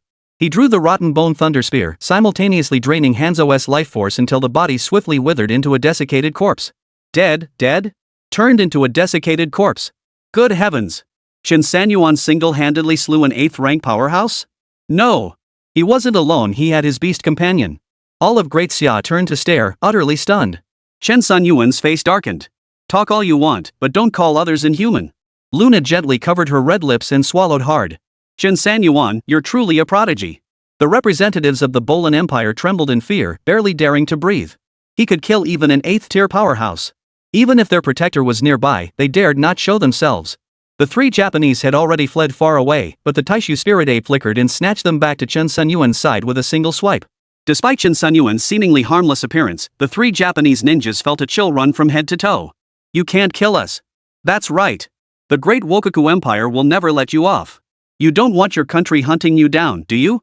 They'll mobilize the entire nation to hunt you down. Their faces betrayed panic, yet their words grew increasingly defiant. Chen Sanyuan gave them no chance. His spear sliced cleanly across their necks. A sharp gash opened, spurting warm blood. Extract their life force. At his command, the spear hovered in midair, draining the three Japanese men into desiccated corpses. A silver-gray competition life token promptly fell to the ground. Chen Sanyuan casually picked it up, scanning the crowd before his gaze settled on the numerous professionals from the Bolan Empire. The Waves Empire's members stiffened visibly. You. Thud. Without a moment's hesitation, the Wave Empire's professionals knelt directly on the ground. We won't run. We won't fight. Please don't hurt us. We beg you. Yes, yes, yes. Release us, and we swear we'll never bully our brothers from Great Xia again. We're sworn enemies with Japan. Those little bastards deserve to die. We'll give you anything you want. Even PY deals are fine. Chen Sanyuan was speechless. Could you guys show some decency? I have a godsister, for crying out loud. Where are your identification tags? The Bolan Empire men hurriedly produced two nameplates, presenting them with both hands. Don't give them to me. Throw them on the ground. You may leave. The Bolan Empire men hastily bowed in gratitude, then scrambled away, terrified they might get shot dead if they lingered. Divide these nameplates among yourselves, but no infighting, it's embarrassing. Chen Sanyuan said, glancing at Wang Jin and Tang Xiaolong. He only recognized these two among the group. One nameplate was enough for himself, the rest could go to the brothers of the Great Xia. Wang Jin nodded. Thanks. I'll remember this favor. Also, you've gotten stronger again. Chen Sanyuan made no comment and didn't intend to linger. Luna, let's go. The group of brothers from Great Xia couldn't help but glance at Chen Sanyuan, who was accompanied by a beautiful girl, their expressions tinged with envy. Look at his guardian, a little beauty. Being a powerful warrior sure gets you special treatment. Ours are just old geezers, and who knows if they'll even show up. Hey, are you crazy? Don't let the old man hear you. If he doesn't show up when it counts, he's finished. The group whispered among themselves. Their guardians are entirely different from Chen Sanyuan's. They are considered prodigies among the major provinces and prefectures, and the guardians they invite must be venerable elders of great renown. Such elders typically neither intervened nor revealed themselves. Especially when encountering a prodigy like Chen Sanyuan, they'd flee far away. Right now, who knows where they're hiding, enjoying a quiet life. After resolving the matter in Hua, Chen Sanyuan and Luna continued eastward. Suddenly, they sensed several groups of people charging past them. At that very moment, the jade token given by the Great Xia sovereign changed color. Chapter 119, The Crimson Beast Horde. Chen Sanyuan pulled out the jade token to inspect it. Sure enough, it had turned black, though it quickly returned to its original state. Among those groups just now were candidates for divine envoys. Luna's body stiffened abruptly, her expression turning grave. This was their top priority mission. Pursue them. Luna nodded and followed Chen Sanyuan as they tracked the previous group's trail. As they hurried along, Chen Sanyuan opened his attribute panel with a thought. Kill an 8th tier guardian, reward 100,000 EXP. Kill a 6th tier contestant from Hua State, reward 30,000 EXP. Kill a 5th tier contestant from Hua State, reward 15,000 EXP. Kill a Japanese. Defeat a 5th tier contestant from Oya Nation, reward 15,000 EXP. Defeat a 6th rank contestant from Oya Nation, reward 30,000 EXP. Defeat.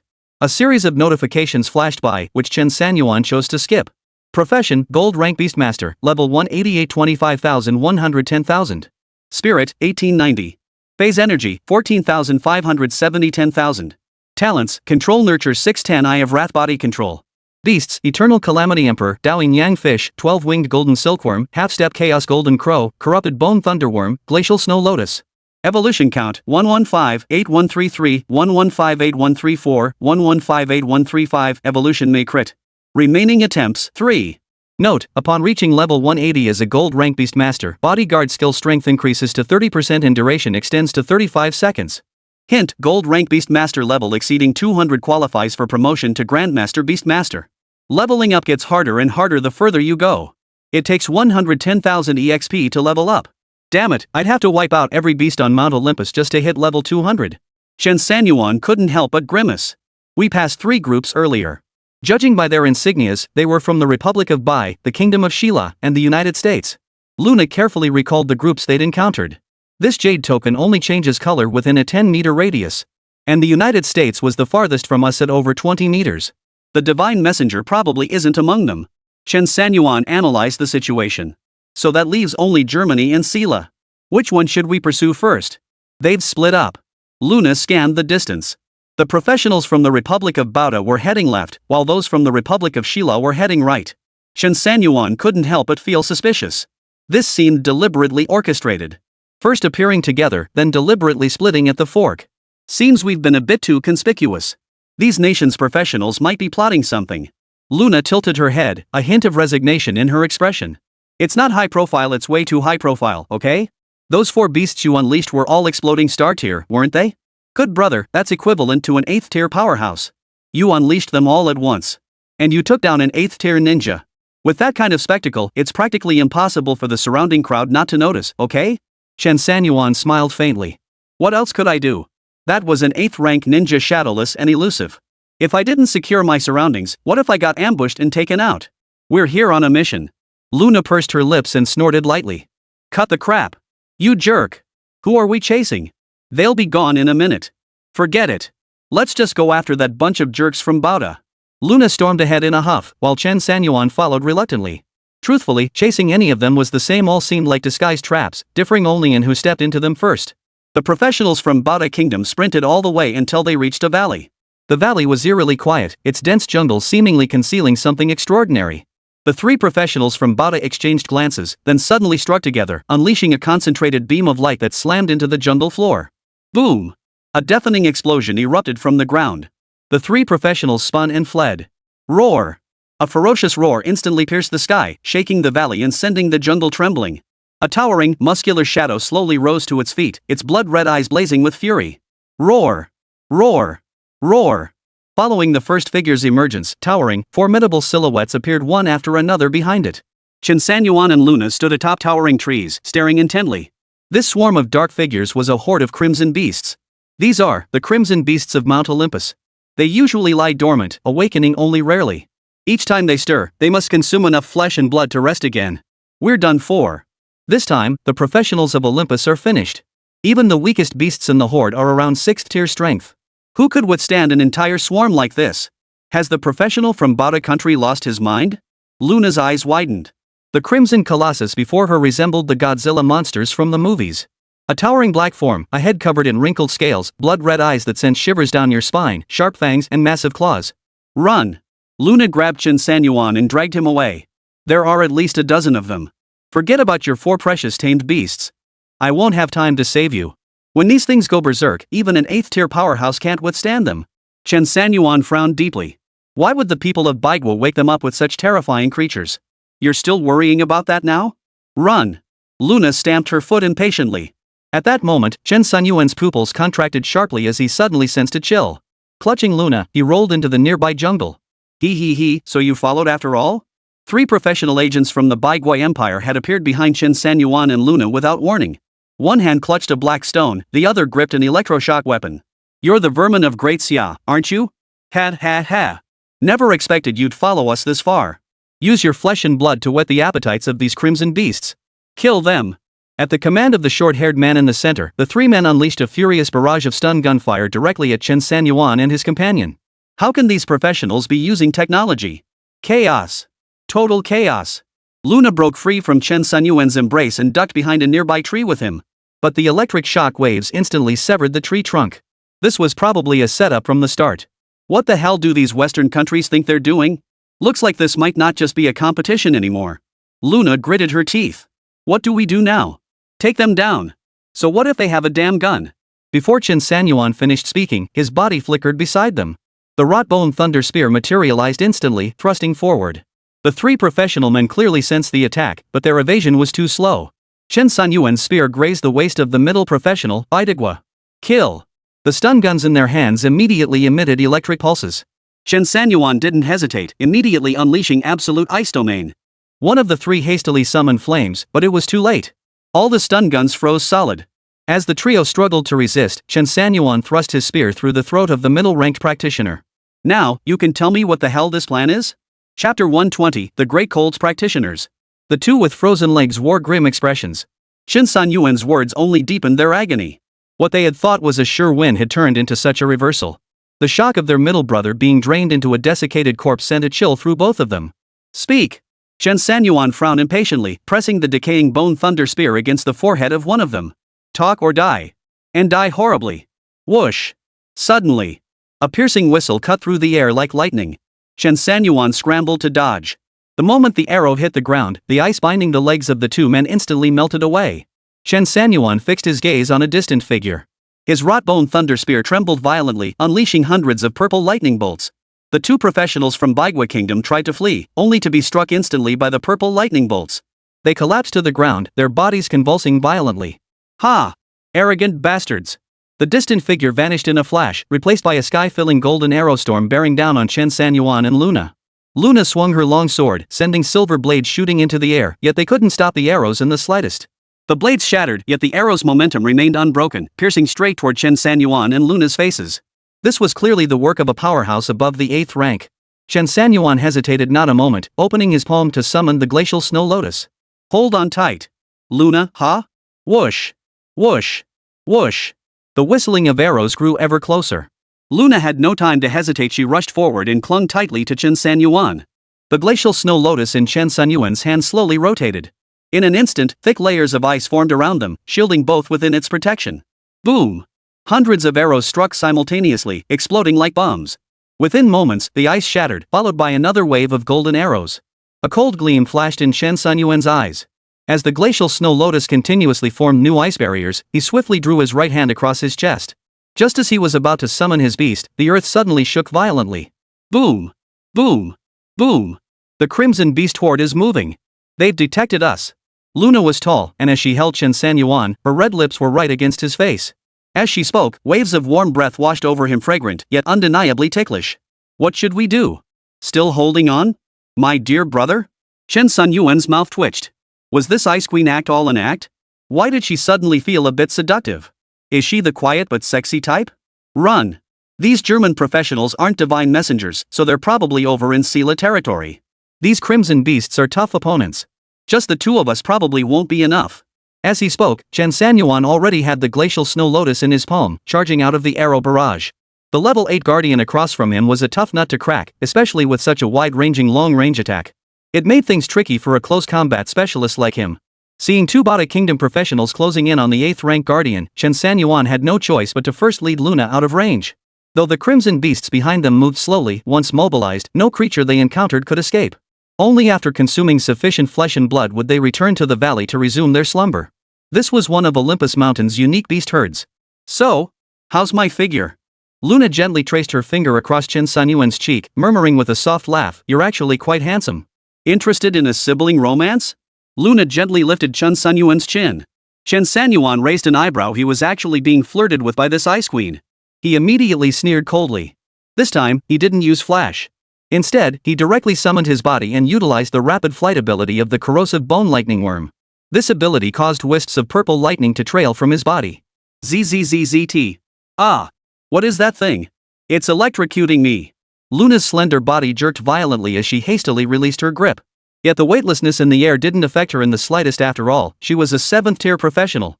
Such petty tricks to disrupt mid-air posture were utterly insignificant. Chen Sanyuan, you hurt me. I'll cut you down, you scumbag. Before she could finish speaking, Luna swung her long sword, sending a blade hurtling toward Chen Sanyuan. Chen Sanyuan dodged effortlessly. Hey, are you serious? You're supposed to be my guardian. Scared? Then call me sis. Chen Sanyuan's face darkened.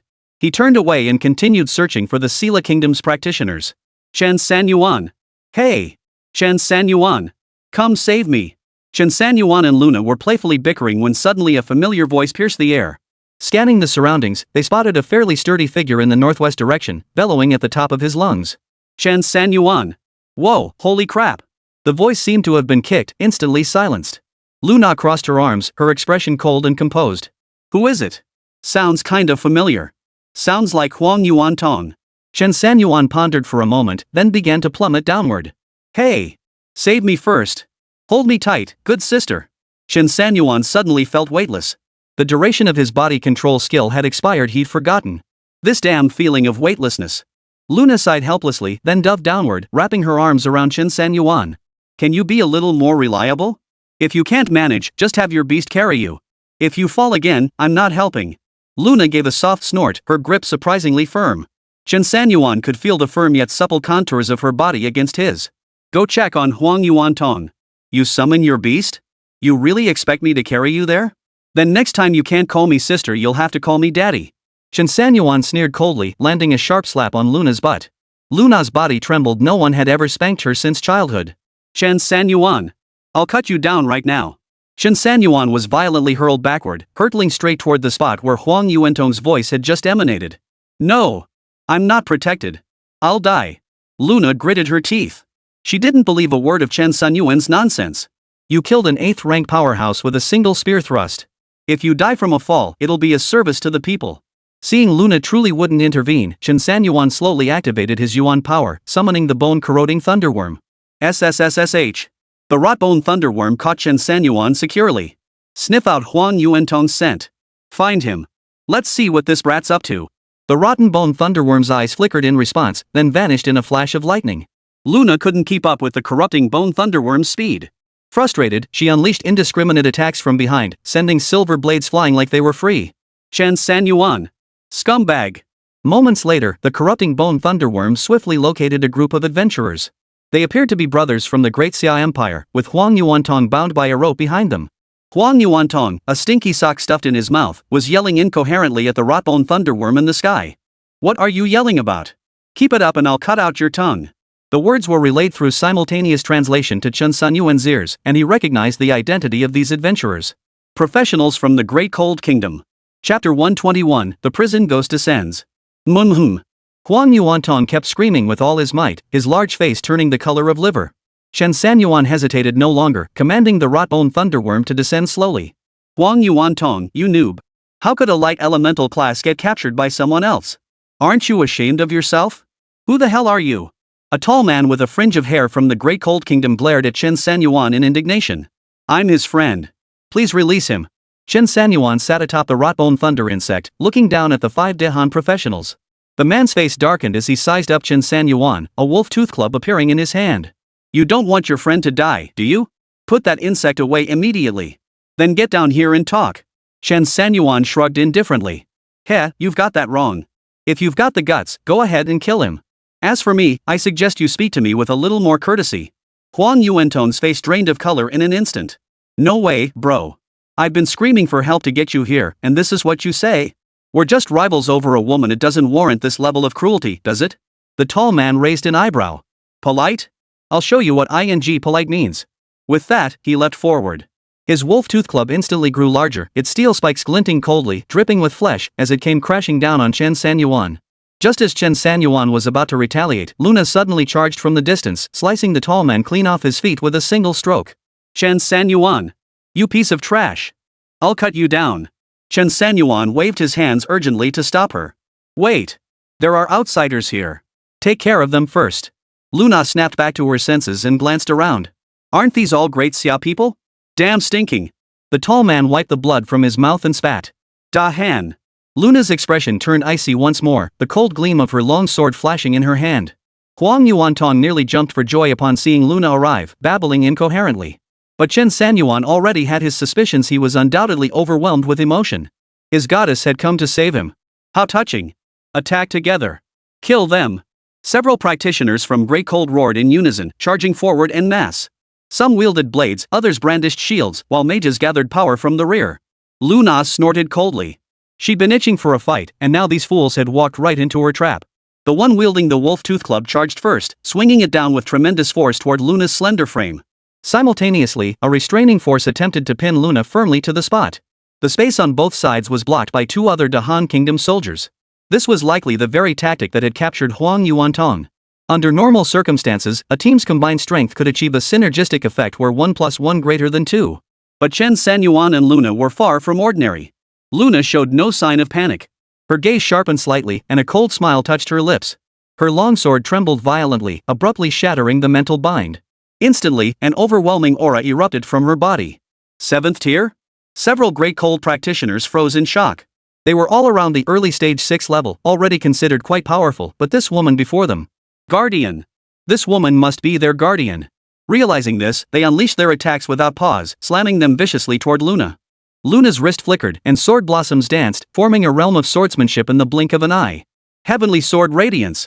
Luna unleashed her skill, a powerful surge erupting with countless sword energies exploding outward. Boom! The four professionals were instantly hurled back by the sword energy. The immense force left them bleeding from their noses and mouths as they crashed heavily to the ground. At that very moment, the mage who had been gathering power in the rear spread his arms wide, and a terrifying aura descended from the heavens. Prison Ghost descends. The mage roared with all his might, then collapsed onto the ground with a thud, his face deathly pale. Luna frowned and looked up. A spell powerful enough to drain the entire strength from a 6th-tier powerhouse was certainly not to be underestimated. The bloodied man wielding the wolf tooth club, likely the squad leader. Seeing the massive black vortex above Luna, he burst into laughter. The jail ghost is born. You shall die. Ha ha ha ha. This will teach you that we of the Grey Cold are not to be trifled with.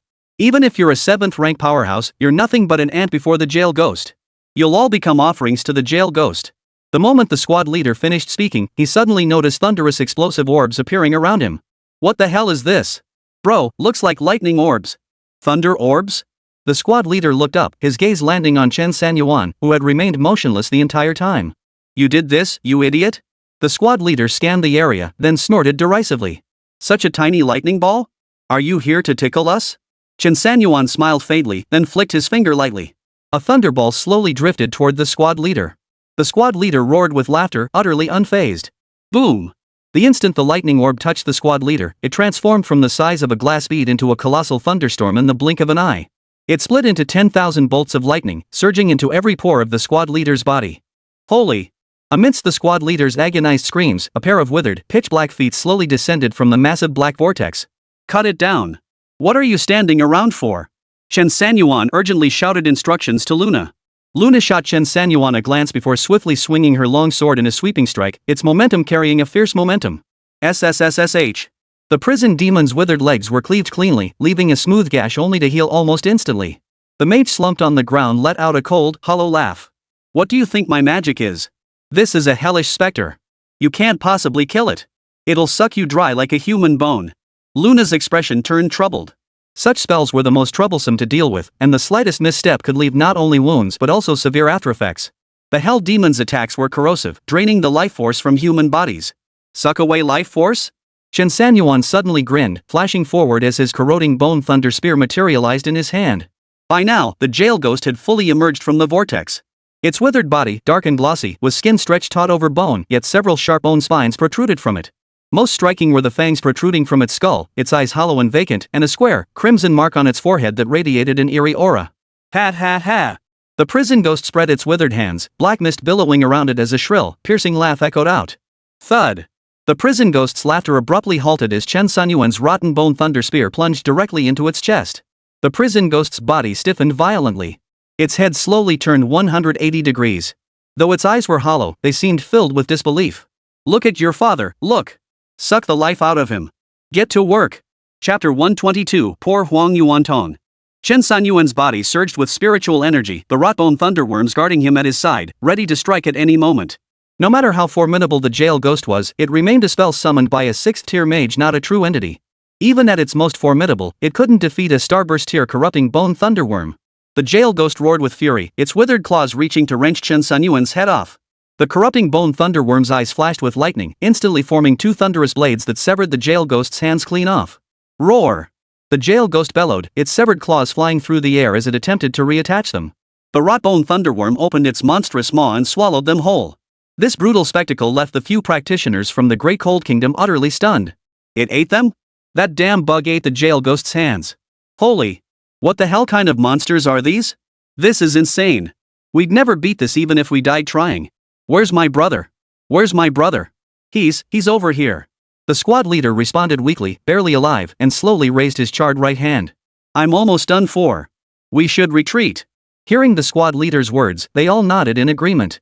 Listen to the boss. The prison ghost in the arena never imagined that upon its arrival, it would be stabbed in the back and worse, have its life force drained. Feeling his vitality rapidly drain away, the prison ghost's already withered body grew even darker and more shriveled. Then, its body began to dissolve into tiny specks of light, scattering into the wind. Chen Sanyuan drew his rotbone thunder spear. The jail ghost let out a ferocious roar, and a crimson glint suddenly flashed in its hollow eyes. Screw you. The corrupting bone thunder spear, freshly drawn by Chen Sanyuan, plunged back into the fiend. This time, the spear, crackling with countless lightning arcs, pierced straight through the jail ghost's body. I will come back for you. A dark, muffled voice echoed as the jail ghost vanished, consumed by endless resentment. Huang Yuantong rushed toward Luna with delight. Oomph. Seeing this, Luna swung her long sword, severing the cuff-like device on Huang Yuantong's wrist. Typically, restraints forged from meteorite iron could temporarily limit a practitioner's abilities. That was how Huang Yuantong had been captured, unable to escape. Otherwise, even if Huang Yuantong couldn't defeat several Dehan Kingdom practitioners, as a light element practitioner, escaping would have been as easy as pie.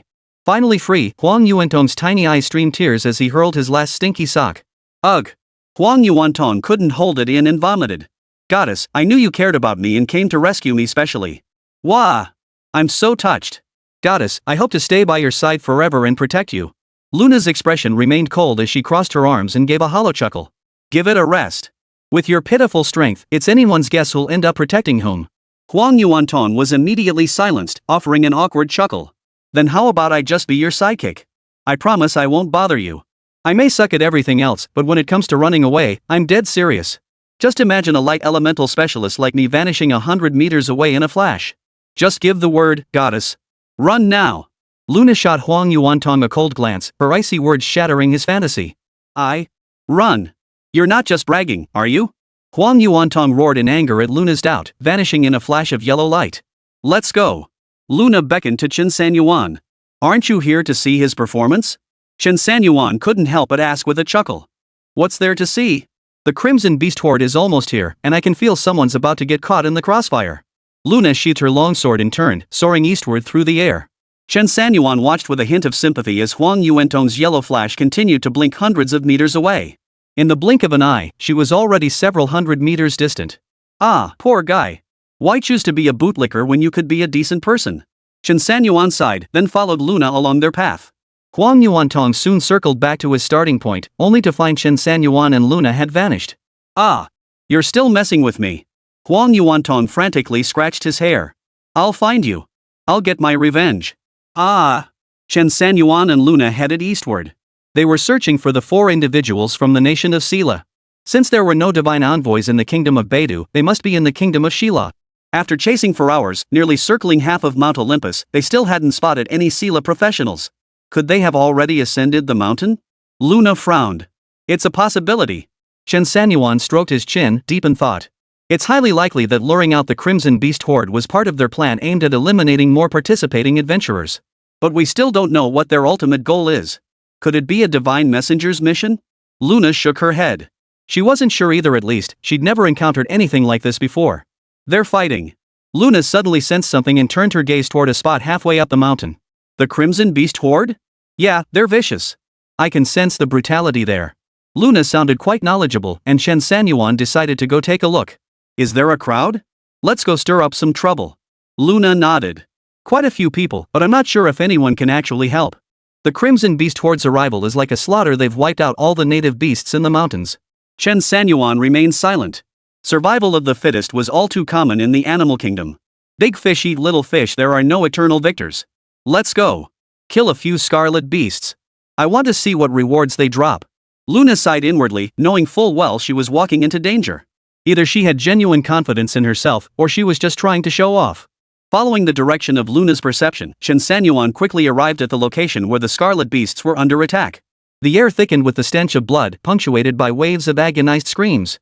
Chen Sanyuan observed that it wasn't just the young contestants from various nations who were injured nearby, but also their guardians. It appeared that over a dozen people were surrounded, each staring fearfully at the Crimson Beast. The Crimson Beasts were a pack of ferocious creatures, still holding the limbs of those killed in the previous wave, tossing them into their mouths. How the hell are we supposed to fight this? Where are the organizers? Where are the administrators from Zyra? This kind of ferocious beast horde isn't this way beyond what was supposed to happen? Dispatch forces immediately to expel the Crimson Beast Horde, or our nation will never let Sira country off the hook. Yet Sela seemed utterly indifferent to their cries, showing no sign of response. Chen Sanyuan chuckled darkly. This crowd will be perfect for drawing fire. Let's slaughter a few scarlet beasts for fun. Luna raised an eyebrow at Chen Sanyuan, not entirely convinced. Play is play, but don't joke around with my life. Chapter 123, Assaulting the Scarlet Behemoths. Each beast within the Crimson Horde was colossal, snatching humans as easily as plucking chicks.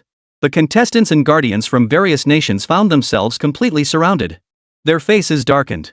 Facing such ferocious beasts, they were utterly helpless, especially in this godforsaken place where even Olympus itself seemed deaf to their cries. Enough! Charge out together. We're doomed either way. A seasoned guardian shouted, rallying the group to break through the encirclement. I agree. Sira clearly doesn't care anymore. We didn't come here to compete just to die. Our nations will surely unite against Sela. Another curly-haired archer, seemingly influential in his own nation, spoke up, and several others echoed his agreement. Seeing consensus forming, the elder guardian narrowed his eyes. On my count of 3, we all attack the westernmost crimson beast. We already gouged out one of its eyes working together. The rest of the group agreed. Chen Sanyuan's expression turned serious as a glacial snow lotus appeared in his hand. With a single flash, he could materialize before the crimson beast. 3. Everyone held their breath, even Luna gripped her sword hilt tightly. 2. The crimson beasts seemed to sense something. Their massive bodies shifted, tightening the encirclement further. Their scarlet eyes glowed with an unsettling light. 1. At the elderly man's command, everyone sprang into action. Curly-haired archer led his men to confront the western crimson beast first. With a flick of his wrist, countless golden sparks shot straight toward the colossal creature. Several powerful guardian warriors followed, unleashing their signature techniques. Skill after skill rained down like hail upon the chosen crimson beasts. Boom! Boom! Boom! The successive explosions instantly drew the attention of the surrounding crimson beasts. They charged forward swiftly, their claws gleaming coldly. Chen Sanyuan and Luna also charged into the fray. Luna swung her blade. The sharp sword that could sever a beastmaster's head could only carve a deep gash into the scarlet beast's flesh. Chen Sanyuan wielded the glacial snow lotus, unleashing the Ice Age technique, only to find the beast broke free from the ice bonds in mere moments. These things are impossible to fight. Especially when they appear in packs, their individual strength increases too. Luna frowned, carefully sensing the situation as she spoke. Just as Chen Sanyuan prepared to summon his beast, he was suddenly drawn by Curly's furious curse. Holy! You old bastard! You screwed us over? The curly-haired archer scanned the area, realizing everyone had fallen for it except the elderly man who'd instigated it earlier. He'd slipped away with his nation's contestants toward the east. They're gone. Damn it! We're here drawing their fire, and they just ran off? That old bastard. How dare he? We got played for fools. I can't stand it. I'll make them pay dearly when I get back. They're from Singapore. Everyone remember that. While fending off the crimson beast's attacks, the group hurled vicious curses at the elderly man. The man wore black athletic gear, his salt and pepper hair framing a pair of lifeless eyes that lacked vitality yet radiated an imposing presence. Accompanied by 2 young contestants and a middle-aged guardian, the group of 4 slipped through a gap in the eastern perimeter and broke free from the encirclement. Comrades! We must stand united. We can't afford to lose any more of our people. Our nation already has so few. The elderly man shouted loudly, then turned and led the group into the distant jungle, vanishing from sight. That old bastard. We'll fight to the death. Curly-haired archer, unable to dwell on his grief, immediately launched a full-force assault on the crimson beast. After the earlier ambush, the crimson beast horde's attacks grew even more ferocious. Chen Sanyuan hesitated no longer, summoning his 4 exploding star-grade tamed beasts. The Taishu spirit ape charged into the crimson horde with a deafening roar. It singled out the strongest beast and slammed into it with a thunderous crash. The rotten bone thunderworm unleashed 10,000 thunderballs, swarming around the crimson beasts. The Eternal Calamity Emperor roared in fury, conjuring waves of black calamity flames from thin air. The crimson beasts clearly sensed the threat of the flames, their massive bodies. A half-step chaos golden crow emerged from the cross-shaped flames, its piercing cry stunning the entire arena. Holy! Who the hell is this? How the hell is he this badass? Is that a beastmaster? He must be cheating. No. This isn't a beastmaster, this is a beast king? This is it. Brothers, let's go. Even the crimson beast horde must die for us. The once defeated professionals and guardians, their spirits crushed, suddenly found their resolve. They unleashed their skills relentlessly, pounding the crimson beasts as if they were free. The crimson beasts were truly thick-skinned and tough. The lightning from the corrupted bone thunderworms only knocked down a few 6th-tier epic-level beasts, which trembled on the ground. But they rose swiftly. Those of 7th tier and above merely flinched at the pain, showing little reaction. The Eternal Emperor's calamity fire was swallowed whole by an 8th-tier exploding star-level scarlet beast. How the hell are we supposed to fight this? Chen Sanyuan was on the verge of losing his composure. This was ridiculous. I thought I was the one with cheat codes, but these crimson behemoths are on another level. They're invincible at their own level. Even 1 tier above might not be able to take them down. Luna stood guard beside Chen Sanyuan. At this moment, defeating the crimson beasts wasn't the priority Chen Sanyuan's life was. With the 4 great beastmasters joining the fray, the Crimson Horde grew even more frenzied, unleashing crimson attack waves from their mouths. A single strike took out several people. They're unstoppable. Absolutely unstoppable. Even the Beastmaster King can't handle this many crimson beasts? What should we do, Curly? Curly-haired had now become the focal point of the squad. Retreat. Beastmaster, use your beasts to fight a path for us. Chen Sanyuan? You really think you're some kind of big shot, huh? Get lost. If you're leaving, I'm leaving too. Who's the fool here? If I could take on this crimson beast horde alone, why would I need you lot? Turns out you're all useless pieces of trash. All you know how to do is cheer from the sidelines and brag, huh? Curly was stunned by Chen Sanyuan's outburst. Damn, this kid's got some guts. Guardians. Let's go. Seeing the situation turn sour, Curly-haired turned and fled, while the remaining contestants and guardians were thrown into disarray. The Crimson Beast Horde grew even more arrogant, instantly increasing the pressure on the 4 great Beast Tamers. The Taishu Spiritate found itself facing 5 opponents alone. The Eternal Calamity Emperor faced 3 opponents alone. The Chaos Golden Crow unleashed fiery attacks from the sky, only to be relentlessly pursued and struck by the Crimson Beast's shockwaves. The Rotten Bone Thunderworms flashed repeatedly, poised to eliminate several epic-tier Crimson Beasts, only to be intercepted by the 8th-ranked Guardian rushing to protect its young. As the situation deteriorated, Chen Sanyuan and Luna's expressions darkened. What do we do? Should we run? Chen Sanyuan gritted his teeth. Run my ass. Xiangqi. You've had plenty of vitality. If you don't show yourself now, I'm kicking you out of this rental. Chapter 124, Xiangqi. Apocalypse God Slayer. Within the spatial album. Xiangqi slowly opened its 2 fierce, malevolent eyes. Pay me more. Chen Sanyuan sneered coldly. Sure, you little bastard, you're negotiating terms with me. You got your reward but won't do the job, huh? I'll burn this album right here. Chen Sanyuan casually pulled out the album and, with a thought, commanded the Chaos Golden Crow to set it ablaze. You're serious? Xiangqi burst out of the album, baring its fangs and glaring furiously. Is that the ancient great calamity, Xiangqi? The moment Xiangqi appeared, Luna grew increasingly bewildered and incredulous. Is this real? Chen Sanyuan smirked. The real deal, though it's a bit stubborn. Luna. Is that even a proper way to speak? You summoned an ancient calamity, and you expect an ancient calamity to obey you? Are you out of your mind? I've never heard of any ancient calamity in history obeying a beast tamer. Xiangqi, just say yes or no. If you refuse, I won't force you. I'll just turn around and leave with my precious beast companion. Your endless space has gone too burned to ashes along with that picture book. Chen Sanyuan sneered inwardly. Even if the fire doesn't kill you, it'll make you sick. Xiangqi glared at Chen Sanyuan with vicious eyes. You brat really aren't afraid I'll devour you, leaving yourself no escape route at all. Chen Sanyuan sneered. Backup plan? My ass. If I get eaten by that crimson beast now, you won't get a single hair. Xiangqi's gaze flickered as he glanced back at the crimson beast horde battling the 4 tamed beasts. Clearly, the crimson beasts held the numerical advantage, driving the 4 tamed beasts back step by step. Professionals and path guardians from other nations, seeing Chen Sanyuan summon another beast, paused occasionally to cast a few lackluster skills. Curly, let's get out of here. This situation looks like it's going to end badly. Right, let's slip away quietly and leave that Beastmaster King to handle the pressure himself. But he's from Great Xia. If we abandon him, won't he come after us? Damn it. Worrying about that now? First make sure you survive. Better safe than sorry. Let's get out of here. With consensus reached, they targeted the weak spot on the right flank behind the 4 Beastmasters, preparing to break through. Luna swung her sword, unleashing a slash of energy. You think you can run too? The group chuckled. Run. Luna tried to pursue them, but was stopped by Chen Sanyuan. Xiangqi, you won't agree, huh? You fool. Use the Calamity Fire to burn it. The Eternal Calamity Emperor, struggling fiercely against several crimson beasts, erupted with overwhelming might at Chen Sanyuan's command.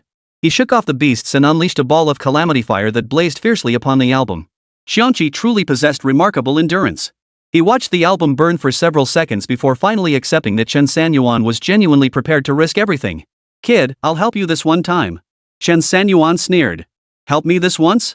You're an ancient great calamity trapped in my hands, and you expect to get paid without lifting a finger? I'd burn this album to ashes before letting you off the hook. Xiangqi drifted gracefully to the ground, and the instant he landed, his aura exploded outward. Boom! An ancient, fierce aura of desolation erupted from its center, sweeping violently outward in all directions. This overwhelming pressure wasn't the kind of hierarchical oppression felt between exploding star and epic tiers, but rather an attribute-based suppression stemming from ancient bloodlines. The Crimson Beast Horde distinctly sensed the pressure emanating from the Xiangqi, instinctively bowing their heads in submission. Xiangqi opened its monstrous maw, letting out a cold, contemptuous laugh. You puny beasts think a mere whiff of divine essence grants you the right to strut about. Kid, you're no good either, getting bullied by a few dumb beasts. Chen Sanyuan raised an eyebrow. How did this get dragged into my business? But it must be said, the oppressive majesty of an ancient great calamity was truly different in an innate sense of dread. To these beast tribes, it was akin to standing shoulder to shoulder with the gods themselves. Chen Sanyuan immediately recalled his 4 beasts. So you think you're so tough? Try taking me on one-on-one and see if you can still talk big.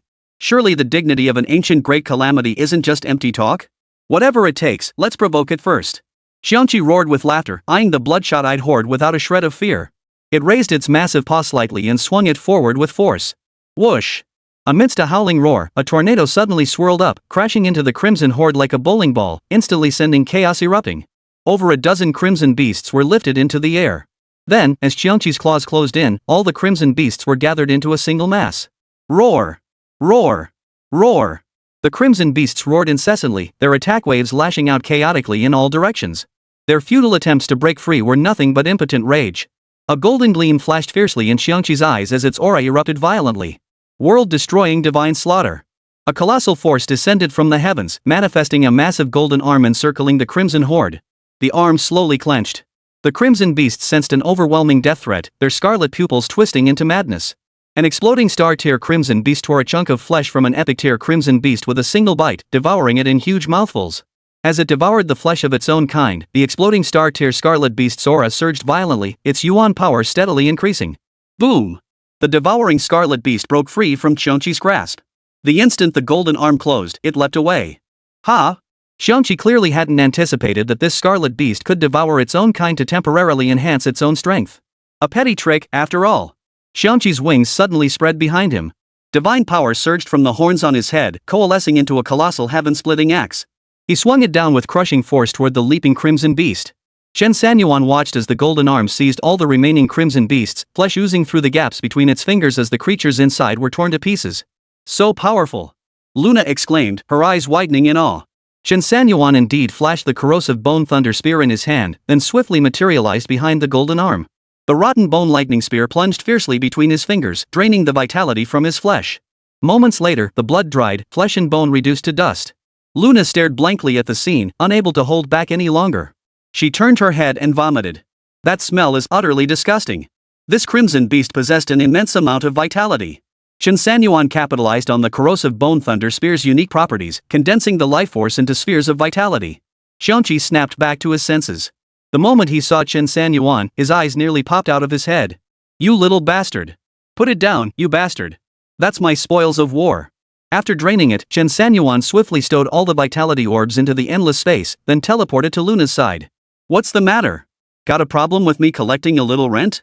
If you devoured all this vitality, your strength would recover significantly, right? Next time I call you, you won't come out, will you? Planning to just hide in that sketchbook forever, reaping all the benefits without lifting a finger, huh? Xiangqi's scheming exposed, a fierce glint flashed in his eyes. His rage erupted into a roar that shook the mountains and forests. Chapter 125, SS-Class Scarlet Armor. Roar!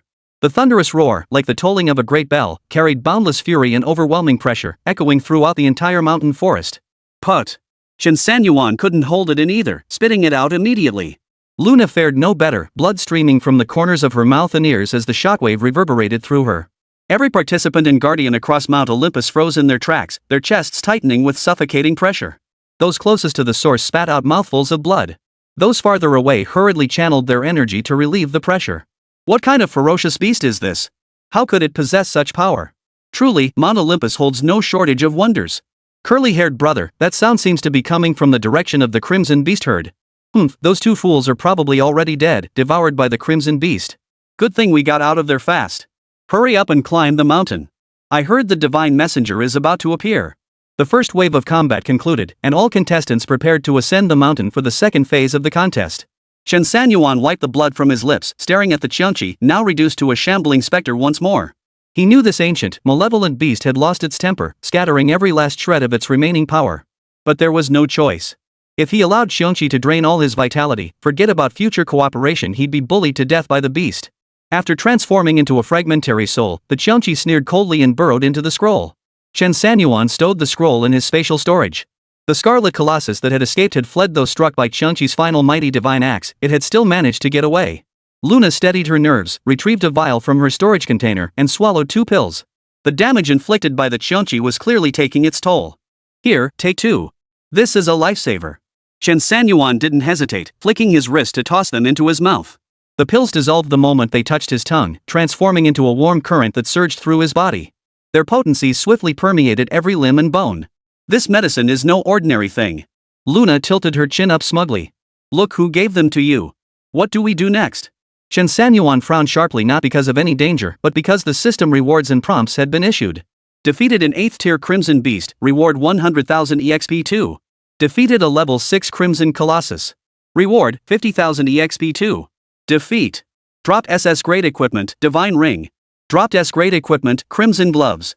Drops SS grade equipment, Crimson Armor. Dropped a grade equipment. The Crimson Beast Horde really does grant a lot more EXP. Guess Qiongqi did us a solid. Over 1.3 million total. This should finally get me to the next level, right? With that thought, Chen Sanyuan opened his profession attribute panel. Experience points plus 1,375,000. Gold rank Beastmaster level 188 upgraded to level 200. Gold rank Beastmaster Grandmaster Beastmaster. Swish. The system interface turned golden, its entire display refreshed. Profession, Gold rank Beastmaster. Level 15000130000. Every 5 levels requires an additional 10,000 EXP. Spirit, 2010 plus 201. Master level advancement grants an additional 10% increase. Phase power, 14,570 20,000. Master rank increases phase power capacity by 100%. Talents, Dominator nurturing 620 Wrathful Golden Eyes body control. Beasts, Eternal Calamity Emperor, Dowing Yang Fish, 12-winged Golden Silkworm, Half-step Chaos Golden Crow, Corrupted Bone Thunderworm, Glacial Snow Lotus. Evolution points, 1,163,647, 1,163,648, 1,163,649. Evolution may crit. Remaining attempts, 3. Note, Beastmaster ascended to Grandmaster Beastmaster, unlocking body control skill intensity boosted to 50%, skill duration extended to 60s. Note, Control Dominion. Upon advancing to the Dominion talent, the Beastmaster gains Dominion status, enabling them to forcibly establish contracts with all beasts, creating binding rules. Dominated beasts will instinctively obey the Beastmaster's commands. Note, Eye of Wrath Golden Eye of Wrath. Upon advancing this talent, the Beastmaster's observational capabilities expand significantly when activating the talent, granting foresight and warning visions. Chen Sanyuan's eyes suddenly blazed with golden light. His Wrath God's golden eyes talent scanned the surroundings, revealing every detail of Luna's talents and professions the instant he saw her.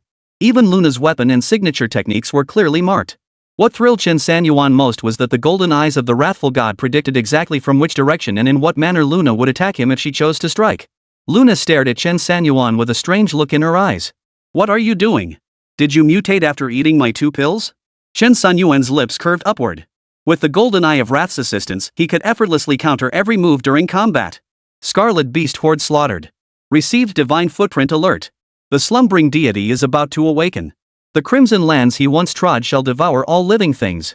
Progress bar for dominion over the god, 0-10%. Chen Sanyuan dismissed the attribute panel with a flick of his mind, then swept his hand to gather the dropped gear, leaving only the crimson armor in his palm. It's yours. Chen Sanyuan tossed the crimson armor set to Luna. This armor is quite useful. We're about to climb the mountain. With this armor, your combat strength should increase by at least 1 tier. Luna caught it with a raised hand. The crimson armor looked as though it were forged from steel, yet it felt surprisingly light in her grasp. Really? It's so light. Chen Sanyuan chuckled softly. If it weren't light, wearing it would slow you down. This armor set will boost all your attributes by over 50%. And its defense is exceptional. Wearing it will allow you, currently at the 7th tier, to hold your own against early 8th tier powerhouses. Luna's beautiful eyes widened in shock. Seriously? What tier is this? SS grade. Whoa! Luna's heart skipped a beat. SS grade? You're just giving it to me? You don't want it yourself? Chen Sanyuan chuckled, then pinched Luna's delicate cheek. Consider it protection money from me. Luna giggled happily, cradling the crimson armor in her arms. After briefly familiarizing herself with it, she stowed it away in her storage container. Ahem, Chen Sanyuan, let me tell you this: if you want to pursue me, you'll need to offer more than just this. I am the esteemed young miss of the Lu family of Qingzhou, after all. This is no good at all. Poof. Chen Sanyuan pouted helplessly. Watch out, I might come back for it. Luna lifted her little chin defiantly. No way. You gave it all to me, I'm not giving it back. Let's go. Up the mountain. Chen Sanyuan couldn't be bothered to bicker with Luna. With a flick of his wrist, he charged toward the summit. As the first round of competition neared its end, Chen Sanyuan was about to ascend Mount Olympus with his nameplate when, by sheer coincidence, he spotted Curly Brother and the others. Curly-haired brother froze upon seeing Chen Sanyuan and Luna. Hey, you two survived? Holy! You guys are lucky as hell. Chen Sanyuan sneered coldly, while Luna crossed her arms, her expression icy. Looks like you're no slouch yourself, making it to the summit of Mount Olympus alive. Curly no longer feared Chen Sanyuan and his companion, bursting into loud laughter. What? You two aren't going to try to take me on again, are you? This isn't like back when the Crimson Beast Horde was around. The brothers our nation has selected are all so strong they strike fear into anyone who hears their name. After fighting the Crimson Beast Horde, you two must be spent, right? What's that? Need your curly-haired grandpa teach you how to keep a low profile? Before Curly-haired could finish speaking, Luna flicked her wrist and slipped into the crimson armor. Chapter 126, The Guardian of Gaul. The moment the crimson armor emerged, a faint golden glow rippled across its surface. Luna's Yuan power surged, and the crimson armor instantly enveloped her graceful form. Chen Sanyuan examined the crimson armor with peculiar interest. Compared to the armor Sun Qingzhou had worn back then, it seemed remarkably similar. Standing before him now, Luna resembled a female version of Iron Man. The only difference was that unlike Iron Man's angular design, the crimson armor appeared softer and more fluid. Across from her, Curly stared in surprise before bursting into laughter. What the hell is this thing? You didn't just drag some junk armor out of your country's lab, did you? What's it even for? Can it fly? Before the words had even finished echoing, Curly-haired swiftly drew his bow and released an arrow. While everyone assumed he was about to launch into another round of trash talk, he instead began unleashing his skills. Whoosh! Whoosh! Whoosh! 3 fierce arrows, carrying tremendous penetrating force, streaked toward Luna's face and chest. Luna sneered coldly. She had already mastered the crimson armor's controls during her journey. Now, she simply raised her arm and spread her fingers. Buzz! A crimson light barrier materialized before her. The fierce arrow struck it, exploding violently in a cloud of dust. Bang! Curly burst into laughter. Trivial tricks. You think putting on a red shell gives you the right to strut around? Naive. Stupid. As the dust settled, a crimson figure flashed past so swiftly that Curly was momentarily stunned. He wasn't a fool. Quickly assuming a defensive stance, he ducked into the midst of his nation's contestants. She's just fast, nothing more than petty tricks. We Gauls must unite against outsiders. The moment you spot her, strike her down hard. Luna's figure darted swiftly through the surrounding chaos as she carefully sensed the changes brought by the crimson armor. There. Take her down. Suddenly, someone among the Gaul Empire forces with keen senses detected Luna's presence first. Skills unleashed in rapid succession: fireballs, ice spikes, storms rained down on Luna like they were free. Chen Sanyuan, however, stood completely still. Ha ha, this beastmaster's scared out of his wits. Look at them. That's the contestant from Great Xia. What a weakling. No idea how they survived the Crimson Beast Horde's encirclement. Maybe the beasts just didn't bother with them either. Ha ha ha ha. Curly-haired deluded himself into reckless arrogance. With the summit just steps away and his Gallic brothers protecting him, who could possibly touch him? Chen Sanyuan frowned, his voice tinged with resignation. Luna, cut it out. I'm about to lose my temper and take these guys down. Are all the Gaul Empire contestants brainless? The remark sent a dozen Gallic Empire professionals into a rage, ready to strike. But in the next instant, a crimson figure suddenly materialized before them. Through the high-transparency visor of Luna's crimson mask, they saw the contempt and mockery in her expression. Crimson Energy Cannon. With that command, Luna's hands formed a triangle before her. Boom! The energy wave expanded from small to large, instantly engulfing all the Gallic Empire's practitioners. Engage! Roars of fury erupted as the Gaul Empire's contestants raised their hands high, the released energies clashing head-on with the Crimson Energy Cannon. Luna sneered coldly as crimson energy surged forth violently. A colossal wave of terrifying power erupted from her palms, crashing down upon the enemy. The Gaul Empire's participants, whose strength barely reached the 6th or 7th tier, were instantly scattered like loose sand under Luna's full force strike. The crimson light engulfed them all. Hum. The light gradually faded, and the world seemed to awaken from its silence. The Gallic Empire's practitioners lay sprawled on the ground, bloodstained. Is this overkill? One hit nearly killed me, Guardian. Guardian, please intervene. Curly, you caused this mess, and now we're all paying for it. Curly lay twitching in the center of the crowd. You're bullying us, you Guardian. This is unfair. We'll never accept this, even if it kills us. Luna's lips curled upward as she folded her arms, her crimson armor retracting instantly. You can't even beat me, yet you want to fight the contestant I'm protecting? Are you out of your mind? We demand the Guardian intervene. For justice. For the dignity of the Gallic Empire. Curly hair sprang to his feet, roaring toward the heavens. Boom! Boom! Boom! Guardians descended from the sky, each wearing the distinctive top hats of Gaul. They appeared to be in their 40s or 50s. 7 in total, their expressions varied as they appraised Chen Sanyuan and Luna before them. Youngsters these days are getting lazier and lazier. How did they even train? A dozen people can't defeat 2? You've brought shame upon the entire Gallic Empire. Chen Sanyuan frowned as he scanned the arriving Guardians. Most were around late 7th tier or early 8th tier, a respectable level for Guardians. Of course, compared to the Great Xia Empire, they still fell short. You don't need to be so harsh on them. After all, they were attempting to attack our Great Xia contestants. That was a bit presumptuous of them. And you, too. The Gallic Empire's Guardians exchanged bewildered glances. Are you serious? Kid, don't you know how to spell death? Enough talk. I'll show him what terrifying means. A portly man in his 50s waved his hands, his yuan energy surging wildly within him. Come forth, my precious Nax. Roar! A violent gale erupted from nowhere, rippling waves of oppressive force spreading outward. From within a swirling mist, a 4-armed boarman pushed through the fog and strode forward. Covered in black, coarse bristles, its robust frame was densely packed with muscle. Were it not for that pig-like face, it would have been a modern-day hunk. The wild boarman held a wolf's tooth club in his hand, his eyes fixed on Chen Sanyuan with a fierce glare. Puff! Puff! His heavy breathing grew increasingly ragged, clearly unable to conceal his inner frenzy. Eat him! At his master's command, the boar man's mouth involuntarily began to drool. Luna stood nearby, utterly unconcerned. She crossed her arms with leisurely composure and chuckled softly.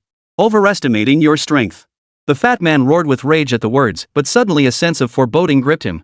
He whipped his head around to look toward Chen Sanyuan's position. There, Chen Sanyuan's right hand swept before his chest, unleashing waves of crimson light. Within the blood-red mist, a figure even more massive and imposing than the boar man stepped forward, advancing steadily. Bang! Bang! Bang! Come out and show yourself. Taishu Spirit Ape. Roar!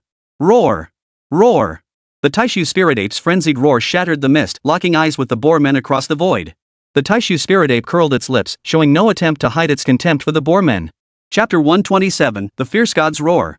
The boar man's eyes blazed crimson, drool still dripping from the corners of his mouth. Roar! The boar man stomped the ground, his coarse fur instantly bristling like barbed wire. His already sharp tusks lengthened further. The wolf tooth club in his hand was raised high. The instant he aimed at the Taishu Spirit Ape, an invisible force bound him tightly. The Taishu Spirit Ape lifted its head slightly. The boar man descended from the sky with overwhelming force, carrying immense power. If struck by this blow, even a 7th-rank powerhouse would likely be incapacitated. But the Taishu Spirit Ape before him was the very beast that had once fought 3 exploding star-level Beast Tamers, including Chen Sanyuan. Even without the Chaos Blood, its current power far surpassed that of the boar man. The Taishu Spirit Ape's body trembled violently, instantly shattering all the invisible restraints. Its fists clenched tightly, channeling a terrifying force. It raised its fist to meet the wolf tooth club smashing down from the sky. Boom! A powerful shockwave exploded outward, causing everyone from the Gaul Empire to watch the situation intently. Snap! A sharp cracking sound echoed, followed by the wolf tooth club shattering inch by inch, exploding into fragments with a thunderous boom. The boar man's eyes widened noticeably, the saliva at the corners of his mouth dried up, and the quills on his body gradually softened. The Gallic Empire's portly guardian was utterly speechless. Since entering the arena, he had never encountered anyone who could directly withstand his prized Nax's wolf tooth club. Today, he had. Nax! Use your ultimate technique! The fat man shouted frantically. Hearing this, the boar man halted abruptly, leaping backward. His muscles rippled as he crossed his arms before his chest. His monstrous jaws snapped shut, his blood-red eyes flickering between light and shadow, while the yuan energy within his body surged and churned. The Taishu Spirit Ape wasted no time. Seeing the boar man's move, it stepped forward, then surged forward explosively. Boom! Like a cannonball, it charged straight ahead. Hurry! Release your ultimate technique. Fierce God's Roar! The fat guardian of the Gallic Empire shouted urgently. In the next instant, a massive black phantom appeared on the boar man's body. Shrouded in swirling darkness, it clearly depicted a boar-like general clad in exquisite armor, resembling a celestial deity. His dark purple eyes blazed with savage fury. Die! The specter opened its monstrous maw, a single word roaring with the might of 1,000 armies. Instantly, earth flew and trees toppled as a fierce momentum surged toward Chen Sanyuan. Boom! The Taishu Spirit Ape materialized abruptly, its massive fists smashing forward. The fierce gale was instantly pierced by the fists. Simultaneously, the Taishu Spirit Ape's strides quickened, step by step, accelerating relentlessly. Within mere breaths, the Taishu Spirit Ape surged above the boar men, locking onto the towering black shadow and channeling its entire essence. Roar! The Taishu Spirit Ape's furious roar instantly reduced the Black Spectre to wisps of ash, scattered by the wind. This move terrified the boar man, who spun around in panic, ready to flee. The Taishu Spirit Ape crouched low, swinging its arms to unleash its skill. In an instant, the void seemed to tear apart. Images of the Taishu Spirit Ape materialized from all directions, encircling the boar man and trapping him. In the split second the boar man hesitated, the Taishu Spirit Ape materialized behind him, piercing straight through his chest. Put! The fat man from the Gaul Empire suffered backlash, spitting out a mouthful of old blood. Nax! Revenge! Avenge me! The fat man bellowed, his body surging with righteous fury as his protective guardians roared with indignation. You brat! You've gone too far. There's a saying in your great Xia, show mercy where you can. Why did you strike so ruthlessly? Teach him a lesson. Let's go together. Kill these two brats right here. The group of guardians itched for battle while the Gaul Empire contestants behind them raised their arms in a roar. Guardians! Fight for the honor of our Gallic Empire. Fight! Fight! Fight! Kill that woman. I want her gear. The Gallic Empire cannot lose. Chen Sanyuan sneered coldly. They were asking for it. His right hand swept across his chest. Chen Sanyuan decided not to waste any more time. He would reveal his true strength now and ensure they wouldn't see tomorrow's sun. Come forth, Eternal Calamity Emperor. Half-step Chaos Golden Crow. Rotten Bone Thunderworm. Chen Sanyuan summoned 3 exploding star-tier beast companions. The entire landscape underwent a cataclysmic shift in energy. The Gallic Empire's guardians now perceived the aura of the beasts with unparalleled clarity. Unison, they halted the skills poised to unleash from their hands. Explosive star-tier? That aura is explosive star-tier? Are you kidding me? What the hell is this kid's background? For exploding star-level beasts? Who could possibly defeat something like this? In our Gallic Empire, Fatty is already the top beastmaster. How are we supposed to fight this? Fatso, just apologize to him. The Gallic Empire's guardians were sharp operators. At over 50, they grasped the situation instantly. On their side, including the fat man, they only had 2 beasts at the 8th tier. The rest were all around the late 7th tier. Facing off against 4 powerful beast tamers like this? That's nothing but suicide. Guardian Masters. Fear not.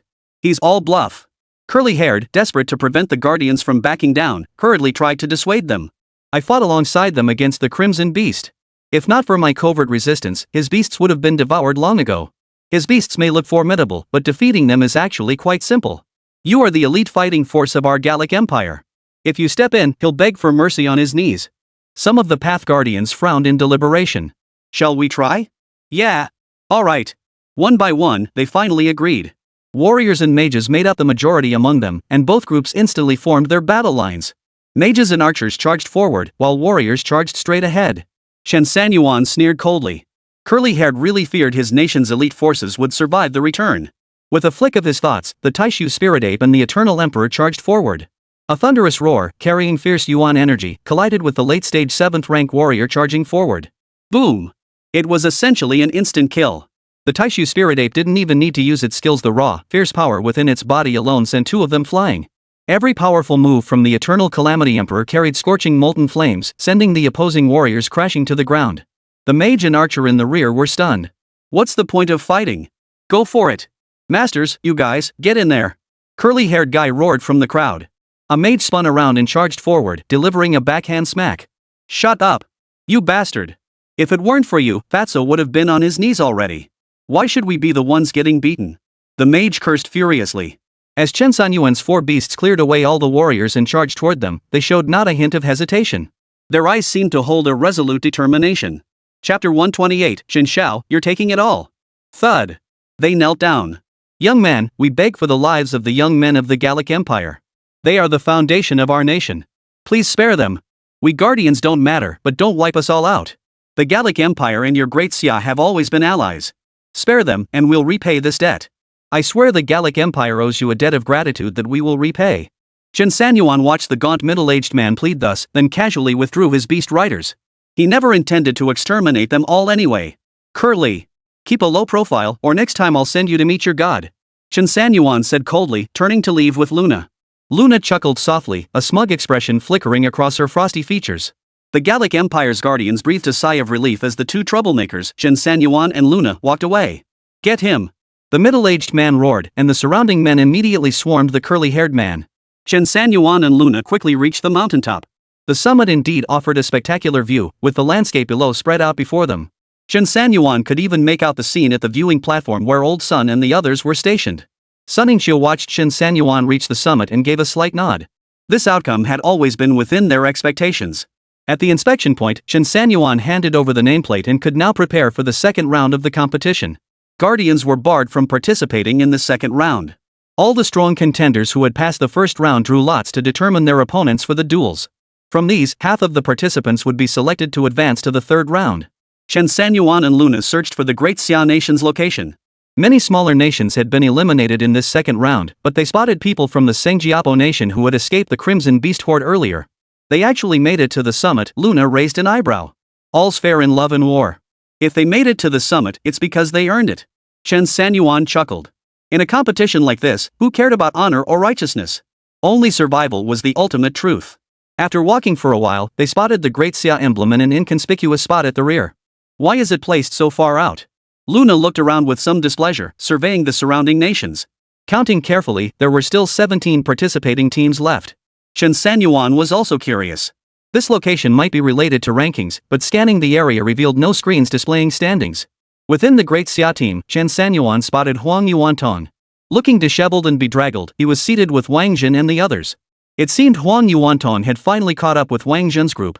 Wang Jin's squad was relatively strong otherwise, relying solely on Huang Yuantong might not have been enough to reach the summit. Overall, fewer than 10 teams from Great Xia remained. Excluding the Path Guardians, that number dwindled to just 7 or 8 individuals. In contrast, the well-positioned teams from the United States, Sela, and the Great Bear had preserved their strength relatively intact, each maintaining around 15 to 16 members. We're nearly outnumbered 2-1. Our round scores are definitely gone for good. Luna shrugged helplessly. Chen Sanyuan. Here. Huang Yuantong waved to signal his presence, yet his eyes never left Luna. Here we go again. Luna sighed, pressing her hand to her forehead. Chen Sanyuan chuckled. You're actually upset someone's chasing after you? Well, it depends on who it is, okay? I don't like him. No matter how hard he tries, what's the point? What if he manages to win you over? Does being foolish move me? Luna lost interest. Go ahead. Give me the jade token. I'll find someone. Chen Sanyuan hesitated for a moment before nodding. He discreetly handed the jade token given to him by the sovereign to Luna. Now was indeed the easiest time to find the divine messenger. The crowd was dense, and representatives from every nation were gathered here. It was better for Luna to go alone. Traveling together would only draw more attention. But with your looks, you'll draw attention wherever you go, won't you? Luna gave a light snort, offering no reply, and walked straight into the crowd. Chen Sanyuan scanned the area, casually stretching his arms and legs. Big Yellow, could you stop ogling that Ice Queen beauty from now on? Huang Yuantong's eyes widened at Chen Sanyuan's remark. What kind of talk is that? How dare you say that? I'm not just ogling her. I'm genuinely smitten. And listen up, Chen Sanyuan. We're rivals for her affection. Don't even think about stealing her away from me. Chen Sanyuan's mouth twitched. Rivals my ass. If you admire her, go for it. But could you at least stop acting like a bootlicker? Wang Jin and the others, who had clearly been listening to Huang Yuantong's exaggerated tales along the way, burst into laughter. Huang Yuantong, I told you Chen Xiao's heart isn't set on that Ice Queen. His heart belongs to Lin Ruoxue, the eldest daughter of the Lin family. Chen Sanyuan was speechless. These guys were just spreading rumors like crazy. Hey, not so fast. I heard during his time in Qingzhou, young Master Chen was completely smitten with Old Sun's granddaughter. Oh my, our Chen Xiao is quite the ladies' man. Chen Sanyuan. Ah. Chen Sanyuan. You've got so many girls already, what's wrong with sharing one with me? Huang Yuantong wailed at the top of his lungs. Chen Sanyuan, just give me one. I want Miss Luna. I'll marry no one but Miss Luna in this lifetime. Chen Sanyuan couldn't hold back and burst into laughter along with everyone else. You're such a hopeless romantic, kid. Wang Jin teased with a laugh. Tang Xiaolong slapped Huang Yuantong's shoulder. Bro, no offense, but when it comes to strength, young Master Chen could easily crush you. When it comes to looks, Chen Xiao still blows you out of the water. Huang Yuantong seemed struck to the core, letting out a howl of frustration. Chen Sanyuan. You've reignited the fire of my wrath. I'll settle this with you once and for all. Boom. A fireball hurtled straight toward Huang Yuantong's face. Huang Yuantong's face paled as his body instantly transformed into a streak of light to evade it. Chen Sanyuan abruptly turned his head, his cold gaze sweeping sideways. It's Little Day and the others. Wang Jin's expression darkened. The fireball had come from the direction of the Japanese contingent. The Japanese contestants were positioned to the left front of the Great Xia contingent. Their nation had 5 or 6 participants who had advanced. Relying on their pretty country daddy, they think they can show us up here? Tang Xiaolong sneered. Several figures stepped forward, lining up alongside Chen Sanyuan. Huang Yuantong, who had been inexplicably hit by the fireball, flashed back to Chen Sanyuan's side. Damn it, we can fight among ourselves all we want, but don't you dare touch a hair on this old man's head. Take them down. Huang Yuantong stepped forward, bellowing, who the hell wants to die? Trying to ambush me? If you've got the guts, step forward. From the Japanese territory, a stocky, short man slowly emerged. Your offensive laughter has disturbed my rest. Not killing you is our courtesy as a civilized nation. But you persist in provoking me. Therefore, I shall flay your skin, tear out your tendons, and annihilate you right here. Chapter 129, Instant Kill. Huang Yuantong and his men gritted their teeth in fury at these words. Chen Sanyuan appraised the short, pretentious man before him. A late-stage 6th-rank swordsman. He is slightly stronger than Huang Yuantong and his men. No wonder he dares to be so arrogant toward them. As these thoughts crossed his mind, Huang Yuantong had already transformed into a streak of light, charging forward with a spiked weapon in hand, swift as lightning. The Japanese man's eyes darted, tracking Huang Yuantong's trajectory, then suddenly erupted with overwhelming aura. His entire body was engulfed in flames, yet his eyes had turned a deep, emerald green. He didn't resemble a fire god, but rather a red-hot boiler that had gained sentience. Huang Yuantong was immediately engulfed by the scorching heat upon closing in, rendering any attack impossible. Useless. The Japanese man roared with laughter, a flaming longsword suddenly appearing in his hand as he swung it down at Huang Yuantong. Huang Yuantong dodged urgently, his hand flickering with light as he formed a light sword. It collided with the flaming blade with a thunderous crash. Put! The fierce impact sent a mouthful of old blood spurting from Huang Yuantong's mouth. This is bad. Huang Yuantong is only at mid-6th tier, he stands no chance against this Japanese man. Wang Zhen's expression darkened. Enough! I'm stepping in. I can't just stand by and watch our brother get bullied by this little brat. Wang Zhen roared, charging forward. Crimson-purple flames erupted from his palms as he barehanded seized the Japanese man's flaming longsword. Wang Zhen is late 6th tier, and they share the same elemental affinity. This shouldn't be too difficult. Tang Xiaolong folded his arms, intently observing the unfolding battle. Chen Sanyuan took the opportunity to glance at Luna's figure. She moved with agile grace, weaving through the contestants from various nations without any sign of danger. Doesn't our great Xia have any 7th-tier competitors this time? Tang Xiaolong frowned at Chen Sanyuan's question. I've heard there are some, but very few. And since you've been roaming solo, you might not know our great Xia regional team has been under siege by other nations throughout the first round. Led by the United States and Syria, along with their smaller allies. They've made things incredibly difficult for our teams. They especially targeted the stronger teams. If we hadn't moved quickly, we might have suffered the same fate as the Qingzhou team, total annihilation. The Qingzhou team was considered a top contender for the championship in this Xia tournament. Tang Xiaolong smiled bitterly. Only those who lived through this round knew its true hardships. It feels like some nations are deliberately targeting us in this tournament. Chen Sanyuan nodded grimly. Seems my hunch was right, there's a conspiracy brewing in this competition. As the two spoke, the situation on the field shifted abruptly. With Wang Zhen joining Huang Yuantong, they were no longer merely on the defensive. But then Japan deployed a mid-6th rank Earth Mage, who stood by using the Stone Spike skill to harass them. Damn it! This isn't working. We're losing ground again. Are we really supposed to take them on one by one, letting them pick us off one after another? It makes us look like we can't beat them. Several contestants behind him gritted their teeth, deeply troubled by this unfavorable situation. Chen Sanyuan waved his hand. Leave it to me. Give me 10 seconds. Tang Xiaolong hesitated. He knew Chen Sanyuan's capabilities, but 10 seconds. Young Master Chen, 10 seconds might be a bit. That's plenty. If it weren't for Huang Yuantong and the others, I could kill this little Japanese bastard in a single second. Everyone. Bro Tang, who is this kid? You guys keep calling him Young Master Chen, has he gotten too big for his britches? Brother Zhen's already in the fray, trading blows back and forth. What's he got that he can't handle? Tang Xiaolong hesitated, saying nothing, merely watching the situation unfold in the arena. Chen Sanyuan flashed forward, charging into the midst of the four. Wang Zhen, you two must be tired from playing. Leave this to me. A mere Japanese nation isn't worth both of you joining in. Wang Zhen paused, then nodded. The words were indeed generous in both their literal and implied meanings. Pushing this standoff further would be showing a lack of sense, and besides, he truly couldn't win anyway. The opponent, a late-stage 6th rank cultivator, was indeed slightly stronger than him. Huang Yuantong flung his hand dismissively. Leave it to me. I'll finish them off. This grudge must be avenged. Wang Zhen's palm shot toward Huang Yuantong's forehead, but Huang ducked out of the way. See? My evasion skills are still maxed out. Full my ass. Let's go. Wang Zhen dragged Huang Yuantong away. The Japanese man across from them burst into laughter. Useless. Trash. Your Great Xia contestants are nothing special. Our Great Sun Empire will endure forever. You're no match for us. Ha ha ha, all trash. After the Japanese man finished his tirade, every Japanese person behind him began to mock them unrestrainedly. Even spectators from neighboring nations joined in the laughter, reveling in the spectacle. Chen Sanyuan wasted no words. The rotten bone thunder spear flashed in his hand, his expression darkening. You should know well that throughout history, none who provoked the Great Xia met a good end.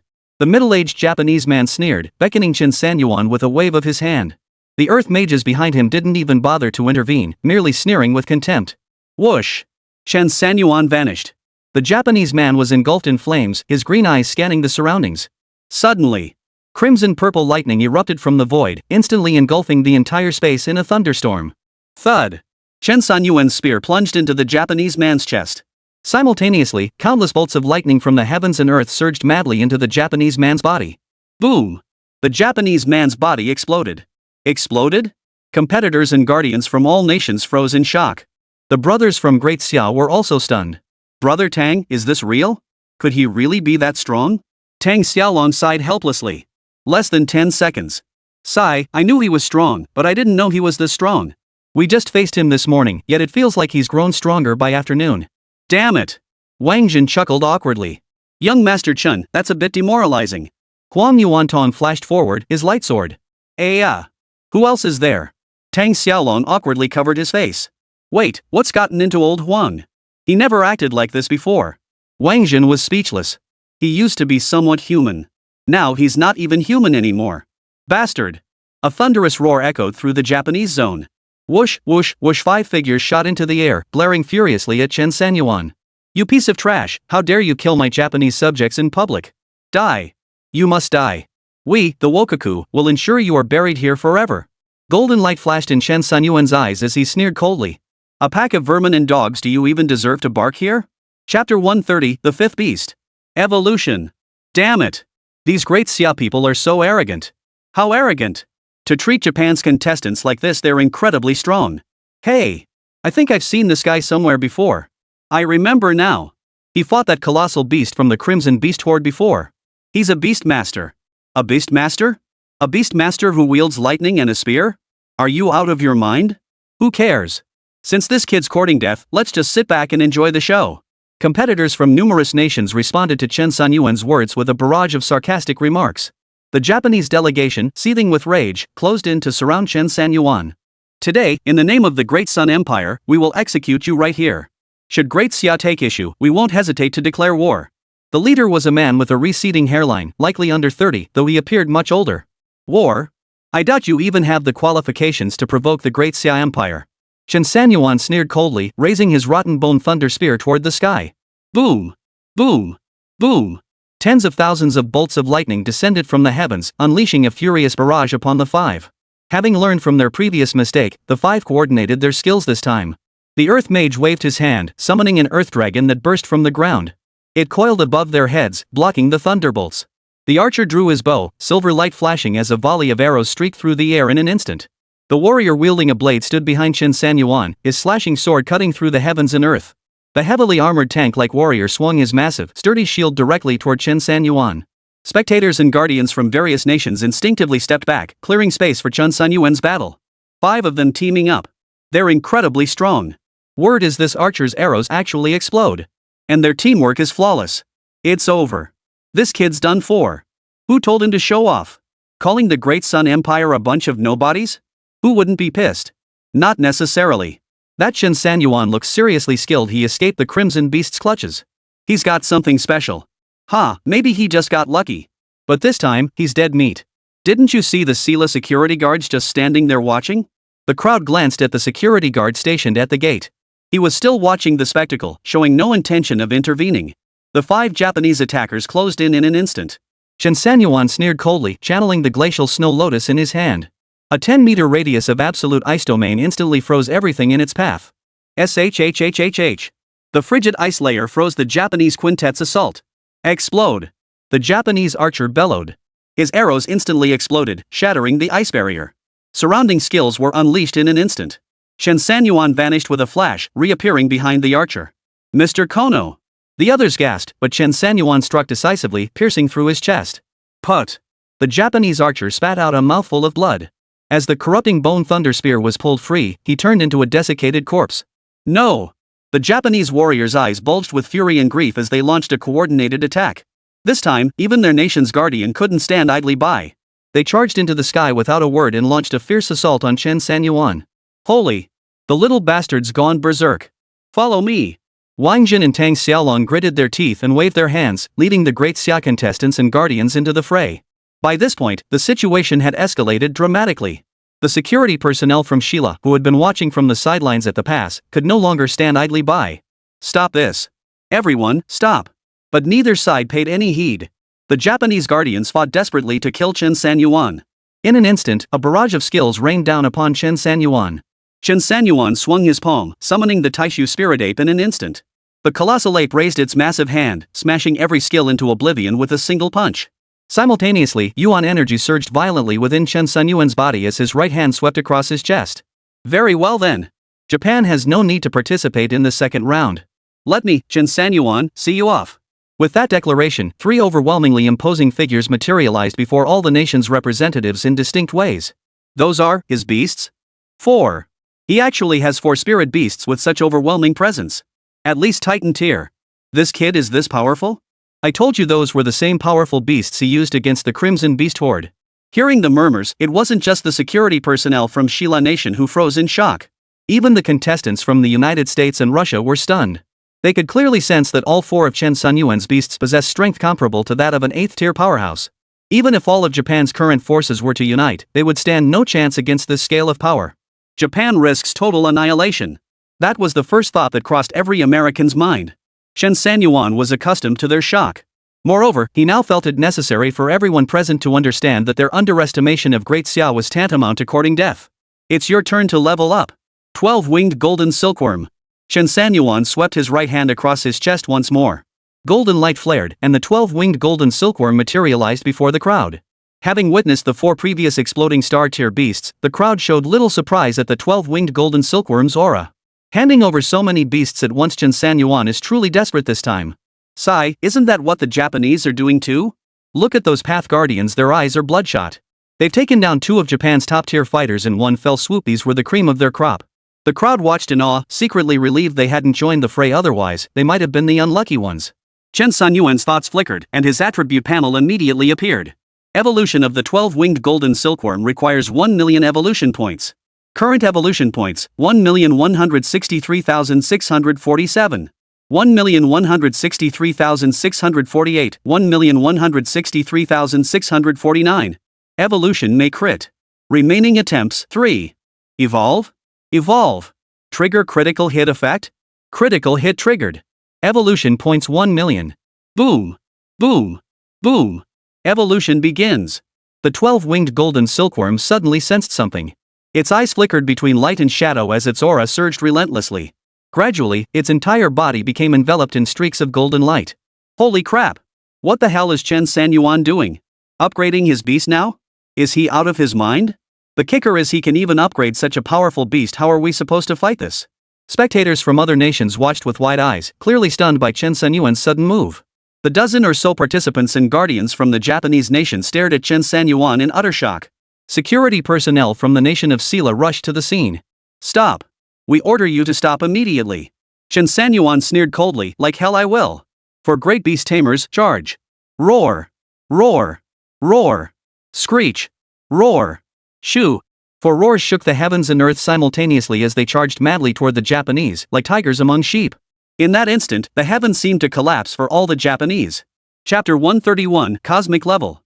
The Ancestral Shadow Silkworm. As the 4 great beast tamers charged the Japanese crowd, the 12-winged golden silkworm's evolution reached a critical juncture. Golden light blazed brilliantly as its aura surged to its peak, and its form began to shift. Its once massive form began to shrink, golden light coalescing into one golden ring after another. Its wings, once translucent as ice, gradually developed crimson patterns. Even the slightest flutter stirred up whirlwinds. Its golden body turned jet black and glossy, enveloped in green flames. The moment its crimson eyes snapped open, like 2 blood moons, a powerful shockwave erupted. Centered on the creature itself, the shockwave visibly expanded outward. Boom! Congratulations on completing the evolution. Critical strike effect triggered. Chaos blood effect fused. Beast taming, 12-winged golden silkworm ancestral shadow silkworm. Rank, cosmic. Combat power, 34 million. Vitality, 90,821,000. Splitting count, unlimited. Clone duration, 10 minutes. Clone strength, 100% of original form. Skills, endless devour, nether beast hide, 3-foot hell. Evolution points required, 5 million. Current evolution points, 165,967, 165968, 165969. Cannot evolve. Note, the cosmic tier beastmaster's physique is excessively massive. Within rule limitations, it functions identically to ordinary beasts. To unleash the full power of a cosmic tier beastmaster, the beastmaster must undergo awakening.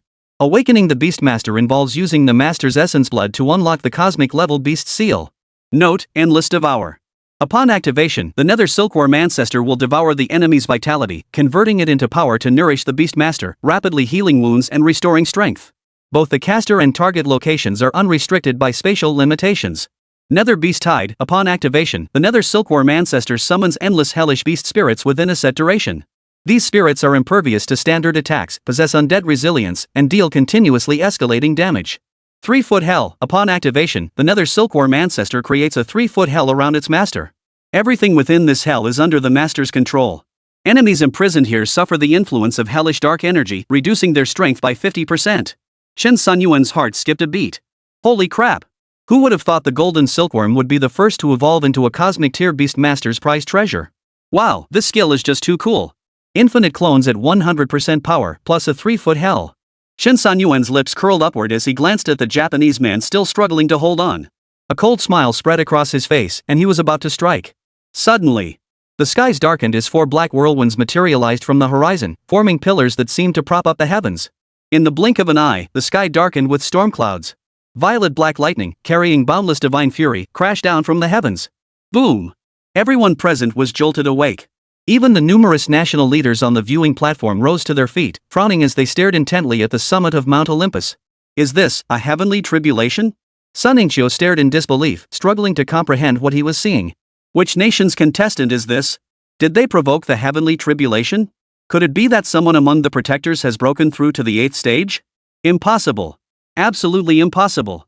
We're already among the rarest talents globally. How could anyone surpass us? The 9th tier, the 9th tier. Is the world about to change? How many years has it been since a 9th tier powerhouse emerged? Don't get too excited.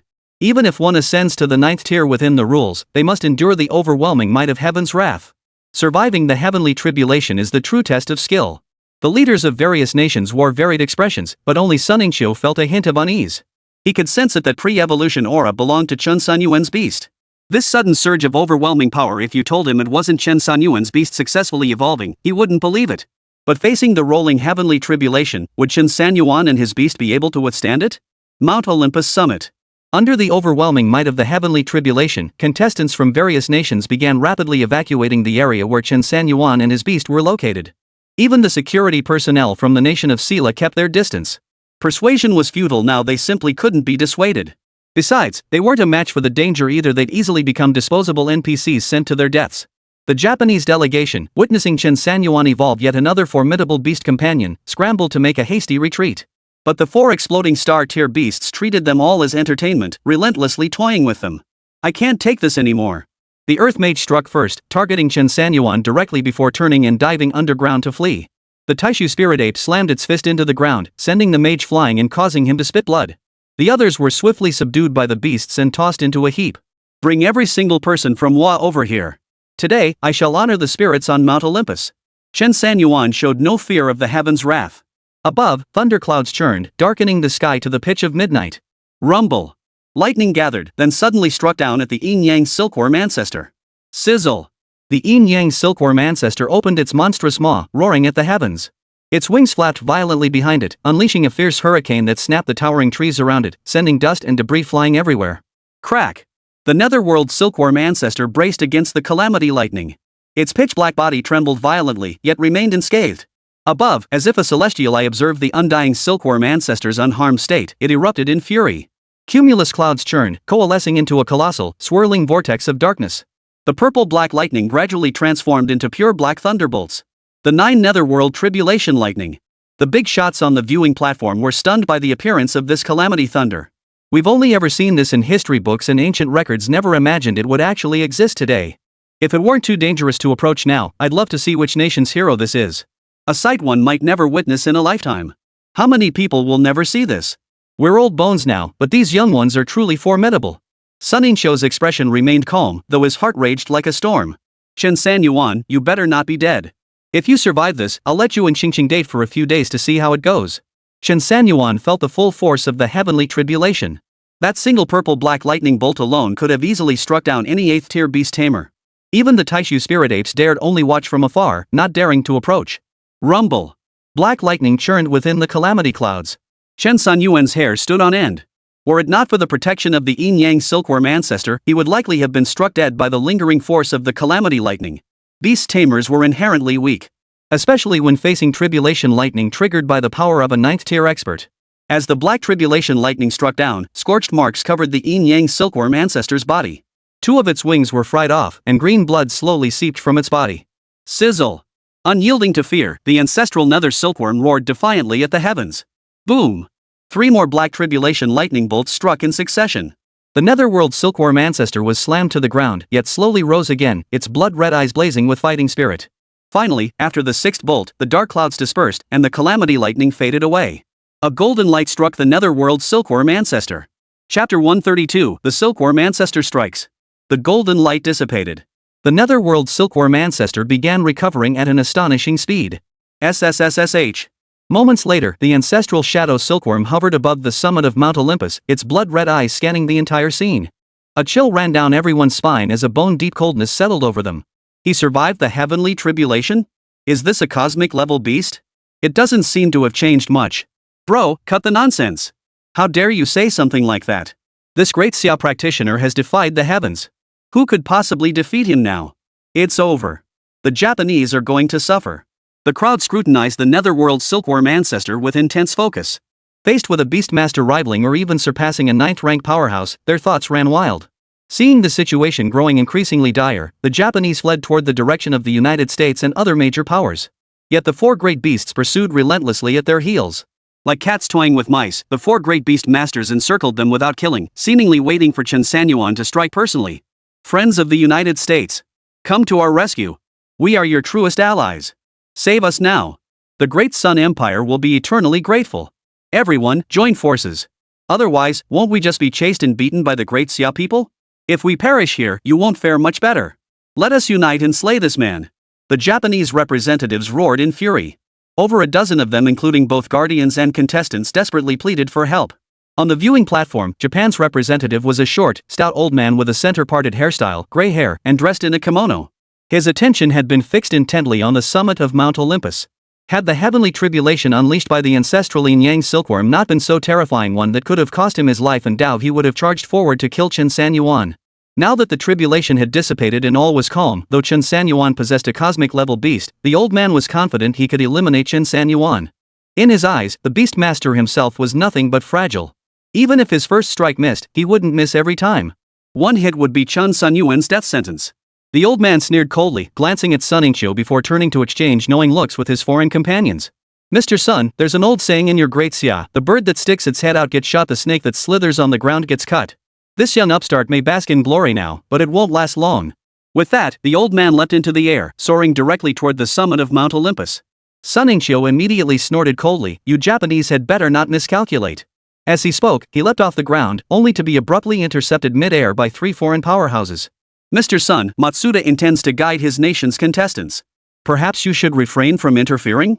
Indeed. Why don't we gather to exchange insights? The tribulation we just endured should prove highly beneficial for our growth. Mr. Sun, given the current situation, surely you won't refuse to grant us this courtesy? 3 late mid-8th rank powerhouses stood before Qingzhou, their smiles forced and insincere. Qingzhou narrowed his eyes slightly, suddenly unleashing his aura. The overwhelming pressure of an 8th rank peak cultivator spread out violently. You bunch of trash. Get the hell out of my way. Qingzhou erupted in fury. Had he been a moment later, Chen Sanyuan might have been assassinated by this 8th rank powerhouse, Matsuda. After all, a late-stage 8th rank powerhouse might not be able to go toe-to-toe with a cosmic-level beastmaster, but they could easily take one down with sneak attacks and underhanded tricks. Chen Sanyuan. Defend yourself. Qingzhou channeled his chi into his throat, unleashing a thunderous voice that reverberated across the entire Mount Olympus. Chen Sanyuan instantly grasped Old Sun's intent. With a flick of his thoughts, the four great beasts ceased their taunting of the Japanese group and instead formed an impenetrable barrier around Chen Sanyuan. The cosmic-level ancestral shadow silkworm stood proudly mid-air. Though silent and seemingly indifferent, it was actually unnecessary for it to move. Ancestral nether silkworm, heed my command. Exterminate them immediately. Leave not a single Japanese alive. A cold glint flashed in Chen Sanyuan's eyes as his words carried the fury burning within him. Today, I will force Japan to withdraw from the competition. No one can stop me. Oomph. The yin-yang silkworm ancestor stirred. In that very instant, Matsuda materialized in the corner behind Chen Sanyuan. The moment the four great beast masters detected it, Matsuda's spell was already prepared. He lightly tapped toward Chen Sanyuan, who stood not far away. Hum. Bang. Bang. Bang. The netherworld silkworm ancestor didn't move a muscle. Only the crimson light in its eyes flickered. The Japanese man fleeing into the distance began to swell rapidly. Moments later, it transformed into bursts of crimson fireworks, exploding violently in the air. Matsuda's bizarre spell acted like countless invisible poison needles. The moment the four great beast tamers sensed it, they unleashed a barrage of fire and lightning skills. Yet they couldn't stop it, they couldn't even touch it. Chen Sanyuan's pupils suddenly contracted. This was clearly a powerful spell supported by high-level equipment. In desperation, Chen Sanyuan prepared to teleport away, only to look up and find Matsuda already standing above him, samurai sword in hand. Die! The command fell. The four great beasts cast aside their own safety, using their bodies to shield Chen Sanyuan. Yet in the next instant, the samurai sword swung down from above. The ground erupted, revealing Matsuda once more, this time wielding a dark purple spike. Chen Sanyuan barely glanced at it before the warning from his golden eyes of wrath sent a chill down his spine. Equipment, soul-shattering spike. Grade, SS class. When piercing practitioners below 7th rank, it damages their soul and causes loss of consciousness. When used in conjunction with an 8th rank practitioner, it can utterly annihilate the victim's soul, preventing reincarnation. Damn, that's ruthless. Ancestral shadow silkworm. Chen Sanyuan instinctively roared inwardly. At the very moment the spike was about to pierce his chest less than a centimeter away, Matsuda vanished. Chen Sanyuan sensed something and looked up toward the netherworld silkworm ancestor. In that instant, he saw Matsuda already clamped in its jaws. Its razor-sharp teeth pierced through Matsuda's body. Even the physique of an elite 8th rank professional fighter proved as fragile as paper within the underworld silkworm ancestor's jaws. Don't kill him. Chen Sanyuan reached out to stop the yin-yang silkworm ancestor from biting through Matsuda's body. The international professionals watching from a safe distance were all stunned. The cosmic-level beastmaster's move was invisible to the naked eye. Matsuda had seized him. That's Mr. Matsuda, Japan's representative, right? He's a late-stage 8th dan, for crying out loud. This is insane. What's the point of even starting the second round? This fight is over. All of Japan's Guardian Path participants are dead. Only Matsuda remains. After all, Matsuda is an 8th dan powerhouse. If Chen Sanyuan kills him, then Great Xia in Japan might truly be locked in a war to the death. He won't kill him, don't worry. After all, this could spark a war between nations. Yeah, even if Matsuda survives, Japan's entire team is wiped out this time. They won't coexist peacefully with Great Xia either. Everyone was deeply curious about Chen Sanyuan's choice. Meanwhile, Matsuda was quietly sneering. Boy, you wouldn't dare kill me. If you dare kill me, our Great Sun Empire will make your Great Xia understand what a nightmare truly means. Chen Sanyuan couldn't help but let out a cold laugh. Nightmare? You think I won't kill you? Then you've got it all wrong. I just don't want you to die painlessly. 3-foot hell. Chapter 133, 3-foot hell. Ancestral shadow silkworm. Activate skill. 3-foot hell. Chen Sanyuan barked coldly, and a crimson glow erupted from the netherworld silkworm ancestor's body. Boom! Within a 3-foot radius around Chen Sanyuan, space warped into a hellish dimension. Ferocious specters swarmed the crimson earth, scorching winds whipped through the sand, and the very vision of hell unfolded before everyone's eyes. Holy! Mind-blowing! Beastmasters can summon alternate dimensions now? Ah, cosmic-level power. I'm switching my citizenship to Great Xia. I'm joining Great Xia to become his disciple. Too powerful. An 8th tier expert is nothing but trash in front of him. The moment the 3-foot hell appeared, everyone's eyes widened in disbelief.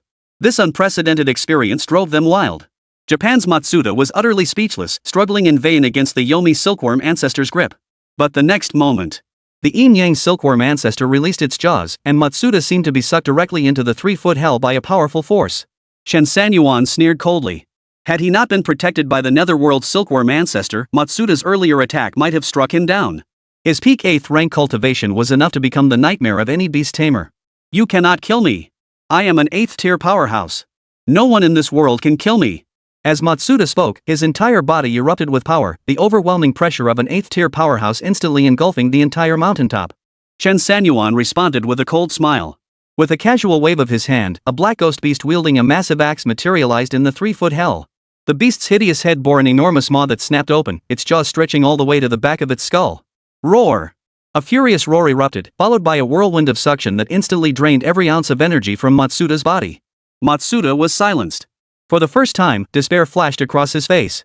He struggled desperately, yet no matter how hard he tried, he couldn't escape Chen Sanyuan's 3-foot space. Kid! I command you to release me now. I am the chief representative of the Great Sun Empire.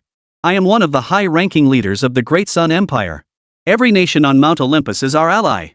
I advise you not to court death. Release me immediately. Chen Sanyuan paid no heed. With a light flick of his finger, another ghost beast materialized. This ghost beast was small and frail, not even as large as a human. It looked thin and withered, like a candle flickering in the wind, ready to extinguish at any moment. Despite its fragile appearance, the moment Matsuda sensed it, every hair on his body stood on end. Contestants from all nations, help me. I'm the chief representative of the Great Sun Empire. Your countries are our allies. Are you all just going to stand by and watch me be tortured to death by this brat? Don't you fear that after I die, you'll be next? Matsuda roared, channeling his ki into his throat to project his voice across the distance, pleading for his friends on the viewing platform to intervene. Indeed, Matsuda's desperate cries proved effective. A guardian from the United States, appearing to be in his 50s, materialized mid-air. Stop this at once. You people of Great Xia have broken the rules. You've slaughtered all the Japanese representatives. Now you even dare to kill the chief delegate. Don't you fear starting a war? The American elder's face flushed with anger, yet he dared not move. Even Matsuda, a peak 8th Dan powerhouse, was being bullied like a puppy by Chen Sanyuan. A mere 7th Dan like him was utterly insignificant. Stepping onto the battlefield would mean certain death. Yet, bolstered by his nation's formidable backing, he still believed he held some sway. After all, in their eyes, which nation on the entire Blue Star dared challenge the United States? Get lost. You have no right to speak here. One more word, and I'll kill you right now. Chen Sanyuan's eyes flashed with fury as he barked the order. Without even channeling his energy, the sheer intensity of his glare froze the American elder in place. American elder. You. Get out. The moment Chen Sanyuan raised a finger, the American elder fell silent. Hey. That's going too far. Can't we even try to mediate anymore? Yeah. Just because you've got some awesome beast companion, you think you can act all high and mighty? Do you really think all these countries are just going to let you push us around? Exactly. We just gave this kid a little praise, and now he thinks he's hot stuff. Release Representative Matsuda. Release him immediately. Otherwise, we'll all charge in and wipe out the Great Xia contestants. In an instant, the crowd erupted in fury. Especially the allies of the pretty country rallied to defend their professional player. Some even surrounded the Great Xia team. Chen Sanyuan's face was as cold as frost. If it weren't for these nations scheming and plotting against Great Xia throughout the first round, how could Great Xia's position be so far behind now? How many of our Great Xia brothers had they assassinated and persecuted? And now, here they were, spouting righteous condemnations at him. You seem to have forgotten who started this whole affair. If it weren't for Japan stirring up trouble, how could things have ended up like this? They brought this upon themselves. When Matsuda struck to kill me, where were your voices to speak for me? Now that you've had your fill of the spectacle, tell me, is this how it ends? Do you really think the people of Great Xia are so easy to bully? Chen Sanyuan swept his cold gaze around the room. Whenever he locked eyes with a professional from any nation, they would avert their gaze in fear. Well said. Sunninshou's voice came hurriedly, his clothes torn and tattered, looking somewhat bedraggled. Old Sun? The Great Xia brothers instantly straightened their backs upon seeing Elder Sun arrive. Master Sun was their rock now. With him present, Great Xia had someone to stand up for them. Sunninshou took a moment to steady himself, scanning the scene to confirm none of his brothers were injured. Only then did he nod in relief. If the enemy does not attack us, we will not attack them. But if they attack us, we will strike them down, no matter how far they are. Enough talk from all nations. We of Great Xia are not fools to be bullied and carved up at will. I witnessed everything that just happened. While overstepped its bounds by fighting our young warriors of Great Xia. Outmatched and defeated, they deserved their fate. If any nation still dares to defy us, come and challenge this old man. His words left the professionals from every nation too intimidated to even lift their heads. Damn it, a single cosmic-level beastmaster was already putting everyone under immense pressure, okay? Now this old man Sunninshou is charging forward demanding to know who dares to challenge him. What was he thinking? What? Are you Dacia intent on ruining this event? Seeing Sunmmary approach, the representatives from the United States, Germany, and the other 3 nations who had been watching from the viewing platform also ascended into the air. Sunmmary, you talk a big game, don't you fear shooting yourself in the foot? Do you really think that just because your great Xia has a universe-level Beast Tamer, you can challenge all of us major nations? The representative from the United States was a spry elderly man with snow-white hair and gold-rimmed glasses. Don't forget one thing. No matter how powerful a cosmic-level beastmaster may be, it cannot surpass the power of the gods. The moment Matsuda, trapped in the 3-foot hell, saw the bespectacled elder, it was as if he had glimpsed a savior. Mr. Maxer. Save me, quickly. Chapter 134, I never expected you to be this kind of person. The elderly man in gold-rimmed glasses glanced in Matsuda's direction. He saw Matsuda trapped within Chen Sanyuan's 3-foot hell, struggling desperately yet unable to escape. Mr. Maxer appeared outwardly calm, but inside, his mind was in turmoil. Though he was marginally stronger than Matsuda, if Chen Sanyuan's skill level could trap Matsuda, the probability of him being trapped was at least 80%. Crucially, he couldn't risk a mere 20% chance of success just to save Matsuda's life. Thus, Maxer's gaze slowly shifted away from Matsuda and toward Sunmmary. He had already watched the spectacle for quite some time earlier, when Sunmmary had clashed with the other 3 nations on the observation deck. His original plan had been to steadily wear down the combat strength of Great Xia and the other nations, then gradually advance his own country's agenda. What he never anticipated was Chen Sanyuan's sudden appearance, which had drastically complicated the situation.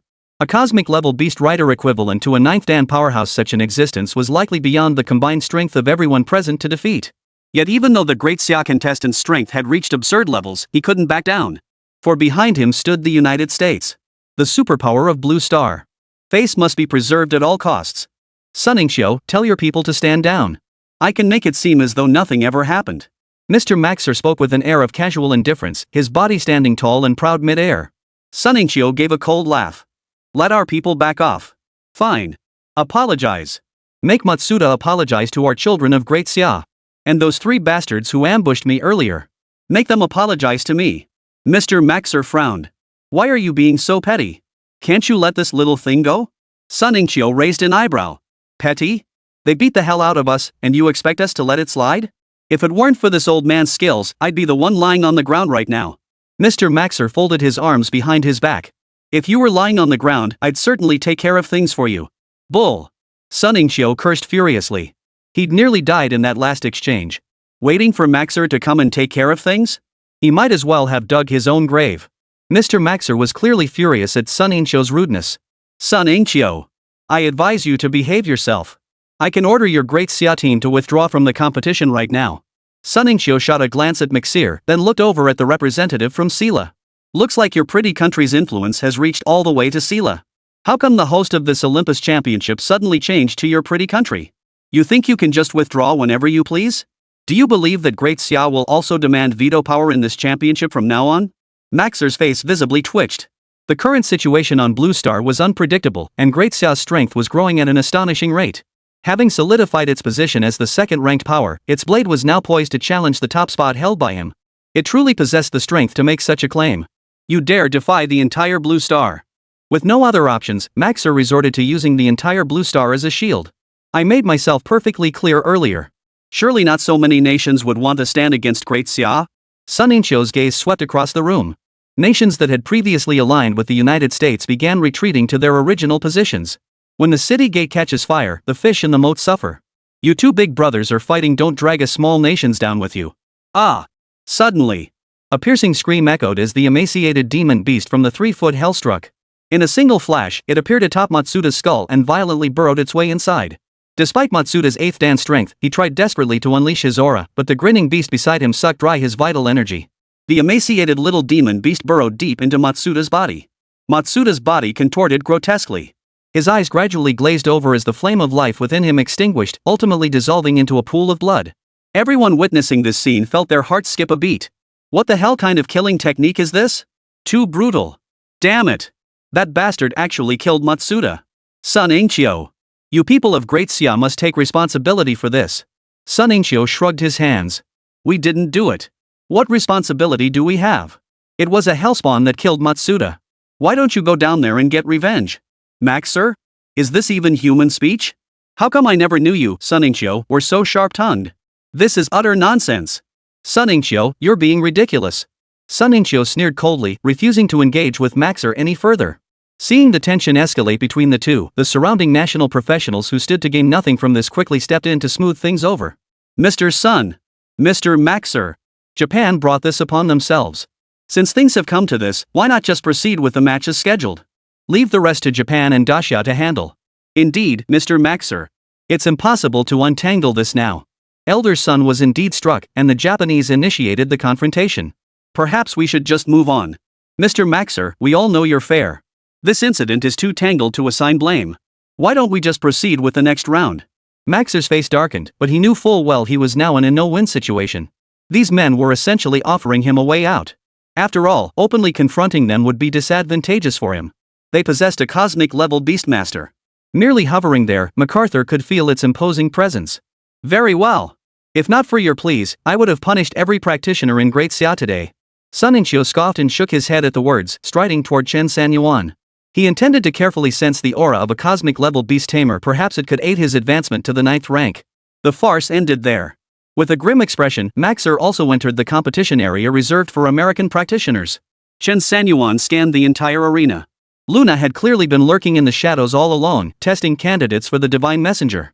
Yet as he passed the jade token at the center of the arena, it showed no change whatsoever. The two exchanged glances, each seeing the confusion in the other's eyes. At that very moment, the gates atop Mount Olympus closed, signaling the end of the first round. A massive electronic screen slowly materialized mid-air. It displayed the remaining number of competitors from each nation and their respective rankings. Great Xia had been knocked out of the top 10, while the United States remained firmly in first place. Maxer tilted his head slightly with a hint of smugness, deliberately glancing at Sunmmary. Sunmmary snorted coldly and whispered to Chen Sanyuan. The second match is where we strike. You're the strongest on the entire Olympus. Even all the national representatives combined couldn't defeat a cosmic-level beastmaster. These nations are blatantly bullying us. We can't just let it slide. Go ahead with confidence. Leave the rest to me. Hearing Sunmmry's words, Chen Sanyuan nodded firmly. This overwhelming sense of security felt truly wonderful. Buzz. Suddenly, a golden light burst forth from the heavens, bathing the earth in its radiance. Chapter 135, the second round. Scar of Heaven. Golden light illuminated the earth. The luminous screen in the sky vanished, replaced by a line of golden characters. Olympus Mountain second round match. Begin the competition. Boom. Boom. Boom. The entire mountain rumbled with thunderous roars. Immediately after, the golden characters vanished from the sky. A fissure tore open between heaven and earth. This is the Scar of Heaven. Who would have thought it would appear in this second round? I heard that whoever enters the Scar of Heaven realm atop Mount Olympus in Sheila Kingdom has a chance to be chosen by the gods as a divine messenger. But wasn't the divine messenger already chosen? That's different. Before it's fully confirmed, the identity of the divine messenger could shift or vanish. Only by truly entering the Scar of Heaven can one fully attain the status of a divine messenger. Clearly, some among the crowd possessed knowledge of the Scar of Heaven. This undoubtedly proved that everyone who had come to Mount Olympus harbored the delusion of obtaining divine power and becoming a divine messenger. After all, becoming a divine messenger and gaining the power of Olympus's gods would be nothing but beneficial for any nation. Chen Sanyuan stowed away his beast and scrutinized the Scar of Heaven closely. Perhaps Luna's failure to find a divine messenger was connected to the imminent emergence of this Scar of Heaven. Luna had quietly returned to Chen Sanyuan's side. I cannot enter the Scar of Heaven with you. The Heaven Scar competition changes every year both in difficulty and setting. They say it's determined by the gods themselves. But who can say for sure with such vague talk? Maybe it's a conspiracy between Sheila Kingdom and the pretty country. Luna scoffed in disbelief. You've drawn far too much attention this time, wiping out the entire Japanese contingent outright. Once inside, you'll likely become the target of a joint assault by numerous Western powers. Especially within the Scar of Heaven realm, Western professionals tend to gain divine favor more readily than practitioners from other nations. Chen Sanyuan nodded slowly. When adventurers gain divine favor, their power surged dramatically. But that didn't matter much. While others might scheme for divine favor, his goal was to eliminate the divine emissaries as swiftly as possible. If he could gain the right to control the gods through this, the very thought of a god's power filled him with inexplicable excitement. Chen Sanyuan glanced around at the practitioners from various nations surrounding him. Their expressions varied, clearly each pondering the orders and plans issued by their own countries. The true intrigue of the Olympus Championship lay in the hidden agendas each nation harbored. Their plans might differ vastly, but their goal remained the same: to profit from it by any means necessary. He suspected Japan had also hatched some dirty scheme targeting Great Xia back then, only for Chen Sanyuan to seize the opportunity and crush it in its infancy. Nippled in the bud right then and there. If Japan's top brass ever found out, it'd probably kill a couple of them with sheer frustration. At that moment, High above, the leader of Sheila's Professional Affairs Bureau ascended slowly, riding a divine bird. contestants from all nations. Greetings to all. The Sira leader, seemingly oblivious to the recent disturbances between Hua and Daxia, continued to smile warmly at everyone. Having passed the first round of competition and selection, you have now advanced to the second round. First, I congratulate you all on advancing to the second round. In this round, Guardian Pathkeepers are prohibited from entering the Scar of Heaven. Only contestants are permitted to enter the Heaven Scar realm for competition. The requirement is simple: complete the divine guidance. Upon entering the Scar of Heaven, each of you will receive divine guidance. If you can fulfill the deity's instructions, you will pass the trial. Additionally, those who excel in fulfilling the divine guidance and earn the deity's favor will be selected as divine messengers by the Olympian gods. Divine messengers advance directly to the final round. The leader of Sheila Kingdom spoke eloquently atop the divine bird, extolling the greatness of divine messengers, proclaiming the glorious majesty of their Olympian deities. Chen Sanyuan couldn't be bothered to listen. Compared to the deities of Great Xia, these so-called mountain gods were not only vastly outnumbered, but in terms of power, how many dared to challenge the deities of Great Xia? After a moment's consideration, Chen Sanyuan addressed the icy beauty Luna beside him. Once I'm inside, you must stay close to Elder Sunday. Because I suspect that if this is a conspiracy, it won't target just me or us competitors alone. The guardians protecting us from outside will also become their targets. Luna's brows furrowed slightly. After a moment's thought, she was about to nod in agreement. On the stage, the leaders of Sheila Nation had already given the order to depart. Chen Sanyuan exchanged a few words with Old Sun before turning and dashing into the Scar of Heaven. Watching Chen Sanyuan's retreating figure, Luna pressed her red lips together. The Scar of Heaven. Though it appeared merely as a narrow fissure from afar, a faint crimson glow could be discerned emanating from within. Crimson again. Muttering softly, Chen Sanyuan suddenly recalled the system's earlier warning. The slumbering deity is about to awaken. The crimson lands he once trod shall devour all living beings. With this thought, Chen Sanyuan charged headfirst into the Heaven Scar fissure. Just as Luna had said, every time the Scar of Heaven opened, the world within remained unknown, its dangers unfathomable, and the requirements for the second round of the competition were still unclear. Guidance from a god? Who knows what a god might command you to do? Would you even commit suicide if commanded? Chen Sanyuan chuckled to himself, shaking his head before plunging into the world of the Heaven Scar. The instant he entered, a blinding golden light flared, forcing him to shut his eyes. When he opened them again, he found himself deep within a forest. Scarlet Land? Chen Sanyuan surveyed his surroundings. The moment his gaze fell upon the ground beneath his feet, his brow furrowed. The Crimson Land trodden by the gods? So the prophecy the system gave me refers to this world. Devouring living beings. I wonder if it refers to this land itself, or the deity about to awaken. Chen Sanyuan murmured softly, and a crimson glow erupted from his arm. He hastily raised his arm and rolled up his sleeve, revealing rows of golden characters etched upon his flesh. Slaughter. You are commanded to slaughter all living beings who have invaded this world. Fail to slaughter 10, and you shall die within 10 minutes. Slaughter fewer than 50, and you shall remain enslaved in this realm forever. Slaughter over 100, and you may receive a sliver of divine favor. So this is what they call divine guidance. This god must be an evil one, right? So fond of slaughter? Nothing good ever awakens on crimson soil. Rumble. As if hearing Chen Sanyuan's slander, thunder roared overhead, and dark clouds began to gather. Chen Sanyuan sneered coldly, silently pondering the divine guidance. The beings who have invaded this world. Does this mean that those who have entered here are not merely the contestants from various nations? Chapter 136, The Divine Guidance. Chen Sanyuan pondered the divine guidance. Since it mentioned beings who had intruded into this world, it likely implied that those who had entered were not just the group of contestants. There might be others, or other beings. With this thought, Chen Sanyuan headed toward one edge of the forest. Apart from the crimson soil, everything else appeared indistinguishable from the normal world. Yet this forest carried an undeniable air of eerie, sinister foreboding. Whoosh! Whoosh! Whoosh! Suddenly, a series of whistling sounds pierced the air. Chen Sanyuan snapped his head up to see streaks of light streaking across the sky like shooting stars. As they crashed to the ground, they unleashed fierce gusts of wind. What the hell? They're just like meteors from outer space. Chen Sanyuan's mind raced as he flashed forward, quickly arriving at the meteor's impact site. He observed blue, circular eggshells beginning to crack. The cracks soon burst open, revealing a creature with pale gray skin. Human-like in form, it could walk upright, yet was emaciated to the point of being skin and bones, with backward-facing spines protruding from its back. An alien species? Chen Sanyuan frowned. This creature bore no resemblance to any he had encountered before. The alien creature burst from its shell and whipped its head toward Chen Sanyuan. Holy! What kind of perception is this? One after another, the alien creatures surged upward from the ground, soaring into the sky before charging straight toward Chen Sanyuan. Chen Sanyuan wanted to test the combat prowess of this group of creatures. He swept his right hand across his chest. Come forth! Rotten bone thunderworms! A fierce shout echoed, followed by a sudden, thunderous crack in the sky. Boom! The rot-bone thunderworm materialized out of thin air, instantly enveloped in a torrent of lightning bolts. It unleashed a barrage of thunderous explosions upon the charging alien creatures. After the explosions subsided, the alien creatures' mouths hung wide open, yet no sound came forth. Chen Sanyuan remained skeptical. A corrupting bone thunder spear flashed in his hand, and he teleported forward in an instant. Facing the half-dead creatures, Chen Sanyuan drove his corrupting bone thunder spear through their chests. Did they really leave their vocal cords at home? The creature before him bore a gaping hole in its chest, its mouth stretched nearly to the back of its head, yet not a sound escaped. A thought flashed through Chen Sanyuan's mind, and the corrupting bone thunderworm unleashed a thunderstorm sphere. This time, the lightning bolts were 10 times thicker than before. Yet even under this devastating thunderous assault, the alien creatures remained utterly silent. As Chen Sanyuan moved to finish them off, he noticed more and more eggs falling from the sky nearby. Increasing numbers of the creatures began to appear.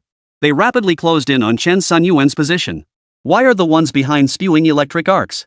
These things don't even have vocal cords, and they can still evolve? Chen Sanyuan could scarcely believe it, summoning a beast at once. Come forth! Half-step chaos golden crow. Screech! Cross-shaped flames materialized out of thin air, enveloping the half-step chaos golden crow in swirling fire. The scorching heat ignited the surrounding trees. The alien creatures swarmed like bees, growing ever more numerous. Chen Sanyuan's mind flickered, commanding the half-step chaos golden crow to charge along the path, unleashing its fury. Such a commotion instantly drew a crowd. They were all nearby contestants who had been secretly observing the situation upon spotting the alien creatures. Chen Sanyuan's fierce assault now drew them into the fray. But soon, the second wave of alien creatures was gradually dealt with. Yet the eggs falling from the sky resembled a torrential downpour before a typhoon. They came crashing down in a torrent, their numbers even greater than before. Holy! Why are there fire-breathing ones appearing again this time? Ouch! They can fly too. What kind of alien species are these? Why did we run into them right after entering? This must be the gods testing us. By the way, what exactly is your divine guidance? Many contestants chatted with friends nearby while fending off the creatures. These alien creatures weren't particularly powerful, at least not beyond their ability to handle. The group was fighting with gusto when suddenly, a figure vanished and abruptly reappeared behind another person. Thud! A blade plunged straight into the target's heart. The victim turned his head in disbelief, his eyes wide with shock. One was from the kingdom of E, the other from the kingdom of E. The Israeli laughed triumphantly after the strike. This is the divine guidance I received. Kill 6 contestants. The others, seeing this, were instantly horrified. They had been fighting the alien creatures with relative ease. But a moment's distraction saw them knocked down by several alien creatures charging head-on, torn apart and devoured on the spot. Israeli, even if this is divine guidance, you should have acted after defeating the alien creatures. You're so utterly inhumane, don't you fear we'll band together and finish you off? Igwa's bearded man sneered coldly. I am afraid. But what can you do to me? In this situation, are you all going to come over and kill me? Ha ha ha ha. Do you even have the time? Before the bearded man from Igwa could finish, Chen Sanyuan unleashed a bolt of lightning that struck him. The bearded man instantly charred black and collapsed to the ground. You. Before the bearded man could finish his sentence, the alien creature tore him apart on the spot. The scene brought immense satisfaction to everyone present. That was Mr. Chen of Great Xia. Da Xia. It's a Da Xia warrior. Well done. Mr. Chen, we're behind you. Chen Sanyuan heard this and immediately tried to stop them. It wasn't me. Stop spreading rumors. I'll sue you for defamation. It was clearly the heavens who couldn't stand it anymore and struck him down with lightning. It had nothing to do with me. Hearing this, the others exchanged glances and nodded in agreement. Since he refused to admit it, there was no need to press further. They could guess what had happened to Chen Sanyuan. As the next wave of alien creatures surged forward, this time even more powerful. Several contestants were caught off guard, their arms torn clean off by the creatures. Let's get out of here fast. These things seem endless. Should we team up with the Great Xia? Before he could finish, others from different nations cut him off. Are you crazy? If he leaves too, how are we supposed to escape? If he wants to play the hero, let him have his moment. Let's get out of here. After a few whispers, they fought off several alien creatures and turned to flee. Only after running a considerable distance did they finally breathe a sigh of relief. Then they spotted Chen Sanyuan's figure flickering repeatedly as he closed in on their direction. Holy! He's chasing us. What do we do? Hey! Dead if we run, dead if we stay, let's do this. Just as they prepared to charge forward, Chen Sanyuan didn't even acknowledge their presence, flashing past overhead. They barely caught their breath before seeing a dense horde of alien creatures charging toward them from behind. Holy! Run! The group scrambled to their feet and sprinted away, soon encountering another wave of contestants. Leading the pack was none other than the United States' top competitor. Pachizou! Pachizou drew the sword at his waist. Fixing his gaze on the approaching figures and the alien horde behind them, he gathered his strength and swung his blade down. Chapter 137, Call Me Daddy. Boom! The blade sliced through the figures before crashing heavily into the alien army. The alien creatures scattered in all directions, instantly cleaving a bloody path. Chen Sanyuan watched, his brow furrowing involuntarily.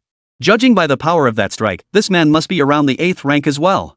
With such formidable combat prowess, why didn't I sense his aura back then?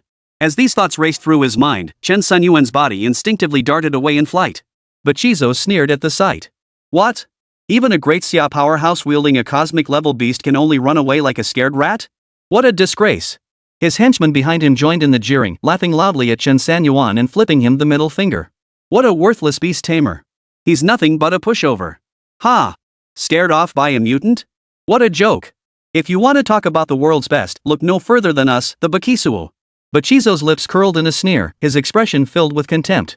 But the moment he turned to look at the alien army, his pupils suddenly contracted. How is this possible? From the distance, more and more alien creatures surged forward like a tidal wave. But Qingzhou frantically swung his blade at them. 2 swings sent blood mist flying, but more aliens quickly gathered in droves. Damn it! What the hell is going on? Why are there so many aliens in this Scar of Heaven world? Shouldn't the gods' guidance be about mutual destruction? Why have the rules of this world changed? But Qingzhou's face turned grim, while his trembling subordinates cowered behind him. But Qingzhou! Fight them! The alien creatures are charging. But Qingzhou glanced at the alien creatures, then turned and ran. Fight my ass! With so many of them, you're just waiting to die. But you were just mocking that great Xia. Shut your mouth. But Qingzhou flew into a rage and swung his blade. The man scrambled to dodge, barely saving his skin. But the alien creatures swarmed in from behind, and by the time he tried to flee, it was already too late. Watching his subordinate torn apart, Okizabo's heart skipped a beat. How the hell do we kill these things? The gods! Only by harnessing divine power can we wipe out these damn alien creatures. I, the top competitor from the United States. But Qingzhou, pray to the gods for divine power. I beg to become a divine messenger. But Qingzhou roared, his longsword slashing wildly through the horde, each swing claiming several alien creatures. At the same time, Bokiso felt an unusual sensation in his arm.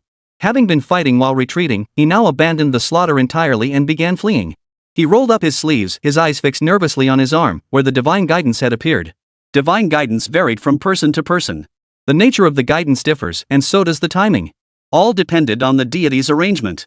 Perform a blood sacrifice using the Great Blood Sacrifice technique, and you shall receive the divine blessing. Pachizou's eyes lit up instantly as a blood sacrifice spell materialized in his mind. Blood sacrifice. Ha ha ha.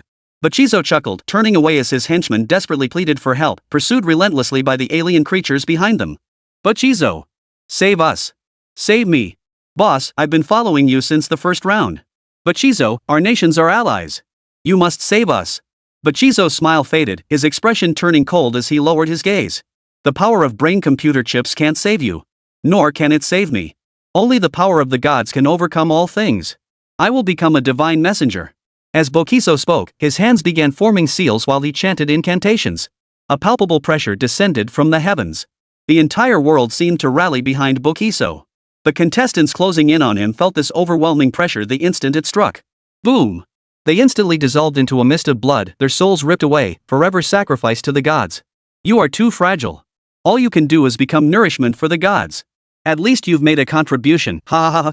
Pachizou's eyes blazed crimson, black vascular patterns erupting across his body as a savage grin split his lips. Blood sacrifice. The words echoed like a hurricane, instantly sweeping away a vast expanse of space.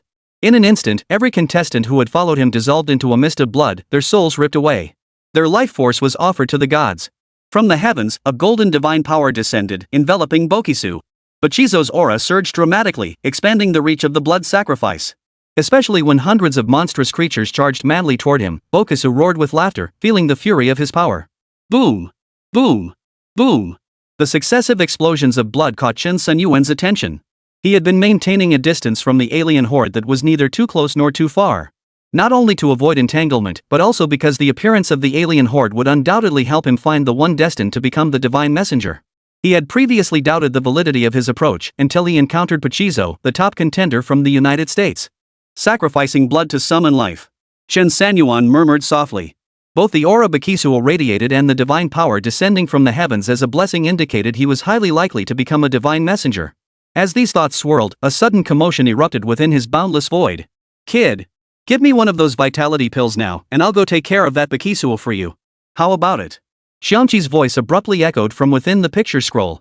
Chen Sanyuan raised an eyebrow. This old fossil never did anything without a personal gain.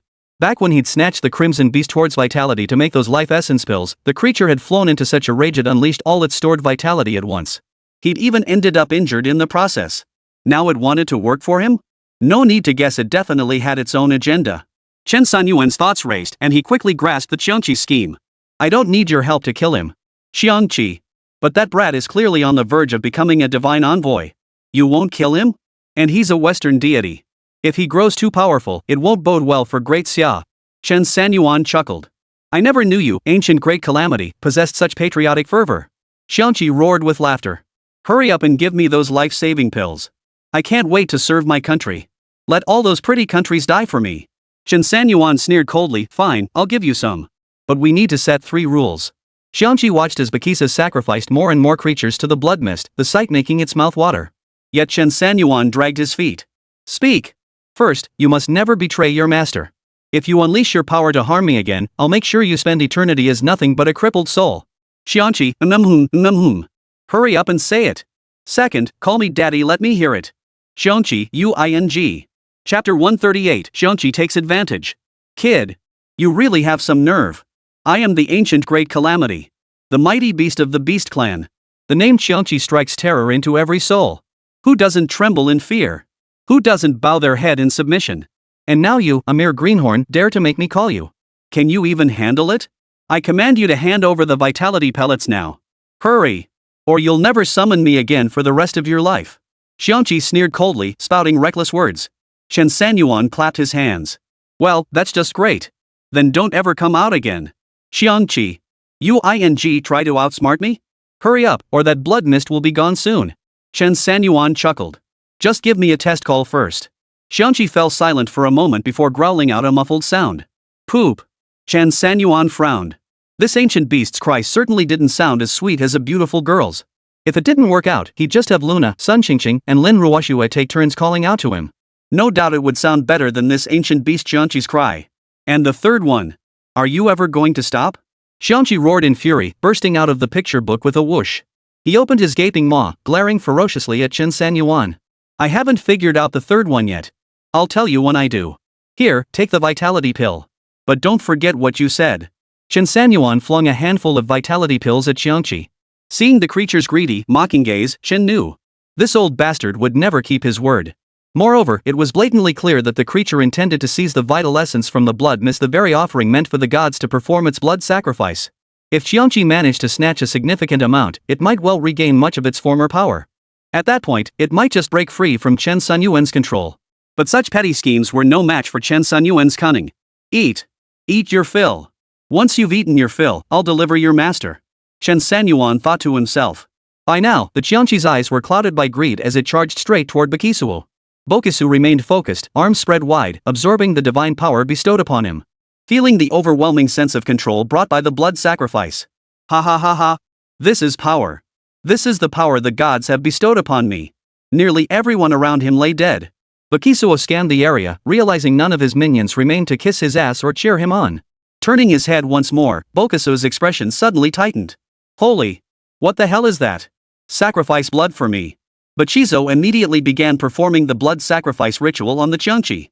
But to his utter astonishment, the charging Xiangqi remained completely unaffected. In fact, it seemed to get even more excited. Ha ha ha ha. They're all mine. All mine. This vitality is precious. How could it be fed to the gods? Xiangqi transformed into a gust of wind, piercing straight through Bokisu and charging toward the horde of alien creatures behind him, which were continuously sacrificing blood to form a mist of vitality. It plunged into the blood mist as if bathing in an ocean of love. Instantly, its body began to swell, its form gradually sharpening. What the hell is that thing? Bokisu's eyes widened in fury, suddenly spotting Chen Sanyuan. Chen Sanyuan. Is this another one of your damn things? I advise you not to court disaster. Otherwise, once I become a divine envoy, you'll be the first one I destroy. Chen Sanyuan shrugged. You guys fight it out. It's none of my business. I don't even know what it is. Bokusu's mouth twitched. You think I'd believe you? Don't believe me? Fine. You. Chen Sanyuan, once I gain divine power, you'll be the first I kill. Chen Sanyuan curled his lip. Once you become a divine messenger, you probably won't be alive anyway. If you're going to fall for it, you're saving me the trouble. But Qingzhou focused intensely on the blood sacrifice great technique. This time, his body was enveloped in golden light. Clearly, divine power had been infused. Xiangqi absorbed voraciously within the blood mist, gradually forming a whirlwind. The massive vortex pulled the blood mist into a whirlpool, a sight that left Bakisuo utterly dumbfounded. Damn it, this isn't for you to eat. You stole the gods' offerings. I'll cut you down. But Qingzhou gripped his greatsword with both hands and swung it down at Xiangqi. Xiangqi, engrossed in its absorption, was caught off guard by the sudden blow. This blow, empowered by divine might, actually inflicted damage upon it. Thud! A gaping hole appeared on Xiangqi's forehead, sending its body crashing to the ground. But Xiangqi didn't even flinch.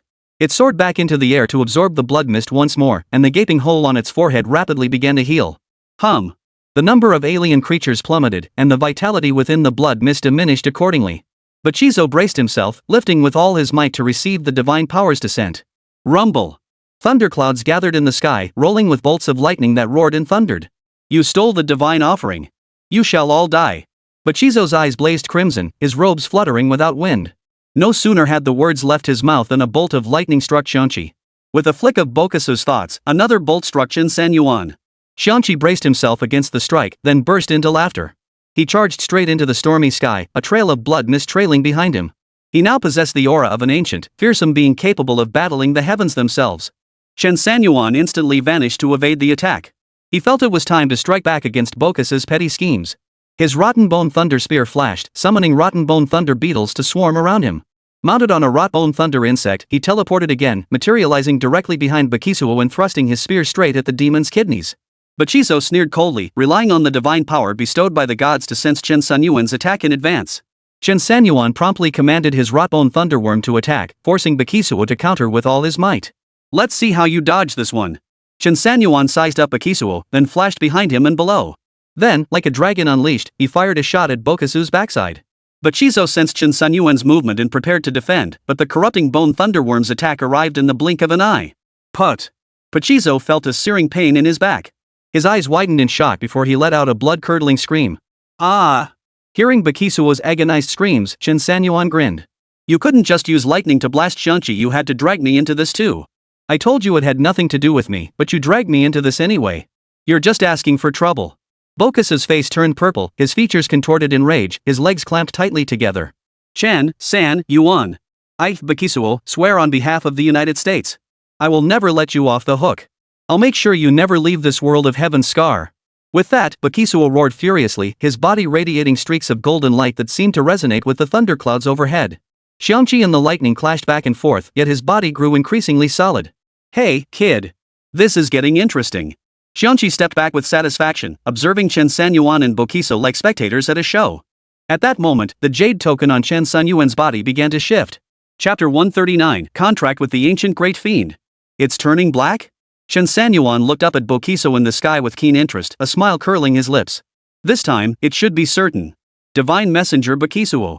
As he spoke, Chen Sanyuan swept his right hand across his chest, summoning his beast. Come forth! Eternal Emperor! Roar! Half-step Chaos Golden Crow!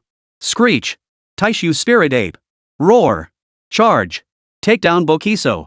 Let's see what this Western deity is all about. Chen Sanyuan pointed at Bokusu, still bathed in golden light mid-air, and bellowed. The four beasts instantly darted forward. In the distance, many contestants drawn by the commotion approached the scene. Upon seeing Bokusu bathed in golden light, they froze in shock. Holy! Is that Bokusu from the United States? This situation. Could he be the divine messenger this time? Holy crap, golden light is falling from the heavens, doesn't that already say it all? What do we do? Should we go suck up to him now? Wait, that person is... Everyone's gaze shifted downward, immediately locking onto Chen Sanyuan. He was commanding four beasts as they charged toward the golden light of Qingzhou in the sky. Chen Sanyuan of Great Xia? Holy crap, that kid's actually going after the divine messenger? Is he out of his mind? He just wiped out the entire Japanese contingent.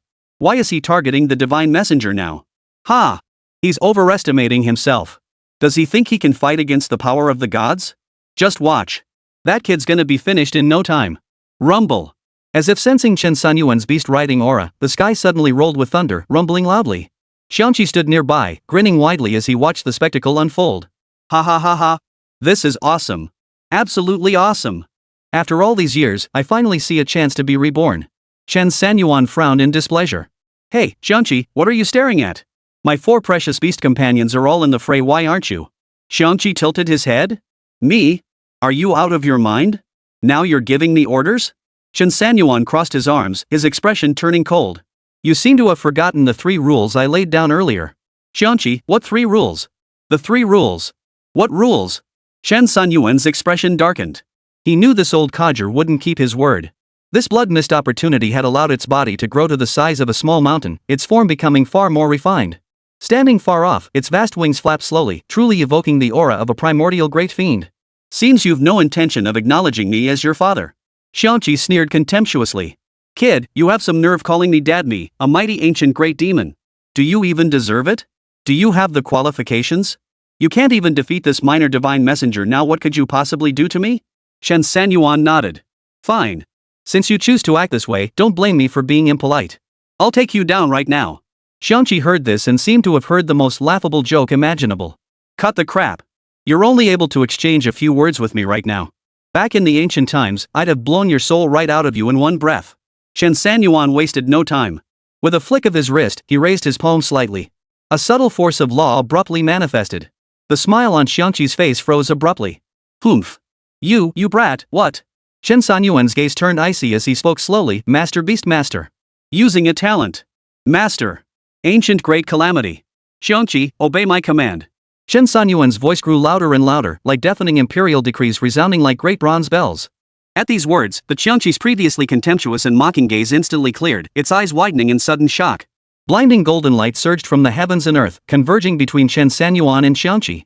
At this moment, even the golden radiance through which the divine messenger Bokiso received the power bestowed by the gods seemed somewhat dimmed. What the hell is this? Why does the divine messenger's ritual seem to be getting sidelined?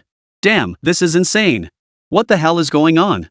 This Chen Sanyuan must be a man of immense destiny too, otherwise, how else could golden light be shining around him? No, you guys don't get it, he seems to be binding a beast. More and more contestants rushed over to gawk, their eyes darting between Bokiso and Chen Sanyuan. Even Qingzhou, suspended mid-air and bathed in golden light, shot Chen Sanyuan a peculiar look. That dog-faced scoundrel again. He stole all my thunder. I'll kill him. Before the words had even faded, 4 beasts charged forward. They unleashed flames and lightning, a barrage of magical techniques raining down on Qingzhou. But they were instantly blocked by the protective barrier formed by the golden light surrounding Bokiso. Oomph. Nothing but a bunch of 8th-level minions. They couldn't even scratch a single finger of mine. Ha ha ha ha. Boltzer, relying on the favor of the divine, showed no fear toward the 4 beasts. Meanwhile, Xiangqi's eyes widened in shock. It never imagined Chen Sanyuan had such a move up his sleeve. Kid, what do you think you're doing? You wouldn't dare try to capture me as your beast, would you? That's pure fantasy. You. Before Xiangqi could finish, Chen Sanyuan's body erupted with surging yuan power. Golden light flared around him as even more potent forces of law materialized from thin air.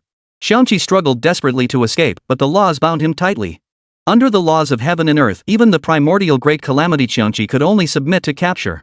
Golden forces of law burrowed into Xiangqi's body, repeatedly washing over its mind and flesh. It was like a forced brainwashing, continuously refining the Xiangqi. Chen Sanyuan calmly observed the Xiangqi's transformation. Though outwardly composed as an old dog, inwardly he marveled at the power of the master talent. After all, this was an ancient great calamity. No Beast Tamer had ever forged a contract with such a being since time immemorial. That he himself had succeeded now felt almost unbelievable. Moments later, golden light coalesced into a bridge of light.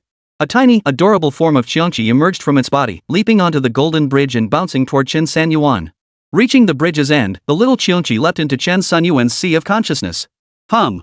A wondrous sensation enveloped his entire body. Chen Sanyuan felt his spiritual power grow slightly stronger with the Xiangqi's entry. It worked! Chen Sanyuan could now sense the Xiangqi's mental activities and general state. A faint smile touched his lips. The ancient great calamity had become his 6th tamed beast. The Taishu spirit ape didn't count as a tamed beast since there was no contract. Boom! At that very moment, Above the vast expanse of sky, Qingzhou completed all rituals, accepting the divine decree. A divine staff slowly descended between heaven and earth. Chapter 140, The Divine Messenger, Qingzhou. Qingzhou reached out and took the scepter.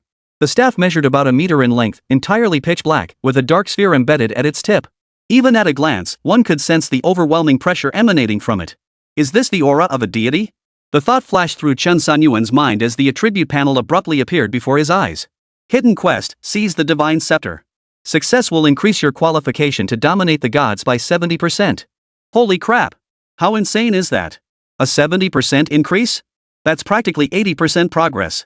Does that mean I could actually dominate a god? Chen Sanyuan's heart skipped a beat. Gods were beings of supreme power. He was already grateful to his ancestors for binding an ancient great calamity. If he could bind a god too. That's insane. What are we waiting for? Let's get this show on the road. Chen Sanyuan beckoned with a flick of his finger. Come here. Xiangqi reluctantly flew over to Chen Sanyuan's side. With a thought, the beastmaster attribute panel appeared before his eyes. Beast taming, Xiangqi. Bloodline, pure blood of the primordial great calamity. Grade, explosive star tier. Combat power, 9 million. Vitality, 6,800,000. Aura, boundless tier. Skills, primordial sky explosion, greedborn malice, endless path of slaughter, divine demon battle will. Evolution points required, 5 million. Current evolution points, 175,867. 175,868, 175,869. Cannot evolve. Note, this ancient, pure-blooded beast of great calamity harbors immense latent potential. Its master must wield it with care, lest it inflict harm upon itself. Note, aura pressure manifests only in beasts possessing ancient bloodlines, graded by purity as awakened, great origin, boundless, chaos, and primordial. Note, primordial sky explosion. Upon activation, Xiangqi's form explodes in size as its elemental energy erupts violently, disrupting cosmic order to unleash annihilation within a designated area. Enemy survival rate falls below 1%. Greed and malice awakens using this skill. Xiangqi unleashes a mental control effect, severely affecting the minds of enemies within range. It instills evil thoughts, causing them to turn on each other. This effect achieves even more frenzied mental control over beasts, including exotic beasts. Endless path of slaughter. Upon activation, Xiangqi radiates a crimson aura of murderous intent, transforming its path into an endless slaughter zone. Within this domain, all targets are pierced by this intent, shattering their minds and will, and destroying their neural pathways. Special caution, the skill indiscriminately targets all entities within its range, friend or foe. Divine Demon Battle Will. Upon activating this skill, Xiangqi grows increasingly ferocious in combat, unleashing latent potential and awakening the cosmic laws dormant within its bloodline to produce unforeseen effects. Chen Sanyuan scanned the description swiftly, growing increasingly captivated. This ancient great calamity is just too powerful. For major skills outright, even the cosmic level in Yang Silkworm ancestor only had 3. But the gap in bloodline was undeniable. After all, the Nether Silkworm ancestor only possessed a single drop of chaos blood, a remnant from the Qiangqi's remains. With that thought, Chen Sanyuan glanced again at the aura section of the attribute panel. Logically speaking, the remnant chaos blood of the Qiangqi had already been contributed to his own beast tamers. So shouldn't it have none left in its own body? Yet this limitless tier aura suggests its own chaos blood must be substantial, right? Could there still be room to extract and squeeze more? Chen Sanyuan stroked his chin, resolving to thoroughly examine the Qiangqi's constitution when he had the time. It did absorb quite a bit of that vital blood mist offered to the gods earlier. Maybe that's related. But whatever. The stronger it gets, the more I love it. Just as he was thinking this, a sudden, thunderous shout rang out from the sky. Chen Sanyuan. Chen Sanyuan glanced upward to see Qingzhou standing there, his robes billowing without wind, his slightly curled blonde hair gently swaying. Clutching his scepter, he looked utterly dashing. Chen Sanyuan. Are you prepared to meet your end? This divine messenger shall take your worthless life. But Qingzhou's eyes blazed with an otherworldly light, leaving the onlookers utterly stunned. Holy crap, he's seriously handsome. A divine messenger. The United States has produced a divine messenger. Isn't this just aiding and abetting tyranny? It's over, it's over. The world will be thrown into chaos again. War is coming. Sigh, they say the beautiful country and a few troublemaker nations have been secretly preparing for ages, just waiting for the Olympus incident to launch a major war. Wonder if it's true. Some worried, others rejoiced. The onlookers hailed from different nations, representing diverse factions. Chen Sanyuan watched the spirited Qingzhou soaring overhead and gave a slight wave. The 4 great beast riders surged with renewed might. In an instant, winds, flames, thunder, and lightning converged, crashing down upon Qingzhou. But Qingzhou raised his divine scepter high, instantly dissolving and absorbing every skill and spell in an instant. Ha ha ha ha. This is the power of the gods. So-called exploding star-level beast tamers? They're utterly insignificant to me. As he spoke, Bakisuo gripped the scepter tightly with both hands, murmuring incantations as his body surged with chaotic energy. The wrath of the gods. Qingzhou roared, swinging his staff down toward the 4 great beasts. Boom! Boom! Boom! Infused with divine power, the world of heaven's scar trembled violently. The heavens roared, gales howled, the earth shook, and thunder rumbled. All eyes widened in awe at the divine envoy's power, a force that even an 8th-tier peak expert might struggle to withstand. Golden pillars of light, carrying boundless pressure, descended from the heavens, crashing down upon the 4 great beast tamers and Chen Sanyuan. Under such overwhelming force, even an 8th-tier powerhouse would have to avoid the brunt of the attack. An ordinary beast tamer would likely be crushed into pulp instantly. Xiangqi, protect your master. Xiangqi reluctantly moved to stand before Chen Sanyuan. Facing the golden pillars streaking toward them like lightning, its eyes blazed with fury as it roared defiantly toward the heavens. Roar! With that single roar, the pillars shattered, its golden light dissipating. The 4 beast tamers, struck by the attack, instantly lost half their vitality. Their bodies began to plummet downward uncontrollably. Chen Sanyuan knew he couldn't delay any longer. His right hand swept across his chest. Emerge! Cosmic Tear! Ancestral Nether Silkworm! Thud! Thud! Thud! Thump! Thump! Thump! Amidst the drum-like, relentless pounding, a massive gate to hell burst forth from the earth. Hordes of hellish imps, drumming and gonging, burst forth in rapid succession. Their faces were hideously distorted, their bodies' skin stretched taut over bones, and twin horns protruded from their heads. Woo! The little demon beasts let out wails of grief, scattering to either side of the gate.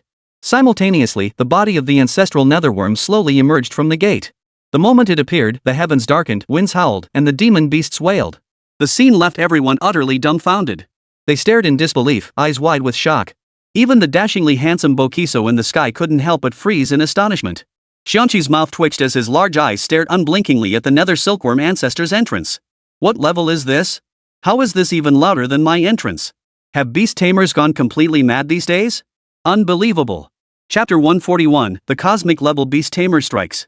The crowd stared dumbstruck at the appearance of the nether silkworm ancestor, their hearts churning with shock. Holy crap! That's one hell of a cosmic level in trance. Exactly. Exactly. You've seen star-bursting level beast tamers in this world, but have you ever seen a cosmic level one? If it weren't for Chen Sanyuan of Great Xia, we'd never witness such a spectacular scene. Put. Even if it's cosmic tier, it still can't beat the Olympian divine messenger. Get lost. Divine messengers rely on the power of the gods, and that power isn't infinite. If it weren't for the bonuses in the Scar of Heaven world, would Qingzhou be this strong? Oh, you don't believe me, huh? Fine, let's see what happens when they clash later. I'm betting 100,000 on Chen Sanyuan to win. I'm putting 300,000 on Qingzhou to win. Seeing the crowd split into 2 factions, some immediately began placing bets. After a momentary lapse, Qingzhou in the sky snapped back to reality, letting out a cold, derisive snort. Nothing but cheap tricks to fool people. Chen Sanyuan. Are all of you beastmasters this vain? Chen Sanyuan? Vanity my ass. Shouldn't a cosmic level beast tamer have a grand entrance like this? You think it's like those weaklings back in your country? Summoning some crappy little spiders, foxes, snakes, or whatever. Qingzhou was thoroughly berated, grinding his teeth in fury. I'll send you and your trash beasts to meet your maker right now. Chen Sanyuan waved his hand, summoning the 4 great beasts into his beast taming space. I'm not letting you fight anymore.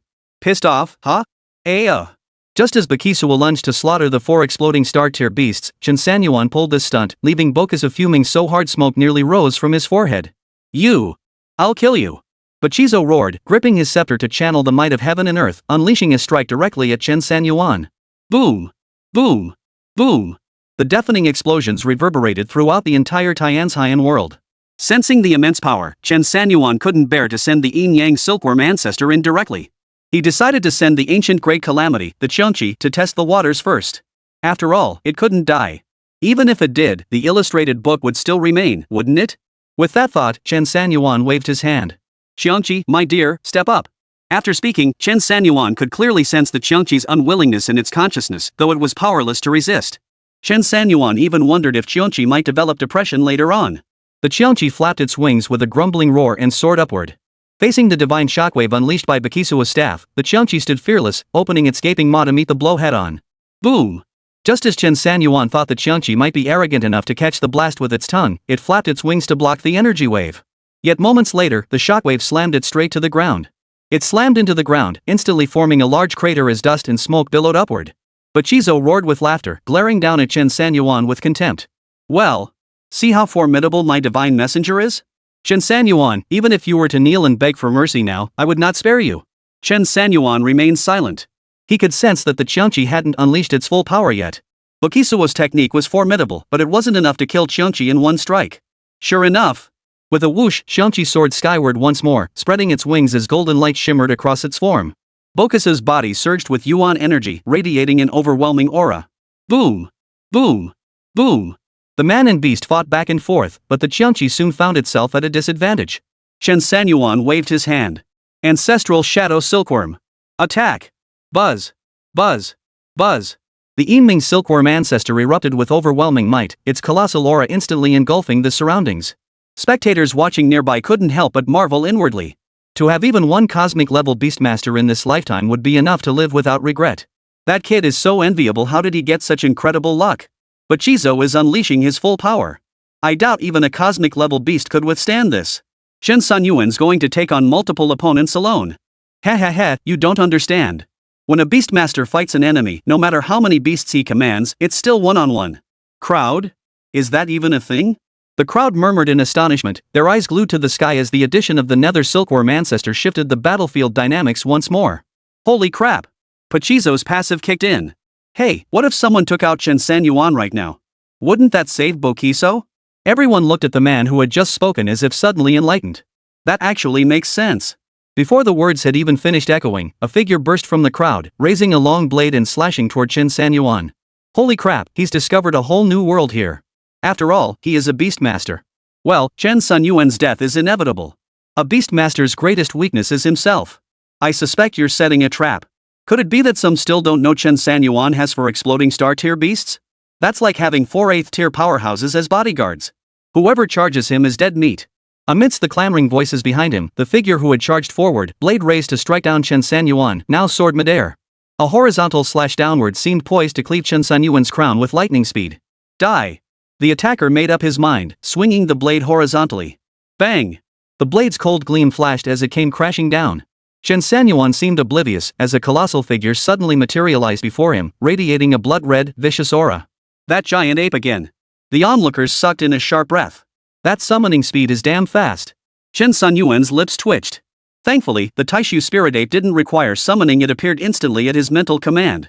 Otherwise, he'd have to fight it himself and that would ruin his chance to show off in front of everyone. Cough cough. Chen Sanyuan looked up at the sky. The Yomi silkworm ancestor and the Qiangqi had joined forces, forcing Bokisuo into a relentless retreat. The Taishu spirit ape had also torn the assailant who had ambushed Chen Sanyuan in two within moments.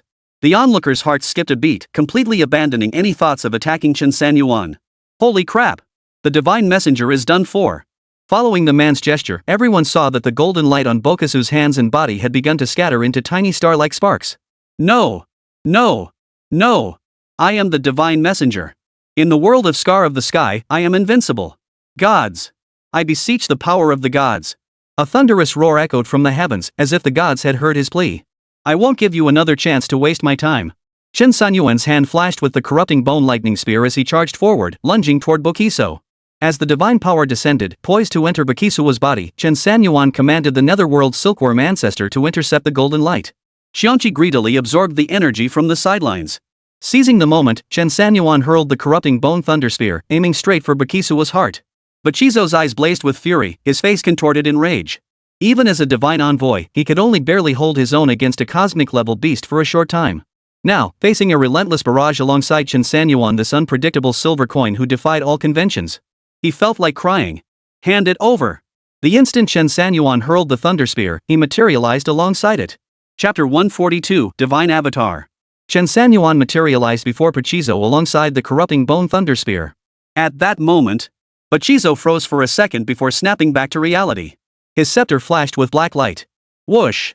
The black light had barely ignited when Chen Sanyuan snatched the divine scepter from his grasp. Qingzhou caught the rotten bone thunder spear barehanded, only to have it pierced through his body the next instant by Chen Sanyuan wielding the scepter. Put! Qingzhou's eyes widened in fury as a mouthful of blood spurted forth. He never imagined magic would defeat magic. The divine scepter had slain the divine messenger. You won't get away with this. Chen Sanyuan stared expressionlessly at Bokisuo. Too bad you won't live to see that day. This divine envoy isn't so easy to be. Another mouthful of blood spurted from Qingzhou's mouth as his vitality plummeted wildly. The golden light that had filled the sky began to fade. Yet the aura filling the heavens and earth grew even more ferocious. The ground began to tremble, gale force winds howled, and rivers surged wildly. The divine messenger is dead? These celestial omens, it must be the wrath of the gods. Chen Sanyuan must have provoked the gods. This is surely divine retribution. Divine punishment is no ordinary retribution, it's the gods striking directly. A single blow from them could reduce even a 9th-rank powerhouse to ashes. It's over. It's over. Let's go. Let's go. We must complete the divine guidance swiftly and leave the world of heaven scar. Seeing the situation turn dire, the crowd hurriedly turned and fled. With the divine messenger dead, there was nothing left to see. The crucial task now was to fulfill the divine guidance and escape this place of calamity. But Qingzhou, clinging to life by a thread, slowly plummeted to the ground. Gazing at the vast expanse of sky and earth, he let out a bitter laugh. If the gods truly exist, then step forward now. I, Qingzhou, have done my utmost. I'm the first divine messenger who couldn't even escape the world of the scar of heaven. I never imagined that I, Qingzhou, a hero all my life, would suffer such humiliation in my final moments. As he spoke, Qingzhou collapsed onto the ground, his breath fading until it vanished completely. It's over. Chen Sanyuan murmured softly. The divine messenger is dead. My mission is complete. It's time to return from Mount Olympus. Boom. Boom. Boom. The heavens and earth shifted, mountains split apart, forests shattered. It felt like the apocalypse. Chen Sanyuan stared at the sky, his pupils suddenly contracting. The dark clouds that had blanketed the sky began to coalesce into a colossal visage. The face was solemn, with furrowed brows and closed eyes. Is this a god? Xiangqi suddenly found it amusing and burst into laughter. This was the first time it had laughed heartily since being bound by Chen Sanyuan's master-servant contract. Well, you've even summoned the deities of the West. Just tell me how damn infuriating you are. Ah, I knew I couldn't be the only one putting up with your bull. At least I've got someone to share the blame with. Swish. Suddenly, the massive, dark cloud formation spanning tens of thousands of meters suddenly opened its eyes. Its deep gray pupils fixed intently on Chen Sanyuan. A chill shot up Chen Sanyuan's spine from the soles of his feet to the crown of his head. A deity. Such terror. Crucially, this might only be an avatar. Chen Sanyuan swiftly assessed the combat power in his mind. An entity of this caliber would likely be beyond the combined efforts of the ancestral ghost silkworm and the Qiangqi, even if they fought with their lives on the line. Especially since this was unfolding within the enemy's own heaven scar realm. Wouldn't that make us completely at their mercy? No. That's not right. If gods truly existed in this world, they too should be bound by its rules. They couldn't just descend upon the mortal realm at will, could they? Chen Sanyuan locked gazes with the deity, summoning both the nether silkworm ancestor and the Qiangqi to his side, ready to unleash every last card in his hand at a moment's notice. The deity stared at Chen Sanyuan, its expression as still as an ancient well, betraying no emotion. A mere mortal dares to slay my messenger. You deserve 10,000 deaths for your crime. The voice echoed far and wide across the entire Tianxian world, as if he were the very creator god of this realm, with all things under his dominion. A towering, deep gray hand emerged from the clouds, its grasp carrying thunder, lightning, and howling winds, a presence of overwhelming might. Compared to it, Chen Sanyuan seemed like an ant shaking a tree, a mere insect gazing up at the sky. The power of a god. Chen Sanyuan's hair stood on end. He could feel the deity could crush him with a mere flick of its finger. A contract like this? Does qualifying for a divine contract mean one possesses the strength to actually bind a god? For the first time, Chen Sanyuan doubted himself. The underworld silkworm ancestor, fearless in the face of death, stood before Chen Sanyuan. It opened its monstrous jaws wide and snarled at the colossal arm. Xiangqi, with no other choice, also stood before Chen Sanyuan. Their fates were now intertwined. If Chen Sanyuan died, Xiangqi would perish too. Damn the rules of heaven. Xiangqi cursed inwardly, yet could only unleash his full aura to shield Chen Sanyuan beside him. Boom. Boom. Boom. The colossal hand extended a finger, crushing down with frenzied force upon the man and his two hands. Though merely a single finger, as it drew near, it obscured the sky and blocked out the sun, as if the heavens themselves were collapsing. Ancient sky explosion. Endless path of slaughter. Xiangqi roared furiously, his form swelling as primordial energy erupted violently. His wings, now fully exposed, spread hundreds of meters wide. Buzz. Buzz. Buzz. The laws of heaven and earth trembled, mountains and rivers echoed violently, gradually contracting to form a small space around the one man and two beasts. Spatial laws swirled around, slowing the descent of the divine arm. Black and white beams of light materialized from thin air, beginning to strangle the arm. Roar! Roar! Roar! Xiangqi roared furiously, clashing head-on with the divine arm. Seeing this, Chen Sanyuan's pupils suddenly contracted. His entire body erupted with yuan power as he slashed his own finger. A drop of crimson-purple essence blood, streaked with golden patterns, was offered up by Chen Sanyuan.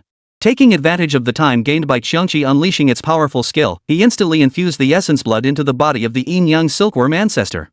In that instant, the laws of heaven and earth manifested once more, their principles surging into the nether silkworm ancestor's body.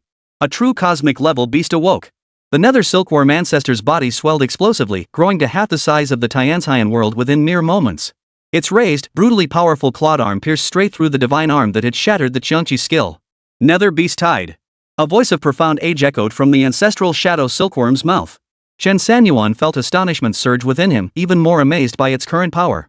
Even Qingzhou's eyes flickered with a trace of astonishment. Has this kid's evolution gone off the charts? A cosmic-level beastmaster possessing such power? Boom! The divine arm abruptly exploded, dissipating into a cloud like mist. High above, the majestic visage above grew even more ferocious. An ant-like creature dares to oppose me. Each word shook mountains and rivers, echoing endlessly in all directions.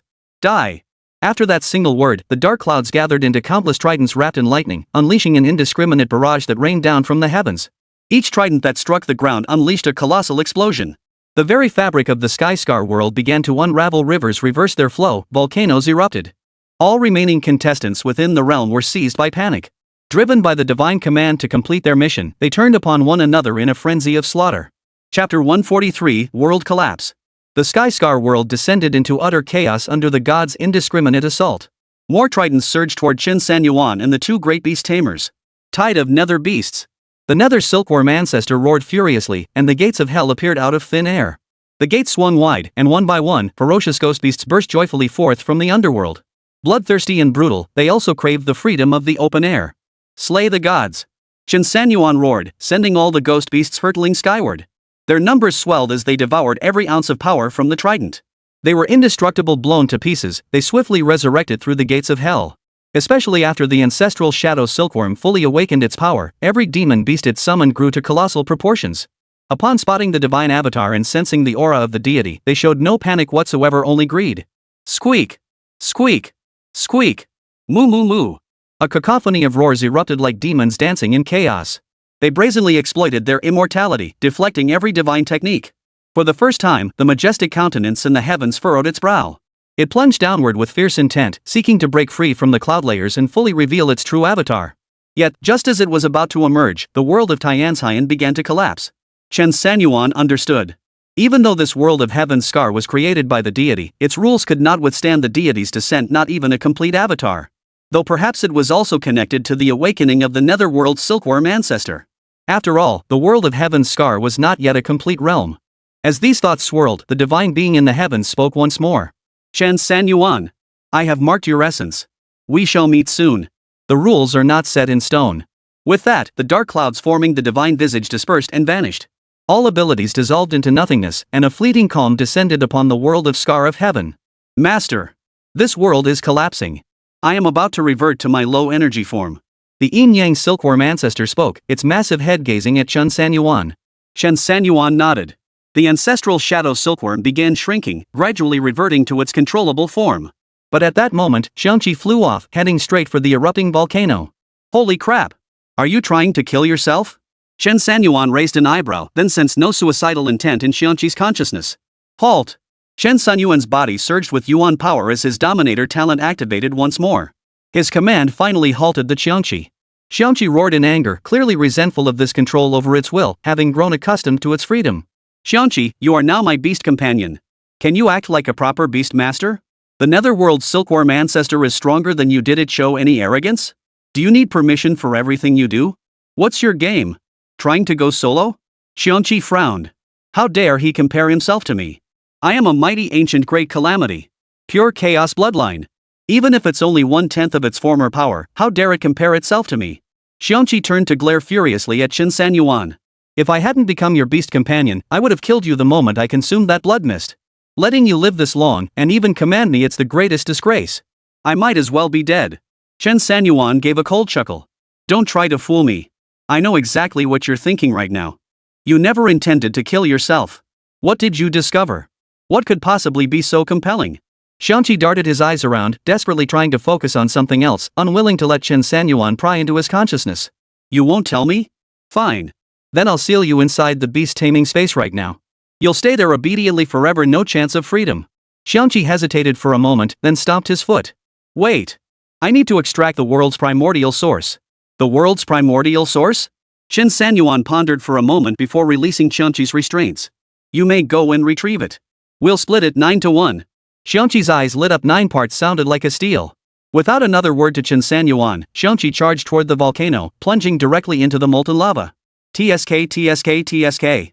Truly a primordial great calamity, stepping into molten lava without so much as a flicker of an eye. The collapse of the scar of heaven world accelerated. Chen Sanyuan, mounted on the yin-yang silkworm ancestor, prepared to depart. Seeing that most of the heaven scar world had already been swallowed by the black hole, Chen Sanyuan couldn't help but frown. Soon, the black hole would spread to the vicinity of the volcano. If the Qiangqi were to die again, it might not have another chance to turn the tide. At this thought, Chen Sanyuan's mind stirred, issuing a command to Qiangqi. Suddenly, boom! The volcano erupted once more. As molten lava surged forth, the black hole spread to the vicinity of the volcano, causing all matter to begin elemental disintegration. Chen Sanyuan desperately tried to flee inward, but as the breach into the scar of heaven world was about to be engulfed, he shouted urgently. Xiangqi! If you keep being so damn greedy, you'll die right here. I'll abandon you for sure. Before his words faded, at the very moment the volcano was engulfed by the black hole, Xiangqi burst forth. Roar! Clutching a white, hazy sphere in both arms, it opened its massive jaws and snarled indignantly, Kid. Go ahead and push me. I'd feel cheated even if you got 10% of the source. Xiangqi flew swiftly, but his stamina was clearly waning. He couldn't outpace the black hole's spreading speed. Hurry! Get me into the beast taming space now. Xiangqi felt he'd never craved entering Chen Sanyuan's beast taming space more desperately. Chen Sanyuan shot at an impatient glare. Retract! At the command, the frantically fleeing Xiangqi vanished instantly, retreating into the beast taming space. Chen Sanyuan dared not linger, urging the yin-yang silkworm ancestor to depart swiftly. Whoosh! Whoosh! Whoosh! Ignoring spatial distance, the nether silkworm ancestor flashed out of the heaven scarfisher. The moment it emerged, the heaven scarfisher was swiftly swallowed by the black hole. Phew! That was dangerous. Chen Sanyuan let out a long breath. This time, he truly experienced the feeling of fleeing for his life. At that very moment, nations across the world were already on high alert. Competitors from every nation stared nervously toward the direction of the heaven scarfisher. He's out. It's Chen Sanyuan. I told you so. That divine messenger Qingzhou was killed by him. He still wants to destroy the entire Sky Scar world and drag us all to our deaths inside. Unforgivable. This time, Great Xia must give us an explanation. Exactly. First he wiped out the professionals of Hua, now he's targeting us. Absolutely unforgivable. As soon as Chen Sanyuan emerged, he was met by the group who had been watching the battle earlier, each taking turns to accuse him. Mr. Maxer from the United States emerged, his face ashen. Sun Angqiu. You Great Xia needn't give us any explanation this time. Settle it all right here. Chapter 144, The Assault Begins. No sooner had McThursday spoken than waves of professionals surged into the sky, their aura erupting suddenly. What particularly caught Chen Sanyuan's attention was the faint blue glow flickering across their bodies. Psionic brain chips. Chen Sanyuan narrowed his eyes, knowing these fellows wouldn't play by the rules. Knowing he possessed a cosmic-level Beast Tamer, they still dared to confront him head-on. They were bound to resort to some tricks. The psychic brain machine chips were certainly part of his calculations. At this thought, Chen Sanyuan couldn't help but glance at the spirit-enhanced lock worn on his wrist. Old Su had claimed this device collected intelligence. It must have gathered quite a bit by now. After returning home, it would be time to hand it over. Seeing Chen Sanyuan now facing countless enemies alone, the brothers of Great Xia rushed into the sky, gathering around him. Huang Yuantong sniffed his nose and declared boldly, Chen Sanyuan. Though we're rivals in love, rivals in battle, but when it comes to the greater good of the nation, I believe you're doing the right thing. I will fight alongside you to the very end. Chen Sanyuan curled his lip. Rival in love? Hardly. My foolish brother. Sun Angqiu stood with hands clasped behind his back before all the nations, his expression dark. What? Are you all going to gang up on us, Great Xia? Do you think Great Xia is easy to bully? Or do you think our cannon's range is insufficient? That our ranks of professionals are too few? Do you think our Great Xia's billion-plus citizens are insignificant? Several nations that had joined the United States in the uproar suddenly snapped to attention upon hearing Sun Angqiu's threat, their necks shrinking back in unease. As the saying goes, when great powers clash, small nations suffer. Their reckless participation could well turn them into cannon fodder before the major powers even engage. Maxer's face darkened, his clenched fists betraying the seething fury within. He couldn't fathom why his nation's top competitor, Qingzhou, had become a divine messenger only to be killed by Chen Sanyuan. He couldn't fathom why this professional from Great Xia kept opposing his nation and undermining its interests. He couldn't fathom why, despite this being the Olympus Championship, fortune seemed perpetually aligned with Great Xia. Even after they had conspired to ambush Great Xia, the final outcome still saw Great Xia stealing all the glory. Sunmmary, are you Great Xia intent on declaring war against our United States? Sunmmary wouldn't give a direct answer, of course. He let out a cold chuckle. MacArthur, it's you who constantly treats Great Xia as your imaginary enemy. We in Great Xia don't even consider you a threat. Max, sir? Holy. Bro, after all these years, you tell me this? Right in front of everyone? With my whole crew waiting for my command? Maxer gritted his teeth and took a deep breath. Looks like you really want a proper fight. Let us show you once more just how terrifying we are. Attack! Not a single soul from Great Xia is to be spared. With that command, Maxer's aura erupted violently as he charged towards Sunmmary. Huang Yuantong stood beside Chen Sanyuan, his face twisted in a bitter smile. Damn it, they're going all out. This time, every professional ally has shown up. How are we supposed to fight? Luna, standing on the other side of Chen Sanyuan, heard Huang Yuantong's words and couldn't help but snort coldly. Coward. Scared less and running away. I can't stand the sight of them. Let them see just how sharp this lady's blade is. Huang Yuantong fell silent at Luna's rebuke, then chuckled awkwardly. Miss Luna, rest assured. I'll protect you even if it costs me my life. Luna paid no heed to the commotion, instead leaning close to Chen Sanyuan and whispering in his ear. The divine messenger is truly dead? Chen Sanyuan nodded. It's true. I pierced his heart and witnessed the deity's divine transformation. Luna's heart skipped a beat as she scanned Chen Sanyuan's body. Seeing no injuries, she finally breathed a sigh of relief. You're unharmed? Did you have another stroke of luck? Chen Sanyuan's lips curved upward. Nothing special. Just performing as usual. They're coming. Just stay by my side. Chen Sanyuan said, his right hand sweeping across his chest. Come out. Taishu Spirit Ape. Eternal Calamity Emperor. Half-step Chaos Golden Crow. Bone-rotting Thunder Worm. Chen Sanyuan roared fiercely, and in an instant, 4 exploding star-tier beasts materialized from all directions around the brothers of the Great Xia. Their eyes blazed with fury as they roared, towering in stature. All the foreign practitioners charging forward knew Chen Sanyuan's beasts were formidable, yet witnessing them up close still sent fear creeping into their hearts. In contrast, the Xia brothers, seeing the towering, mountain-like figures behind them, felt a profound sense of security welling up within each of them. Holy! That beastmaster is awesome. So impressed. Everyone says Beast Tamers burn through cash, but man, it's worth every penny. Just these 4 beasts standing here, and those foreign cowards won't dare charge anymore. Ha ha ha. Regardless, Chen Sanyuan represents not just himself, but the dignity of our entire nation. Exactly. And if he takes down the divine messenger, that's glory for our nation. No one dares bully our brothers from Great Xia. In an instant, the fighting spirit of the Great Xia faction's professionals surged even higher. Charge! Kill the beastmaster first. With so many of us, just one successful strike will take down the beastmaster. The Great Xia faction will collapse without a fight. Someone from the United States shouted out the key target, and all the stunned professionals immediately turned their attention to Chen Sanyuan. Luna immediately stepped in front of Chen Sanyuan. Oomph, I knew you'd stir trouble. You never stop needing this lady's protection. Chen Sanyuan scratched his nose. It's not that bad, really. Ancestral Shadow Moth. Let everyone see your little buddies. A skill that leaves even the gods helpless. At Chen Sanyuan's command, the ancestral shadow silkworm flickered with pitch-black light, summoning the gates of hell. Boom! Boom! Boom! The gates of hell swung wide. Beneath a purple light barrier, countless ghostly beasts tore through space, arriving atop Mount Olympus. They roared and cheered, dancing and leaping as they charged toward the foreign adventurers. Luna had already prepared for battle, but the sudden surge of ghost beasts grew ever larger, forming what seemed like a small army. You got me all worked up for nothing. Luna shot Chen Sanyuan a withering glance before reluctantly sheathing her sword. Huang Yuantong breathed a sigh of relief. Wow, wow, wow. Beastmasters really are fierce. One person is like an entire army, maybe even stronger. Hey, Chen Sanyuan, could you tone it down a bit? Give us some room to work, will you?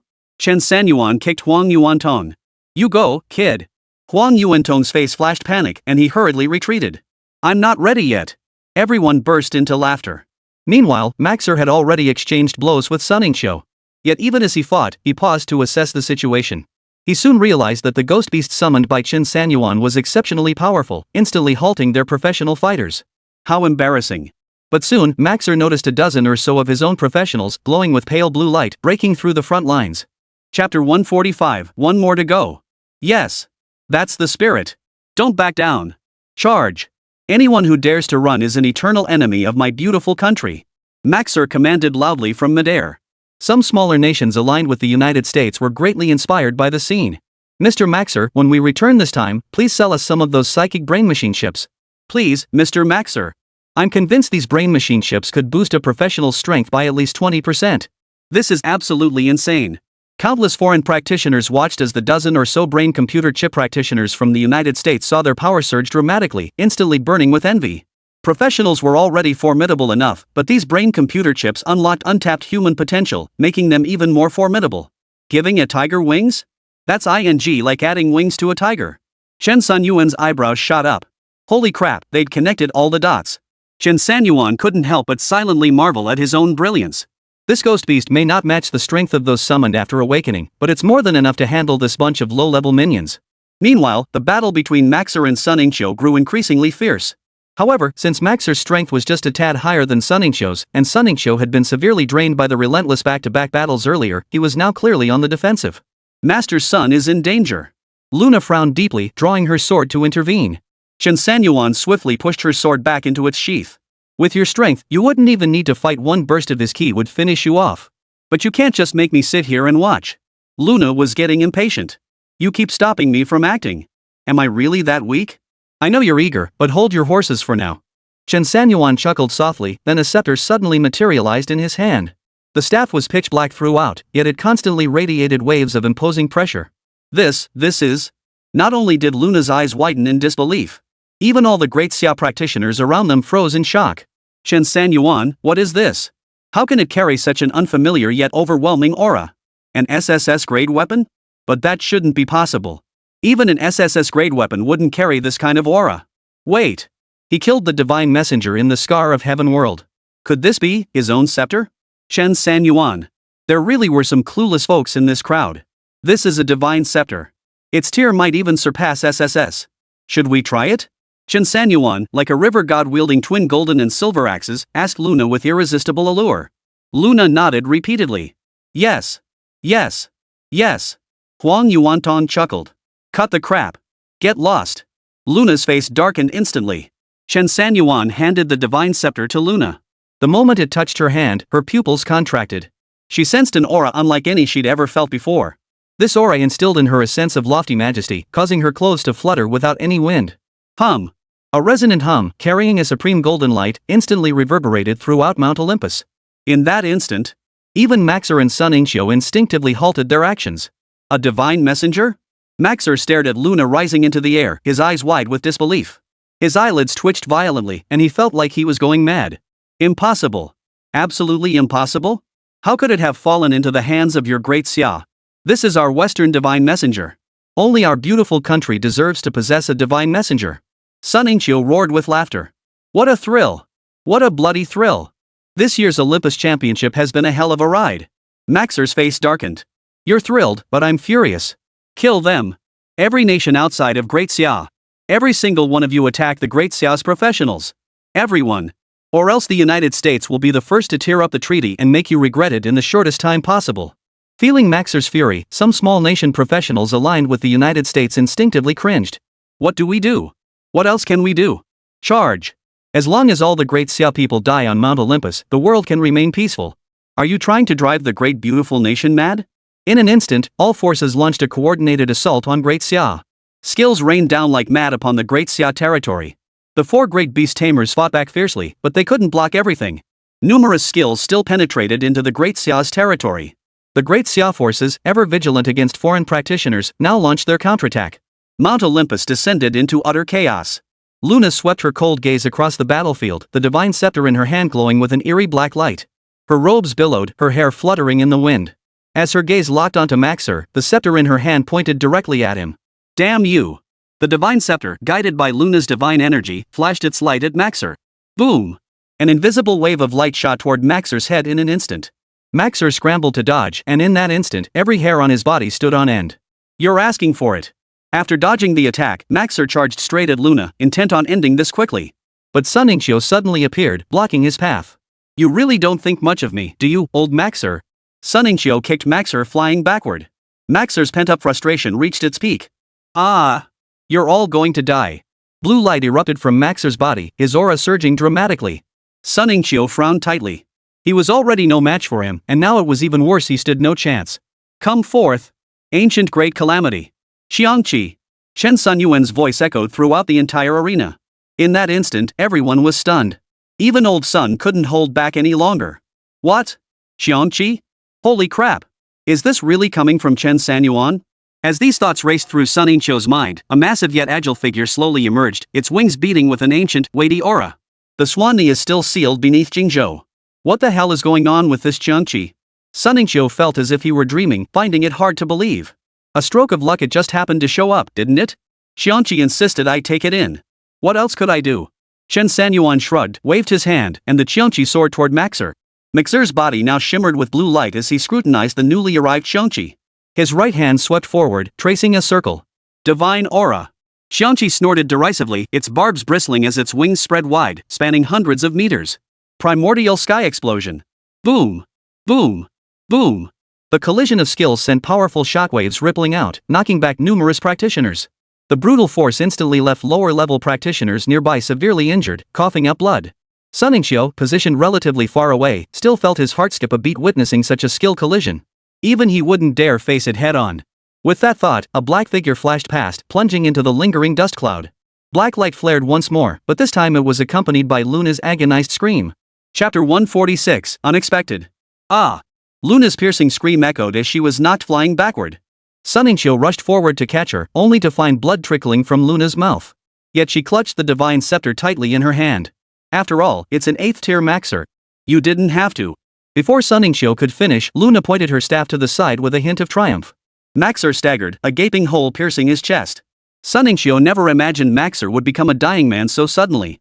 Maxer had lost all trace of his former composure. Blood trickled from the corner of his mouth, and his eyes burned crimson. Even if I die, it will still spark a global war. You will pay the ultimate price. Seeing that Maxer was near collapse, several operatives from the United States swiftly ascended into the air to shield him. Return home. Report everything that happened here to our superiors. They will all pay the price. The American operatives clutched MacArthur and retreated backward. Master Sun, what should we do? Many Great Xia operatives were itching for action. Should they eliminate the threat once and for all, or let the tiger return to the mountain? Sunnyuan frowned. Maxer won't survive. And we can't kill everyone here. Let them go. This battle is over, but another one is about to begin. We must return to Great Xia to report. Sunnyuan swept a glance over the international professionals, all looking as wilted as eggplants. Gentlemen, it seems the Olympus Championship must come to an end here. It is time for the Great Xia delegation to return home. If any individual or nation still intends to obstruct us, they had better step forward now. The crowd exchanged glances. With the United States already gone, who would dare provoke Great Xia? That would be pure suicide. Seeing the silence, Sunnyuan snorted coldly and led the way forward. The Great Xia delegation set sail for home. Early the next morning. Daxia, Qingzhou International Airport. Sunnyuan led Chen Sanyuan and the others off the plane. The group looked weary from the long journey, but fortunately, Qingzhou had arranged for a reception party to meet them. Competitors from all major provinces were directed to designated rest areas for meals and recuperation. The formation of this Olympus International Championship had been relatively successful for the Great Xia team. The primary objective had been to enable Chen Sanyuan to eliminate the Divine Messenger. With the current international situation unstable, Western nations beyond Daxia had long harbored ulterior motives. Eliminating the Divine Messenger also served to prevent more troublesome complications should he grow stronger. Xiaolu, you must provide close protection for Chen Sanyuan these next 2 days. The United States will move swiftly, they might even send assassins to eliminate Chen Sanyuan very soon. Luna nodded upon hearing this, glancing at Chen Sanyuan who was yawning. Rest assured, Elder Sunday. I won't let him out of my sight. Sunnyuan nodded, then whispered, hand over the divine scepter in your possession. Luna glanced at Old Sun hesitantly. Old Sun, this belongs to Chen Sanyuan. Why don't you ask him? Master Sun's lips curved into a faint smile as he shook his head helplessly. You little girl. The divine scepter will bring you deadly peril. Aren't you afraid you won't be able to protect it? Luna giggled. I know how important this thing is. But right now, I don't want to give it to anyone else. Besides, I'm already protecting Chen Sanyuan. What could be more dangerous than that? Old Master Sun nodded silently, then turned and followed the high-ranking officials of Qingzhou as they departed. Luna watched his retreating figure, her expression laden with meaning. The divine scepter was indeed a valuable artifact. Now that it was in her possession, she would naturally gain greater attention from the higher-ups, perhaps even the sovereign himself. This could be counted as one of her achievements. But to simply hand it over to elder son, even if he was a veteran leader. Old son might be trustworthy, but who could be absolutely certain? Luna murmured softly, her thoughts drifting back to her past. I just want to prove myself. Chen Sanyuan shot Luna a curious glance. What are you two talking about? Luna snorted lightly, adults talking, kids shouldn't pry. Hey, you damn. Chen Sanyuan raised an eyebrow. This girl was asking for trouble. Old master's son said you're to follow me closely from now on. If you wander off, he'll let me break your legs. Luna smoothed her hair and said casually. Chen Sanyuan's mouth twitched. Fine. So you just make stuff up to fool people, huh? After eating and drinking their fill, Chen Sanyuan slept with Luna. Of course, it was a standard double room. Not a king-size bed. Ding! The phone rang, and Chen Sanyuan answered it groggily. Xiao Chen, come to the headquarters right away. There's something important I need to discuss with you in person. Recognizing the familiar voice, Chen Sanyuan rubbed his eyes. Got it. After hanging up, Chen Sanyuan stretched his limbs. Let's go. Old Su is waiting for us. Luna nodded sleepily in agreement. The two tidied themselves up and headed straight for the Professional Affairs Bureau building by car. Upon arrival, they noticed a flurry of activity inside the building, with people rushing in and out. Following the staff's directions, they went straight to the conference room on the 7th floor. This time, only 4 people were inside. The 3 elders and a dignified elderly man in military uniform. The elder stood tall and straight, his spirit sharp and alert, especially his tiger-like eyes, which shone with intense focus. You're here? Please sit. Elder Su spoke as soon as Chen Sanyuan and the others entered, then waved his hand to seal off the conference room. We've heard Chairman Sun's report on the matter concerning Mount Olympus. While you have accomplished the mission of eliminating the divine emissary, it has undoubtedly created a major complication. The United States will inevitably launch a fierce counterattack. Even if this was within our expectations. Su Dakong paused, glancing at Chen Sanyuan. Come, let me briefly introduce you. This is our Commander-in-Chief of the Great Xia Combat Forces, Commander Meng Qingchen. Meng Qingchen nodded slightly. Then let's get straight to the point. We just received the latest intelligence. MacArthur vanished on his way back to the country. The United States immediately declared war upon learning this. While we anticipated this day after eliminating the divine messenger, the current situation is somewhat complicated. At this point, Meng Qingchen's hawk-like eyes fixed on Chen Sanyuan. For reasons unknown, the spread of the mist within Great Xia's borders has accelerated. It's safe to say that within a very short time, it has nearly engulfed 10 cities. Unprecedented alien species have emerged within it, and their strength is generally above the 6th tier. Consequently, with the war against the United States and its allies, coupled with the need to eliminate the aberrations within the mist, our Great Xia finds itself fighting on 2 fronts. The situation is far from optimistic. Chen Sanyuan nodded in understanding. The sudden, rapid expansion of the mist clearly disrupted the previous plan. Could the enraged deity somehow be connected to this mysterious fog expansion? Recalling the deity's avatar had mentioned that the rules were not set in stone. That meant he might have a chance to appear on the land of Blue Star. Chapter 147, Forming a Beastmaster Legion? But a deity appearing on Blue Star. Isn't that a bit beyond the norm? Why does it feel like reality is drifting further and further from what I know? Under these circumstances, what do you all suggest we do? Chen Sanyuan looked up and asked tentatively. Meng Qingchen's expression remained calm, yet carried a hint of gloom. The military's decision is attack. Strike first to prevent 100 blows. The international situation is turbulent, with Western powers targeting us at every turn, treating our Great Xia like fish on a cutting board. Our Great Xia has been building momentum for years, and our strategic positioning has reached this critical juncture. The arrow is on the string, it must be released. Chen Sanyuan nodded.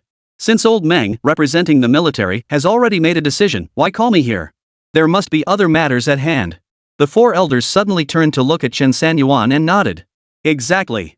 You will be the pivotal piece that tips the scales of victory in this battle. Neil? Another ox and horse? Chen Sanyuan raised an eyebrow. You 4 are old enough to be clear about this, right? No, it's a pivotal piece. The 4 elders visibly startled at the remark before launching into an explanation. Each of us is a piece on the board, though our importance varies. Some are sacrificial pieces, while others are truly pivotal moves. Chen Sanyuan shrugged, pulled out a chair, and sat down. Whatever you say. Though I'm not exactly thrilled about being called a pawn. But for the sake of the country, I'll let it slide. Hearing Chen Sanyuan's words, the 4 elders couldn't help but shake their heads and chuckle. This kid, so we're supposed to thank you? Back to business, Meng Qingchen said softly, tapping the table. This crisis truly requires your presence. I've heard much about you and reviewed your records. All things considered, your current strength even surpasses that of the three elders. Chen Sanyuan remained non-committal. If you put it that way, it was undeniably true. The power of the Netherworld Silkworm ancestor might be such that even the three elders combined wouldn't stand a chance. But whether a single Beastmaster could withstand a surprise attack from 3 peak 8th rank professionals? That was anyone's guess. It was highly likely he'd be taken out by the three of them before he could even summon the Nether Silkworm ancestor. Every profession has its advantages and disadvantages, none is perfect. What do you need me to do? Chen Sanyuan asked promptly. Meng Qingzhou looked into Chen Sanyuan's eyes. You must engage on 2 battlefronts simultaneously. You must assist the combat forces in eliminating the high-level combatants of the pretty country while simultaneously heading to the mists to exterminate the alien species. If possible, I want you to form a Beastmaster Legion. As its commander, you'll report directly to me and enjoy a high degree of autonomy. Of course, this is entirely up to your own judgment. Form a Beastmaster Legion? Holy crap! I never even imagined it myself, yet this military bigwig just handed me such an enticing offer. Hell yeah, I'm in. With the nation's backing, forming a Beastmaster Legion wouldn't just be justified, it'd be exactly what everyone wants. No need to think about it. Old Meng, I think your idea is excellent. But the funding and personnel. Meng Qingzhou chuckled, the military will cover everything. What more could you possibly need? Chen Sanyuan nodded in satisfaction. Nothing at the moment, Old Meng. I'll give it my full support. Meng Qingzhou nodded in agreement. This outcome pleased everyone. Then, Meng Qingzhou turned his gaze to Luna standing nearby. Little girl, have you had enough of this? Luna stood with a cold expression, arms crossed, and a slight pout on her lips. I wasn't causing trouble. Ask Chen Sanyuan if you don't believe me. Without me, he'd have died countless times on Mount Olympus. Chen Sanyuan. And Old Master's son approved of me too. When we got off the plane this morning, he specifically told me to protect Chen Sanyuan well. Luna lifted her chin coldly. Sunmmary, who had just taken a sip of water, choked on it. Cough cough cough. Meng Qingzhou sighed helplessly. Are you going home or not?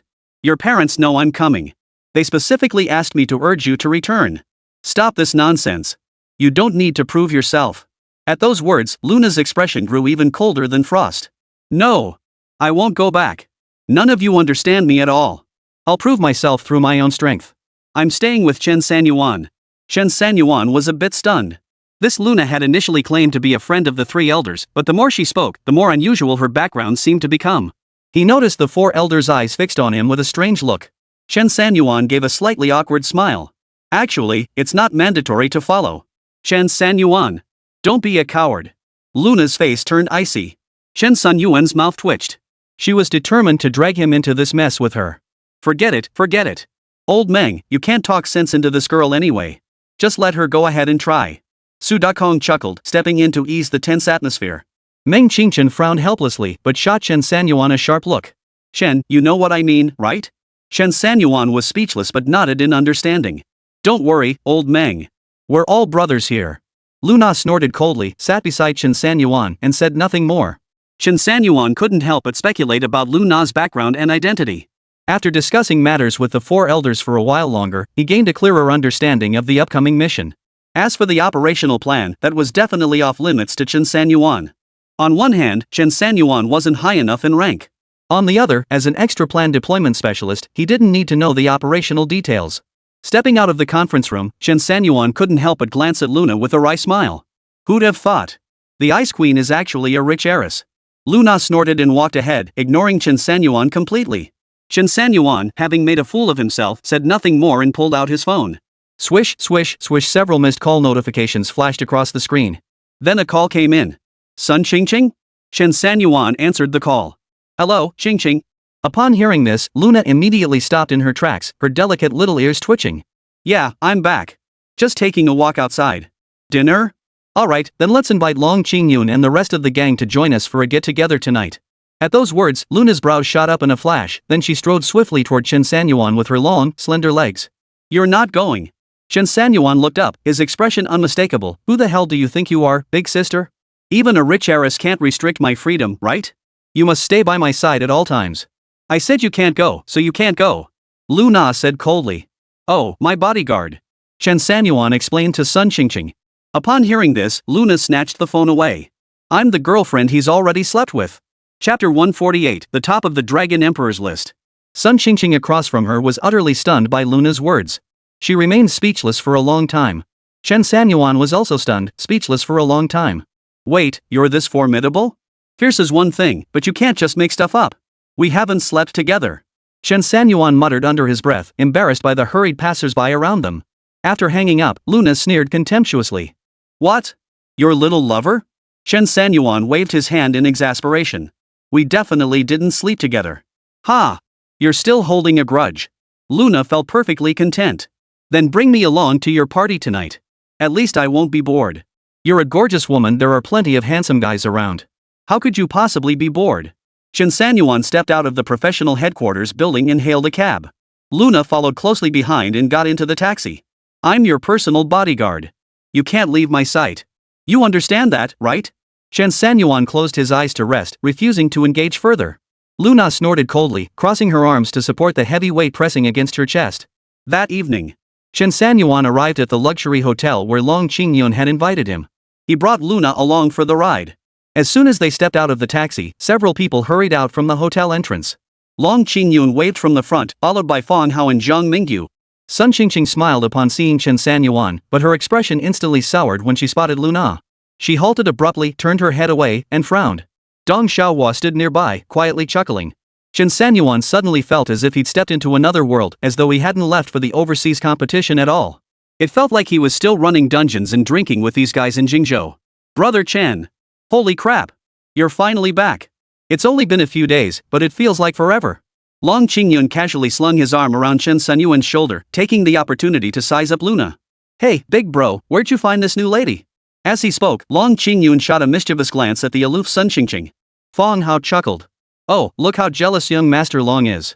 Let me tell you, with Brother Chen's looks, it's just that he doesn't have time for romance. Otherwise, his girlfriends would probably be lined up from the Third Ring Road all the way to the outskirts of Qingzhou. Zhang Mingyu shooed Fang Hao away and chuckled. Don't listen to them bad-mouthing Brother Chen, Mississippi. Brother Chen is the ultimate pure-hearted guy. You'd definitely get your money's worth. Not a bad deal? Luna's eyebrows shot up in surprise, her usually icy expression melting away in front of outsiders. Boring. Equals. Luna's two soft words abruptly silenced Long Qingyun and the others' laughter. Sun Qingqing walked over with a cold sneer. If you're bored, why did you come over? We didn't invite you, did we? Long Qingyun and the others stood silently to the side, as if witnessing a spark fly between the two women's gazes. Oh my, ha ha ha. Brother Chen's friends are everyone's friends. Let's head into the hotel now. All expenses today are on me. Long Qingyun stepped forward with a smile, trying to ease the awkwardness. Suddenly, a pebble, propelled with tremendous force, shot straight toward them. Whoosh! Long Qingyun and his companions were too close, nearly all within range of the attack. They could only duck instantly. The stone shot forward with blinding speed, heading straight for Luna's face. Luna's expression remained icy as she let out a cold snort. An invisible wave of light materialized before her eyes, shattering the hurtling pebble into dust. Clap! Clap! Clap! A series of applause erupted as three men strolled over. Truly worthy of the dragon family's eldest son, that swaying, hip-thrusting posture is beyond ordinary. The leader was handsome and refined, with a high-nose bridge and a slight arrogance playing at the corners of his mouth. Two others followed behind him. One wore a sharp suit and dark sunglasses, none other than Xu Liang, ranked 13th on the Dragon Emperor list, who had earlier caused trouble for Chen Sanyuan at the hotel entrance.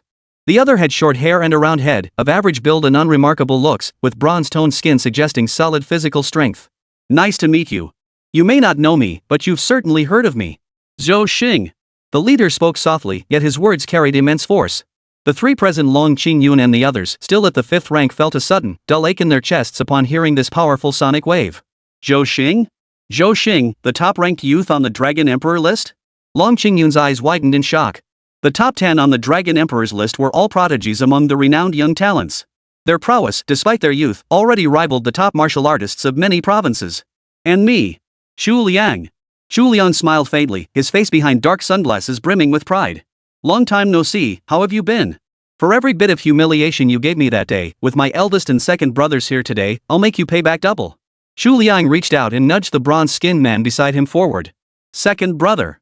Speak your mind even if you can't match first brother. But it'll still blow their minds. The bronze-skinned man grinned sheepishly. I'm Wang Chao, ranked 7th on the Dragon Emperor's list. I came here to meet you all. Damn it. Second brother. That's not how it goes. Xu Liang slapped Wang Chao's shoulder with a hint of exasperation. You need to project some presence. They're just a bunch of nobodies. You're men who've competed in the Olympus Championship. Make them tremble. Shu Liang clenched his fists, his aura erupting as he glared at Chen Sanyuan and the others. Long Qingyun, Feng Hao, and the others tilted their heads, exchanging puzzled smiles. Shu Liang, you're being ridiculous, aren't you? Shu Liang froze for a moment, then stomped his foot and charged forward. I'll beat the crap out of you. Long Qingyun and the others quickly ducked behind Chen Sanyuan. Chen Sanyuan rolled his eyes in exasperation, about to intervene, when Luna beside him already swung her long sword. Hum. A humming sound filled the air as a sword she shot out like a bolt of lightning. Shu Liang sensed it in an instant, but his reaction was too late. Big brother, save me. Zhou Xing stomped his foot, sending a surge of energy shooting straight through the ground. Boom. The sword energy collided with the blast, creating a shockwave that sent Shu Liang flying backward. She's truly a master. Though I recognize most masters in the land, this young lady is. As he spoke, Zhou Xing fixed his gaze on Luna, whose expression remained cool and distant. She looks familiar, but I can't quite place her. You must have participated in the Olympus Championship as well. Luna gave a cold laugh at his words. You competed in the championship, yet I've never seen you before. You weren't knocked out in the first round by foreign competitors, were you? Zhou Xing's expression darkened. He hadn't expected this woman before him to actually know what happened back then. So she had actually participated in the Olympus Championship? Oomph.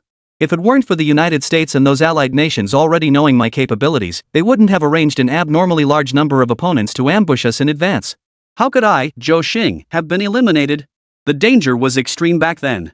The slightest misstep could have cost us our lives. You mock me so, but I'd like to ask you, did you actually fight all the way to the end? Luna shrugged. You're right about that. We fought until the very end and even took down a top representative from the United States. Chapter 149, The Berserker Dynasty. What? What did you say? Zhou Xing even thought he must have misheard. Haha, do you really think I'd believe that? The top representative of the United States is a figure even stronger than Old Sun. What makes you think you could possibly kill him? Zhou Xing shook his head and scoffed. He dismissed such nonsense as Luna's wild, made-up joke.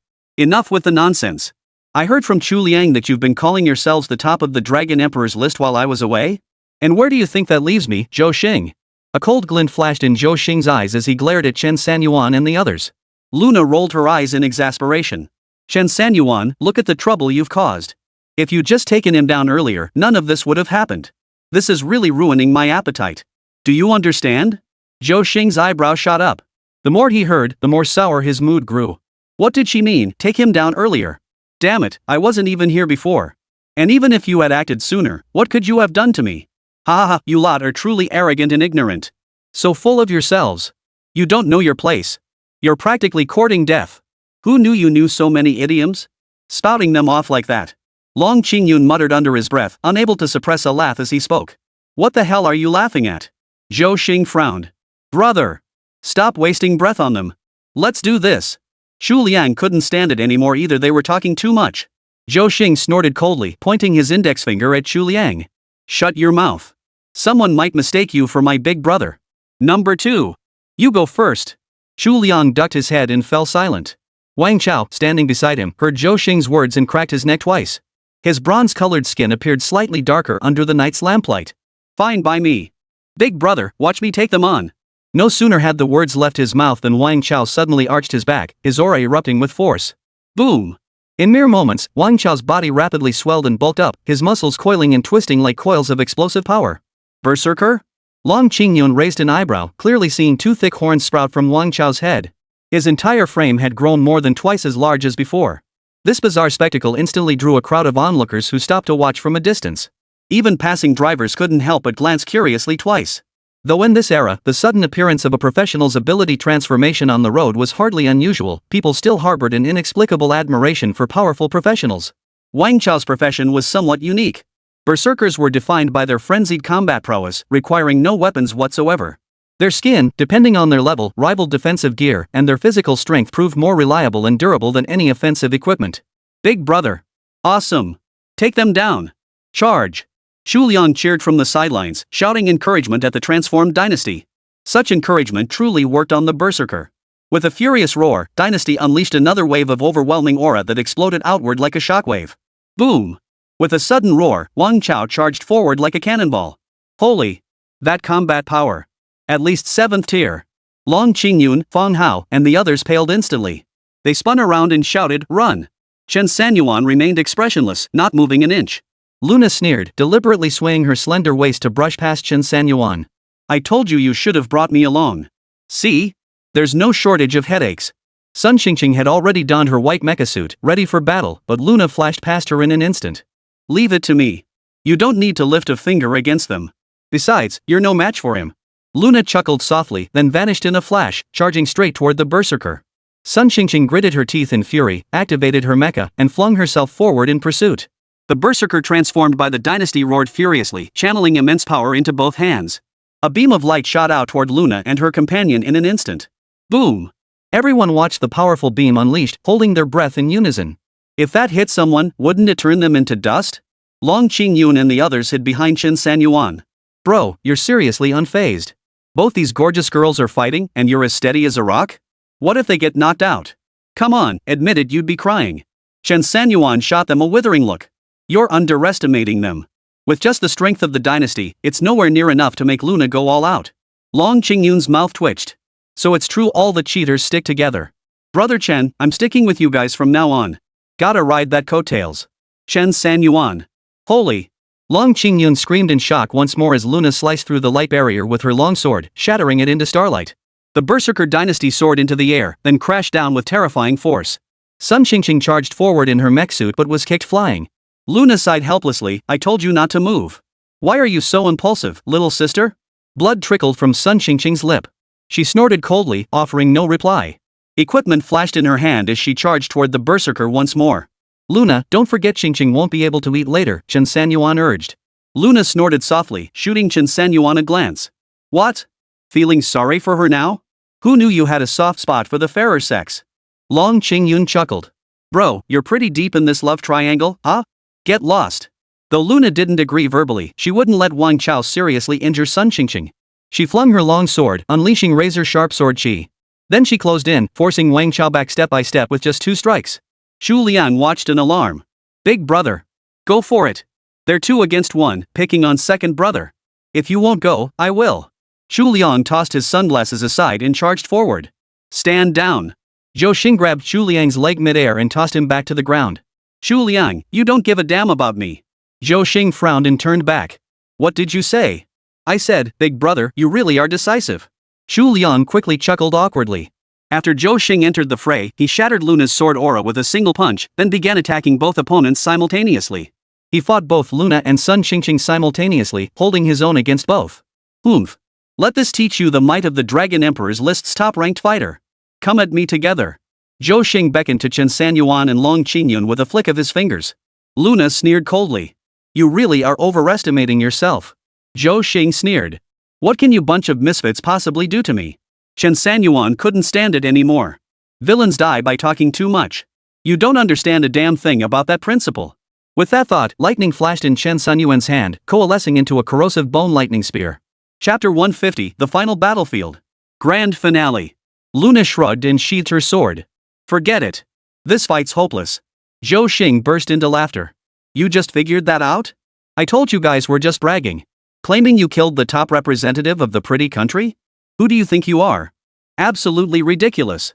Now you've been knocked out of the fight with a single move, you're as useless as pigs and dogs. Oomph. The next moment, Chen Sanyuan, wielding his rotten bone thunder spear, was enveloped in purple lightning. As he lifted his gaze, Zhou Xing's expression froze. You look vaguely familiar? Chen Sanyuan wasted no words, instantly teleporting forward. His spear flashed repeatedly, unleashing a colossal pressure that crushed Zhou Xing like a boulder falling from the heavens. You! How is this possible? What rank are you? 8th tier? Impossible. Absolutely impossible. There's no one my age stronger than me in all of Qingzhou. Chen Sanyuan's spear struck down, sending Zhou Xing flying backward, blood spurting from his mouth. Wang Chao and Shu Liang rushed forward together. Chen Sanyuan gripped his thunder spear, unleashing a torrent of lightning that instantly electrocuted both men. Awesome! Long Qingyun roared with laughter, striding forward with his hands on his hips. Zhou Xing and his 2 companions were utterly powerless to resist. I told you not to play games with my big brother, but you insisted on doing it. Why bother? Does the top spot on the Dragon Emperor's list make my big brother look bad? Zhou Xing gritted his teeth, clutching his chest as he struggled to his feet. You've got some nerve. We'll see about that. Long Qingyun laughed triumphantly. Let's go. We're celebrating with a feast. The next day, Su Dakong's call came through, his voice urgent. The operation is being moved up. Hand over the spirit lock. Negotiations are underway between both sides. We'll know the outcome by this afternoon at the earliest. If they fail to reach an agreement, it'll be full-scale war. Chen Sanyuan said nothing, hung up the phone, dressed, and left. In the other room, Luna seemed to have surveillance installed. She rose as well. Where are you going? The Professional Affairs Bureau. Chen Sanyuan glanced at Luna, still rubbing her eyes in her adorable pajamas. Hurry up and get ready. It looks like the war might start sooner than expected. At that, Luna instantly perked up. The two sped all the way to the headquarters building. The professional headquarters building was eerily quiet at that moment. They rushed into the conference room. The moment they entered, the alarm blared. Surrounded by senior executives gathered for a meeting, they watched as a red light began flickering and moving across the massive screen in the center of the room. It's begun. Old Su rose slowly, his gaunt face stern as he stood with his hands clasped behind his back. Let's go. The battle plan has been issued. The enemy has already launched their attack. Everyone immediately stood up, hurried out of the conference room, and began making arrangements for the relevant matters. Chen Sanyuan handed the spirit lock to Su Dakong. After glancing at it, Su Dakong placed the spirit-transforming lock back into an iron box.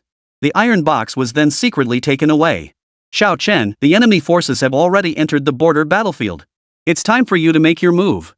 Chen Sanyuan remained silent. He had mentally prepared for this day long ago.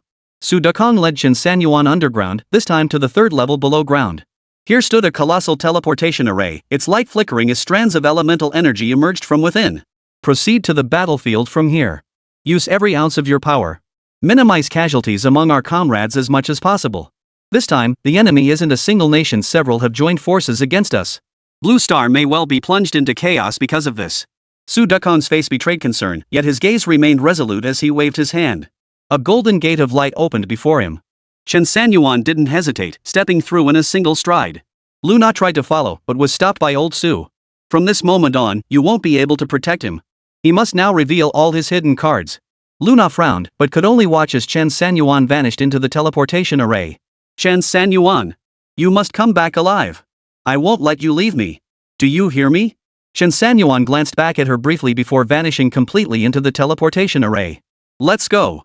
His strength is unmatched across the entire Blue Star. Instead of worrying about him, we should focus on how to overcome the crisis before us. Once we weather the storm, the ruler of Blue Star will change. We shall ascend to the throne and claim our rightful place. Su Dakong spoke, then turned and walked away. Luna glanced at the teleportation array before following suit.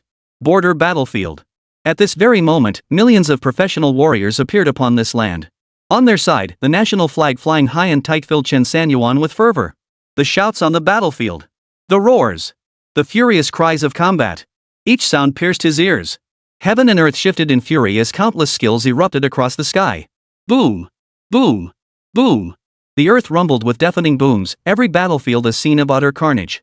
The professionals of Great Xia fought with unparalleled valor, holding firm against the onslaught of foreign combatants. Chen Sanyuan hesitated no longer. His right hand swept through the air with a mighty sweep as he gazed up at the deep gray sky and roared his summoning. Emerge! Ancestral Shadow Moth! Whoosh! A gate to hell abruptly materialized upon the vast earth. Purple-black infernal flames coiled around its edges. One by one, hideous demonic beasts emerged from within, then positioned themselves on either side to greet the arrival of the ancestral lord of the nether silkworms. Eternal Calamity Emperor. Roar! A crown of flames blazed in the sky as a colossal form slowly materialized in the void. Half-step Chaos Golden Crow. Screech! Golden flames formed across, gradually taking the shape of the golden crow, its radiance seeming to replace the sun itself. Bone-corroding thunderworm. Sizzle! Amidst 10,000 purple lightning bolts, a hideous and terrifying figure materialized out of thin air. The lightning surging across its body seemed to stir the thunderclouds overhead, rumbling with deafening roars. Taishu Spirit Ape. Beneath a crimson glow, the great void spirit ape roared into existence. In an instant, its murderous aura swept across the battlefield. Dao Yin Yang Fish. Hum! A colossal black and white yin yang fish materialized behind Chen Sanyuan, shielding him like an impenetrable barrier. Begin the battle! Roar! Roar! Roar! The beast riders charged madly. All the armies on the battlefield stared in stunned silence. The colossal forms of several beasts loomed like shadows devouring the sky. Even the dark clouds filling the sky seemed unable to obscure their overwhelming might. The tide of battle turned instantly. Countless foreign mercenaries were swallowed whole by overwhelming skills in the blink of an eye. The people of Great Xia cheered loudly. Beast Tamers are invincible. Long live the Beastmasters, King of Beastmasters. Amidst the one-sided slaughter, Over a dozen formidable Western Alliance practitioners charged forward. Judging by their aura, they possessed peak 8th tier strength. They chanted incantations at the top of their lungs, golden light flickering upon their bodies. Immediately, all the professional soldiers from Western nations began chanting the same incantation. The next instant, a massive rift tore open in the sky, the gap widening like a black hole, expanding endlessly. An overwhelmingly powerful pressure descended from the heavens. Buzz, buzz, buzz. The world began to tremble. Space started to quiver, and the laws of the universe shifted. Chen Sanyuan gazed skyward, suddenly sensing that mysterious presence. Is this the deities of Mount Olympus? No sooner had Chen Sanyuan spoken than the face of a deity materialized within the fissure. The visage shrank, transforming into the golden form of the deity itself. I have declared I will kill you. You cannot escape. Before the deity's words had fully faded, waves of terrifying power surged toward Chen Sanyuan. The beasts tried to resist, but were instantly crushed by the deity's might. The beast's vital energy rapidly dissipated. They were no match for even a single strike from the deity. Nor, of course, was Chen Sanyuan. The immense pressure caused blood to seep from every pore of his body, making it feel as though his very existence would vanish in an instant. In that moment, Chen Sanyuan felt the despair of impending death. Merge, all beasts, merge! As he shouted with all his might, the Xiang energy on the system panel rapidly diminished. Golden flashes erupted in bursts. All the tamed beasts seemed to receive the summons. Boom, boom, boom. The deafening roar reverberated throughout the entire realm, startling even the deities who had revealed their true forms within the fissures. Beneath the golden radiance, all the tamed beasts transformed into golden specks of light, gathering together. Buzz, buzz, buzz. Amidst the continuous humming, the energies of all the beasts merged, replaced by an even more colossal golden radiance. This golden light seemed to pierce the heavens and anchor the earth, causing the fabric of space itself to begin collapsing. This is a higher tier Beast Tamer. Could this be a sovereign level? Chen Sanyuan's eyes widened in disbelief. He truly couldn't fathom that a sovereign level beast could actually exist. Such a beast was not only unseen by him, but even in legend, its existence was exceedingly rare. And now, it stood before him, and he was its master. Chen Sanyuan felt an overwhelming surge of pride. Facing hundreds of thousands of enemy troops, he stood unflinching. Even the utter disregard of the lofty deities, who treated him as though he were an insignificant ant to be crushed, seemed utterly insignificant in this moment. What of the gods? I shall lead my sovereign tier beast to slay the gods. I'll make you all understand, the might of beast tamers is beyond even the gods' reach. Chen Sanyuan roared furiously, his voice echoing the golden light of his fused beast companion. All his wounds healed instantly, and within moments, his cultivation surged dramatically. His perception sharpened to the point he could even detect the aura of a god. You're asking for death. I'll scatter your soul to the winds. You'll never be reborn. The deity's expression turned icy as he struck suddenly. Chen Sanyuan raised his hand and waved, dispelling the golden light. The colossal beast-riding statue loomed like a titan spanning heaven and earth, its head and tail invisible, yet its body stretched wider than 9,000 li of mountains and rivers. The entire army of professionals retreated to the corners, trembling in fear. A sovereign tier beast. Now follow me, to slay the deity. Chen Sanyuan's hand grasped the corrupting bone thunder spear. Standing beneath the gloomy sky, he resembled a solitary warrior battling the heavens, radiating an awe-inspiring aura. The sovereign beast trembled violently, its terrifying pressure tearing open a spatial fissure. In a flash, it vanished into the rift. Instantly, the deity was crushed and whipped beneath its might. The once feared Western deity now seemed like a helpless child in its grasp. Chen Sanyuan's spear flashed, piercing through the deity's body. It's time to end this. When a sovereign-level beastmaster struck, all resistance from the deities vanished effortlessly. In an instant, the deity's golden radiance vanished, its very essence extinguished. Chen Sanyuan surveyed the terrified Western professional armies below, raising his spear high. Fight! Fight! Fight! Add me on WeChat, MMY66618. More great book recommendations in my moments. Tomato, Tushio, Shuchi, Jihu, Story Club, and various platforms.